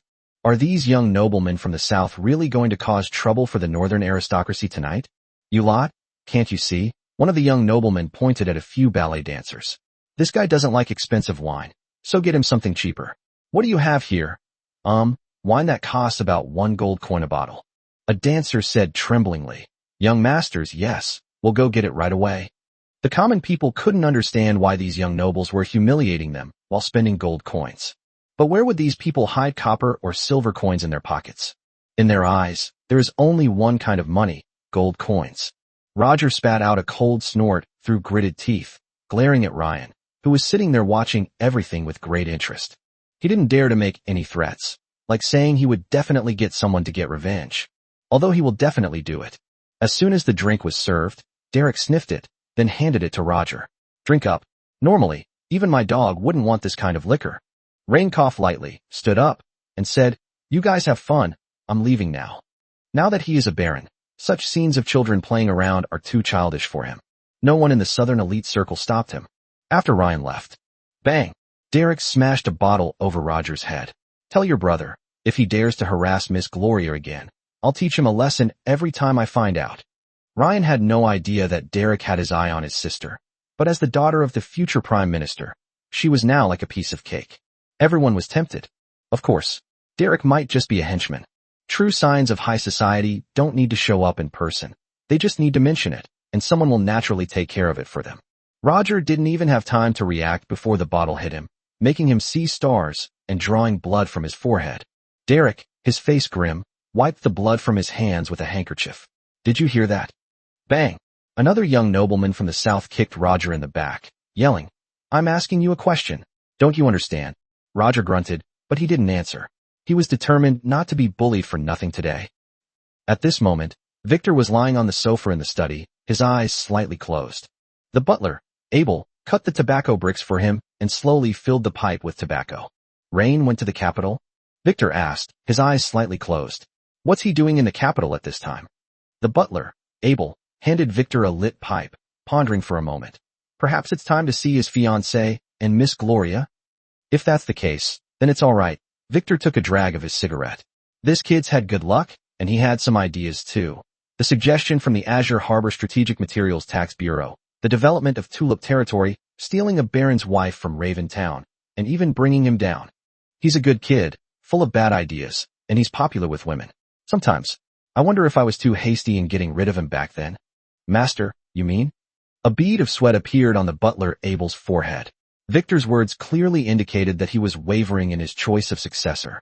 This is indeed true as people get older. Especially since Rain is his youngest son. If Rain really didn't meet Victor's standards, he wouldn't have personally gone to the capital to bring Rain back to Azure Harbor. Abel was very suspicious that his master's mental state really meant he wanted to run for prime minister. You know what? This child has always been good at hiding his emotions. Compared to Locke, Carl, I have never seen him show any signs of rage. Moreover, the servants on the estate all have a good impression of him. Such a person. Bang! Victor slammed down his pipe, startling Abel. When it comes to being capricious, Victor is arguably the most extreme nobleman Abel has ever encountered.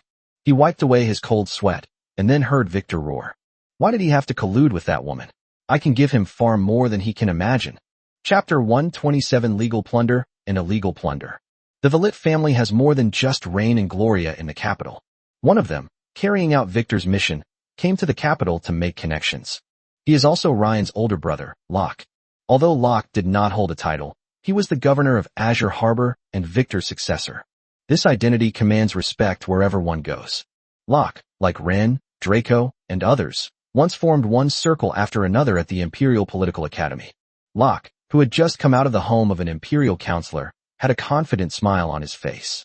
He boarded a carriage and went to a club. Inside sat many prominent figures from the capital. This was the circle of Locke's peers. They were all around 100 years old, and they were all a group of young people waiting for their fathers to die. Among the dozen or so people, you could even spot the academic year supervisor from the Imperial Beast Taming Academy, who was accompanied by another person. Sean. Sean is the worst off among this group. In the academy, he was polite and aloof, but in this setting, he was practically bowing and scraping. Many other people were also present with their wives. The ladies sat on the other side of the private room, chatting about all sorts of uninhibited topics. Any young man who hears even a single word from them will blush. As soon as Locke entered, all eyes were on him. He went straight to the sofa in the private room, sat down, took a sip of red wine, and then smiled confidently. 2 things. The Imperial Diet will pass the price tag control policy proposed by my father and publish an official price list annually, setting maximum selling prices and minimum purchase prices for strategic commodities such as grain, salt, iron, weapons, and magic ore. Upon hearing this, everyone's breathing quickened. Was this the game rule that the future Prime Minister was about to set? Those who sell at too high a price or try to lower the price will be severely punished. This is indeed a good thing for the Empire, as this policy will directly take away the most core profit control from the hands of big merchants and large estate owners. By protecting the basic livelihoods of farmers and urban residents, Victor will instantly gain massive public support. Although doing so would offend many local powerful families, it preserved the voice of the royal family and the Imperial Diet. The entire merchant class was betrayed by Victor. Does this guy really want to be prime minister? Some nobles in the circle were already gritting their teeth, but they still calmed down and asked seriously, "So, what's the second thing?" Locke chuckled softly. "It concerns the promulgation of the overseas colonial charters. If my father succeeds in becoming prime minister, he will use the Imperial Diet to push this bill through his full strength. The Empire will authorize merchants to form armed merchant corps to conduct trade, mining, and establish outposts within the overseas territories designated by the Empire. The Empire will grant top merchants the coveted opportunity to become lords. This is the highest level of compensation, fully transforming commercial capital into the vanguard of territorial expansion. Of course, any armed merchant group that engages in armed conflict outside the designated area will be considered to be committing illegal plunder. At the same time, in the event of a conflict with a foreign country, the Empire can incorporate every armed merchant group into its official operations at any time. According to my father, he never took anything from a merchant for free. He would take a bag of gold coins from you and give you a sword as well. And the maritime caravans of Azure Harbor can help you identify rich foreign lands, and you can take this sword to bring back wealth." From anger to ecstasy, the Empire still has many backward and barren territories overseas. If we attack directly there, the enemy probably won't be able to fight back and will only be able to watch helplessly. So, does this mean your family will have to build several new shipyards? A slightly overweight middle-aged nobleman slammed his hand on the table. "Forget it, never mind. Lord Victor is indeed extraordinary. This is a true man of great things. The domestic pie alone has already been divided up long ago. We won't do anything illegal plundering. If we're going to do it, let's do legal plunder. Sir, do you think those nobles and counselors will agree to you doing these things?" Inside the manor, the butler picked up Victor's pipe and changed the subject. "Nobles and counselors? Let them get out of the way," Victor said, lying on the sofa without even looking up. "My job is to serve the cake. That's how the game works. If someone has no appetite, we just have to find a way to get them out of the game." If Rain knew that his father was about to lead the Emperor's faction to update the Empire version, he would absolutely disagree. His Tulip territory hasn't even gotten active yet, and this guy is already trying to use Azure Harbor to support overseas warlords? At night, Rain arrived at the Dean's residence. The beautiful Dean appeared to have already bathed. She was only wrapped in a moon-white silk nightgown, which softly clung to her body curves, outlining the voluptuous and graceful curves of a mature woman. Her long, wet purple hair cascaded over her shoulders, the ends still dripping slightly, soaking the thin silk of her nightgown and revealing the soft glow of her skin beneath.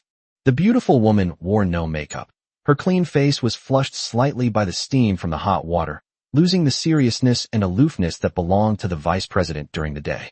Purple lotus flowers were hidden in her black eyes, and Rain could smell their faint fragrance as he approached her. "Rain, you're here."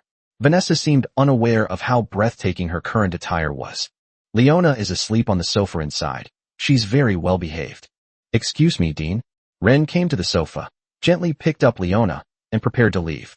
He certainly doesn't have the guts to steal Lion's woman now. The key point is that the Dean didn't intend to spoil Ren. However, just because Ryan and the Dean don't have much to talk about doesn't mean the Dean has nothing to say. After all, the two are now a pseudo-couple who are raising a child together. "I just checked Leona's condition and found something very bad." Vanessa stared intently at Rain. "Logically speaking, she has very high potential. So why is she only Silver 2-star now? Do you spend quality time with her regularly? Or do you know what kind of food she needs?"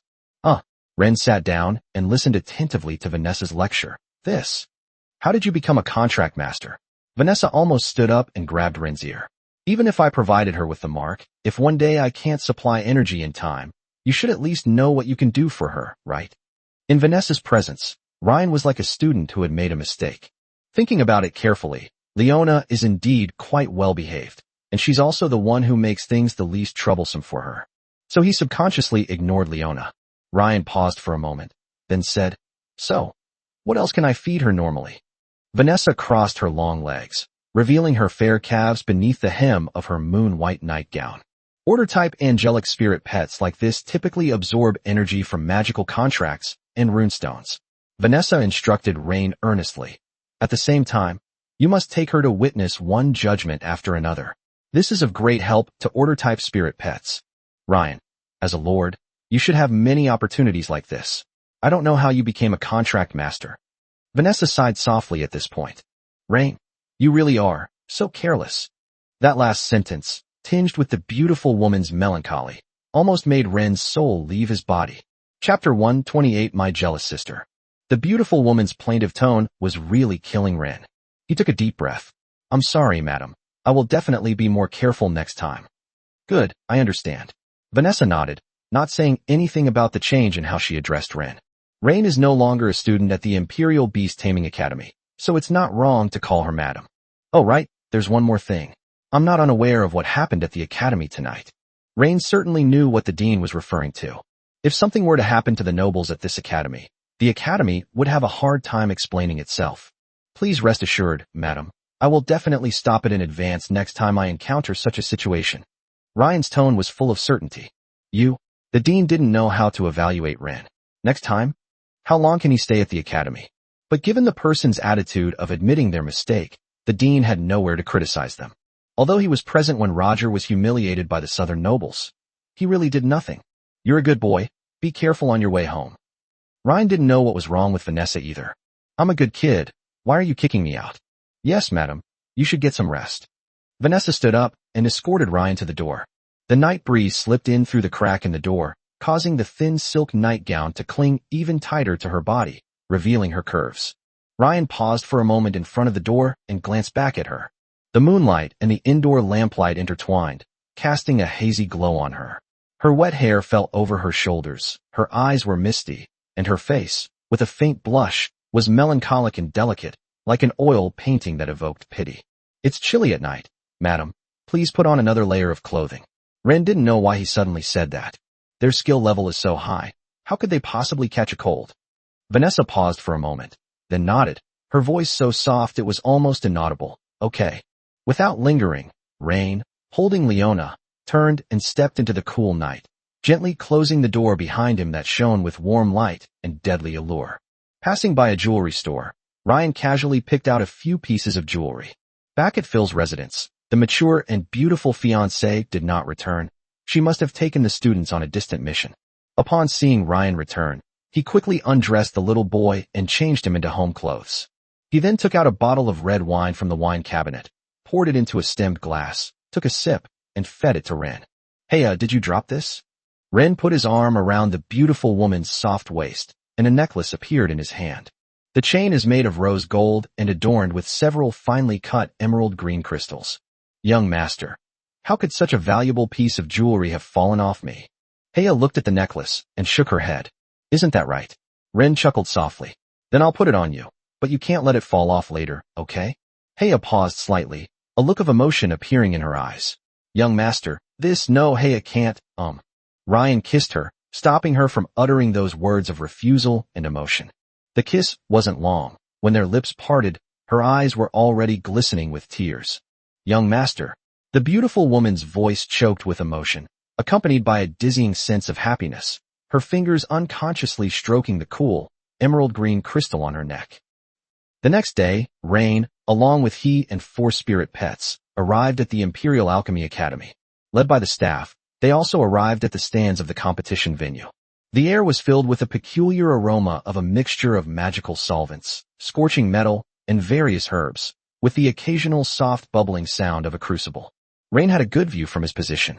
As a baron, he naturally couldn't be crammed into a crowded space, and he could also clearly see most of the control panel below. The blonde, blue-eyed beauty sat quietly beside him. Today she wore a low-key dark gray dress, but the emerald green hue around her neck inadvertently revealed a hint of being carefully cared for. She held Leona and Sherry in her arms, while Rain held Vivian, with a flower fairy hidden in her arms. Alchemy is a different cultivation system from contract masters, and Rain was not clear about its origins. Young master, it's Miss Gloria. Heya excitedly pointed down and waved to the blue-haired, pink-eyed girl in the white dress. Go, Miss Gloria. Upon hearing the familiar voice, Gloria looked up, initially surprised, then revealed a light and bright smile. My brother really came. She waved her hand vigorously and looked at Ryan. Ryan nodded at her in encouragement. With encouragement from her older brother's eyes, Gloria is full of confidence. She resisted the urge to snuggle into Ryan's arms and refocus her attention on her workbench. On the workbench were several common magical plant extracts and some basic mineral powders, seemingly preparing to concoct a magical potion. Rain couldn't understand these things either. In any case, he had great confidence in his sister. The competition ended uneventfully, without any accusations of Goliath cheating or anything like that. Afterwards, Ren and he went to Gloria's place. Gloria hugged Ren's arm and buried her face in her chest, sobbing softly. Okay, I believe you can definitely get first place next time. Third place is also amazing. Gloria buried her face in Rain's chest, her shoulders trembling slightly. Who cares about that? Gloria just hasn't seen her brother in so long. Ren chuckled. That doesn't warrant crying, does it? At this point, Rain seemed to sense something was wrong. He grabbed her shoulders, pulled her away from his embrace, and looked at his tearful sister. Gloria, why are you crying? I was just too excited. Liar. How could Ren not know his sister well? A marriage alliance, is it? That old bastard Victor is planning to marry you off. No, brother. Heya, being quite perceptive, led her 4 spirit pets away from the hall, leaving the brother and sister alone. No, my father hasn't arranged a marriage for me yet. Gloria, you have never lied to your brother. Gloria looked at Ren earnestly. Really? Ren was taken aback. Then why are you crying? Did someone bully you? Gloria buried her face in Rain's arms and continued to cry. I saw it all. He's necklace. How could Gloria not cry? Ryan took her money to buy gifts for other women, and he didn't even prepare one for her. Fortunately, Ren had prepared a gift in advance, and he wasn't penniless anymore. He was just about to return the money to Gloria. Chapter 129. Actually, I'm a very easy person to get along with. Seeing Gloria crying in his arms, Rain used the same trick again. Gloria, look, did this fall off you? As soon as Ryan reached out, a blue crystal bracelet appeared in his hand, with a pink heart in the middle. If Heya saw this, she would be shocked that her young master didn't even change his moves. While the girl was having a good time, Ryan pulled out a savings card. Gloria, there's something in here. I already told you those were for Tilope and Vivian. Gloria pressed down on Ren's hand. You're not allowed to give them back. Seeing Gloria's determined look, Rain had no choice but to give up. All right, I'll save it for you then. What's the point of keeping it? No need, as long as my brother is happy. The girl looked up at Rain, getting very close. Ren took a deep breath and pushed Gloria away. I'm sorry, Gloria, I might have to go. Why, brother? Gloria stared wide-eyed at Rain, who was now far away from her, in disbelief. You know, Ren coughed lightly. It's like being a lord, with lots of things to do every day, like finances, farming, military affairs, and... Brother, this is how you always lie. You avoid the problem while listing all sorts of examples to explain your reasons. Tears streamed down Gloria's pink eyes. Even if there were so many things going on, There couldn't possibly be no time at all. But do you know how long I've waited, brother? Ren's eyes flickered slightly. Gloria, listen to me. I won't listen. The girl stubbornly shook her head. Why are you afraid? Brother, why? So what did you come to the capital for? Just because of my letter, to come see me, say a few words, and give me a gift, like it's just going through the motions or completing a task. But what about me? I always thought that by giving all my goodness to my brother, I could keep you here. No, Gloria, I never intended to leave you, Ren said gently, approaching her. So you don't need to try to keep me. No, brother, you rejected me. You just thought about running away from and getting away from Gloria. The girl said, her eyes red as she looked at Rain. Gloria wants to be like Tilopi. Gloria wants to be like Vivian, and even like he. Brother, I don't believe you really don't understand it all. Before Gloria could finish speaking, Ren hugged her tightly. Whatever it is, we can talk about it after you graduate, okay? Really? Ren nodded, not daring to linger any longer.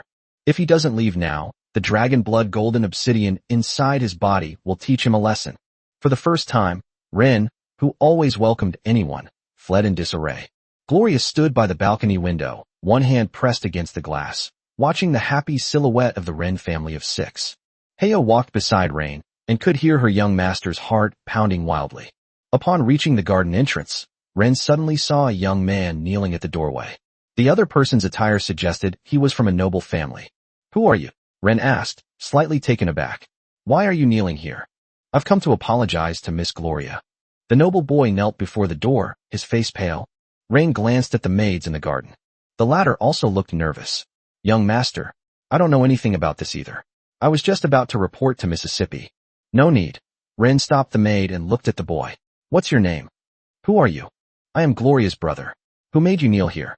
Ralph, the noble young master who had previously pursued Gloria, had a look of panic on his face. It's my own choice to kneel here. Gloria doesn't seem like the kind of girl who forces people to kneel, Ren said, narrowing his eyes. You're kneeling here to let outsiders know how arrogant the Villette family is these days, isn't that right?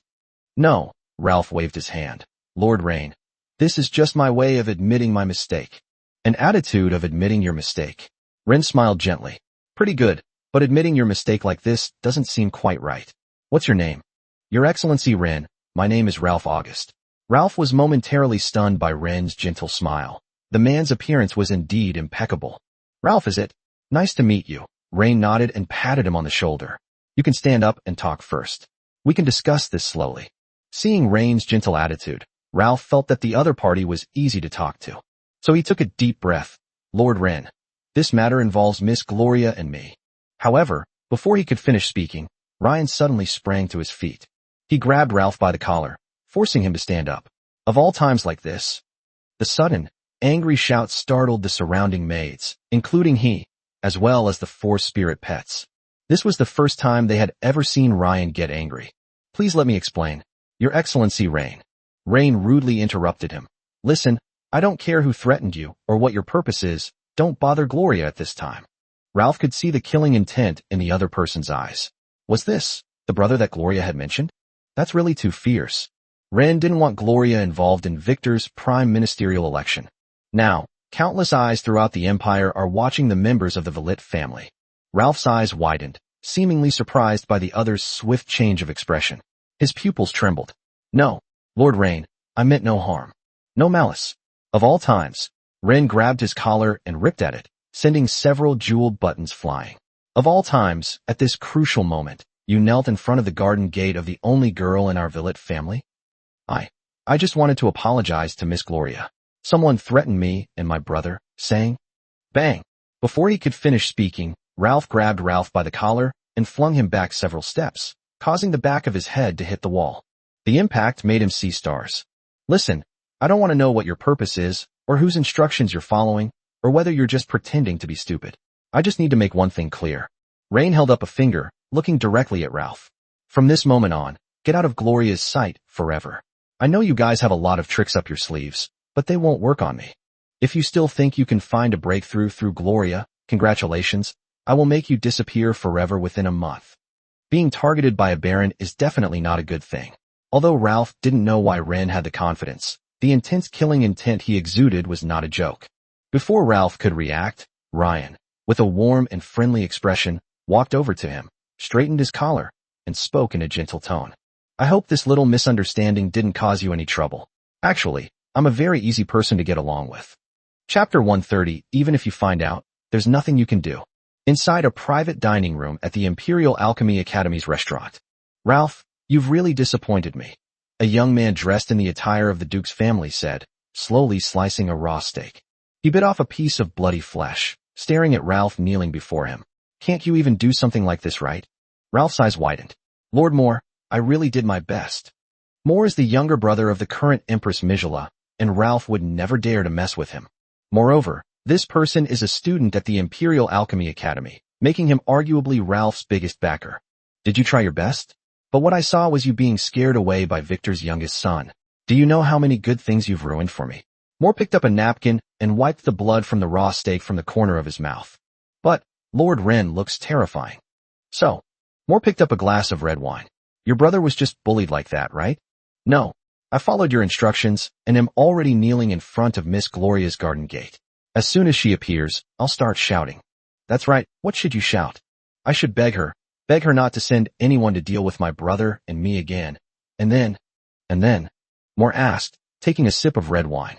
Then, recount how my brother was bullied by Baron Ren and his men, and beg the Valit family to spare our clan. Moore nodded slightly. Then, please kneel again tomorrow. Your Excellency Moore, I'm afraid I really. Moore's eyes widened. You're afraid of Ryan, but not me? No. Ralph didn't know how to explain to the young nobleman in front of him Rain's terrifying, predatory gaze. That guy. What happened to that guy? Moore clenched his fists at the thought of Ryan. This guy actually dared to lay his hands on the current Empress Mijala. Mijala is his sister. As Marcella's brother, he was also a staunch supporter of the Queen's faction. Moore naturally didn't want Victor to become the Imperial Chancellor, so he wanted to stir up trouble at this time. Let's see if we can start with Gloria. As a result, everything was messed up by Ren. Ren didn't give Ralph any chance to speak. Whenever he uttered a certain word, Ren would immediately interrupt him. This trip to the capital had already given Ren a bad feeling. I won't go into detail about Victor and Gloria. People like Draco and Ralph, who weren't initially connected, gradually became linked to him. Even the governor of the western provinces, Lion, has come to the capital. Was his real goal simply to get his wife to go back with him? Logically speaking, if Mijala were truly addicted, she would definitely find him once she arrived in the capital. But now, Mijala seems completely oblivious to the fact that she has arrived in the capital. This made Ren realize that the capital was not a place to stay for long. Logically speaking, he should go back sooner, since Goliath's match was already over. But when Ryan thought about the two things that had happened in the past few days, he felt that something was wrong. The southern nobles humiliated Roger, and the next day, Roger, a northern noble, and his brother knelt before Gloria's residence. Young master, what's wrong? Inside the carriage, Heya noticed that Rain's expression seemed rather unpleasant. It's nothing. Rain shook his head, then buried his face in Heya's arms. I need to think. The beautiful woman hummed, hugging the back of Ren's head. Young master, take your time thinking about it. She couldn't help Ryan think things through, nor did she know what Ryan was thinking. But she could provide Ryan with a safe haven to think things through, a place where he could snuggle and be pampered in her arms. The carriage moved slowly, and Ren lifted his head from Heya's arms. Don't go back to Tulip territory yet. Let's go to the Imperial Beast Taming Academy again. Upon hearing this, the female driver immediately turned around. Young master, what's wrong? Heya wiped Rain's lips. Did you leave something behind? Rain didn't explain much. After arriving at Phil's residence, he got off the carriage and said, Heya, wait for me here. After saying that, he didn't wait for Heya's reaction and quickly walked out of the garden. Following the familiar route, Ren arrived at the dean's office and knocked on the door. Soon after receiving the other party's consent, Ryan entered the office. This time, Lion wasn't there, which relieved Ren. After all, if he sees his wife coming to see him twice in a row, it might lead to some unpleasant misunderstandings. Ryan, is there anything else? Vanessa asked, looking at Ren, who hadn't even brought Leona with him this time. Madam, it's like this, Ren said, walking to sit on the sofa. I want to know what exactly is Victor doing. Vanessa seemed surprised that Ryan would ask such a question. Logically speaking, Victor is Ryan's father, so why is he asking him, an outsider? But as the dean of the Imperial Academy of Higher Learning, Vanessa possessed far more information than Ren. Rain, I don't understand what you mean. Vanessa quickly regained her composure. These things are not my concern. Is that so? Ren frowned slightly. He could clearly sense that this melancholy beauty was wary of him. Because Ryan is Victor's son, she cannot speak ill of Victor in front of Ryan. Regardless of their past relationship, Vanessa has her own judgment when it comes to matters of principle. Then let me put it another way. What promises he made to become prime minister shouldn't be a secret, right? Ren stared intently into Vanessa's eyes. Including your husband, the governor of Lyon, who ran to the capital. Wasn't it because of Victor? Vanessa's heart began to race. Enough. Ryan, these things, you shouldn't know, and even if you did, there's nothing you could do. I must understand, Rain said, looking firmly at Vanessa. It's now clear that someone is setting a trap for me and my sister, all around him, regarding his chances of becoming prime minister. Nothing may happen yet, but what about after I leave the capital? My sister Gloria? I'm afraid. Ren didn't know what to say. When it comes to arranged marriages between families, no one can stop it. But he couldn't just stand by and watch Gloria marry other nobles. As for what Victor does, that's his own business, and he'll be responsible for whatever happens. But Ren couldn't get Gloria to be put on the table as well. For example, Victor might arrange a marriage between her and a nobleman to form a political alliance. Chapter 131 Madam, love will find its own way. Rain, listen to me, go back right now. Vanessa frowned, her face filled with sorrow. Many people may die in the capital next, Vanessa said earnestly to Ren. As Lord Victor's son, you should not stay in the capital, the center of this vortex. Even if you weren't involved in many things, your surname is Verlit, you know that, Ren. Madam, Ryan looked up at her. Are you worried about me? Vanessa never expected Ryan to be so bold as to actually come at her. As the headmaster of the Imperial Beast Taming Academy, I'm just showing concern for my students. Is there a problem? Vanessa rolled her eyes at Ren. If it were anyone else, this would be absolutely awkward. But what can you do when Ren has top-notch modeling skills? Can you answer my question? Ryan refilled her mug with a cup of black tea. Your father is doing something crazy. He's raising funds to keep foreign warlords under his control, Vanessa said, seeing that Ryan was still so persistent. Anyway, this is no secret within the elite circles. He schemed and plotted to become prime minister. Next, Vanessa directly told Victor what he needed to do. Price tag control appeases the common people and strengthens the voice of the Imperial Council and the royal family. Rain pondered, resting his chin on his hand. The overseas colonial charters, on the other hand, unite the powerful and wealthy. How will they carry out plunder abroad? With this combination of moves, very few people will oppose Victor, except for those who don't want to cause trouble. But Victor had already explained everything to Rain. The Emperor's faction's rival was the Empress's faction. How could those powerful figures who followed Mijala possibly let Victor have his way? Whatever he wants to do, we'll just oppose him. Anyway, this man has never held back anything good. Madam, do you think this is a good thing? Ren asked tentatively. Vanessa shook her head. My thoughts are unimportant. This is none of your business. No, your opinion matters, because your husband, Lyon, has come to the capital. Ren said decisively. I now strongly suspect that he's in cahoots with Victor. Victor might be unmanageable, but what about Leon? But there's nothing I can do. Vanessa pinched the bridge of her nose. Not everyone can go toe-to-toe with the governor. At the very least, she couldn't do it, let alone Ryan. Lyon casually mentioned that he was just a minor baron, and his men had plenty of ways to make Ren disappear. However, this world is all about background. Rain is Victor's son, and Victor is quite old now. It is not a wise choice for an elderly person who is about to pass away to disturb their descendants at this time.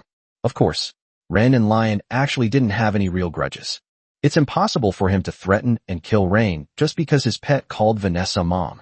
Rain, there are some lines you shouldn't cross, Vanessa said, her tone now stern. Curiosity can be deadly in the capital, especially now, with the Prime Minister's change of leadership. Are you going to choose to oppose Lyon? Even if you are Lord Victor's son, Lord Victor will still take action against you for the sake of the faction's governor. Ren also knew about this, and it all depended on how the higher-ups fought it out. Even a low-ranking baron like him couldn't get involved. The boy took a deep breath. Now he needed to sort things out first. For Ren, Victor becoming prime minister is not a bad thing. But he was afraid that Victor would sell out Gloria in order to become prime minister. Protecting Gloria is the top priority. If only he could kidnap her, but even if Gloria were willing, Victor would never allow his daughter to be kidnapped in the capital, even if that person is his son. However, Vanessa's response to Ryan was quite clever. When Ryan asked her how to get back at her husband, Vanessa's reaction was to remind Ryan not to do anything reckless. Madam, love will find its way. Love has its own way. Vanessa was stunned. What kind of nonsensical answer is this? Ryan, are you even listening to me?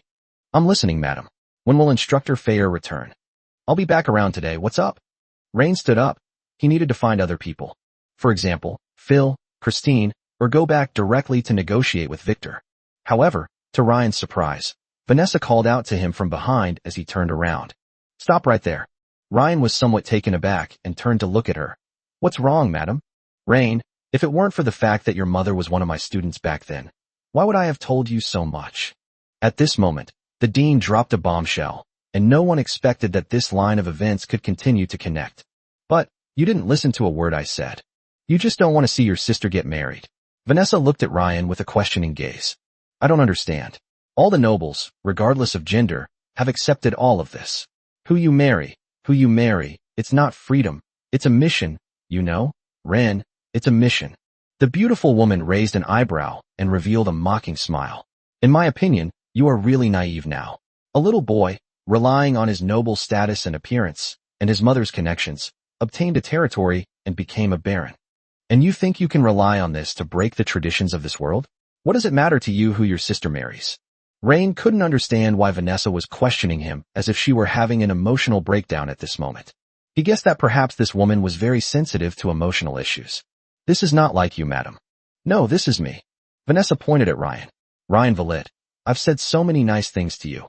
Why did you say such unrealistic things? To prevent your sister from getting married, you're going to sabotage your father's path to becoming prime minister? Or are you going to kill off your father's associates? Don't you think that's childish? Do you even think you have the ability to do that? And then what? What can you change? Your sister isn't getting married, is that right? After venting her emotions, Vanessa seemed to realize she had gone too far, so she coughed lightly, turned her head, and blinked repeatedly, her eyelashes fluttering. What I just said, you should understand, right? I'm sorry. I might have lost control of my emotions, but that's the truth. She loves me. Vanessa's eyes widened upon hearing this. She turned to look at Ryan, her mouth agape. Seeing Vanessa's horrified expression, Ryan nodded seriously. That's right. Madam, this may seem absurd, but love will always find a way. Chapter 132. How could I have never been loved? Love has its own way out. No, it's not like that, Ren. You will face many real problems. You are not a beast, Ren. We live in a civilized society. We are civilized people. We are nobles. Vanessa's voice was already trembling slightly. So, can I fall in love with you? At this moment, Ryan once again said something that left Vanessa speechless. What did you say? How could you fall in love with me? What you were just discussing with me was about Gloria. I love you too, madam. Vanessa covered her parted red lips. What are you talking about? I love you, my wife. I want to be able to snuggle in your arms like Leona does. A woman's shrill voice rang out. No, Ren, you've gone mad. I've been married. I've had children. I love you, madam. How could you fall in love with me? I have tried to restrain myself, madam. Rain's voice remained steady. Vanessa's worldview was completely shattered at this moment. Get out. Vanessa grabbed a mug and smashed it at Ryan's feet. Get out of my office, you beast. I thought I was being completely honest and caring, taking care of your spirit pet as an elder, and kindly advising you not to take any risks. And what did you tell me in return? Tell me you're a complete beast. She roared at Ren in a tone of utter disappointment. Vanessa felt a tremendous waste and anger, feeling that Ryan had betrayed her good intentions and warnings, acting like a spoiled child. But the real reason is a projection of despair and envy of one's own fate. She married Lion, living in a loveless and even repressive relationship. Their daughter also died because of Leon. Thinking about this, Vanessa even felt a sense of shared suffering. She felt that her marriage was unhappy because of her father, and that her daughter died because of Leon. Now, Gloria may also be used as a bargaining chip and traded away because of her father's political ambitions. This is so similar. The image made her feel cold all over, and it brought out the pain, guilt, and anger that she had suppressed for decades. Just as Ryan placed his hand on the doorknob, he heard Vanessa's choked voice behind him again. Now, Gloria, she will be like me. No, perhaps even worse than me. Did I at least have the right to choose? No, I didn't. We were just handed over from one exquisite cage to another, a more ornate and colder cage. Ryan turned around abruptly, strode over to Vanessa, and, to her astonishment, put his arm around her waist. What are you going to do? Ren, I am your, Ryan kissed her. Vanessa froze completely as Ryan held her tightly around the waist, preventing her from breaking free. The beautiful woman's final struggle amounted to a whimper. You're insane, Lip separation. Vanessa pressed the back of her hand to her lips. Do you know what you're doing? You're going to kill yourself, and you're going to kill me. Ryan smiled. When life ends, love will live on, madam. Vanessa's hand was still pressed against her lips, as if trying to seal or erase the sensation, when Ryan's words made her tremble. No, that's not how it is. Only by living is there anything possible. If you die, you have nothing. When a person dies, they're just like dust. Nothing remains. Her voice rose again, tinged with a hint of unease.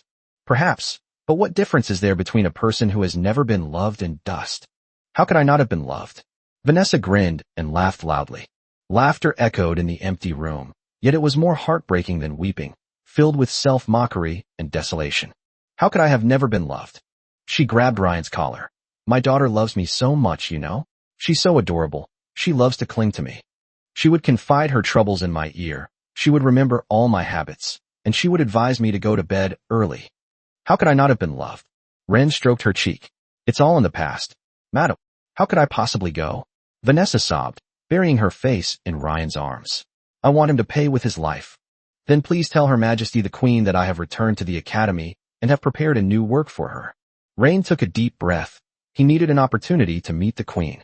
Now, only Vanessa can help Ryan. It might be useless, but you should at least try. Then wait here at the Academy. I'll get back to you tomorrow. Vanessa composed herself, her eyes slightly red as she looked at Ryan. Okay. Ren looked at her mature and elegant face, and couldn't help but lean closer. This time, Vanessa turned her face away, refusing Ryan's kiss. Don't. Ryan. Why? I don't love you. Is that so? Ren released his arm from the beautiful woman's waist. I'm sorry, madam, I was rude.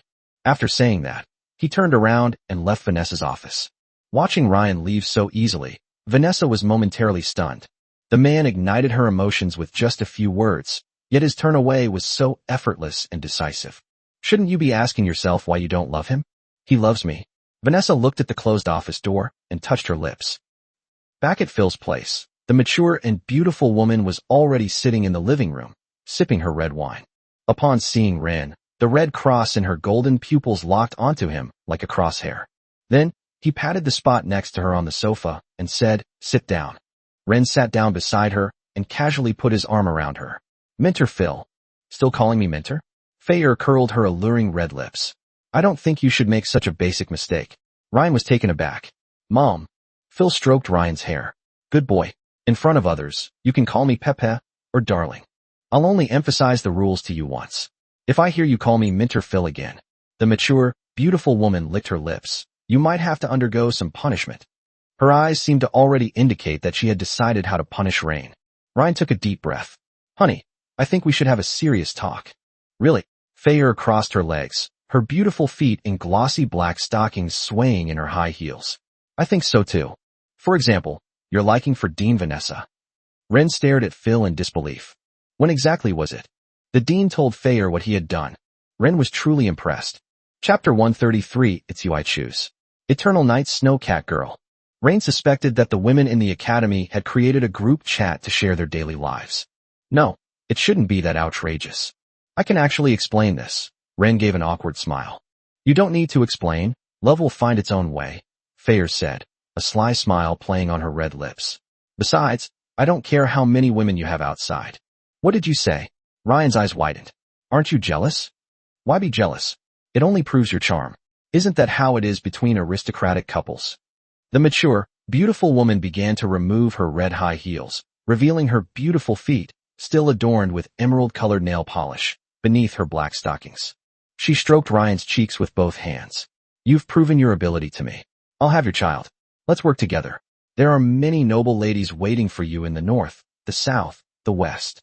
Rain never expected that this mature and beautiful woman had such great ambitions. But that is indeed the case now. Rain is developing in the western provinces and has the right to inherit the family in the south, while Phil also has his own territory in the north.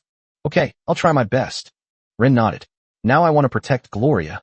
Don't worry, Lord Victor would never let Gloria marry someone now. Why? Ren asked, slightly taken aback, before kissing Phil's red lips that were leaning in. It's very simple, Phil said, her breath sweet as orchids. The Imperial Council has very little opposition to Lord Victor right now. At this time, even if someone else wanted to marry Gloria, Victor wouldn't let her get married. After all, Guju, the price to pay for marrying a potential prime minister's daughter and marrying a prime minister's daughter is different. As their lips parted, Ryan looked into Phil's eyes and said, "You're saying he doesn't need to go through a marriage alliance at all right now?" "No need," Fayer shook her head. "Besides, if he creates too much hype all at once, do you think the Emperor would still be happy to have him as prime minister?" In an instant, Ryan calmed himself down. "I was too impatient. The main problem is that Rain also lacks the information mentioned above, but Phil is different. Women who can obtain a title from their fathers are not to be underestimated. She is no longer just the legitimate daughter of the Capes family, but a core member of the Capes family." Phil chuckled softly and reached out to loosen Rain's collar. "Lord Victor still favors you quite a bit." "Favoritism?" Ren frowned. "I've never noticed it. He only cares about his heir." "But he agreed to our marriage, didn't he?" Phil licked Ren's cheek. "The Zepesh family supports Her Majesty the current queen. He once went to the Tsepsh family to discuss our marriage." Ren's pupils twitched slightly. "How could he?" "Shoo." Phil held up a slender, white finger and placed it against Ren's lips. "In fact, he has already made arrangements for you. In the marriage agreement, he has stipulated that in his future estate, he will give you a small fiefdom of Azure Harbor, as well as a baronial title. Changing the heir isn't an easy matter, and your elder brother's mother's family is not to be trifled with. Lion is your elder brother's mother's younger brother. If Lord Victor truly didn't care about you, why would he let you marry me? He could easily arrange for you to marry another woman, couldn't he?" Ren took a deep breath and hugged the mature, beautiful woman tightly. "You mean his attitude towards me back then was all an act for Locke? Who knows? Your father might be an enemy of our family, but he's definitely not your enemy." Phil stroked Ren's hair. "Besides, we're not without a chance of winning. What we should be thinking about is how to kill Locke. I'll help you." At this point, a murderous glint flashed in Phil's eyes. If Ren inherited the title of Earl, then she would be the Countess. Ren couldn't resist the temptation. Ren desperately wanted to be a Count. Ren dreamed of being a Count all the time. Since Victor's attitude towards Rain is ambiguous, it means one thing. He gave Ren a chance to go head-to-head with Locke Suyu Gate. "Promise me you'll go back to Tulip territory after tonight, okay?" Phil asked, almost coaxingly. "But I've already had the Dean send a message to Her Majesty the Queen, asking her to appreciate my new work." "Oh my god. Eek. The Dean hasn't contacted His Highness yet. If His Highness wanted to see you, he would have summoned you immediately. Is she already tired of it?" "Of course not." Phil kissed Rain. "Her Highness has her own reasons for doing things." Of course, Rain didn't know that the reason Mycelia didn't come to see him was because Rain had already been targeted by Emperor Tyrell. The next day, Rain took he in a carriage and returned to Tulip territory. The capital city is not yet his stage, and Phil has given Ren a more correct direction. He needs to build up his strength now, preparing for a future showdown with Locke's Sunyu sect. A few days later, Rain returned to Tulip territory. The trip to the capital had lasted about a week, and now Rain had just accumulated enough upgrade points for Sherry. Current points, 3050. Rain opened the shop and directly searched for Sherry's gold advancement method. Eternal Night Snowcat Girl, Stealth/Burst, Frostblade Hunter, Pursuit Damage/Armor Penetration, Silver-Haired Proud Dancer, Execute/Finish. All three are good, but Ryan decided to pursue Sherry's current path. "I choose you. Eternal Night Snowcat Girl." Same recipe, same taste. It just lacks the special emotional/state replenishment. Current points, 50. Rain handed the recipe directly to he, calculating the time. Tilope was almost ready to evolve. She used to be only the size of a palm, but now she's almost 30 centimeters tall. She's grown. And lately he seems to be very sleepy, always hiding in Ren's arms, and not coming out to be naughty much. Vivian also developed the same symptoms. She needed to sleep for a long time each day, and was usually held by her ya.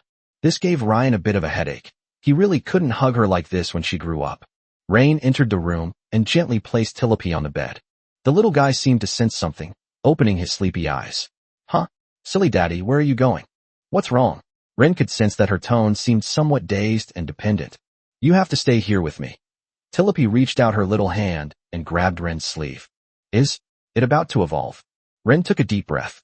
Evolving from the bronze rank to the silver rank may not require a contract master, but it's different when evolving to the gold rank. Once you reach this state, you're basically in a position to transform into a human form. Of course, some spirit pets are unwilling to transform into human form and prefer to maintain their original size. Regardless, this represents a qualitative transformation. Spirit pets that are heavily reliant on their contract masters will feel extremely insecure and will only feel at ease if their contract master is present. Chapter 134 The Golden King Beast. Tulip, the Arrogant Witch Tilipy. Tilipy rubbed her little face against Ren's palm, her voice filled with sleepiness and a rare softness. Silly daddy, don't go. Okay, I'll watch over you here, Ren said, crouching down and stroking her little face. Sweetie, go to sleep. He could feel the gentle yet vibrant natural and life force within Tilipy now surging like a tide. Inside the room, the leaves of the potted plants moved swiftly without wind, as if responding to this force. Vivian should be a few days later than Tilipy, and she hasn't yet shown signs of elemental condensation. Only Ren remained in the room, gently coaxing Tilipy. Sleep, sleep. Ren's voice was deep and steady.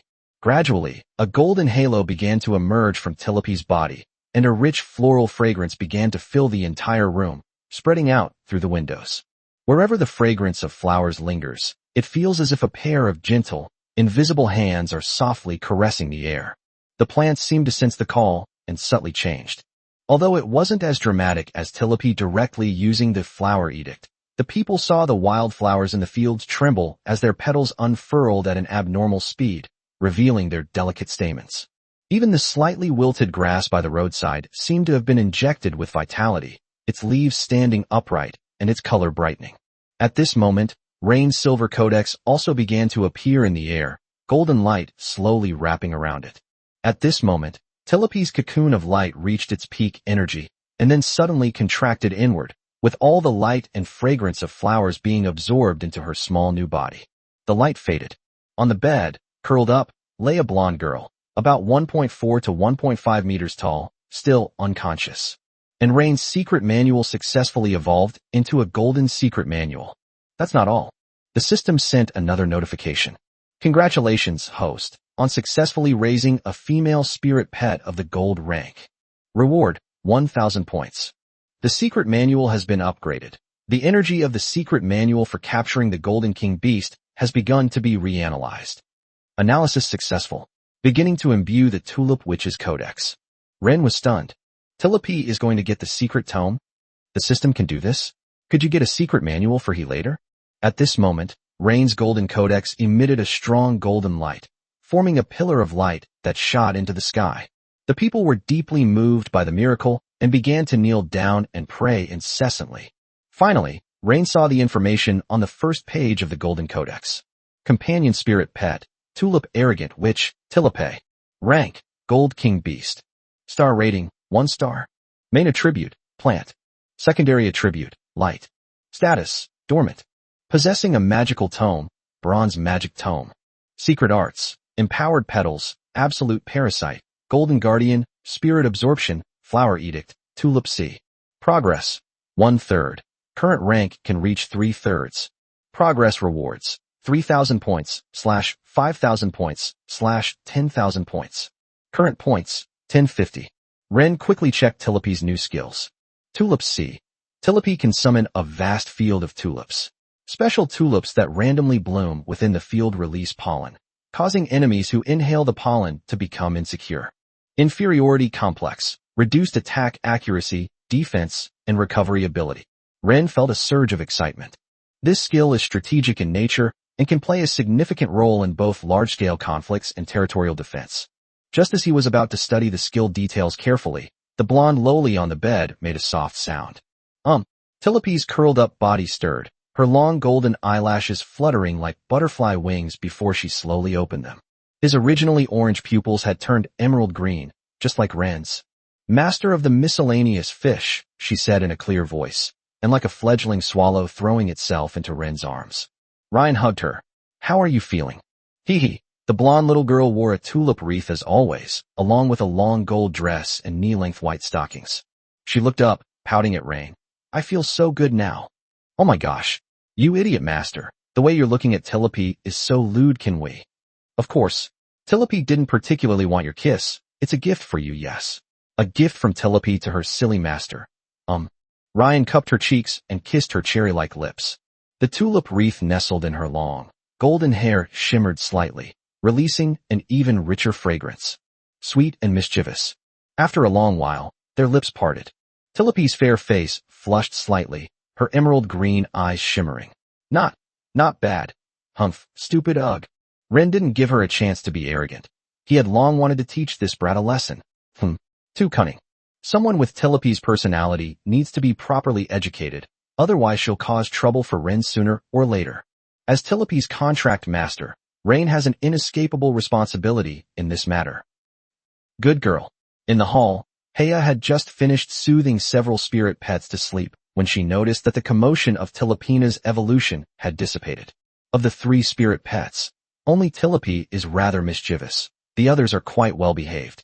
Thinking I'd go check the room, I was surprised to hear Ren scolding Telepi coming from the bedroom. Why, you idiot master. I can't believe you actually dared. You actually dared to curse at me. Fine. Seeing how pitiful you look, I'll reluctantly listen to your rambling for a bit. Anyway, this is probably the only kind of fun a lowly master can have, right? Humph. He was surprised that Telepi dared to defy Rain, who was known for his fierce punishment of spirit pets. After all, he is a professional contract master. Telepi will be crying soon. Heya was absolutely certain of this. Really? Oh, wah, I won't do it again, I'll never be naughty again. Hearing Tilly Pekin admit her mistake, Heya finally felt relieved. It was night when Rain slowly emerged from the bedroom. Heya had already prepared hot water and a change of clothes for him. Rain soaked comfortably in the bathtub, looking at he. Why don't you go and take care of Telepi first? Young master. The beautiful woman hesitated for a moment. Don't you need me to help you bathe? All right. Look at how worried you are. You should go ahead. Knowing Heya's soft-hearted nature, Ren probably wanted to comfort her after hearing that Telepi had been scolded and cried. Chapter 135. If it were you meeting her, you wouldn't be so busy. Ren have quite a few points now. Current points, 19050. However, I'll save these points for now and see what the next few spirit pets need. As for Leona, Rain has no plans to train her into the gold tier for the time being. The reason is that he cannot afford to raise 4 golden spirit pets. Using points to buy pet food is too wasteful. Gold coins, on the other hand, offer much more flexibility. The next day, Rain walked out of the castle. The logging camp was also put into construction under Baruch's handover. We still need to cultivate a group of farmers and businessmen. Inside the study, Ren tapped the table and instructed the bald man. I have a suggestion. Set aside 1,000 gold coins for lending. My lord, Baruch took a deep breath. Isn't 1,000 gold coins too much? Is it too much? Not at all. Ren shook his head. You arrange this. Set aside some suitable land for planting and animal husbandry within the territory and rent it out. But I have only one request. Only commoners with Tulip Territory residency are permitted to rent land and borrow money. Ren touched the blue gemstone on the collar of his white shirt. You might not know me very well yet. I don't care how money is spent. You'll get to know me better as you get to know me. Baruch truly couldn't understand Ren's way of thinking. Normally, aren't all nobles trying every possible way to squeeze money out of their subjects? Although the common people of Tulip Territory don't have much money right now. But surely we shouldn't just lend them money directly? What about the interest rate? Baruch thought that Ren would definitely tamper with the loan interest rate. 5% interest per year, Ren said, uttering a figure that shocked Baruch. Damn, is this guy here to do charity? At that moment, Baruch even had a ridiculous idea. Baruch swallowed hard and asked Ren in a questioning tone. Lord, could you tell me why we should do this? Oh, Ren was somewhat surprised that this guy actually wanted to learn how to be a lord. It's very simple. What is the traditional way of accumulating wealth? It's through land and people. They squeeze every last drop of wealth from everyone. Isn't that great? It's great. Ryan was willing to talk to his subordinates, but this is short-term success. For example, if you manipulate loans or land rent, the pressure in this industry is immense, and some people might not be able to last more than a few years before giving up.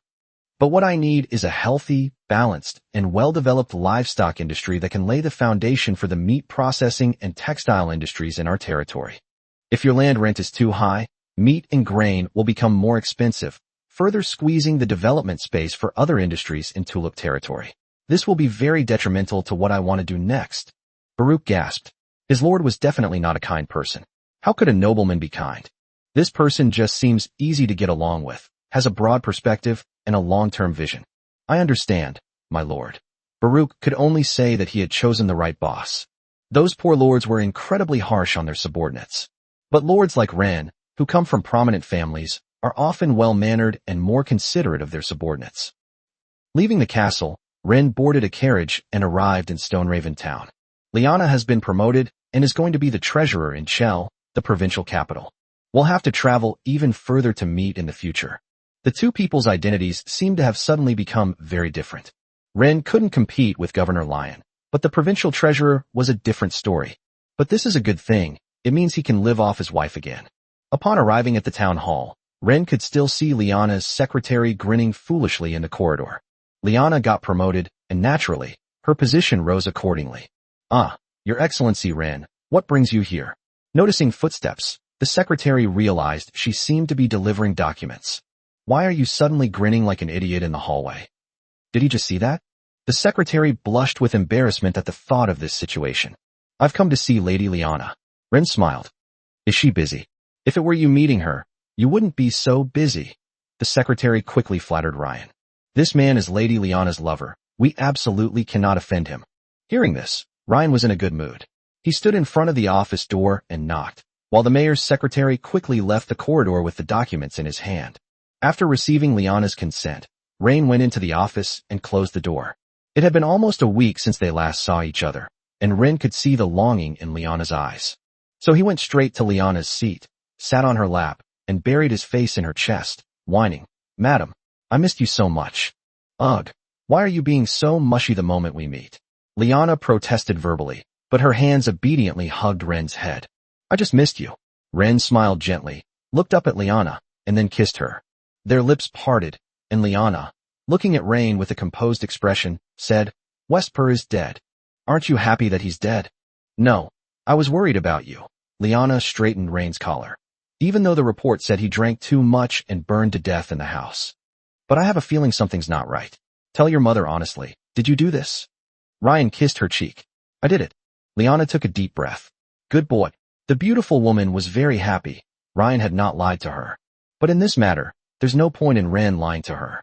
By the way, madam, did this fall from you? Ren smiled inwardly and took out a ring from his hand. The dark gold ring is set with an ice blue gemstone. Liana covered her red lips in surprise, her eyes filled with emotion.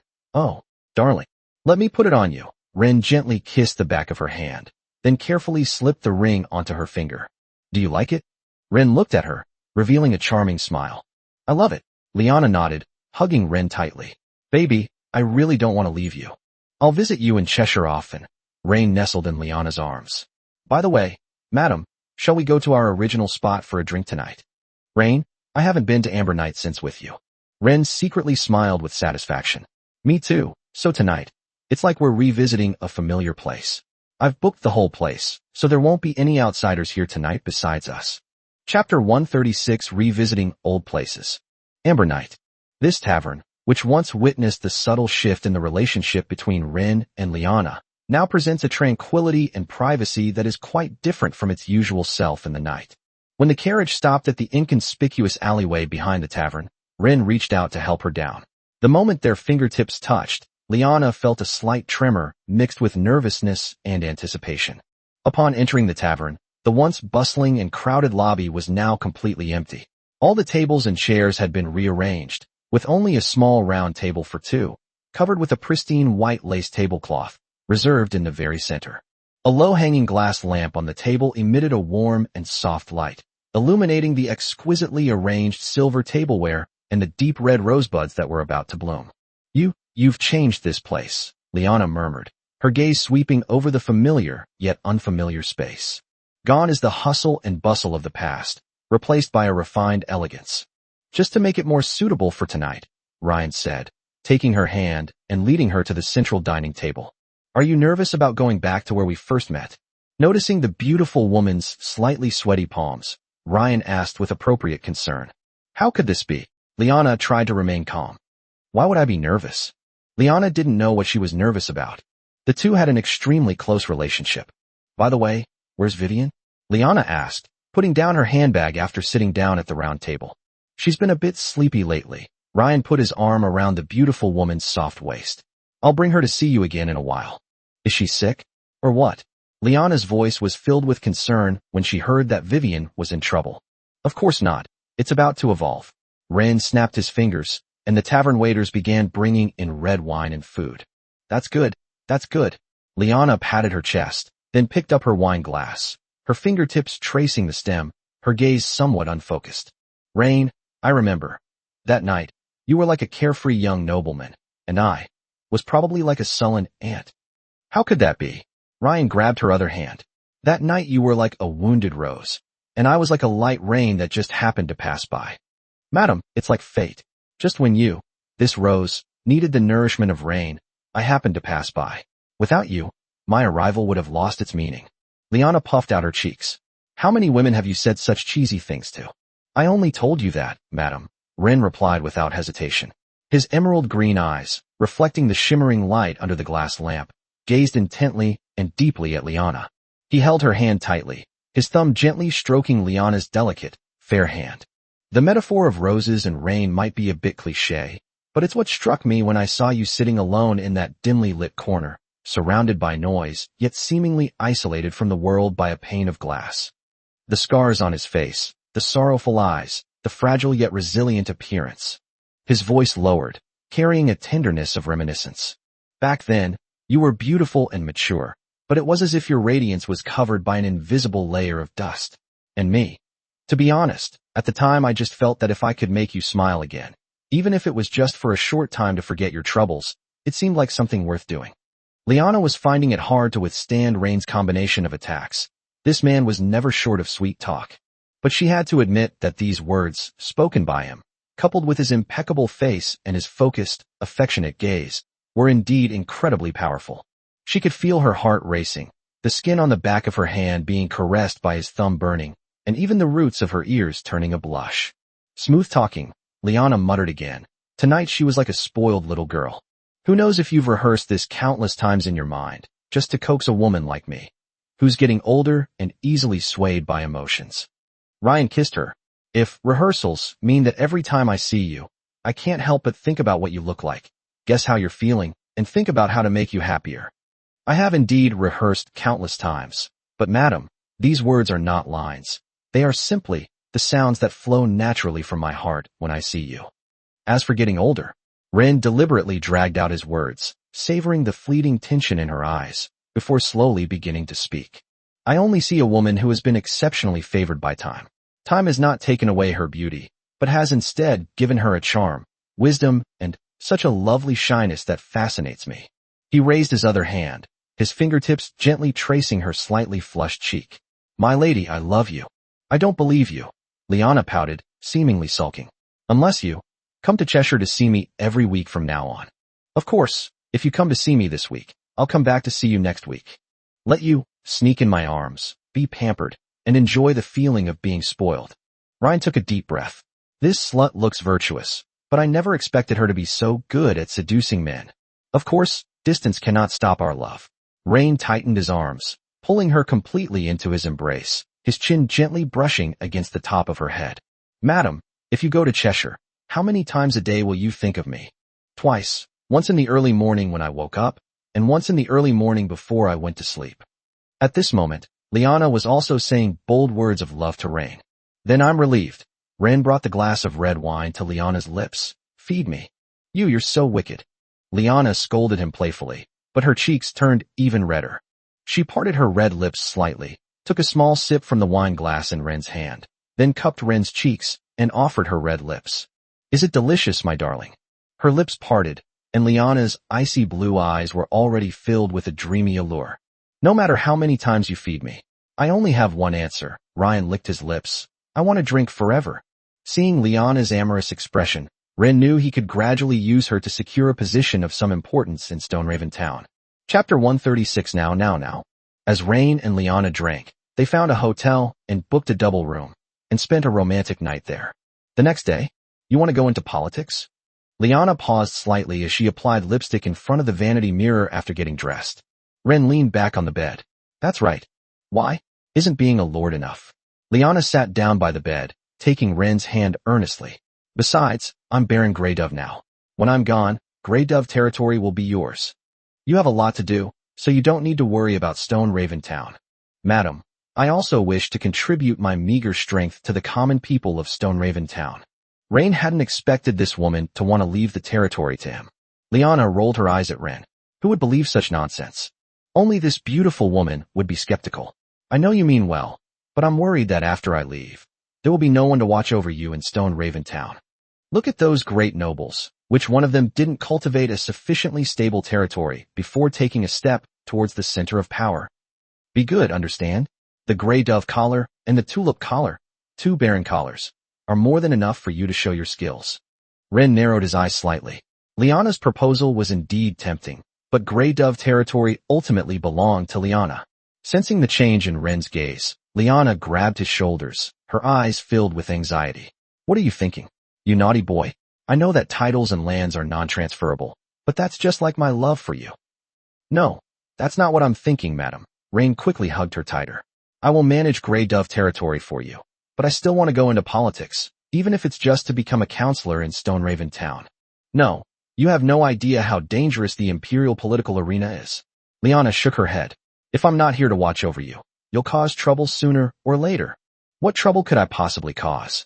Ren patted her on the back. I just want to be closer to you. No, you don't need that. I already belong to you completely. Lyanna gently stroked Ren's hair. Everything I have, I've already given you. Even the most valuable thing I had left was my wedding ring, and I gave it all to you. And I only need a moment, like now. Since meeting you, I haven't thought about the future. I only want the present. Now, do you understand? Good boy. Rain was somewhat moved. The beautiful woman's love was incredibly intense. He immediately pulled Lyanna into the bed. Oh no, I just finished my makeup. You mustn't ruin it. If you don't cry, your makeup won't run. At noon, Ren returned to Tulip territory with mixed feelings. Although he hadn't managed to get any official position, Lyanna had made it clear to Ren that he could make decisions about anything in Grey Pigeon territory, as long as the people are well managed. If the Tulip collar is likened to a wildly growing youth, then the Grey Dove collar is like a successful middle-aged person. If Vesper hadn't had his man poached by Ryan, taking him down wouldn't have been so easy. At least they haven't deployed their troops yet. As Lyanna's lover, Rain naturally informed her in advance that she should be wary of Governor Lyon after arriving in the provincial capital, Cheshire. As Rain walked into the hall, a blonde little girl had already jumped into his arms. Why, you silly daddy. Ren stroked Tilipy's hair. What's wrong? He's still a little unaccustomed to Tilipy's current size. What do you think? Tilipy clung to Ren like an octopus, looking up at him with tears welling in her eyes. You're so awful. I even fainted, and you just heartlessly abandoned me. Ren sighed helplessly. Tilipy had grown taller, but her mind was still the same as before. He scooped Tilipy up in his arms and gave her a princess carry. Okay, I'll apologize, alright. Ugh. No, didn't we agree to take Tilipy on a date in the forest? You idiot, daddy. Rain coughed lightly. I'll take you there after Vivian evolves, okay? Upon hearing this, Tilipy's puffed-up cheeks softened, and her eyes lit up. Don't lie to me. Of course. Ren rubbed his nose against hers, showering her with affection. Upon hearing Vivian's name, Ryan quickly snapped out of his reverie and prepared to check on her. Unexpectedly, Heya had already rushed out of the bedroom. Young master, Vivian seems to be evolving too. Rain quickly put Tilipy down and went into the bedroom. At this moment, the little mermaid is lying quietly on a large bed covered with soft silk. Unlike the vibrant and fragrant scene when Tilipy evolved, Vivian was surrounded by a tranquil and profound energy fluctuation. The air in the room became humid, and condensation began to form on the window panes. Eek! Sensing Ren's presence, Vivian quickly opened her eyes and called out to him. Perhaps she could have evolved long ago, but Ren isn't here, so she has to wait for him to come. Because the first thing this mermaid wants to see after evolving is Ren. Sweetie, I'm here. Rain quickly came to the bedside and held her little hand tightly. Don't worry. I'm here. Wah, Vivian whimpered, reaching out her hand to Ren. Okay, I'll hold you. At this moment, Ryan was very nervous. He gently picked her up and kissed her clean forehead. Sweetie, sleep well, okay? Eek. Vivian nestled into Ren's arms, unusually obedient, regarding Ren's warm embrace as the safest haven, and closed her eyes contentedly. Ren could clearly feel the small body in his arms beginning to undergo subtle changes. Immediately afterwards, the scene inside the room completely changed. The original walls and ceilings seemed to have disappeared, replaced by an endless and deep starry sky. And so, Rain held Vivian in his arms, admiring the stars around them. Every twinkling star resonated with the transformative essence of Vivian in his arms, showering down invisible starlight that flowed into her small body. Vivian, under the starlight, appeared even more divine, and her size began to grow to be about the same as Tilopi's. Chapter 137 Your Excellency Rain, you don't want to be accused of murdering a nobleman, do you? The power of the surrounding stars continued to gather at Vivian's brow, eventually forming a hexagonal blue gem on her forehead. Then, the surrounding starry sky disappeared. At this moment, the second page of Rain's Golden Codex also began to open. Companion Spirit Pet, Star Guardian, Vivian. Rank, Gold King Beast. Star Rating, 1 star. Main Attribute, Water. Secondary Attributes, Light, Lightning. Status, Dormant. Possessing a magical tome, Bronze Magic Tome. Secret Arts, Star Spirit Rain, Water Shadow Star Arrow, Thunderstorm, Tidal Hymn, Rising Tide Curtain, Springtime Transit. Progress, 1/3. Currently unable to reach 3/3. Progress Rewards, 3,000 points, /5,000 points, /10,000 points. Current points, 19050. At this moment, Vivian was wearing a blue long dress on her upper body, with a blue fishtail visible below, the scales reflecting colorful light. Her petite frame, about 1.5 meters tall, clung tightly to Ren, struggling to speak. Master, you're so gentle. Ren stroked Vivian's hair and smiled gently, but seeing that she still had a fishtail, he didn't know what to do next. My sweet baby, you've grown so much all of a sudden. Wah. Vivian looked up at Rain. Does that mean I won't be able to let Master hold me all the time anymore? Wah. I will find a way to turn you back into your tiny selves. Ren took a deep breath, inhaling the sweet fragrance emanating from the little girl. While he indulged Vivian's coquettishness, he examined the 2 new skills she had mastered. Rising Tide. Vivian can gather a large amount of water elemental energy to form a towering water wall, blocking wide-range ranged attacks from enemies. Springtime across the border. Vivian can draw upon the life force of stars and the rhythms of the tides to create a persistent realm within a designated area. Friendly units within the area continuously receive moderate health regeneration and increased resistance to abnormal statuses. Enemy units will receive increased water/light/lightning damage the next time they stay within the area or pass through it. To Ren's surprise, Vivian was also granted a secret manual by the system. It seems that absorbing the secret energy released by the 2 Golden King beasts has made the system start to exert its power. Even Selena would be shocked to learn that there were 2 Golden King beasts. When he came to his senses, Ryan and Vivian were already kissing. Sweetie, how about I build you a big bathtub someday? Ren stroked Vivian's cheek and smiled gently. I'll do whatever Master says. Vivian buried her face in Ren's chest and kept rubbing against him. Vivian is the best girl, Ren said, stroking her hair and taking her hand, preparing to lead her out of the bedroom. Wait a minute. Vivian looked at Rain, her eyes sparkling with anticipation. After Tilopi evolved, she was with Master. After saying that, she blushed and covered her cheeks, seemingly too embarrassed to look at Ryan. Ren looked at her fishtail and really didn't know what to do. Seeing Ren's conflicted expression, Vivian let out a soft moan, and blue light flowed around her. Finally, beneath the blue dress, a pair of fair, long legs appeared. Those beautiful feet were even painted with blue nail polish, like 10 blue gemstones. Vivian seemed a little unaccustomed to standing on her own 2 legs, her body swaying slightly. She subconsciously gripped Ren's arm, adding to her innocent yet alluring charm. Eek! Master, it's okay now. She tilted her head up, her nebula-like eyes filled with shyness. Ren's breath hitched slightly.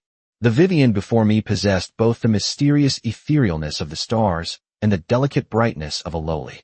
Especially her small feet, which had just taken human form and were painted with alluring blue perfume, gave her an unconscious, siren-like charm amidst her holiness. Rain gently lifted her up in a princess carry. Sweetie, you're so beautiful, but won't this be very taxing? How long can it last? I'm not tired.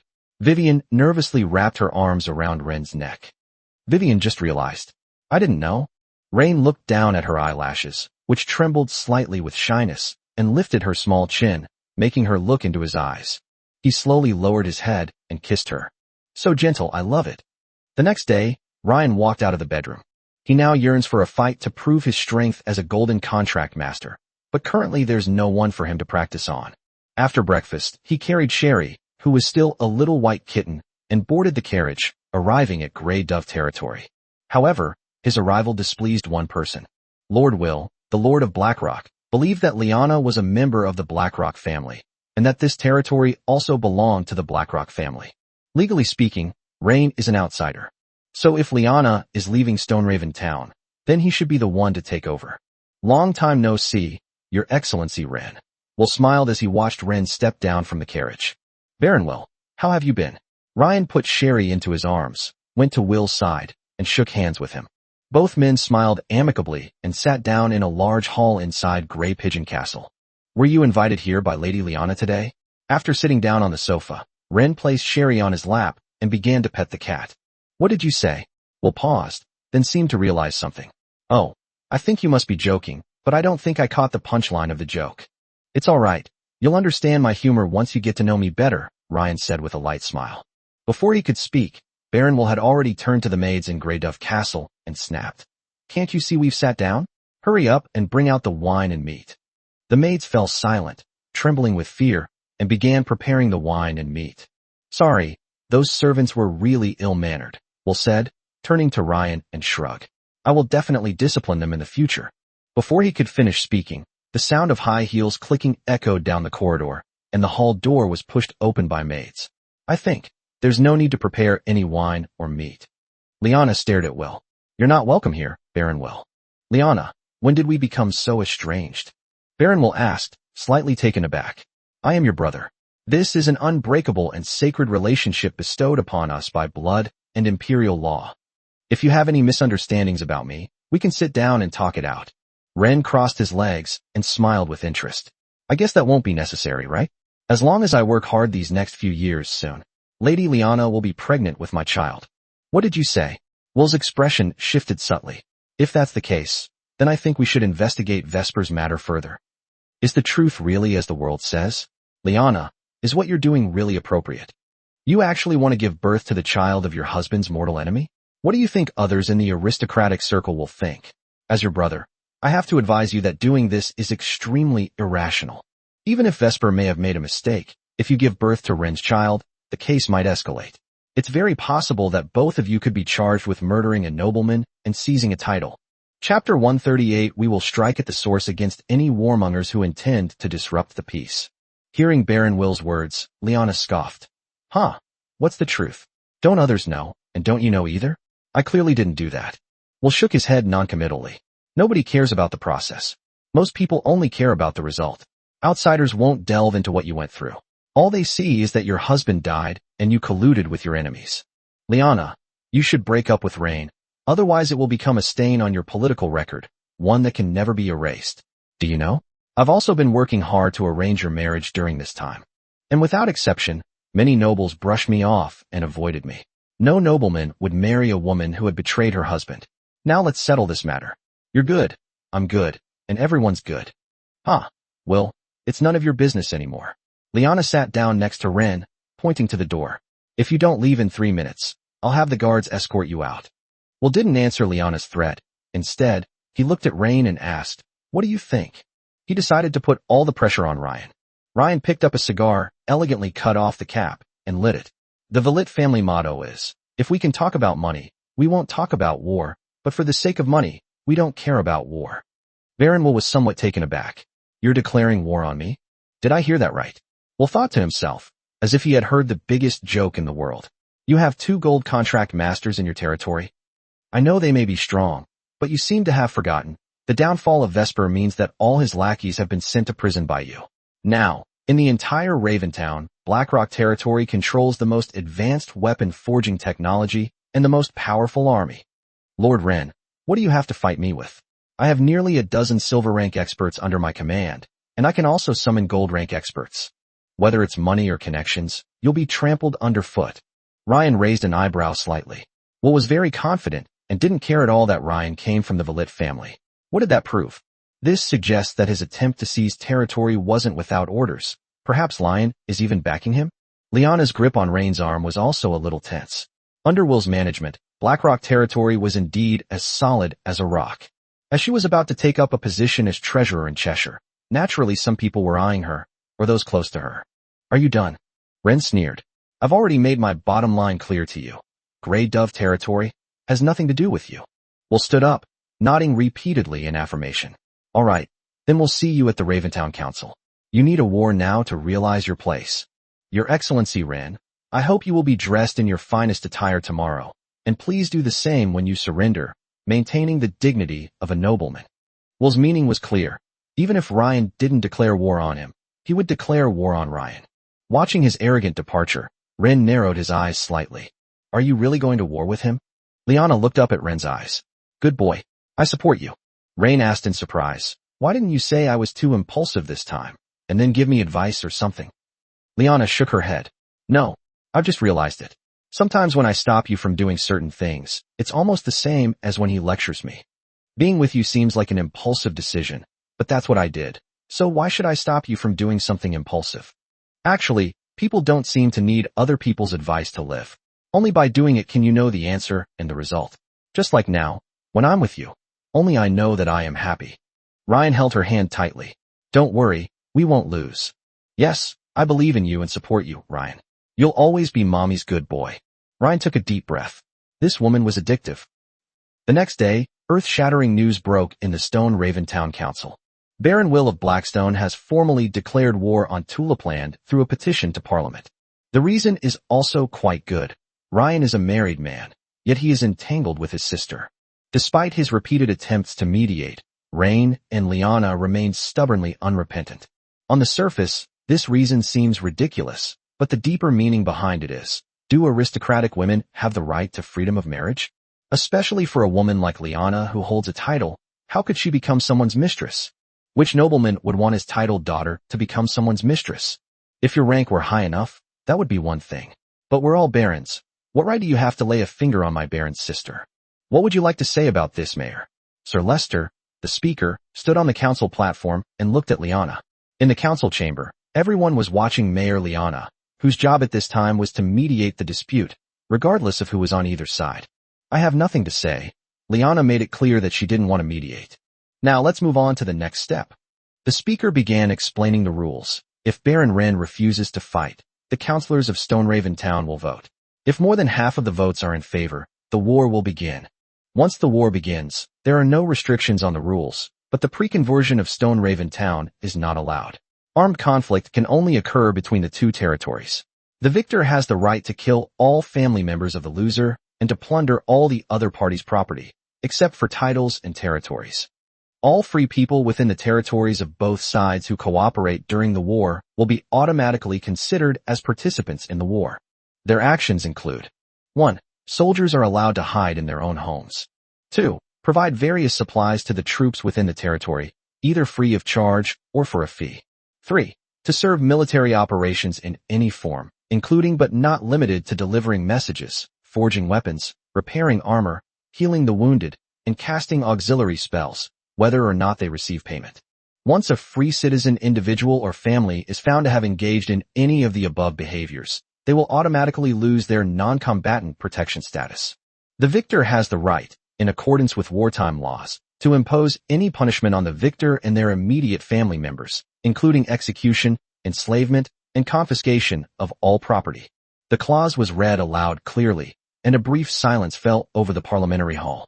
Not only were councillors from Stoneraven Town present, but also civilians from various places, including some civilians from the Tulip Territory and Blackrock Territory.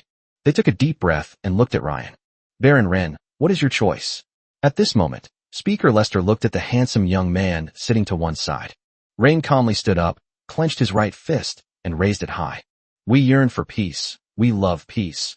But we will never fear any legitimate war with the ultimate goal of eliminating all dangerous factors. As a territory whose primary goal is to establish a civilized society, in order to safeguard peace, we will strike at the source against any warmongers who intend to undermine peace. Anyone who dares to hinder the development of civilized society, we dare to completely annihilate them. Chapter 139. I've decided to inflict war on them. At that moment, everyone held their breath, watching the young man standing on the stage, speaking eloquently. At that moment, he was incredibly domineering, and even his words stirred people's hearts.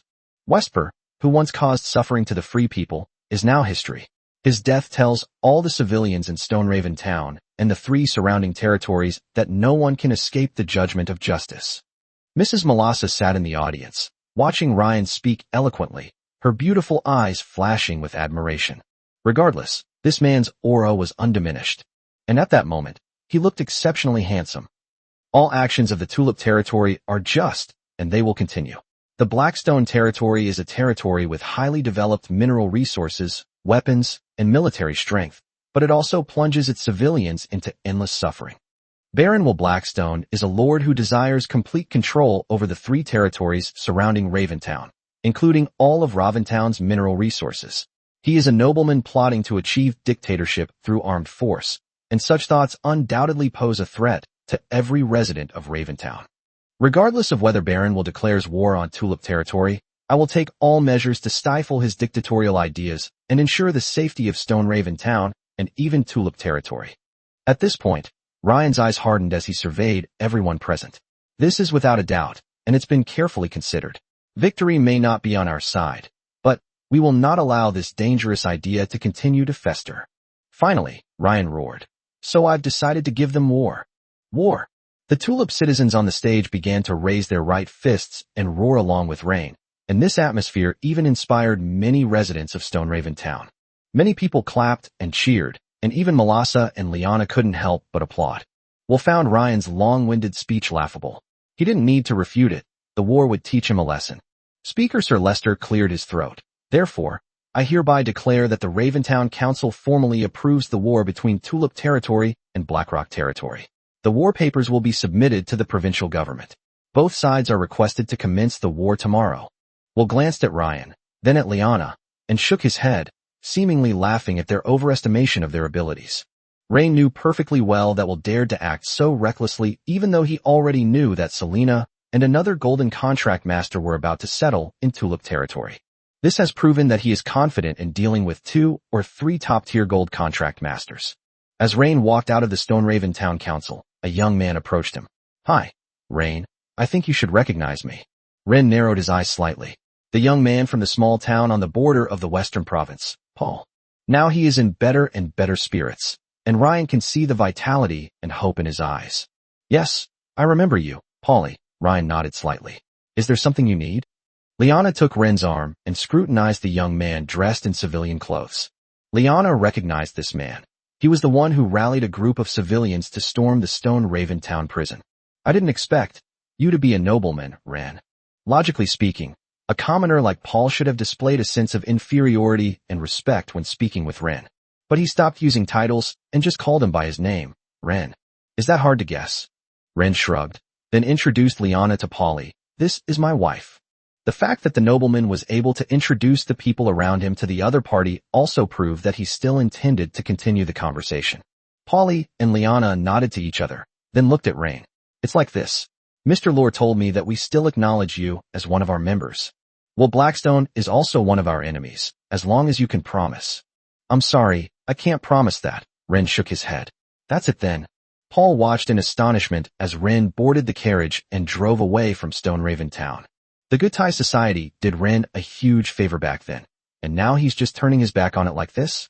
As expected of nobles. Who was that person just now? Inside the carriage, Liana nestled in Ren's arms, cautiously asking, kind of a friend I met by chance? Anyway, we're not very close. Ren patted Liana on the back. What's wrong? That young man is very courageous. You can take him under your wing. Ren frowned. Well, if the opportunity arises. In fact, Rain did not agree with Liana's words, not because Paulie was a bad person. Rather, this person will not become anyone's lackey. You can tell from the fact that he dared to address a nobleman by his name. Liana clearly understood Rain's perfunctory tone, but she didn't dwell on it too much. She was just offering a suggestion. By the way, how could you introduce me to a stranger as your wife? Liana lifted her head from Rain's embrace, looking directly into the man's eyes. What if your fiancé knew? She approves of our relationship. Ryan smiled and kissed her red lips. Madam, she doesn't mind these things. Really? Liana had never met Phil, but if the roles were reversed, She might not be able to accept her husband introducing another woman as his wife in front of outsiders. Of course, Ren twirled a strand of brown hair behind Liana's ear with his fingers. We've already been honest with each other. Liana took a deep breath. Rain, let's get married. I'm willing to be your concubine. What did you say? Ren stroked Liana's cheek. Don't do this. Your current career doesn't allow you to become a nobleman's concubine. If I were an earl, this might not be a big deal, but I am only a baron now. In other people's eyes, your marriage to me as a concubine proves that you are not a rational woman and are not suitable for a higher position. Give me some time, okay? Liana looked at Rain with tears welling up in her eyes. How long must I wait before my little boy marries me? It won't be long. Ren kissed away Liana's tears. Trust me. What are you going to do? A hint of fear suddenly appeared in Liana's eyes. She knew Rain's identity. You're going to fight your own brother for the inheritance? Madam, even if I don't take it, he's still making moves against me. For example, your brother declared war on me, and he's manipulating all of this. Chapter 140. Behind this war, there is also a drama of brothers killing each other. Liana never imagined that behind this war, there would be a drama of brothers killing each other. But upon closer reflection, it's not surprising. Locke wouldn't dare to openly kill Ren while Victor was alive, but he certainly wouldn't let Ren have an easy time. Leon is Locke's uncle. You need to be careful when you get to Cheshire, Rain reminded Liana again in the carriage. Meanwhile, Will was also sitting in his carriage, preparing to return to his territory. However, a carriage bearing the insignia of the North from Stoneraven Town crashed directly into the side of the Blackrock family's carriage. The Blackrock family's carriage overturned in the violent impact, splintering wood everywhere, and the horses neighed in terror. Pedestrians scattered in panic on the street, and guards from Stone Crow Town were rushing over from afar. Baron Will casually lifted the wooden plank that was pressing down on him, then stood up, wanting to see who had the audacity to do so. The carriage bearing the crest of a northern family was broken, but the carriage itself was mostly intact. The car door opened, and a mature, beautiful woman in a black leather jacket and a high ponytail stepped out. Her golden eyes, marked with red crosses, were fixed on Will. So, it's you who wants to mess with our family? Baron Phil, it seems you're here to help your fiancé? Will casually brushed the dust off his clothes. You should know very well that by getting involved in this war, the Blackrock army can also execute you. A mocking smile curved Phil's red lips. Then, we'll meet on the battlefield. After she finished speaking, she looked at her coachman, who immediately tossed her a money pouch. The servants have just learned to drive horses and are not yet proficient. Fayer crossed her arms. This little money is an apology. It's all right. Will glanced at the money bag at his feet, clenching his fist. Be careful on your way. Watching the woman's figure recede into the distance, Will took a deep breath. Come out. Hidden within the wreckage of the carriage was a knight. He pushed aside the wooden planks pressing down on him and stood up. Master, it was my fault for not protecting you properly. How confident are you in dealing with this woman? Baron Will had a golden codex knight under his command, who was his #1 henchman. I just want to hear the truth. The odds are very low.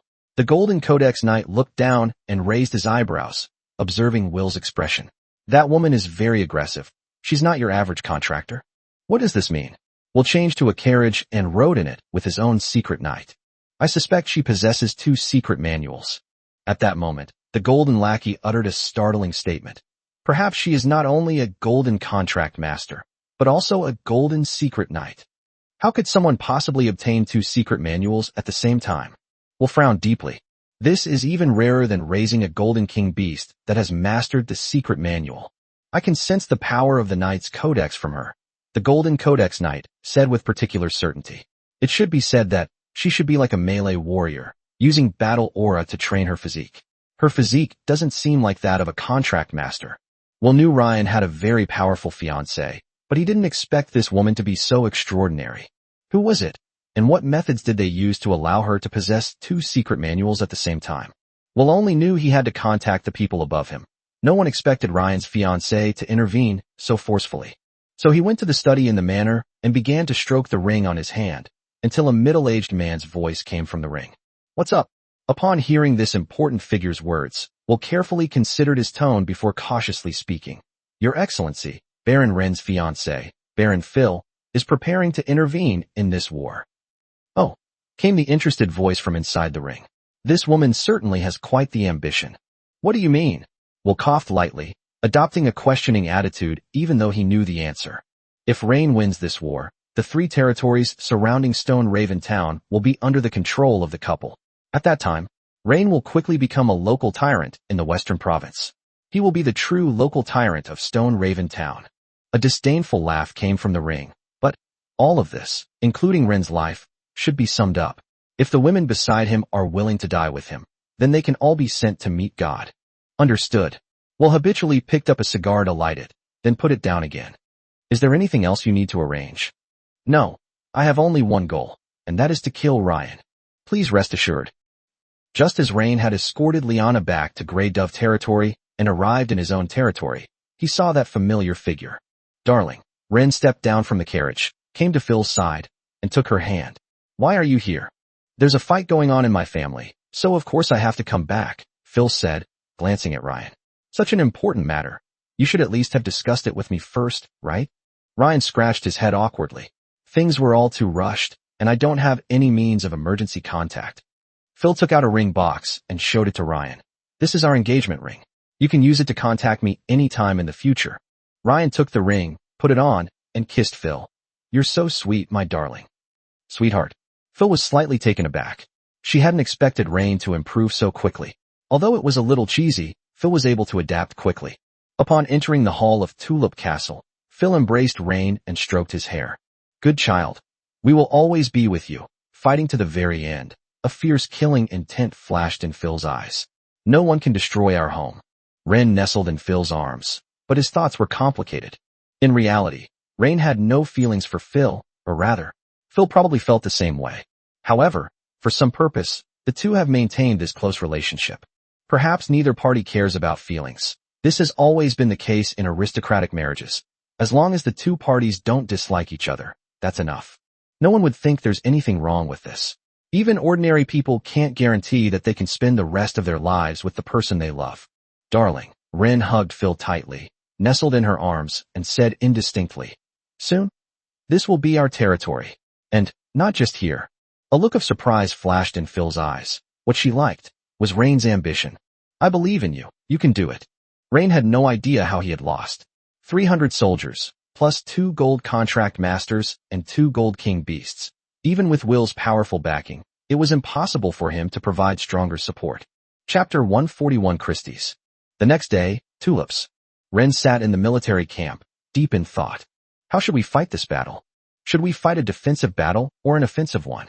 Blackstone territory possesses the most powerful military force in the surrounding area, and it monopolizes all the mineral resources in the area, making it a veritable local tyrant. Let's take the initiative. Phil sat calmly in Rain's tent. Although Rain's army consisted of only 300 soldiers, Blackrock territory, being a baronial territory, naturally had a similar number. At the very least, he couldn't have used an army of more than 1,000 men.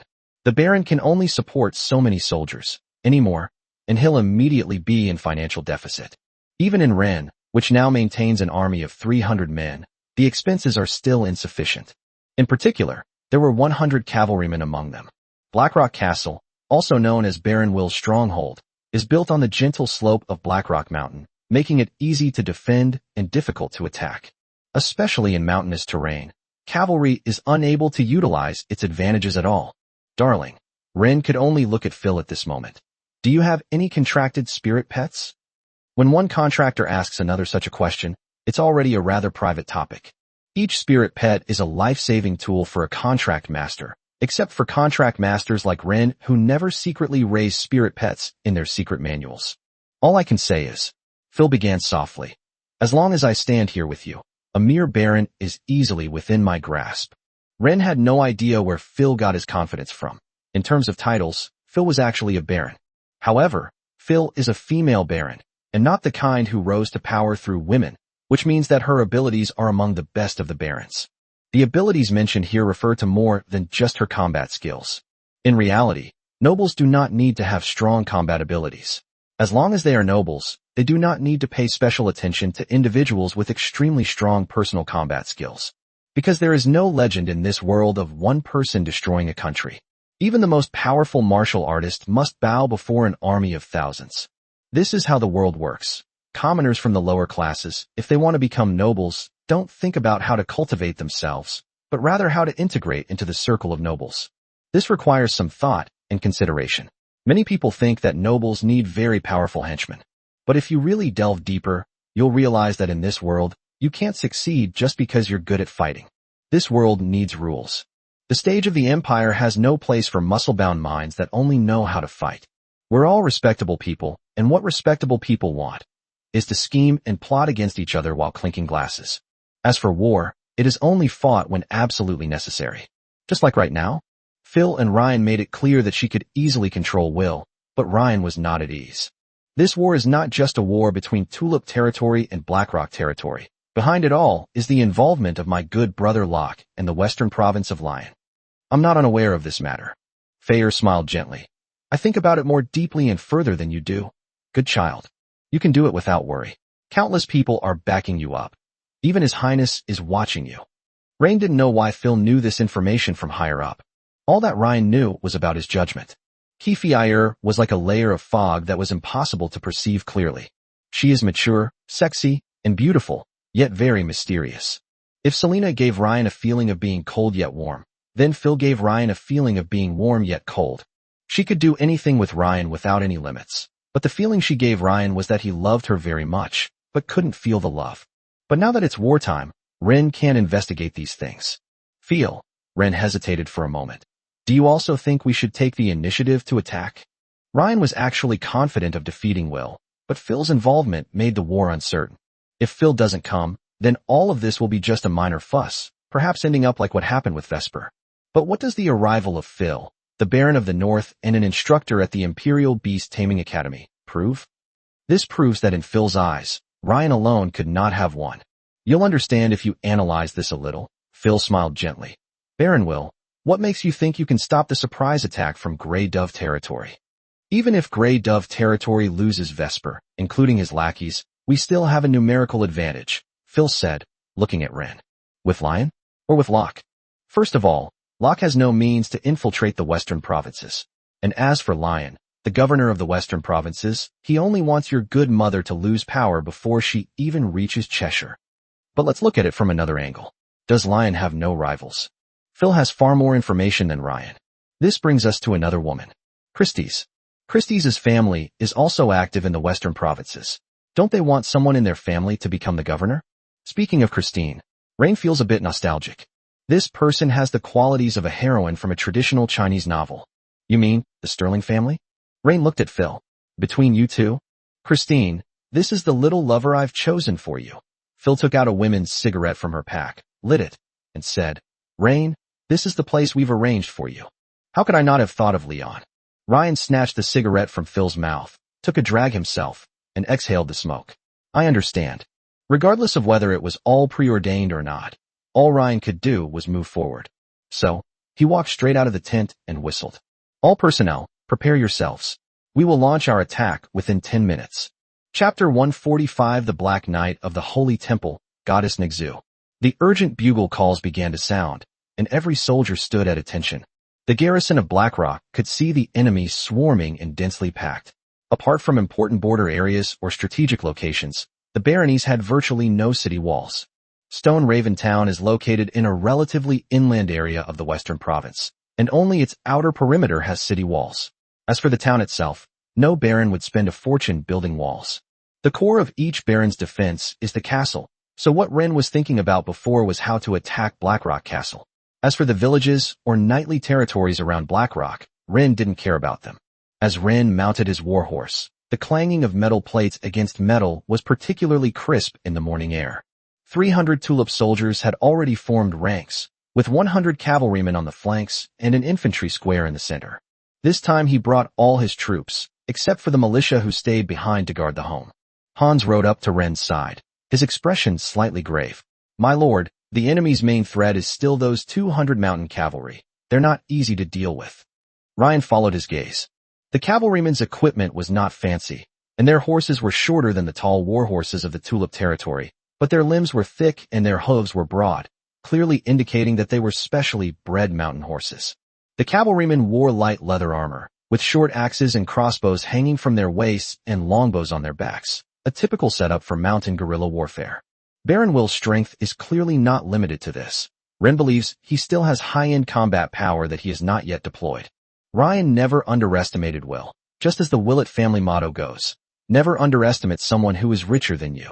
When they came to their senses, the enemy's 200 cavalrymen had already sounded the charge horn and were charging towards Ren's 300-strong army. The front row, take the lead. Ren took a deep breath. Telepy. This time, Rain placed all the spirit pets in the secret manual. Now, both spirit pets have grown up and he can no longer carry them. With a command from Ren, the Golden Contract Codex shone brightly in the air. Immediately afterwards, the rich fragrance of tulips wafted over, and the enemy soldiers saw only a blonde, blue-eyed little girl wearing a tulip wreath, an orange dress, white leather shoes, and her beautiful legs wrapped in white stockings. There was even a bronze tome floating in her palm. The gold-ranked knight leading the Blackrock Mountain cavalry charge widened his eyes. Golden King Beast. Damn it. An elderly man in black robes sat calmly on horseback nearby. Don't panic. It's just a bronze tome. It's no different from an ordinary gold spirit pet. As soon as she finished speaking, Telepy let out a delicate cry, and the bronze tome in her hand burst into dazzling light. Then, tulips bloomed all over the battlefield. With the blessing of the secret manual, the once ordinary tulip field instantly became radiant with golden light. Magical codes are similar to knightly codes. They can enhance and upgrade skills, and even store magic power or battle aura, including nurturing equipment. However, Telepy is not yet very proficient in using the secret manual. She floats in midair, her skirt swaying gently amidst the fragrance of flowers. Tremble, despair. Telepy, holding the bronze tome, hovered in the air. In this sea of flowers, I am the sole ruler, and you, from this moment on, will become humble dust, turning into fertilizer for the tulips. Ren's lips twitched. This flower fairy was getting more and more childish. But I must say, the results are quite good. Ren could see that the enemy mountain cavalry had slowed down, and each of them unconsciously lowered their heads, seemingly feeling that they were insignificant in front of Telepy. A very good spirit pet, Fayer said with a look of great interest. Good child, I didn't expect you to have raised a Golden King Beast. Just as Ren was about to say something, he heard Telepy shout from the battlefield. This is the territory of my lord, the Lord of Tulips, Ren Verlet. All who tread here will become flower mud. It's pretty good. Ren coughed lightly to ease the awkwardness. Phil's golden codex also began to glow with golden light, and then, a female knight clad in heavy armor appeared before the two of them. She knelt on one knee. Master, the Holy Temple Black Knight Goddess Nexu awaits your command. Rain couldn't see her face clearly, only her red glowing eyes through her helmet. She exudes a strong sense of oppression. Her 3-meter-tall, heavily armored body casts a long shadow in the morning light as she stands up. Is this Fayer's spirit pet? Fayer's voice held a rare hint of gentleness. Naisu. The mature, beautiful woman pointed at the Blackstone cavalry ahead. Destroy them. Naisu nodded slightly, the red light under his helmet as intense as a furnace. When she arrived at the front line, she did not charge directly at the Blackstone cavalry. Instead, she planted the great sword wreathed in black flames upside down in the ground, knelt on one knee, and placed her hands on the end of the hilt. The gate to the abyss opens. The deep female voice seemed to come from the depths of the earth. As she spoke, dark purple cracks spread across the ground like a spiderweb, centered on the great sword. Wherever the cracks reached, the soil turned into charred ash, and even the tulips that Telepy had summoned turned to ashes. This made Telepy puff out her cheeks and glare at Nexu. Hey, you big, dark woman, don't ruin my flowers. I'm sorry, Naisu hesitated slightly. As a gold 8-star spirit pet, she could completely ignore the 1-star Telepy. But they have a secret manual, making them a Golden King Beast. Generally speaking, if the master does not give an order, the Golden King Beasts have greater decision-making power on the battlefield because they possess greater intelligence. There is also a hierarchy among spirit pets. Hearing the apology, Telepy calmed down. Next time if you interfere with my skills, you must explain beforehand, understand? Okay. Even though Nexu's combat power was higher than Telepy's, he had to admit that Telepy's status was above his own. Of course, if the two sides are enemies, then Nexu has no need for the bird Telepy at all. The soldiers from both sides clashed. When the Golden Knights of Blackrock territory saw that Nexu seemed to be summoning something, they immediately pulled on their reins, preparing to charge towards Nexu. Damn it! It's a creature from the rift. He roared. Mr. Block, thank you for your help. The black-robed elder behind the Golden Knight of Blackrock territory nodded, and a golden alchemy tome began to appear in the air. Ren had been observing the argument between Telepi and Nixu, never expecting that the other side would actually have a gold-rank alchemist. Alchemists are the most mysterious of all professions, because they can always concoct all sorts of bizarre potions, and even viruses. Chapter 146 Creatures of the Rift. The opposing alchemist used a secret manual to retrieve a glass tube containing a black liquid and poured it onto the ground. All the tulips on the ground began to show signs of damage, starting from the edges of the area where the potion had been applied. Their petals quickly turned an ominous dark green, their stems twisted and deformed, and then they withered away. Like a contagious disease, all the tulips began to wilt. Telepi's eyes widened. What? This wicked old man. How dare he? With the tulips no longer controlling them, the Blackrock soldiers began to recover. 200 fully armed cavalrymen were enough to make Rain's 300 soldiers go all out, not to mention that there were other soldiers hidden in Blackrock territory. According to Liana's estimate, Will probably commands a force of nearly 800 men. Moreover, he dared to start a war even when there were 3 or 4 gold contract masters on Ren's side. This shows that from Will's perspective, Ryan is still at a disadvantage. Therefore, what kind of help Leon can provide to Will is something that Ryan should think about carefully. At the very least, his goal was definitely to kill Ren. This point needs no explanation. Even if the two had only met once, there would be no need to entangle them in a life-or-death feud. If I feel you're blocking my way, I will definitely kill you, even if you have no idea how you offended me. Ren is that kind of person too. Now that Rain has seen the enemy alchemist destroy the battlefield advantage created by Telepi simply by taking out a bottle of potion, how can he not be careful? A gold-rank alchemist, Phil looked at Rain. Such a person is even more fragile than a contract master. Why? Ren asked, somewhat puzzled. Shouldn't alchemists be able to concoct potions that enhance the body? Yes, it is possible, but alchemists can't concoct just any potion. Alchemists aren't like contract masters. The secret formula for each potion is the alchemist's property. Even publicly known potion recipes, once you learn them, are your property, Phil explained to Rain in detail. They're not like contract masters. Sometimes, a spirit pet can express its needs. Even if another contract master tells you to feed it a certain food, the spirit pet might not necessarily evolve.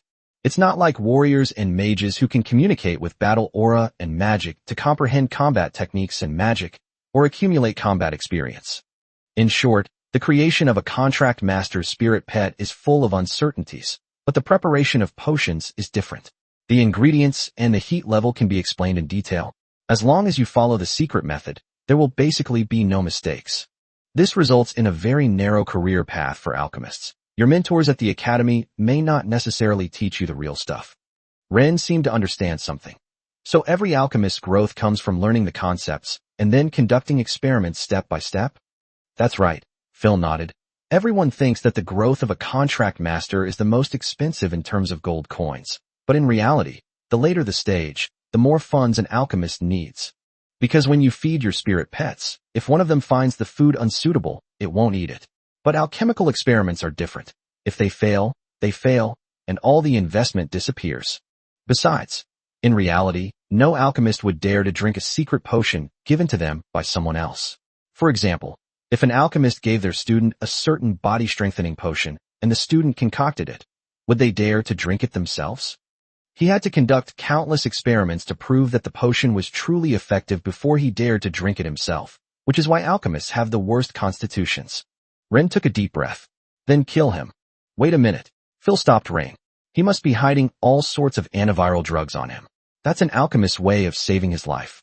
You don't have any elemental spirit pets, right? An elemental spirit pet? Ren asked, puzzled. What's that? For example, this spirit pet's body structure could be gas, or liquid, or something similar. Rain had seen this type of spirit pet before. It was the new spirit pet he summoned when he and Roger were on the collaboration matchmaking stage. Roger's spirit pet was made entirely of black mist and could possess other beings. Spirit pets of this size are generally unaffected by potions, unless it's a special potion specifically designed for elemental or soul-based beings. If you send an assassin-type spirit pet to assassinate him now, the poison on him may harm the spirit pets around you. Even death. Companion spirit pets can also die, but they can choose to sign a closer contract. For example, when the owner's life ends, the life of the companion spirit pet also ends. This means that a spirit pet carefully nurtured by a contract master might pay the ultimate price to assassinate this alchemist. Rain didn't want to see Sherry die, and besides, he wasn't sure if the assassination would succeed. Alchemists have the most survival skills of all professions, Phil said as she fed knowledge to Ren while summoning another spirit pet. Its entire body was formed from condensed white mist, and it didn't even have eyes. To outsiders, it's just like a white cloud. Phil gently stroked the white mist. It has no physical form, so ordinary physical attacks and most potions are ineffective against it. But correspondingly, its attack methods are also very limited. As long as others breathe within its coverage area, they will begin to be attacked. Contract masters possess a plethora of methods, but alchemists are no pushovers either. On the battlefield, the Golden Knights of Blackrock territory began their attack on Phil's night spirit pet, Nixu. However, Nisu's skill had already been completed, and it was thanks to the soldiers on the field that she was able to resist. A swirling spatial vortex began to appear on the battlefield, and then, heavily armored warriors clad in black armor poured out of the vortex. Like Nixu, they were clad in heavy armor, obscuring their faces. Only their long hair and red eyes hidden within their armor were visible. It's also smaller than Nixu, a spirit pet capable of summoning creatures from the rift, but that's all it is. The Golden Knight sneered, beginning to summon his own Knight's Codex. In an instant, the sky above the entire battlefield began to crack, and then, purple rain began to fall from the cracks in the sky. Chapter 147 Rain's Ingenious Ideas. Purple rain poured down, drifting towards the soldiers of the Tulip territory. Night skill. Purple star turns into iron rain, shouted the Golden Knight of Blackstone territory, his signature move. In exchange for foregoing physical harm, all damage is concentrated on the metal. Any metal parts of weapons and equipment exposed to this rain will corrode and eventually disintegrate. Even purification and healing skills cannot resolve this, because most purification skills are designed for living beings. No one would specifically study the skill of purifying metals, unless an alchemist specifically researches a metal preservative to soak weapons and equipment before battle, or a mage researches inscriptions that prevent corrosion. However, the effort and the reward are not proportional. The soldiers of Tulip territory discovered that their armor and swords had corroded away, leaving them like unarmed soldiers in the face of the enemy. At that moment, a barrage of arrows rained down on the Tulip soldiers. Tilope quickly used her magic to cast Golden Guardian. While it couldn't protect everyone, it was enough to save the frontline soldiers by a small margin. The Golden Knight of Blackrock territory, who was also the military commander of Blackrock territory, sneered and continued his charge towards Nixu. But at that moment, Nixu's skill was already complete. A void gate appeared before them, from which all sorts of strange creatures emerged. They appear to be a mixture of flowing shadows and smoke, their body outlines constantly twisting and changing, sometimes coalescing into the form of multi-legged reptiles, and sometimes spreading out into a writhing carpet of shadows. The strangest thing is that these creatures have no physical form at all. When the purple star iron rain falls on them, it is like raindrops falling into a deep pool, having no effect other than creating a few ripples. The creatures, each about a meter tall, were made up of dense, shadowy smoke and were enveloped in thick black mist. Some of them looked like headless corpses, others like various insects or animals. In short, they were very eerie. Ren frowned when he saw these things. What is the Rift Abyss creature he just mentioned? The couple remained unusually calm. It's as if we're not at war right now. Phil patiently explained to Rain. They don't belong to this world. They're not like humans, elves, or orcs. Their bodies are made of flesh and blood. So they're not interested in most of the resources on the surface, the mature, beautiful woman said, pointing to the battlefield ahead in Nixu. For example, iron ore, which all races fight tooth and nail for, is utterly insignificant to them. And those strange things don't belong to the creatures of the Rift Abyss. They are things that Naisu walked out of his heart. Rain rested his chin on his hand and thought. So, Nixu became a rift creature voluntarily, right? Feyre opened her red lips and paused. Why is your thought process different from others? How did you figure that out? Phil asked, wanting to dissect Rain's brain. Why didn't you ask me what the rift creatures need, where they live, or how they attack humans? And how do you know that humans can choose to become rift creatures? Phil didn't understand why Ryan's thinking was so unpredictable, and even his focus seemed inexplicable. Didn't you say that those summoned creatures aren't rift creatures?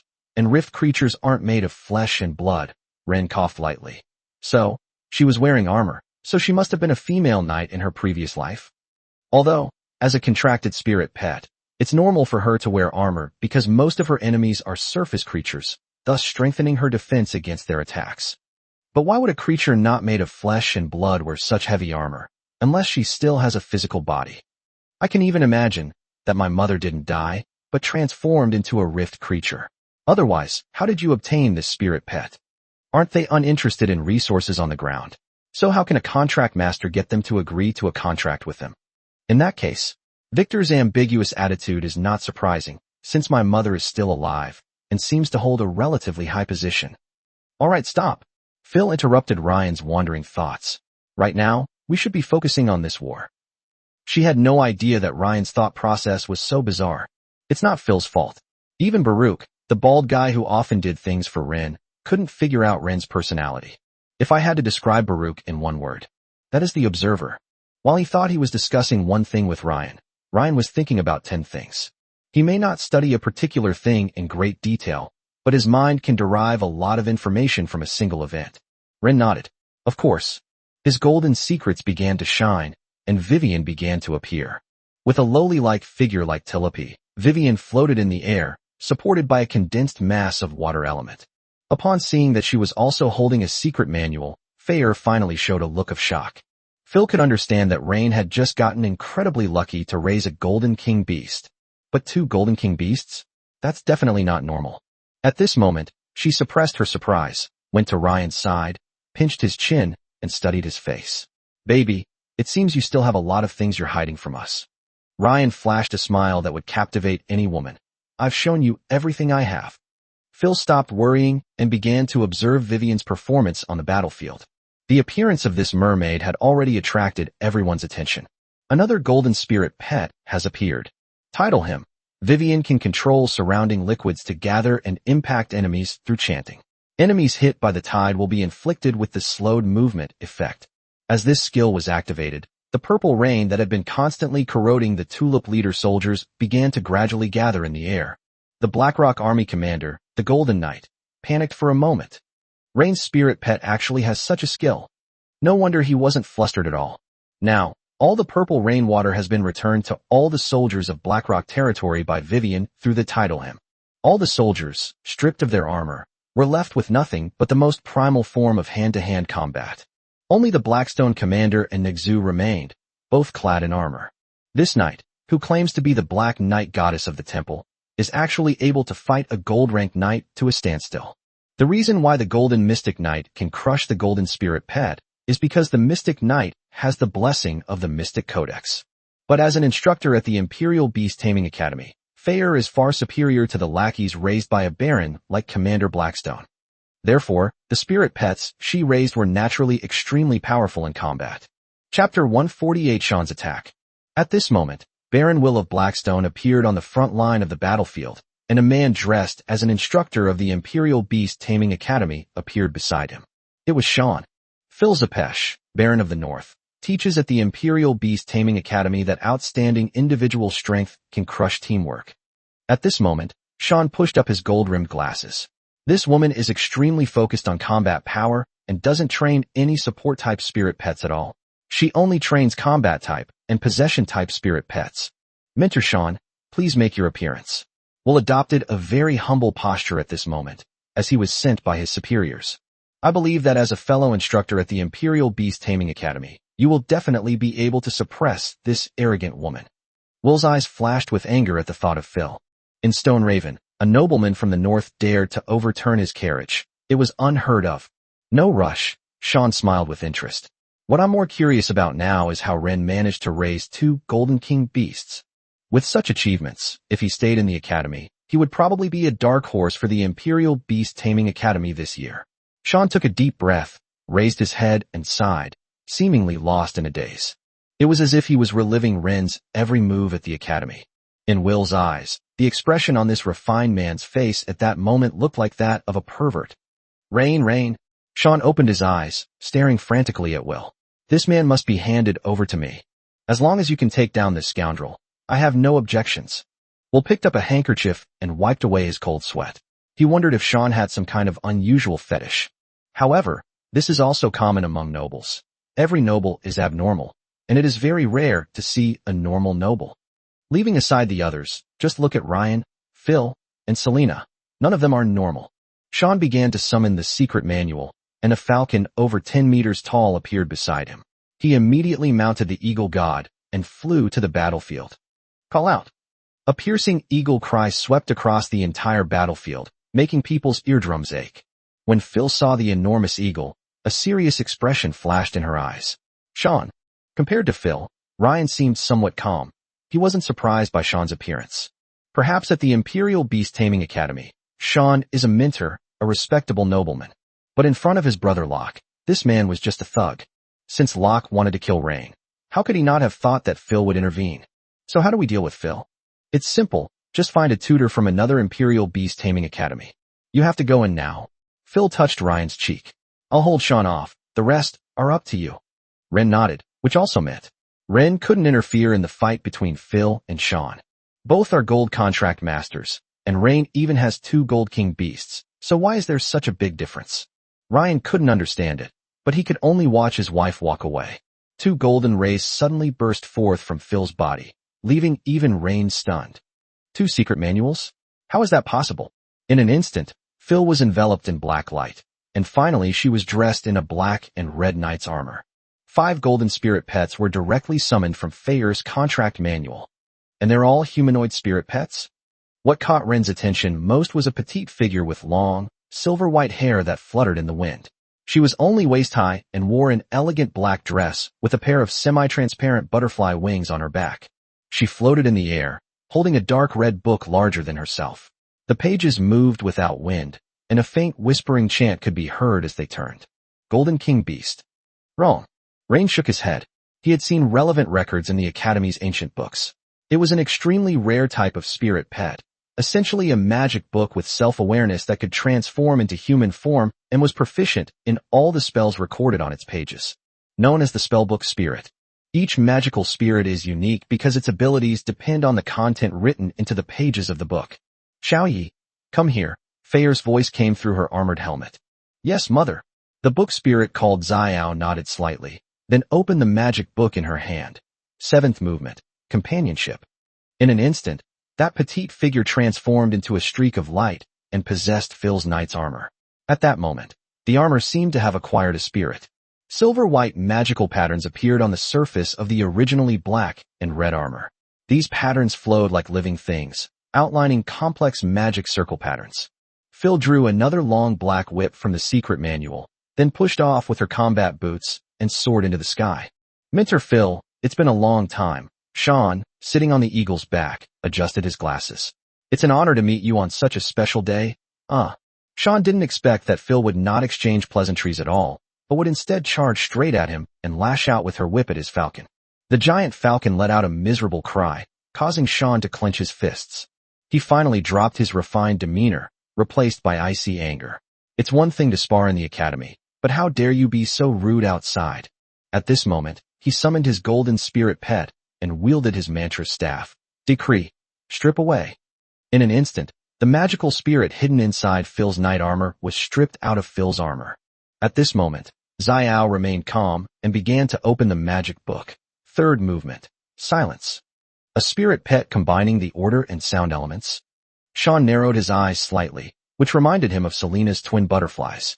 At this moment, Sean seemed to be silenced, unable even to activate his mantra staff. But Sean remained calm and composed. So what if he was silenced? Just kill that spell spirit. She has nowhere to hide anyway. Meanwhile, Rain began summoning Sherry and Leona, preparing to charge towards Baron Will of the Blackstones on the field.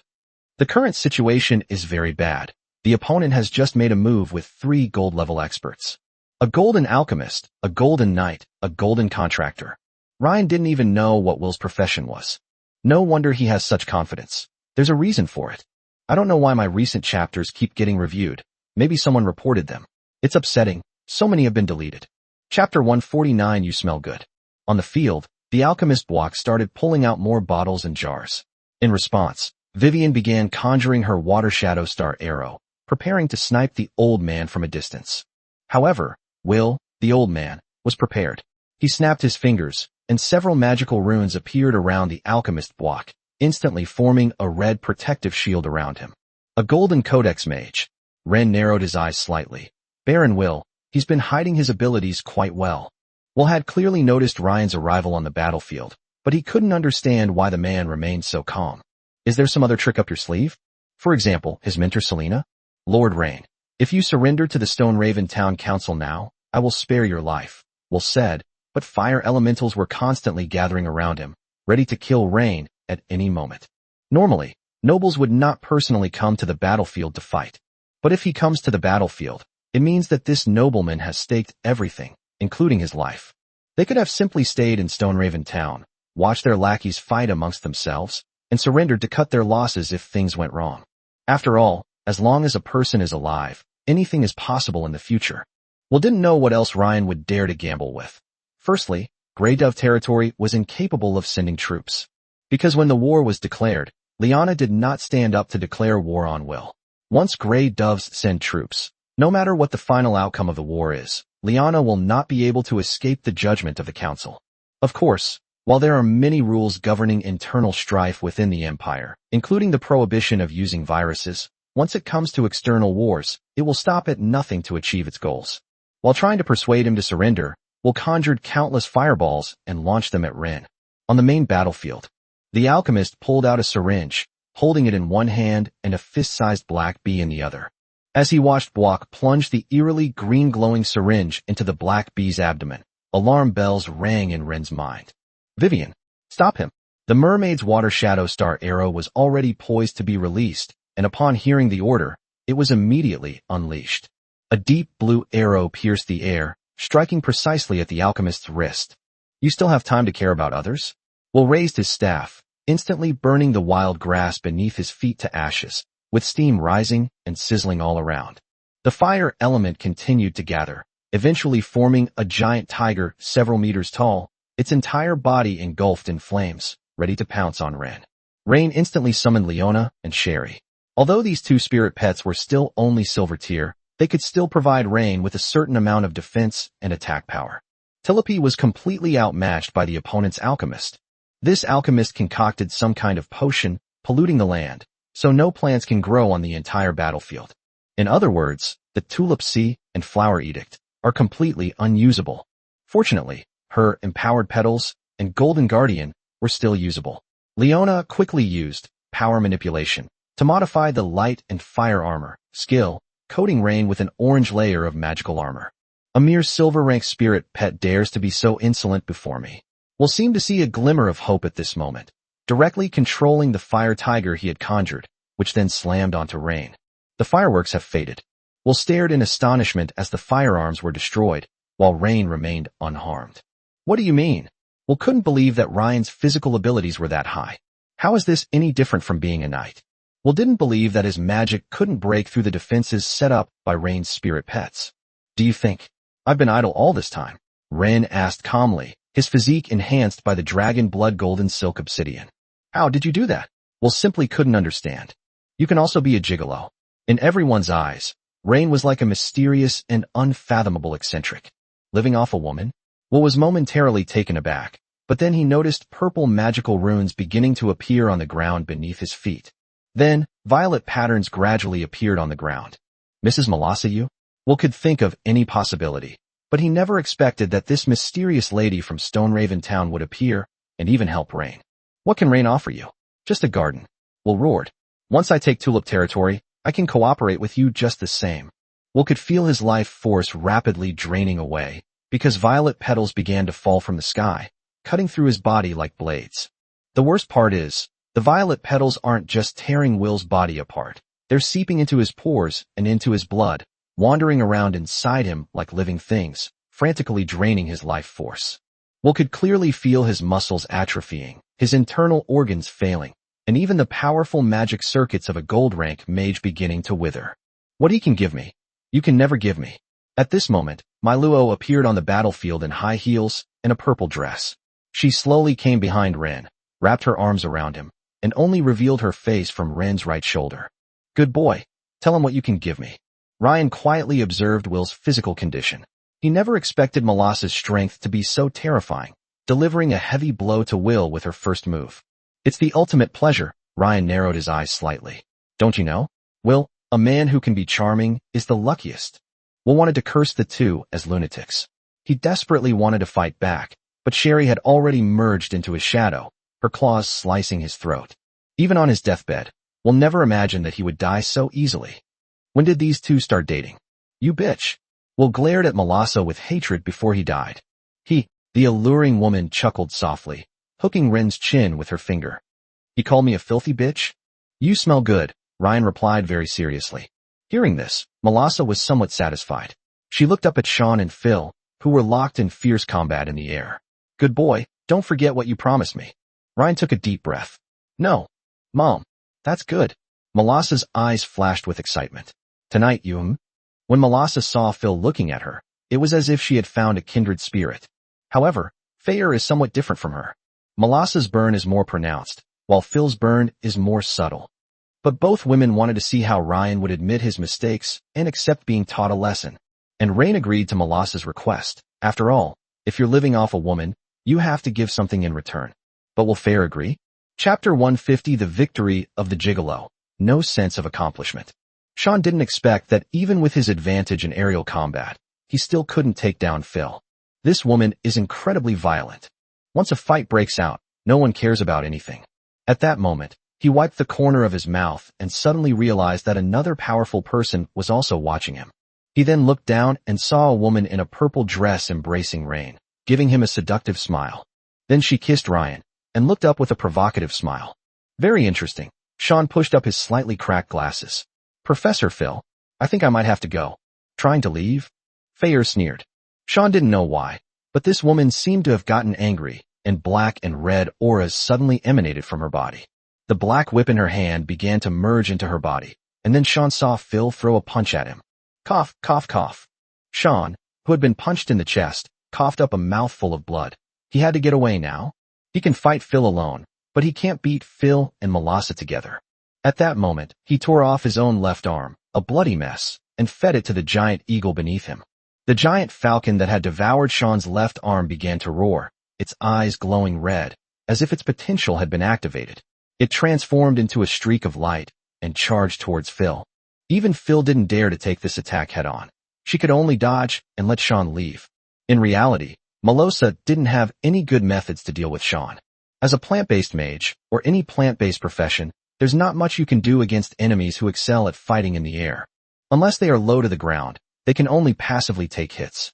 Plant magicians can be said to have given up aerial abilities, but their ground combat abilities are in a class of their own, just like earth magicians. In Stoneraven Town, many civilians were watching the battle closely, but they never expected that Rain would take over Blackrock territory in less than a day. There wasn't even any trickery involved in conquering cities or seizing territories. It's basically just the two sides picking a place to fight. And then there's a result? But that's actually how it is. In a war involving over 1,000 people, there was no real siege or capture of cities, and both sides were overly confident in their own strength. In fact, Will had prepared many ways to prevent Selena from doing so, since this woman had many ice-based techniques, while Will happened to be a fire mage. But even until his death, he never imagined that Melassa would appear. This has touched a nerve with many people. An Orsa man has interfered in the infighting among the Tyrell nobles. Mayor, what is your explanation for this? In the town hall, Speaker Lester, accompanied by a group of politicians, began to press the issue aggressively. They demanded that Liana deal with Melassa quickly, or even get rid of this foreign woman. It's like this. Liana tapped the table. Lady Melassa is now a citizen of Grey Dove territory. Liana pulled out a household registration certificate, which was the same one that Phil had told Ren about. Baron Will, what makes you think you can stop the surprise attack from Grey Dove territory? While the soldiers of Grey Dove territory were indeed unable to be mobilized, sending 1 or 2 individuals from Grey Dove territory was still not a problem. Anyway, we'll call a lot of outsiders out. Liana wasn't idle during this time. At the very least, she handled all the legal procedures, including finding a wealthy woman for Rain to provide continued war funding should the war continue. This person is Mrs. Lisa, the wealthiest widow in Stoneraven Town. Of course, this wealthy woman didn't play any significant role. Because they finished the battle in one day, they didn't need to worry about logistics or anything like that. In short, Strictly speaking, Lady Melosa is now part of the Tyro Empire, Liana said with a light cough, setting the tone for the matter. As the town mayor and the lord of Grey Dove territory, getting Melosa a household registration couldn't be easier. Don't you think it's childish to resort to such procedural tricks?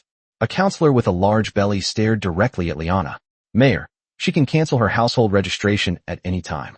What you're doing is no different from inviting a wolf into the house. I don't know what you're talking about, Liana shrugged. This is all in accordance with imperial law, and you all seem to think I'm easy to talk to. At that moment, all the politicians suddenly realized that even though the governor had sent them to cause trouble for Liana, Cleana is about to become the treasurer of the western province of the empire. A provincial finance official is essentially the province's money bag. Politicians can't play political games without money. Once Liana takes up her post in Chell, it's just a matter of mentioning how she'll make things difficult for them financially. In other words, Liana is about to move to a stage even higher than the political arena of Raventown, and they have lost the right to confront Liana. Besides, a local official is more powerful than a distant one, and in Stoneraven Town right now, Liana is still the most powerful. Even if it's to curry favor with the governor, it doesn't seem particularly wise to provoke Liana at this time. The atmosphere suddenly turned cold. Mayor, we just feel. Just what do you think? The doors to the town hall were pushed open, and a young nobleman dressed in a blue robe walked in. It seems everyone has objections to Will's death. Everyone looked at Rain with a hint of horror in their eyes. This man is simply outrageous. They have absolutely nothing, yet they always manage to win. Ren also felt that his victory was not very satisfying. It was too easy. But what can he do when he has so many strong women helping him? It's so hard to lose if you want to. Perhaps this is the downside of being a kept man. You can't find a sense of accomplishment in yourself, and you can only find it in bed. But if someone says he's a good-for-nothing who climbed to the top by relying on women, then that description doesn't seem quite right. It's just a matter of different methods. Some people rely on extraordinary skills, some on powerful backgrounds, and some rely on their ability to attract women. Lord Rain, this is the town council hall. Sir Lester, the town councillor of Stoneraven, coughed lightly. You currently hold no official position in Stoneraven. Didn't you see the sign outside that says unauthorized personnel are prohibited from entering? No one expected that the speaker would continue to attack Ren. To put it bluntly, Ren is already the biggest local tyrant in the area. Although this seems unrealistic, since he didn't achieve any industry monopoly at all. After all, being good at fighting is nothing. Having money and power is the most important thing. Like Lady Melosa, she was very good at fighting, but without procedural approval, she wouldn't be recognized. Therefore, in everyone's eyes, Ren was just a gigolo who, through luck and women, suddenly became the most powerful nobleman in the area. But thinking about it carefully, what does this person have? It seems like nothing at all. We've played too many games where we're ahead. Rain sighed inwardly, then slowly spoke. Speaker, now that I govern 2 territories in Stoneraven Town, am I considered an outsider? What did you say? Even if you wipe out Baron Will's entire family, Blackrock territory still won't belong to you. But Grey Dove territory belongs to me. Rain declared confidently, and everyone who heard his words turned to look at Liana. But the latter didn't even try to refute it. Chapter 151. If pain cannot be eliminated, can it be shared equally? Will's entire family was killed by Rain, leaving only Liana alive. And Mayor Liana hasn't said a word about it. Does she not care about her family at all? Everyone present was baffled, especially since Baron Blackrock's entire fortune had been robbed by Ren. Nearly 20,000 gold coins flowed into Ren's account, including various Blackrock territories' equipment forging techniques. This man's victory was completely inexplicable. The problem, everyone knows, the problem lies with Melosa. Will was a regular at the Soft Feather Salon, and Melosa was the owner of the Soft Feather Salon. It's highly illogical that this woman could kill Will with a single blow. Speaker Lester temporarily ignored Rain's trespassing in the town hall and spoke again. Mayor, I strongly suspect that Soft Feather Salon is using the items left behind by its customers to study their physical data, or that they are drugging their customers during the service. Otherwise, it's impossible for Baron Will to be instantly killed by a fellow high-ranking gold mage. That's absolutely illogical. This speculation also caught Ryan's attention. Regardless of whether Melosa helped him or not, if Melosa really did do these things, then he himself had also patronized the Soft Feather Salon. Even if the Soft Feather Salon really was doing these things, Rain couldn't let them investigate, otherwise all his gains would be taken away. He might even be implicated by Melosa because of this. You mean, a Salon could establish an alchemical research institute? Ren shook his head. Forgive my bluntness, but that's absolutely unrealistic. That's certainly unrealistic. But what if everything we leave behind is sent to the Orsa Empire? Lester's gray-blue eyes were sharp as an eagle's. Or, did every sip of wine we drank and every breath of air we took over there carry alchemical research materials from the Orsa Empire? The reason these people were so nervous and scared was because Melosa had instantly killed Will. Not to mention anything else. Even Phil or Selena couldn't have done that. Since Will was confident in winning this battle, he had naturally planned how to deal with Selena and Phil. So, is Melosa really stronger than the instructors from the Imperial Beast Taming Academy? If we're really going to rank them, Will, Phil, Selena, Sean, and Melosa are all roughly in the same tier in terms of strength. All eyes turned to Liana, ready to let the mayor make a decision. But to everyone's surprise, she stood up and walked out of the hall in her high heels. Bang! The door was suddenly slammed shut, and the atmosphere in the entire hall became unusually oppressive. No one expected that Liana would choose to refuse to communicate, while Rain went to Liana's seat and sat down, putting his legs up on the table. Everyone stared in disbelief at this arrogant man. His arrogance was utterly blatant. Ren clapped his hands. The door was pushed open again, and Hans, the military commander of the Tulip territory, was carrying a head. Everyone recognized it. It was Will's severed head. Hans gently placed the head on the oak table in front of Speaker Lester. The clean cut on the neck silently tells the story of the end of the violence. The hall was deathly silent. Several elderly counselors turned pale, and some covered their mouths with handkerchiefs to suppress their nausea. From today onwards, Stoneraven Town is my domain. Ignoring the expressions of those present, Raven pointed a finger at Lester. You just contradicted me in front of everyone, and I'm very unhappy about that. Lester scoffed. Is that so? Then, you'll encounter even more rebuttals in the future. Upon hearing this, Hans looked at Ren, and at Ren's signal, went directly behind Lester's chair, grabbed Lester, the speaker of Stoneraven Town, by the neck, and slammed his face onto the table. Lord Ren, what are you going to do? Rain remained calm. What am I supposed to do? I'm just explaining the rules to you from now on. To everyone's astonishment, Hans pulled out a short sword and pierced Lester's shoulder, pinning him to the table. Blood gushed from the entire parliament, and the Speaker of the House of Lester's screams echoed through the chamber. Blood spread along the grain of the oak table, like a grotesque, abstract painting. Several young members of Parliament instinctively stood up, their hands on their swords, but a cold glance from Hans froze them in place. For elite soldiers from the Tulip territory had silently blocked the gate, their hands on their sword hilts, exuding a chilling aura. Rain remained seated in the mayor's high-backed chair, his legs propped up on the table, even casually twirling the tips of his boots. From this moment forward, I hope this is the last rebuttal I hear in Stoneraven Town. Can you do that? Ryan scanned the assembled members of Parliament and high-ranking officials, and everyone was terrified. Lord Rain, how dare you assault the Speaker of Stoneraven Town in broad daylight? Ah! Before Speaker Lester could finish speaking, Hans drew another dagger and plunged it into his other shoulder. Then Hans waved his hand, and several soldiers brought over hammers and long nails. Under everyone's watchful eyes, they began to fix Speaker Lester's arms to the wooden table again. He was holding a hammer and nails. Clang! The dull thud of the hammer striking the nail head was particularly clear in the hall. The first nail pierced through the Speaker of the House of Lester's right palm and was driven deep into the oak tabletop. Speaker Lester let out a blood-curdling scream, his body convulsing violently, but his arms were restrained, and he could only twist in vain. Hans remained expressionless, his movements as precise as an old carpenter's. He adjusted the position of Lester's left hand, aligning the second long nail with his palm. No, Lord Ren, I was wrong, Lester cried, tears streaming down his face. As a respectable man from Stoneraven Town, he had never suffered violence before. This is no longer an ordinary power struggle, but a naked reign of terror. Are you wrong? It doesn't matter. Ren shrugged, his tone light. What matters is, if the pain can't be eliminated, can it be shared? Upon hearing this, everyone lowered their heads and wiped away cold sweat. They absolutely did not want to share this pain with Lester. I really don't understand why you would cooperate with Will to attack me just because of a few casual words from a governor. Then, can my brother's uncle, the current Governor Lion, appear here now to save you? Lester was a nobleman, but he did not inherit a title. His father could only give him the title of knight, who did not own land and at most enjoyed the same legal treatment as a baron. Therefore, this identity has already determined his upper limit. Chapter 152 Bad Boy, why don't you bow your head when you see me? Using violence in politics is not a wise choice. Politics is a game for respectable people. Respectable people cannot be subjected to violence in public, but what they do behind the scenes is irrelevant.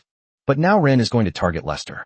Although this scoundrel has no conflict of interest with Ren, he has been openly and secretly supporting Ren's enemies. Whether it was Vesper or Will, the Speaker of Stoneraven Town always sided with them. It seems no one wants to share the pain. Ren looked at everyone present, each one seemingly respectable, but lacking even the courage to resist in the face of power. On the contrary, it was the ordinary people who dared to stand up and demonstrate when they encountered injustice. Then, we can try sharing the wealth. Ren pulled out a stack of contracts. Hopefully you can come up with some methods to ensure that all these mining contracts, under Baron Will's instructions, are transferred to Lady Liana. Everyone understands that Will's greatest asset is his control of the mines surrounding Stoneraven Town. Of course, even without going through these procedural formalities, according to the laws of noble inheritance, Blackrock territory already belongs to Liana. The heirs to these contracts will all become Liana. Even if Will's soul still has consciousness, he will support all of this. The nobility is a paradox. Will may lose to Rain, but he must find someone to inherit everything he has. Even if that person is Liana. There is a difference between whether Will transferred his assets to Liana during his lifetime or after his death. Under normal circumstances, even if Will dies, everything he owns will be inherited by his children. Unfortunately, apart from Liana, all the members of the Blackrock family were killed on Rain's orders. But looking back at the name of this war, it's quite mysterious. What is Will's name? The reason this war was able to gain the support of the counselors in Stoneraven was simply because the underlying logic behind Will's initiation of the war was, do aristocratic women have the right to freedom of marriage?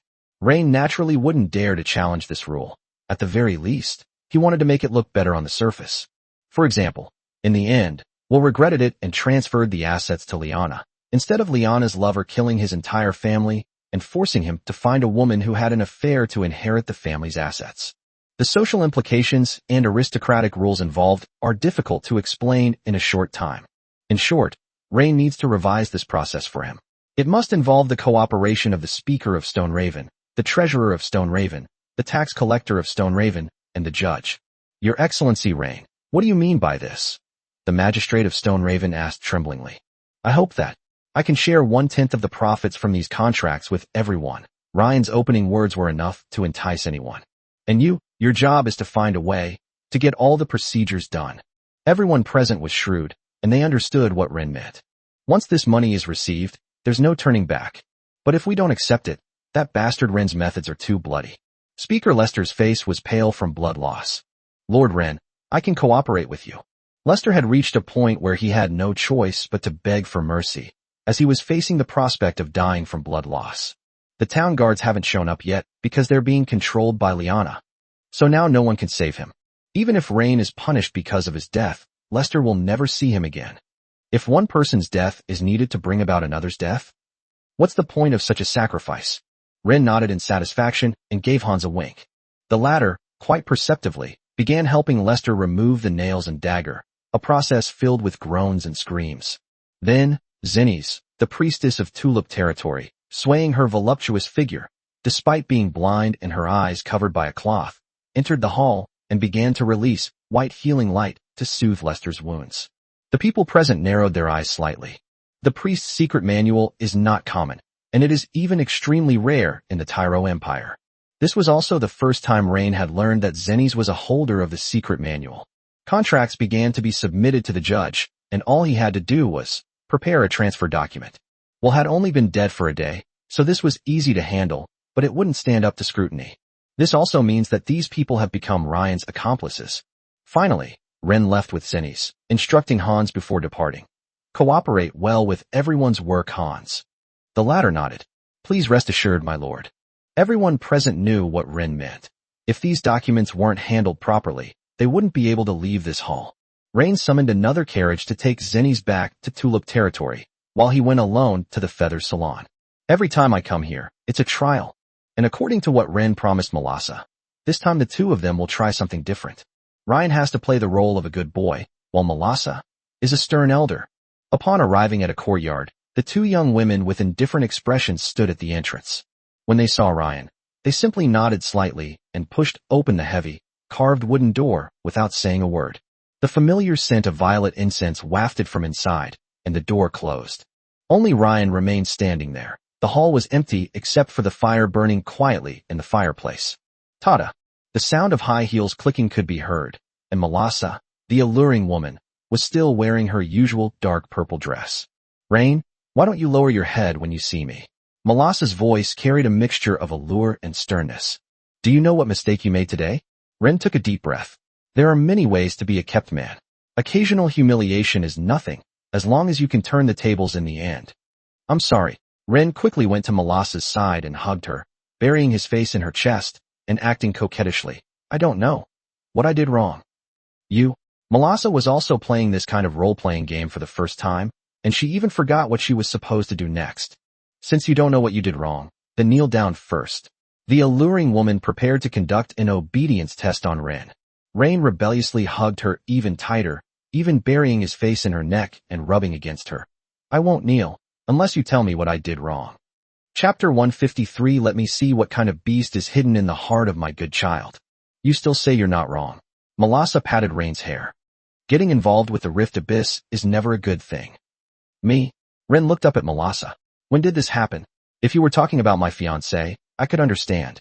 Still playing dumb? Melassa narrowed her eyes slightly. Right now, everyone thinks I killed Will with a single blow. Isn't that so? Ren was somewhat bewildered.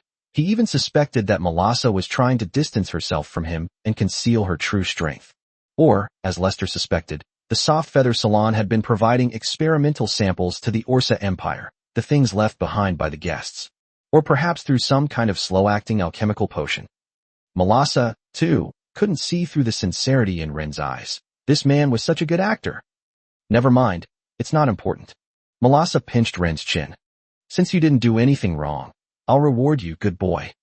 After saying that, Melassa leaned in with her red lips, her breath sweet as orchids, and kissed Rain.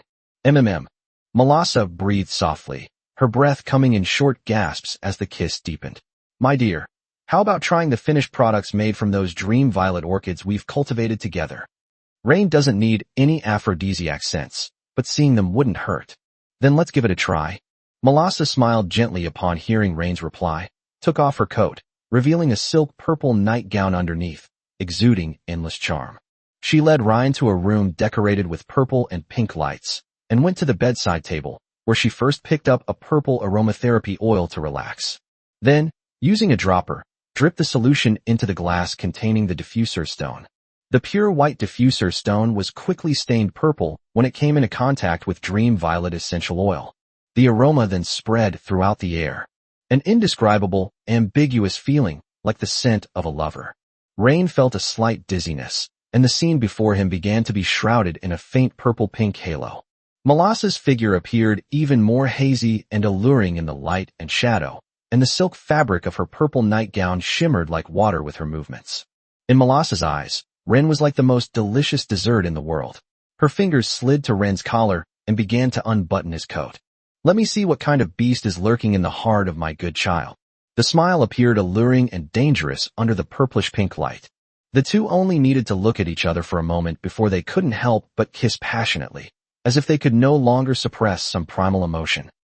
Meanwhile, at Violet Manor, late at night, inside the study, the dim candlelight flickered, casting two hunched shadows on the wall. Your Excellency Victor, the church is willing to accept everything, except the abyss, an elderly man dressed in a cardinal's red robe said in a low voice. As you are about to become the Chancellor of Tyre, you should abandon certain experiments. Victor struck a match, lit his pipe, and slowly exhaled thick smoke. What experiment? Your Excellency, are you referring to? You're not senile, you're just pretending, aren't you? The cardinal stroked his goatee and sneered. The church is not entirely ignorant. Whether it's Lord Lion of the Tyro Empire or you, aren't you both using your own offspring for experiments? I hope Queen Tyrell can abandon some of her inappropriate thoughts. If necessary, we will eliminate your son, Ren, and Baron Filt Sepsch. The reason why Rain's mother died was because the experiments she participated in crossed the church's bottom line. The war 13 years ago already gave all the high-ranking officials of Tyre a warning. People must not blaspheme. Victor's face was shrouded in shadow, but his gaze towards the cardinal was somewhat somber. The Bible mentions that God taught mankind to think. But why would God fear human thought? Does God really exist in this world? God certainly doesn't fear human thought, the cardinal scoffed, but God will punish all disobedient and wicked people. Victor snapped his fingers, the abrupt sound echoing in the study. Then, a dagger was pressed against the cardinal's back. The cardinal was quite certain that there was no one behind him, or rather, he had no idea whether there was anyone behind him at all. Or is the other person a dead person? That's why he can't sense any life. Are you threatening me? The cardinal asked. No, I just don't like being threatened, Victor shook his head. We're a group of like-minded friends who aren't bound by morality. The late emperor, the empress, Lion, or even myself, and everyone in the faction, all have lofty ideals, but we're just using our own children as a testing ground. It seems the church is meddling too much. The cardinal clasped his hands together and spoke with profound compassion. From the moment of birth, every life should not be defined. Victor tapped the table. To be honest, I don't really like talking about such low-level topics. I prefer to talk about money. What do you think? The cardinal opened his eyes. Please speak. The next day, Rain walked out of the soft feather salon. Melassa already regretted it. Using aromatherapy in front of Rain was like playing with fire. No matter how much she told him to stop, Ryan was like a disobedient and clingy little boy.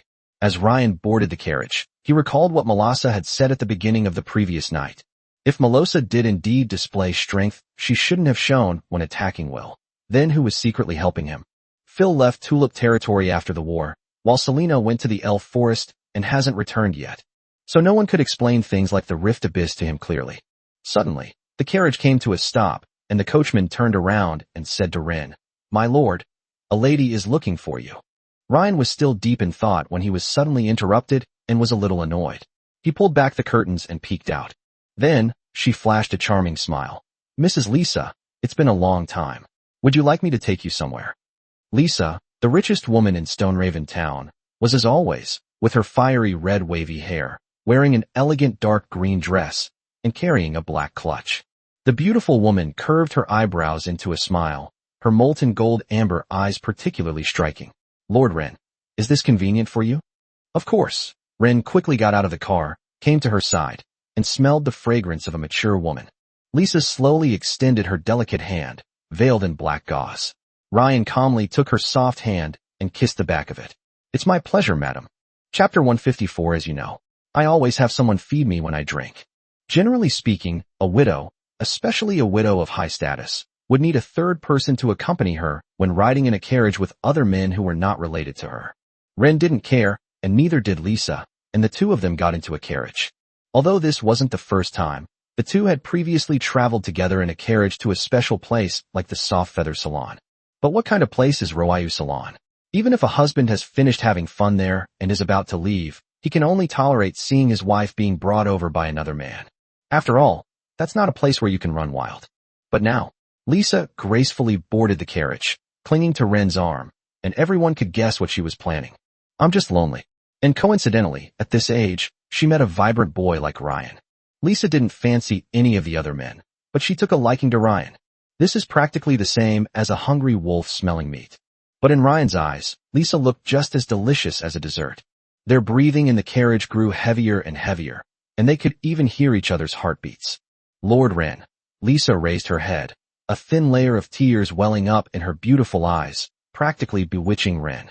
"I heard from Liana that she's going to hand over control of Grey Dove territory and Blackstone territory to you next." Ryan coughed lightly. "I'll temporarily take over management for her. That's how it is. Then, we should visit each other more often in the future." Lisa's red lips parted slightly. "You know, how come the three territories on the outskirts of Stoneraven town have suddenly been integrated together? From now on, it won't be convenient to do any business."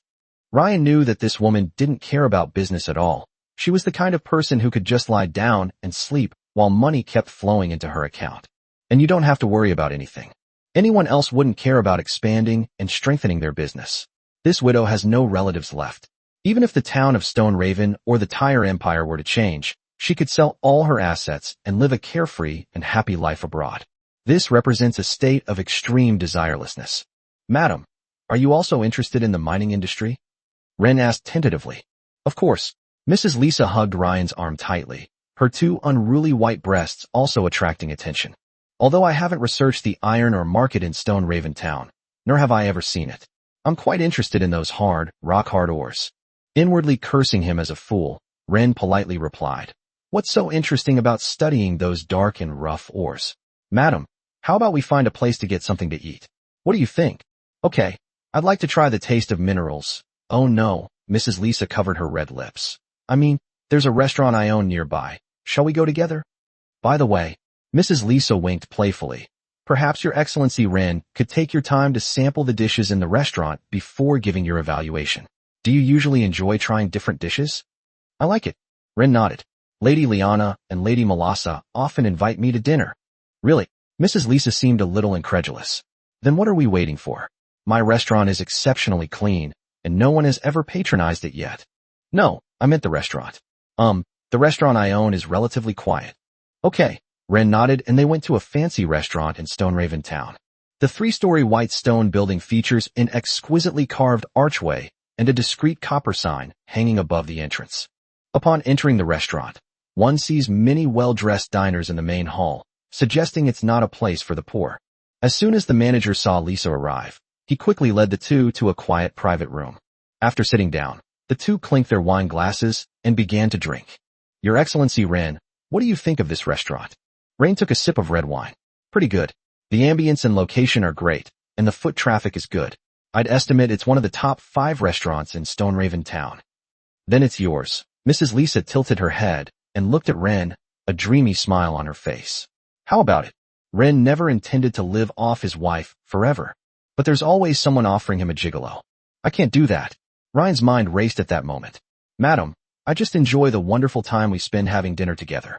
Lord Ren, you have no assets in Stone Raven Town. Why don't you consider starting a business here? Lisa asked, looking disappointed when Ren refused. She genuinely liked Ryan. It wasn't just lusting after his body. It's just a restaurant. It's nothing to a top-tier tycoon like her in Stone Crow Town. Doing business? Ren hinted, it's possible. Really? Lisa's eyes lit up. But I cannot accept it being done as a gift from you. Ryan began to state his bottom line. You know me, I know you have lofty ideals. Mrs. Lisa, sitting opposite Ryan, stood up and eagerly interrupted him, sitting down beside him. I want to know just how great you are. What exactly is it that has captivated Liana and Melassa so completely? Ren is also very troubled, as women try to seduce him every day. It wouldn't be right to say you wouldn't accept it. But once he accepts, people always say that he doesn't accept anyone. I know you understand me, Ryan said, but his hand wrapped around the beautiful woman's waist. But I know you're not interested in money. Mrs. Lisa said, as if she were a confidant to Ryan. You're the kind of man who isn't tempted by worldly things.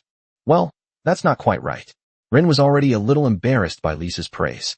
In reality, he just wanted to go back and see he and his own spirit pet. After all, he hadn't been home for a day and a night. However, given the current atmosphere, refusing Lisa, a widow, at this point would leave room for future speculation. This woman will definitely bring up past grievances and bring her emotions into the work discussion. I'm absolutely not making excuses for myself. Ryan kept mentally manipulating himself, then picked up a glass and brought it to Mrs. Lisa's lips. You know, I always have someone feed me when I drink. I never drink alone. Chapter 155 Lady Lisa, Part 1. Mrs. Lisa was slightly taken aback. She was not unfamiliar with Ryan's drinking style. Last time at the Soft Feather Salon, Medusa personally fed Ren wine.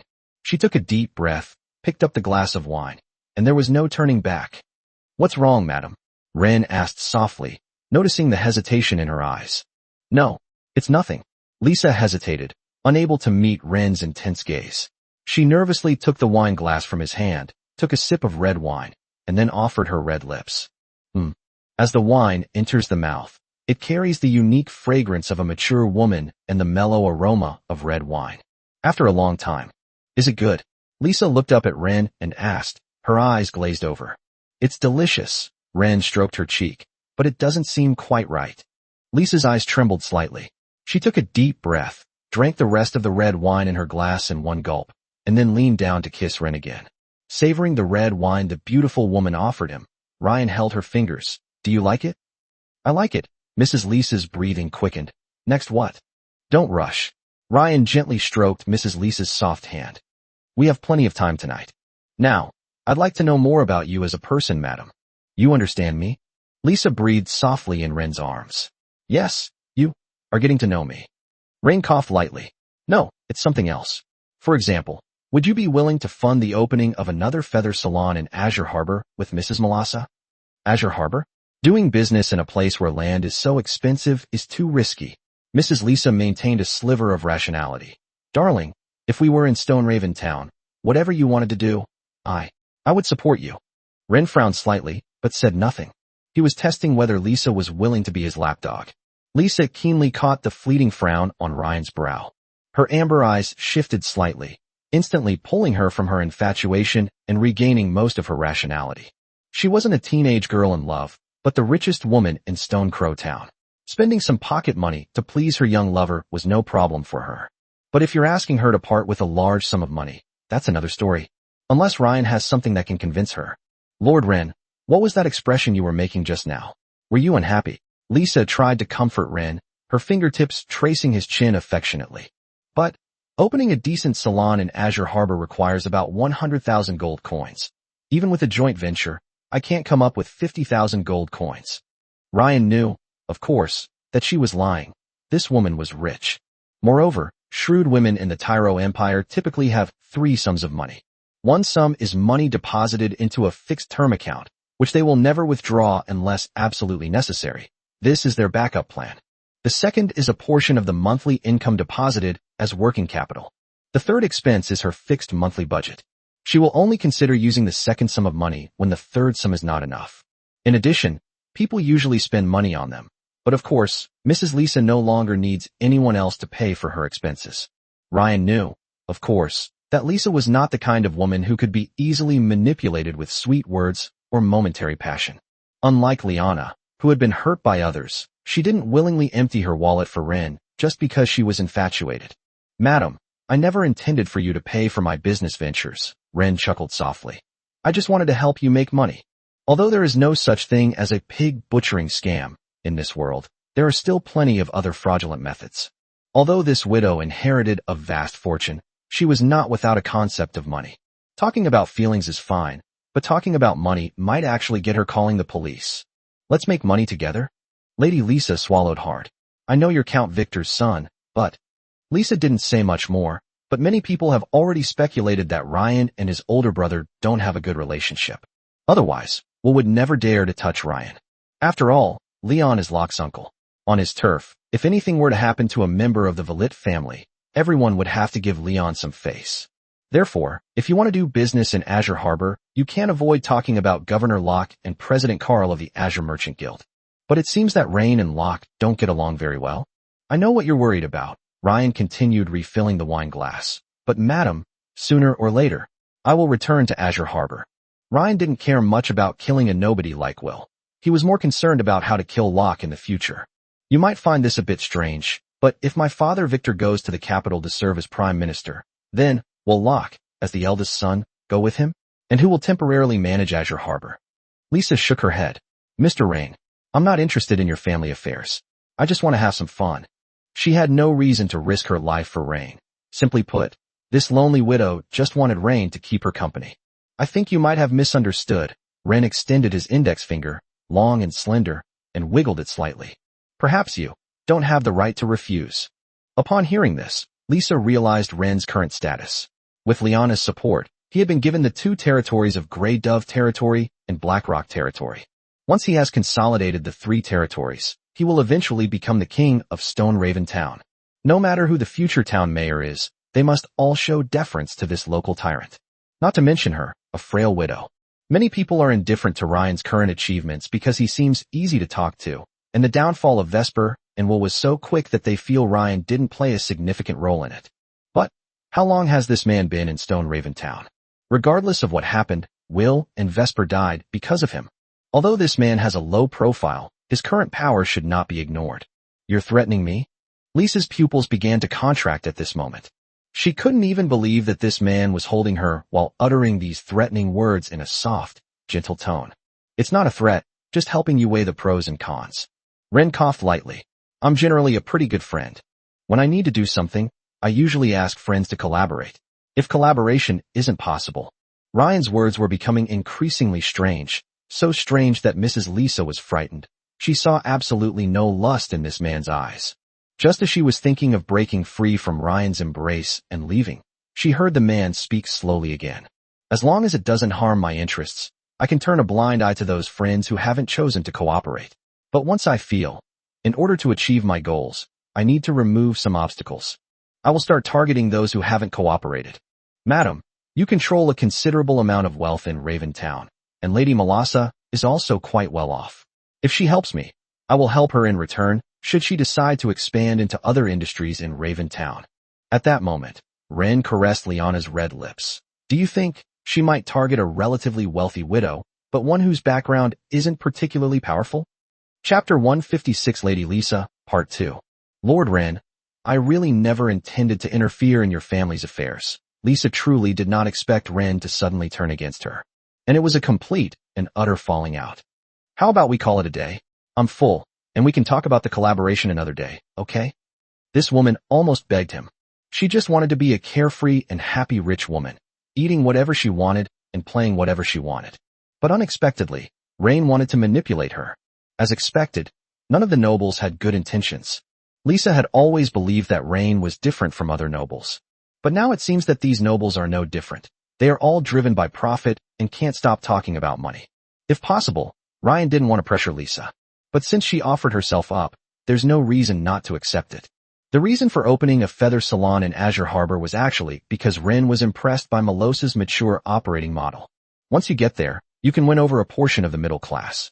Even if the power isn't great, as long as you form a circle there, it will always be useful. Moreover, Rain isn't without people in Azure Harbor. At the very least, he has a widowed lover named Eileen there. As a Viscountess of Azure Harbor, if Ren really wanted to do some business in Azure Harbor, even without the support of his family, Eileen would find a way to help him. This is the power of a high-end gigolo. Ren may not look very powerful, but the woman beside him is amazing. Even in her own restaurant, Mrs. Lisa has to ask Ryan's permission before she can leave. Wanna leave? I'm not entirely satisfied with that answer. Ryan glared at her. Which slut seduced me just now? And now you want to leave? No, please don't call me a slacker. Surprisingly, Mrs. Lisa did not refute, but only asked Ryan not to insult her like that. If it were anyone else, Mrs. Lisa would definitely slap him and then stomp on his face with her high heels. But she couldn't afford to mess with Rain, and not only was he handsome, but his voice was also pleasant to hear when he cursed. This is not without reason. Sometimes Melassa would even get Ryan to call her a bitch. Even Liana's heart raced when Rain called her a slut who had an affair with another man. But Lady Lisa had little experience in lanning and clearly couldn't withstand Ren's insults. But her pleas only emboldened Ren, who gently pinched Lisa's chin with his fingers, forcing her to look up at him. Not a slut? Then what is it? You were seducing me with those eyes, constantly sending me signals that you were lonely, and now you want to walk away unscathed. I didn't. No. Ren sneered. Madam, you are a smart woman. In business, the most taboo thing is to give someone a taste of success and then try to back out. He leaned down and whispered in her ear, his warm breath brushing against her earlobe. This is called breach of contract. I really just wanted to play around. I'm sorry. The beautiful woman lowered her head, her bangs falling down to obscure her enigmatic eyes. Please let me leave. Lord Ren, I promise I won't do it again. You won't. Ren whispered in her ear. You bitch, you dare leave without my permission. MMM. Mrs. Lisa covered her red lips, suppressing her racing heart, and nodded slightly, revealing a look of fear. Seeing the woman's reaction, Ryan knew something was wrong with her. He leaned back on the sofa, pointed to the wine glass, and said, Aren't you going to feed me some wine? Yes. The usually aloof and noble widow was experiencing the taste of serving others for the first time. She tremblingly picked up her wine glass, took a sip, and quickly offered her red lips to Ren. Almost completely nestled in Ren's arms, Shiko, her nails painted red, gently clutched Ren's collar. As their lips parted, Mrs. Lisa lowered her head, preventing Ryan from seeing her eyes. Now that I've finished feeding you, can you let me go, Lord Rain? Didn't I just make myself perfectly clear? Ren licked his lips. You slut, Didn't I just tell you you can't leave without my permission? You really need to be taught a lesson. No, that's not how it is. Don't scold me. Mrs. Lisa spoke faster and faster as she spoke. Before she could finish speaking, the woman, under Ren's surprised gaze, grabbed Ren's hand and pressed it against her cheek.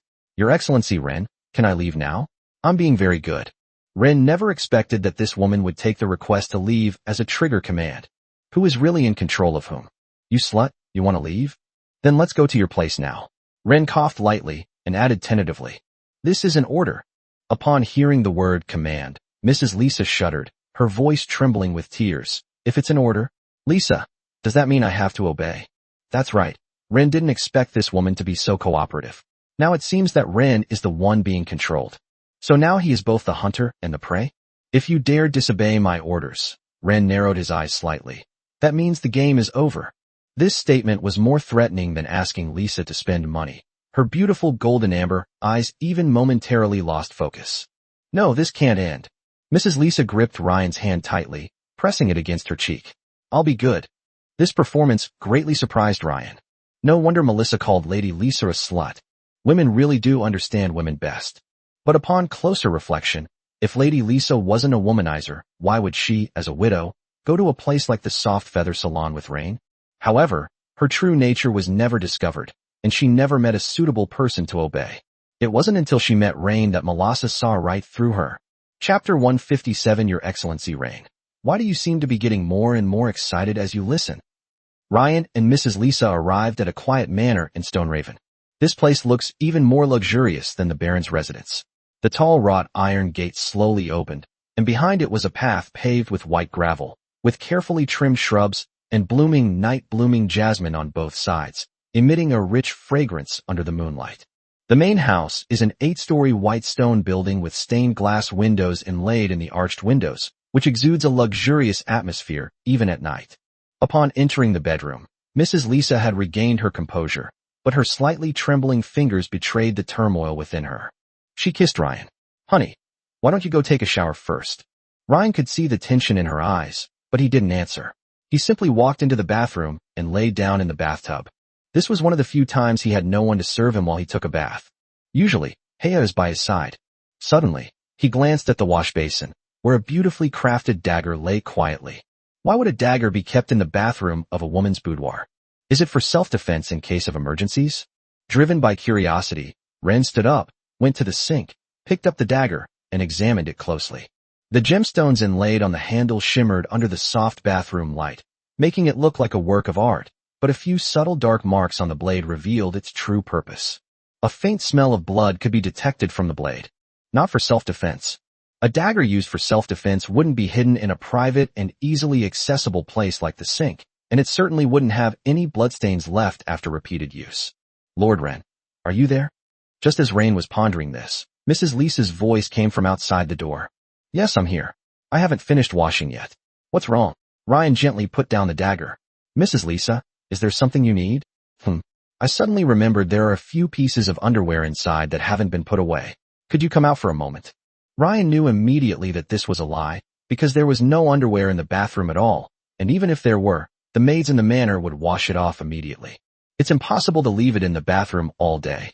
However, out of respect for personal privacy, Ryan put on his robe and opened the bathroom door. Please go in first. Seeing Ryan in his bathrobe, with water droplets dripping from his chest muscles, Mrs. Lisa unconsciously swallowed. But her eyes remained wary and alert, and she immediately went inside and closed the door after Ryan left the bathroom. Soon, Ryan returned to the bathroom, and the dagger was gone. Ryan went to the sink, bent down, and opened the cabinet, inside which was a first aid kit. Upon opening it, there were also healing agents, gauze, and other medical supplies. Stepping out of the bathroom, Ryan looked at Mrs. Lisa. Your Excellency Rain, you're done washing? Mrs. Lisa asked calmly as she dried herself and prepared to enter the bedroom. Unexpectedly, Ren grabbed her wrist and ripped open her sleeve, revealing numerous scars. What does this mean? Ryan stared into Mrs. Lisa's eyes. Does she have some kind of shady hobby? Rain would never have imagined that this woman harbored such an extreme personality. This already falls into the category of having masochistic tendencies. Lisa's body stiffened instantly, like a frozen sculpture. She jerked her arm back, frantically trying to cover the old and new scars with her wide sleeve. This is...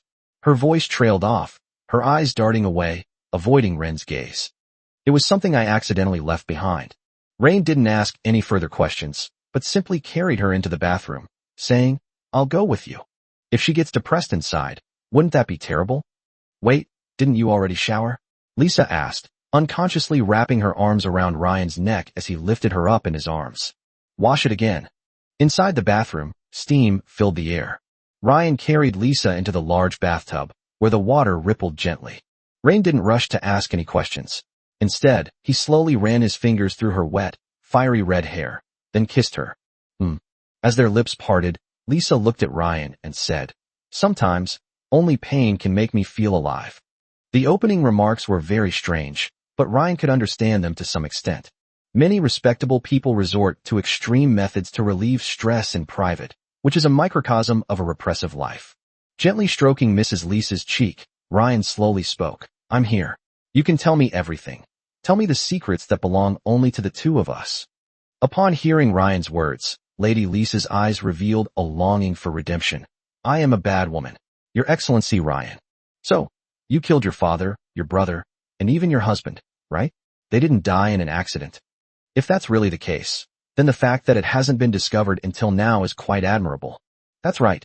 Lady Lisa's eyes flashed with resentment. She didn't care that the Imperial law enforcement would believe Rain after she told him.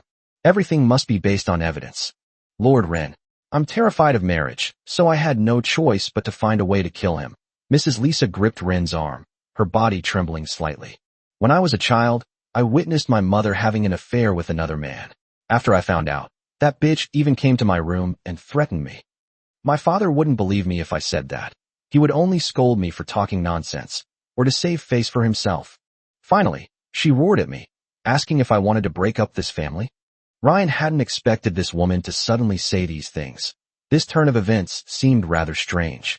But considering the woman's behavior in the restaurant just now, it doesn't seem so surprising. "Go on," Ryan said in a low, hypnotic voice. "What did they do to you?" "I remember having a cat when I was little.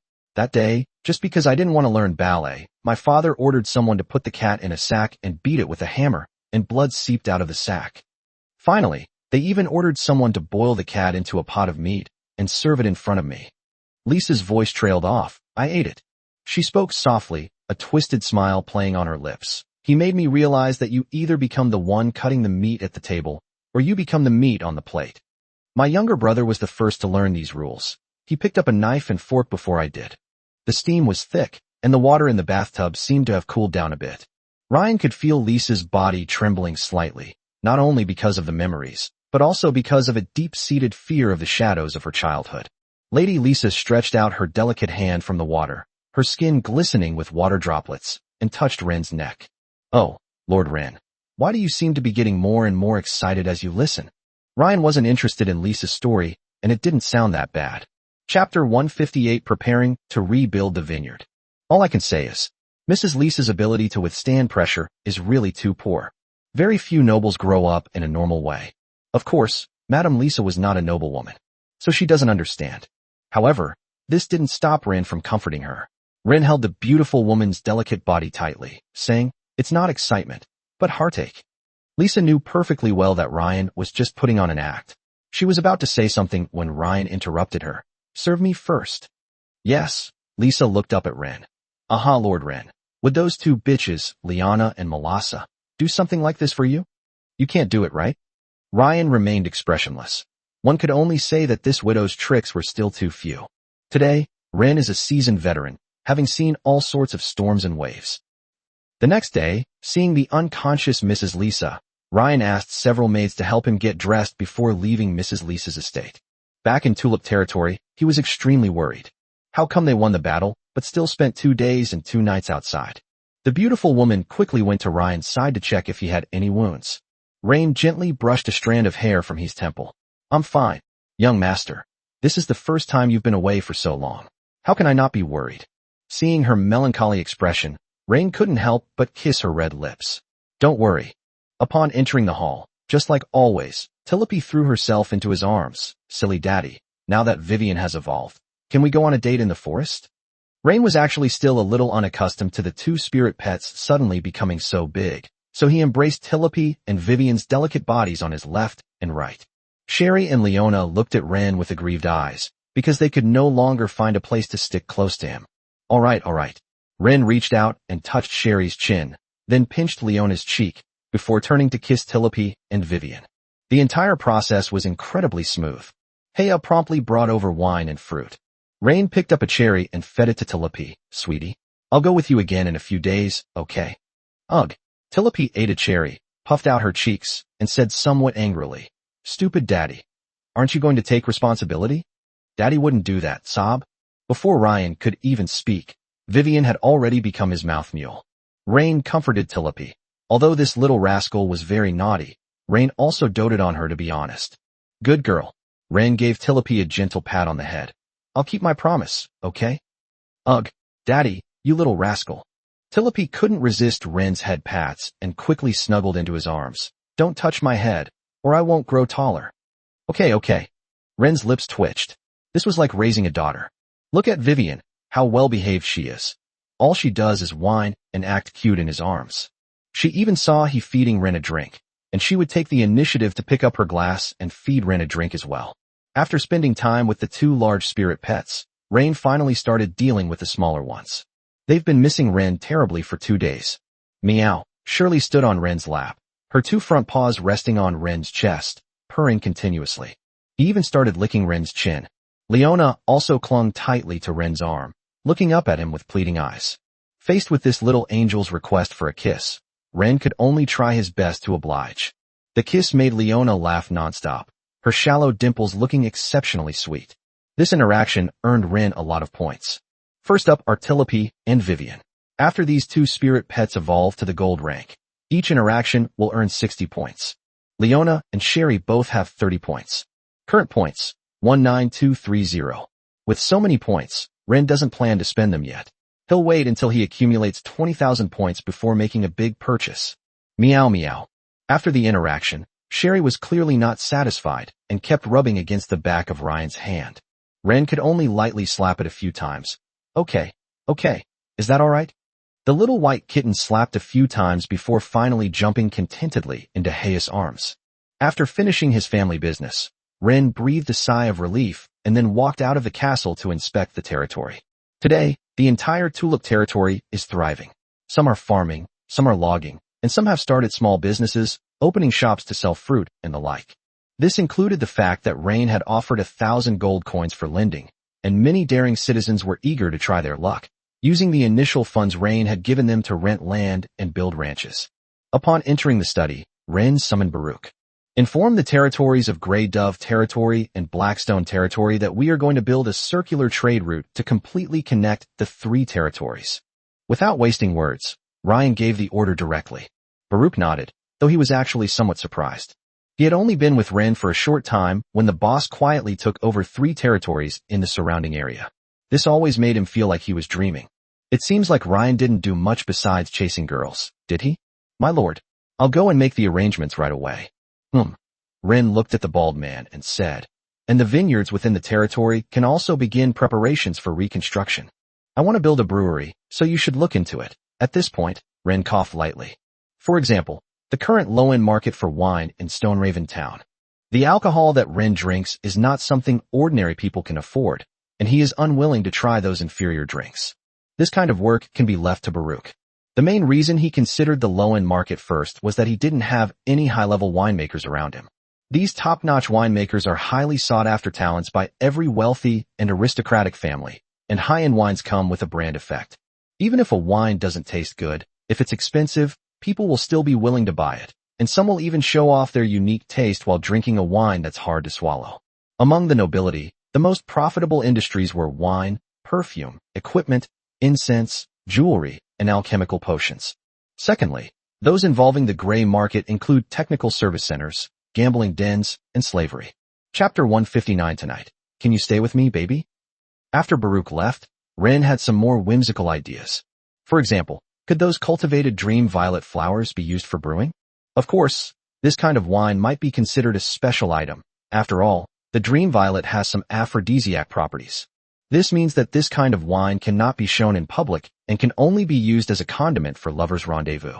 Although the market is smaller, it's not like there are no sales channels at all.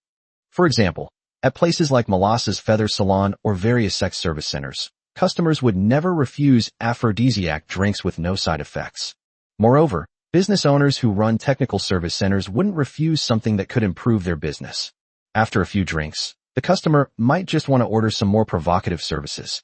Having made up his mind, Rain left the castle, boarded a carriage, and arrived in Stonehaven Town. Many important figures in Stonehaven Town stared at the tulip leader's carriage with somewhat dazed expressions.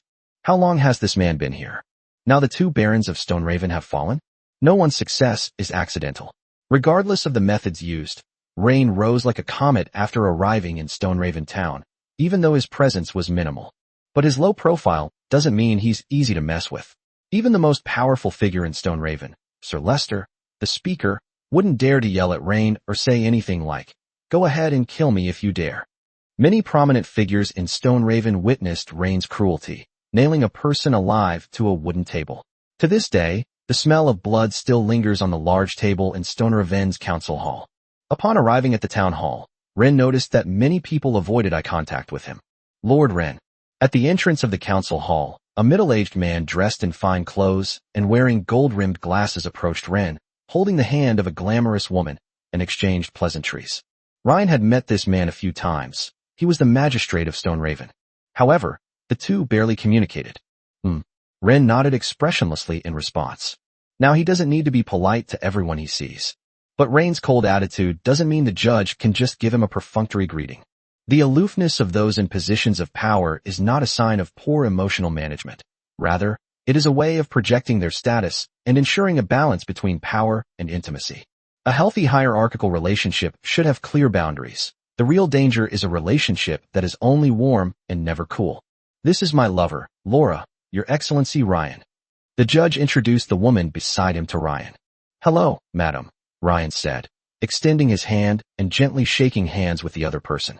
As he grasped that slender, delicate hand, Wren was surprised to find that she secretly scratched her palm with her fingertips. Only then did Ryan take a closer look. Ryan knew this woman, or rather, he had met her once. On the second night after Rain and Liana met, at the Amber Night Tavern, this woman approached Rain and struck up a conversation. She even suggested that the three of them could play together, and then blew Ryan a kiss, saying that her husband wasn't home that night, and she could wait for Ryan. "Lord Wren, it's been a long time." Mrs. Laura had short blonde hair, beautiful amber eyes, and wore a long red dress. The exposed skin subtly revealed a see-through undergarment. "Oh, you two know each other." The judge seemed somewhat surprised and turned to look at Laura. "Of course," Laura smiled confidently. "Darling, you weren't here that night, so I went to a tavern to clear my head and happened to have a few drinks with Lord Rain." "That's true," Wren coughed lightly and explained. "We've met once. You must have something else to discuss, right?" The judge nodded shrewdly. "Yes. I just finished some business, and I'm planning to ask the mayor for a day off to take my wife out for a day. By the way, we're planning to attend the masquerade ball at the Soft Feather Salon tonight." The judge said, a hint of anticipation in his eyes. "If possible, would you do us the honor of joining us, Lord Rain?" "Really? I was just about to go there tonight." Rain neither refused nor agreed, but simply stated his itinerary. "See you tonight." Laura winked at Wren. "Lord Renham." The coquettish tone silenced Rain. The judge was actually cooperating with his wife in seducing other men. However, this is not uncommon among the privileged class. By inviting Ryan and his wife to the masquerade ball, he was already sending a signal. "You can have sex with my wife." As for why the judge believed Ryan wouldn't refuse, the reason is quite simple. Mayor Liana was someone else's wife before. Moreover, it's no secret that Ryan prefers mature women who are much older than him. After exchanging pleasantries and saying goodbye, Wren went to Liana's office. Upon opening the door, the beautiful woman was gazing at the scenery from the window. Ryan closed the door, gently came up behind her, and hugged her. "What's wrong, madam?" The beautiful woman took a deep breath. "Am I really that useless?" "Wren, how could that be?" Ryan hugged her tightly. "In my eyes, it doesn't matter whether you are useful or not. As long as you live in my life, that's already the greatest contribution you've made." "Is that really what you think?" Liana felt a flutter in her heart upon hearing Rain's sweet words. "Of course," Ryan whispered in her ear. "You will always be the most important." "Is that really what you think?" Liana turned around. You're not lying to me, are you? I've never lied to you. Ren kissed the beautiful woman's red lips. Liana was breathless from the deep kiss, which also temporarily dispelled the sorrow between her brows. She nestled in Ryan's arms, feeling the warmth and strength emanating from his strong chest, which made her feel incredibly safe. Yet this very safety made her increasingly anxious and insecure. I'm leaving in a few days, Ren. Liana wrapped her arms around Ren's waist. Can you stay with me tonight, Ren? Ren was instantly ignited, even though he was scheduled to visit the Soft Feather Salon tonight to discuss opening a branch in Azure Harbor with Melosa, as well as brewing. Okay, so tonight? Or to Amber Night? Or to your place? Let's go to your place, Liana said, looking up at Ren. I haven't been to your place yet, and I'd also like to see Vivian. This gave Ren a real headache. Chapter 160. You naughty kid. You always use this trick to coax me. Should we take Liana back to Sihi? Ren didn't know what to say. It seems a little awkward. For Selena and Phil, these things might not matter, but Liana is different. However, Ren was still somewhat curious about he. This woman, he, seems to have never spoken to Selena and Phil. Normally, she's just a maid, and Phil and Selena don't need to pay attention to her. But for Rain, he was more than just a maid. She was someone who accompanied him as he grew up, a mother figure to him. Even when Phil and Selena arrived in Tulip territory, they were intentionally or unintentionally avoiding he. This always puzzled Ren, and even he maintained this tacit understanding. Ren had once asked he if she had any relatives. She said she couldn't remember. Another thing that puzzled Ren was that an ordinary woman, relying solely on a few books on pet nutrition, was able to prepare better food for Ren's pets. Even Ren's spirit pets have a natural dependence on her. Ryan was certain that the two were not related by blood. After all, that was God's bottom line. Furthermore, if she had any connection with the Valit family, Victor wouldn't have made her Rain's maid. So what exactly is Heia's background? Rain never delved into it, because he wouldn't question Heia's love for him. What's on your mind? Coming to his senses, Rain heard Liana's hesitant tone. Is it inconvenient? Liana naturally knew that Rain had a maid who doted on him. Anyone who has investigated Ren's background knows that this woman is the person Ren cherishes most. No, Ryan raised an eyebrow. I was just thinking about what kind of surprise I should prepare for you tonight, madam. For example, setting off fireworks, or preparing some kind of grand feast. Oh, and I still don't know what you like to eat, madam. I'll have the servants prepare it when I get home tonight. For some reason, Rain always felt awkward about introducing Liana and he to each other. Shall we go to Amber Night, and then to my house? At this moment, Liana seemed to see through Ren's dilemma and showed an understanding smile. Amber Night, huh? That's fine too. Ren smoothed a strand of hair from Liana's temple. Madam, do you remember the night after we met? I remember. What's wrong? Liana puffed out her cheeks and said in a coquettish tone. Back then you were flirting with other women. A beautiful mature woman's coquettishness is the most irresistible. Even a seasoned womanizer like Ren was somewhat unable to resist. Yes, that's the woman. I never imagined she was the judge's lover. Rain looked into Liana's eyes. So this is what you mean. Liana's eyes darted around. What's wrong? Why did you send another woman to test me? Ren pinched Liana's chin. What test? Liana immediately denied it. You naughty boy, what kind of person do you take me for? You think I'd go and test you with other women after just one meeting? Ryan, you naughty boy, Isn't that so? Ren smiled with interest, bringing his face very close to Liana's. So, the moment you met me, madam, it was love at first sight. Yes, so what? Liana pinched the soft flesh on Rain's waist. I'm just a slut who cheats on me with other men. Isn't that what you like to call me the most? This can't be said during the day. Ren quickly kissed Liana to shut her up.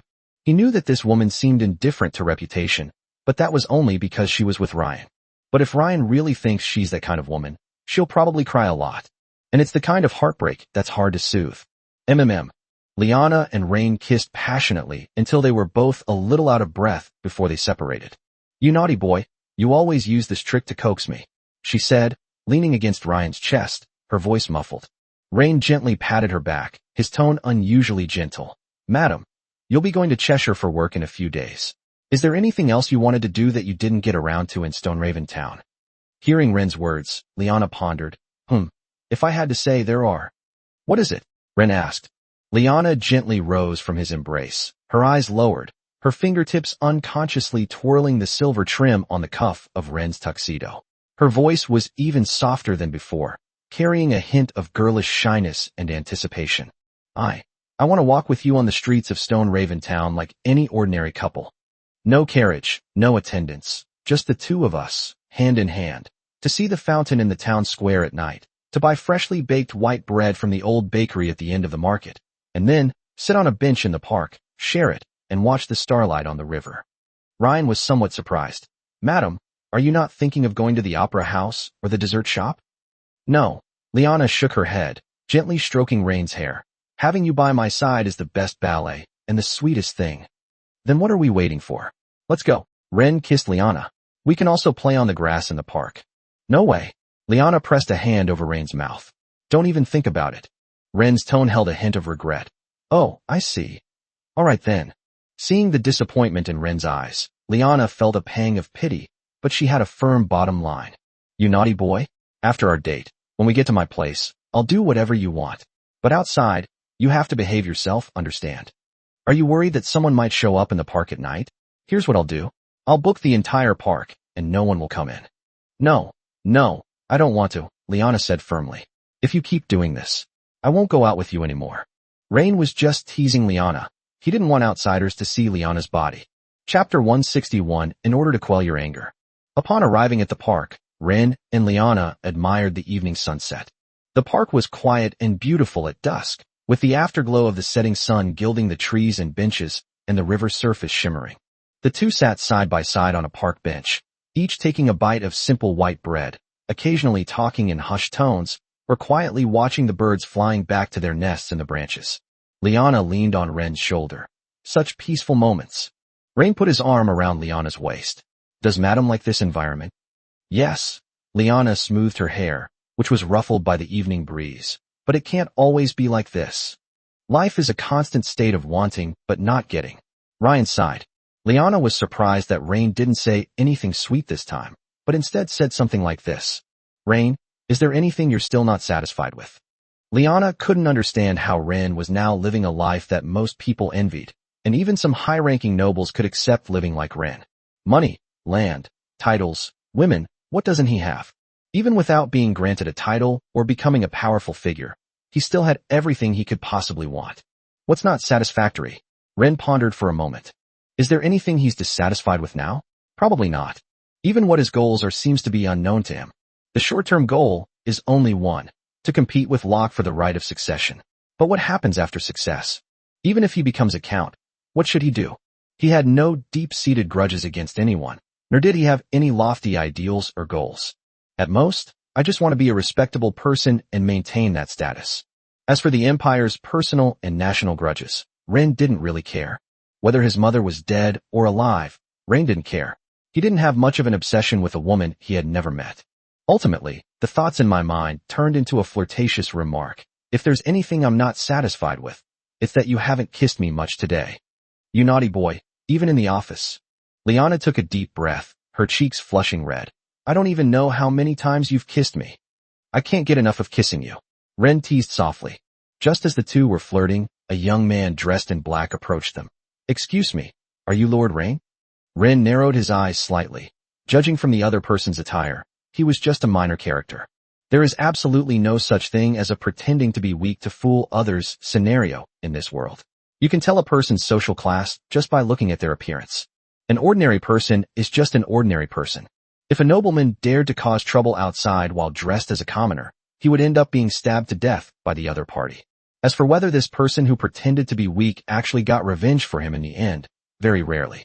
In a class-divided empire, revealing your identity is the best way to save your life. If you don't protect your own family, then you'll just get killed. Just like the man in front of them, dressed in commoner's clothes.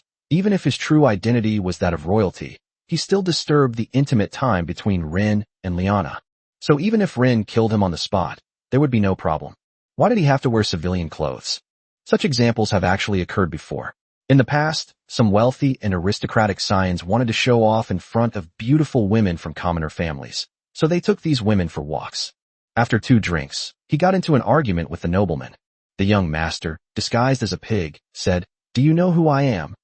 Then he was stabbed to death by a minor nobleman. This scion of a wealthy family didn't even have time to use any means to save his life. He was completely finished. In the end, This minor nobleman got away scot-free because the empire tacitly approved of the strong bullying the weak. The mistake was that the young master, who was pretending to be a pig, insisted on wearing commoners' clothes. As for his father, he just felt ashamed. "I'll give you 3 minutes," Ryan said slowly. He saw no need to get angry with this messenger. Or rather, Rain didn't want to embarrass Liana. After all, she was still the mayor of Stoneraven Town and couldn't allow Rain to wantonly slaughter civilians. The young man's voice sounded a little nervous. "I'm from the Black Fawn Party." "All right, I don't care what your name is," Ryan interrupted him. The name of this organization sounded like some kind of gang. Who knew that Liana would tighten her grip on Ren's arm a little more, clearly trying to remind him of something. The young man coughed lightly. "Our leader, Mr. Parker, hopes to meet you." Ren waved his hand, then let him come himself. The young man didn't dare say anything more and quickly left their sight. Then, Liana slowly began to speak. The Black Fawn Gang is the largest gang in the Western Province, kept by the Sterling family. Most of the shady businesses in the Western Province are connected to this gang. Even Molasses Soft Feather Salon has to pay a considerable amount of harmony fees to this gang every year. Rain, you can't underestimate them just because they're a gang. This organization has connections with many political figures and wealthy businessmen in the province. Ren certainly understood that in this world, there is black and white. White nourishes black, and black also needs white. The fact that this gang has approached Ren means that it represents the family of Christie's, who wants to talk to Ren. The biggest gang in the Western Province. Ryan pondered for a moment, meaning that any shady business in this province can be linked to them? Liana nodded. That's basically it. Many moneylenders come from the Blackwing Gang, and the leader Pike that man just mentioned is essentially Lord Sterling's black glove. A great man must have 2 pairs of gloves, a black glove and a white glove. White gloves are for the clean work, black gloves are for the dirty work. Even Rain's father, Victor, was like that. However, even now, Rain is unaware of the existence of such a person because he has never entered the power center of the Villet family. Coming to their senses, an elderly man with gray hair, leaning on a cane, approached the two, which greatly displeased Ren. "You're Parker?"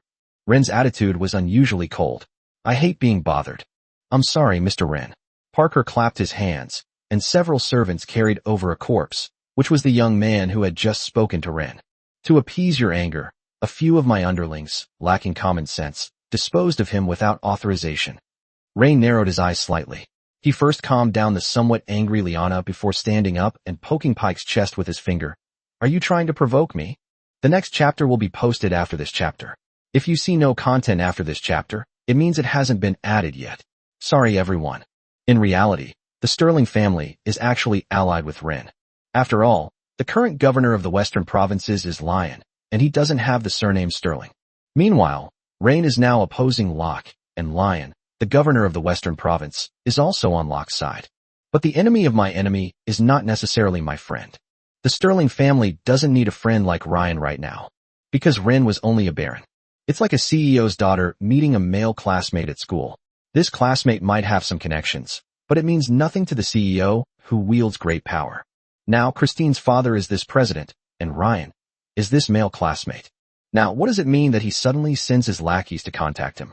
Either Phil is pulling the strings behind the scenes, or it's the Sterling family, because Rain has started to take control of 3 territories around Stoneraven Town and has begun to pay attention to Rain.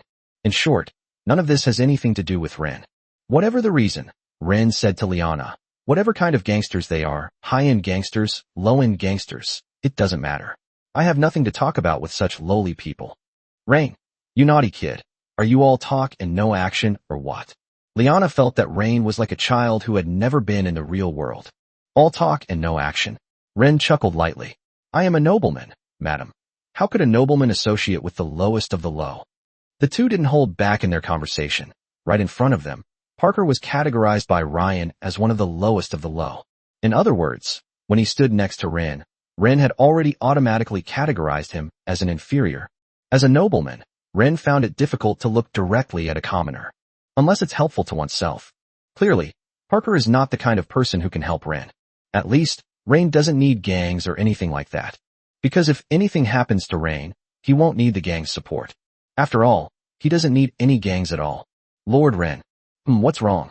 Ren glanced at him casually, completely ignoring Pike's presence. You seem to have some questions? No, of course not. No? If you didn't have one, Would you dare send your lackey to deliver a message? Ryan showed no politeness whatsoever. Do you think I'm not qualified to speak to you face to face? As soon as he finished speaking, the Black Fang party members present began to raise their heads, keeping a close eye on Ryan's movements. Clearly, they are always ready to protect their master's safety. No. I never thought that way, Lord Ren. When faced with the Baron, Pike would still choose to back down. After all, Ren is not someone to be trifled with. With so many predecessors already confirming this for him, Pike naturally dared not touch this brow. Kneel down. Ren looked at the man in front of him and pointed at Parker. At this moment, Pike was somewhat taken aback. I don't even know whether to argue or do as instructed. He was, after all, the unofficial emperor of the Western provinces, and even the viscounts and barons within those provinces greeted him with smiles. When they arrived in front of Ren, they actually demanded that he kneel down. And in front of his own underlings? Lord Ren, what do you mean by this? Parker's tone was already somewhat annoyed. After all, he was still a lackey of the current Sterling family. The head of the Sterling family is an earl, and in terms of rank, he is no different from Rain's father. But Victor is going to become prime minister, so there's a world of difference between him and the head of the Sterling family. As a mob boss, kneeling before the prime minister's son is nothing unusual, but Pike represents the Sterling family's reputation. If you don't want to kneel, then get out. Rain's anger was not without reason. His wonderful date with Lyanna had been interrupted. What does this prove? Many people in Cheshire still don't take Lyanna, the soon-to-be treasurer, seriously. Because if the Blackwings really wanted to greet someone, they should greet Lyanna first, not Rain. After all, Rain's power was limited to Stoneraven Town, while the Black Ebony Party was spread throughout the entire Western Province. Lord Rain, I haven't even explained the purpose of my trip. Pike took a deep breath. This was the first time he had been so aggressively pressured by another character. Even if this character is a rising star in Stoneraven Town. But his focus was on the underground market of the entire Western Province, namely the Grey Market. Whatever Ryan wants to do, he can't get around him. But Ren was so aggressive. What could your purpose be? Ren sneered. From the very beginning, the Soft Feather Salon doesn't need to pay any so-called harmony fee to the Black Fang Party. Can you understand that? At that moment, Pike finally understood. Melassa and Ryan are having an affair, and Ryan is obviously very unhappy about it. After all, his woman had to pay protection money to a gang, which was intolerable to any nobleman. But the Black Fang Party is different. They were Sterling's gang, collecting protection money from these nobles who ran illegal businesses. Even though Rain didn't have shares in Soft Feather Salon, Parker couldn't back down, otherwise he wouldn't be able to explain himself to his master. This matter, I cannot make the decision, Your Excellency Ren, and I cannot kneel. Parker thought that by saying such words of admission of weakness, he could make Ryan back down, but who knew that Ryan would only become more aggressive. Can't kneel. Ren patted his cheek and abruptly reached into his pocket to pull out a pack of cigarettes. He then lit one himself and blew the smoke into Parker's face. Right now, I just want to ask you, what do you want with me? Parker had investigated Ryan's background. He was a very easy person to talk to.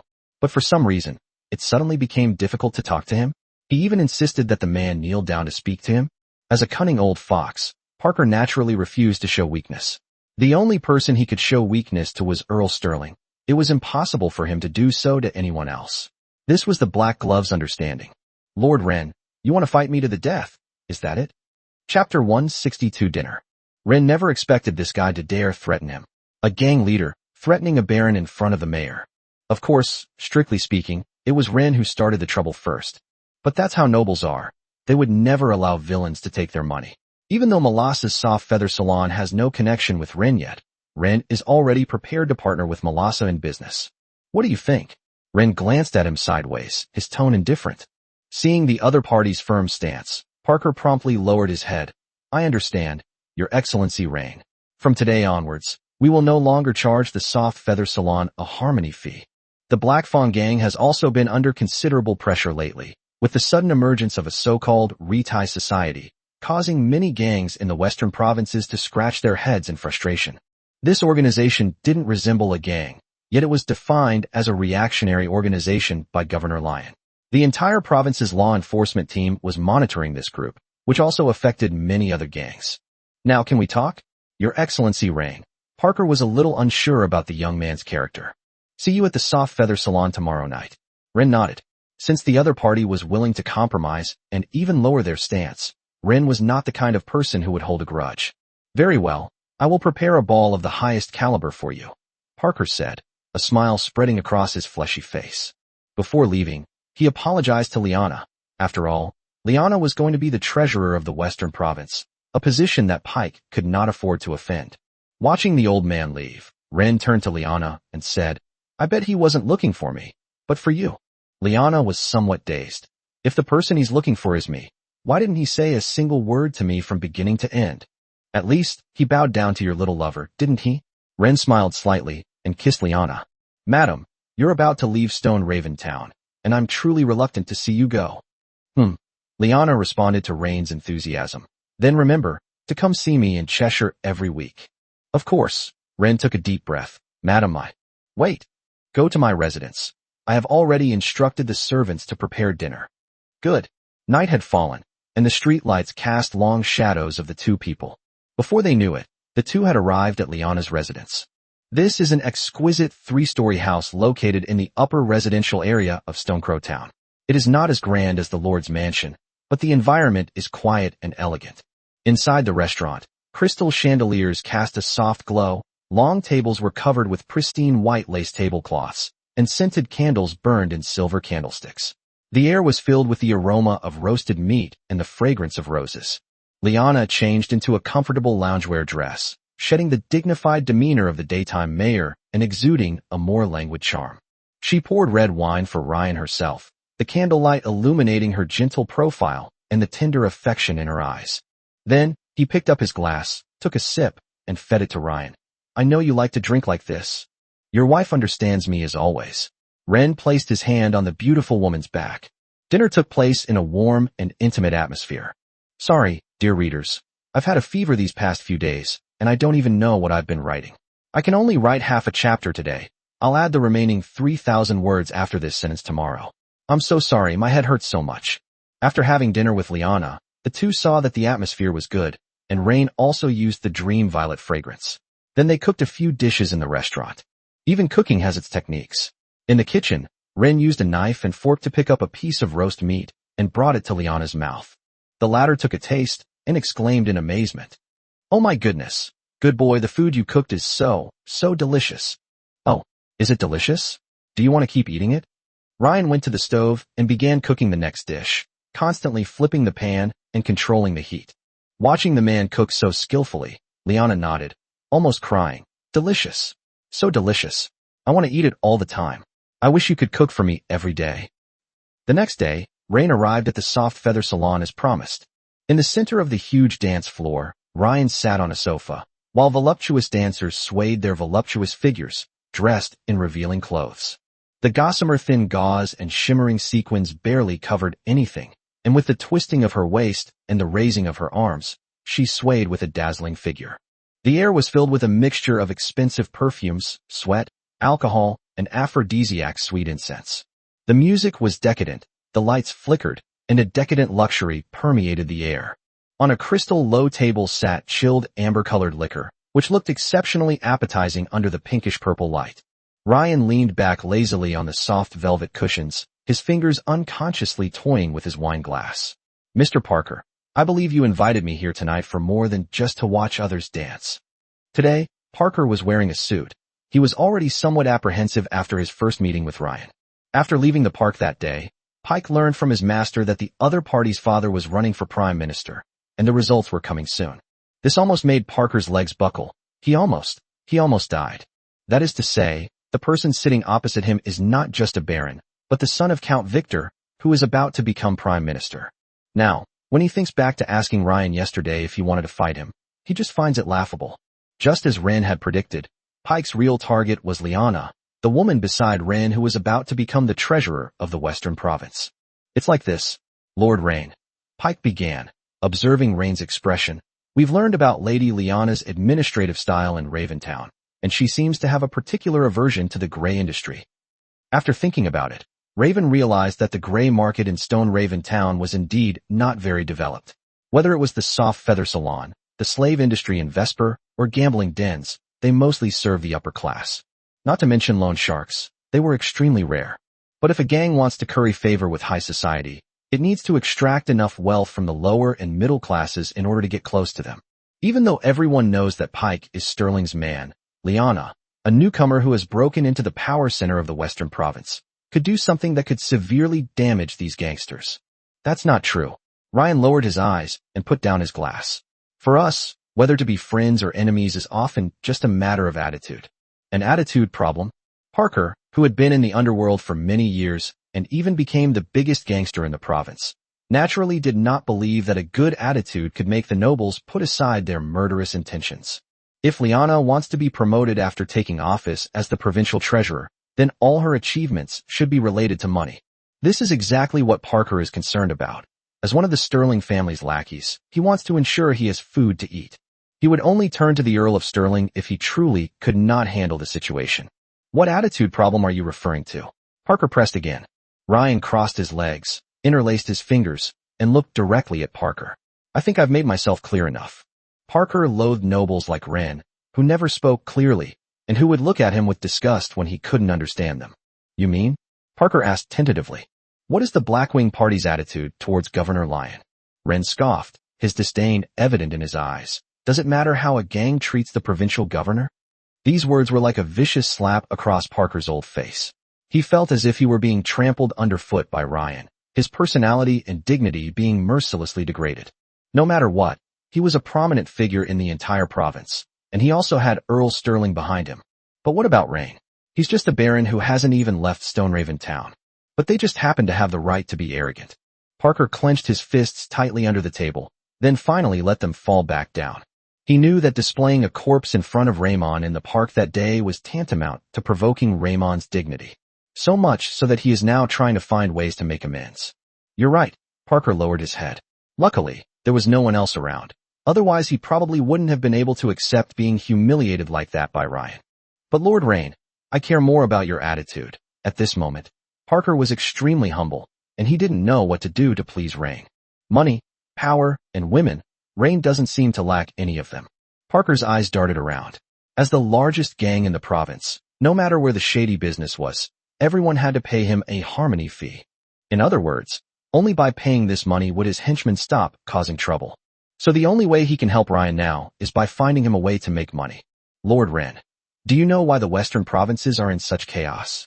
At this moment, Pike suddenly leaned closer to Wren and said mysteriously, What's wrong? Wren pointed to a blonde woman on the dance floor, who immediately swayed her alluring figure and came to Wren's side to pour him a drink. Smuggling. Parker began softly, whether it's local specialties, spices, alchemical potions, or luxury goods. This place is close to the Orsa Empire. As long as we can establish a relationship with the Orsa people, bypass the Empire's heavy taxes, and reach an agreement to operate in a mutually beneficial manner, we can make huge profits. This source of income has always been tightly controlled by Governor Lyon, Parker said, dropping a bombshell. Once Lady Lyanna takes the position of provincial treasurer, she will inevitably crack down on this behavior, or be recruited by Governor Lyon. Wren narrowed his eyes slightly. It wasn't impossible that Leon would try to win over Lyanna. Nobles don't care about love, as long as the benefits are enough. Leon believes Lyanna will betray Wren. The most important thing is how Leon and Lyanna make their choices. If Lyanna feels that the money Leon offers is more valuable than political achievements, then she has already joined Leon's interest group. Of course, Rain believed Lyanna wouldn't do that, but politics isn't something you can simply refuse to do. There are always many things beyond your control. Ryan pinched the bridge of his nose. So, Parker coughed lightly, picked up 2 cigars, and handed one to Ryan. The blonde woman next to him tactfully took out a lighter and lit it for Ryan. Rain took a deep drag on his cigar and exhaled a puff of smoke. I remember, Weyshell Town is also one of the towns near the Orsa Empire. Parker nodded. That's right, and that's also the base of the Gitae Society. At this point, Pike added a timely reminder. Lady Violet Melosa was also in Orsa. He believed that Wren would understand his intentions. Simply put, as Wren's lover and soon-to-be treasurer of the Western Province, Lyanna could not possibly turn a blind eye to smuggling. The impact of smuggling on the treasurer was direct and fatal, a sword hanging over her head. By raising this question, Parker was also subtly indicating that Ryan's woman was about to face an unavoidable situation. Once the Empire decides to reform border trade, Lyanna, the new treasurer, will be the perfect scapegoat. Losing one's official position and title is the least of one's worries. One could very well suffer complete disgrace and even die without a proper burial. Regardless of whether Liana was involved or not. All that's needed is for evidence to point to Liana at every stage of the smuggling chain, including key figures, fund flows, and the network of protectors. Ren knew Liana's background well. She had no one above her. Is a sudden promotion at this time really a good thing? Rain tapped the table and asked. Now, is the Soft Feather Salon, the most prestigious high-class social and entertainment venue in Stone Raven Town and even the surrounding area, more than just a money pit? Could it serve as an information hub, money laundering channel, or even a rendezvous point for a vast smuggling network? Parker knew that Ryan and Melassa were having an affair, and he would never dare to say anything reckless. I dare not make any assumptions, Your Excellency Ryan.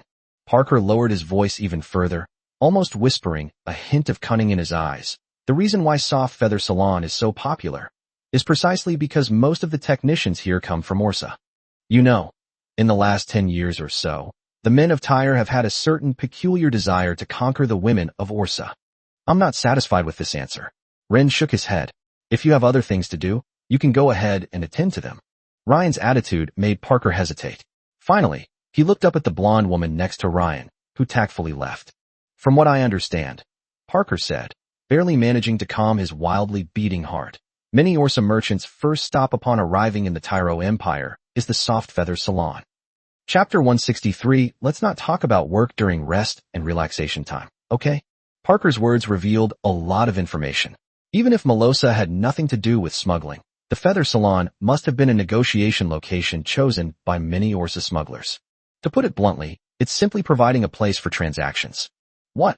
Parker continued to entice Ren, who was deep in thought. Is Lord Ren also interested in smuggling? Ryan chuckled softly. I just feel the biggest problem in the Western provinces right now isn't the so-called gambling dens and technical service centers, but smuggling. I wish I had some kind of official position. You truly care about the Empire, Pike complimented at the opportune moment. Having received Ryan's reply, Pike was relieved. As long as Rain and Liana, the provincial treasurer, don't focus on cracking down on the illicit industry, everything will be fine. As for smuggling, it's no longer a gray industry. It's illegal. By the way, Mr. Rain, I may have to excuse myself for a moment. If you ever need my help in Cheshire, please don't hesitate to ask. Pike actually had another purpose, to test Liana's attitude towards Leon on behalf of his master. Clearly, Rain now also answered Count Sterling's question on behalf of Liana. He has big ideas about Lion. Otherwise, he wouldn't have said, the biggest problem in the Western provinces right now is smuggling. At this moment, only Ryan remained on the sofa in the center of the dance floor. He quietly sipped his brandy and began to ponder. Melassa, this charming and alluring woman, has actually gotten involved in smuggling. She may not have any connection with Lion, but she definitely has dealings with smugglers in Orsa. Ryan underestimated her. Just as Rain was deep in thought, a mature woman's voice sounded beside him. Your Excellency Ren. Laura and the judge came to Ren's sofa and greeted him. Laura, ever understanding, sat down next to Ryan, took his arm, and asked softly, Is something on your mind? Ryan first glanced at the judge, and only after confirming that the judge didn't seem offended by his wife's intimate contact with other men did he slowly speak. It's nothing. This woman seduced Rain during Amber Night, but after Rain learned yesterday that Laura was the wife of a judge, he saw through her scheme. This woman must have been instructed by Liana to boldly seduce Ren during Amber Night. Liana's reaction when Ren exposed her proved that Ren's guess was correct. Then why didn't you come to the masquerade ball last night? Lau stretched out his finger and traced it across Ryan's chest. You know, I was waiting for you all night, right? When I didn't see you, I went home early. Is that so? Ren didn't show much interest, but he could see excitement in the judge's eyes. It seems that Laura's seducing men in front of him is something to be happy about.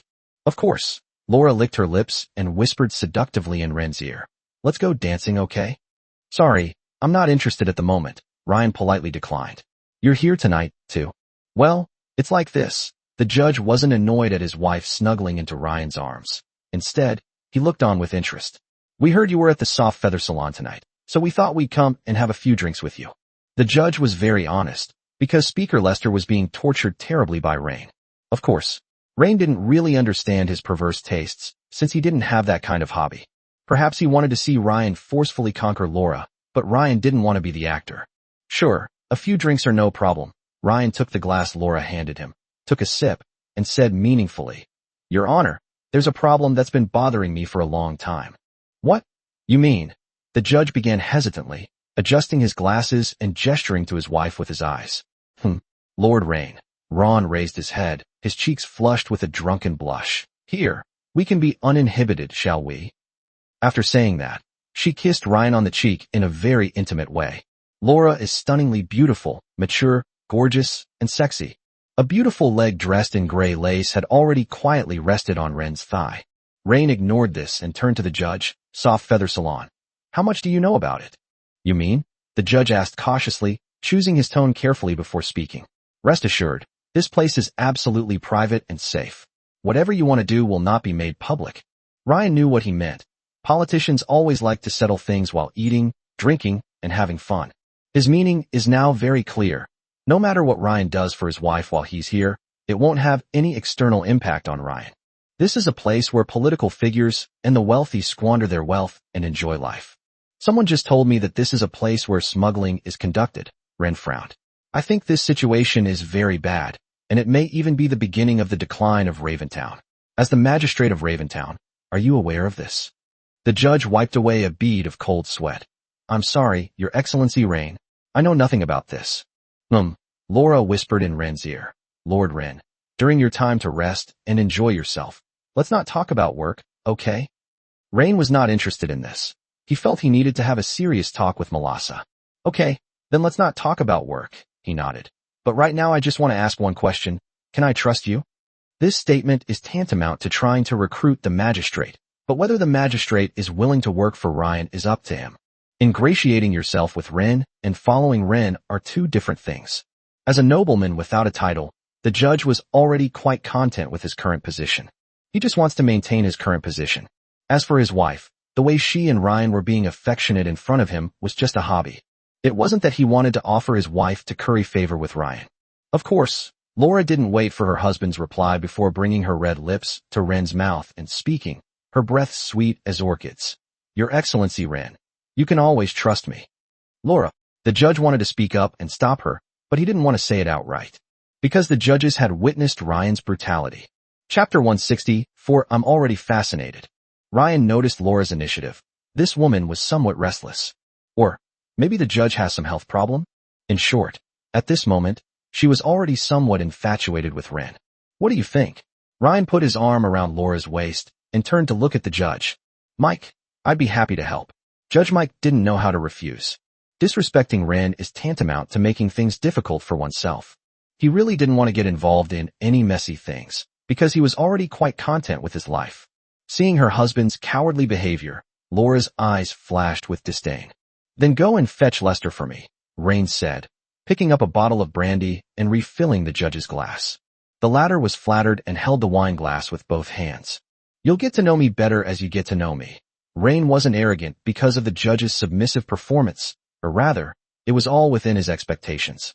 If we have money, we can make it together. If there's trouble, we can solve it together. I'm never heartless or ungrateful to the people around me. Yes, the judge drank the wine that Rain had poured for him in one gulp, stood up and left. He knew that Rain wasn't trying to get him to be alone with Laura, but rather that he really needed him to summon Speaker Lester. As for why, Judge Mike didn't know. Lester was very annoyed at being disturbed late at night. He met with Judge Mike in his living room while still wearing his bathrobe.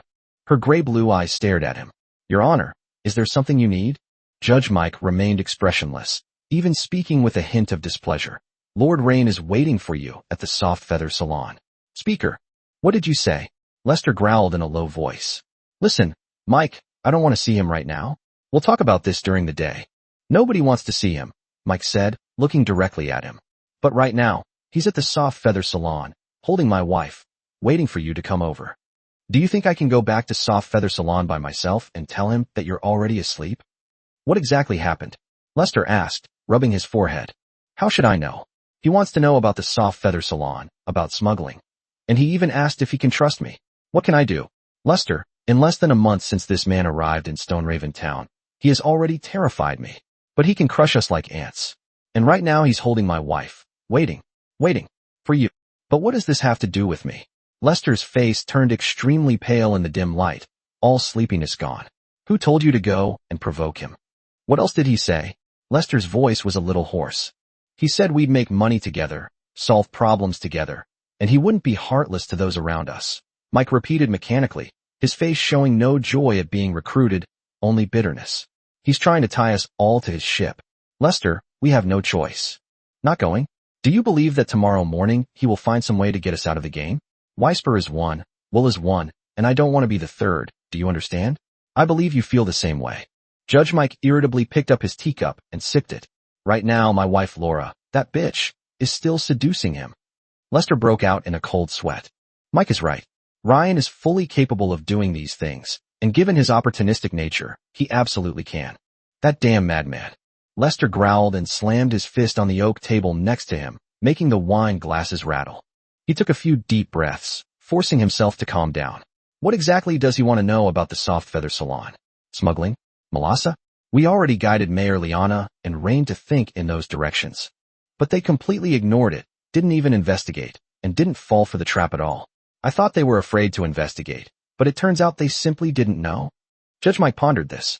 He and his group had indeed tried to put pressure on Liana to order an investigation into the Soft Feather Salon.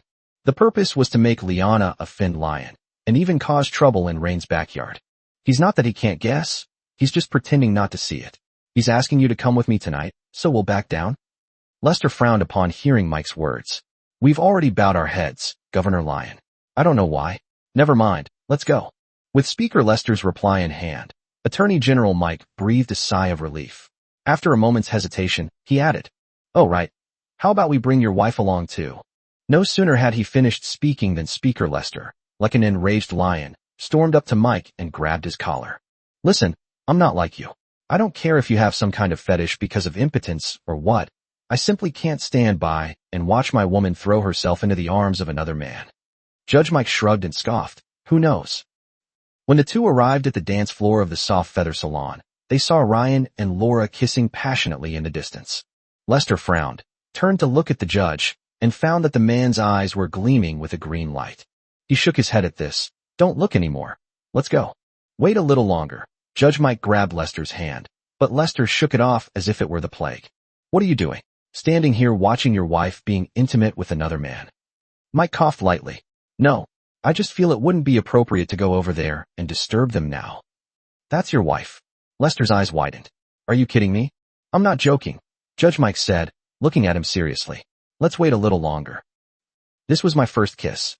Your Excellency Ren, Laura said, burying her face in Ren's chest after their lips parted. How annoying, to let someone feed you wine like this. I've always been like this, Ryan said, embracing the alluring mature woman. You're saying this was your first kiss? You're not lying to me, are you? Of course. Laura clenched her fist and gently punched Ren's chest. I was already smitten the night Liana asked me to seduce you. Chapter 163. No matter who becomes the town mayor, you are still the king here. While the two were flirting, Lester and Judge Mike quietly sat down on the sofa. Lord Ren. Lester greeted Ren after sitting down. Ren picked up his square glass and clinked it against the other person's. Do you know why I called you here? Lester feigned ignorance that Ren wanted to know about the Soft Feather Salon and its connection to smuggling. He cautiously began, I'm sorry, Your Excellency Ren. I just woke up and am completely confused. Before Ren could speak, Laura, that vixen, pressed Lester aggressively, asking, Don't know? Are you pretending not to know? Or are you afraid to mention it? Lester didn't expect Laura to dare to intervene in the conversation between the three men. He looked at the judge in surprise, and then at Ryan. Both men remained silent, as if by unspoken agreement. Seeing Lester's surprised expression, Laura smiled and asked, What's wrong? Speaker, is this a difficult question to answer? Ryan was quite satisfied with this beautiful married woman. It seemed he could bring her along on future social engagements. Oh, I suddenly remember. It seems the judge just mentioned something about what Orsa merchants usually talk about when they come to the Soft Feather Salon, right? Lester could only swallow his anger, but he was already cursing Laura countless times in his heart. Rain cleared his throat, bringing to the evening's topic. I'm not really interested in smuggling for now, but I am quite interested in the selection of the next mayor of Stoneraven Town. Hearing this, Lester breathed a sigh of relief. So that's what it was about. It's settled now. According to the vote of the townspeople of Stoneraven, Baron Morris will be the next mayor. Baron Maurice. Ren felt the name sounded familiar. This man is. Why has he gained the approval of the voters of Stoneraven Town? Baron Maurice comes from the town of Wexgel, and he has a very good reputation in the surrounding towns. It's worth mentioning. The mayor of Wexgel town has also changed to an unknown commoner. I think his name is Lore. Yes, that's the name. Rain suppressed his shock. Lore, a guy with no governing experience, had actually become the mayor of a border town. If Ren remembers correctly, this man is the leader of the Getai Society, and he is just a veteran. Where did he get such political resources? What he found even more unbelievable was that the Baron, who was also in Wexgel town, had come to Stoneraven town to serve as mayor. If Ren remembers correctly, Lion was suppressing the Getai Society, but under such circumstances, how was he still able to become the mayor of a local town? Ryan carefully considered his thoughts. First, Leon was in cahoots with Victor. The two of them were part of the Emperor's faction. So, is the biggest backer of the Getai Society from a certain figure in the Empress's faction? And the Sterling family, the Earl's family, seems to be at odds with the Marquis of Lion? So Sterling was part of the Queen's faction? Of course, there are more than two factions in the entire Tyro Empire, but the Emperor's faction and the Empress's faction are currently the most powerful. Lord Rain, no matter who becomes mayor, you will always be the king here, Laura said tactfully while Rain was deep in thought, even glancing at Lester and Mike. That's my opinion, what do you think? She looked at her husband and Speaker Lester with a questioning tone and a smile. The three men present all knew that Laura wanted to get close to Ryan, the newly emerged big shot in Stoneraven. Ren wasn't against it. She was perfectly suited for social occasions. Of course, Ren wouldn't let her seduce other men. Silence fell over the room, broken only by the music and cheers from the dance floor. Laura, however, felt no embarrassment. Instead, she gazed seductively at her husband, Mike. Honey, say something. Mike hesitated for a moment, then nodded repeatedly. Yes, yes, yes, in Stoneraven. Who doesn't know Lord Rain's reputation? Very good. Laura was now acting like a bully, and as long as Ren didn't stop her, she was even more capable of doing something outrageous. Speaker, what do you think? Laura once again put pressure on Speaker Lester. I think so too. Speaker Lester sneered inwardly. So what if he lowered his head? Does saying something here mean you have to do it? In this era where genuine feelings are hard to come by, saying a few polite words is no big deal. But Laura, as a noblewoman of Stoneraven town, knew she couldn't just go through the motions. She slowly began. Since you think so too, then I think you should take some concrete action. Lester's facial muscles twitched. He hadn't expected this woman to be so aggressive, and clearly with the tacit approval, or even encouragement, of Ren. He realized that tonight wouldn't be a matter of simply making a statement and getting through it easily. Practical action? Lester forced a smile, looking at Ren, trying to get some hints from him. I wonder what kind of practical action Your Excellency Rain, or Madam, would like to see? As long as it is within my duties and does not violate imperial law or the interests of Stoneraven town, I am naturally willing to serve. Laura giggled and pressed herself closer to Ren, as if drawing strength and confidence from him. Speaker, you are indeed cautious. However, some things do not necessarily need to be written into the official duties, nor are they necessarily so easily confined by legal provisions, are they? Her fingers traced lightly across Rain's arm, her gaze sharpening as she looked at Lester. For example, Laura snapped her fingers, and several waiters from the Soft Feather Salon approached. Then, Laura pointed directly at Lester and asked, Do you know him? Ryan looked on with interest, wanting to see what Laura was up to. Lester was also sweating profusely. He now felt that the judge's wife was extremely difficult to deal with. Yes, I know him. He is Sir Lester, the Speaker of the Stoneraven Town Council, the waiter replied truthfully. Very well, now, our speaker wishes to gather all the councillors of Stoneraven Town at the Feather Salon for a drink. Laura smiled gently. You can convey that message on his behalf. After saying that, she covered her mouth and laughed, brazenly provoking Speaker Lester. Excuse me, Speaker. I just like a bit of excitement. You don't mind, do you? Lester clenched his fists. This bitch had dared to make decisions for him without his consent, and he didn't even know whether he should argue with Laura. But after that night, Speaker Lester, by sitting at the same table with all the councillors of Raventown and Rain at the Feather Salon, had already sent a signal to everyone in Raventown. Speaker Lester prefers to side with Rain rather than the new mayor. Chapter 164 now. The rules of the game need to be changed. Upon hearing the speaker's summons, the 14 councillors immediately arrived at the Soft Feather Salon. However, the presence of Ryan, a judge, and the judge's wife at the scene raised some questions for them. It's so late, and I'm sorry I didn't consider that. Ren spoke first, his tone gentle, his face bearing a warm smile. How could that be? Lord Ren. It is our honor, Your Excellency Ren. Your Excellency Rain, I also have some trouble sleeping tonight. Please feel free to ask if you need anything. Oh, by the way, my wife is also having trouble sleeping at home. The members of parliament present began to flatter Ryan. The politicians and wealthy businessmen dancing provocatively with the dancers on the dance floor had obviously noticed the core of power in the entire Stone Raven town sitting on the sofa in the middle. Ryan patted Laura's thigh, and she exclaimed sweetly, immediately pouring Ryan a drink and presenting him with a glass of wine, letting him take a sip. Speaker Lester and I just discussed a very interesting topic, Rain said, stroking a bright green communication ring on his finger, a gift from Phil. He said, for a very long time in Stone Raven Town, we maintained the rule that the mayor came first and the speaker of the council second. No matter who it was, everyone followed this established rule. But in such a sensitive period, it is clear that everyone needs to be flexible. At this point, Ryan looked at Lester and asked, there shouldn't be any mistake, right? Inside the dance floor, politicians and wealthy businessmen held their breath, listening quietly to the conversation of the group of important figures on the sofas in the distance. Such opportunities are rare. Laura chuckled softly and interjected, oh dear, what's wrong with everyone tonight? Why are you all so reserved? It's like someone's about to die. Wah, Lord Ren, I'm so scared. After saying that, she buried herself in Ryan's arms and started to act coquettishly. Yes, I hope everyone can speak freely, but other people's wives have been frightened. Ryan patted Laura's back, gently comforting her. It's all right, don't be afraid. I'm here. A dozen or so members of parliament took a deep breath as they looked at the judge's meditative expression.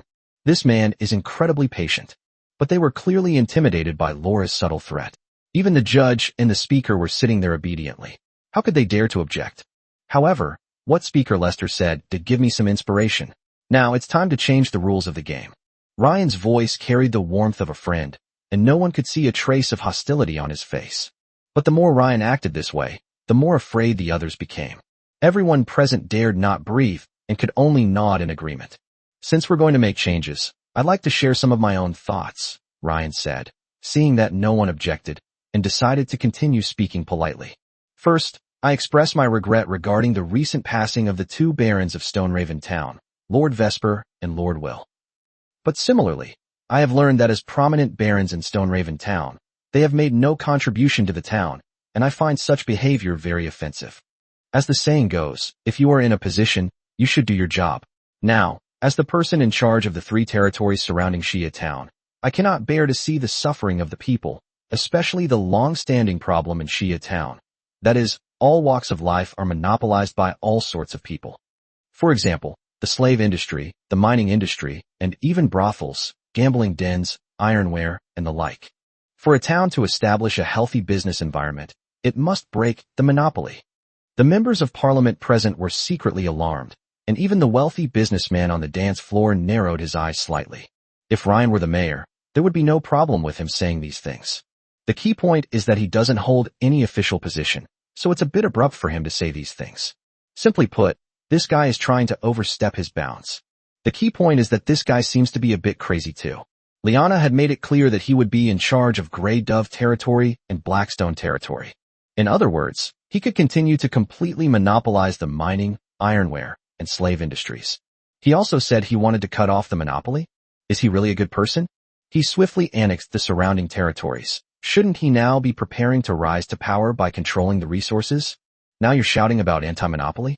Even Laura, who was nestled in Ryan's arms, couldn't understand, but her inability to understand didn't mean she did nothing.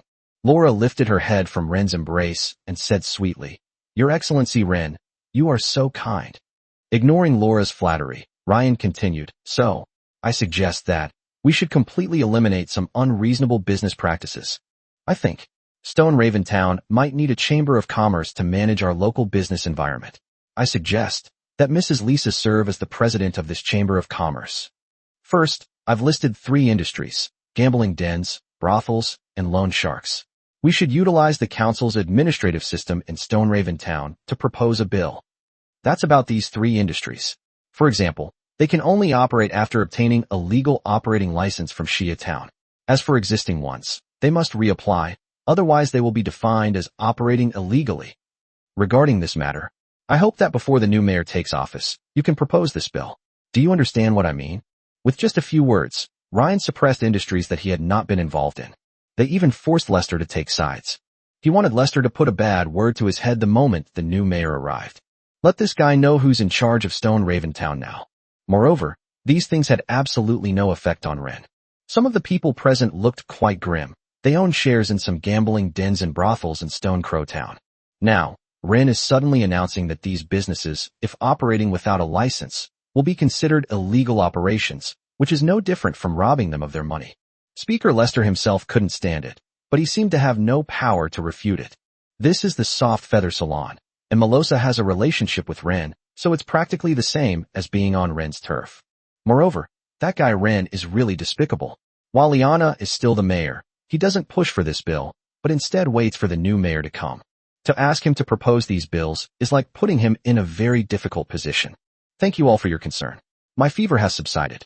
I will resume regular updates. Chapter 165 I Can Help You. Lester was furious. That bastard Rain was planning to use him to deal with the mayor and also use him to attack other businessmen. Anti-monopoly, and such are all just excuses. Rain's actions made Lester realize that this man was very much like his father, Earl Victor. Victor, who was serving in the imperial capital in his early years, was the party whip in the imperial diet. This position differs from those in other empires. In the Tyre Empire, the party whip is usually located within the imperial diet. When it is necessary to push forward certain bills, the party whip needs to first ascertain the views of their own faction. When disagreements arise, negotiations begin. If negotiations fail, they resort to intimidation, threats, bribery, or other means to get other members of parliament with differing views to side with their master. That was the very job Victor did for the late emperor. Of course, Victor's job is more than that. The party whip is a complex role that combines the roles of strategist, communicator, negotiator, and discipline enforcer. In short, the job of this position is to use an informal system based on personal relationships, transactions, information, and intimidation to subdue others. At the same time, Sir Lester felt that there was another similarity between Ryan and Victor. For example, the Overseas Colonization Charter, that has recently caused a great uproar throughout the entire Tyro Empire, clearly states that without this charter, it is considered illegal plunder. The operating license that Rain put forward is similar. Any gray market activity that has not been officially recognized by Stone Raventown is considered illegal. I understand, Lord Rain. Once Mayor Morris arrives in Stone Raven, I will begin to try to push through this bill. What could Lester do? He could only lower his head. That's good. Everyone can leave now. Ryan cleared his throat. Mrs. Laura, please stay. A hint of regret flickered in Judge Mike's eyes as he looked at his wife. Honey, don't come home too late tonight. Okay, don't worry. Laura licked her lips, then said with great interest, by the way, darling, could you please go somewhere else to rest tonight? I'm worried that Lord Wren might drink too much and want to come to our house. The other council members were secretly wiping away cold sweat. Judge Mike was truly resilient. Ryan was very satisfied with Laura's performance. Tonight, she was essentially Ryan's mouth double at social events. After everyone else had left, Ryan slowly spoke. I won't mistreat you too. Laura leaned close to Ryan's ear, exhaling her warm, fragrant breath. You just need to take care of me. What a heartless woman. Wren took a sip of his drink. Now, we can go see Lady Melosa. Looking for her. Laura thought that she and Ryan would have their own private time together from now on. So why did she have to go looking for other women? Is there something you need, Lord Wren? Of course. Wren stood up and led her away from the dance floor, speaking as they walked. There's still one thing we haven't agreed on. Is it about? Laura didn't mention whether it was related to smuggling, since even if she knew, she couldn't help with it. I want to develop a fine wine suitable for lovers' dates, Rain said, his eyes slightly narrowed, and to establish a branch of the Soft Feather Salon in Azure Harbor. Laura didn't know how she could help Ryan with these business matters, but all she wanted to do tonight was eat Ryan. So, after we finish talking, should we go to my place or yours? Upon hearing this, Ryan smiled slightly. Of course, he wouldn't bring such a slutty and cheap woman home. I'm fine with anything. Wren led her to the door of a private booth. Whether it's to a hotel or, right here, it's no problem. Really? Laura's eyes lit up. She was finally going to get to eat. She really put in a lot of effort tonight. Pushing open the door to the private room, a beautiful woman in a purple dress sat on the sofa. She swirled her wine glass and noticed that there were other women with Wren. A hint of displeasure flashed in her eyes. but she quickly concealed it. Mrs. Laura, Melassa spoke first. Did you enjoy yourself here tonight? Certainly. As a noblewoman in Stone Raven, Laura couldn't possibly be unaware of Melissa. Basically, most of the beautiful women with some status in this town know each other to some extent. I'm very happy here. Laura sat down next to Ryan, took his arm, and looked at Mrs. Melassa. Are you interested in the liquor business? Melassa was puzzled, wondering what the other party meant by this opening line. Are you planning to sell a certain brand of alcohol at Soft Feather Salon? Of course not. I'm not a businessman, Laura chuckled softly. It's Lord Wren who wants to discuss a business deal involving beverages with you. We can handle this ourselves. Melassa frowned slightly, Laura's words making it sound like she was an outsider. But she clearly has a closer relationship with Ryan than with Laura. Is that so? Laura covered her red lips and giggled. Then you wouldn't mind if I heard it, would you? Seeing the tense atmosphere between the two women, Wren interrupted and got straight to the point. It's like this, madam. I'd like to renovate the vineyards on my estate and prepare to start making some wine. Melassa picked up her wine glass, took a sip, and then offered her red lips directly to Wren. Laura watched the two being affectionate, not annoyed, but instead revealing a meaningful smile. She just fed Wren the drink in the same way. After their lips parted, Melassa slowly spoke. I can help you. Of course. I never questioned that. Wren gave Melassa an affirmative look. But, I'd like to know, can those dream violet plants we cultivate be used as a raw material for the wine? No way. Melassa shook her head. Even if we had the technology, it wouldn't sell well.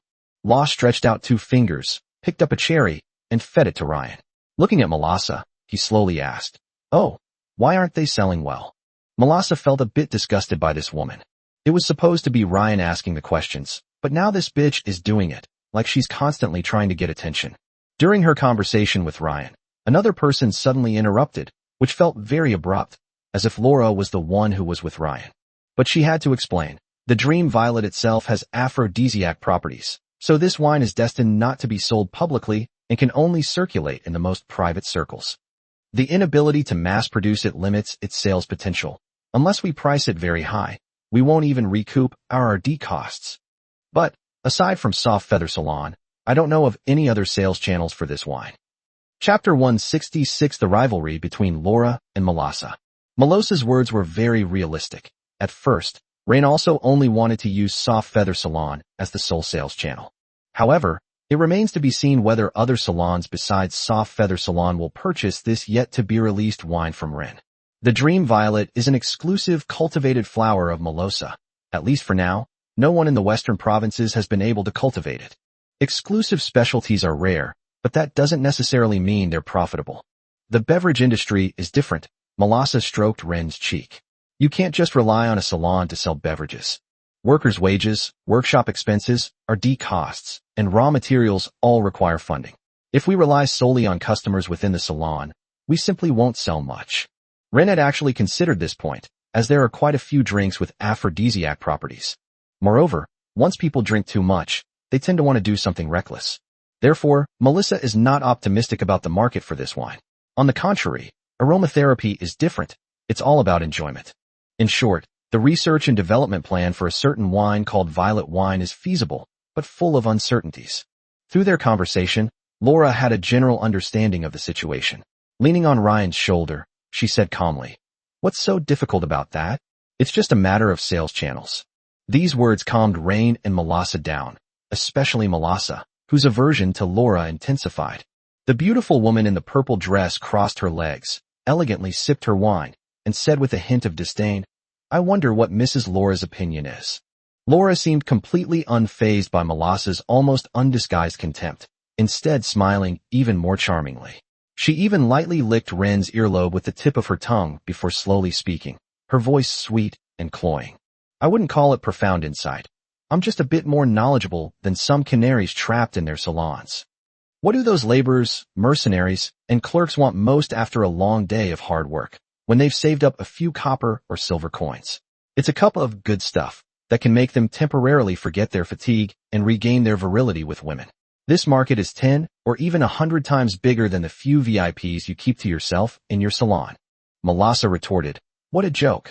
Do you know how much it costs to cultivate a dream violet? These lowly people. How could they possibly afford it? Besides, if you're just thinking about how to regain your former glory, you don't need to rely on drinking at all. First of all, you need to understand the difference between the high-end market and the low-end market. Beverages made with Dream Violet as a raw material will not enter the low-end market. Do you understand what I mean? Fine, I'll let it go since you're so ignorant. Melissa launched into a long, rambling speech, dismissing all of Laura's ideas. Laura's beautiful face curved her red lips slightly. It's that simple, just dilute the ingredients, right? Just explain what's in this wine and what the effects of the Dream Violet are, isn't that enough? We only explain the role of the ingredients, not what effect drinking this wine will have. Upon hearing this, Melissa immediately retorted, so what are you going to do if others don't see any results after drinking it? Of course, it takes long-term use to see results. Laura smiled nonchalantly. Anyway, the Dream Violet can't possibly have no effect at all, right? If we're only talking about marketing, we shouldn't care whether it works or not. Laura pointed to her head. Gimmins is worth more than effectiveness. Do you think no one would scramble for an aphrodisiac drink that's only available in high-end venues if it were to enter the low-end market? As for research and development costs, not much at all. As long as it doesn't kill anyone, that's fine. What we need to achieve is to make people want to do that thing after drinking this wine. It's just a placebo effect. If it doesn't work, then they haven't kept drinking it. Why worry about so much? Everyone's goal is just to make money. Laura didn't know if that was what Ryan meant, but she was willing to say what Ryan didn't want to say. If she says something wrong, Ryan will naturally stop her. But Ren clearly didn't mean that. Melissa clearly realized this as well, and she looked at Rain. You want to find some loopholes, don't you? I didn't think that way, Ryan denied softly, but I think what Mrs. Laura said does have some merit. Then I can help you. Melissa didn't feel that doing these things went against her conscience. It was just about making money anyway. How about this? First we need to promote the violet fragrance. Then we can plan this matter, Ren pondered for a moment. According to Mrs. Laura, she only explains the role of the ingredients, without emphasizing the role of the product. Melissa had no idea where Ren had found such a remarkable person, and the most crucial point was, Ren didn't listen to her, but instead listened to this Laura. But Laura had clearly convinced her, though she herself felt quite uncomfortable about it. Why are all the women around Ryan so troublesome? Could you provide a simpler competitor? In Melissa's eyes now, Laura is a woman who is even more difficult to deal with than Liana, because this woman has no bottom line. The same applies to Melissa. Unlike Liana, Liana is a woman with principles. So Melissa had it easy dealing with Liana, but in front of Laura, both of them were equally deserving of being called a filthy bitch. This situation is practically unsolvable. It all comes down to who can say something that better suits Ren's tastes. It's now clear that Laura has the upper hand. Despite Melissa's superior strength, in the eyes of the Tyro nobles, there are plenty of capable fighters out there. This empire isn't about who has the most powerful henchmen. It's not about who's truly powerful. At the very least, even the most powerful expert is powerless against an army of hundreds of thousands, or even millions. As the saying goes, money supports people, and resources represent everything. As a transmigrator, Rain naturally understood this principle. In this world, there are no rare treasures that allow one to rise to the top in one step. Everything revolves around the struggle for resources. It's impossible to accidentally obtain some peerless martial arts technique or a secret treasure that grants ascension to heaven. Even if such things existed, they would never be available to ordinary people. The ultimate goal for most commoners is to become nobles, and for this, they are willing to sell their conscience. Ryan tapped the table. Then this matter is settled. Next, there's one more thing. I've already reached an agreement with Mrs. Lisa and Mrs. Eileen of Azure Harbor. I hope Soft Feather Salon can open a branch in Azure Harbor, Rain said, glancing at Melissa. What do you think? Tonight, Rain is very dissatisfied with this woman, because Melissa is hiding many things from Ren. Chapter 167, The New Mayor and Ryan's Old Feud. Open a feather salon in Azure Harbor? Melissa asked, puzzled. Why? And why is it a joint venture with Mrs. Lisa and a woman I don't know? Melissa had a nagging feeling that Rain was using the women around him to weave a web. Furthermore, Melissa realized that she might also be considered one of Rain's women. In the war-torn high society, having slept together does not equate to being partners. The two never officially defined their relationship. Is there some difficulty? Rain's pupils gleamed green in the dim light. You can tell me. Melissa felt that at this moment, Rain was like a hungry wolf that wanted to devour people. Or rather, she had never seen Ryan bare his fangs. But now that this guy has taken control of 3 territories around Stoneraven Town, His ambition has reached an extreme level. He's starting to encroach on his own territory. I just think you should lay a solid foundation first. Malasa coughed lightly. You haven't even fully mastered the other two areas yet, and now you're rashly starting a business in Azure Harbor, investing a large amount of money all at once. Aren't we taking too big a step? In fact, many people are paying attention to the succession battle in the Valit family, but Victor has not completely fallen yet, and the dust has not yet settled. Nobody had high hopes for Ren. Ren's maternal grandfather didn't like Ren, and besides, he was just a viscount and couldn't be of much help. Look at Locke and Carl. They're both uncles who are governors and marquises. What Rain has is a mentor and a barren fiancé. Now we might also add the mistress of a provincial finance official. Furthermore, Malasa, being an Orsa, would absolutely not dare to help Ren extend his reach into Azure Harbor. That was Victor's territory, and the man's reputation was known even to people from other empires. In his early years, he served as the whip of the Telu Empire, which was also a powerful tool for the late Telu Emperor in political struggles. If the late emperor had not passed away, he might have become the Telu Prime Minister long ago. Unless Ren can get the support of his father-in-law, Count Sepesh. But Count Sepesh belongs to the Queen's faction, while the Valit family belongs to the Emperor's faction. If Phil's father dares to openly support Rain, then Queen Tyrell will stretch out a finger and crush Rain to death. Such a complex situation is rarely seen in a family. No matter how powerful the Queen's faction is, they cannot rebel, because Mijala's father is a duke who is still alive. Once an uprising breaks out, this ducal family will definitely step forward immediately, and then, whether they win or lose, it won't benefit Mijala. The family behind the Empress was completely wiped out after the defeat, and the Empress also lost power. Even if they won, it would be tragic. Myrcella's father became emperor, and Myrcella went from being the mother of a nation to a princess. Unless Myrcella becomes emperor, but would Myrcella's father be willing to accept that? Although Melosa was an Orsa, she was very familiar with the political situation of the Tyro Empire. The political situation in the entire Tyro Empire is in complete chaos. Even the smallest friction could lead to the outbreak of civil war. Therefore, in order to become chancellor, Rain's father, Earl Victor, wanted to divert all the empire's attention to the outside world. This also suited the wishes of the two major factions, but Victor was only a count. In the eyes of others, he was qualified enough, but not valuable enough. What makes a nobleman noble if he doesn't have millions of lowly people under his feet? But Blue Harbor was managed by the other party to become one of the top cities in the empire's economy.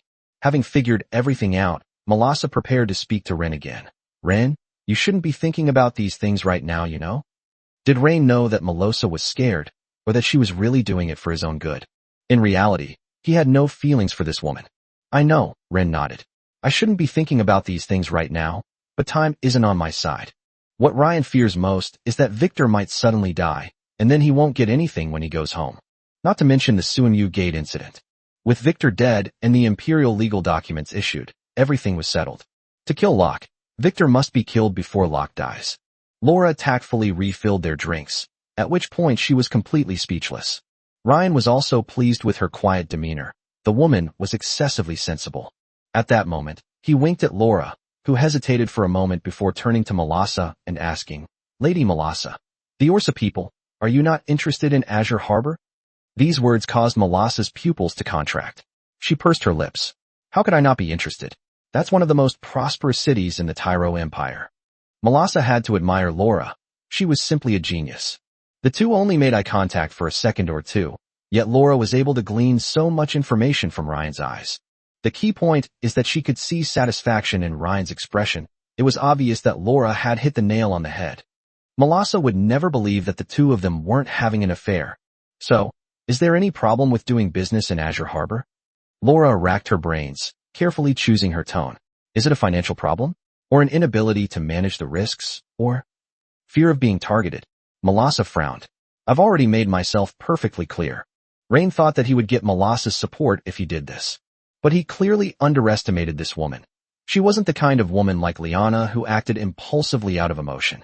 Clearly, she had a deeper purpose in Stoneraven Town, and it was not in her interest to rashly interfere in the affairs of an earl's family. Just as Ren was pondering how to persuade Malasa, the woman spoke again slowly.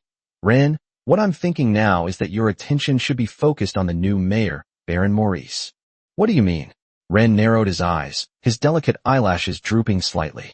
I once learned that 100 elite iron cavalrymen from Wushel Town were killed by instructors from the Imperial Beast Taming Academy. And those 100 cavalrymen were none other than Baron Morris. If Malasa hadn't brought it up, Ren would have almost forgotten about it. He went to Wushel Town to complete a commission under Selena's guidance, and also witnessed the founding of the Goethe Society. As they were preparing to leave, they were attacked. That group of men belonged to Baron Maurice. Although Malosa's intention was to distract Ryan, and Ryan and Laura were aware of this, it was clear that she had succeeded. If Baron Maurice had already attacked him once before, was his appointment in Stoneraven Town this time to make up for the failure of the previous assassination plot? Chapter 168. No, you've come at just the right time. Does the newly appointed mayor of Shia Town still have old grudges against him? Ren never expected this. There is more than one Baron in Oshur. He just happened to run into them.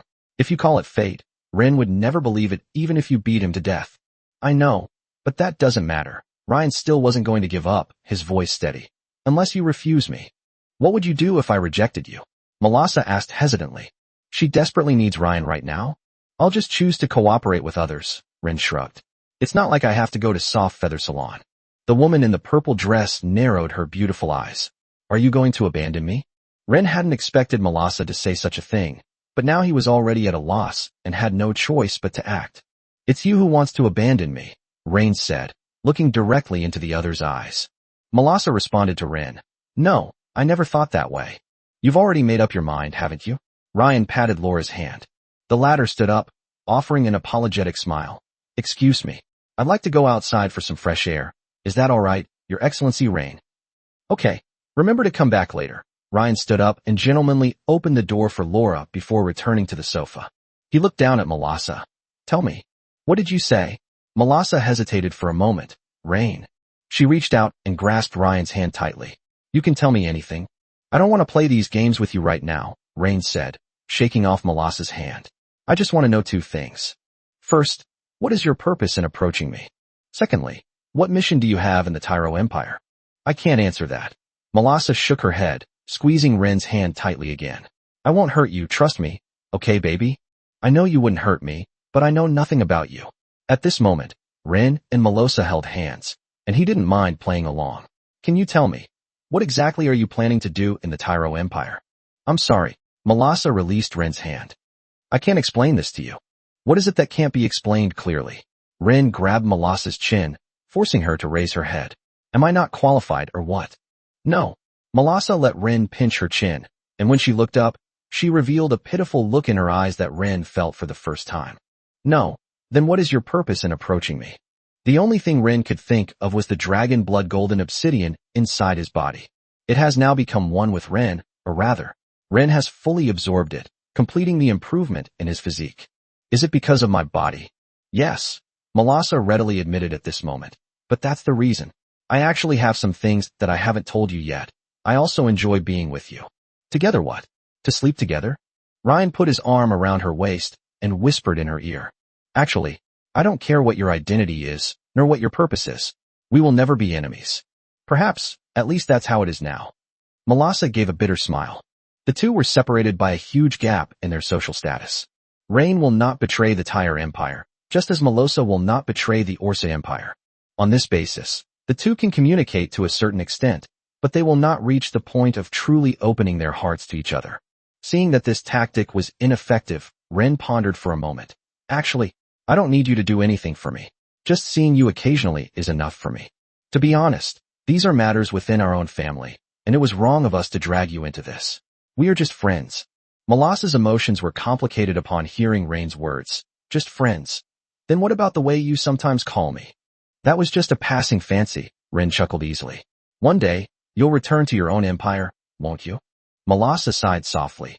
Rain, the political situation in the Orsa Empire is no simpler than that in the Tyro Empire. Factions that support and oppose the church coexist. One day, you will understand my advice today. I am very familiar with the situation in the Tyro Empire. You are not suited to be. No, no one is more suitable than me. Ren kissed Malasa, stopping her from continuing. He knew what Malasa was going to say. It was simply that she was not suitable to become the next Azure Lord. This title is equivalent to a vortex, unless Ren and Mijala break off their relationship. But Melissa already knew that Rain carried the strong aura of Queen Tyrell. This kind of relationship cannot be easily severed. From the moment Rain caught Marcella's eye, he was already on Queen Tyrell's chessboard. Melissa was certain that Mizela hadn't tampered with the Dragon Blood Golden Obsidian and the Dragon Blood Crimson Flame Fruit. Otherwise, she wouldn't have dared to be with Rain. After all, this is no different from poisoning, and no nobleman would accept his offspring being controlled by members of the royal family through poisoning. If you want to do it, I can help you. Melissa was moved by Ryan's passionate kiss at that moment. But afterwards, if anyone finds out you've been in contact with me, don't blame me. I won't blame you. Rain smiled and continued kissing Melissa. As the two were passionately kissing, Laura pushed open the door. Sorry, I've come at a bad time, haven't I? Melissa was somewhat taken aback. Ryan also parted his lips from Melissa's and glanced at Laura. No, you've come at just the right time. Hearing this, Laura felt relieved and sat down next to Ryan, then leaned in to kiss him. Ryan did not refuse Laura's kiss. This beautiful married woman was exceptionally sensible and dared to speak up for Ryan. Ren must retain such talent. Chapter 171 The Branch of Life, The Flowing Wind, and Poetry. After spending the night at the Feather Salon, Rain returned to Tulip territory. The beautiful woman, he, had already prepared breakfast for Ren. She picked up a piece of bread and spread jam on it for Ren. After Ren sat down, she gently picked up a bowl of oatmeal porridge with a milky aroma, scooped up a spoonful, blew on it to warm it before feeding it to Ryan. Is it hot, young master? Ren nodded. The temperature is just right. The four spirit pets also sat down at the dining table, quietly waiting for Ren to finish eating. This scene made Ren frown. He looked at Tilope and Vivian and said, How old are you now? Are you still waiting for Hea to feed you? Eat your own food. At this moment, Ren was quite the demeanor of a head of the household. Wah, you bad daddy. Tilope said pitifully, picking up a spoon and scooping up the special honey and white fungus soup that Hea was feeding her, spoonful by spoonful. Vivian also looked at Ryan with pitiful eyes, her heart aching as she watched he carefully feeding him bite by bite. Oh, now that I'm all grown up, does that mean I can't be pampered by Mother He anymore, Daddy? Ryan hadn't expected Vivian to ask such a philosophical question. Tilope also stopped chewing with a wronged expression, tilted her head, and the petals on the tulip wreath on her head trembled unconsciously. His hand holding the spoon paused in midair for a moment, then returned to normal, continuing to feed the warmed oatmeal porridge to Rain's mouth. He seemed not to hear it, but a barely perceptible ripple flashed deep in his eyes. Rain ate the next bite of food Hea offered, then wiped his mouth with a napkin. More than being loved, I hope you have the ability to love yourselves. Ugh, excuses. Tilope puffed out her cheeks. That wicked daddy just wants to get all of Hea's mom's love. Ryan was speechless for a moment. Seeing Ren's discomfiture in front of Tilope, Hea secretly covered her mouth and chuckled. Ren coughed lightly, trying to regain his authority as the head of the family, but his ears seemed to have a slight, barely perceptible heat. What nonsense are you talking about? Hea takes care of me because I'm a lord. I have many things to handle, and I need to save time. Oomph, you cunning, wicked father, Tilope retorted. You just love how his mother only revolves around you. Although the scene was rather unpleasant, he almost fainted from happiness. Ryan could also see the blush creeping up Hea's face. This kind of giving personality often bursts forth with amazing energy and a sense of fulfillment once it finds someone who needs it. Of course, Hea only wanted to be needed by Rain. As for the spirit pets, although Hea loved them, it was because they were Rain's spirit pets. After Rain finished breakfast, Hea began feeding her two spirit pets, Sherry and Leona. Sherry's fur is now increasingly shiny, and sometimes he can even sense a change in Sherry's voice. It used to just meow. Now it's meow meow. Now, Rain has about 20,000 gold coins in his account, which is enough to start buying Leona's Golden Advanced Arcane. Open the System Store. System Shop Categories. Pet Sex Toys. How to advance and train your spirit pet. Spirit Pet Skill Secrets. Spirit Pet Weapons and Equipment. Pet Food and Medicine. Current points, 19230. Ren first opened the Pet Weapon and Equipment menu. There are only two categories inside. Tilope's Magical Codex Equipment. Vivian's Magical Codex Equipment. Ren looked at Tilope and Vivian's equipment and found some that were suitable but didn't have particularly high points. Branch of Life. A staff crafted from a branch of an ancient sacred tree, its entire surface displaying a warm, smooth wood grain, with a vibrant green natural gemstone inlaid at the top. Effect. First, it greatly enhances the holder's perception and control over natural elements, increasing the power of related spells by 15% to 25% and reducing mana consumption by 10%. Second, it passively emits a gentle life force, slowly healing minor injuries to the holder and nearby friendly units, relieving fatigue, and having a weak dispel effect on undead, decaying creatures, or rift creatures. Specific skill, Rebirth Technique. Rebirth Technique. The holder can release their own magic to bring withered plants back to life, or cause thriving plants to wither rapidly. Price, 5,000 points. Upon seeing the skill effect, Ren exclaimed, "Awesome." He explained that the Mystic Codex equipment is different from other equipment.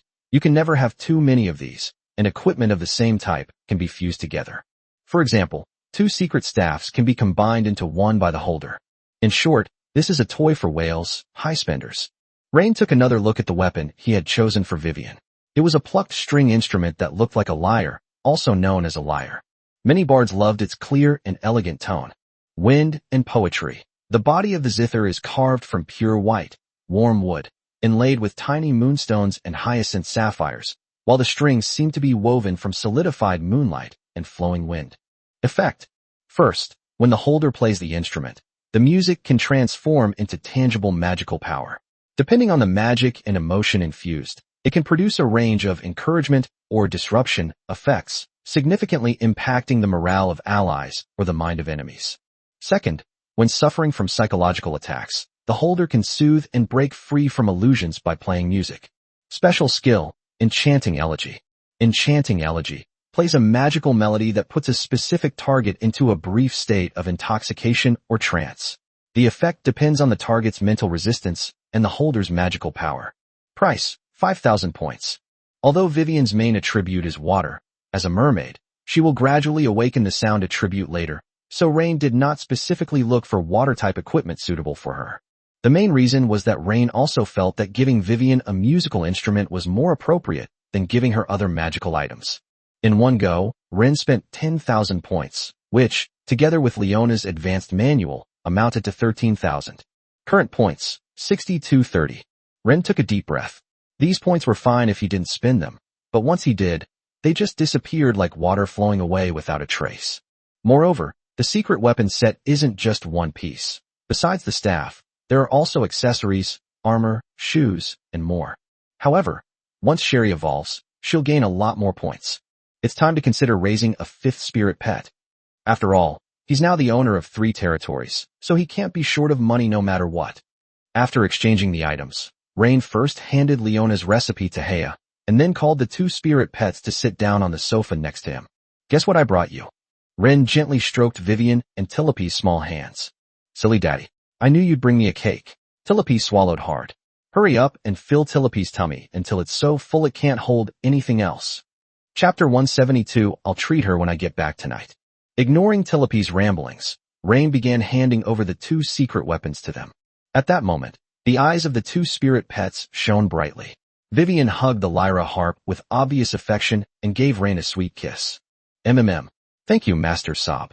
Unlike Vivian's Gundome, moved/touched, Tilopi picked up the branch of life and took a bite, only to find she couldn't bite it. She then looked at Ren with a pitiful expression. "Wah, you stupid master." Rain hugged her and kissed her. Okay, I'll kiss you too, alright." Tilopi, who had just been kissed, immediately flashed a sweet smile. "Hee, can my silly master go on a date with Tilopi in the forest today?" "Okay, let's go, the whole family together," Ren said, looking at He. When hearing Rain's words, he paused for a moment. Then a gentle and bright smile bloomed on her face. "The whole family together?" "Yes, young master, I'll go prepare the picnic basket right away." The beautiful woman's voice was filled with undisguised joy as she turned and walked lightly toward the kitchen, her steps even lighter than usual. Yay, a family outing. Tilopi held up her newly acquired branch of life and excitedly spun around in place, the emerald green natural gem at the top of the staff tracing a dazzling trail of light as she moved. Vivian held her flowing wind and poetry zither, her fingertips unconsciously brushing lightly across the strings, producing a short, clear, and melodious note, like a wind chime gently swaying. Her icy blue eyes were filled with anticipation. She looked at Ryan and reached out her little hand. "Daddy, hold my hand." Rain smiled, took Vivian's cool, soft hand in one hand, and naturally put his other arm around Tilopi, who was still excitedly waving her staff. With the two little girls by his side, Ren felt much better. Before long, Heya came out carrying a wicker basket covered with a checkered tablecloth, which emitted the sweet aroma of freshly baked bread, fruit, and candied fruit. I'll do it. Mother, he told me to do it. Tilopi took small steps to He's side, excitedly showing her magic book, and then put all the food inside into the magic book space. Mwah! Tilopi hugged He and kissed the beautiful woman's cheek. I'm going back to my silly daddy. Go. Yay! Mommy Heya is the best. And so, the family happily arrived in the Black Forest of Tulip territory. When passing by the lumberyard, Ren could see his people working inside, and they looked to be in good spirits. Human hearts are made of flesh and blood. From being penniless at the beginning to gradually introducing various industries, everyone knows that Ren has provided them with many job opportunities. Arriving at a meadow, sunlight filtered through sparse clouds, casting dappled golden and deep green hues over the early autumn forest. Heyo laid out the picnic blanket and then arranged the exquisite desserts on it. The sun was shining brightly, and a gentle breeze was blowing. Rain rested his head on his soft, supple thighs, the delicate fragrance emanating from the beautiful woman and the sweet, yet not cloying aroma of the exquisite desserts in her hands lingering around his nose. A small strawberry tart was held between slender fingers and carefully brought to his lips. Young master, try this. It was made this morning with strawberries freshly harvested from our territory. Ryan accepted it, saying, everything you make is delicious. Tilopi's soft, fragrant body lay in Rain's arms. Silly daddy, get up and play with me. We agreed that today was your date with Tilopi. Okay. Rain stood up and took her little hand, walking deeper into the forest. Now that they were alone together, Tilopi was overjoyed and clung tightly to Ren's arm. Arriving at an open space, Ren picked a few wildflowers and wove a wreath for Tilopi using the vines. The young master, who had never done any handicrafts before, was exhausted. Tilopi grinned as she pinned the flower wreath to her thighs and pubic area, which, combined with her white stockings, made her look incredibly alluring. Let's go to that big tree. Rain pointed to an ancient, towering tree ahead, a smile spreading across his face. Then, a pair of fair, delicate hands covered the rough bark. An hour later, Ryan took Tilopi back, then brought Vivian back, and repeated the process. Tilopi saw Vivian wearing a flower wreath similar to her own, and then saw Vivian, who was just as breathless as she was, and gently puffed out her cheeks. Sherry nestled in his arms and had already fallen asleep. Like Tilopi and Vivian, she became unusually sleepy before evolving. Rain carried Leona to He's side, patted Sherry's head, and said, Thank you for your hard work, He. If possible, Ren would like to take Heya to explore the depths of the forest, but one of them must stay behind to look after the spirit pets. It wouldn't be good to let them run around. What are you saying, young master? Herya's red lips parted slightly. I'm already very happy to be able to go out with you, young master. Heya, can I take you out more often from now on? Ren coughed lightly. Of course, we won't go to those shady places like Stone Raven Town. The beautiful woman gave a coquettish reproach. Young master went to those places by himself. How can you include me in that too? Ryan gave an awkward smile. I went there for work. Yes, I know.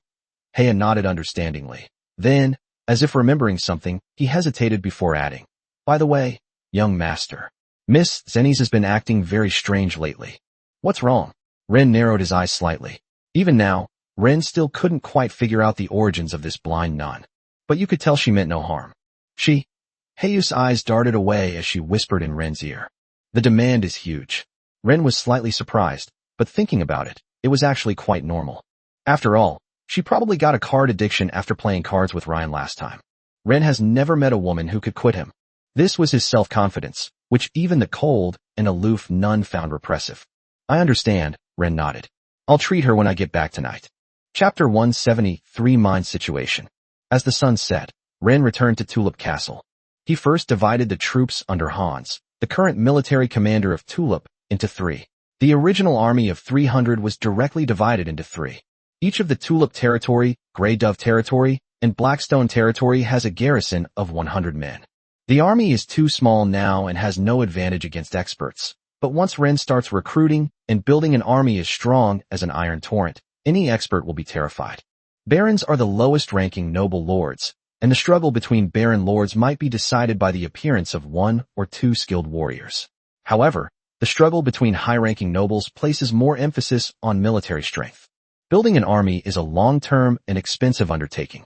For nobles, things like contracted spirit pets, magic, and knightly skills are difficult to pass on, but an army can facilitate the transfer of power. A contract master's spirit pet only recognizes the contract master. If the master dies, it will not serve the master's next generation. As for the magic learned from the magic book, it must be compatible with the attributes of one's own offspring. Otherwise, it's a waste of time to learn it. The same applies to knightly skills. This includes weapons and equipment. The owner and the weapons and equipment must be compatible. The alchemist profession, on the other hand, allows the alchemical formulas learned to be passed down, but each new formula is built upon countless sums of money. Therefore, the vast majority of nobles, for the sake of their family's future, would rather build an army and manage their territory. Coming to his senses, bald Baruch had already quietly arrived at Ren's study and knocked on the door. "Come in." Ren stroked his ring, his head slightly bowed, making it impossible for Baruch to see his expression after he entered. "My lord." Baruch wiped away his cold sweat. "Blackrock Territories for mines. Can't afford to pay wages. Now, the mines manager has come to ask for your opinion." Ren hesitated for a moment. "How much money is needed? What are the details?" It's understandable that they're asking Ren to pay them back for everything of value that was stolen from Blackrock Castle. After all, Liana directly transferred all the industrial contracts within the territory to Ren, which means that Ren is now the actual controller, while Liana acts as a legal representative. Baruch quickly pulled out a rough account book from his pocket, respectfully handed it over with both hands, and replied quickly, "My lord, the situation of the 4 mines in Blackrock Territory is slightly different. Among them, the largest is the Blackrock Iron Mine, which produces iron ore of medium quality. It is the main source of weapons, equipment, and farm tools for Stone Raven Town, and has about 120 workers. The second is the Huigong Tin Lead Mine, which mainly produces tin and a small amount of lead, and has about 80 workers. The third one is Xiao Tongshan, which also has about 80 workers. The last one is the Glowing Stone Mine, the smallest in scale. It mainly mines a type of glowing stone that can weakly guide magic as a byproduct, and sometimes a small amount of silver can also be mined. There are about 50 experienced workers." Upon hearing the detailed report, Ryan nodded slightly, signaling him to continue. Baruch swallowed hard and continued his report. "The total number of people who need to be paid is approximately between 330 and 350, including technical staff and management. Approximately 500 gold coins. 500 gold coins. The lowest salary here is for ordinary laborers, while technical staff and management are more expensive. This amount of money is not a large sum for Ren these days. After deducting all costs, these 4 mines can generate approximately 2,000 gold coins in revenue per month. Of course, the mines will eventually run out of resources." "I see." Ren tapped the table. "Take me to see the mine." The glowing stone is a mine that Ren is particularly interested in. This glowing stone is a special metal that can be used for basic enchanting of equipment. Of course, enchanting skills also require professionals. Ren's decision surprised Baruch slightly, but he immediately bowed and replied, "Yes, my lord. I will arrange the carriages and guards right away." "No need to make a fuss." Rain stood up, walked to the window, and looked at Tilope, who was studying the new sheet music with Vivian in the courtyard and occasionally strumming a few notes, as well as Leona and Sherry, who were lying in the sunlight pretending to be asleep. He planned to take Leona out for a trip. Only by traveling light and simply can we see the most authentic situation. "Get ready, we'll set off immediately, first to the largest Blackrock iron mine." Soon, a not-so-luxurious but sturdy carriage drove out of Tulip Castle and headed towards Blackrock Territory. Rain held Leona in his arms as they sat in the carriage, while Baruch followed closely behind on horseback. Upon arriving in Blackrock Territory, the outline of the Blackrock iron mine came into view in the distance. It was a mountain that had been mostly excavated, exposing gray-black rock layers. At the foot of the mountain, there were large areas of simple shacks and work sheds, and the chimneys belching black smoke were simple smelting furnaces. It was closing time, and many miners, ragged and covered in coal dust, could be seen dragging their weary bodies out of the mine. Inside the shack, a dozen or so workers huddled together, eating black bread. These low-level miners were basically given food and some wages to work. Of course, the Tyro Empire has guilds, and these guilds are not just for show. However, in remote areas, not many workers can afford to pay the membership fees. In more prosperous areas, this situation would be impossible. The miner's shed reeked of sweat. One miner, munching on black bread, looked at his fellow miner on his bed and asked, "Brother Tom, aren't you eating?" Tom, a middle-aged, burly man, gave a wry smile. "I've been owed wages for several days already, and my family is barely making ends meet. I'll save some for tomorrow morning to take home to my wife and kids." Hearing Tom's complaint, the miner on the bed took a big bite of bread. "Damn it. I knew war was no good." "Who says otherwise?" Another worker inside the shed complained. "I bet that pretty boy is enjoying himself with his beautiful wife and concubines right now, drinking and reveling in his newfound wealth." Damn it. They were all talking about building a civilized society in the Stone Raven Town Council, but they can't even pay the workers. Complaints arose, and Tom quickly whispered a warning. "All right, stop talking and go to sleep. We have to keep going tomorrow." "Keep going? They're not even paying me. I quit. Let's go on strike." "That's right, strike. Brother Tom, you have a wife and kids at home, while we're all bachelors. We can chip in and help you out. In short, we absolutely cannot bow down to that pretty boy. Once he does it, he'll do it again. He's only just taken over Blackstone territory, and he already dares to withhold wages. I don't even want to think about what the future holds." Chapter 174. Leona absorbs the power of order. Voices of resistance soon emerged from the shack where a dozen or so people lived. When Ryan arrived at the mine, he did not notify any person in charge, so no one received him. Of course, he quickly realized what was going on here. Baruch's face instantly turned cold. These lowly people were actually planning a strike. All he wanted to do at that moment was to go back to his old ways, kick open the door with his whip, and start whipping the slaves one by one. However, Ryan stopped him. Many things can be understood by putting yourself in someone else's shoes. If someone dared to owe Ryan his wages, he would also be angry. Those in positions of power need to learn not only to punish severely, but also to be tolerant of those below them. These people, no matter what, are already working for Ren. He pushed open the door and walked into the workers' shed. At that moment, all the miners were stunned. It's easy to tell from Rain's attire that he is a nobleman, and some people have also seen him at the Stone Raven Town Council meeting. But why would nobles be here? Let alone nobles. Even the management of this mine would never step into this stinking shack. After a brief hesitation, Tom immediately sprang up from the bed, and all the workers followed suit. But nobody knew what to say. Rain didn't say anything, just quietly watched them. He coldly swept his gaze over everyone present, and all the miners who met his eyes immediately lowered their heads. They just plotted a strike. I bet Ryan overheard it all. And she even called him a gigolo. Many people lowered their heads, glancing around and exchanging glances with their co-workers. Time ticked by, until the young nobleman holding a baby angel at the door slowly spoke, breaking the silence. "Frankly, I admire your courage to even consider trying to overthrow my rule." Ren's voice was very soft. Born into a wealthy family, he was able to suppress his emotions in any situation, and Ren was no exception. Even though his tone didn't betray anger, all the miners instinctively shivered. Baruch was also a little unsure of what Ren was up to. Even if Ren's tone was a bit harsher, he would dare to take action against the miners closest to him. Baruch's impression of Ren was that he was very assertive, yet somewhat inexplicable. "Of course, I may have been too busy lately and neglected the political affairs of Blackrock territory." Rain's voice was as friendly as if he were talking to a friend, making it impossible for anyone to feel any dislike towards him. But at the same time, it's baffling. Why would a nobleman have to explain so much to a commoner? This is a fine nobleman. Regardless, everyone present except Baruch unconsciously had this thought. "Don't worry about the money. And as for your food, I just heard. The situation is very bad.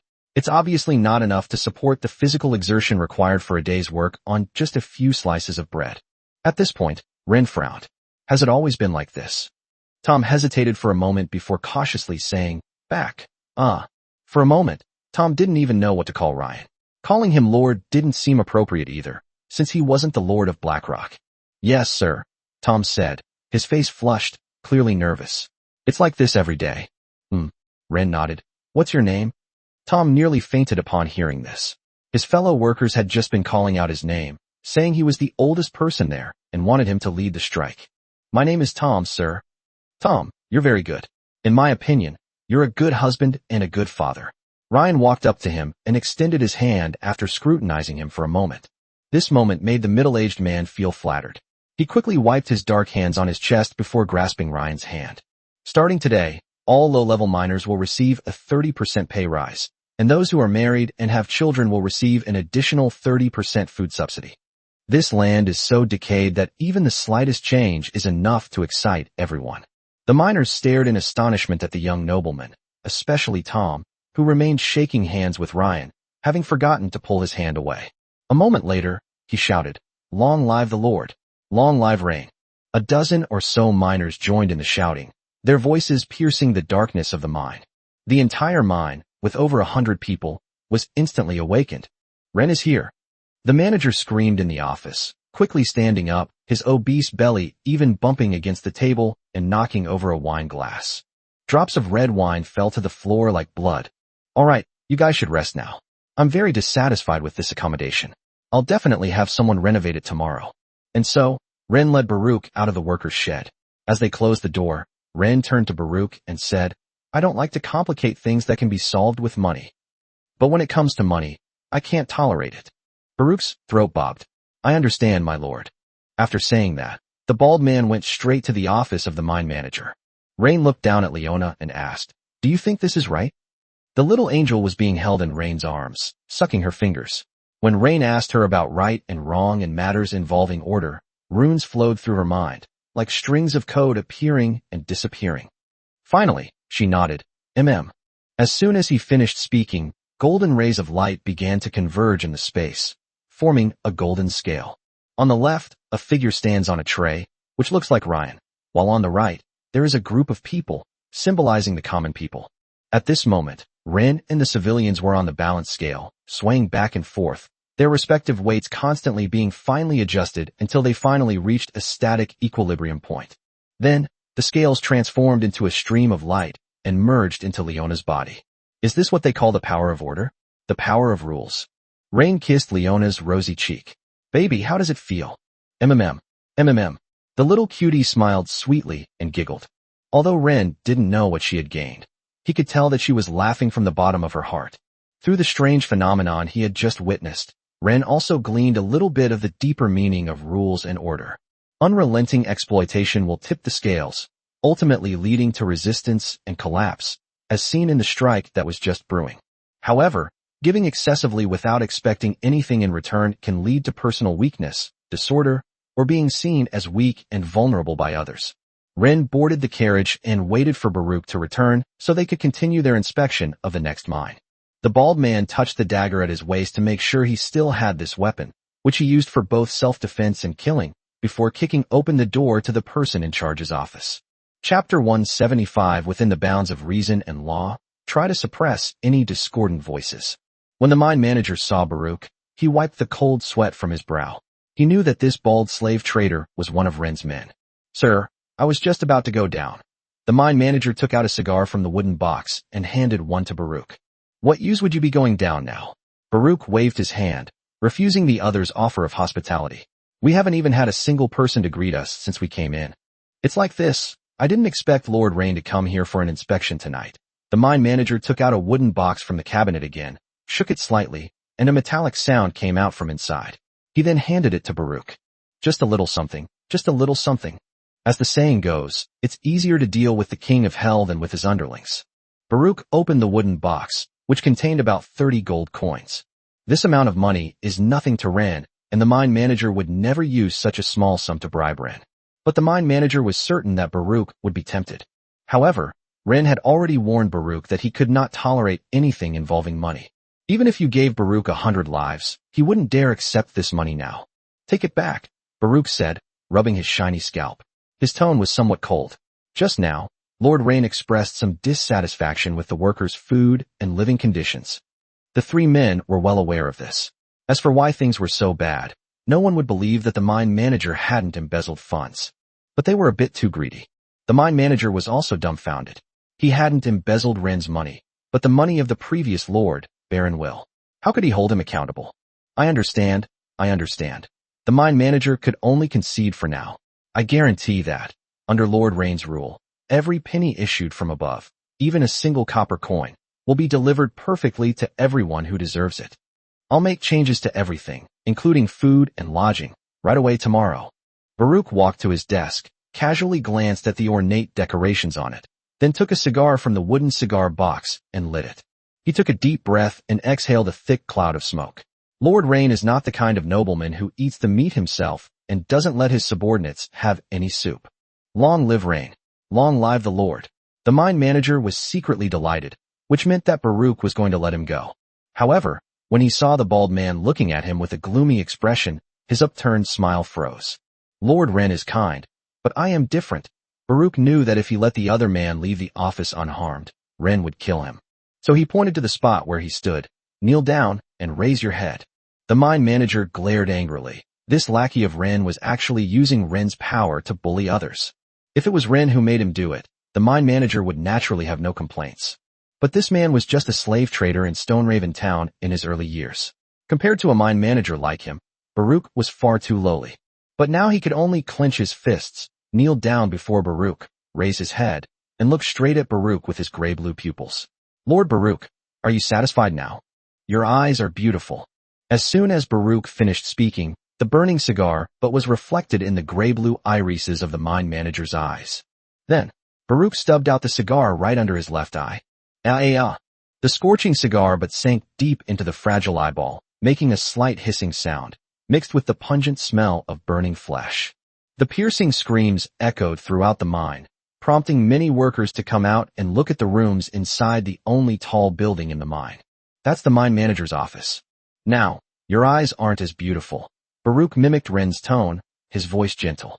And at the same time, this mine, everyone here, every stone, every grain of iron sand, belongs to Lord Ren. Every penny of dirty money you've swallowed in the past has been a form of theft of the future of Lord Ren's great cause. The thought of Ren sent a shiver down Baruch's spine. That man was still waiting for him downstairs. I believe that His Excellency Ren would prefer someone close to him to take your place rather than someone he's never met. Baruch explained the situation to the mine manager. Now I only have two choices for you. First, I threw him into the miner's shack and beat him to death with sticks. Second, I'll give you a dignified end, Baruch said, tossing out a rope. Take your own life. You may not know me, but I know you have a wife and 2 children, and your mother is about to turn 83. Think it over carefully yourself. This is not my idea, it is Lord Ren's idea, Baruch emphasized again. He watched the mine manager's obese body roll on the floor. Betrayal only happens 0 times, or countless times. You dared to swallow Baron Will's money, and you'll dare to swallow Lord Rain's money in the future. Today, under your management, some workers in this mine are already preparing to try to rebel against Lord Rain's rule through a strike. Once the members of the Gitai Society learn about the wage arrears and mistreatment of workers here, they become like sharks that smell blood. What they love to do most is support strikes.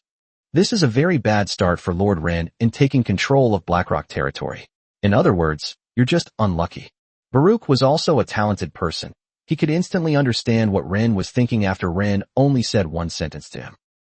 Rain sat in the carriage, holding Leona in his arms, and drew back the carriage curtains, looking with great interest at the window of the mine manager's office.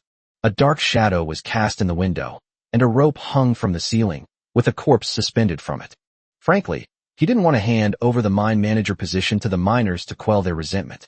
Once ordinary people realize they can eliminate those in power above them, the flames of ambition will not be extinguished.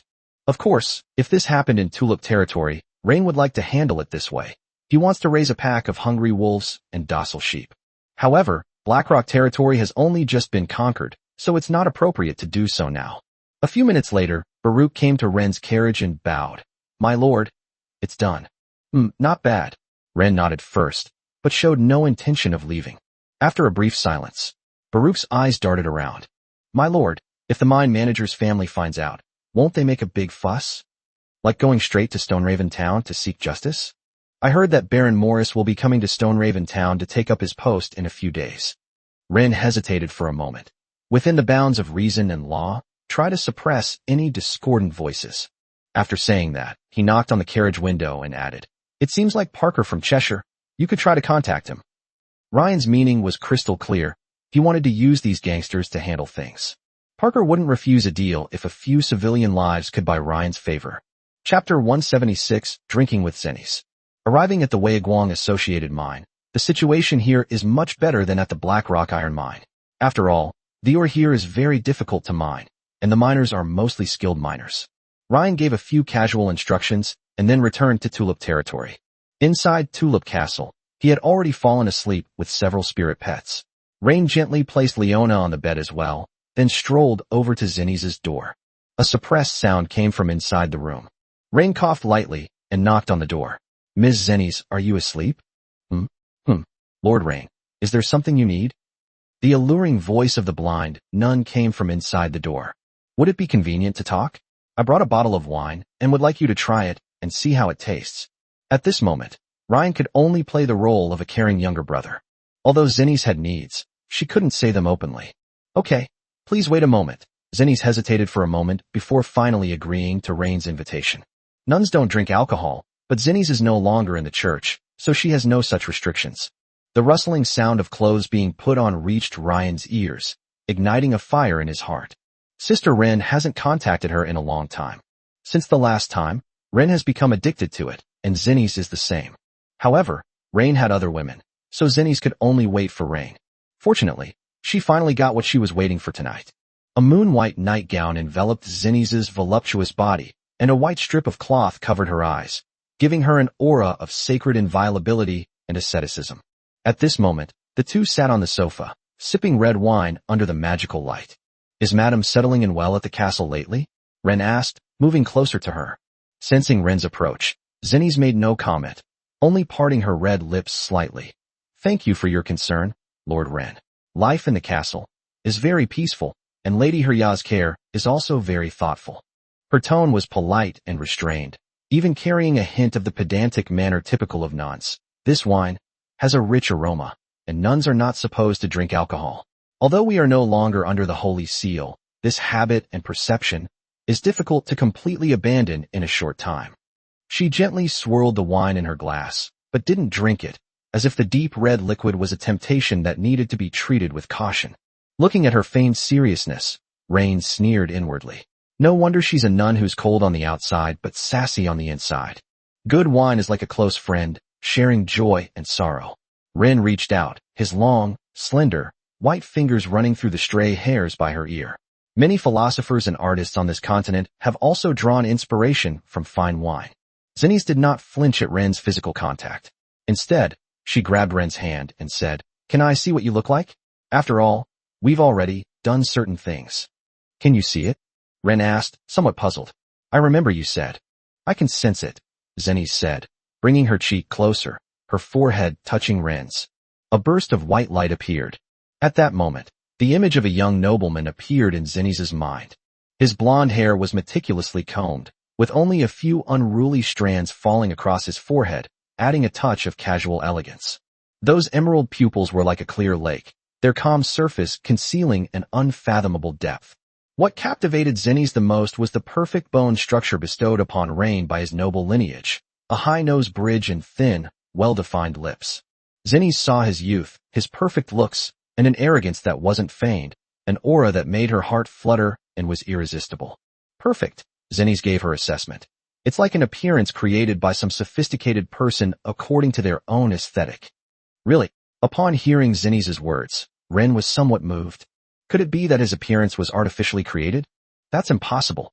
After all, he's never used any face-shaping magic or anything like that since he was a child. Unless it was drawn before he was even born. But such life-threatening methods should be rare.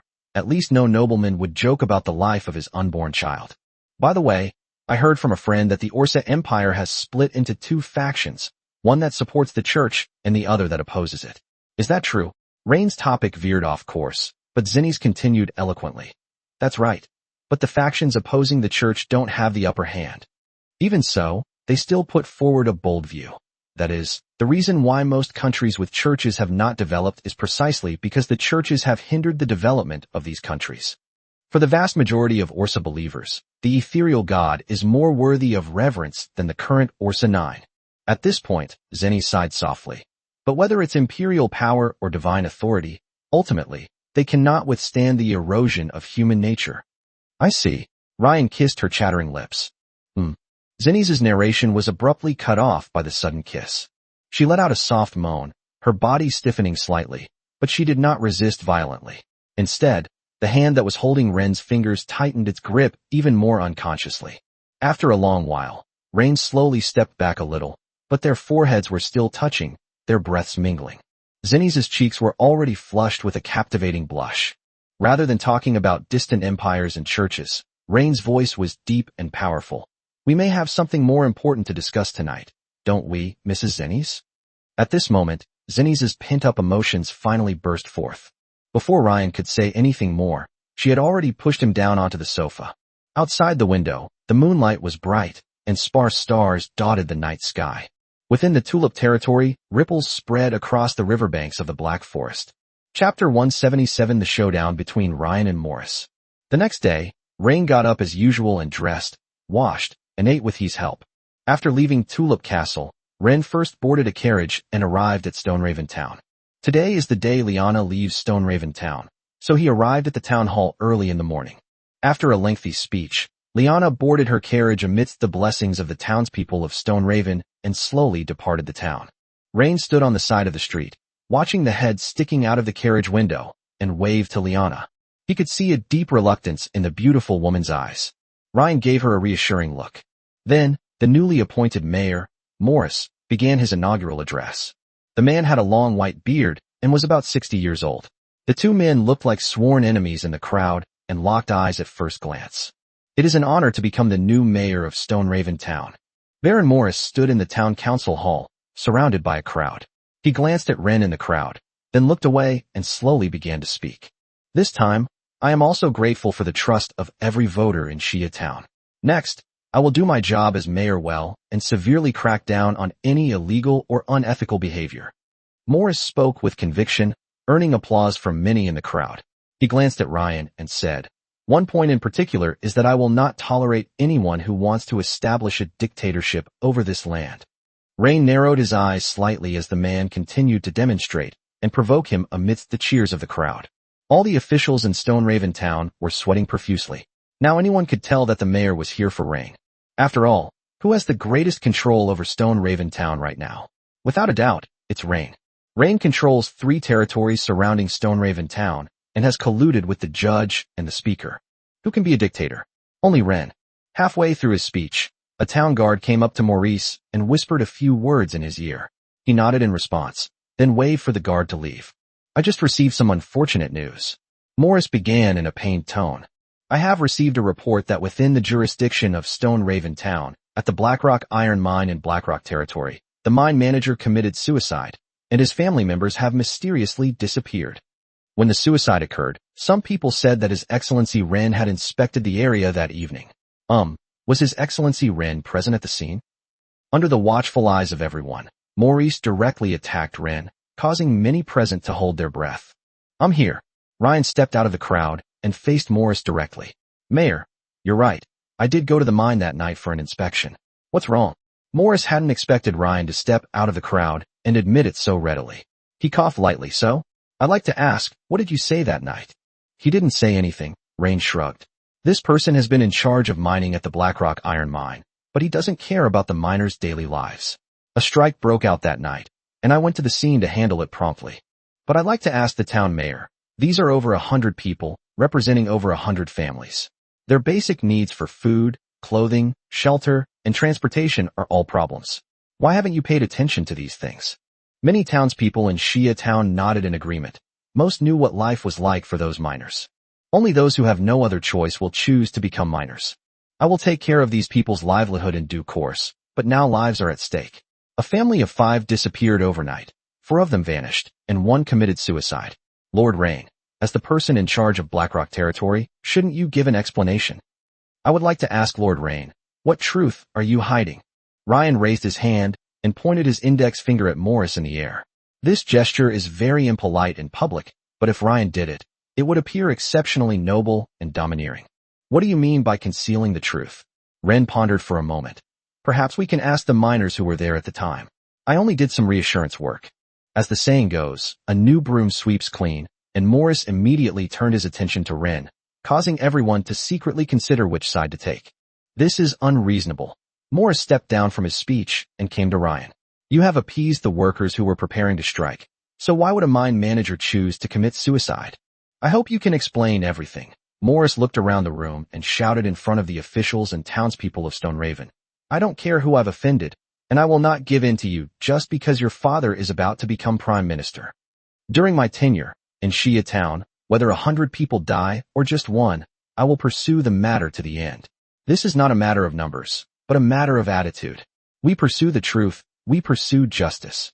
The townspeople erupted in cheers. Good, good, good. Of course, anyone who has met Ren knows that it is impossible to suppress him by using public opinion, because this person is very eloquent. Ryan chuckled softly. Pursuing truth and facts? You're right, but truth only becomes truth through repeated dialectics, and the truth and facts also need to be repeatedly verified to ensure their authenticity.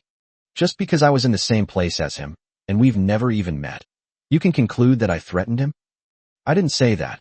Morris hadn't expected this student who dropped out of the Imperial Beast Taming Academy to be so difficult to deal with. Then you've really failed in your duty as mayor. Ryan shook his head. You can ask these miners how I've treated them, and how the mine manager has treated them. Rain, rain, rain.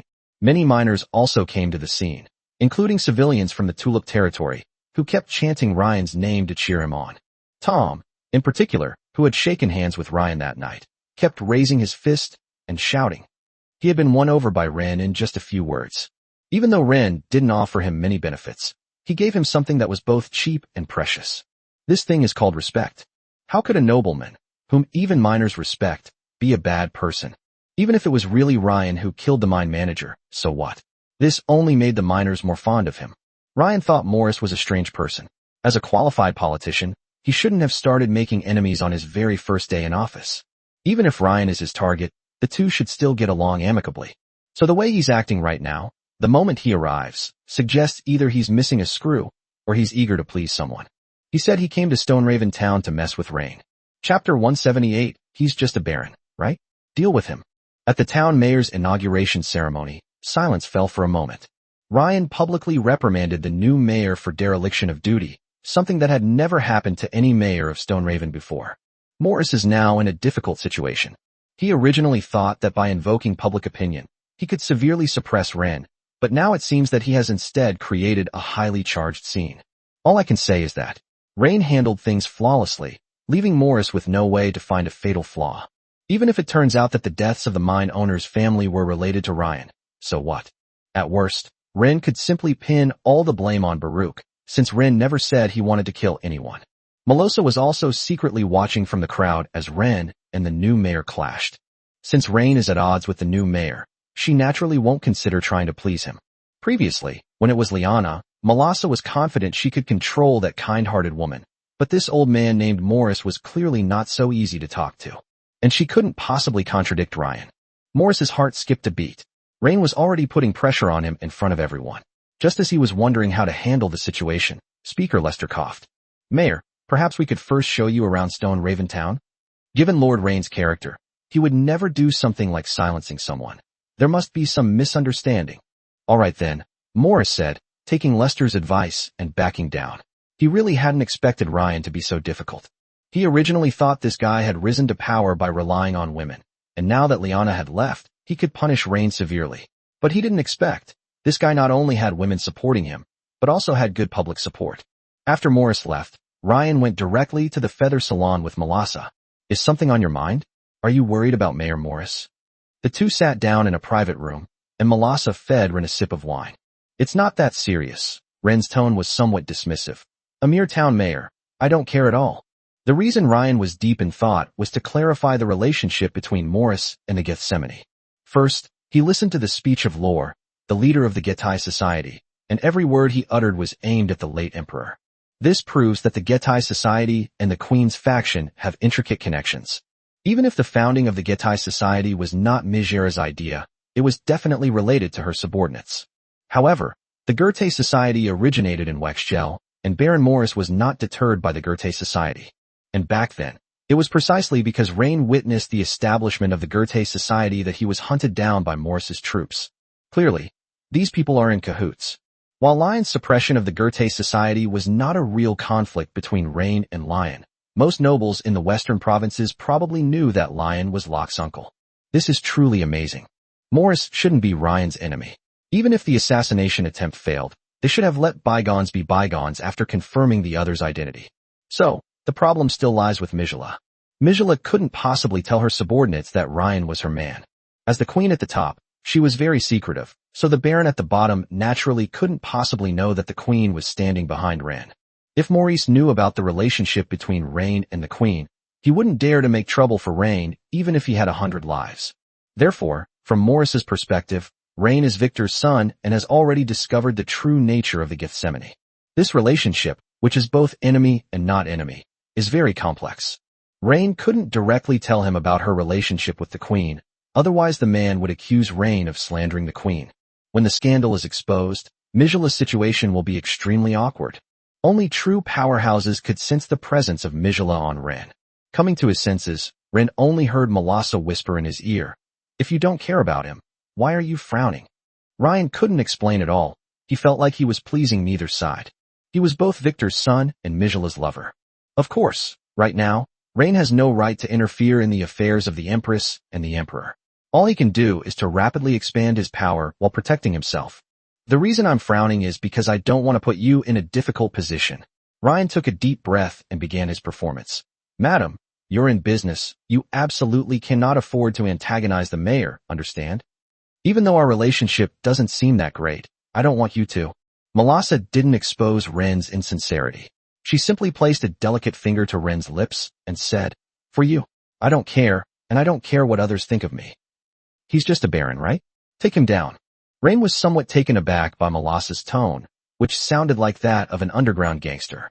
This beautiful woman, elegant in public and wanton in private, was clearly a contrast. "This doesn't require my intervention," Ren coughed lightly. "By the way, madam, you seem to know that I have already fused with dragon blood golden obsidian within me." "What is this?" Melassa asked, biting her finger, looking completely bewildered. "It's something that can make a man really powerful." "I don't know." Melassa looked blank. "I told you. I like your body. It's handsome and full of energy. What is this dragon blood and stone?" "Never mind if I don't know." Ren couldn't immediately tell whether Melassa was telling the truth or not. But there is no love without a reason in this world. Although Ryan knew he had a good appearance, he wasn't the only handsome man in the world. Melassa has seen countless men and women. How could she not encounter other handsome men and beautiful women? Ren didn't care about this. There was no one in this world he could completely trust. Judging by the timeline, Selena should be returning to Tulip territory soon. She will bring a golden contract master to Ren. Thinking of this, Ren smiled even more broadly. "The dragon blood golden obsidian is what I obtained at the academy. After it became one with me, my physical condition improved every time I came into contact with a woman." Melassa shook her head. "Such a treasure probably doesn't exist in this world. Otherwise, you wouldn't have to do anything all day but just lie on a woman's belly and live your life. In a few decades, who will still be your rival?" Ren frowned slightly. Melassa's words made sense. If such a magical artifact truly existed, what woman would dare entrust it to a man? So Melassa really didn't know about her relationship with the queen? If that's the case, then according to what Phil said, powerful individuals could sense the presence of Mijala on Ren. So, what kind of powerful person would be able to sense the presence of Mijala on Ren? "No," Ren blurted out instinctively. Chapter 179. Handsome little boys always have a lot of personality. "Wait a minute. What's wrong?" Melassa forced a smile. "This world doesn't have such a treasure, and even if it did, it would definitely have limitations." Ren narrowed his eyes. What he was thinking was completely different from what Melassa had said. Rain thought that Melassa had been lying all along. She must have sensed something good inside Rain, which was why she was trying to seduce him. Since Melassa, as a gold-level expert, can already sense the dragon blood golden thread red obsidian, then, even if Maurice, as a baron, is not a gold-level expert, there should be gold-level experts around him. Therefore, there is only one possibility.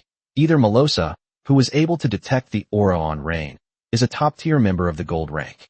After all, during the battle with Baron Will, neither Baron Will nor his elite guards sensed the aura of a supreme being emanating from Rain. Seeing that Ren remained silent, Melassa pressed on. "What exactly is wrong?" The glamorous woman found Rain somewhat inexplicable, but that was always the case with this man.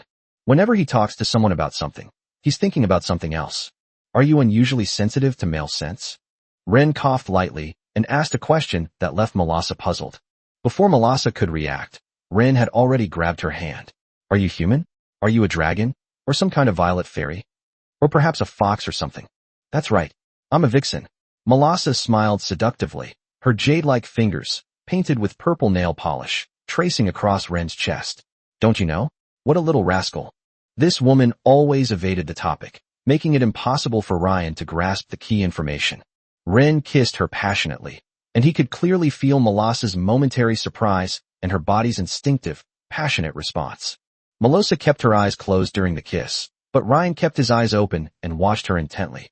Until Melassa opened her eyes, her beautiful purple eyes sparkled with allure. When the kiss ended, both of them were breathing rapidly. Are you getting into the mood? The alluring woman traced circles of her fingers around Ren's chest.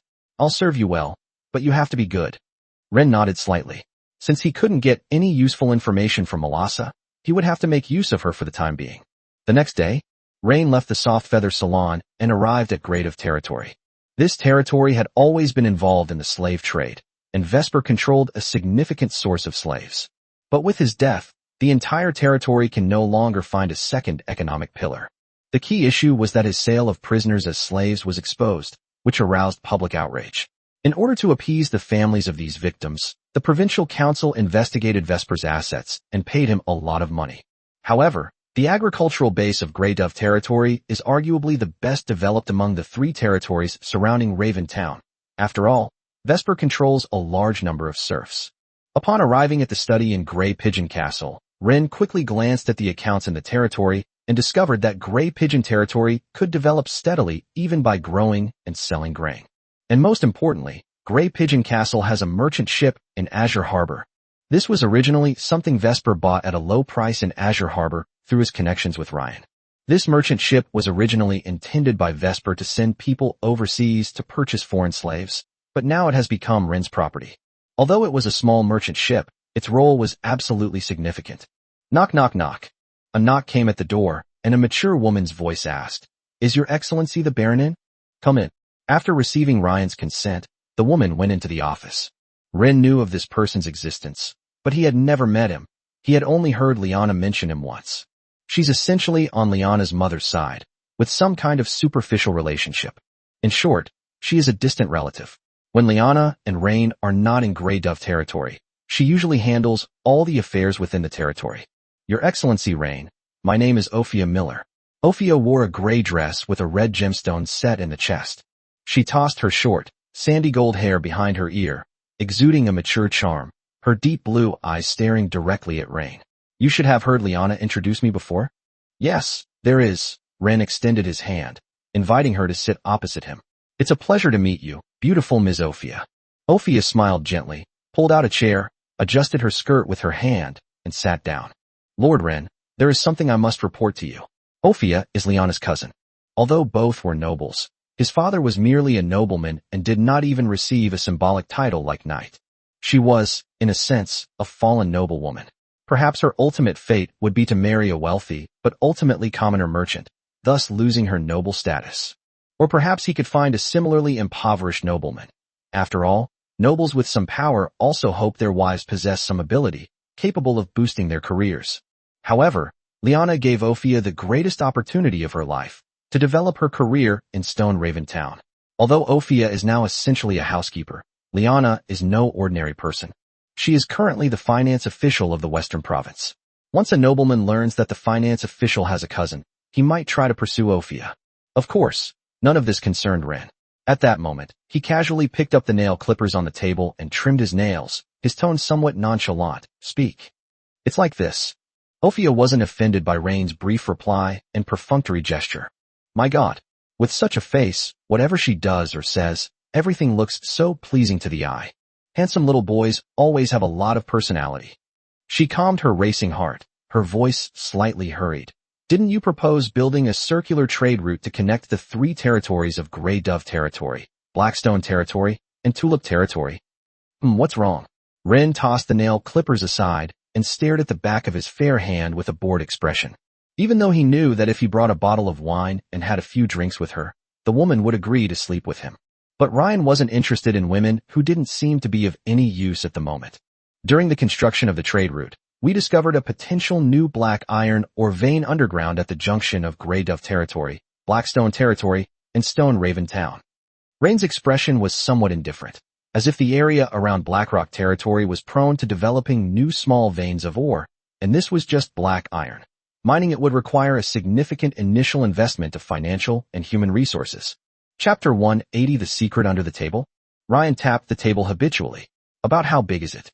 When he tapped the table, he noticed that the sound coming from under it didn't seem solid, so there might be a hidden compartment under the tabletop.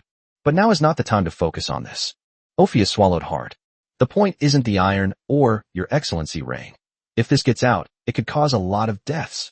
Oh, Ren narrowed his eyes slightly. Just tell me. Ophia patted her chest, startling the milky white-haired girl, Yukiko, who trembled slightly.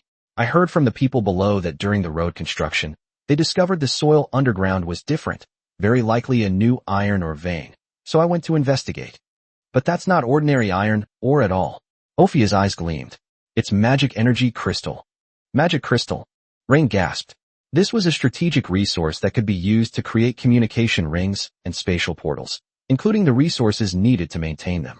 In short, those are the spatial teleportation portals that Rain used at the Imperial Beast Taming Academy and the Advanced University Joint Trial Platform. The creation and maintenance of these devices all involve the use of magic energy crystals, a hard currency belonging to the entire continent. How can you be so sure? Ren calmed himself down and asked. Lord Rain, although I am not a holder of the secret manual, I have studied at the Alchemy Academy in the Western Province. I studied geology, a subject that does not require possessing a secret manual. One only needs to master the knowledge of geological analysis. If my judgment is correct, the size of this magic crystal mine might rank among the top 5 in the Western provinces.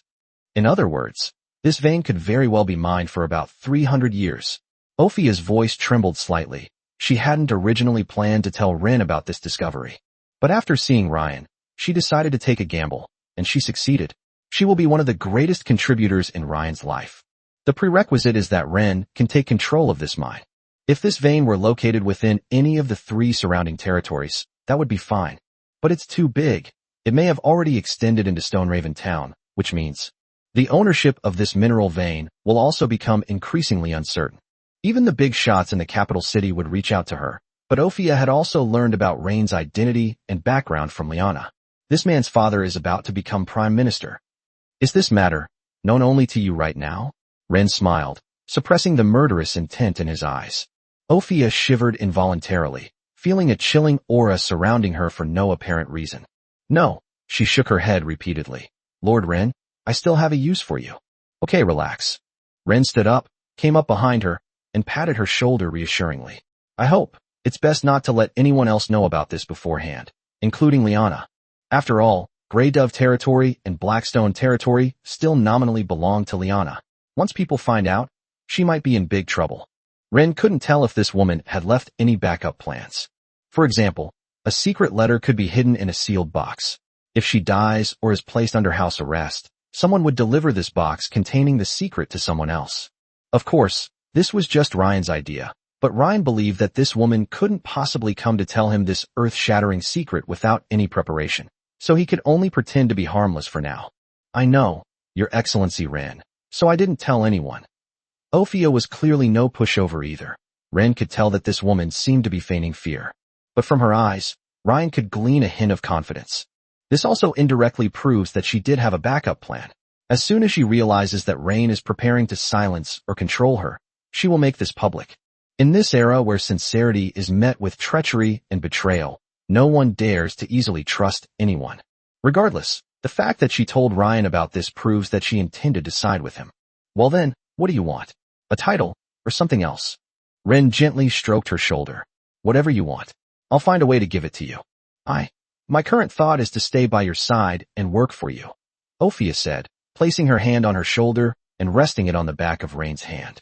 As for anything else, I haven't thought about it yet. I just want to stay safe and sound. I can guarantee that you will be given a baronial title in the future. Ren knew immediately that this woman had big ambitions. It's all up to you. I'll always be on your side. Ren knew that this woman wouldn't reveal the information for the time being, but once others found out, Ren's first action would be to kill her. The two are currently in a honeymoon phase. Of course, besides empty promises, there also needs to be some tangible benefits. After thinking for a moment, Rain said, "If this mine belongs to me in the future, you will receive 3% of the profits, permanently." 3 points, not 30%, but even so, were enough to satisfy this woman completely. Because she knew that if she wanted more, then once Ren successfully acquired the mine, his first priority would be to find a way to eliminate her. Ophia nodded, then hurriedly left. Although nothing interesting happened between them, which she regretted, she left decisively. Rain could also foresee, perhaps she had some kind of backup plan. If she didn't leave the office within the agreed time, something would be triggered to leak the information. So Rain gave her plenty of freedom. This woman is not easy to deal with. But as long as she has no ill intentions, Ren will not easily lay a hand on her. At the very least, no impoverished nobleman can refuse the promises Ren makes. She couldn't find another partner, and she preferred to cling to Ryan's coattails rather than outsiders. Who can blame them when this little boy is so irresistible? And those other nobles really do eat people. Watching Ophia leave, Rain rubbed his temples. Right now, he can only think of 3 people he needs to find: Victor, Mijala, and Phil. Only these 3 people can help Ren take over this mine.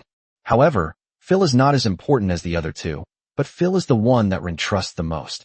Of course, Phil could only offer advice to Rain. She had no real power to interfere in the affairs of the western provinces. Therefore, Rain prepared to use the communication ring to urgently contact Phil. However, Ryan suddenly remembered that when he was tapping the table earlier, he discovered that it had a hidden secret, so he decided to see what secrets it held. Chapter 181: The Domineering Wife. Rain flicked his fingers at the table, and the wooden board shattered, revealing an iron box inside. Inside was a notebook and a letter. Opening the notebook, only the first page contained written content, recording the merchant ship's transaction records. Vesper transported some of his art collection to the Far East via that merchant ship, and in return, he received a top-quality slave. This slave possesses a faint lineage of Eastern dragon blood. Ren narrowed his eyes slightly, then sent a maid from Grey Dove Castle to Tulip Territory to deliver a message to Baruch, asking the bald man to go to the Stone Raven Town prison and bail out Vesper's former steward. Subconsciously, Ryan believed that all of Vesper's property belonged to him, so he needed to know who had the slave now. After all, the date the slave was transported back was exactly 1 month ago, which was also the day Vesper was stripped of his title.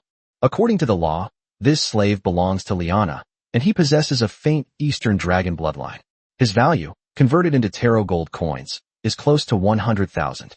Setting aside the transaction records, Ryan picked up the letter and opened it. The handwriting on the letter had an elegant yet haughty style. To Baron Grey Dove, I have formally conveyed your request to His Excellency the Governor. His Excellency the Governor is very satisfied with the batch of slaves you sent, but at the same time he made it clear that Blackstone Territory, as the most important mining industrial territory of Raventown, cannot be usurped without cause.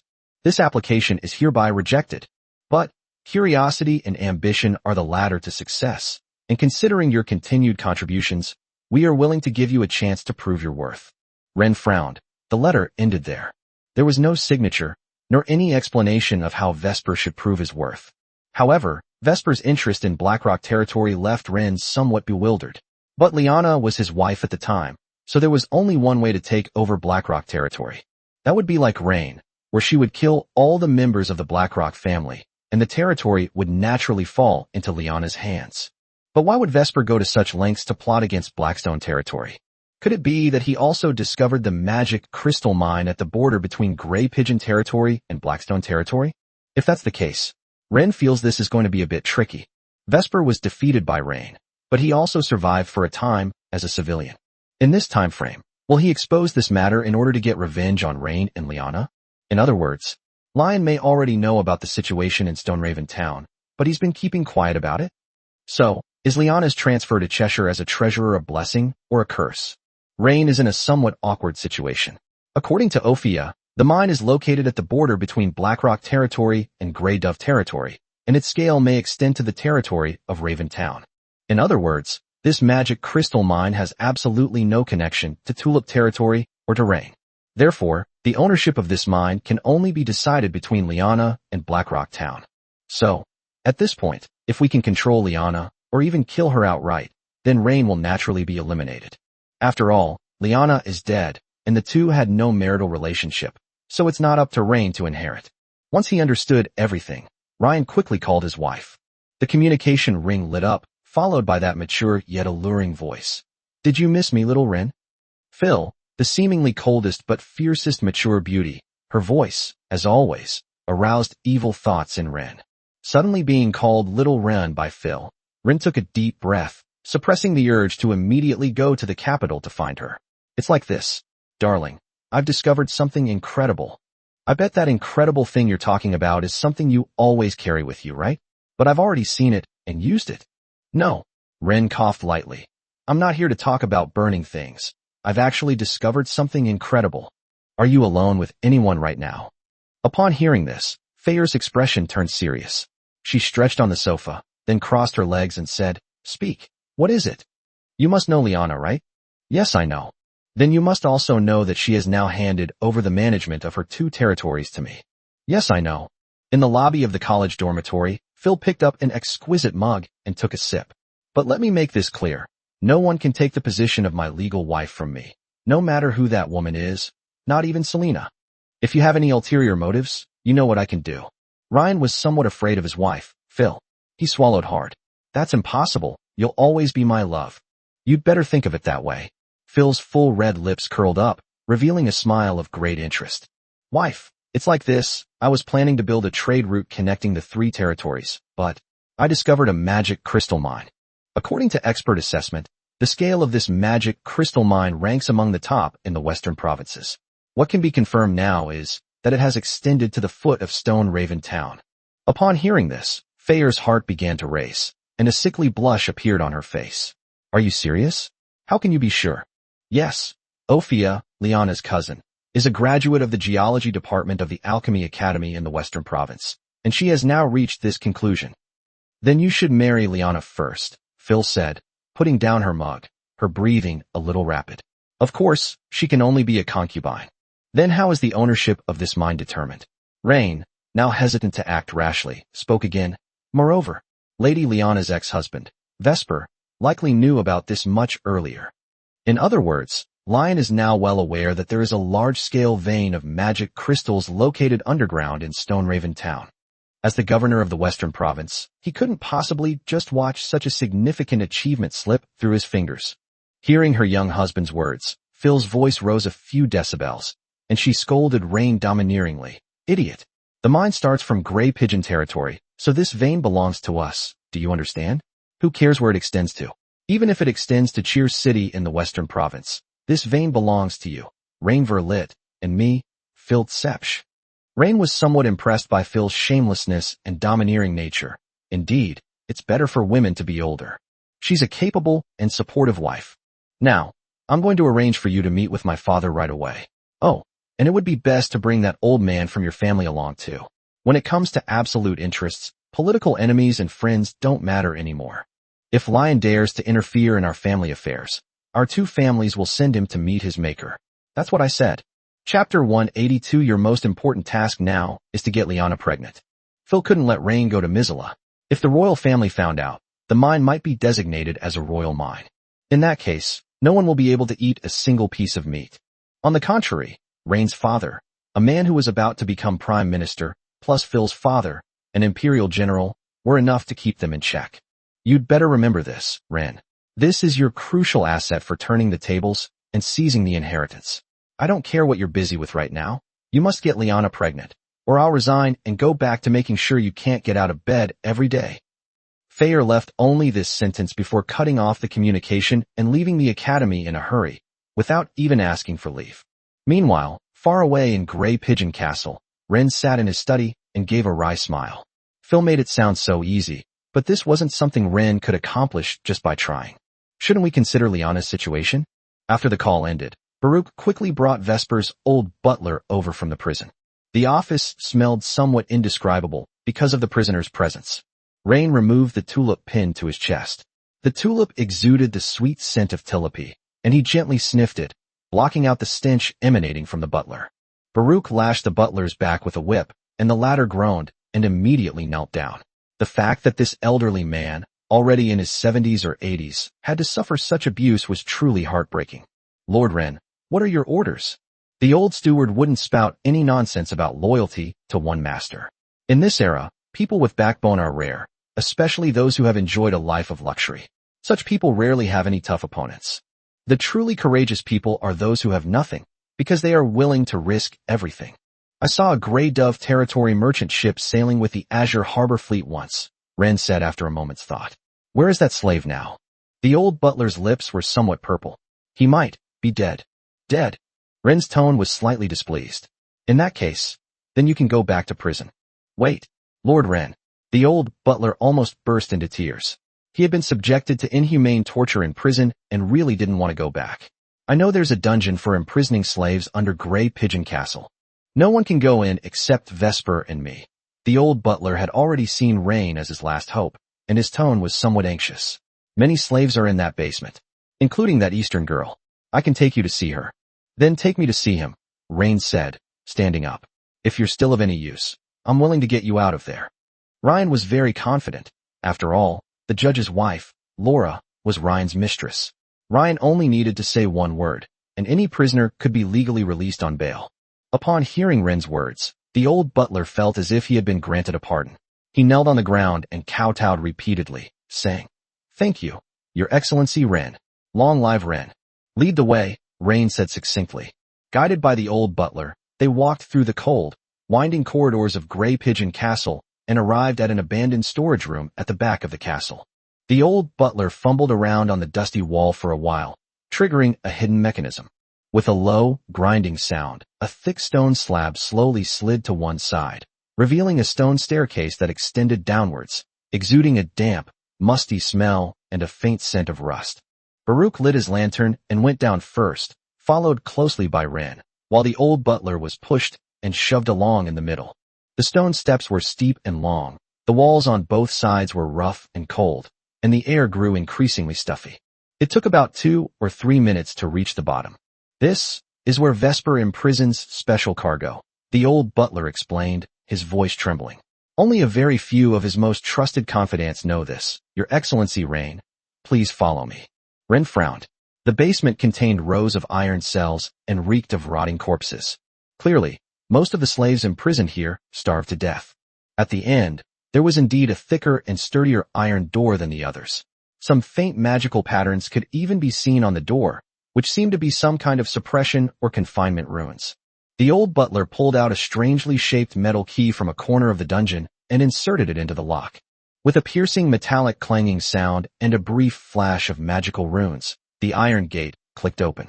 This is a stone chamber slightly larger than the outer passageway. It is still simple, but cleaner than I had imagined. There was some relatively dry straw in the corner and a stone trough by the wall. A petite figure huddled on a pile of straw, her back to the doorway. Ren walked in, his gaze falling on the figure. She was dressed in simple, coarse cloth clothes, with a slender figure and long, jet-black hair that cascaded down, almost covering her entire back. This delicate body was on the verge of death, and faint blue scales could be seen on her neck. Ryan knelt down beside her, reached out, and checked her breath. There was still a faint breath. The vitality of the Eastern Dragonborn is indeed very strong. They can survive for almost a month without food or water, Ren nodded, giving a high evaluation. He took out an empowering petal, pried open the little mouth of the Azure Dragon lowly, and put the petal, which contained life force, into her mouth. The latter let out a soft moan and took the petal that Ren had brought into her mouth. Your Excellency Ren, this was originally a gift that Vesper was preparing to give to Governor Lion. The old butler's tone was slightly regretful. This place had once been his paradise of pleasure, but now most of the familiar faces had turned to ashes. Quite a unique gift. Ren pinched the little girl's chin and examined her carefully. Although she was now as thin as a rake, her face was still unusually delicate. She's still a virgin, Your Excellency Ren. The old butler didn't know if Ren would mind, since most nobles preferred slaves who were experienced and skilled. It's all right, Ren said, turning to look at Baruch. Go and find a few maids to bring her in. Take her to be cleaned up, and take good care of her. Yes, my lord. The bald man accepted the order and left immediately. At this moment, only Ren, the old butler, and a dragon lowly who had fallen into a deep sleep remained in the entire dungeon. I've heard that something extraordinary is hidden in Grey Dove territory, Rain said, still with his back to the old butler, squatting beside the little girl and stroking her cheek. You mean? The old butler asked, his eyes filled with doubt. Lord Wren, I'm probably more familiar with Grey Dove territory than anyone else, but I've never heard of anything extraordinary about it. Have no idea? Wren abruptly stood up, grabbed the old butler by the neck, and the latter's eyes widened, his breathing rapid.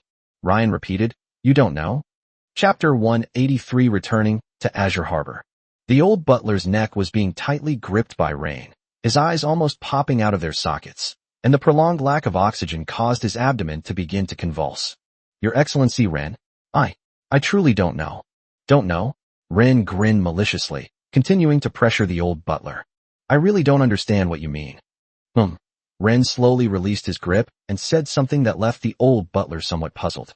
When a person faces the threat of death, the amygdala in the brain, which is the emotional center, will automatically trigger the survival instinct of fight, flight, or surrender.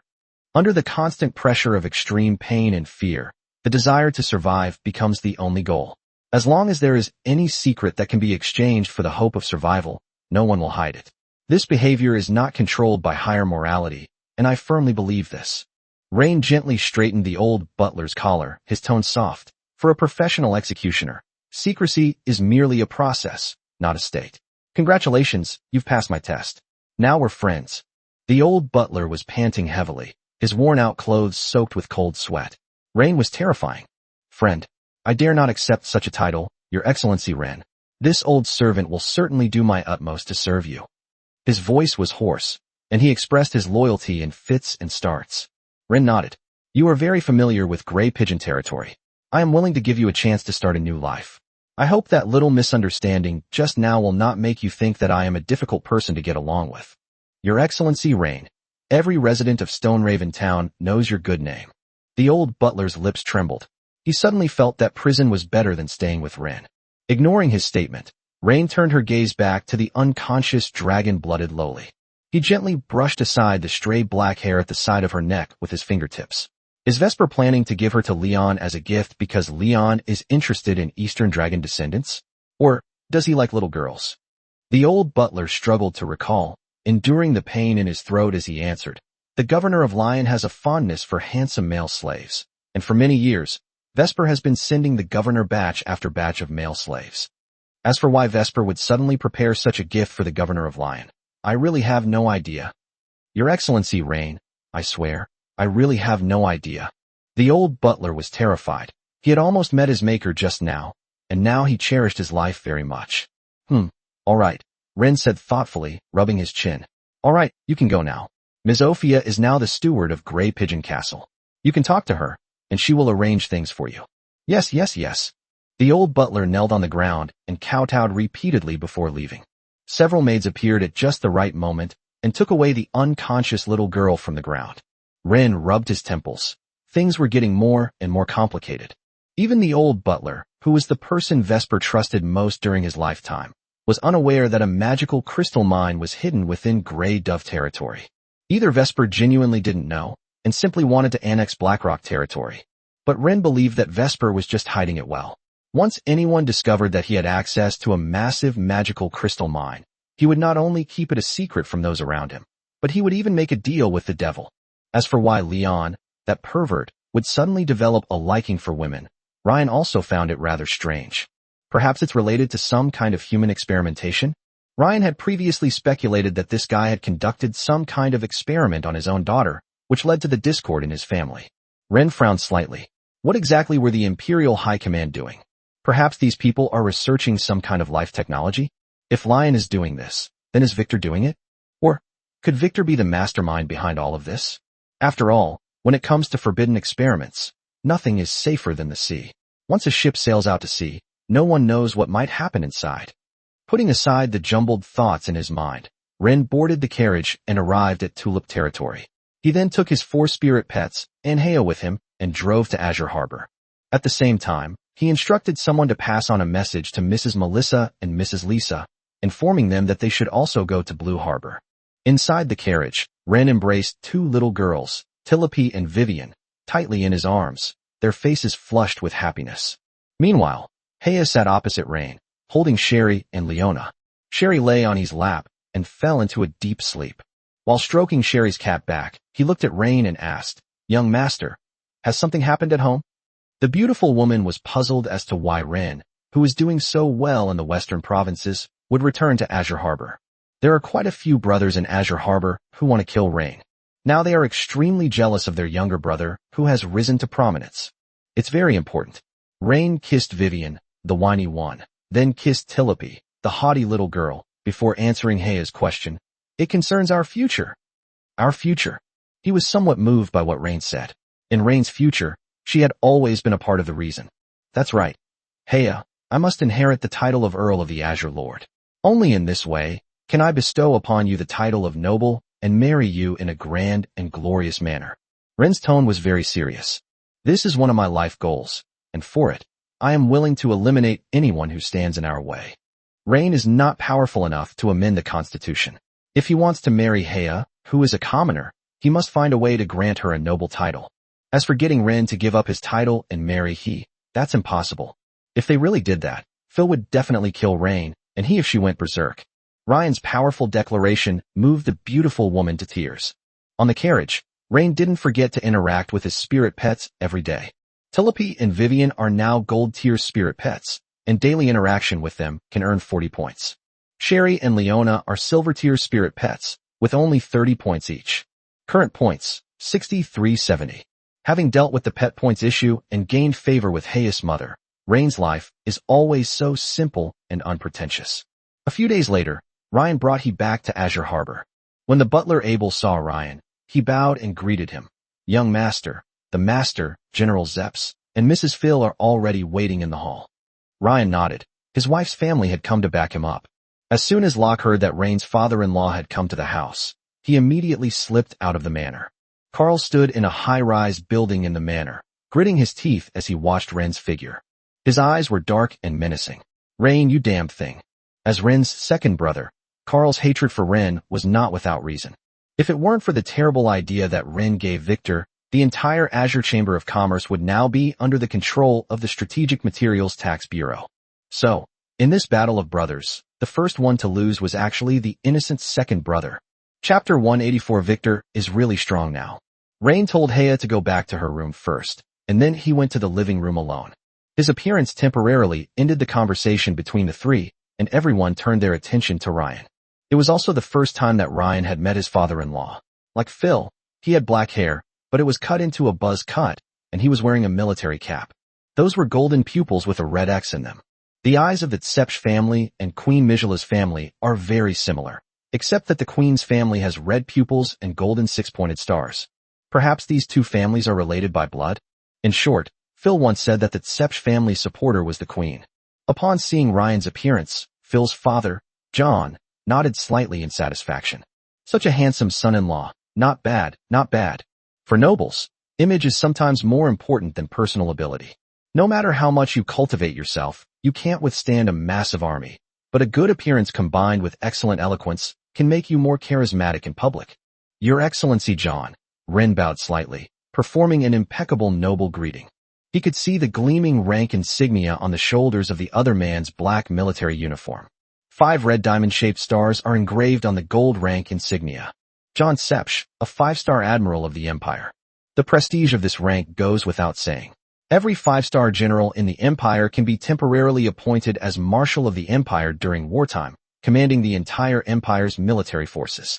"You're very good, Ryan," John said, adjusting his military cap. He was wearing white gloves on both hands. Wearing a military uniform in such a setting was clearly an attempt to put on airs for Victor. Of course, in Victor's eyes, this behavior was no different from that of a clown. So when he saw his son exchanging pleasantries with John, he looked at him with disdain.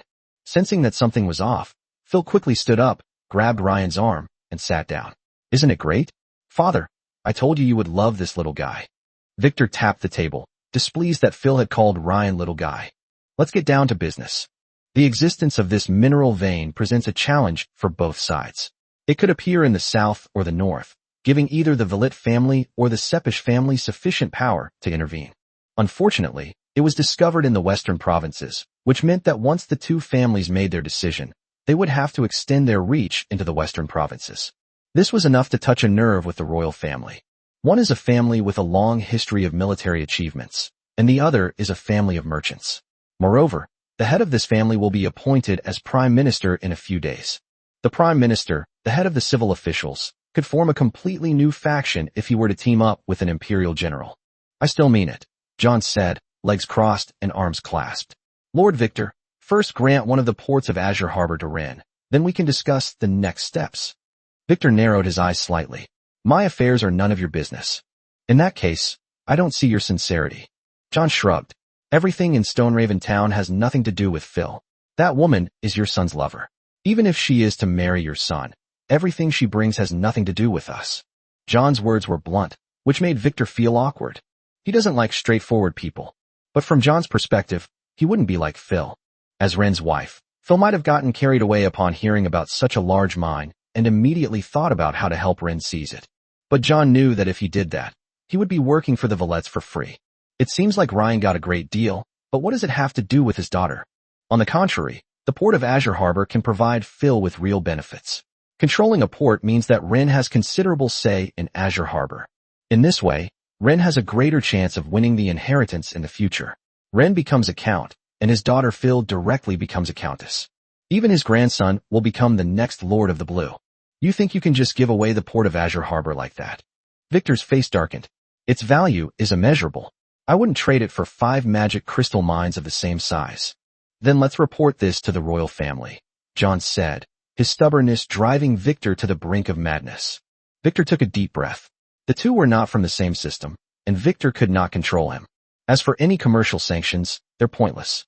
The North is already poor and has nothing to fear from commercial sanctions.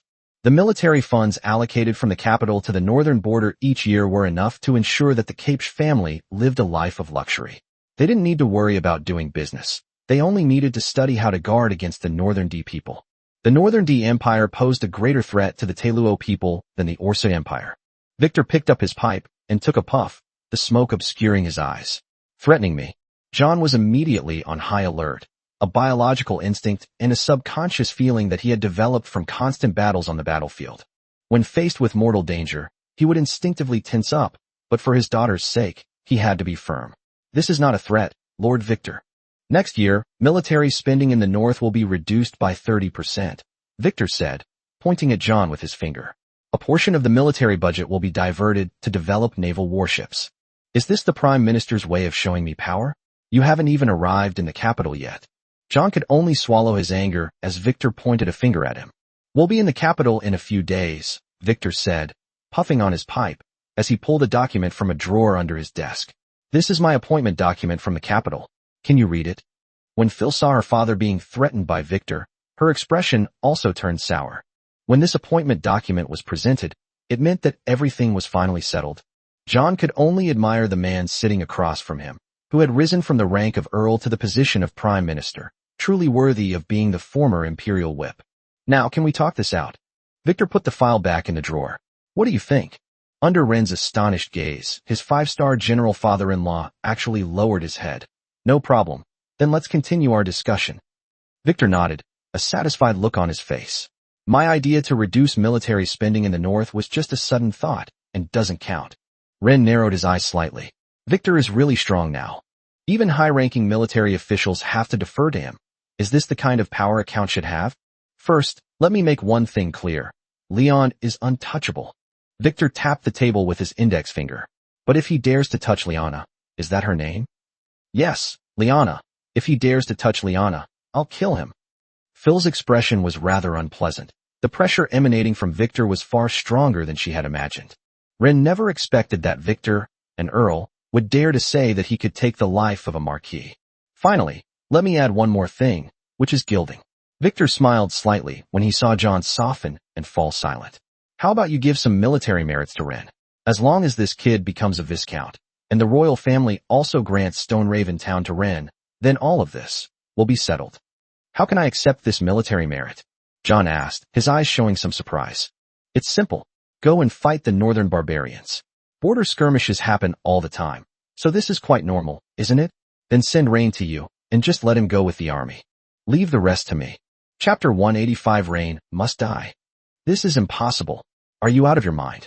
John stood up. War between two nations is no child's play.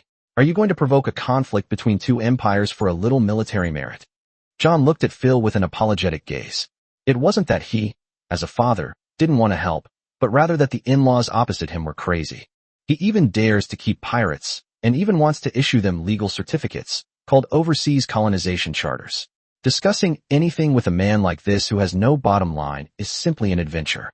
Don't be fooled by how easily Victor speaks. With a single sentence about gilding Ren, many lives will be lost. The border friction that Victor mentioned was no small matter. First, he had to conceal the military situation and report to the capital that the northern border of Telo had been invaded by the Northern D people. Only then could he lead his army to cause trouble on the northern border. Falsely reporting military intelligence is a capital offense. If this is discovered, even the Empress cannot protect him. Risking one's life for a share of the profits from a mining vein is a bad deal no matter how you look at it. The recent political tsunami caused by Victor resulted in the deaths of many people in the capital, and the farce ended with the suicide of one of the former prime minister's daughters. All the important figures in the capital sensed that the emperor's faction was eager to seize the position of prime minister. Very few people knew about this, but John knew very well that the old prime minister wanted to prolong his health and refused to relinquish his power, so his daughter was forced to commit suicide. A moment of distraction brought John back to his senses. "I'm sorry, I can't do that." Victor smiled, seemingly having already anticipated John's refusal, so he offered another solution. "Well then, as the prime minister of an empire who yearns for peace, I also do not wish to sacrifice soldiers' lives to fulfill my own child's wishes. So, I came up with a compromise: slaughter the fattened pigs." John's eyes narrowed slightly. "What do you mean?" "I'm not unaware of what you've been doing in the western provinces," Victor said, exhaling a puff of smoke. "I hope you can sacrifice that so-called civilian organization." "This is not something I can decide," John said, knowing that Victor was referring to the Goethe Society. If Goethe were to instigate a riot in Stoneraven Town, and then Rain were to forcefully suppress it, it would indeed be a meritorious deed. Conferring a title is no trivial matter. The royal family will not grant a title lightly, without some outstanding achievements. Of course, there is another option in front of Ren now, which is to go to the capital to serve Mijala for a year or two. Upon hearing Victor's words, Rain became somewhat certain that the Goethe Society was a civilian organization cultivated by someone within the Queen's faction. John would not agree to Victor's plan to have Ryan eliminate the Goethe Society, which would undoubtedly put him on the opposite side of the Queen's faction. Victor was indeed determined to get Ren back on track. Ultimately, the negotiations between the two parties reached a stalemate. "Uncle, something terrible has happened." Just as Rain returned home, Locke also arrived in the western province. "What's wrong?" Leon greeted Locke in his office. He looked similar to Locke, both appearing to be middle-aged. However, when facing Locke, he still adopted the attitude of an elder.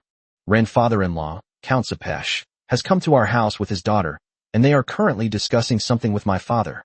This made Leon's breath catch in his throat. He put down the documents in his hand and looked at his nephew with a serious expression. "What are you talking about?" "That's precisely why I feel uneasy." Locke swallowed hard. If the wedding date between the two families is set, they can't possibly keep it from the rest of the family. The fact that an imperial general personally came to Rain's home to back him up gave Locke a bad feeling. If he is determined to support Ryan's claim to the title, Locke's succession will be fraught with uncertainty. Locke noticed that Leon's expression had also become tense, and he felt that this round should be in the bag. But what Leon and Locke were nervous about was clearly not the same thing. He picked up his communication ring and contacted his secretary. "What's the treasurer doing?" Lyon's blonde, voluptuous secretary spoke with an unusually seductive voice. The sound emanating from her ring suggested a dissolute nature. "Please wait a moment, Your Excellency. I'll go check right away." Although she answered very seriously, Locke just felt that this woman was very fiery. Just hearing her voice was enough for Locke to imagine a lot of things. But his uncle likes men, so having such a succubus-level secretary by his side is a complete waste. Lyon remained oblivious to his nephew's inner grumbling. He calmly tapped the table with his fingernails until his secretary finally announced, "Your Excellency, the treasurer has left Cheshire and appears to have been picked up by people from Azure Harbor." "What?" Leon took off his glasses, suppressing his anger. "I understand." He abruptly cut off the communication, his eyes filled with an extremely gloomy expression. "Victor, that damned old man." Lyon harbored intense hatred for Victor at this moment. He had helped Victor become prime minister, and now Victor was turning around and trying to take a bite out of him. In Lion's subconscious, the Western Province was his territory, and everything in it, whether it flew in the sky or hid underground, belonged to him. He had been thinking about how to bypass the royal family and legally monopolize this undisclosed magic crystal mine. But when Victor and Jean started making contact, and even sent people to take Liana away, his wolfish ambitions were obvious. What happened, Uncle? Locke looked at Leon, who had suddenly become angry, completely bewildered. That woman is the treasurer of the Western Province, and also your brother Ryan's lover, Lion said, taking a deep breath and revealing a gentle smile. So, Locke opened his mouth, feeling that Leon was somewhat confused. Leon pointed at Locke. Go back and tell your father that I may not be able to do much in other places, but in the Western Provinces, I'm the boss, and no one can take what belongs to me. Locke was completely bewildered. Then Rain? I want him dead. Lion's voice was very calm, even cold. Don't worry about this. No one can take the title from you. It's no longer a matter of who he should pass it on to. But Rin must die. Locke never imagined that the feud between Leon and Ryan was so deep. Was it because Ryan seduced his wife at the academy? But what does this have to do with Ryan's finance minister lover? As Locke left the governor's office, he pondered why Lion harbored such hatred for Rin. There must be something very important that he doesn't know about. Chapter 186 Deep Brotherhood. While Victor and John couldn't reach an agreement, Ryan and Phil were far from idle. The couple first found a bedroom to end their longing for each other. Ryan felt that he and Phil were very compatible in some ways. Afterwards, he sat on the bed with Phil in his arms, saying, "Those two old guys have too many worries. If we really rely on them, the mine will be taken over by Lion sooner or later." Phil leaned against Ryan's chest, took out a slender women's cigarette from the cigarette case, and lit it. This women's cigarette was very special. It didn't taste like smoke at all, but instead had the fruity aroma of cherries. She slowly exhaled a puff of smoke. Don't worry. Victor will definitely compromise. When Victor was mentioned, a hint of disgust flashed across Phil's face. She didn't know whether it was a good thing or a bad thing that this man had become the prime minister of the empire. She hoped that he would not make the entire Tyro empire a mess. Why do you say that? Ren asked, somewhat taken aback. Do you think he'll let you go to Her Majesty the Queen? Phil asked, parting her red lips slightly and kissing Rain. From the moment he agreed to meet my father, it was clear that he had his eye on this mine, but my father hadn't seen through it yet.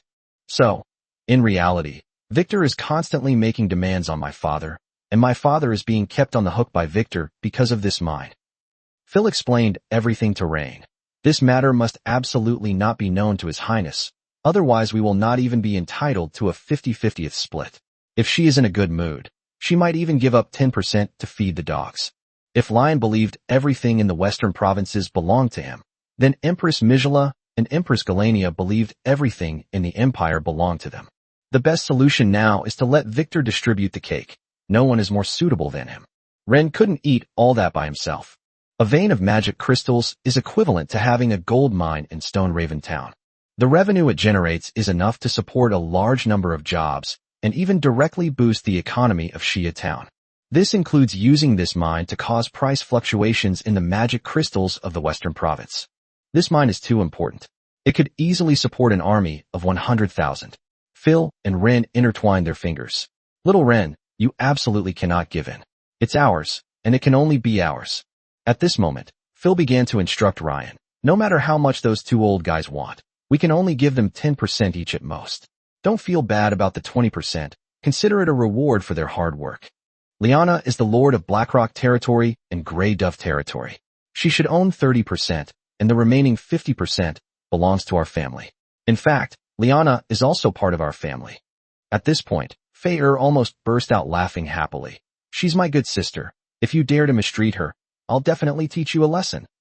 A massive magical crystal mine is enough to drive anyone mad. Even Fei-Er was no exception. In fact, Victor and John had already shown great restraint today. When they heard the news, their hearts were racing and their breathing even stopped. As Rain listened to Phil's alluring and satisfied laughter, he leaned close to her ear and whispered, "We can repeat what we just did. Come on." Phil opened her arms to Ren. "My good boy, the future of the Empire is in your hands." Phil wasn't exaggerating when she said that. Ryan's current background is not something anyone can mess with. A prime minister as a father, and a general as a father-in-law. Even someone with a pig's brain like that could still take off.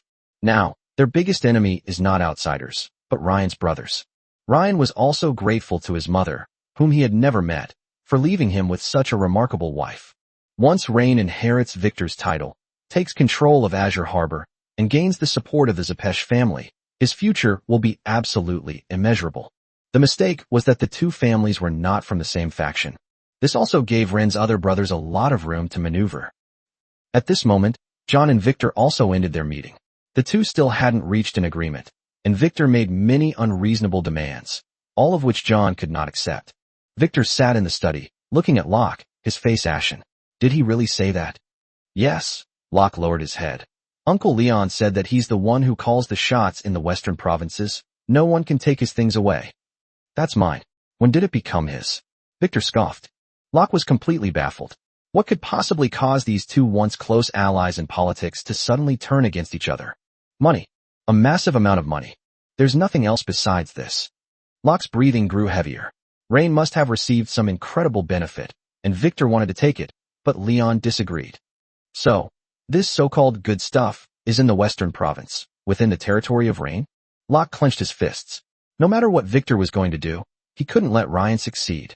Is this good stuff also related to the finance minister's lover in Ren? Thinking of this, he gave an apologetic smile. I'm sorry, father.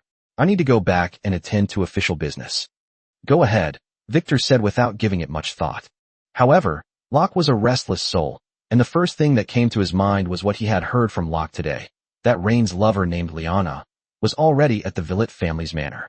No matter what benefits she may hold, killing her will prevent Ren from succeeding. But he absolutely cannot do it himself. So Locke approached his good brother, Carl. Brother, it's so late. Is there something you need? Carl greeted Locke in his own building. Go to your study.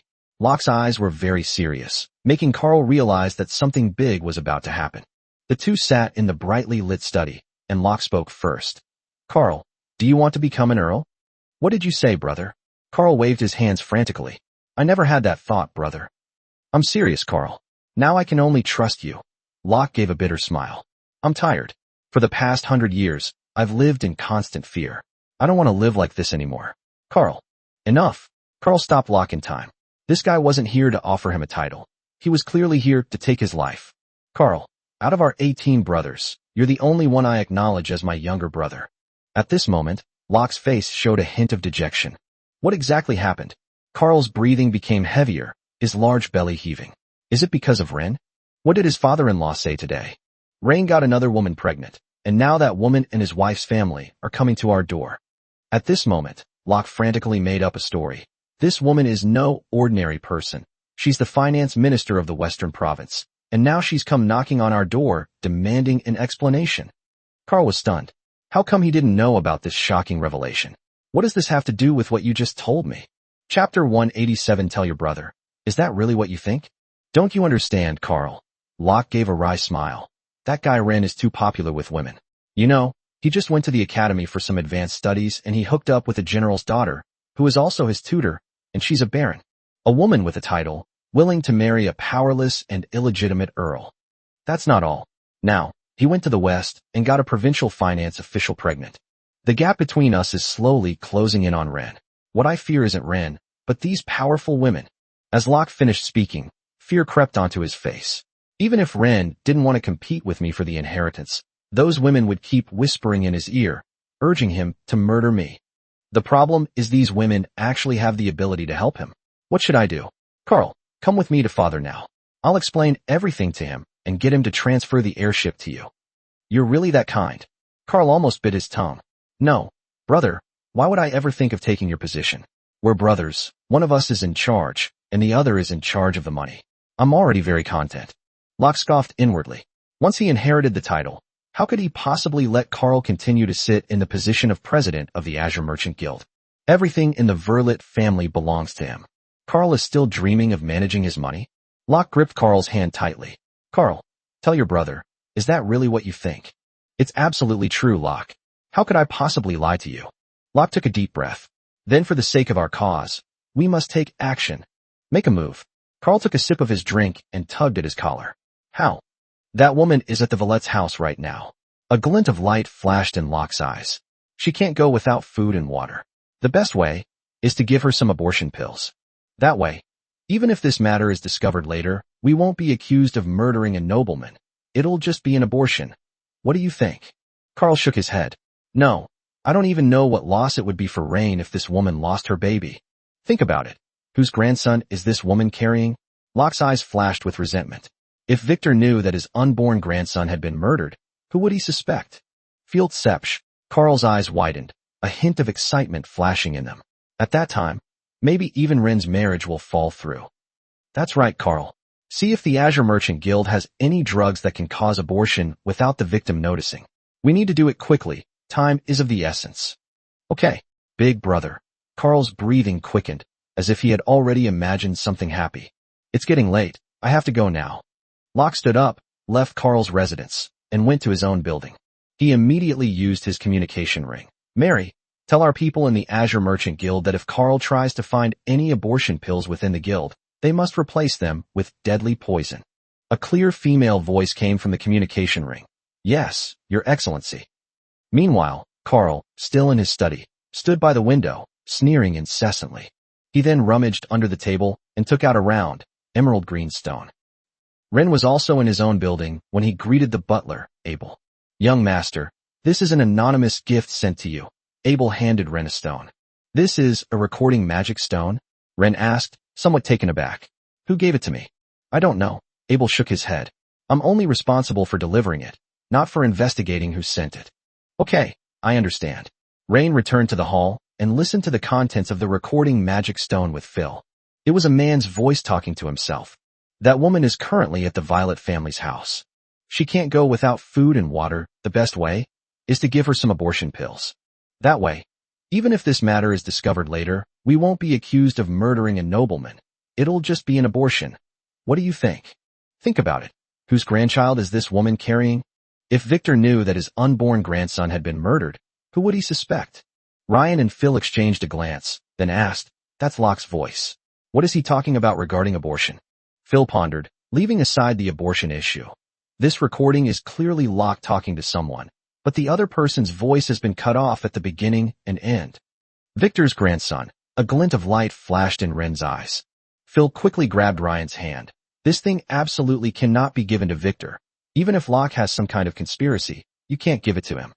Otherwise, even if Victor remembers you in his heart, he will never pass the throne to you because you were secretly monitoring his successor. Once you actually send this thing over, you will truly be kicked out of the game. The person who delivered this is clearly trying to kill you. After being reminded by Phil, Ryan realized that the person behind him was extremely malicious. You're right, but this abortion, whose abortion is it? Ren was completely baffled. Could it be you're pregnant? Rain was unaware that Victor had already arranged for Liana to be brought to the Violet Manor. He now had only 2 women with him, Phil and he. Even if he is pregnant, Locke won't target her, since he is just a commoner now. If he really wanted to kill Ren, he would definitely have targeted Phil. Fayer shook her head. I didn't even know I was pregnant. How could he possibly know? Ryan closed his eyes and pondered. The only question now was who was pregnant, and if Locke were to make a move against this pregnant woman, it would threaten him. Liana. Ren shook his head. No, this woman is inside the manor. How could Liana possibly be here? Do you think? Is it possible that Victor secretly brought her to the manor? Phil suggested at the right moment.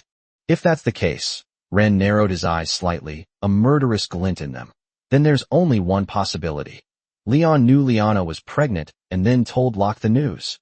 Chapter 188 Wedding Preparations. Locke instigated Carl to attack Ren, and Carl then leaked the information to Ren. Victor sat in the study, smiling with interest. Opposite him were his butler, Abel, and Locke's absolutely trusted secretary, Mary. Abel and Mary looked at Victor's smile with some confusion. Does this man really enjoy watching his sons kill each other? Replace the abortion pills with poison, Victor pondered. It seems Locke already knows something he shouldn't know. Victor glanced at his secretary, Mary, and said, You should go back now. Yes, sir. Secretary Mary bowed and left. Leon obviously told Locke something. Victor sighed and instructed the butler Abel. Go tell John that I won't negotiate with him. After it's done, I'll give him 20% of the profits. Call Rain over here again. Victor didn't know what was wrong with him. All the children he taught were so cunning. None of these 3 are good people. Yes, sir. After the butler Abel left, Victor touched the letters on the table. This was sent by his 4th son, who is currently living in the capital and has not stayed in Azure Harbor. But Ryan, the fourth brother, also brought Victor a shocking piece of gossip. In his letter, he mentioned that Ryan and Gloria had an unusual relationship. This matter made Victor very cautious. Recalling Gloria from his childhood, who always clung to Ren, made his emotions even more complicated. That beast, Rain, actually dared to lay a hand on Goliath? Victor would definitely not stand idly by, but he didn't have any evidence at the moment. He stroked the letter, murmuring softly, "Fourth brother." The old man suddenly felt an unprecedented emptiness, and even realized that he was old. Now, he finds it difficult to choose between his children. Thinking of his fourth son, who had left his brother's struggles early on to go to the capital, he suddenly realized that this unassuming child seemed quite good as well. Whether it's Locke's scheme to kill someone with a borrowed knife or Carl's two birds with one stone move, Victor is quite interested to see how things will develop tonight. Now, he wanted to see what Ryan was going to do. "Father, you wanted to see me?" Ren quickly arrived at Victor's study. "Yes, have a seat," Victor said, lighting his pipe. "Get ready, you're getting married the day after tomorrow." He exhaled a puff of smoke and added, "Mary too." Ren narrowed his eyes slightly. "You brought my woman to the manor without my permission." Victor was taken aback by Ryan's questioning, and he was momentarily speechless. Finally, he spat out through gritted teeth. "Have you lost your conscience? Without me, that woman might already be dead." A look of realization flashed across Ryan's eyes. It seems that Lion really does know. "You even dare to test me?" Victor looked at Ren and suddenly felt that his youngest son was becoming more and more unfamiliar, and also becoming bolder and bolder. The atmosphere in the office froze instantly. Rain felt a chill run down his spine, his scalp tingling. In the dimly lit study, Victor's pink eyes gleamed with murderous intent. "I wouldn't dare." Ren immediately admitted defeat and lowered his head. He was definitely being mischievous this time. Victor scoffed. "Remember who you are, Ren." He turned his back to his son and said, "Also, you get things ready for me." "Prepare for what?" "The wedding." Victor shook his head. "I am destined to be remembered in history. This is the wish of every politician. During my tenure as Prime Minister, I will surely defeat the Orsa people." Ryan sneered inwardly. Victor, a man who dared to call himself a politician, was just a politician, not a statesman. But Victor's words also gave Ren a bad feeling. As the Prime Minister, if Victor were to take action against the Orsa Empire, the western provinces would inevitably be engulfed in war. As Ren pondered, he glanced at the table and saw a noble medal. That's the coat of arms of the Valit family. The design is still a merchant ship carrying gold coins. Only the seawater has changed, embracing the seawater dotted with golden stars. Marquis. Ren never expected that Victor would be promoted to Marquis so quietly. Then Blue Harbor's territory will expand again. This man is almost dead, yet he's still fighting. What obsession do you have with the Orsa Empire? Ren bit his lip. Is it because of that war that ended so inexplicably back then? The Tyro Empire is the greatest empire on this continent, and the Tyro people are the greatest nation in the world. Victor exuded a sharp aura at this moment. "We will plan and execute the largest and most targeted extermination operation in thousands of years," Victor said, turning to look at Ren with a very serious expression. "Rain, your performance in Stoneraven Town was better than I expected. Don't let me down." Ren frowned. "Is it absolutely necessary to fight?" "Are you kidding me, Ren?" A hint of disappointment flashed across Victor's face. "What do you think? The purpose of issuing overseas colonization charters? Isn't it all about collecting large amounts of currency, converting it into armed forces, and then using these pirates to plunder resources from the open sea? Once these resources are collected, these pirates we've been supporting will be useless, so to prevent internal trouble." Ren hadn't expected Victor to have this hidden agenda, and that he would actually tell him about such important matters. So, what Victor actually values is himself. The moment that ridiculous idea popped into his head, it was swiftly extinguished by Rain. But the overseas colonization charter was a huge trap that Victor had dug for himself. How could Victor just tell him something like that? In a daze, Ren realized that something seemed wrong with him. Rain couldn't quite put his finger on what it was. "As for that mine, I can help you acquire it, and I don't need anything. 20% is enough for John." Victor's words made Ren feel even more frightened. His and Phil's agreement was that 20% would be given up, and Victor and John would each take 10%. Now Victor doesn't want anything? How did he know his bottom line? Moreover, was Victor's suggestion today to have John stir up some border friction to give Ryan a boost just to test to see if John, an Imperial general, would lie about military intelligence to the capital? Is this a test of the loyalty of border military families to the royal family? How much of what this man says is true, and how much is false? Ren is completely unfathomable. Meanwhile, Lion is also facing a thorny problem. The Gutai Association. This grassroots organization is disgusting him again. Chapter 189, this is called Trimming the Hem. A major strike swept across the western provinces. In particular, nearly half of the workers in Cheshire participated in the strike. They stood up one after another, demanding that businessmen raise their wages, but the union ignored them. This is rather coincidental, Lion said to his secretary in his office. Scarlett, I suspect that the financial backer of this so-called Gutai Society is Victor. Otherwise, it would be impossible for the Gutai Society to take action as soon as I threatened him. The blonde, wavy-haired secretary elegantly adjusted her glasses, her eyes slightly blurry. How could the financial backer of the Gutai Society possibly be Lord Victor? And why did you threaten Lord Victor? Scarlett coughed lightly after speaking. I apologize, Your Excellency, I misspoke. Leon waved his hand. It's all right, it's just my guess. Scarlett took a deep breath. Your Excellency, as your secretary, I must remind you that a document has just been sent from the capital to Cheshire, requiring you to immediately appease the workers and stop this strike. Leon nodded. Did the documents mention the word suppression? No. Scarlett shook her head regretfully. Lion frowned. Call an emergency meeting. All officials, big and small, in Cheshire, including city lords and mayors from all over the province, as well as any nobles with titles, must be present. Then, what should we do since Lady Liana, the treasurer, and Lord Ren, the tulip baron, are not currently in the province? Upon hearing his secretary's words, Lion looked at her with a scrutinizing gaze for the first time. In Lion's eyes, her work ability was absolutely outstanding, and she didn't talk much, but today she was acting very strangely.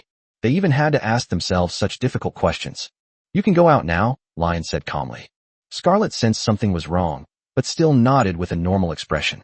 After the secretary left, Leon activated his communication ring, saying, Kill someone for me. Who?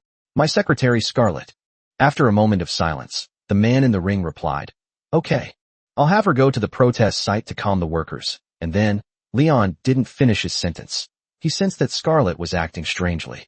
It wasn't even a betrayal of him. They had been lurking by his side for a long time. Although he had no evidence, it was a politician's intuition, and Scarlett's repeated mention of Ryan and Liana's alibi was definitely malicious. The purpose was to refocus his attention on Victor. In short, Lion plans to use the sacrifice of his secretary to forcefully suppress the Gutai Society. Inside the palace, Mizela lay on a soft couch, her pair of fair, beautiful feet crossed, the wine-red nail polish shimmering slightly in the moonlight.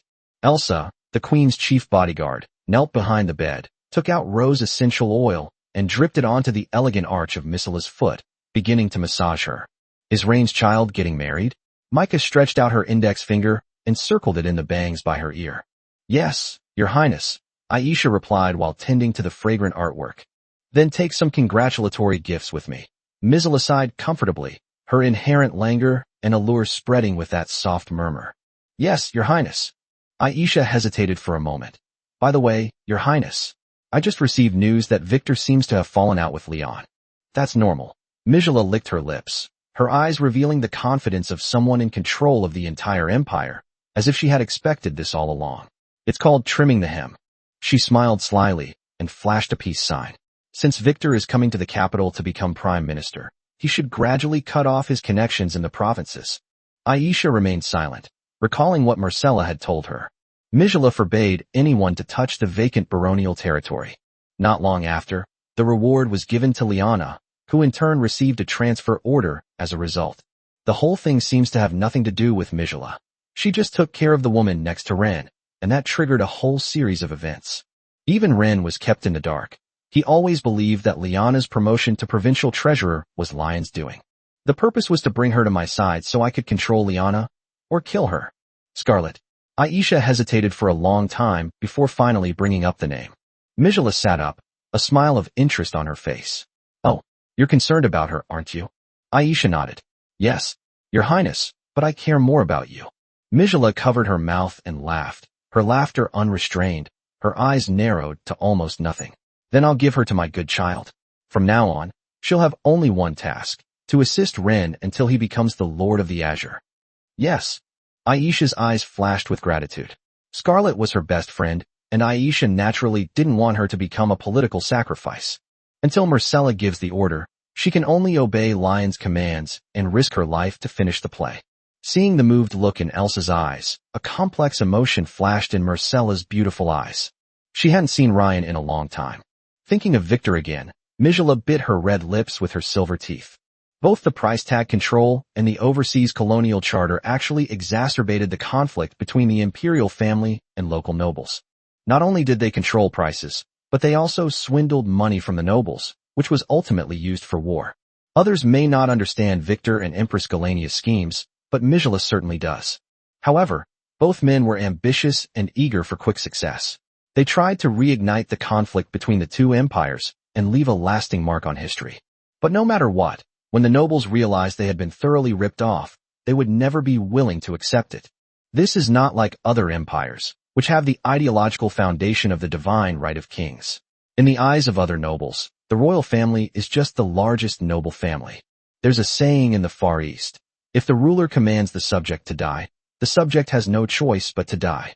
But this statement doesn't apply at all to the Western continent. You won't take a single penny, is that right? In Victor's study, Ren asked again. He always felt that this wasn't fatherly love, but rather that Victor had skipped a step in the process. Victor paused for a moment, then looked directly at Ren. I don't like repeating things that are meaningless. Chapter 190, we would never do something like killing our own siblings. Ren nodded. I'd like to ask, where is Liana now? She's already been taken to your room, Victor said, squinting. Don't you have anything to say? Ryan shook his head. No. All right, then you can go now. Make good use of this soon-to-be acquired mine to build an army capable of handling large-scale wars in the future. Yes, I understand, Father. Ren bowed slightly, and then left the study. Watching Ryan's departing figure, Victor stood thoughtfully by the window. Victor pretended not to know that Rain was plotting to harm Liana with Tilak. But Ryan didn't sit idly by, he went straight to Carl. Second brother. Carl was wearing a bathrobe, his eyes still heavy with sleep. The two brothers sat on the sofa in the living room, sipping red wine. Rain, I can't believe you're getting married so quickly, Carl said with a hint of wistfulness. It's so late, is there something else? Yes, Ren chuckled softly, saying nothing, just looking at Carl. Carl picked up his glass and gulped down the wine, pretending to be nonchalant. Just let me know if you need anything. We're brothers, and as your second brother, I'll never refuse to help you if I can. Second brother, it's like this. Ren looked embarrassed, his eyes filled with conflict. Never mind. I won't say it. What's wrong? Carl asked, his tone like that of an elder lecturing someone. Rain, is there anything you can't say? We're brothers. It's a bond of blood and destiny bestowed upon us by heaven. Did something happen in the West? Outsiders may only care about how high you fly, but as your older brother, I only care about how tired you are from flying. It's okay. I'm your older brother. You can tell me anything. Hearing Carl's insincere words, Ren's eyes showed emotion. Second brother, does your merchant guild have any abortion potions? Hearing this, Carl looked confused. Yes, I do. What do you need this for? Carl's palms were slightly sweaty. Ryan was too ruthless. He got his hands on Locke's recording and was actually planning to do it himself, poisoning her own child and then framing Locke. Wrong. Carl became wary. If Ryan really wanted to do that, why would he come to him for abortion pills? It's like this. Ren pinched the bridge of his nose. As you know, another woman is pregnant with my child, and now Phil is very unhappy. I was thinking of secretly getting rid of this child. Rain. Carl slammed his hand on the table, adopting an older brother's posture. What are you doing? Huh? Are you crazy? How could you do this to an unborn child? That's my nephew, Carl, who has the blood of the Velit family flowing through his veins. I absolutely will not allow it. Ren suddenly sprang to his feet, grabbing Carl by the collar, his eyes wide with fury. He sneered. You make it sound so easy, but all you want is to sabotage my marriage. You just don't want the Zepesh family to support me, do you? How could you think of me like that? Carl opened his mouth. I'm your second brother. Then why don't you help me? She's just a mistress anyway. If she gets pregnant, you can just get an abortion. You know perfectly well that the Zepesh family is more important to me. Smack. Carl slapped him across the face, his voice filled with righteous indignation. Rain, you beast. You'll stop at nothing to gain power and climb up the social ladder. What can I do? What can I do? If Phil doesn't help me. Ryan stopped there, suddenly remembering something. But Carl was clearly not going to let Ryan off the hook. Since Ryan dared to bring it up, He dared to press further. Not help you? And then what? Help you with what? Huh. Ryan, let me tell you. You have to explain yourself to me tonight. Carl was secretly overjoyed. It turned out that Ren also had his eye on the inheritance. Otherwise, how could he be so ruthless? Go ahead and stir it up. Just keep stirring it up. Once Locke and Rain are locked in a life-or-death struggle, that's when he'll step in to clean up the mess. Second brother, don't you understand? Ren took a deep breath, his face flushed. From childhood to adulthood, it's always you and eldest brother who bully me. Once that bastard Locke inherits the title, he will definitely kill me. How could you think like that? Carl's eyes revealed disappointment. Rain, you are my brother, and also my older brother's brother. No matter what, we could never do something like killing our own brothers. We're family. Ignoring Carl's pleas, Ryan growled. I only have one question for you today. Can you get me some abortion pills? If I can't do that, from today onwards, we're severing all ties. You. Carl laughed angrily, his lips even turning pale. He pointed a trembling finger at Ren. Listen, I'll only help you this once, because you're my brother. But from this day forward, you are no longer my brother.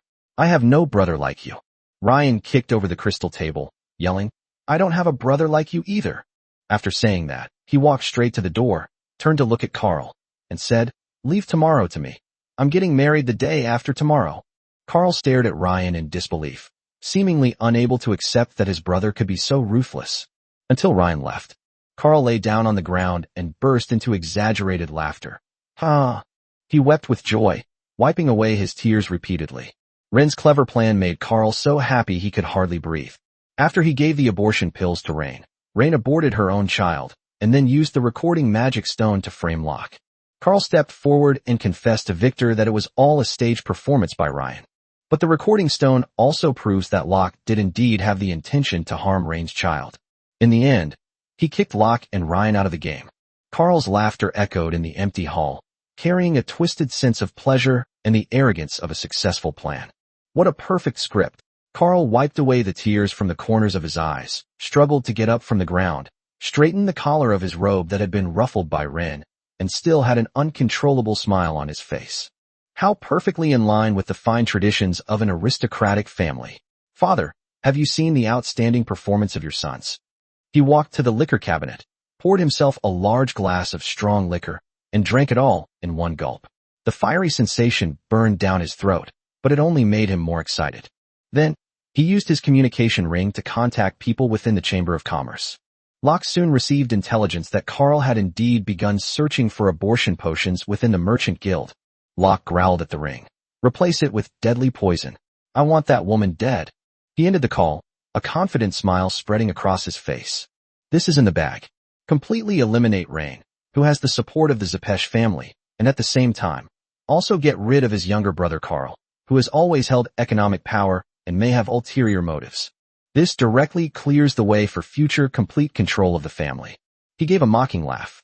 Carl, you really are the perfect tool in my plan. You actually believed in so-called brotherhood. Huh.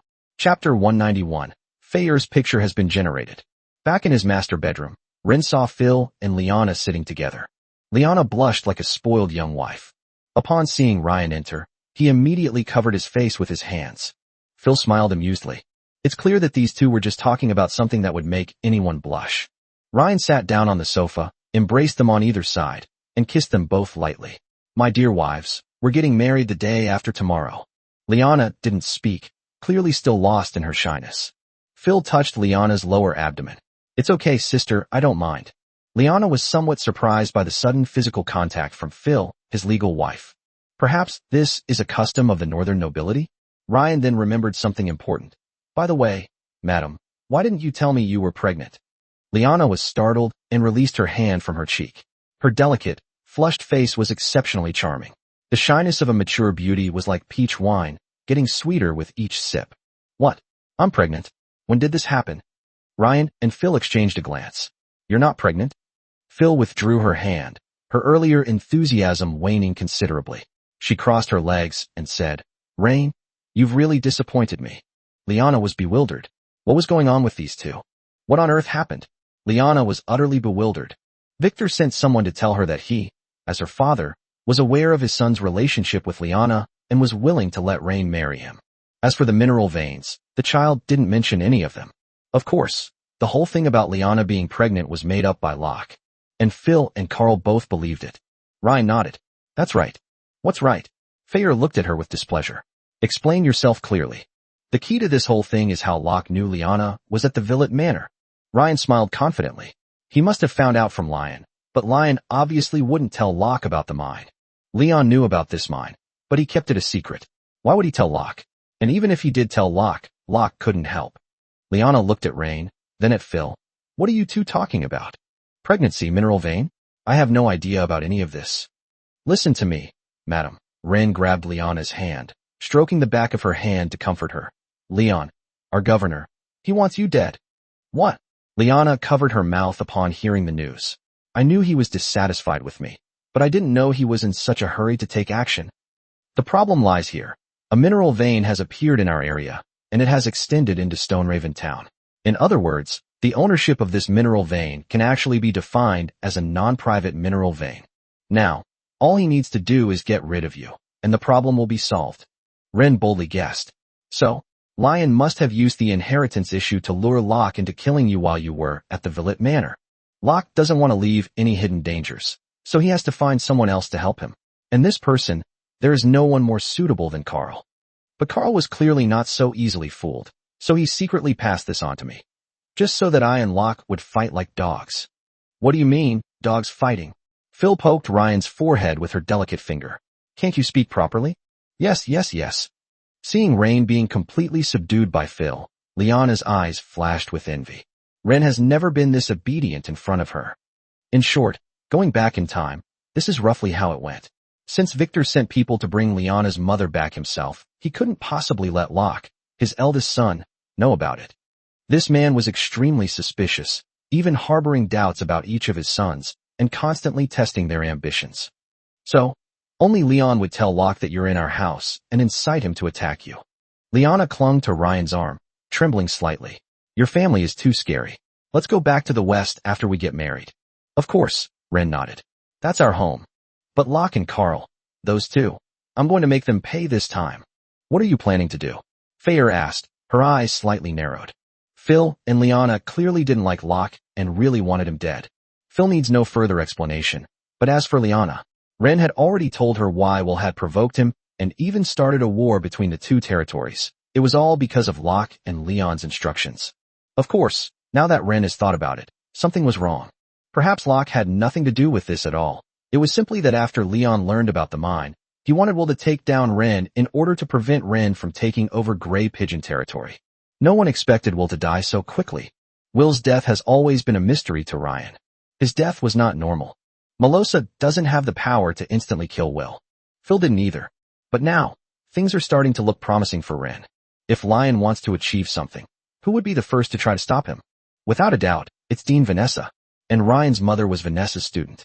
If Phil has a spirit pet from the Rift, then Phil is also a student of Rain's mother, and the Dean is Rain's mother's mentor. Given all these layers of relationships, would Dean Vanessa not have any means from the Rift? Therefore, it's hard for Rain not to suspect Dean Vanessa. This kind of hidden protection is truly worthy of Headmistress Vanessa. Of course, this is just Ryan's guess, and it may not be accurate. Coming back to his senses, Ren realized that his mind was wandering back to things unrelated to the current topic. I suspect that if Locke had Carl administer the drug, it definitely wasn't an abortion potion. It was most likely some kind of deadly poison. Ren confessed his thoughts. So, if I go to Carl for the abortion potion, it will definitely be replaced with a deadly poison. At that time, Ren smiled slyly. You want to drink with me? Liana's eyes widened. How could this be? Ren quickly kissed the frightened and beautiful woman. How could I bear to? Just announce it openly when the time comes. Phil continued, following Ren's words. You should be honest with Victor that you and Liana don't want this child, and that you've obtained the safest abortion potion from the Azure Merchant Guild. That's right. Ren gave a thumbs up. Victor will definitely refuse. Fayer's picture has been added to the author's notes. Chapter 192, I don't want money. I want my life. Wait a minute, Phil thought for a moment. All your guesses come from the information Locke got from Leon. But what if Locke, as the eldest son of this family, already knew that it was someone from the manor who brought Lady Liana to the manor, and perhaps Victor even leaked this information to him? Do you think Is it possible that those around Victor have also secretly pledged allegiance to Locke? After all, Victor is about to die. Shouldn't his ministers pledge allegiance to the next new master in advance? Phil's guess was not without merit, but Rain shook his head. I think the Empire will not choose an old man who is about to die to be the Imperial Chancellor. All of Victor's apparent weakness is likely a facade. Perhaps he didn't die so young, or he possesses some kind of life-extending technique that he simply hasn't used. Then, why should he devote himself entirely to taking care of his eldest son? This person might have some kind of fetish. He might enjoy watching his offspring kill each other. Phil and Liana were stunned by what Rain said. What kind of father could there be in the world? All right, let's go to sleep first. Ren coughed lightly. It's getting late. The south is different from the north. When I was studying in the capital, it should have already snowed at this time of day, right? Winter. What I like most is shoveling snow. In Beijing, when winter comes, you have to shovel snow, and you have to use a big iron shovel to shovel it hard. Upon hearing Ren's words, Phil and Liana exchanged a glance, clearly captivated by the winter scenery he had described. The next day, Ryan got up as usual. He touched the bedside table, where there was a pack of women's cigarettes belonging to Phil. He took one out and lit it with the wine-red lighter. Not long after, he entered the room, dressed Rain, and helped him wash up. After wiping his face, Rain looked at he. The beautiful woman blushed, stood on tiptoe, and kissed Ren. This is today's good morning kiss, young master. Happy marriage. Heya, it won't be long. Ren responded warmly to Heya. You will always be the most important person to me. He was almost out of breath when Ryan finally let go of her. Please take care of them these next few days. Heya nodded. It's all right, young master. Tilapi and the others are all very obedient. Rain hugged he again. I'm heading out now. Okay. Be careful on the road, my young master. Rain arrived at a Viscount's manor in Azure Harbor. This is the residence of Lady Irene, the Viscount's widow. On the lawn in the courtyard, there was a crystal table, where 4 women sat chatting and laughing. Mrs. Eileen, Mrs. Melissa, Mrs. Lisa, and to Ryan's surprise, Mrs. Laura. The 4 ladies gathered together, seemingly discussing topics related to Ren. Because from a distance, Ren could always hear them talking about things like, that little rascal, or that child is naughty. Oh, Ryan, how did you manage to sneak up on us? Were you eavesdropping on our conversation? As the hostess, Eileen clearly knew of Ren's arrival, but she cunningly waited until Ren got closer before speaking. Mrs. Eileen, Ryan looked at her with deep affection. I've missed you. What nonsense are you talking about? Eileen still had short brown hair. She brushed a strand of dyed blonde hair from her bangs, her beautiful gray eyes slightly reproachful. You're about to get married. The other 3 women watched Ren silently, without saying a word. Compared to Phil, Liana, and Irene, they were destined to be inferior. Melissa runs a technical service center. Lisa is a wealthy woman but also a commoner, and Laura, although of noble birth, is already married. Just like when he was a child, Ryan knelt down in front of Eileen. This brought a flicker of satisfaction to the beautiful woman's eyes. She reached out her soft hand, clad in a black gauze glove, and gently stroked the top of Ren's head. It feels like just yesterday you were getting married. Time flies. The other 3 felt a little uneasy. Why had Ren never been so docile in front of them? But Eileen holds a high place in Ren's heart. Like she has taken care of Ren since childhood. Eileen's care was a form of private affection. It's also something that can't be brought to light.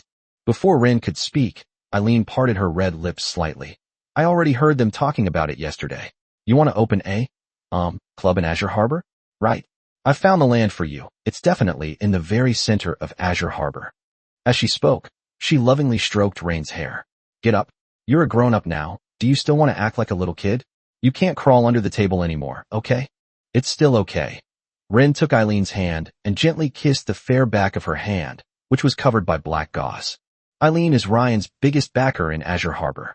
As a Viscount's widow within the territory, her husband had been one of Victor's most trusted retainers. Victor's status is rising, and although Eileen's husband has passed away, all the bigwigs in Azure Harbor still have to keep an eye on this relationship. Although no one knows how her husband died, Eileen doesn't care. Anyway, nothing ever happened between the couple. The 2 estates are very close to each other, and Rain would often come over from time to time. Eileen has always doted on her neighbor, Ryan, since they were little, treating him almost like her own son. Finally, as Rain gradually matured, the 2 also began to explore certain areas. Eileen bent her index finger and tapped Ryan's forehead. Ryan, I know you've had a habit of crawling under tables since you were little. It's either because you've been wronged or because you want money. Melissa was deeply upset. How could Rain do this? She has money in her pocket too. Lisa shared the same idea. But as a noblewoman of Azure Harbor, Eileen's wealth is unmatched by anyone else. The wealthy female merchants of Stone Raven Town, in the prime real estate of Azure Harbor, were completely ignored by the wealthy ladies of Azure Harbor. If it weren't for Ryan, Eileen wouldn't even bother to look at them, including Melosa, the gold-level 8-star mystic mage. If one had to choose among all of Rain's women, only Liana, the finance officer of the Western Province, and Phil, the daughter of a general, could make Eileen disregard her relationship with Rain and treat them normally. In Eileen's eyes, when Raven went to Stone Raven Town, he was playing a low-level game, which was incomparable to a place like Azure Harbor. I don't want the money, I want my life. Rain stood up, and his first words were earth-shattering. Chapter 193 Hayes image has been generated. Eileen and the other women frowned when they heard what Ryan said. Whose life do you want? Eileen parted her lips slightly, picked up her mug, and took a sip of coffee. Melissa, Laura, and Lisa held their breath. Please come with me to the Azure Merchant Guild. Rain didn't explain further. Eileen rarely refused Ryan's requests. Let's go then. Eileen yawned, since we have nothing else to do. The group boarded the carriage, and inside, Ren was surrounded by the group of noble women. The fragrance of a mature woman filled the small space, and Ryan could barely smell it all. Eileen sat in the main seat, her long legs crossed, her slender ankles covered in stockings peeking out from under her black skirt. She held a slender cigarette between her fingers, her gray eyes looking at Rain through the wisps of smoke. Will we ever meet again? Ryan's time in Azure Harbor was getting shorter and shorter, so short that he didn't even have time to reunite with her for one night. The slightly wistful question momentarily silenced the tense atmosphere in the carriage that had been filled with conspiracy and action. Melissa, Laura, and Lisa all instinctively looked at Eileen. The mature widow's eyes were especially mournful at this moment, as if she blamed Rain for never contacting her after leaving Azure Harbor. One day, Azure Harbor will be beneath my feet. Rain reached out and grasped Eileen's soft hand. And love will eventually bring us together again in the light. Smooth talker.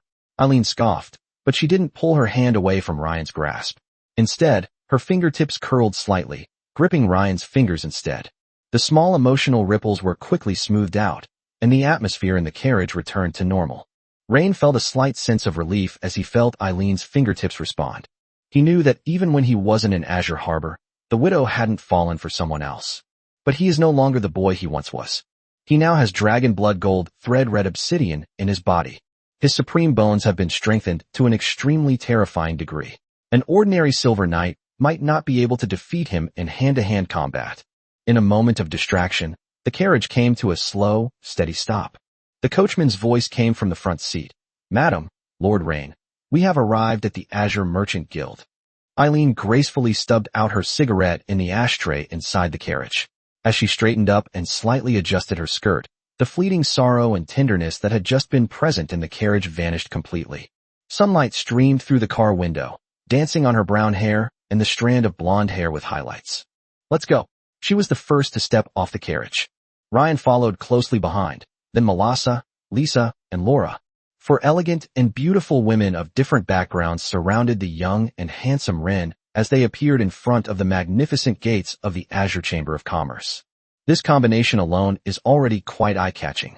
The guards at the entrance of the Chamber of Commerce, the managers coming and going, and even the passing merchants couldn't help but turn their eyes to this place. The 18th son of the Villet family has arrived at the Azure Merchant Guild, and he also had Mrs. Irene with him. Carl stood on the top floor of the Chamber of Commerce building, looking down at Ren and his group, his brows furrowed slightly. He originally intended to secretly give the item to Rain, but now he's come to the Azure Merchant Guild in a grand manner. Something's not right. In an instant, Carl realized that he might have fallen into a trap. Ren is definitely not a simple character. Before he could think too much about it, there was already a knock on the office door. Come in, Carl said, calming himself down before sitting on his sofa. Ryan pushed open the door and entered, where four beautiful women were waiting for him downstairs. Today, he mainly called Eileen over as a witness. This proves that he did indeed obtain the so-called abortion potion from the Azure Chamber of Commerce. Even if Carl had 8 mouths, he still wouldn't be able to explain himself. Carl, can I have the things now? Ryan remained expressionless, maintaining the strained relationship between the two brothers. Carl lit a cigar. Rain, I've thought about it. Let's just let this go. No matter what our relationship is, that child is still my nephew. I can't be your accomplice. Ren frowned slightly. He knew Carl was not easily fooled, but he hadn't expected the man to be so wary. Better to do nothing than to make a mistake. This is a true reflection of Carl's mindset today. The three brothers each plotted to use this incident to defeat the other two. But now, this step has come to an end with Carl. Rain and Locke were not willing to accept this. Second brother, is that really what you think? Ren coughed lightly, choosing to continue his feigned concern. Rain, you're my brother. I can't just stand by and watch you make a mistake. Stop it. Carl sighed, stood up, and went to the window, turning his back to Rain so that Rain wouldn't see his expression. But second brother, do you know? Ren stared at Carl's retreating figure. Even if I don't kill this child, someone else will come and kill him. What did you say? Carl turned around, looking at Ren in disbelief, then rushed to Ren's side, grabbing his shoulders. What did you say? Huh? Who? Who dares to poison my nephew? It's Locke. Ren pulled out the recording magic stone. This was given to me by the butler Abel last night. Carl pretended to pick up the recording magic stone and listen to the recording inside. Finally, his hands trembled as he spoke. Big brother, how could you be so heartless? Is he even human? I want to tell my father about this. Ren pressed down on his shoulder to stop him. Second brother, once father finds out about this, he will definitely investigate thoroughly. You should have heard it too. It's obvious that another person's voice has been cut out. Yes, you're right. Carl broke out in a cold sweat, then shook his head. No, Ren, it's even better if we find out. We can take care of the other person at the same time. Second brother, you're the only one I can trust now. Ren said earnestly, almost crying.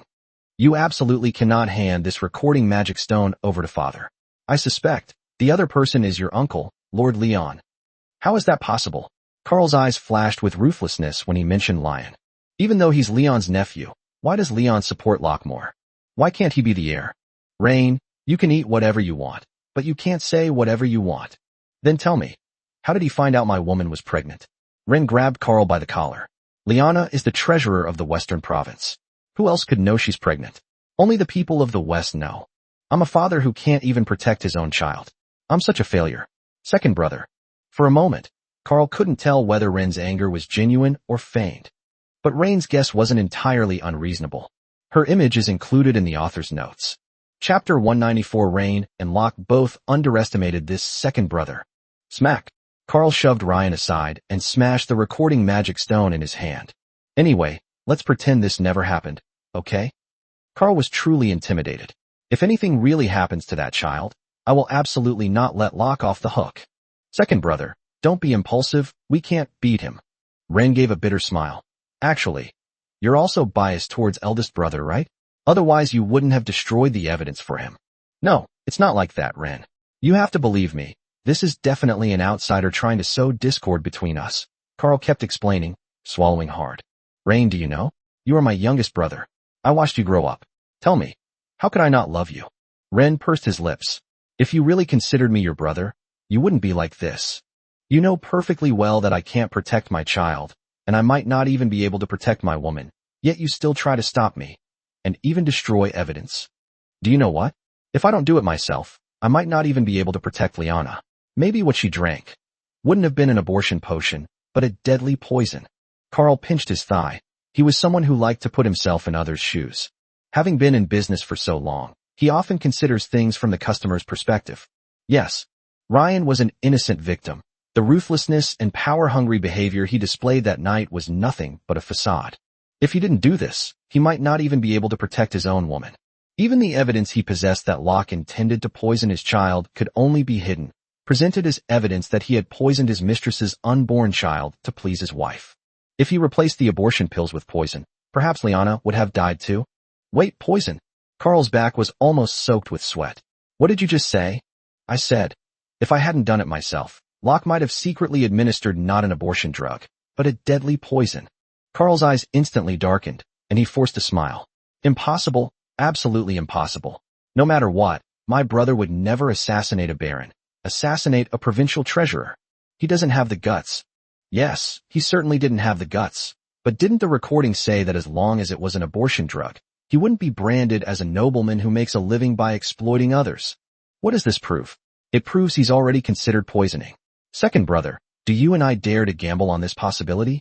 Yes, yes, yes, we can't gamble, absolutely not.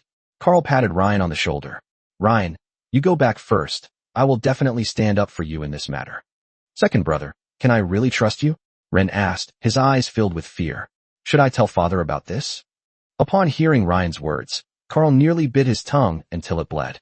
No, you have to trust your second brother, okay? Wait for me. Wait for me for 3 minutes. You go down first. Okay, Ren nodded. Then I'll wait for you downstairs. After seeing Ryan leave, Carl took out the bottle of medicine from the drawer and pressed the button on the table. The office bookshelves suddenly moved aside, revealing a stone platform with magical runes printed on it. Carl stood on the platform and then began to sink down as if in an elevator. The bookshelves were put back together as if nothing had happened.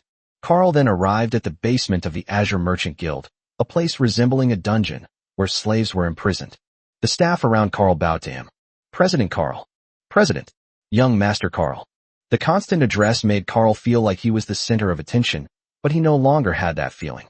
He arrived at the entrance of a dungeon and dripped a potion into the food of a pregnant slave. Eat this food, and you will regain your freedom. In the dimly lit cell, the pregnant female slave, upon hearing that she could regain her freedom, disregarded whether Carl had poisoned her. Here, even dying from poisoning is a kind of relief.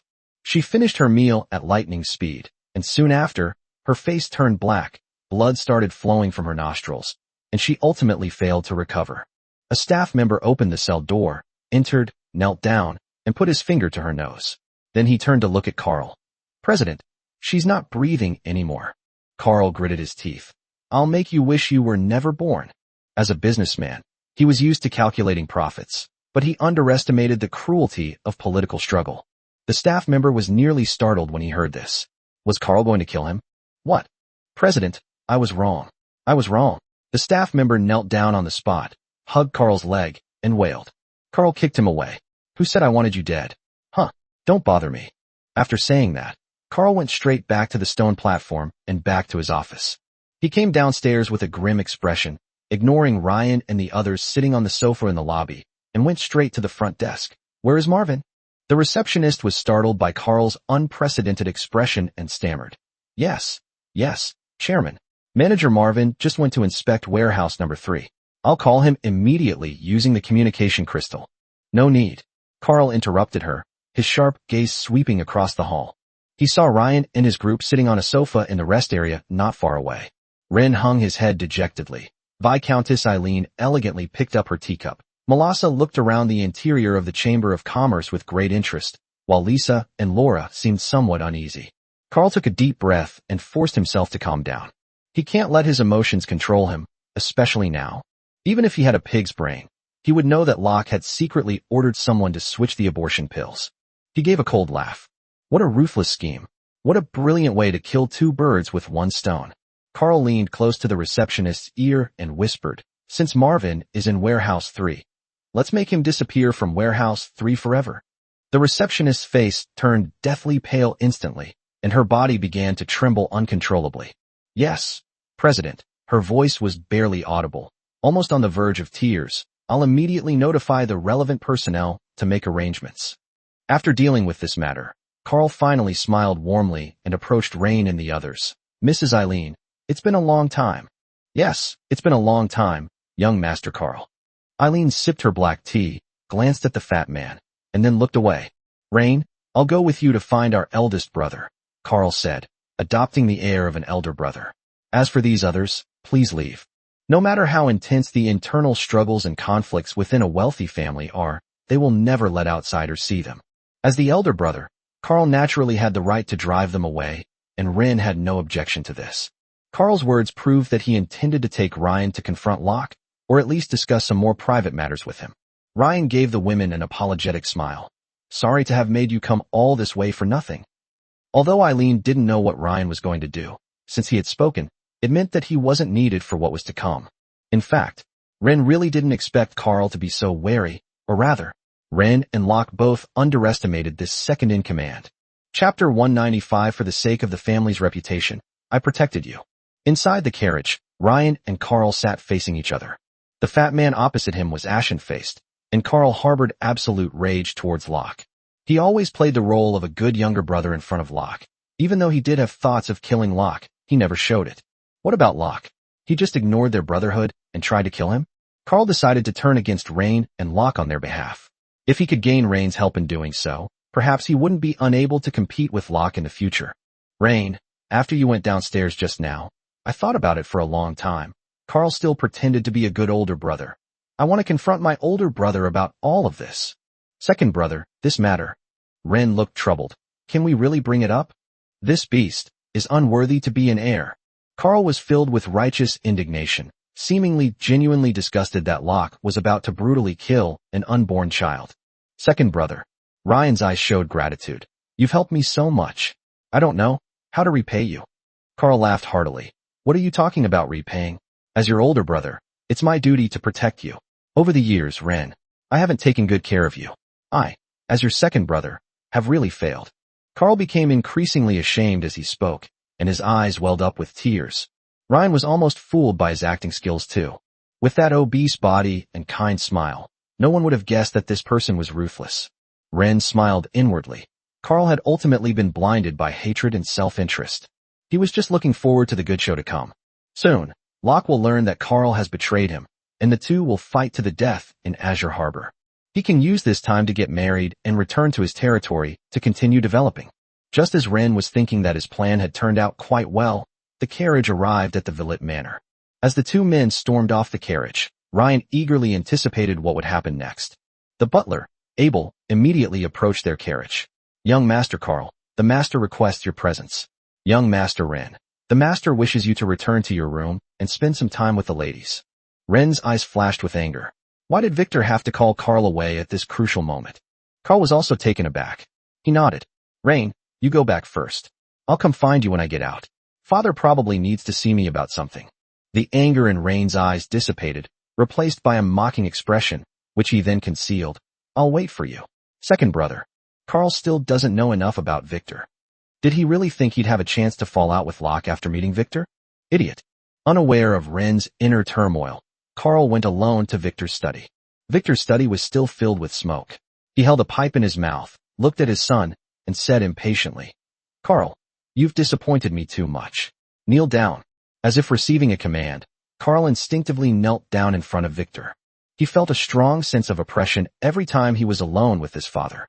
Father, I don't understand why you're disappointed. Victor sighed. I told you long ago, you're only suited to be a businessman, not a politician. From beginning to end, whether it was Locke or Ryan, they were using you as a pawn. Carl looked up, staring at Victor in astonishment. He hadn't expected that his father already knew everything. Father, I don't understand. Why are you saying this? His voice was already trembling slightly. Victor's tone was filled with disappointment and frustration. I'll only tell you one thing. The woman next to Ren isn't pregnant at all. Upon hearing this, Carl nearly fainted. It turns out he'd been made a fool of by Locke and Ryan all along. Anger, resentment, despair, relief. A complex mix of emotions flashed through Carl's mind. He gave a bitter smile, his lips already devoid of color, his hands gripping the floor to keep himself from fainting. So, I'm out. Victor stood up, walked over to Carl, bent down, and patted his head. Compared to Locke and Ren, you're still too naive. Even if you wanted to turn against Locke, it wouldn't work. Actually, he already knew you might secretly contact Ren, Victor said, pointing to the wooden box on the table. You can go open it and take a look. Carl stood up shakily, staggered to his desk, and opened the wooden box. A strong smell of blood filled the air, and inside was a human head. If Carl remembers correctly, this head belongs to Mary, Locke's secretary. Victor smiled faintly. When you killed Marvin, who switched the potion, Locke also executed the secretary who relayed his message. The reason Locke killed her was because he received news that Ren had gone to the Azure Merchant Guild to find you. He realized something was wrong and thought Ren might confront you directly, trying to provoke you into turning against him. He even guessed that you would be lured by Ryan to verify the authenticity of the so-called drug, then kill Marvin in a fit of rage, and he would then conveniently kill the last participant. Secretary Mary. All the witnesses and evidence in this whole affair have been cleared up, Victor sighed softly. And you, in a moment of impulsiveness, you wanted to turn against him, which could very well result in him turning around and accusing you of framing him. But I have evidence. Karl protested, turning to Victor and demanding, "We possess the most damning evidence."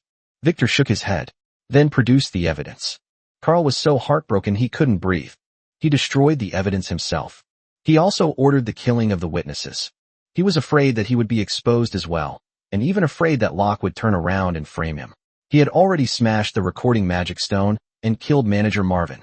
Regardless of whether this succeeds or not, it involves the life of a Baron. Even if this woman doesn't die, if things escalate, you and Locke will be accused of attempted murder of the Baron. You know, there's an Imperial general living in the manor. Do you think, if this matter blows up, he might use this as an excuse to go straight to the capital, just to pave the way for his son-in-law? So, from now on, this farce should end, ending with your defeat. Karl was instantly jolted awake. If Victor hadn't intervened in time, and he had really gone to confront Locke, the consequences would have been unimaginable. Ren. Karl never imagined that he, a man in his 50s, would be no match for a teenage boy. For the sake of the family's reputation, I protected you. Victor hesitated for a moment. But at the same time, you should also make your bottom line clear. Chapter 196: The Sudden Appearance of Gloria. Karl had already grasped the implication in Victor's words. Rain and Locke. Karl took a deep breath. What can't you choose? Victor chuckled softly. Is there something wrong? Those two bastards. Karl was no longer afraid, because Victor had exposed all his underhanded tricks. I think this family should be taken over by the fourth brother. Karl could say that this was the boldest thing he had ever said in his life. Victor squinted slightly. His third son is dead, died in an accident. Over the years, he didn't know who to suspect. Both Locke and Karl could be involved. After the third son's death, the fourth son immediately went to the capital, as if he feared for his own life as well. All right, I understand. Victor exhaled a puff of smoke. From today onwards, put away your unwarranted ambitions. I can only protect you this once. Yes, father. Karl was so grateful that he was speechless. Having lost his right to inheritance, he harbored immense resentment towards Ren and Locke. Especially Locke. That damn guy. Karl clenched his teeth, making a grinding, snapping sound. Inside the bedroom of the apartment building in Ren, Victor's sudden intervention is clearly out of fear of your father. Rain spoke to Phil.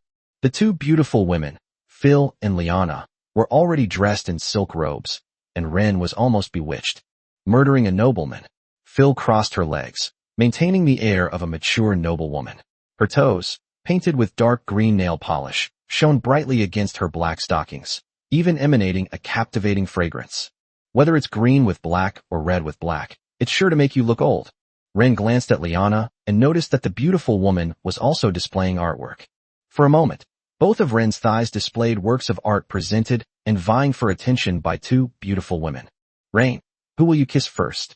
Phil asked, propping her elbows on the edge of the sofa, her hands supporting her cheek as she watched Rain with interest. Liana pretended to be nonchalant, but her translucent, rounded toes were already covered in red nail polish. The battle between green and red left Ren in a dilemma. The 5 emeralds and 5 rubies left Ren with no choice. He could only. Rubies and emeralds bloomed before Ren. In short, Rain never intended to venture into that territory she shouldn't have entered. The wedding ceremony began the following day. Ren, dressed in the noble attire of the Villette family, a blue trench coat with silver trim, dazzled with his tall, slender figure. Even the married ladies present stared intently at Ren. Karl and Locke stared at each other from below the stage, their eyes filled with hatred. But who exactly they hate remains unknown. At the wedding, Eileen forced a smile and shared a drink with the guests. The politicians and businessmen in the audience kept congratulating Victor. Victor responded to each point, perhaps somewhat perfunctorily, but in any way, he covered all the issues. Until a certain woman appeared. Missa, the captain of Mijera's guard. The woman was still clad in golden armor and wearing a red cloak. His striking, tall figure made him impossible for anyone to ignore. A woman who is 2.3 meters tall, with outstanding looks and a slender figure. Everyone would notice her. She brought Queen Myrcella's gift, but no one knew Myrcella's intentions. Is this a gesture of goodwill towards the current prime minister, or is he genuinely concerned about Ren? The wealthy and political figures who had gathered in Victor's area all fell silent, not daring to say a word. Victor sighed softly and bid farewell to everyone, saying he was in good health. The Queen's representative arrived at the scene, and he, as the father, didn't offer any response whatsoever, which was enough to show everyone present his attitude. Who is Elsa? That was Marcella's top hound. At Marcella's command, this royal hound would kill anyone. But Victor just wouldn't give her any face. They didn't even say a word or two. This is an award bestowed by the Empress. Victor just left like that? Everyone could sense the eerie atmosphere at Ryan's wedding. But they also envied Ryan for being able to marry two such stunningly beautiful women. Rain squinted. No one had poisoned the place, which meant Locke had dropped the plan. Why didn't Locke send a second person to carry out the attack? Ren was highly suspicious. Even if Carl no longer acknowledged him, did he really have no backup plan? Victor's departure brought Ren a slight sense of relief. His willingness to leave proves that nothing major will happen to this family. Everything was under his control. Unless he wanted to kill Liana himself, but he had no motive or reason to do so. Carl's indifferent attitude made Ren guess. Perhaps Victor said something to him that made this guy just give up? Locke is here. Carl is here. And the other brothers are here too. Only Ren's fourth brother is not here. This forced Ren to be on his guard. Elder brother. At the wedding ceremony, a pink-haired, blue-eyed girl stood below the banquet table, watching Ren and two beautiful women in white wedding dresses. Gloria. Ren took a deep breath. Why are you back? He was certain that he had not informed Gloria that he was getting married. Perhaps her other brothers in the family told her? But that's unrealistic. The wedding is set in 2 days, and Gloria is far away in the capital. Only her communication ring can reach her, meaning, aside from Victor himself or someone he instructs to inform her, no one will tell Gloria about it. However, Victor's early departure proves that he was unaware that his daughter would return to Azure Harbor. Otherwise, once he notified Gloria, he would have sent someone to bring her back. After all, it was Victor who first told Ren that the wedding was happening in the next couple of days, meaning that if he wanted to inform her, Gloria would have already arrived at Azure Harbor via the teleportation array. Gloria didn't say anything, but took small, quick steps to Ren and hugged him. Then she buried her face in Ren's chest and sobbed. Looking at his sister sobbing uncontrollably, Ren felt a trap was being quietly set, and it revolves around Ren and Gloria. Thinking back to those days at the Noble Beast Taming Academy, how those young nobles suddenly stood up for Ren. Roger. A very unfamiliar name, so unfamiliar that Ren almost forgot about it. This person is Sean's student, and also a student at the Beast Taming Academy who has been constantly at odds with Ren. After Ren went to the capital, a lot happened around Gloria, but she ultimately did not get married. On the contrary, Roger and his brother Ralph were bullied for no reason. First, there was Roger, who was suddenly beaten by a southern nobleman at a gathering of southern young men. Next, Roger's brother Ralph knelt in front of Gloria's dormitory. In the end, he was brutally beaten and threatened by Ren. The matter seemed to have been dropped, but it ended simply because Victor didn't choose a marriage partner for Liana. But do these people really only have simple motives? Roger Ryan is another matter, but his brother Ralph is kneeling at the door of Gloria's residence. She even said that she was being blackmailed, or something like that. Chapter 197 Victor, you're a pig. Putting aside the jumbled thoughts in his mind, Ren first knelt down on one knee in front of Aisha.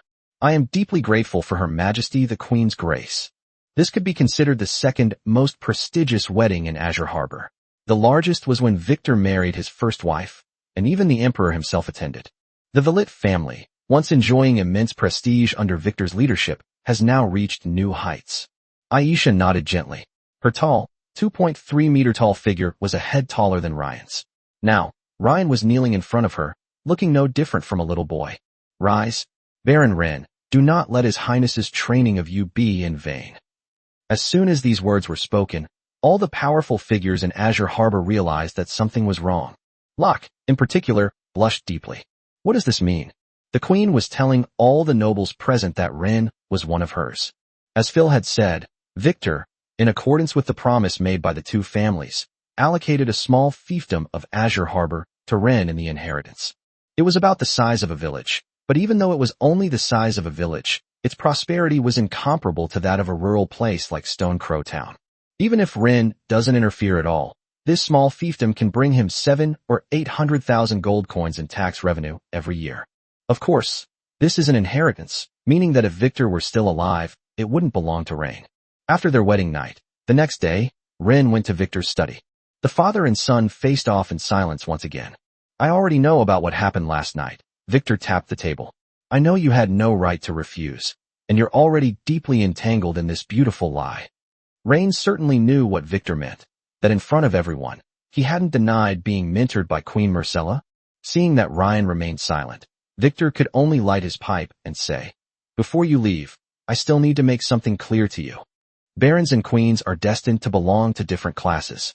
Each class has its own logic of behavior. When the queen starts to easily push you to a height that doesn't belong to you, then there's only one outcome awaiting you: death. Just like pigs in a sty, they never understand, until they die, what the relationship is between the farmer who feeds them every day and the butcher with the knife. This is what I mean by a beautiful lie. The pig believes that he doesn't have to do anything every day, yet someone will bring him 3 meals a day, and he completely believes it." Ren never expected Victor to indirectly call him a pig. He nodded. "I understand, father. Okay, let's go back." The father and son rarely communicated, and Ryan knew that this was how the man raised each of his sons. It was precisely because of his attitude and educational methods that none of the 18 brothers of this generation of Verlit had any conscience in their bones, and they only knew how to distinguish between advantages and disadvantages. Leaving Victor's study, Ryan, holding a bouquet of lilies, went to a cemetery within the family estate. They came to a tombstone that read Eleanor Verlit. Freshly offered flowers were already placed on the tombstone, still carrying the lingering scent of Phil's mature and alluring fragrance, suggesting that she had arrived here not long ago. Rain stood tall before the tombstone, his hands clasped together in utmost reverence. "Huh, Rain?" Rain opened his eyes and saw a young man walking towards him in the distance, dressed in a white nobleman's robe with gold trim. "Fourth brother." Ren was slightly taken aback. "Why are you back? I heard you got married, so I rushed back from the capital, but it seems I've already missed it." Teravelit, the fourth child in the family, has always had a very low profile. "You've grown so much in the blink of an eye." Tara sighed, filled with emotion. "I just finished presenting flowers to my third brother, and now I'm heading back to the capital." Ren nodded slightly. He and his older brother had virtually no interaction. "I only know that I have an older brother, but I have hardly ever met him. From what I remember, all I could learn from other people's notes was that his fourth brother, Tara, was almost never competitive and had left the troublesome place of Azure Harbor long ago.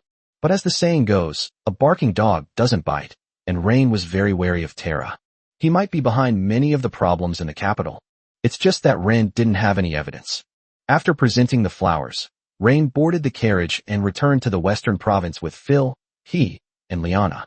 Meanwhile, Melosa, Laura, and Lady Lisa, under the leadership of Lady Erin, successfully acquired a plot of land in Azure Harbor and have already begun renovations.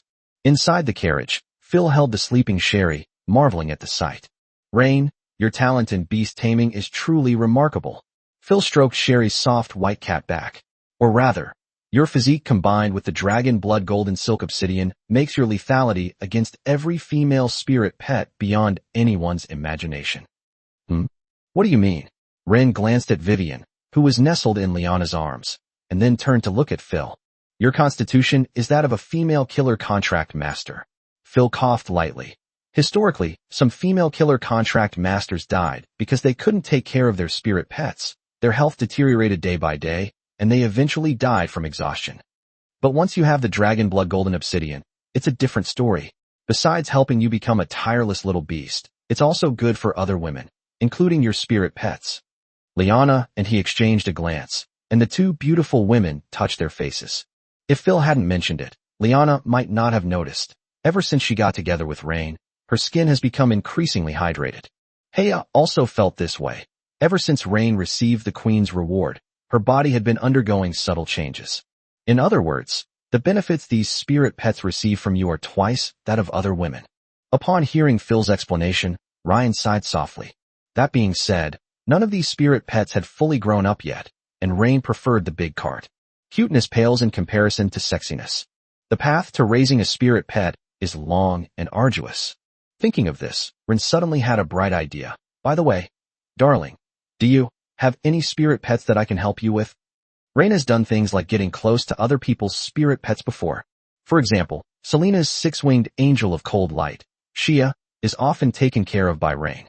Like Phil's temple black knight goddess, Nixu, Rain feels pretty good. This was the first time Heya and Liana had ever seen someone so blatantly demand that other contract masters' spirit pets serve them. This is extremely rare. Even if they are a couple who are both contract masters, the contract master must take care of the feelings of their spirit pets. It's not that the spirit pets will serve whoever the contract master wants them to serve. Chapter 198, Going to see the person I want to see. Feyre crossed her legs, her red lips curving into a smile of interest.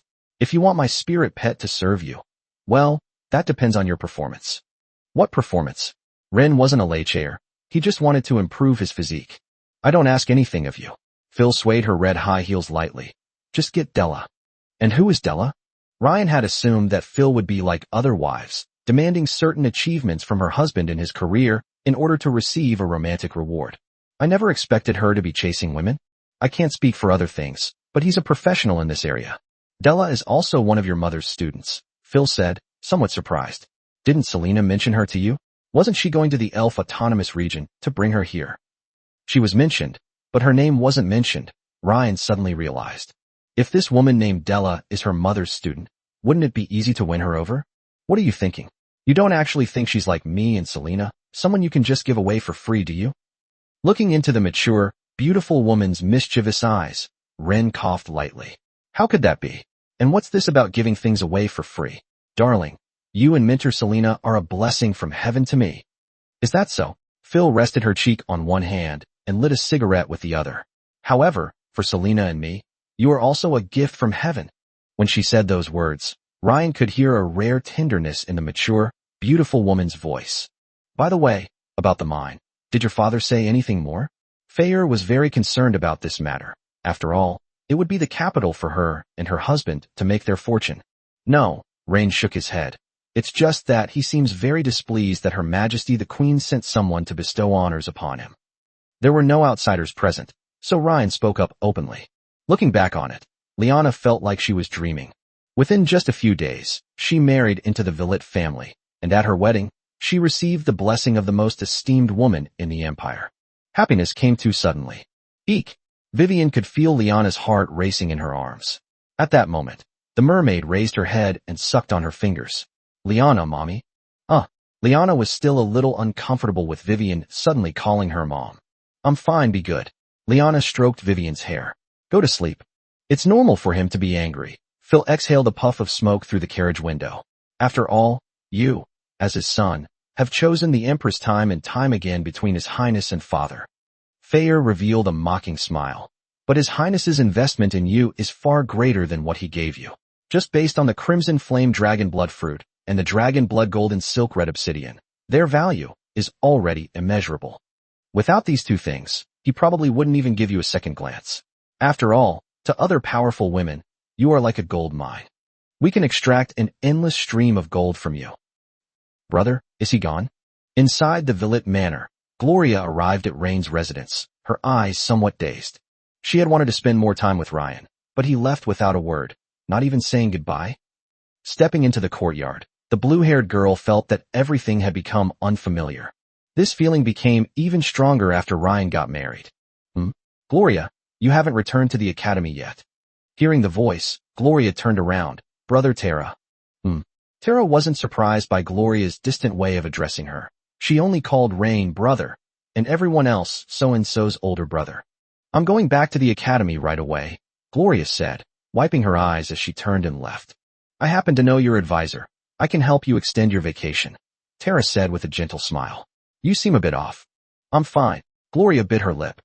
Besides, I don't know what to do with the extended vacation. You can go see whoever you want to see. Tara pushed up her gold-rimmed glasses. Azure Harbor is so big. Surely there are friends you want to see? Like Rebelia? Haven't you two always been good friends? To see the people I want to see. Yes, I'm going to go see Rebelia. Goliath's eyes lit up. Can you really extend my vacation? Of course, Tara said with certainty. Go have some fun. You can take your studies slowly, but you must manage your emotions in time. Then thank you very much, Brother Tara. Gloria nodded gratefully. She was going to the western provinces to see where Rain lived. Tara smiled slightly as she watched the girl walk away with light, quick steps. He then went to Carl's study, bowed respectfully, and said, Second brother, you wanted to see me? Yes, Tara, please sit down. Carl was incredibly enthusiastic at this moment, especially seeing the sincere and respectful look in Tara's eyes as she looked at her brother, which made Carl even more pleased. Carl preferred his humble younger brother Tara to Ryan's utterly disrespectful attitude, which even led him to grab Carl's collar several times. With such a personality, even if one comes to power in the future, they will be easy to control. Tara, you probably don't know. Carl sighed. Rain's marriage might not be very happy. Tara was taken aback by this opening remark. What's wrong, second brother? Do you need our help? Or what? That guy, Ren, actually tried to kill his own unborn child, Carl said, his eyes flashing with anger. If I hadn't stopped him, the wedding banquet last night might not have gone so smoothly. I don't believe Ren could be so heartless. Tara continued, following Carl's lead. Although I haven't met him many times, I know him to some extent. Since you left, this family has changed so much. It's no longer the family you remember. Carl began to guide Tara. Sure enough, Tara took the bait. What do you mean, second brother? What's wrong with this family? Chapter 199. The common people work diligently, while the nobles live a life of pleasure and romance. Down with Ren. Oppose dictatorship. Oppose being sidelined. Down with Ren. Oppose dictatorship. Oppose being sidelined. In Stone Crow Town, the people rose up in rebellion, launching a large-scale resistance movement. The castles in the 3 territories were also crowded with people. The commoners of Tulip Territory were quite well behaved and did not go out, but the people of Stone Raven Town were not only the commoners of Tulip Territory. Baruch was sweating profusely and was no match for the sea of people. There were even newspaper reporters who interrogated Baruch with pens and notebooks. As Lord Rain's subordinate, are you aware that after the governor's secretary's office issued an investigation report on the magic crystal mine in Stone Raven Town, Lady Scarlet mysteriously disappeared? Some say that Lord Rain's marriage to the former mayor and current treasurer of Stone Raven Town is an attempt to use noble marriage laws to monopolize this giant mine. What is your explanation for this? A report from the governor's secretary's office requires Mayor Morris to fully oversee the mining operations and distribute 10% of the annual profits to the residents of Stone Raven Town. Are you aware of this? Baruch's back was already soaked with cold sweat. He had no idea what kind of mineral vein it was. He swallowed hard. Everyone, listen to me. Before Baruch could finish speaking, stones were thrown from the crowd. You lackeys of the nobility. You bloodsuckers. The mine belongs to Stone Raven Town. It has absolutely nothing to do with Ren. Hand over the governor's secretary. When Ren's carriage returned to Tulip Castle, he thought it was the commoners cheering for his wedding. After all, as their lord, Ren was like a savior, so it was normal for him to receive such treatment. But soon, these unfamiliar faces made Ren wary. It seems Lion was behind it, Ren said, taking a deep breath and looking at Phil inside the carriage. It seems this guy has broken ties with your father, Phil said, crossing her legs. I just didn't expect him to be willing to expose this rather than let us succeed. The castle's iron gates slowly opened as Ren's carriage arrived. Hans led 70 or 80 fully armed plate-armored warriors to begin evacuating the crowd and clearing a path for Ren's wagon. As Ren passed Hans, he poked his head out of the window and beckoned to Hans with his finger. The latter immediately stepped into the carriage, his iron boots clicking on the floor. My lord. He didn't know how to explain all this to Ryan, because he knew nothing about it. Many residents of Stone Raven Town held their breath. They dared to shout and yell when Rain wasn't around, but when Rain arrived, everyone became quiet again. Until a stone hit Ren's carriage and bounced off Hans's armor. Breaking into a noble's castle with the intent to murder a nobleman. Ren looked at Hans. According to the noble protection law, how should this be handled? My lord, kill. Hans gripped the heavy axe in his hand tightly. Ren nodded. Then kill them. Hans looked surprised through his eyes inside the armor. Did Ren really want them, these heavily armored plate warriors, to kill unarmed civilians? Commander Hans, the Lord's meaning is, looking at the hesitant Hans, Phil's voice came from inside the carriage. Find the instigators and attackers, especially the thug who dared to throw stones at the Lord's carriage and intend to commit violence. According to the Imperial Security Law and the Noble Protection Regulations, as the military commander of the Noble Territories, you must now fulfill your duties and arrest the criminals on the spot. If there is any resistance, kill them without mercy. As for the other deceived and coerced civilians, handle it according to the law. Phil's words instantly transformed Ryan's seemingly cold-blooded order into a legitimate political action that left room for maneuver. Hans breathed a sigh of relief, immediately straightened up, and replied in a loud voice. All personnel, listen to my command. Eliminate all suspicious persons. Anyone who obstructs us, kill them without mercy. The civilians couldn't believe that Ren would actually dare to kill them so ruthlessly. A few of the bolder ones even dared to stand in front of these plate-armored warriors, until their heads were smashed open like watermelons by heavy axes. Only then did the common people realize the truth. This man is no saint at all. All those high-sounding words he used to criticize Vesper and Will at the Raventown Council were lies. Murder. Murder. Many residents of Shia Town began to flee in panic. However, the regular army's massacre was very efficient. Many plate-armored warriors in the front row began to crouch down, take out their crossbows, and start shooting at the mob. The creaking sound of bows being drawn was particularly jarring in the brief silence, followed by the sharp whistling of arrows piercing the air and the muffled thuds of bodies falling to the ground, and screams of agony. The crowd that had been crowding in front of the castle exploded like ants being doused with boiling water. Cries, curses, pleas for mercy, and dying groans mingled together, and the air was quickly filled with the stench of blood and fear. Within minutes, dozens of corpses lay in front of the castle gate, their blood staining the ground red. The survivors fled far away, glancing back in shock at the castle gate that had been closed again. Ren's carriage had already driven deep into the castle. Inside the carriage, Liana covered Vivian's ears, her face pale and her body trembling slightly. Heya held Ren's hand tightly. She could sense that the young master's emotions were very stable. On this land that prides itself on being a civilized society, the lives of unarmed civilians are being continuously taken. Rain, who ordered the killings, felt no remorse. He thought it was one thing for these people to cause trouble in Stoneraven Town, but for them to dare to cause trouble on his territory was simply courting death. After suppressing the riots in his territory, Rain went directly to the Stoneraven Town Council. No one expected this man to dare to come here. Mayor Morris and Speaker Lester knew very well that Rain was about to be caught in a political storm. Deploying armed forces to suppress the demonstrations is something everyone would like to do, but it's like wielding Ms. Jera's tiger whiskers. It was this woman who gave the march its legitimacy, and even when Ryan brought down Vesper, he did so by spreading rumors and misleading the common people. But now, the dragon-slaying boy has become the dragon himself. It's clear this is a riot attempting to overthrow the existing order, Rain said, standing on the stage. With something this big happening, he couldn't possibly hide at home. News of Rain's violent suppression of civilians within his territory has spread throughout Stoneraven Town, and the mayor, under pressure, is forced to make Rain come forward and explain. This is a conspiracy against the aristocratic class, Rain said, standing on the stage and scanning the councilors of Stoneraven and the people of Stoneraven below. Ridiculous.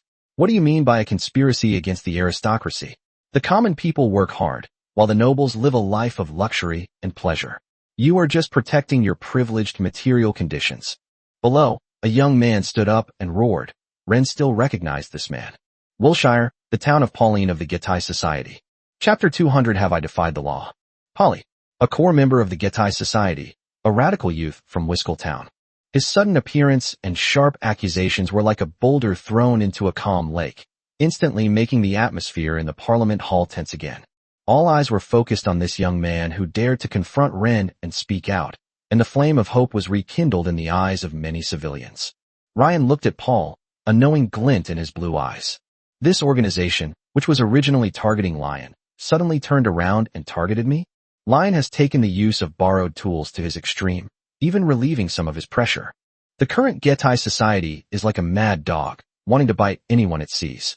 Rain knew very well that the union of Polly and Locke, the leader of the Getae Society, was doomed to failure. One is idealism, the other is extremism. They appear to be working towards the same goal, but disagreements are bound to arise. Ahem. Mayor Morris coughed lightly. Lord Rain, we have discovered a giant magical crystal mine underground in Stoneraven Town. Some people have accused you of marrying Lady Liana in order to monopolize this mine. Now, even Scarlet, the governor's secretary who first exposed this news, has disappeared. Don't you want the people of Stoneraven to benefit? The civilians' breathing became increasingly heavy. That was a giant mine of magic energy crystals. As long as its ownership was determined to be in Stoneraven Town, 10% of the profits would be distributed to all the civilians of Stoneraven Town every year. It's like someone on Earth can do nothing, just lie at home every day and receive 1,000 yuan at the end of the month. If each person receives 1,000 yuan, how much can a family of several members receive? Even the bare minimum, a family of 3 doing absolutely nothing could receive 3,000 yuan per month. However, converting it to Thai currency is a bit complicated, as prices fluctuate very frequently in this area. Rain, Of course, wouldn't accept such a frame-up. What does the governor's secretary's disappearance have to do with me? I was hosting my wedding banquet in Azure Harbor and had no idea what was going on here. If you suspect me just because of a mine in Grey Dove territory and Stone Raven Town that extends into Stone Raven Town's territory, wouldn't I be completely innocent? Morris shook his head. Lord Rain, you may have some misunderstanding. This mine was discovered within Stone Raven Town, and we will begin mining operations from the entrance of Stone Raven Town. In other words, this giant magic crystal mine belongs to Stone Raven Town. With public opinion in hand, Morris is preparing to determine the ownership of this mine, including, you slaughtered a large number of civilians without cause within the Tulip territory. If this matter is not explained clearly, you may face accountability from the noble court. I was merely protecting my noble rights, not committing unprovoked massacres, Wren stated clearly, his words hitting the nail on the head. As for this mine, it was discovered on the border between Grey Dove territory and Blackstone territory, so it could not possibly belong to Stone Raven Town. Morris chuckled. This isn't my opinion. It's what Governor Lyons said. So what? Wren would never back down when it came to a struggle for interests. Even the governor cannot challenge the sacred law of protection for nobles. At this moment, Rain was indeed unable to exploit the ignorant masses. Now that things have come to this point, the truth has been revealed, and we can only wait and see how the Imperial Council decides its course of action. This lucrative opportunity was thus presented to the eyes of the Empire's high command.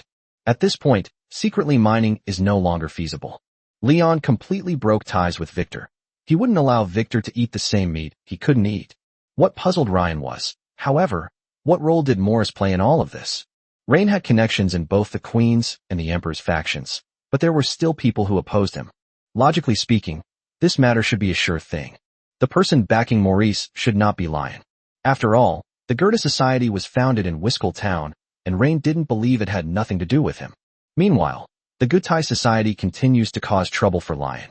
Therefore, Morris's second patron could only be the Sterling family, but this family had already been in contact with Ryan.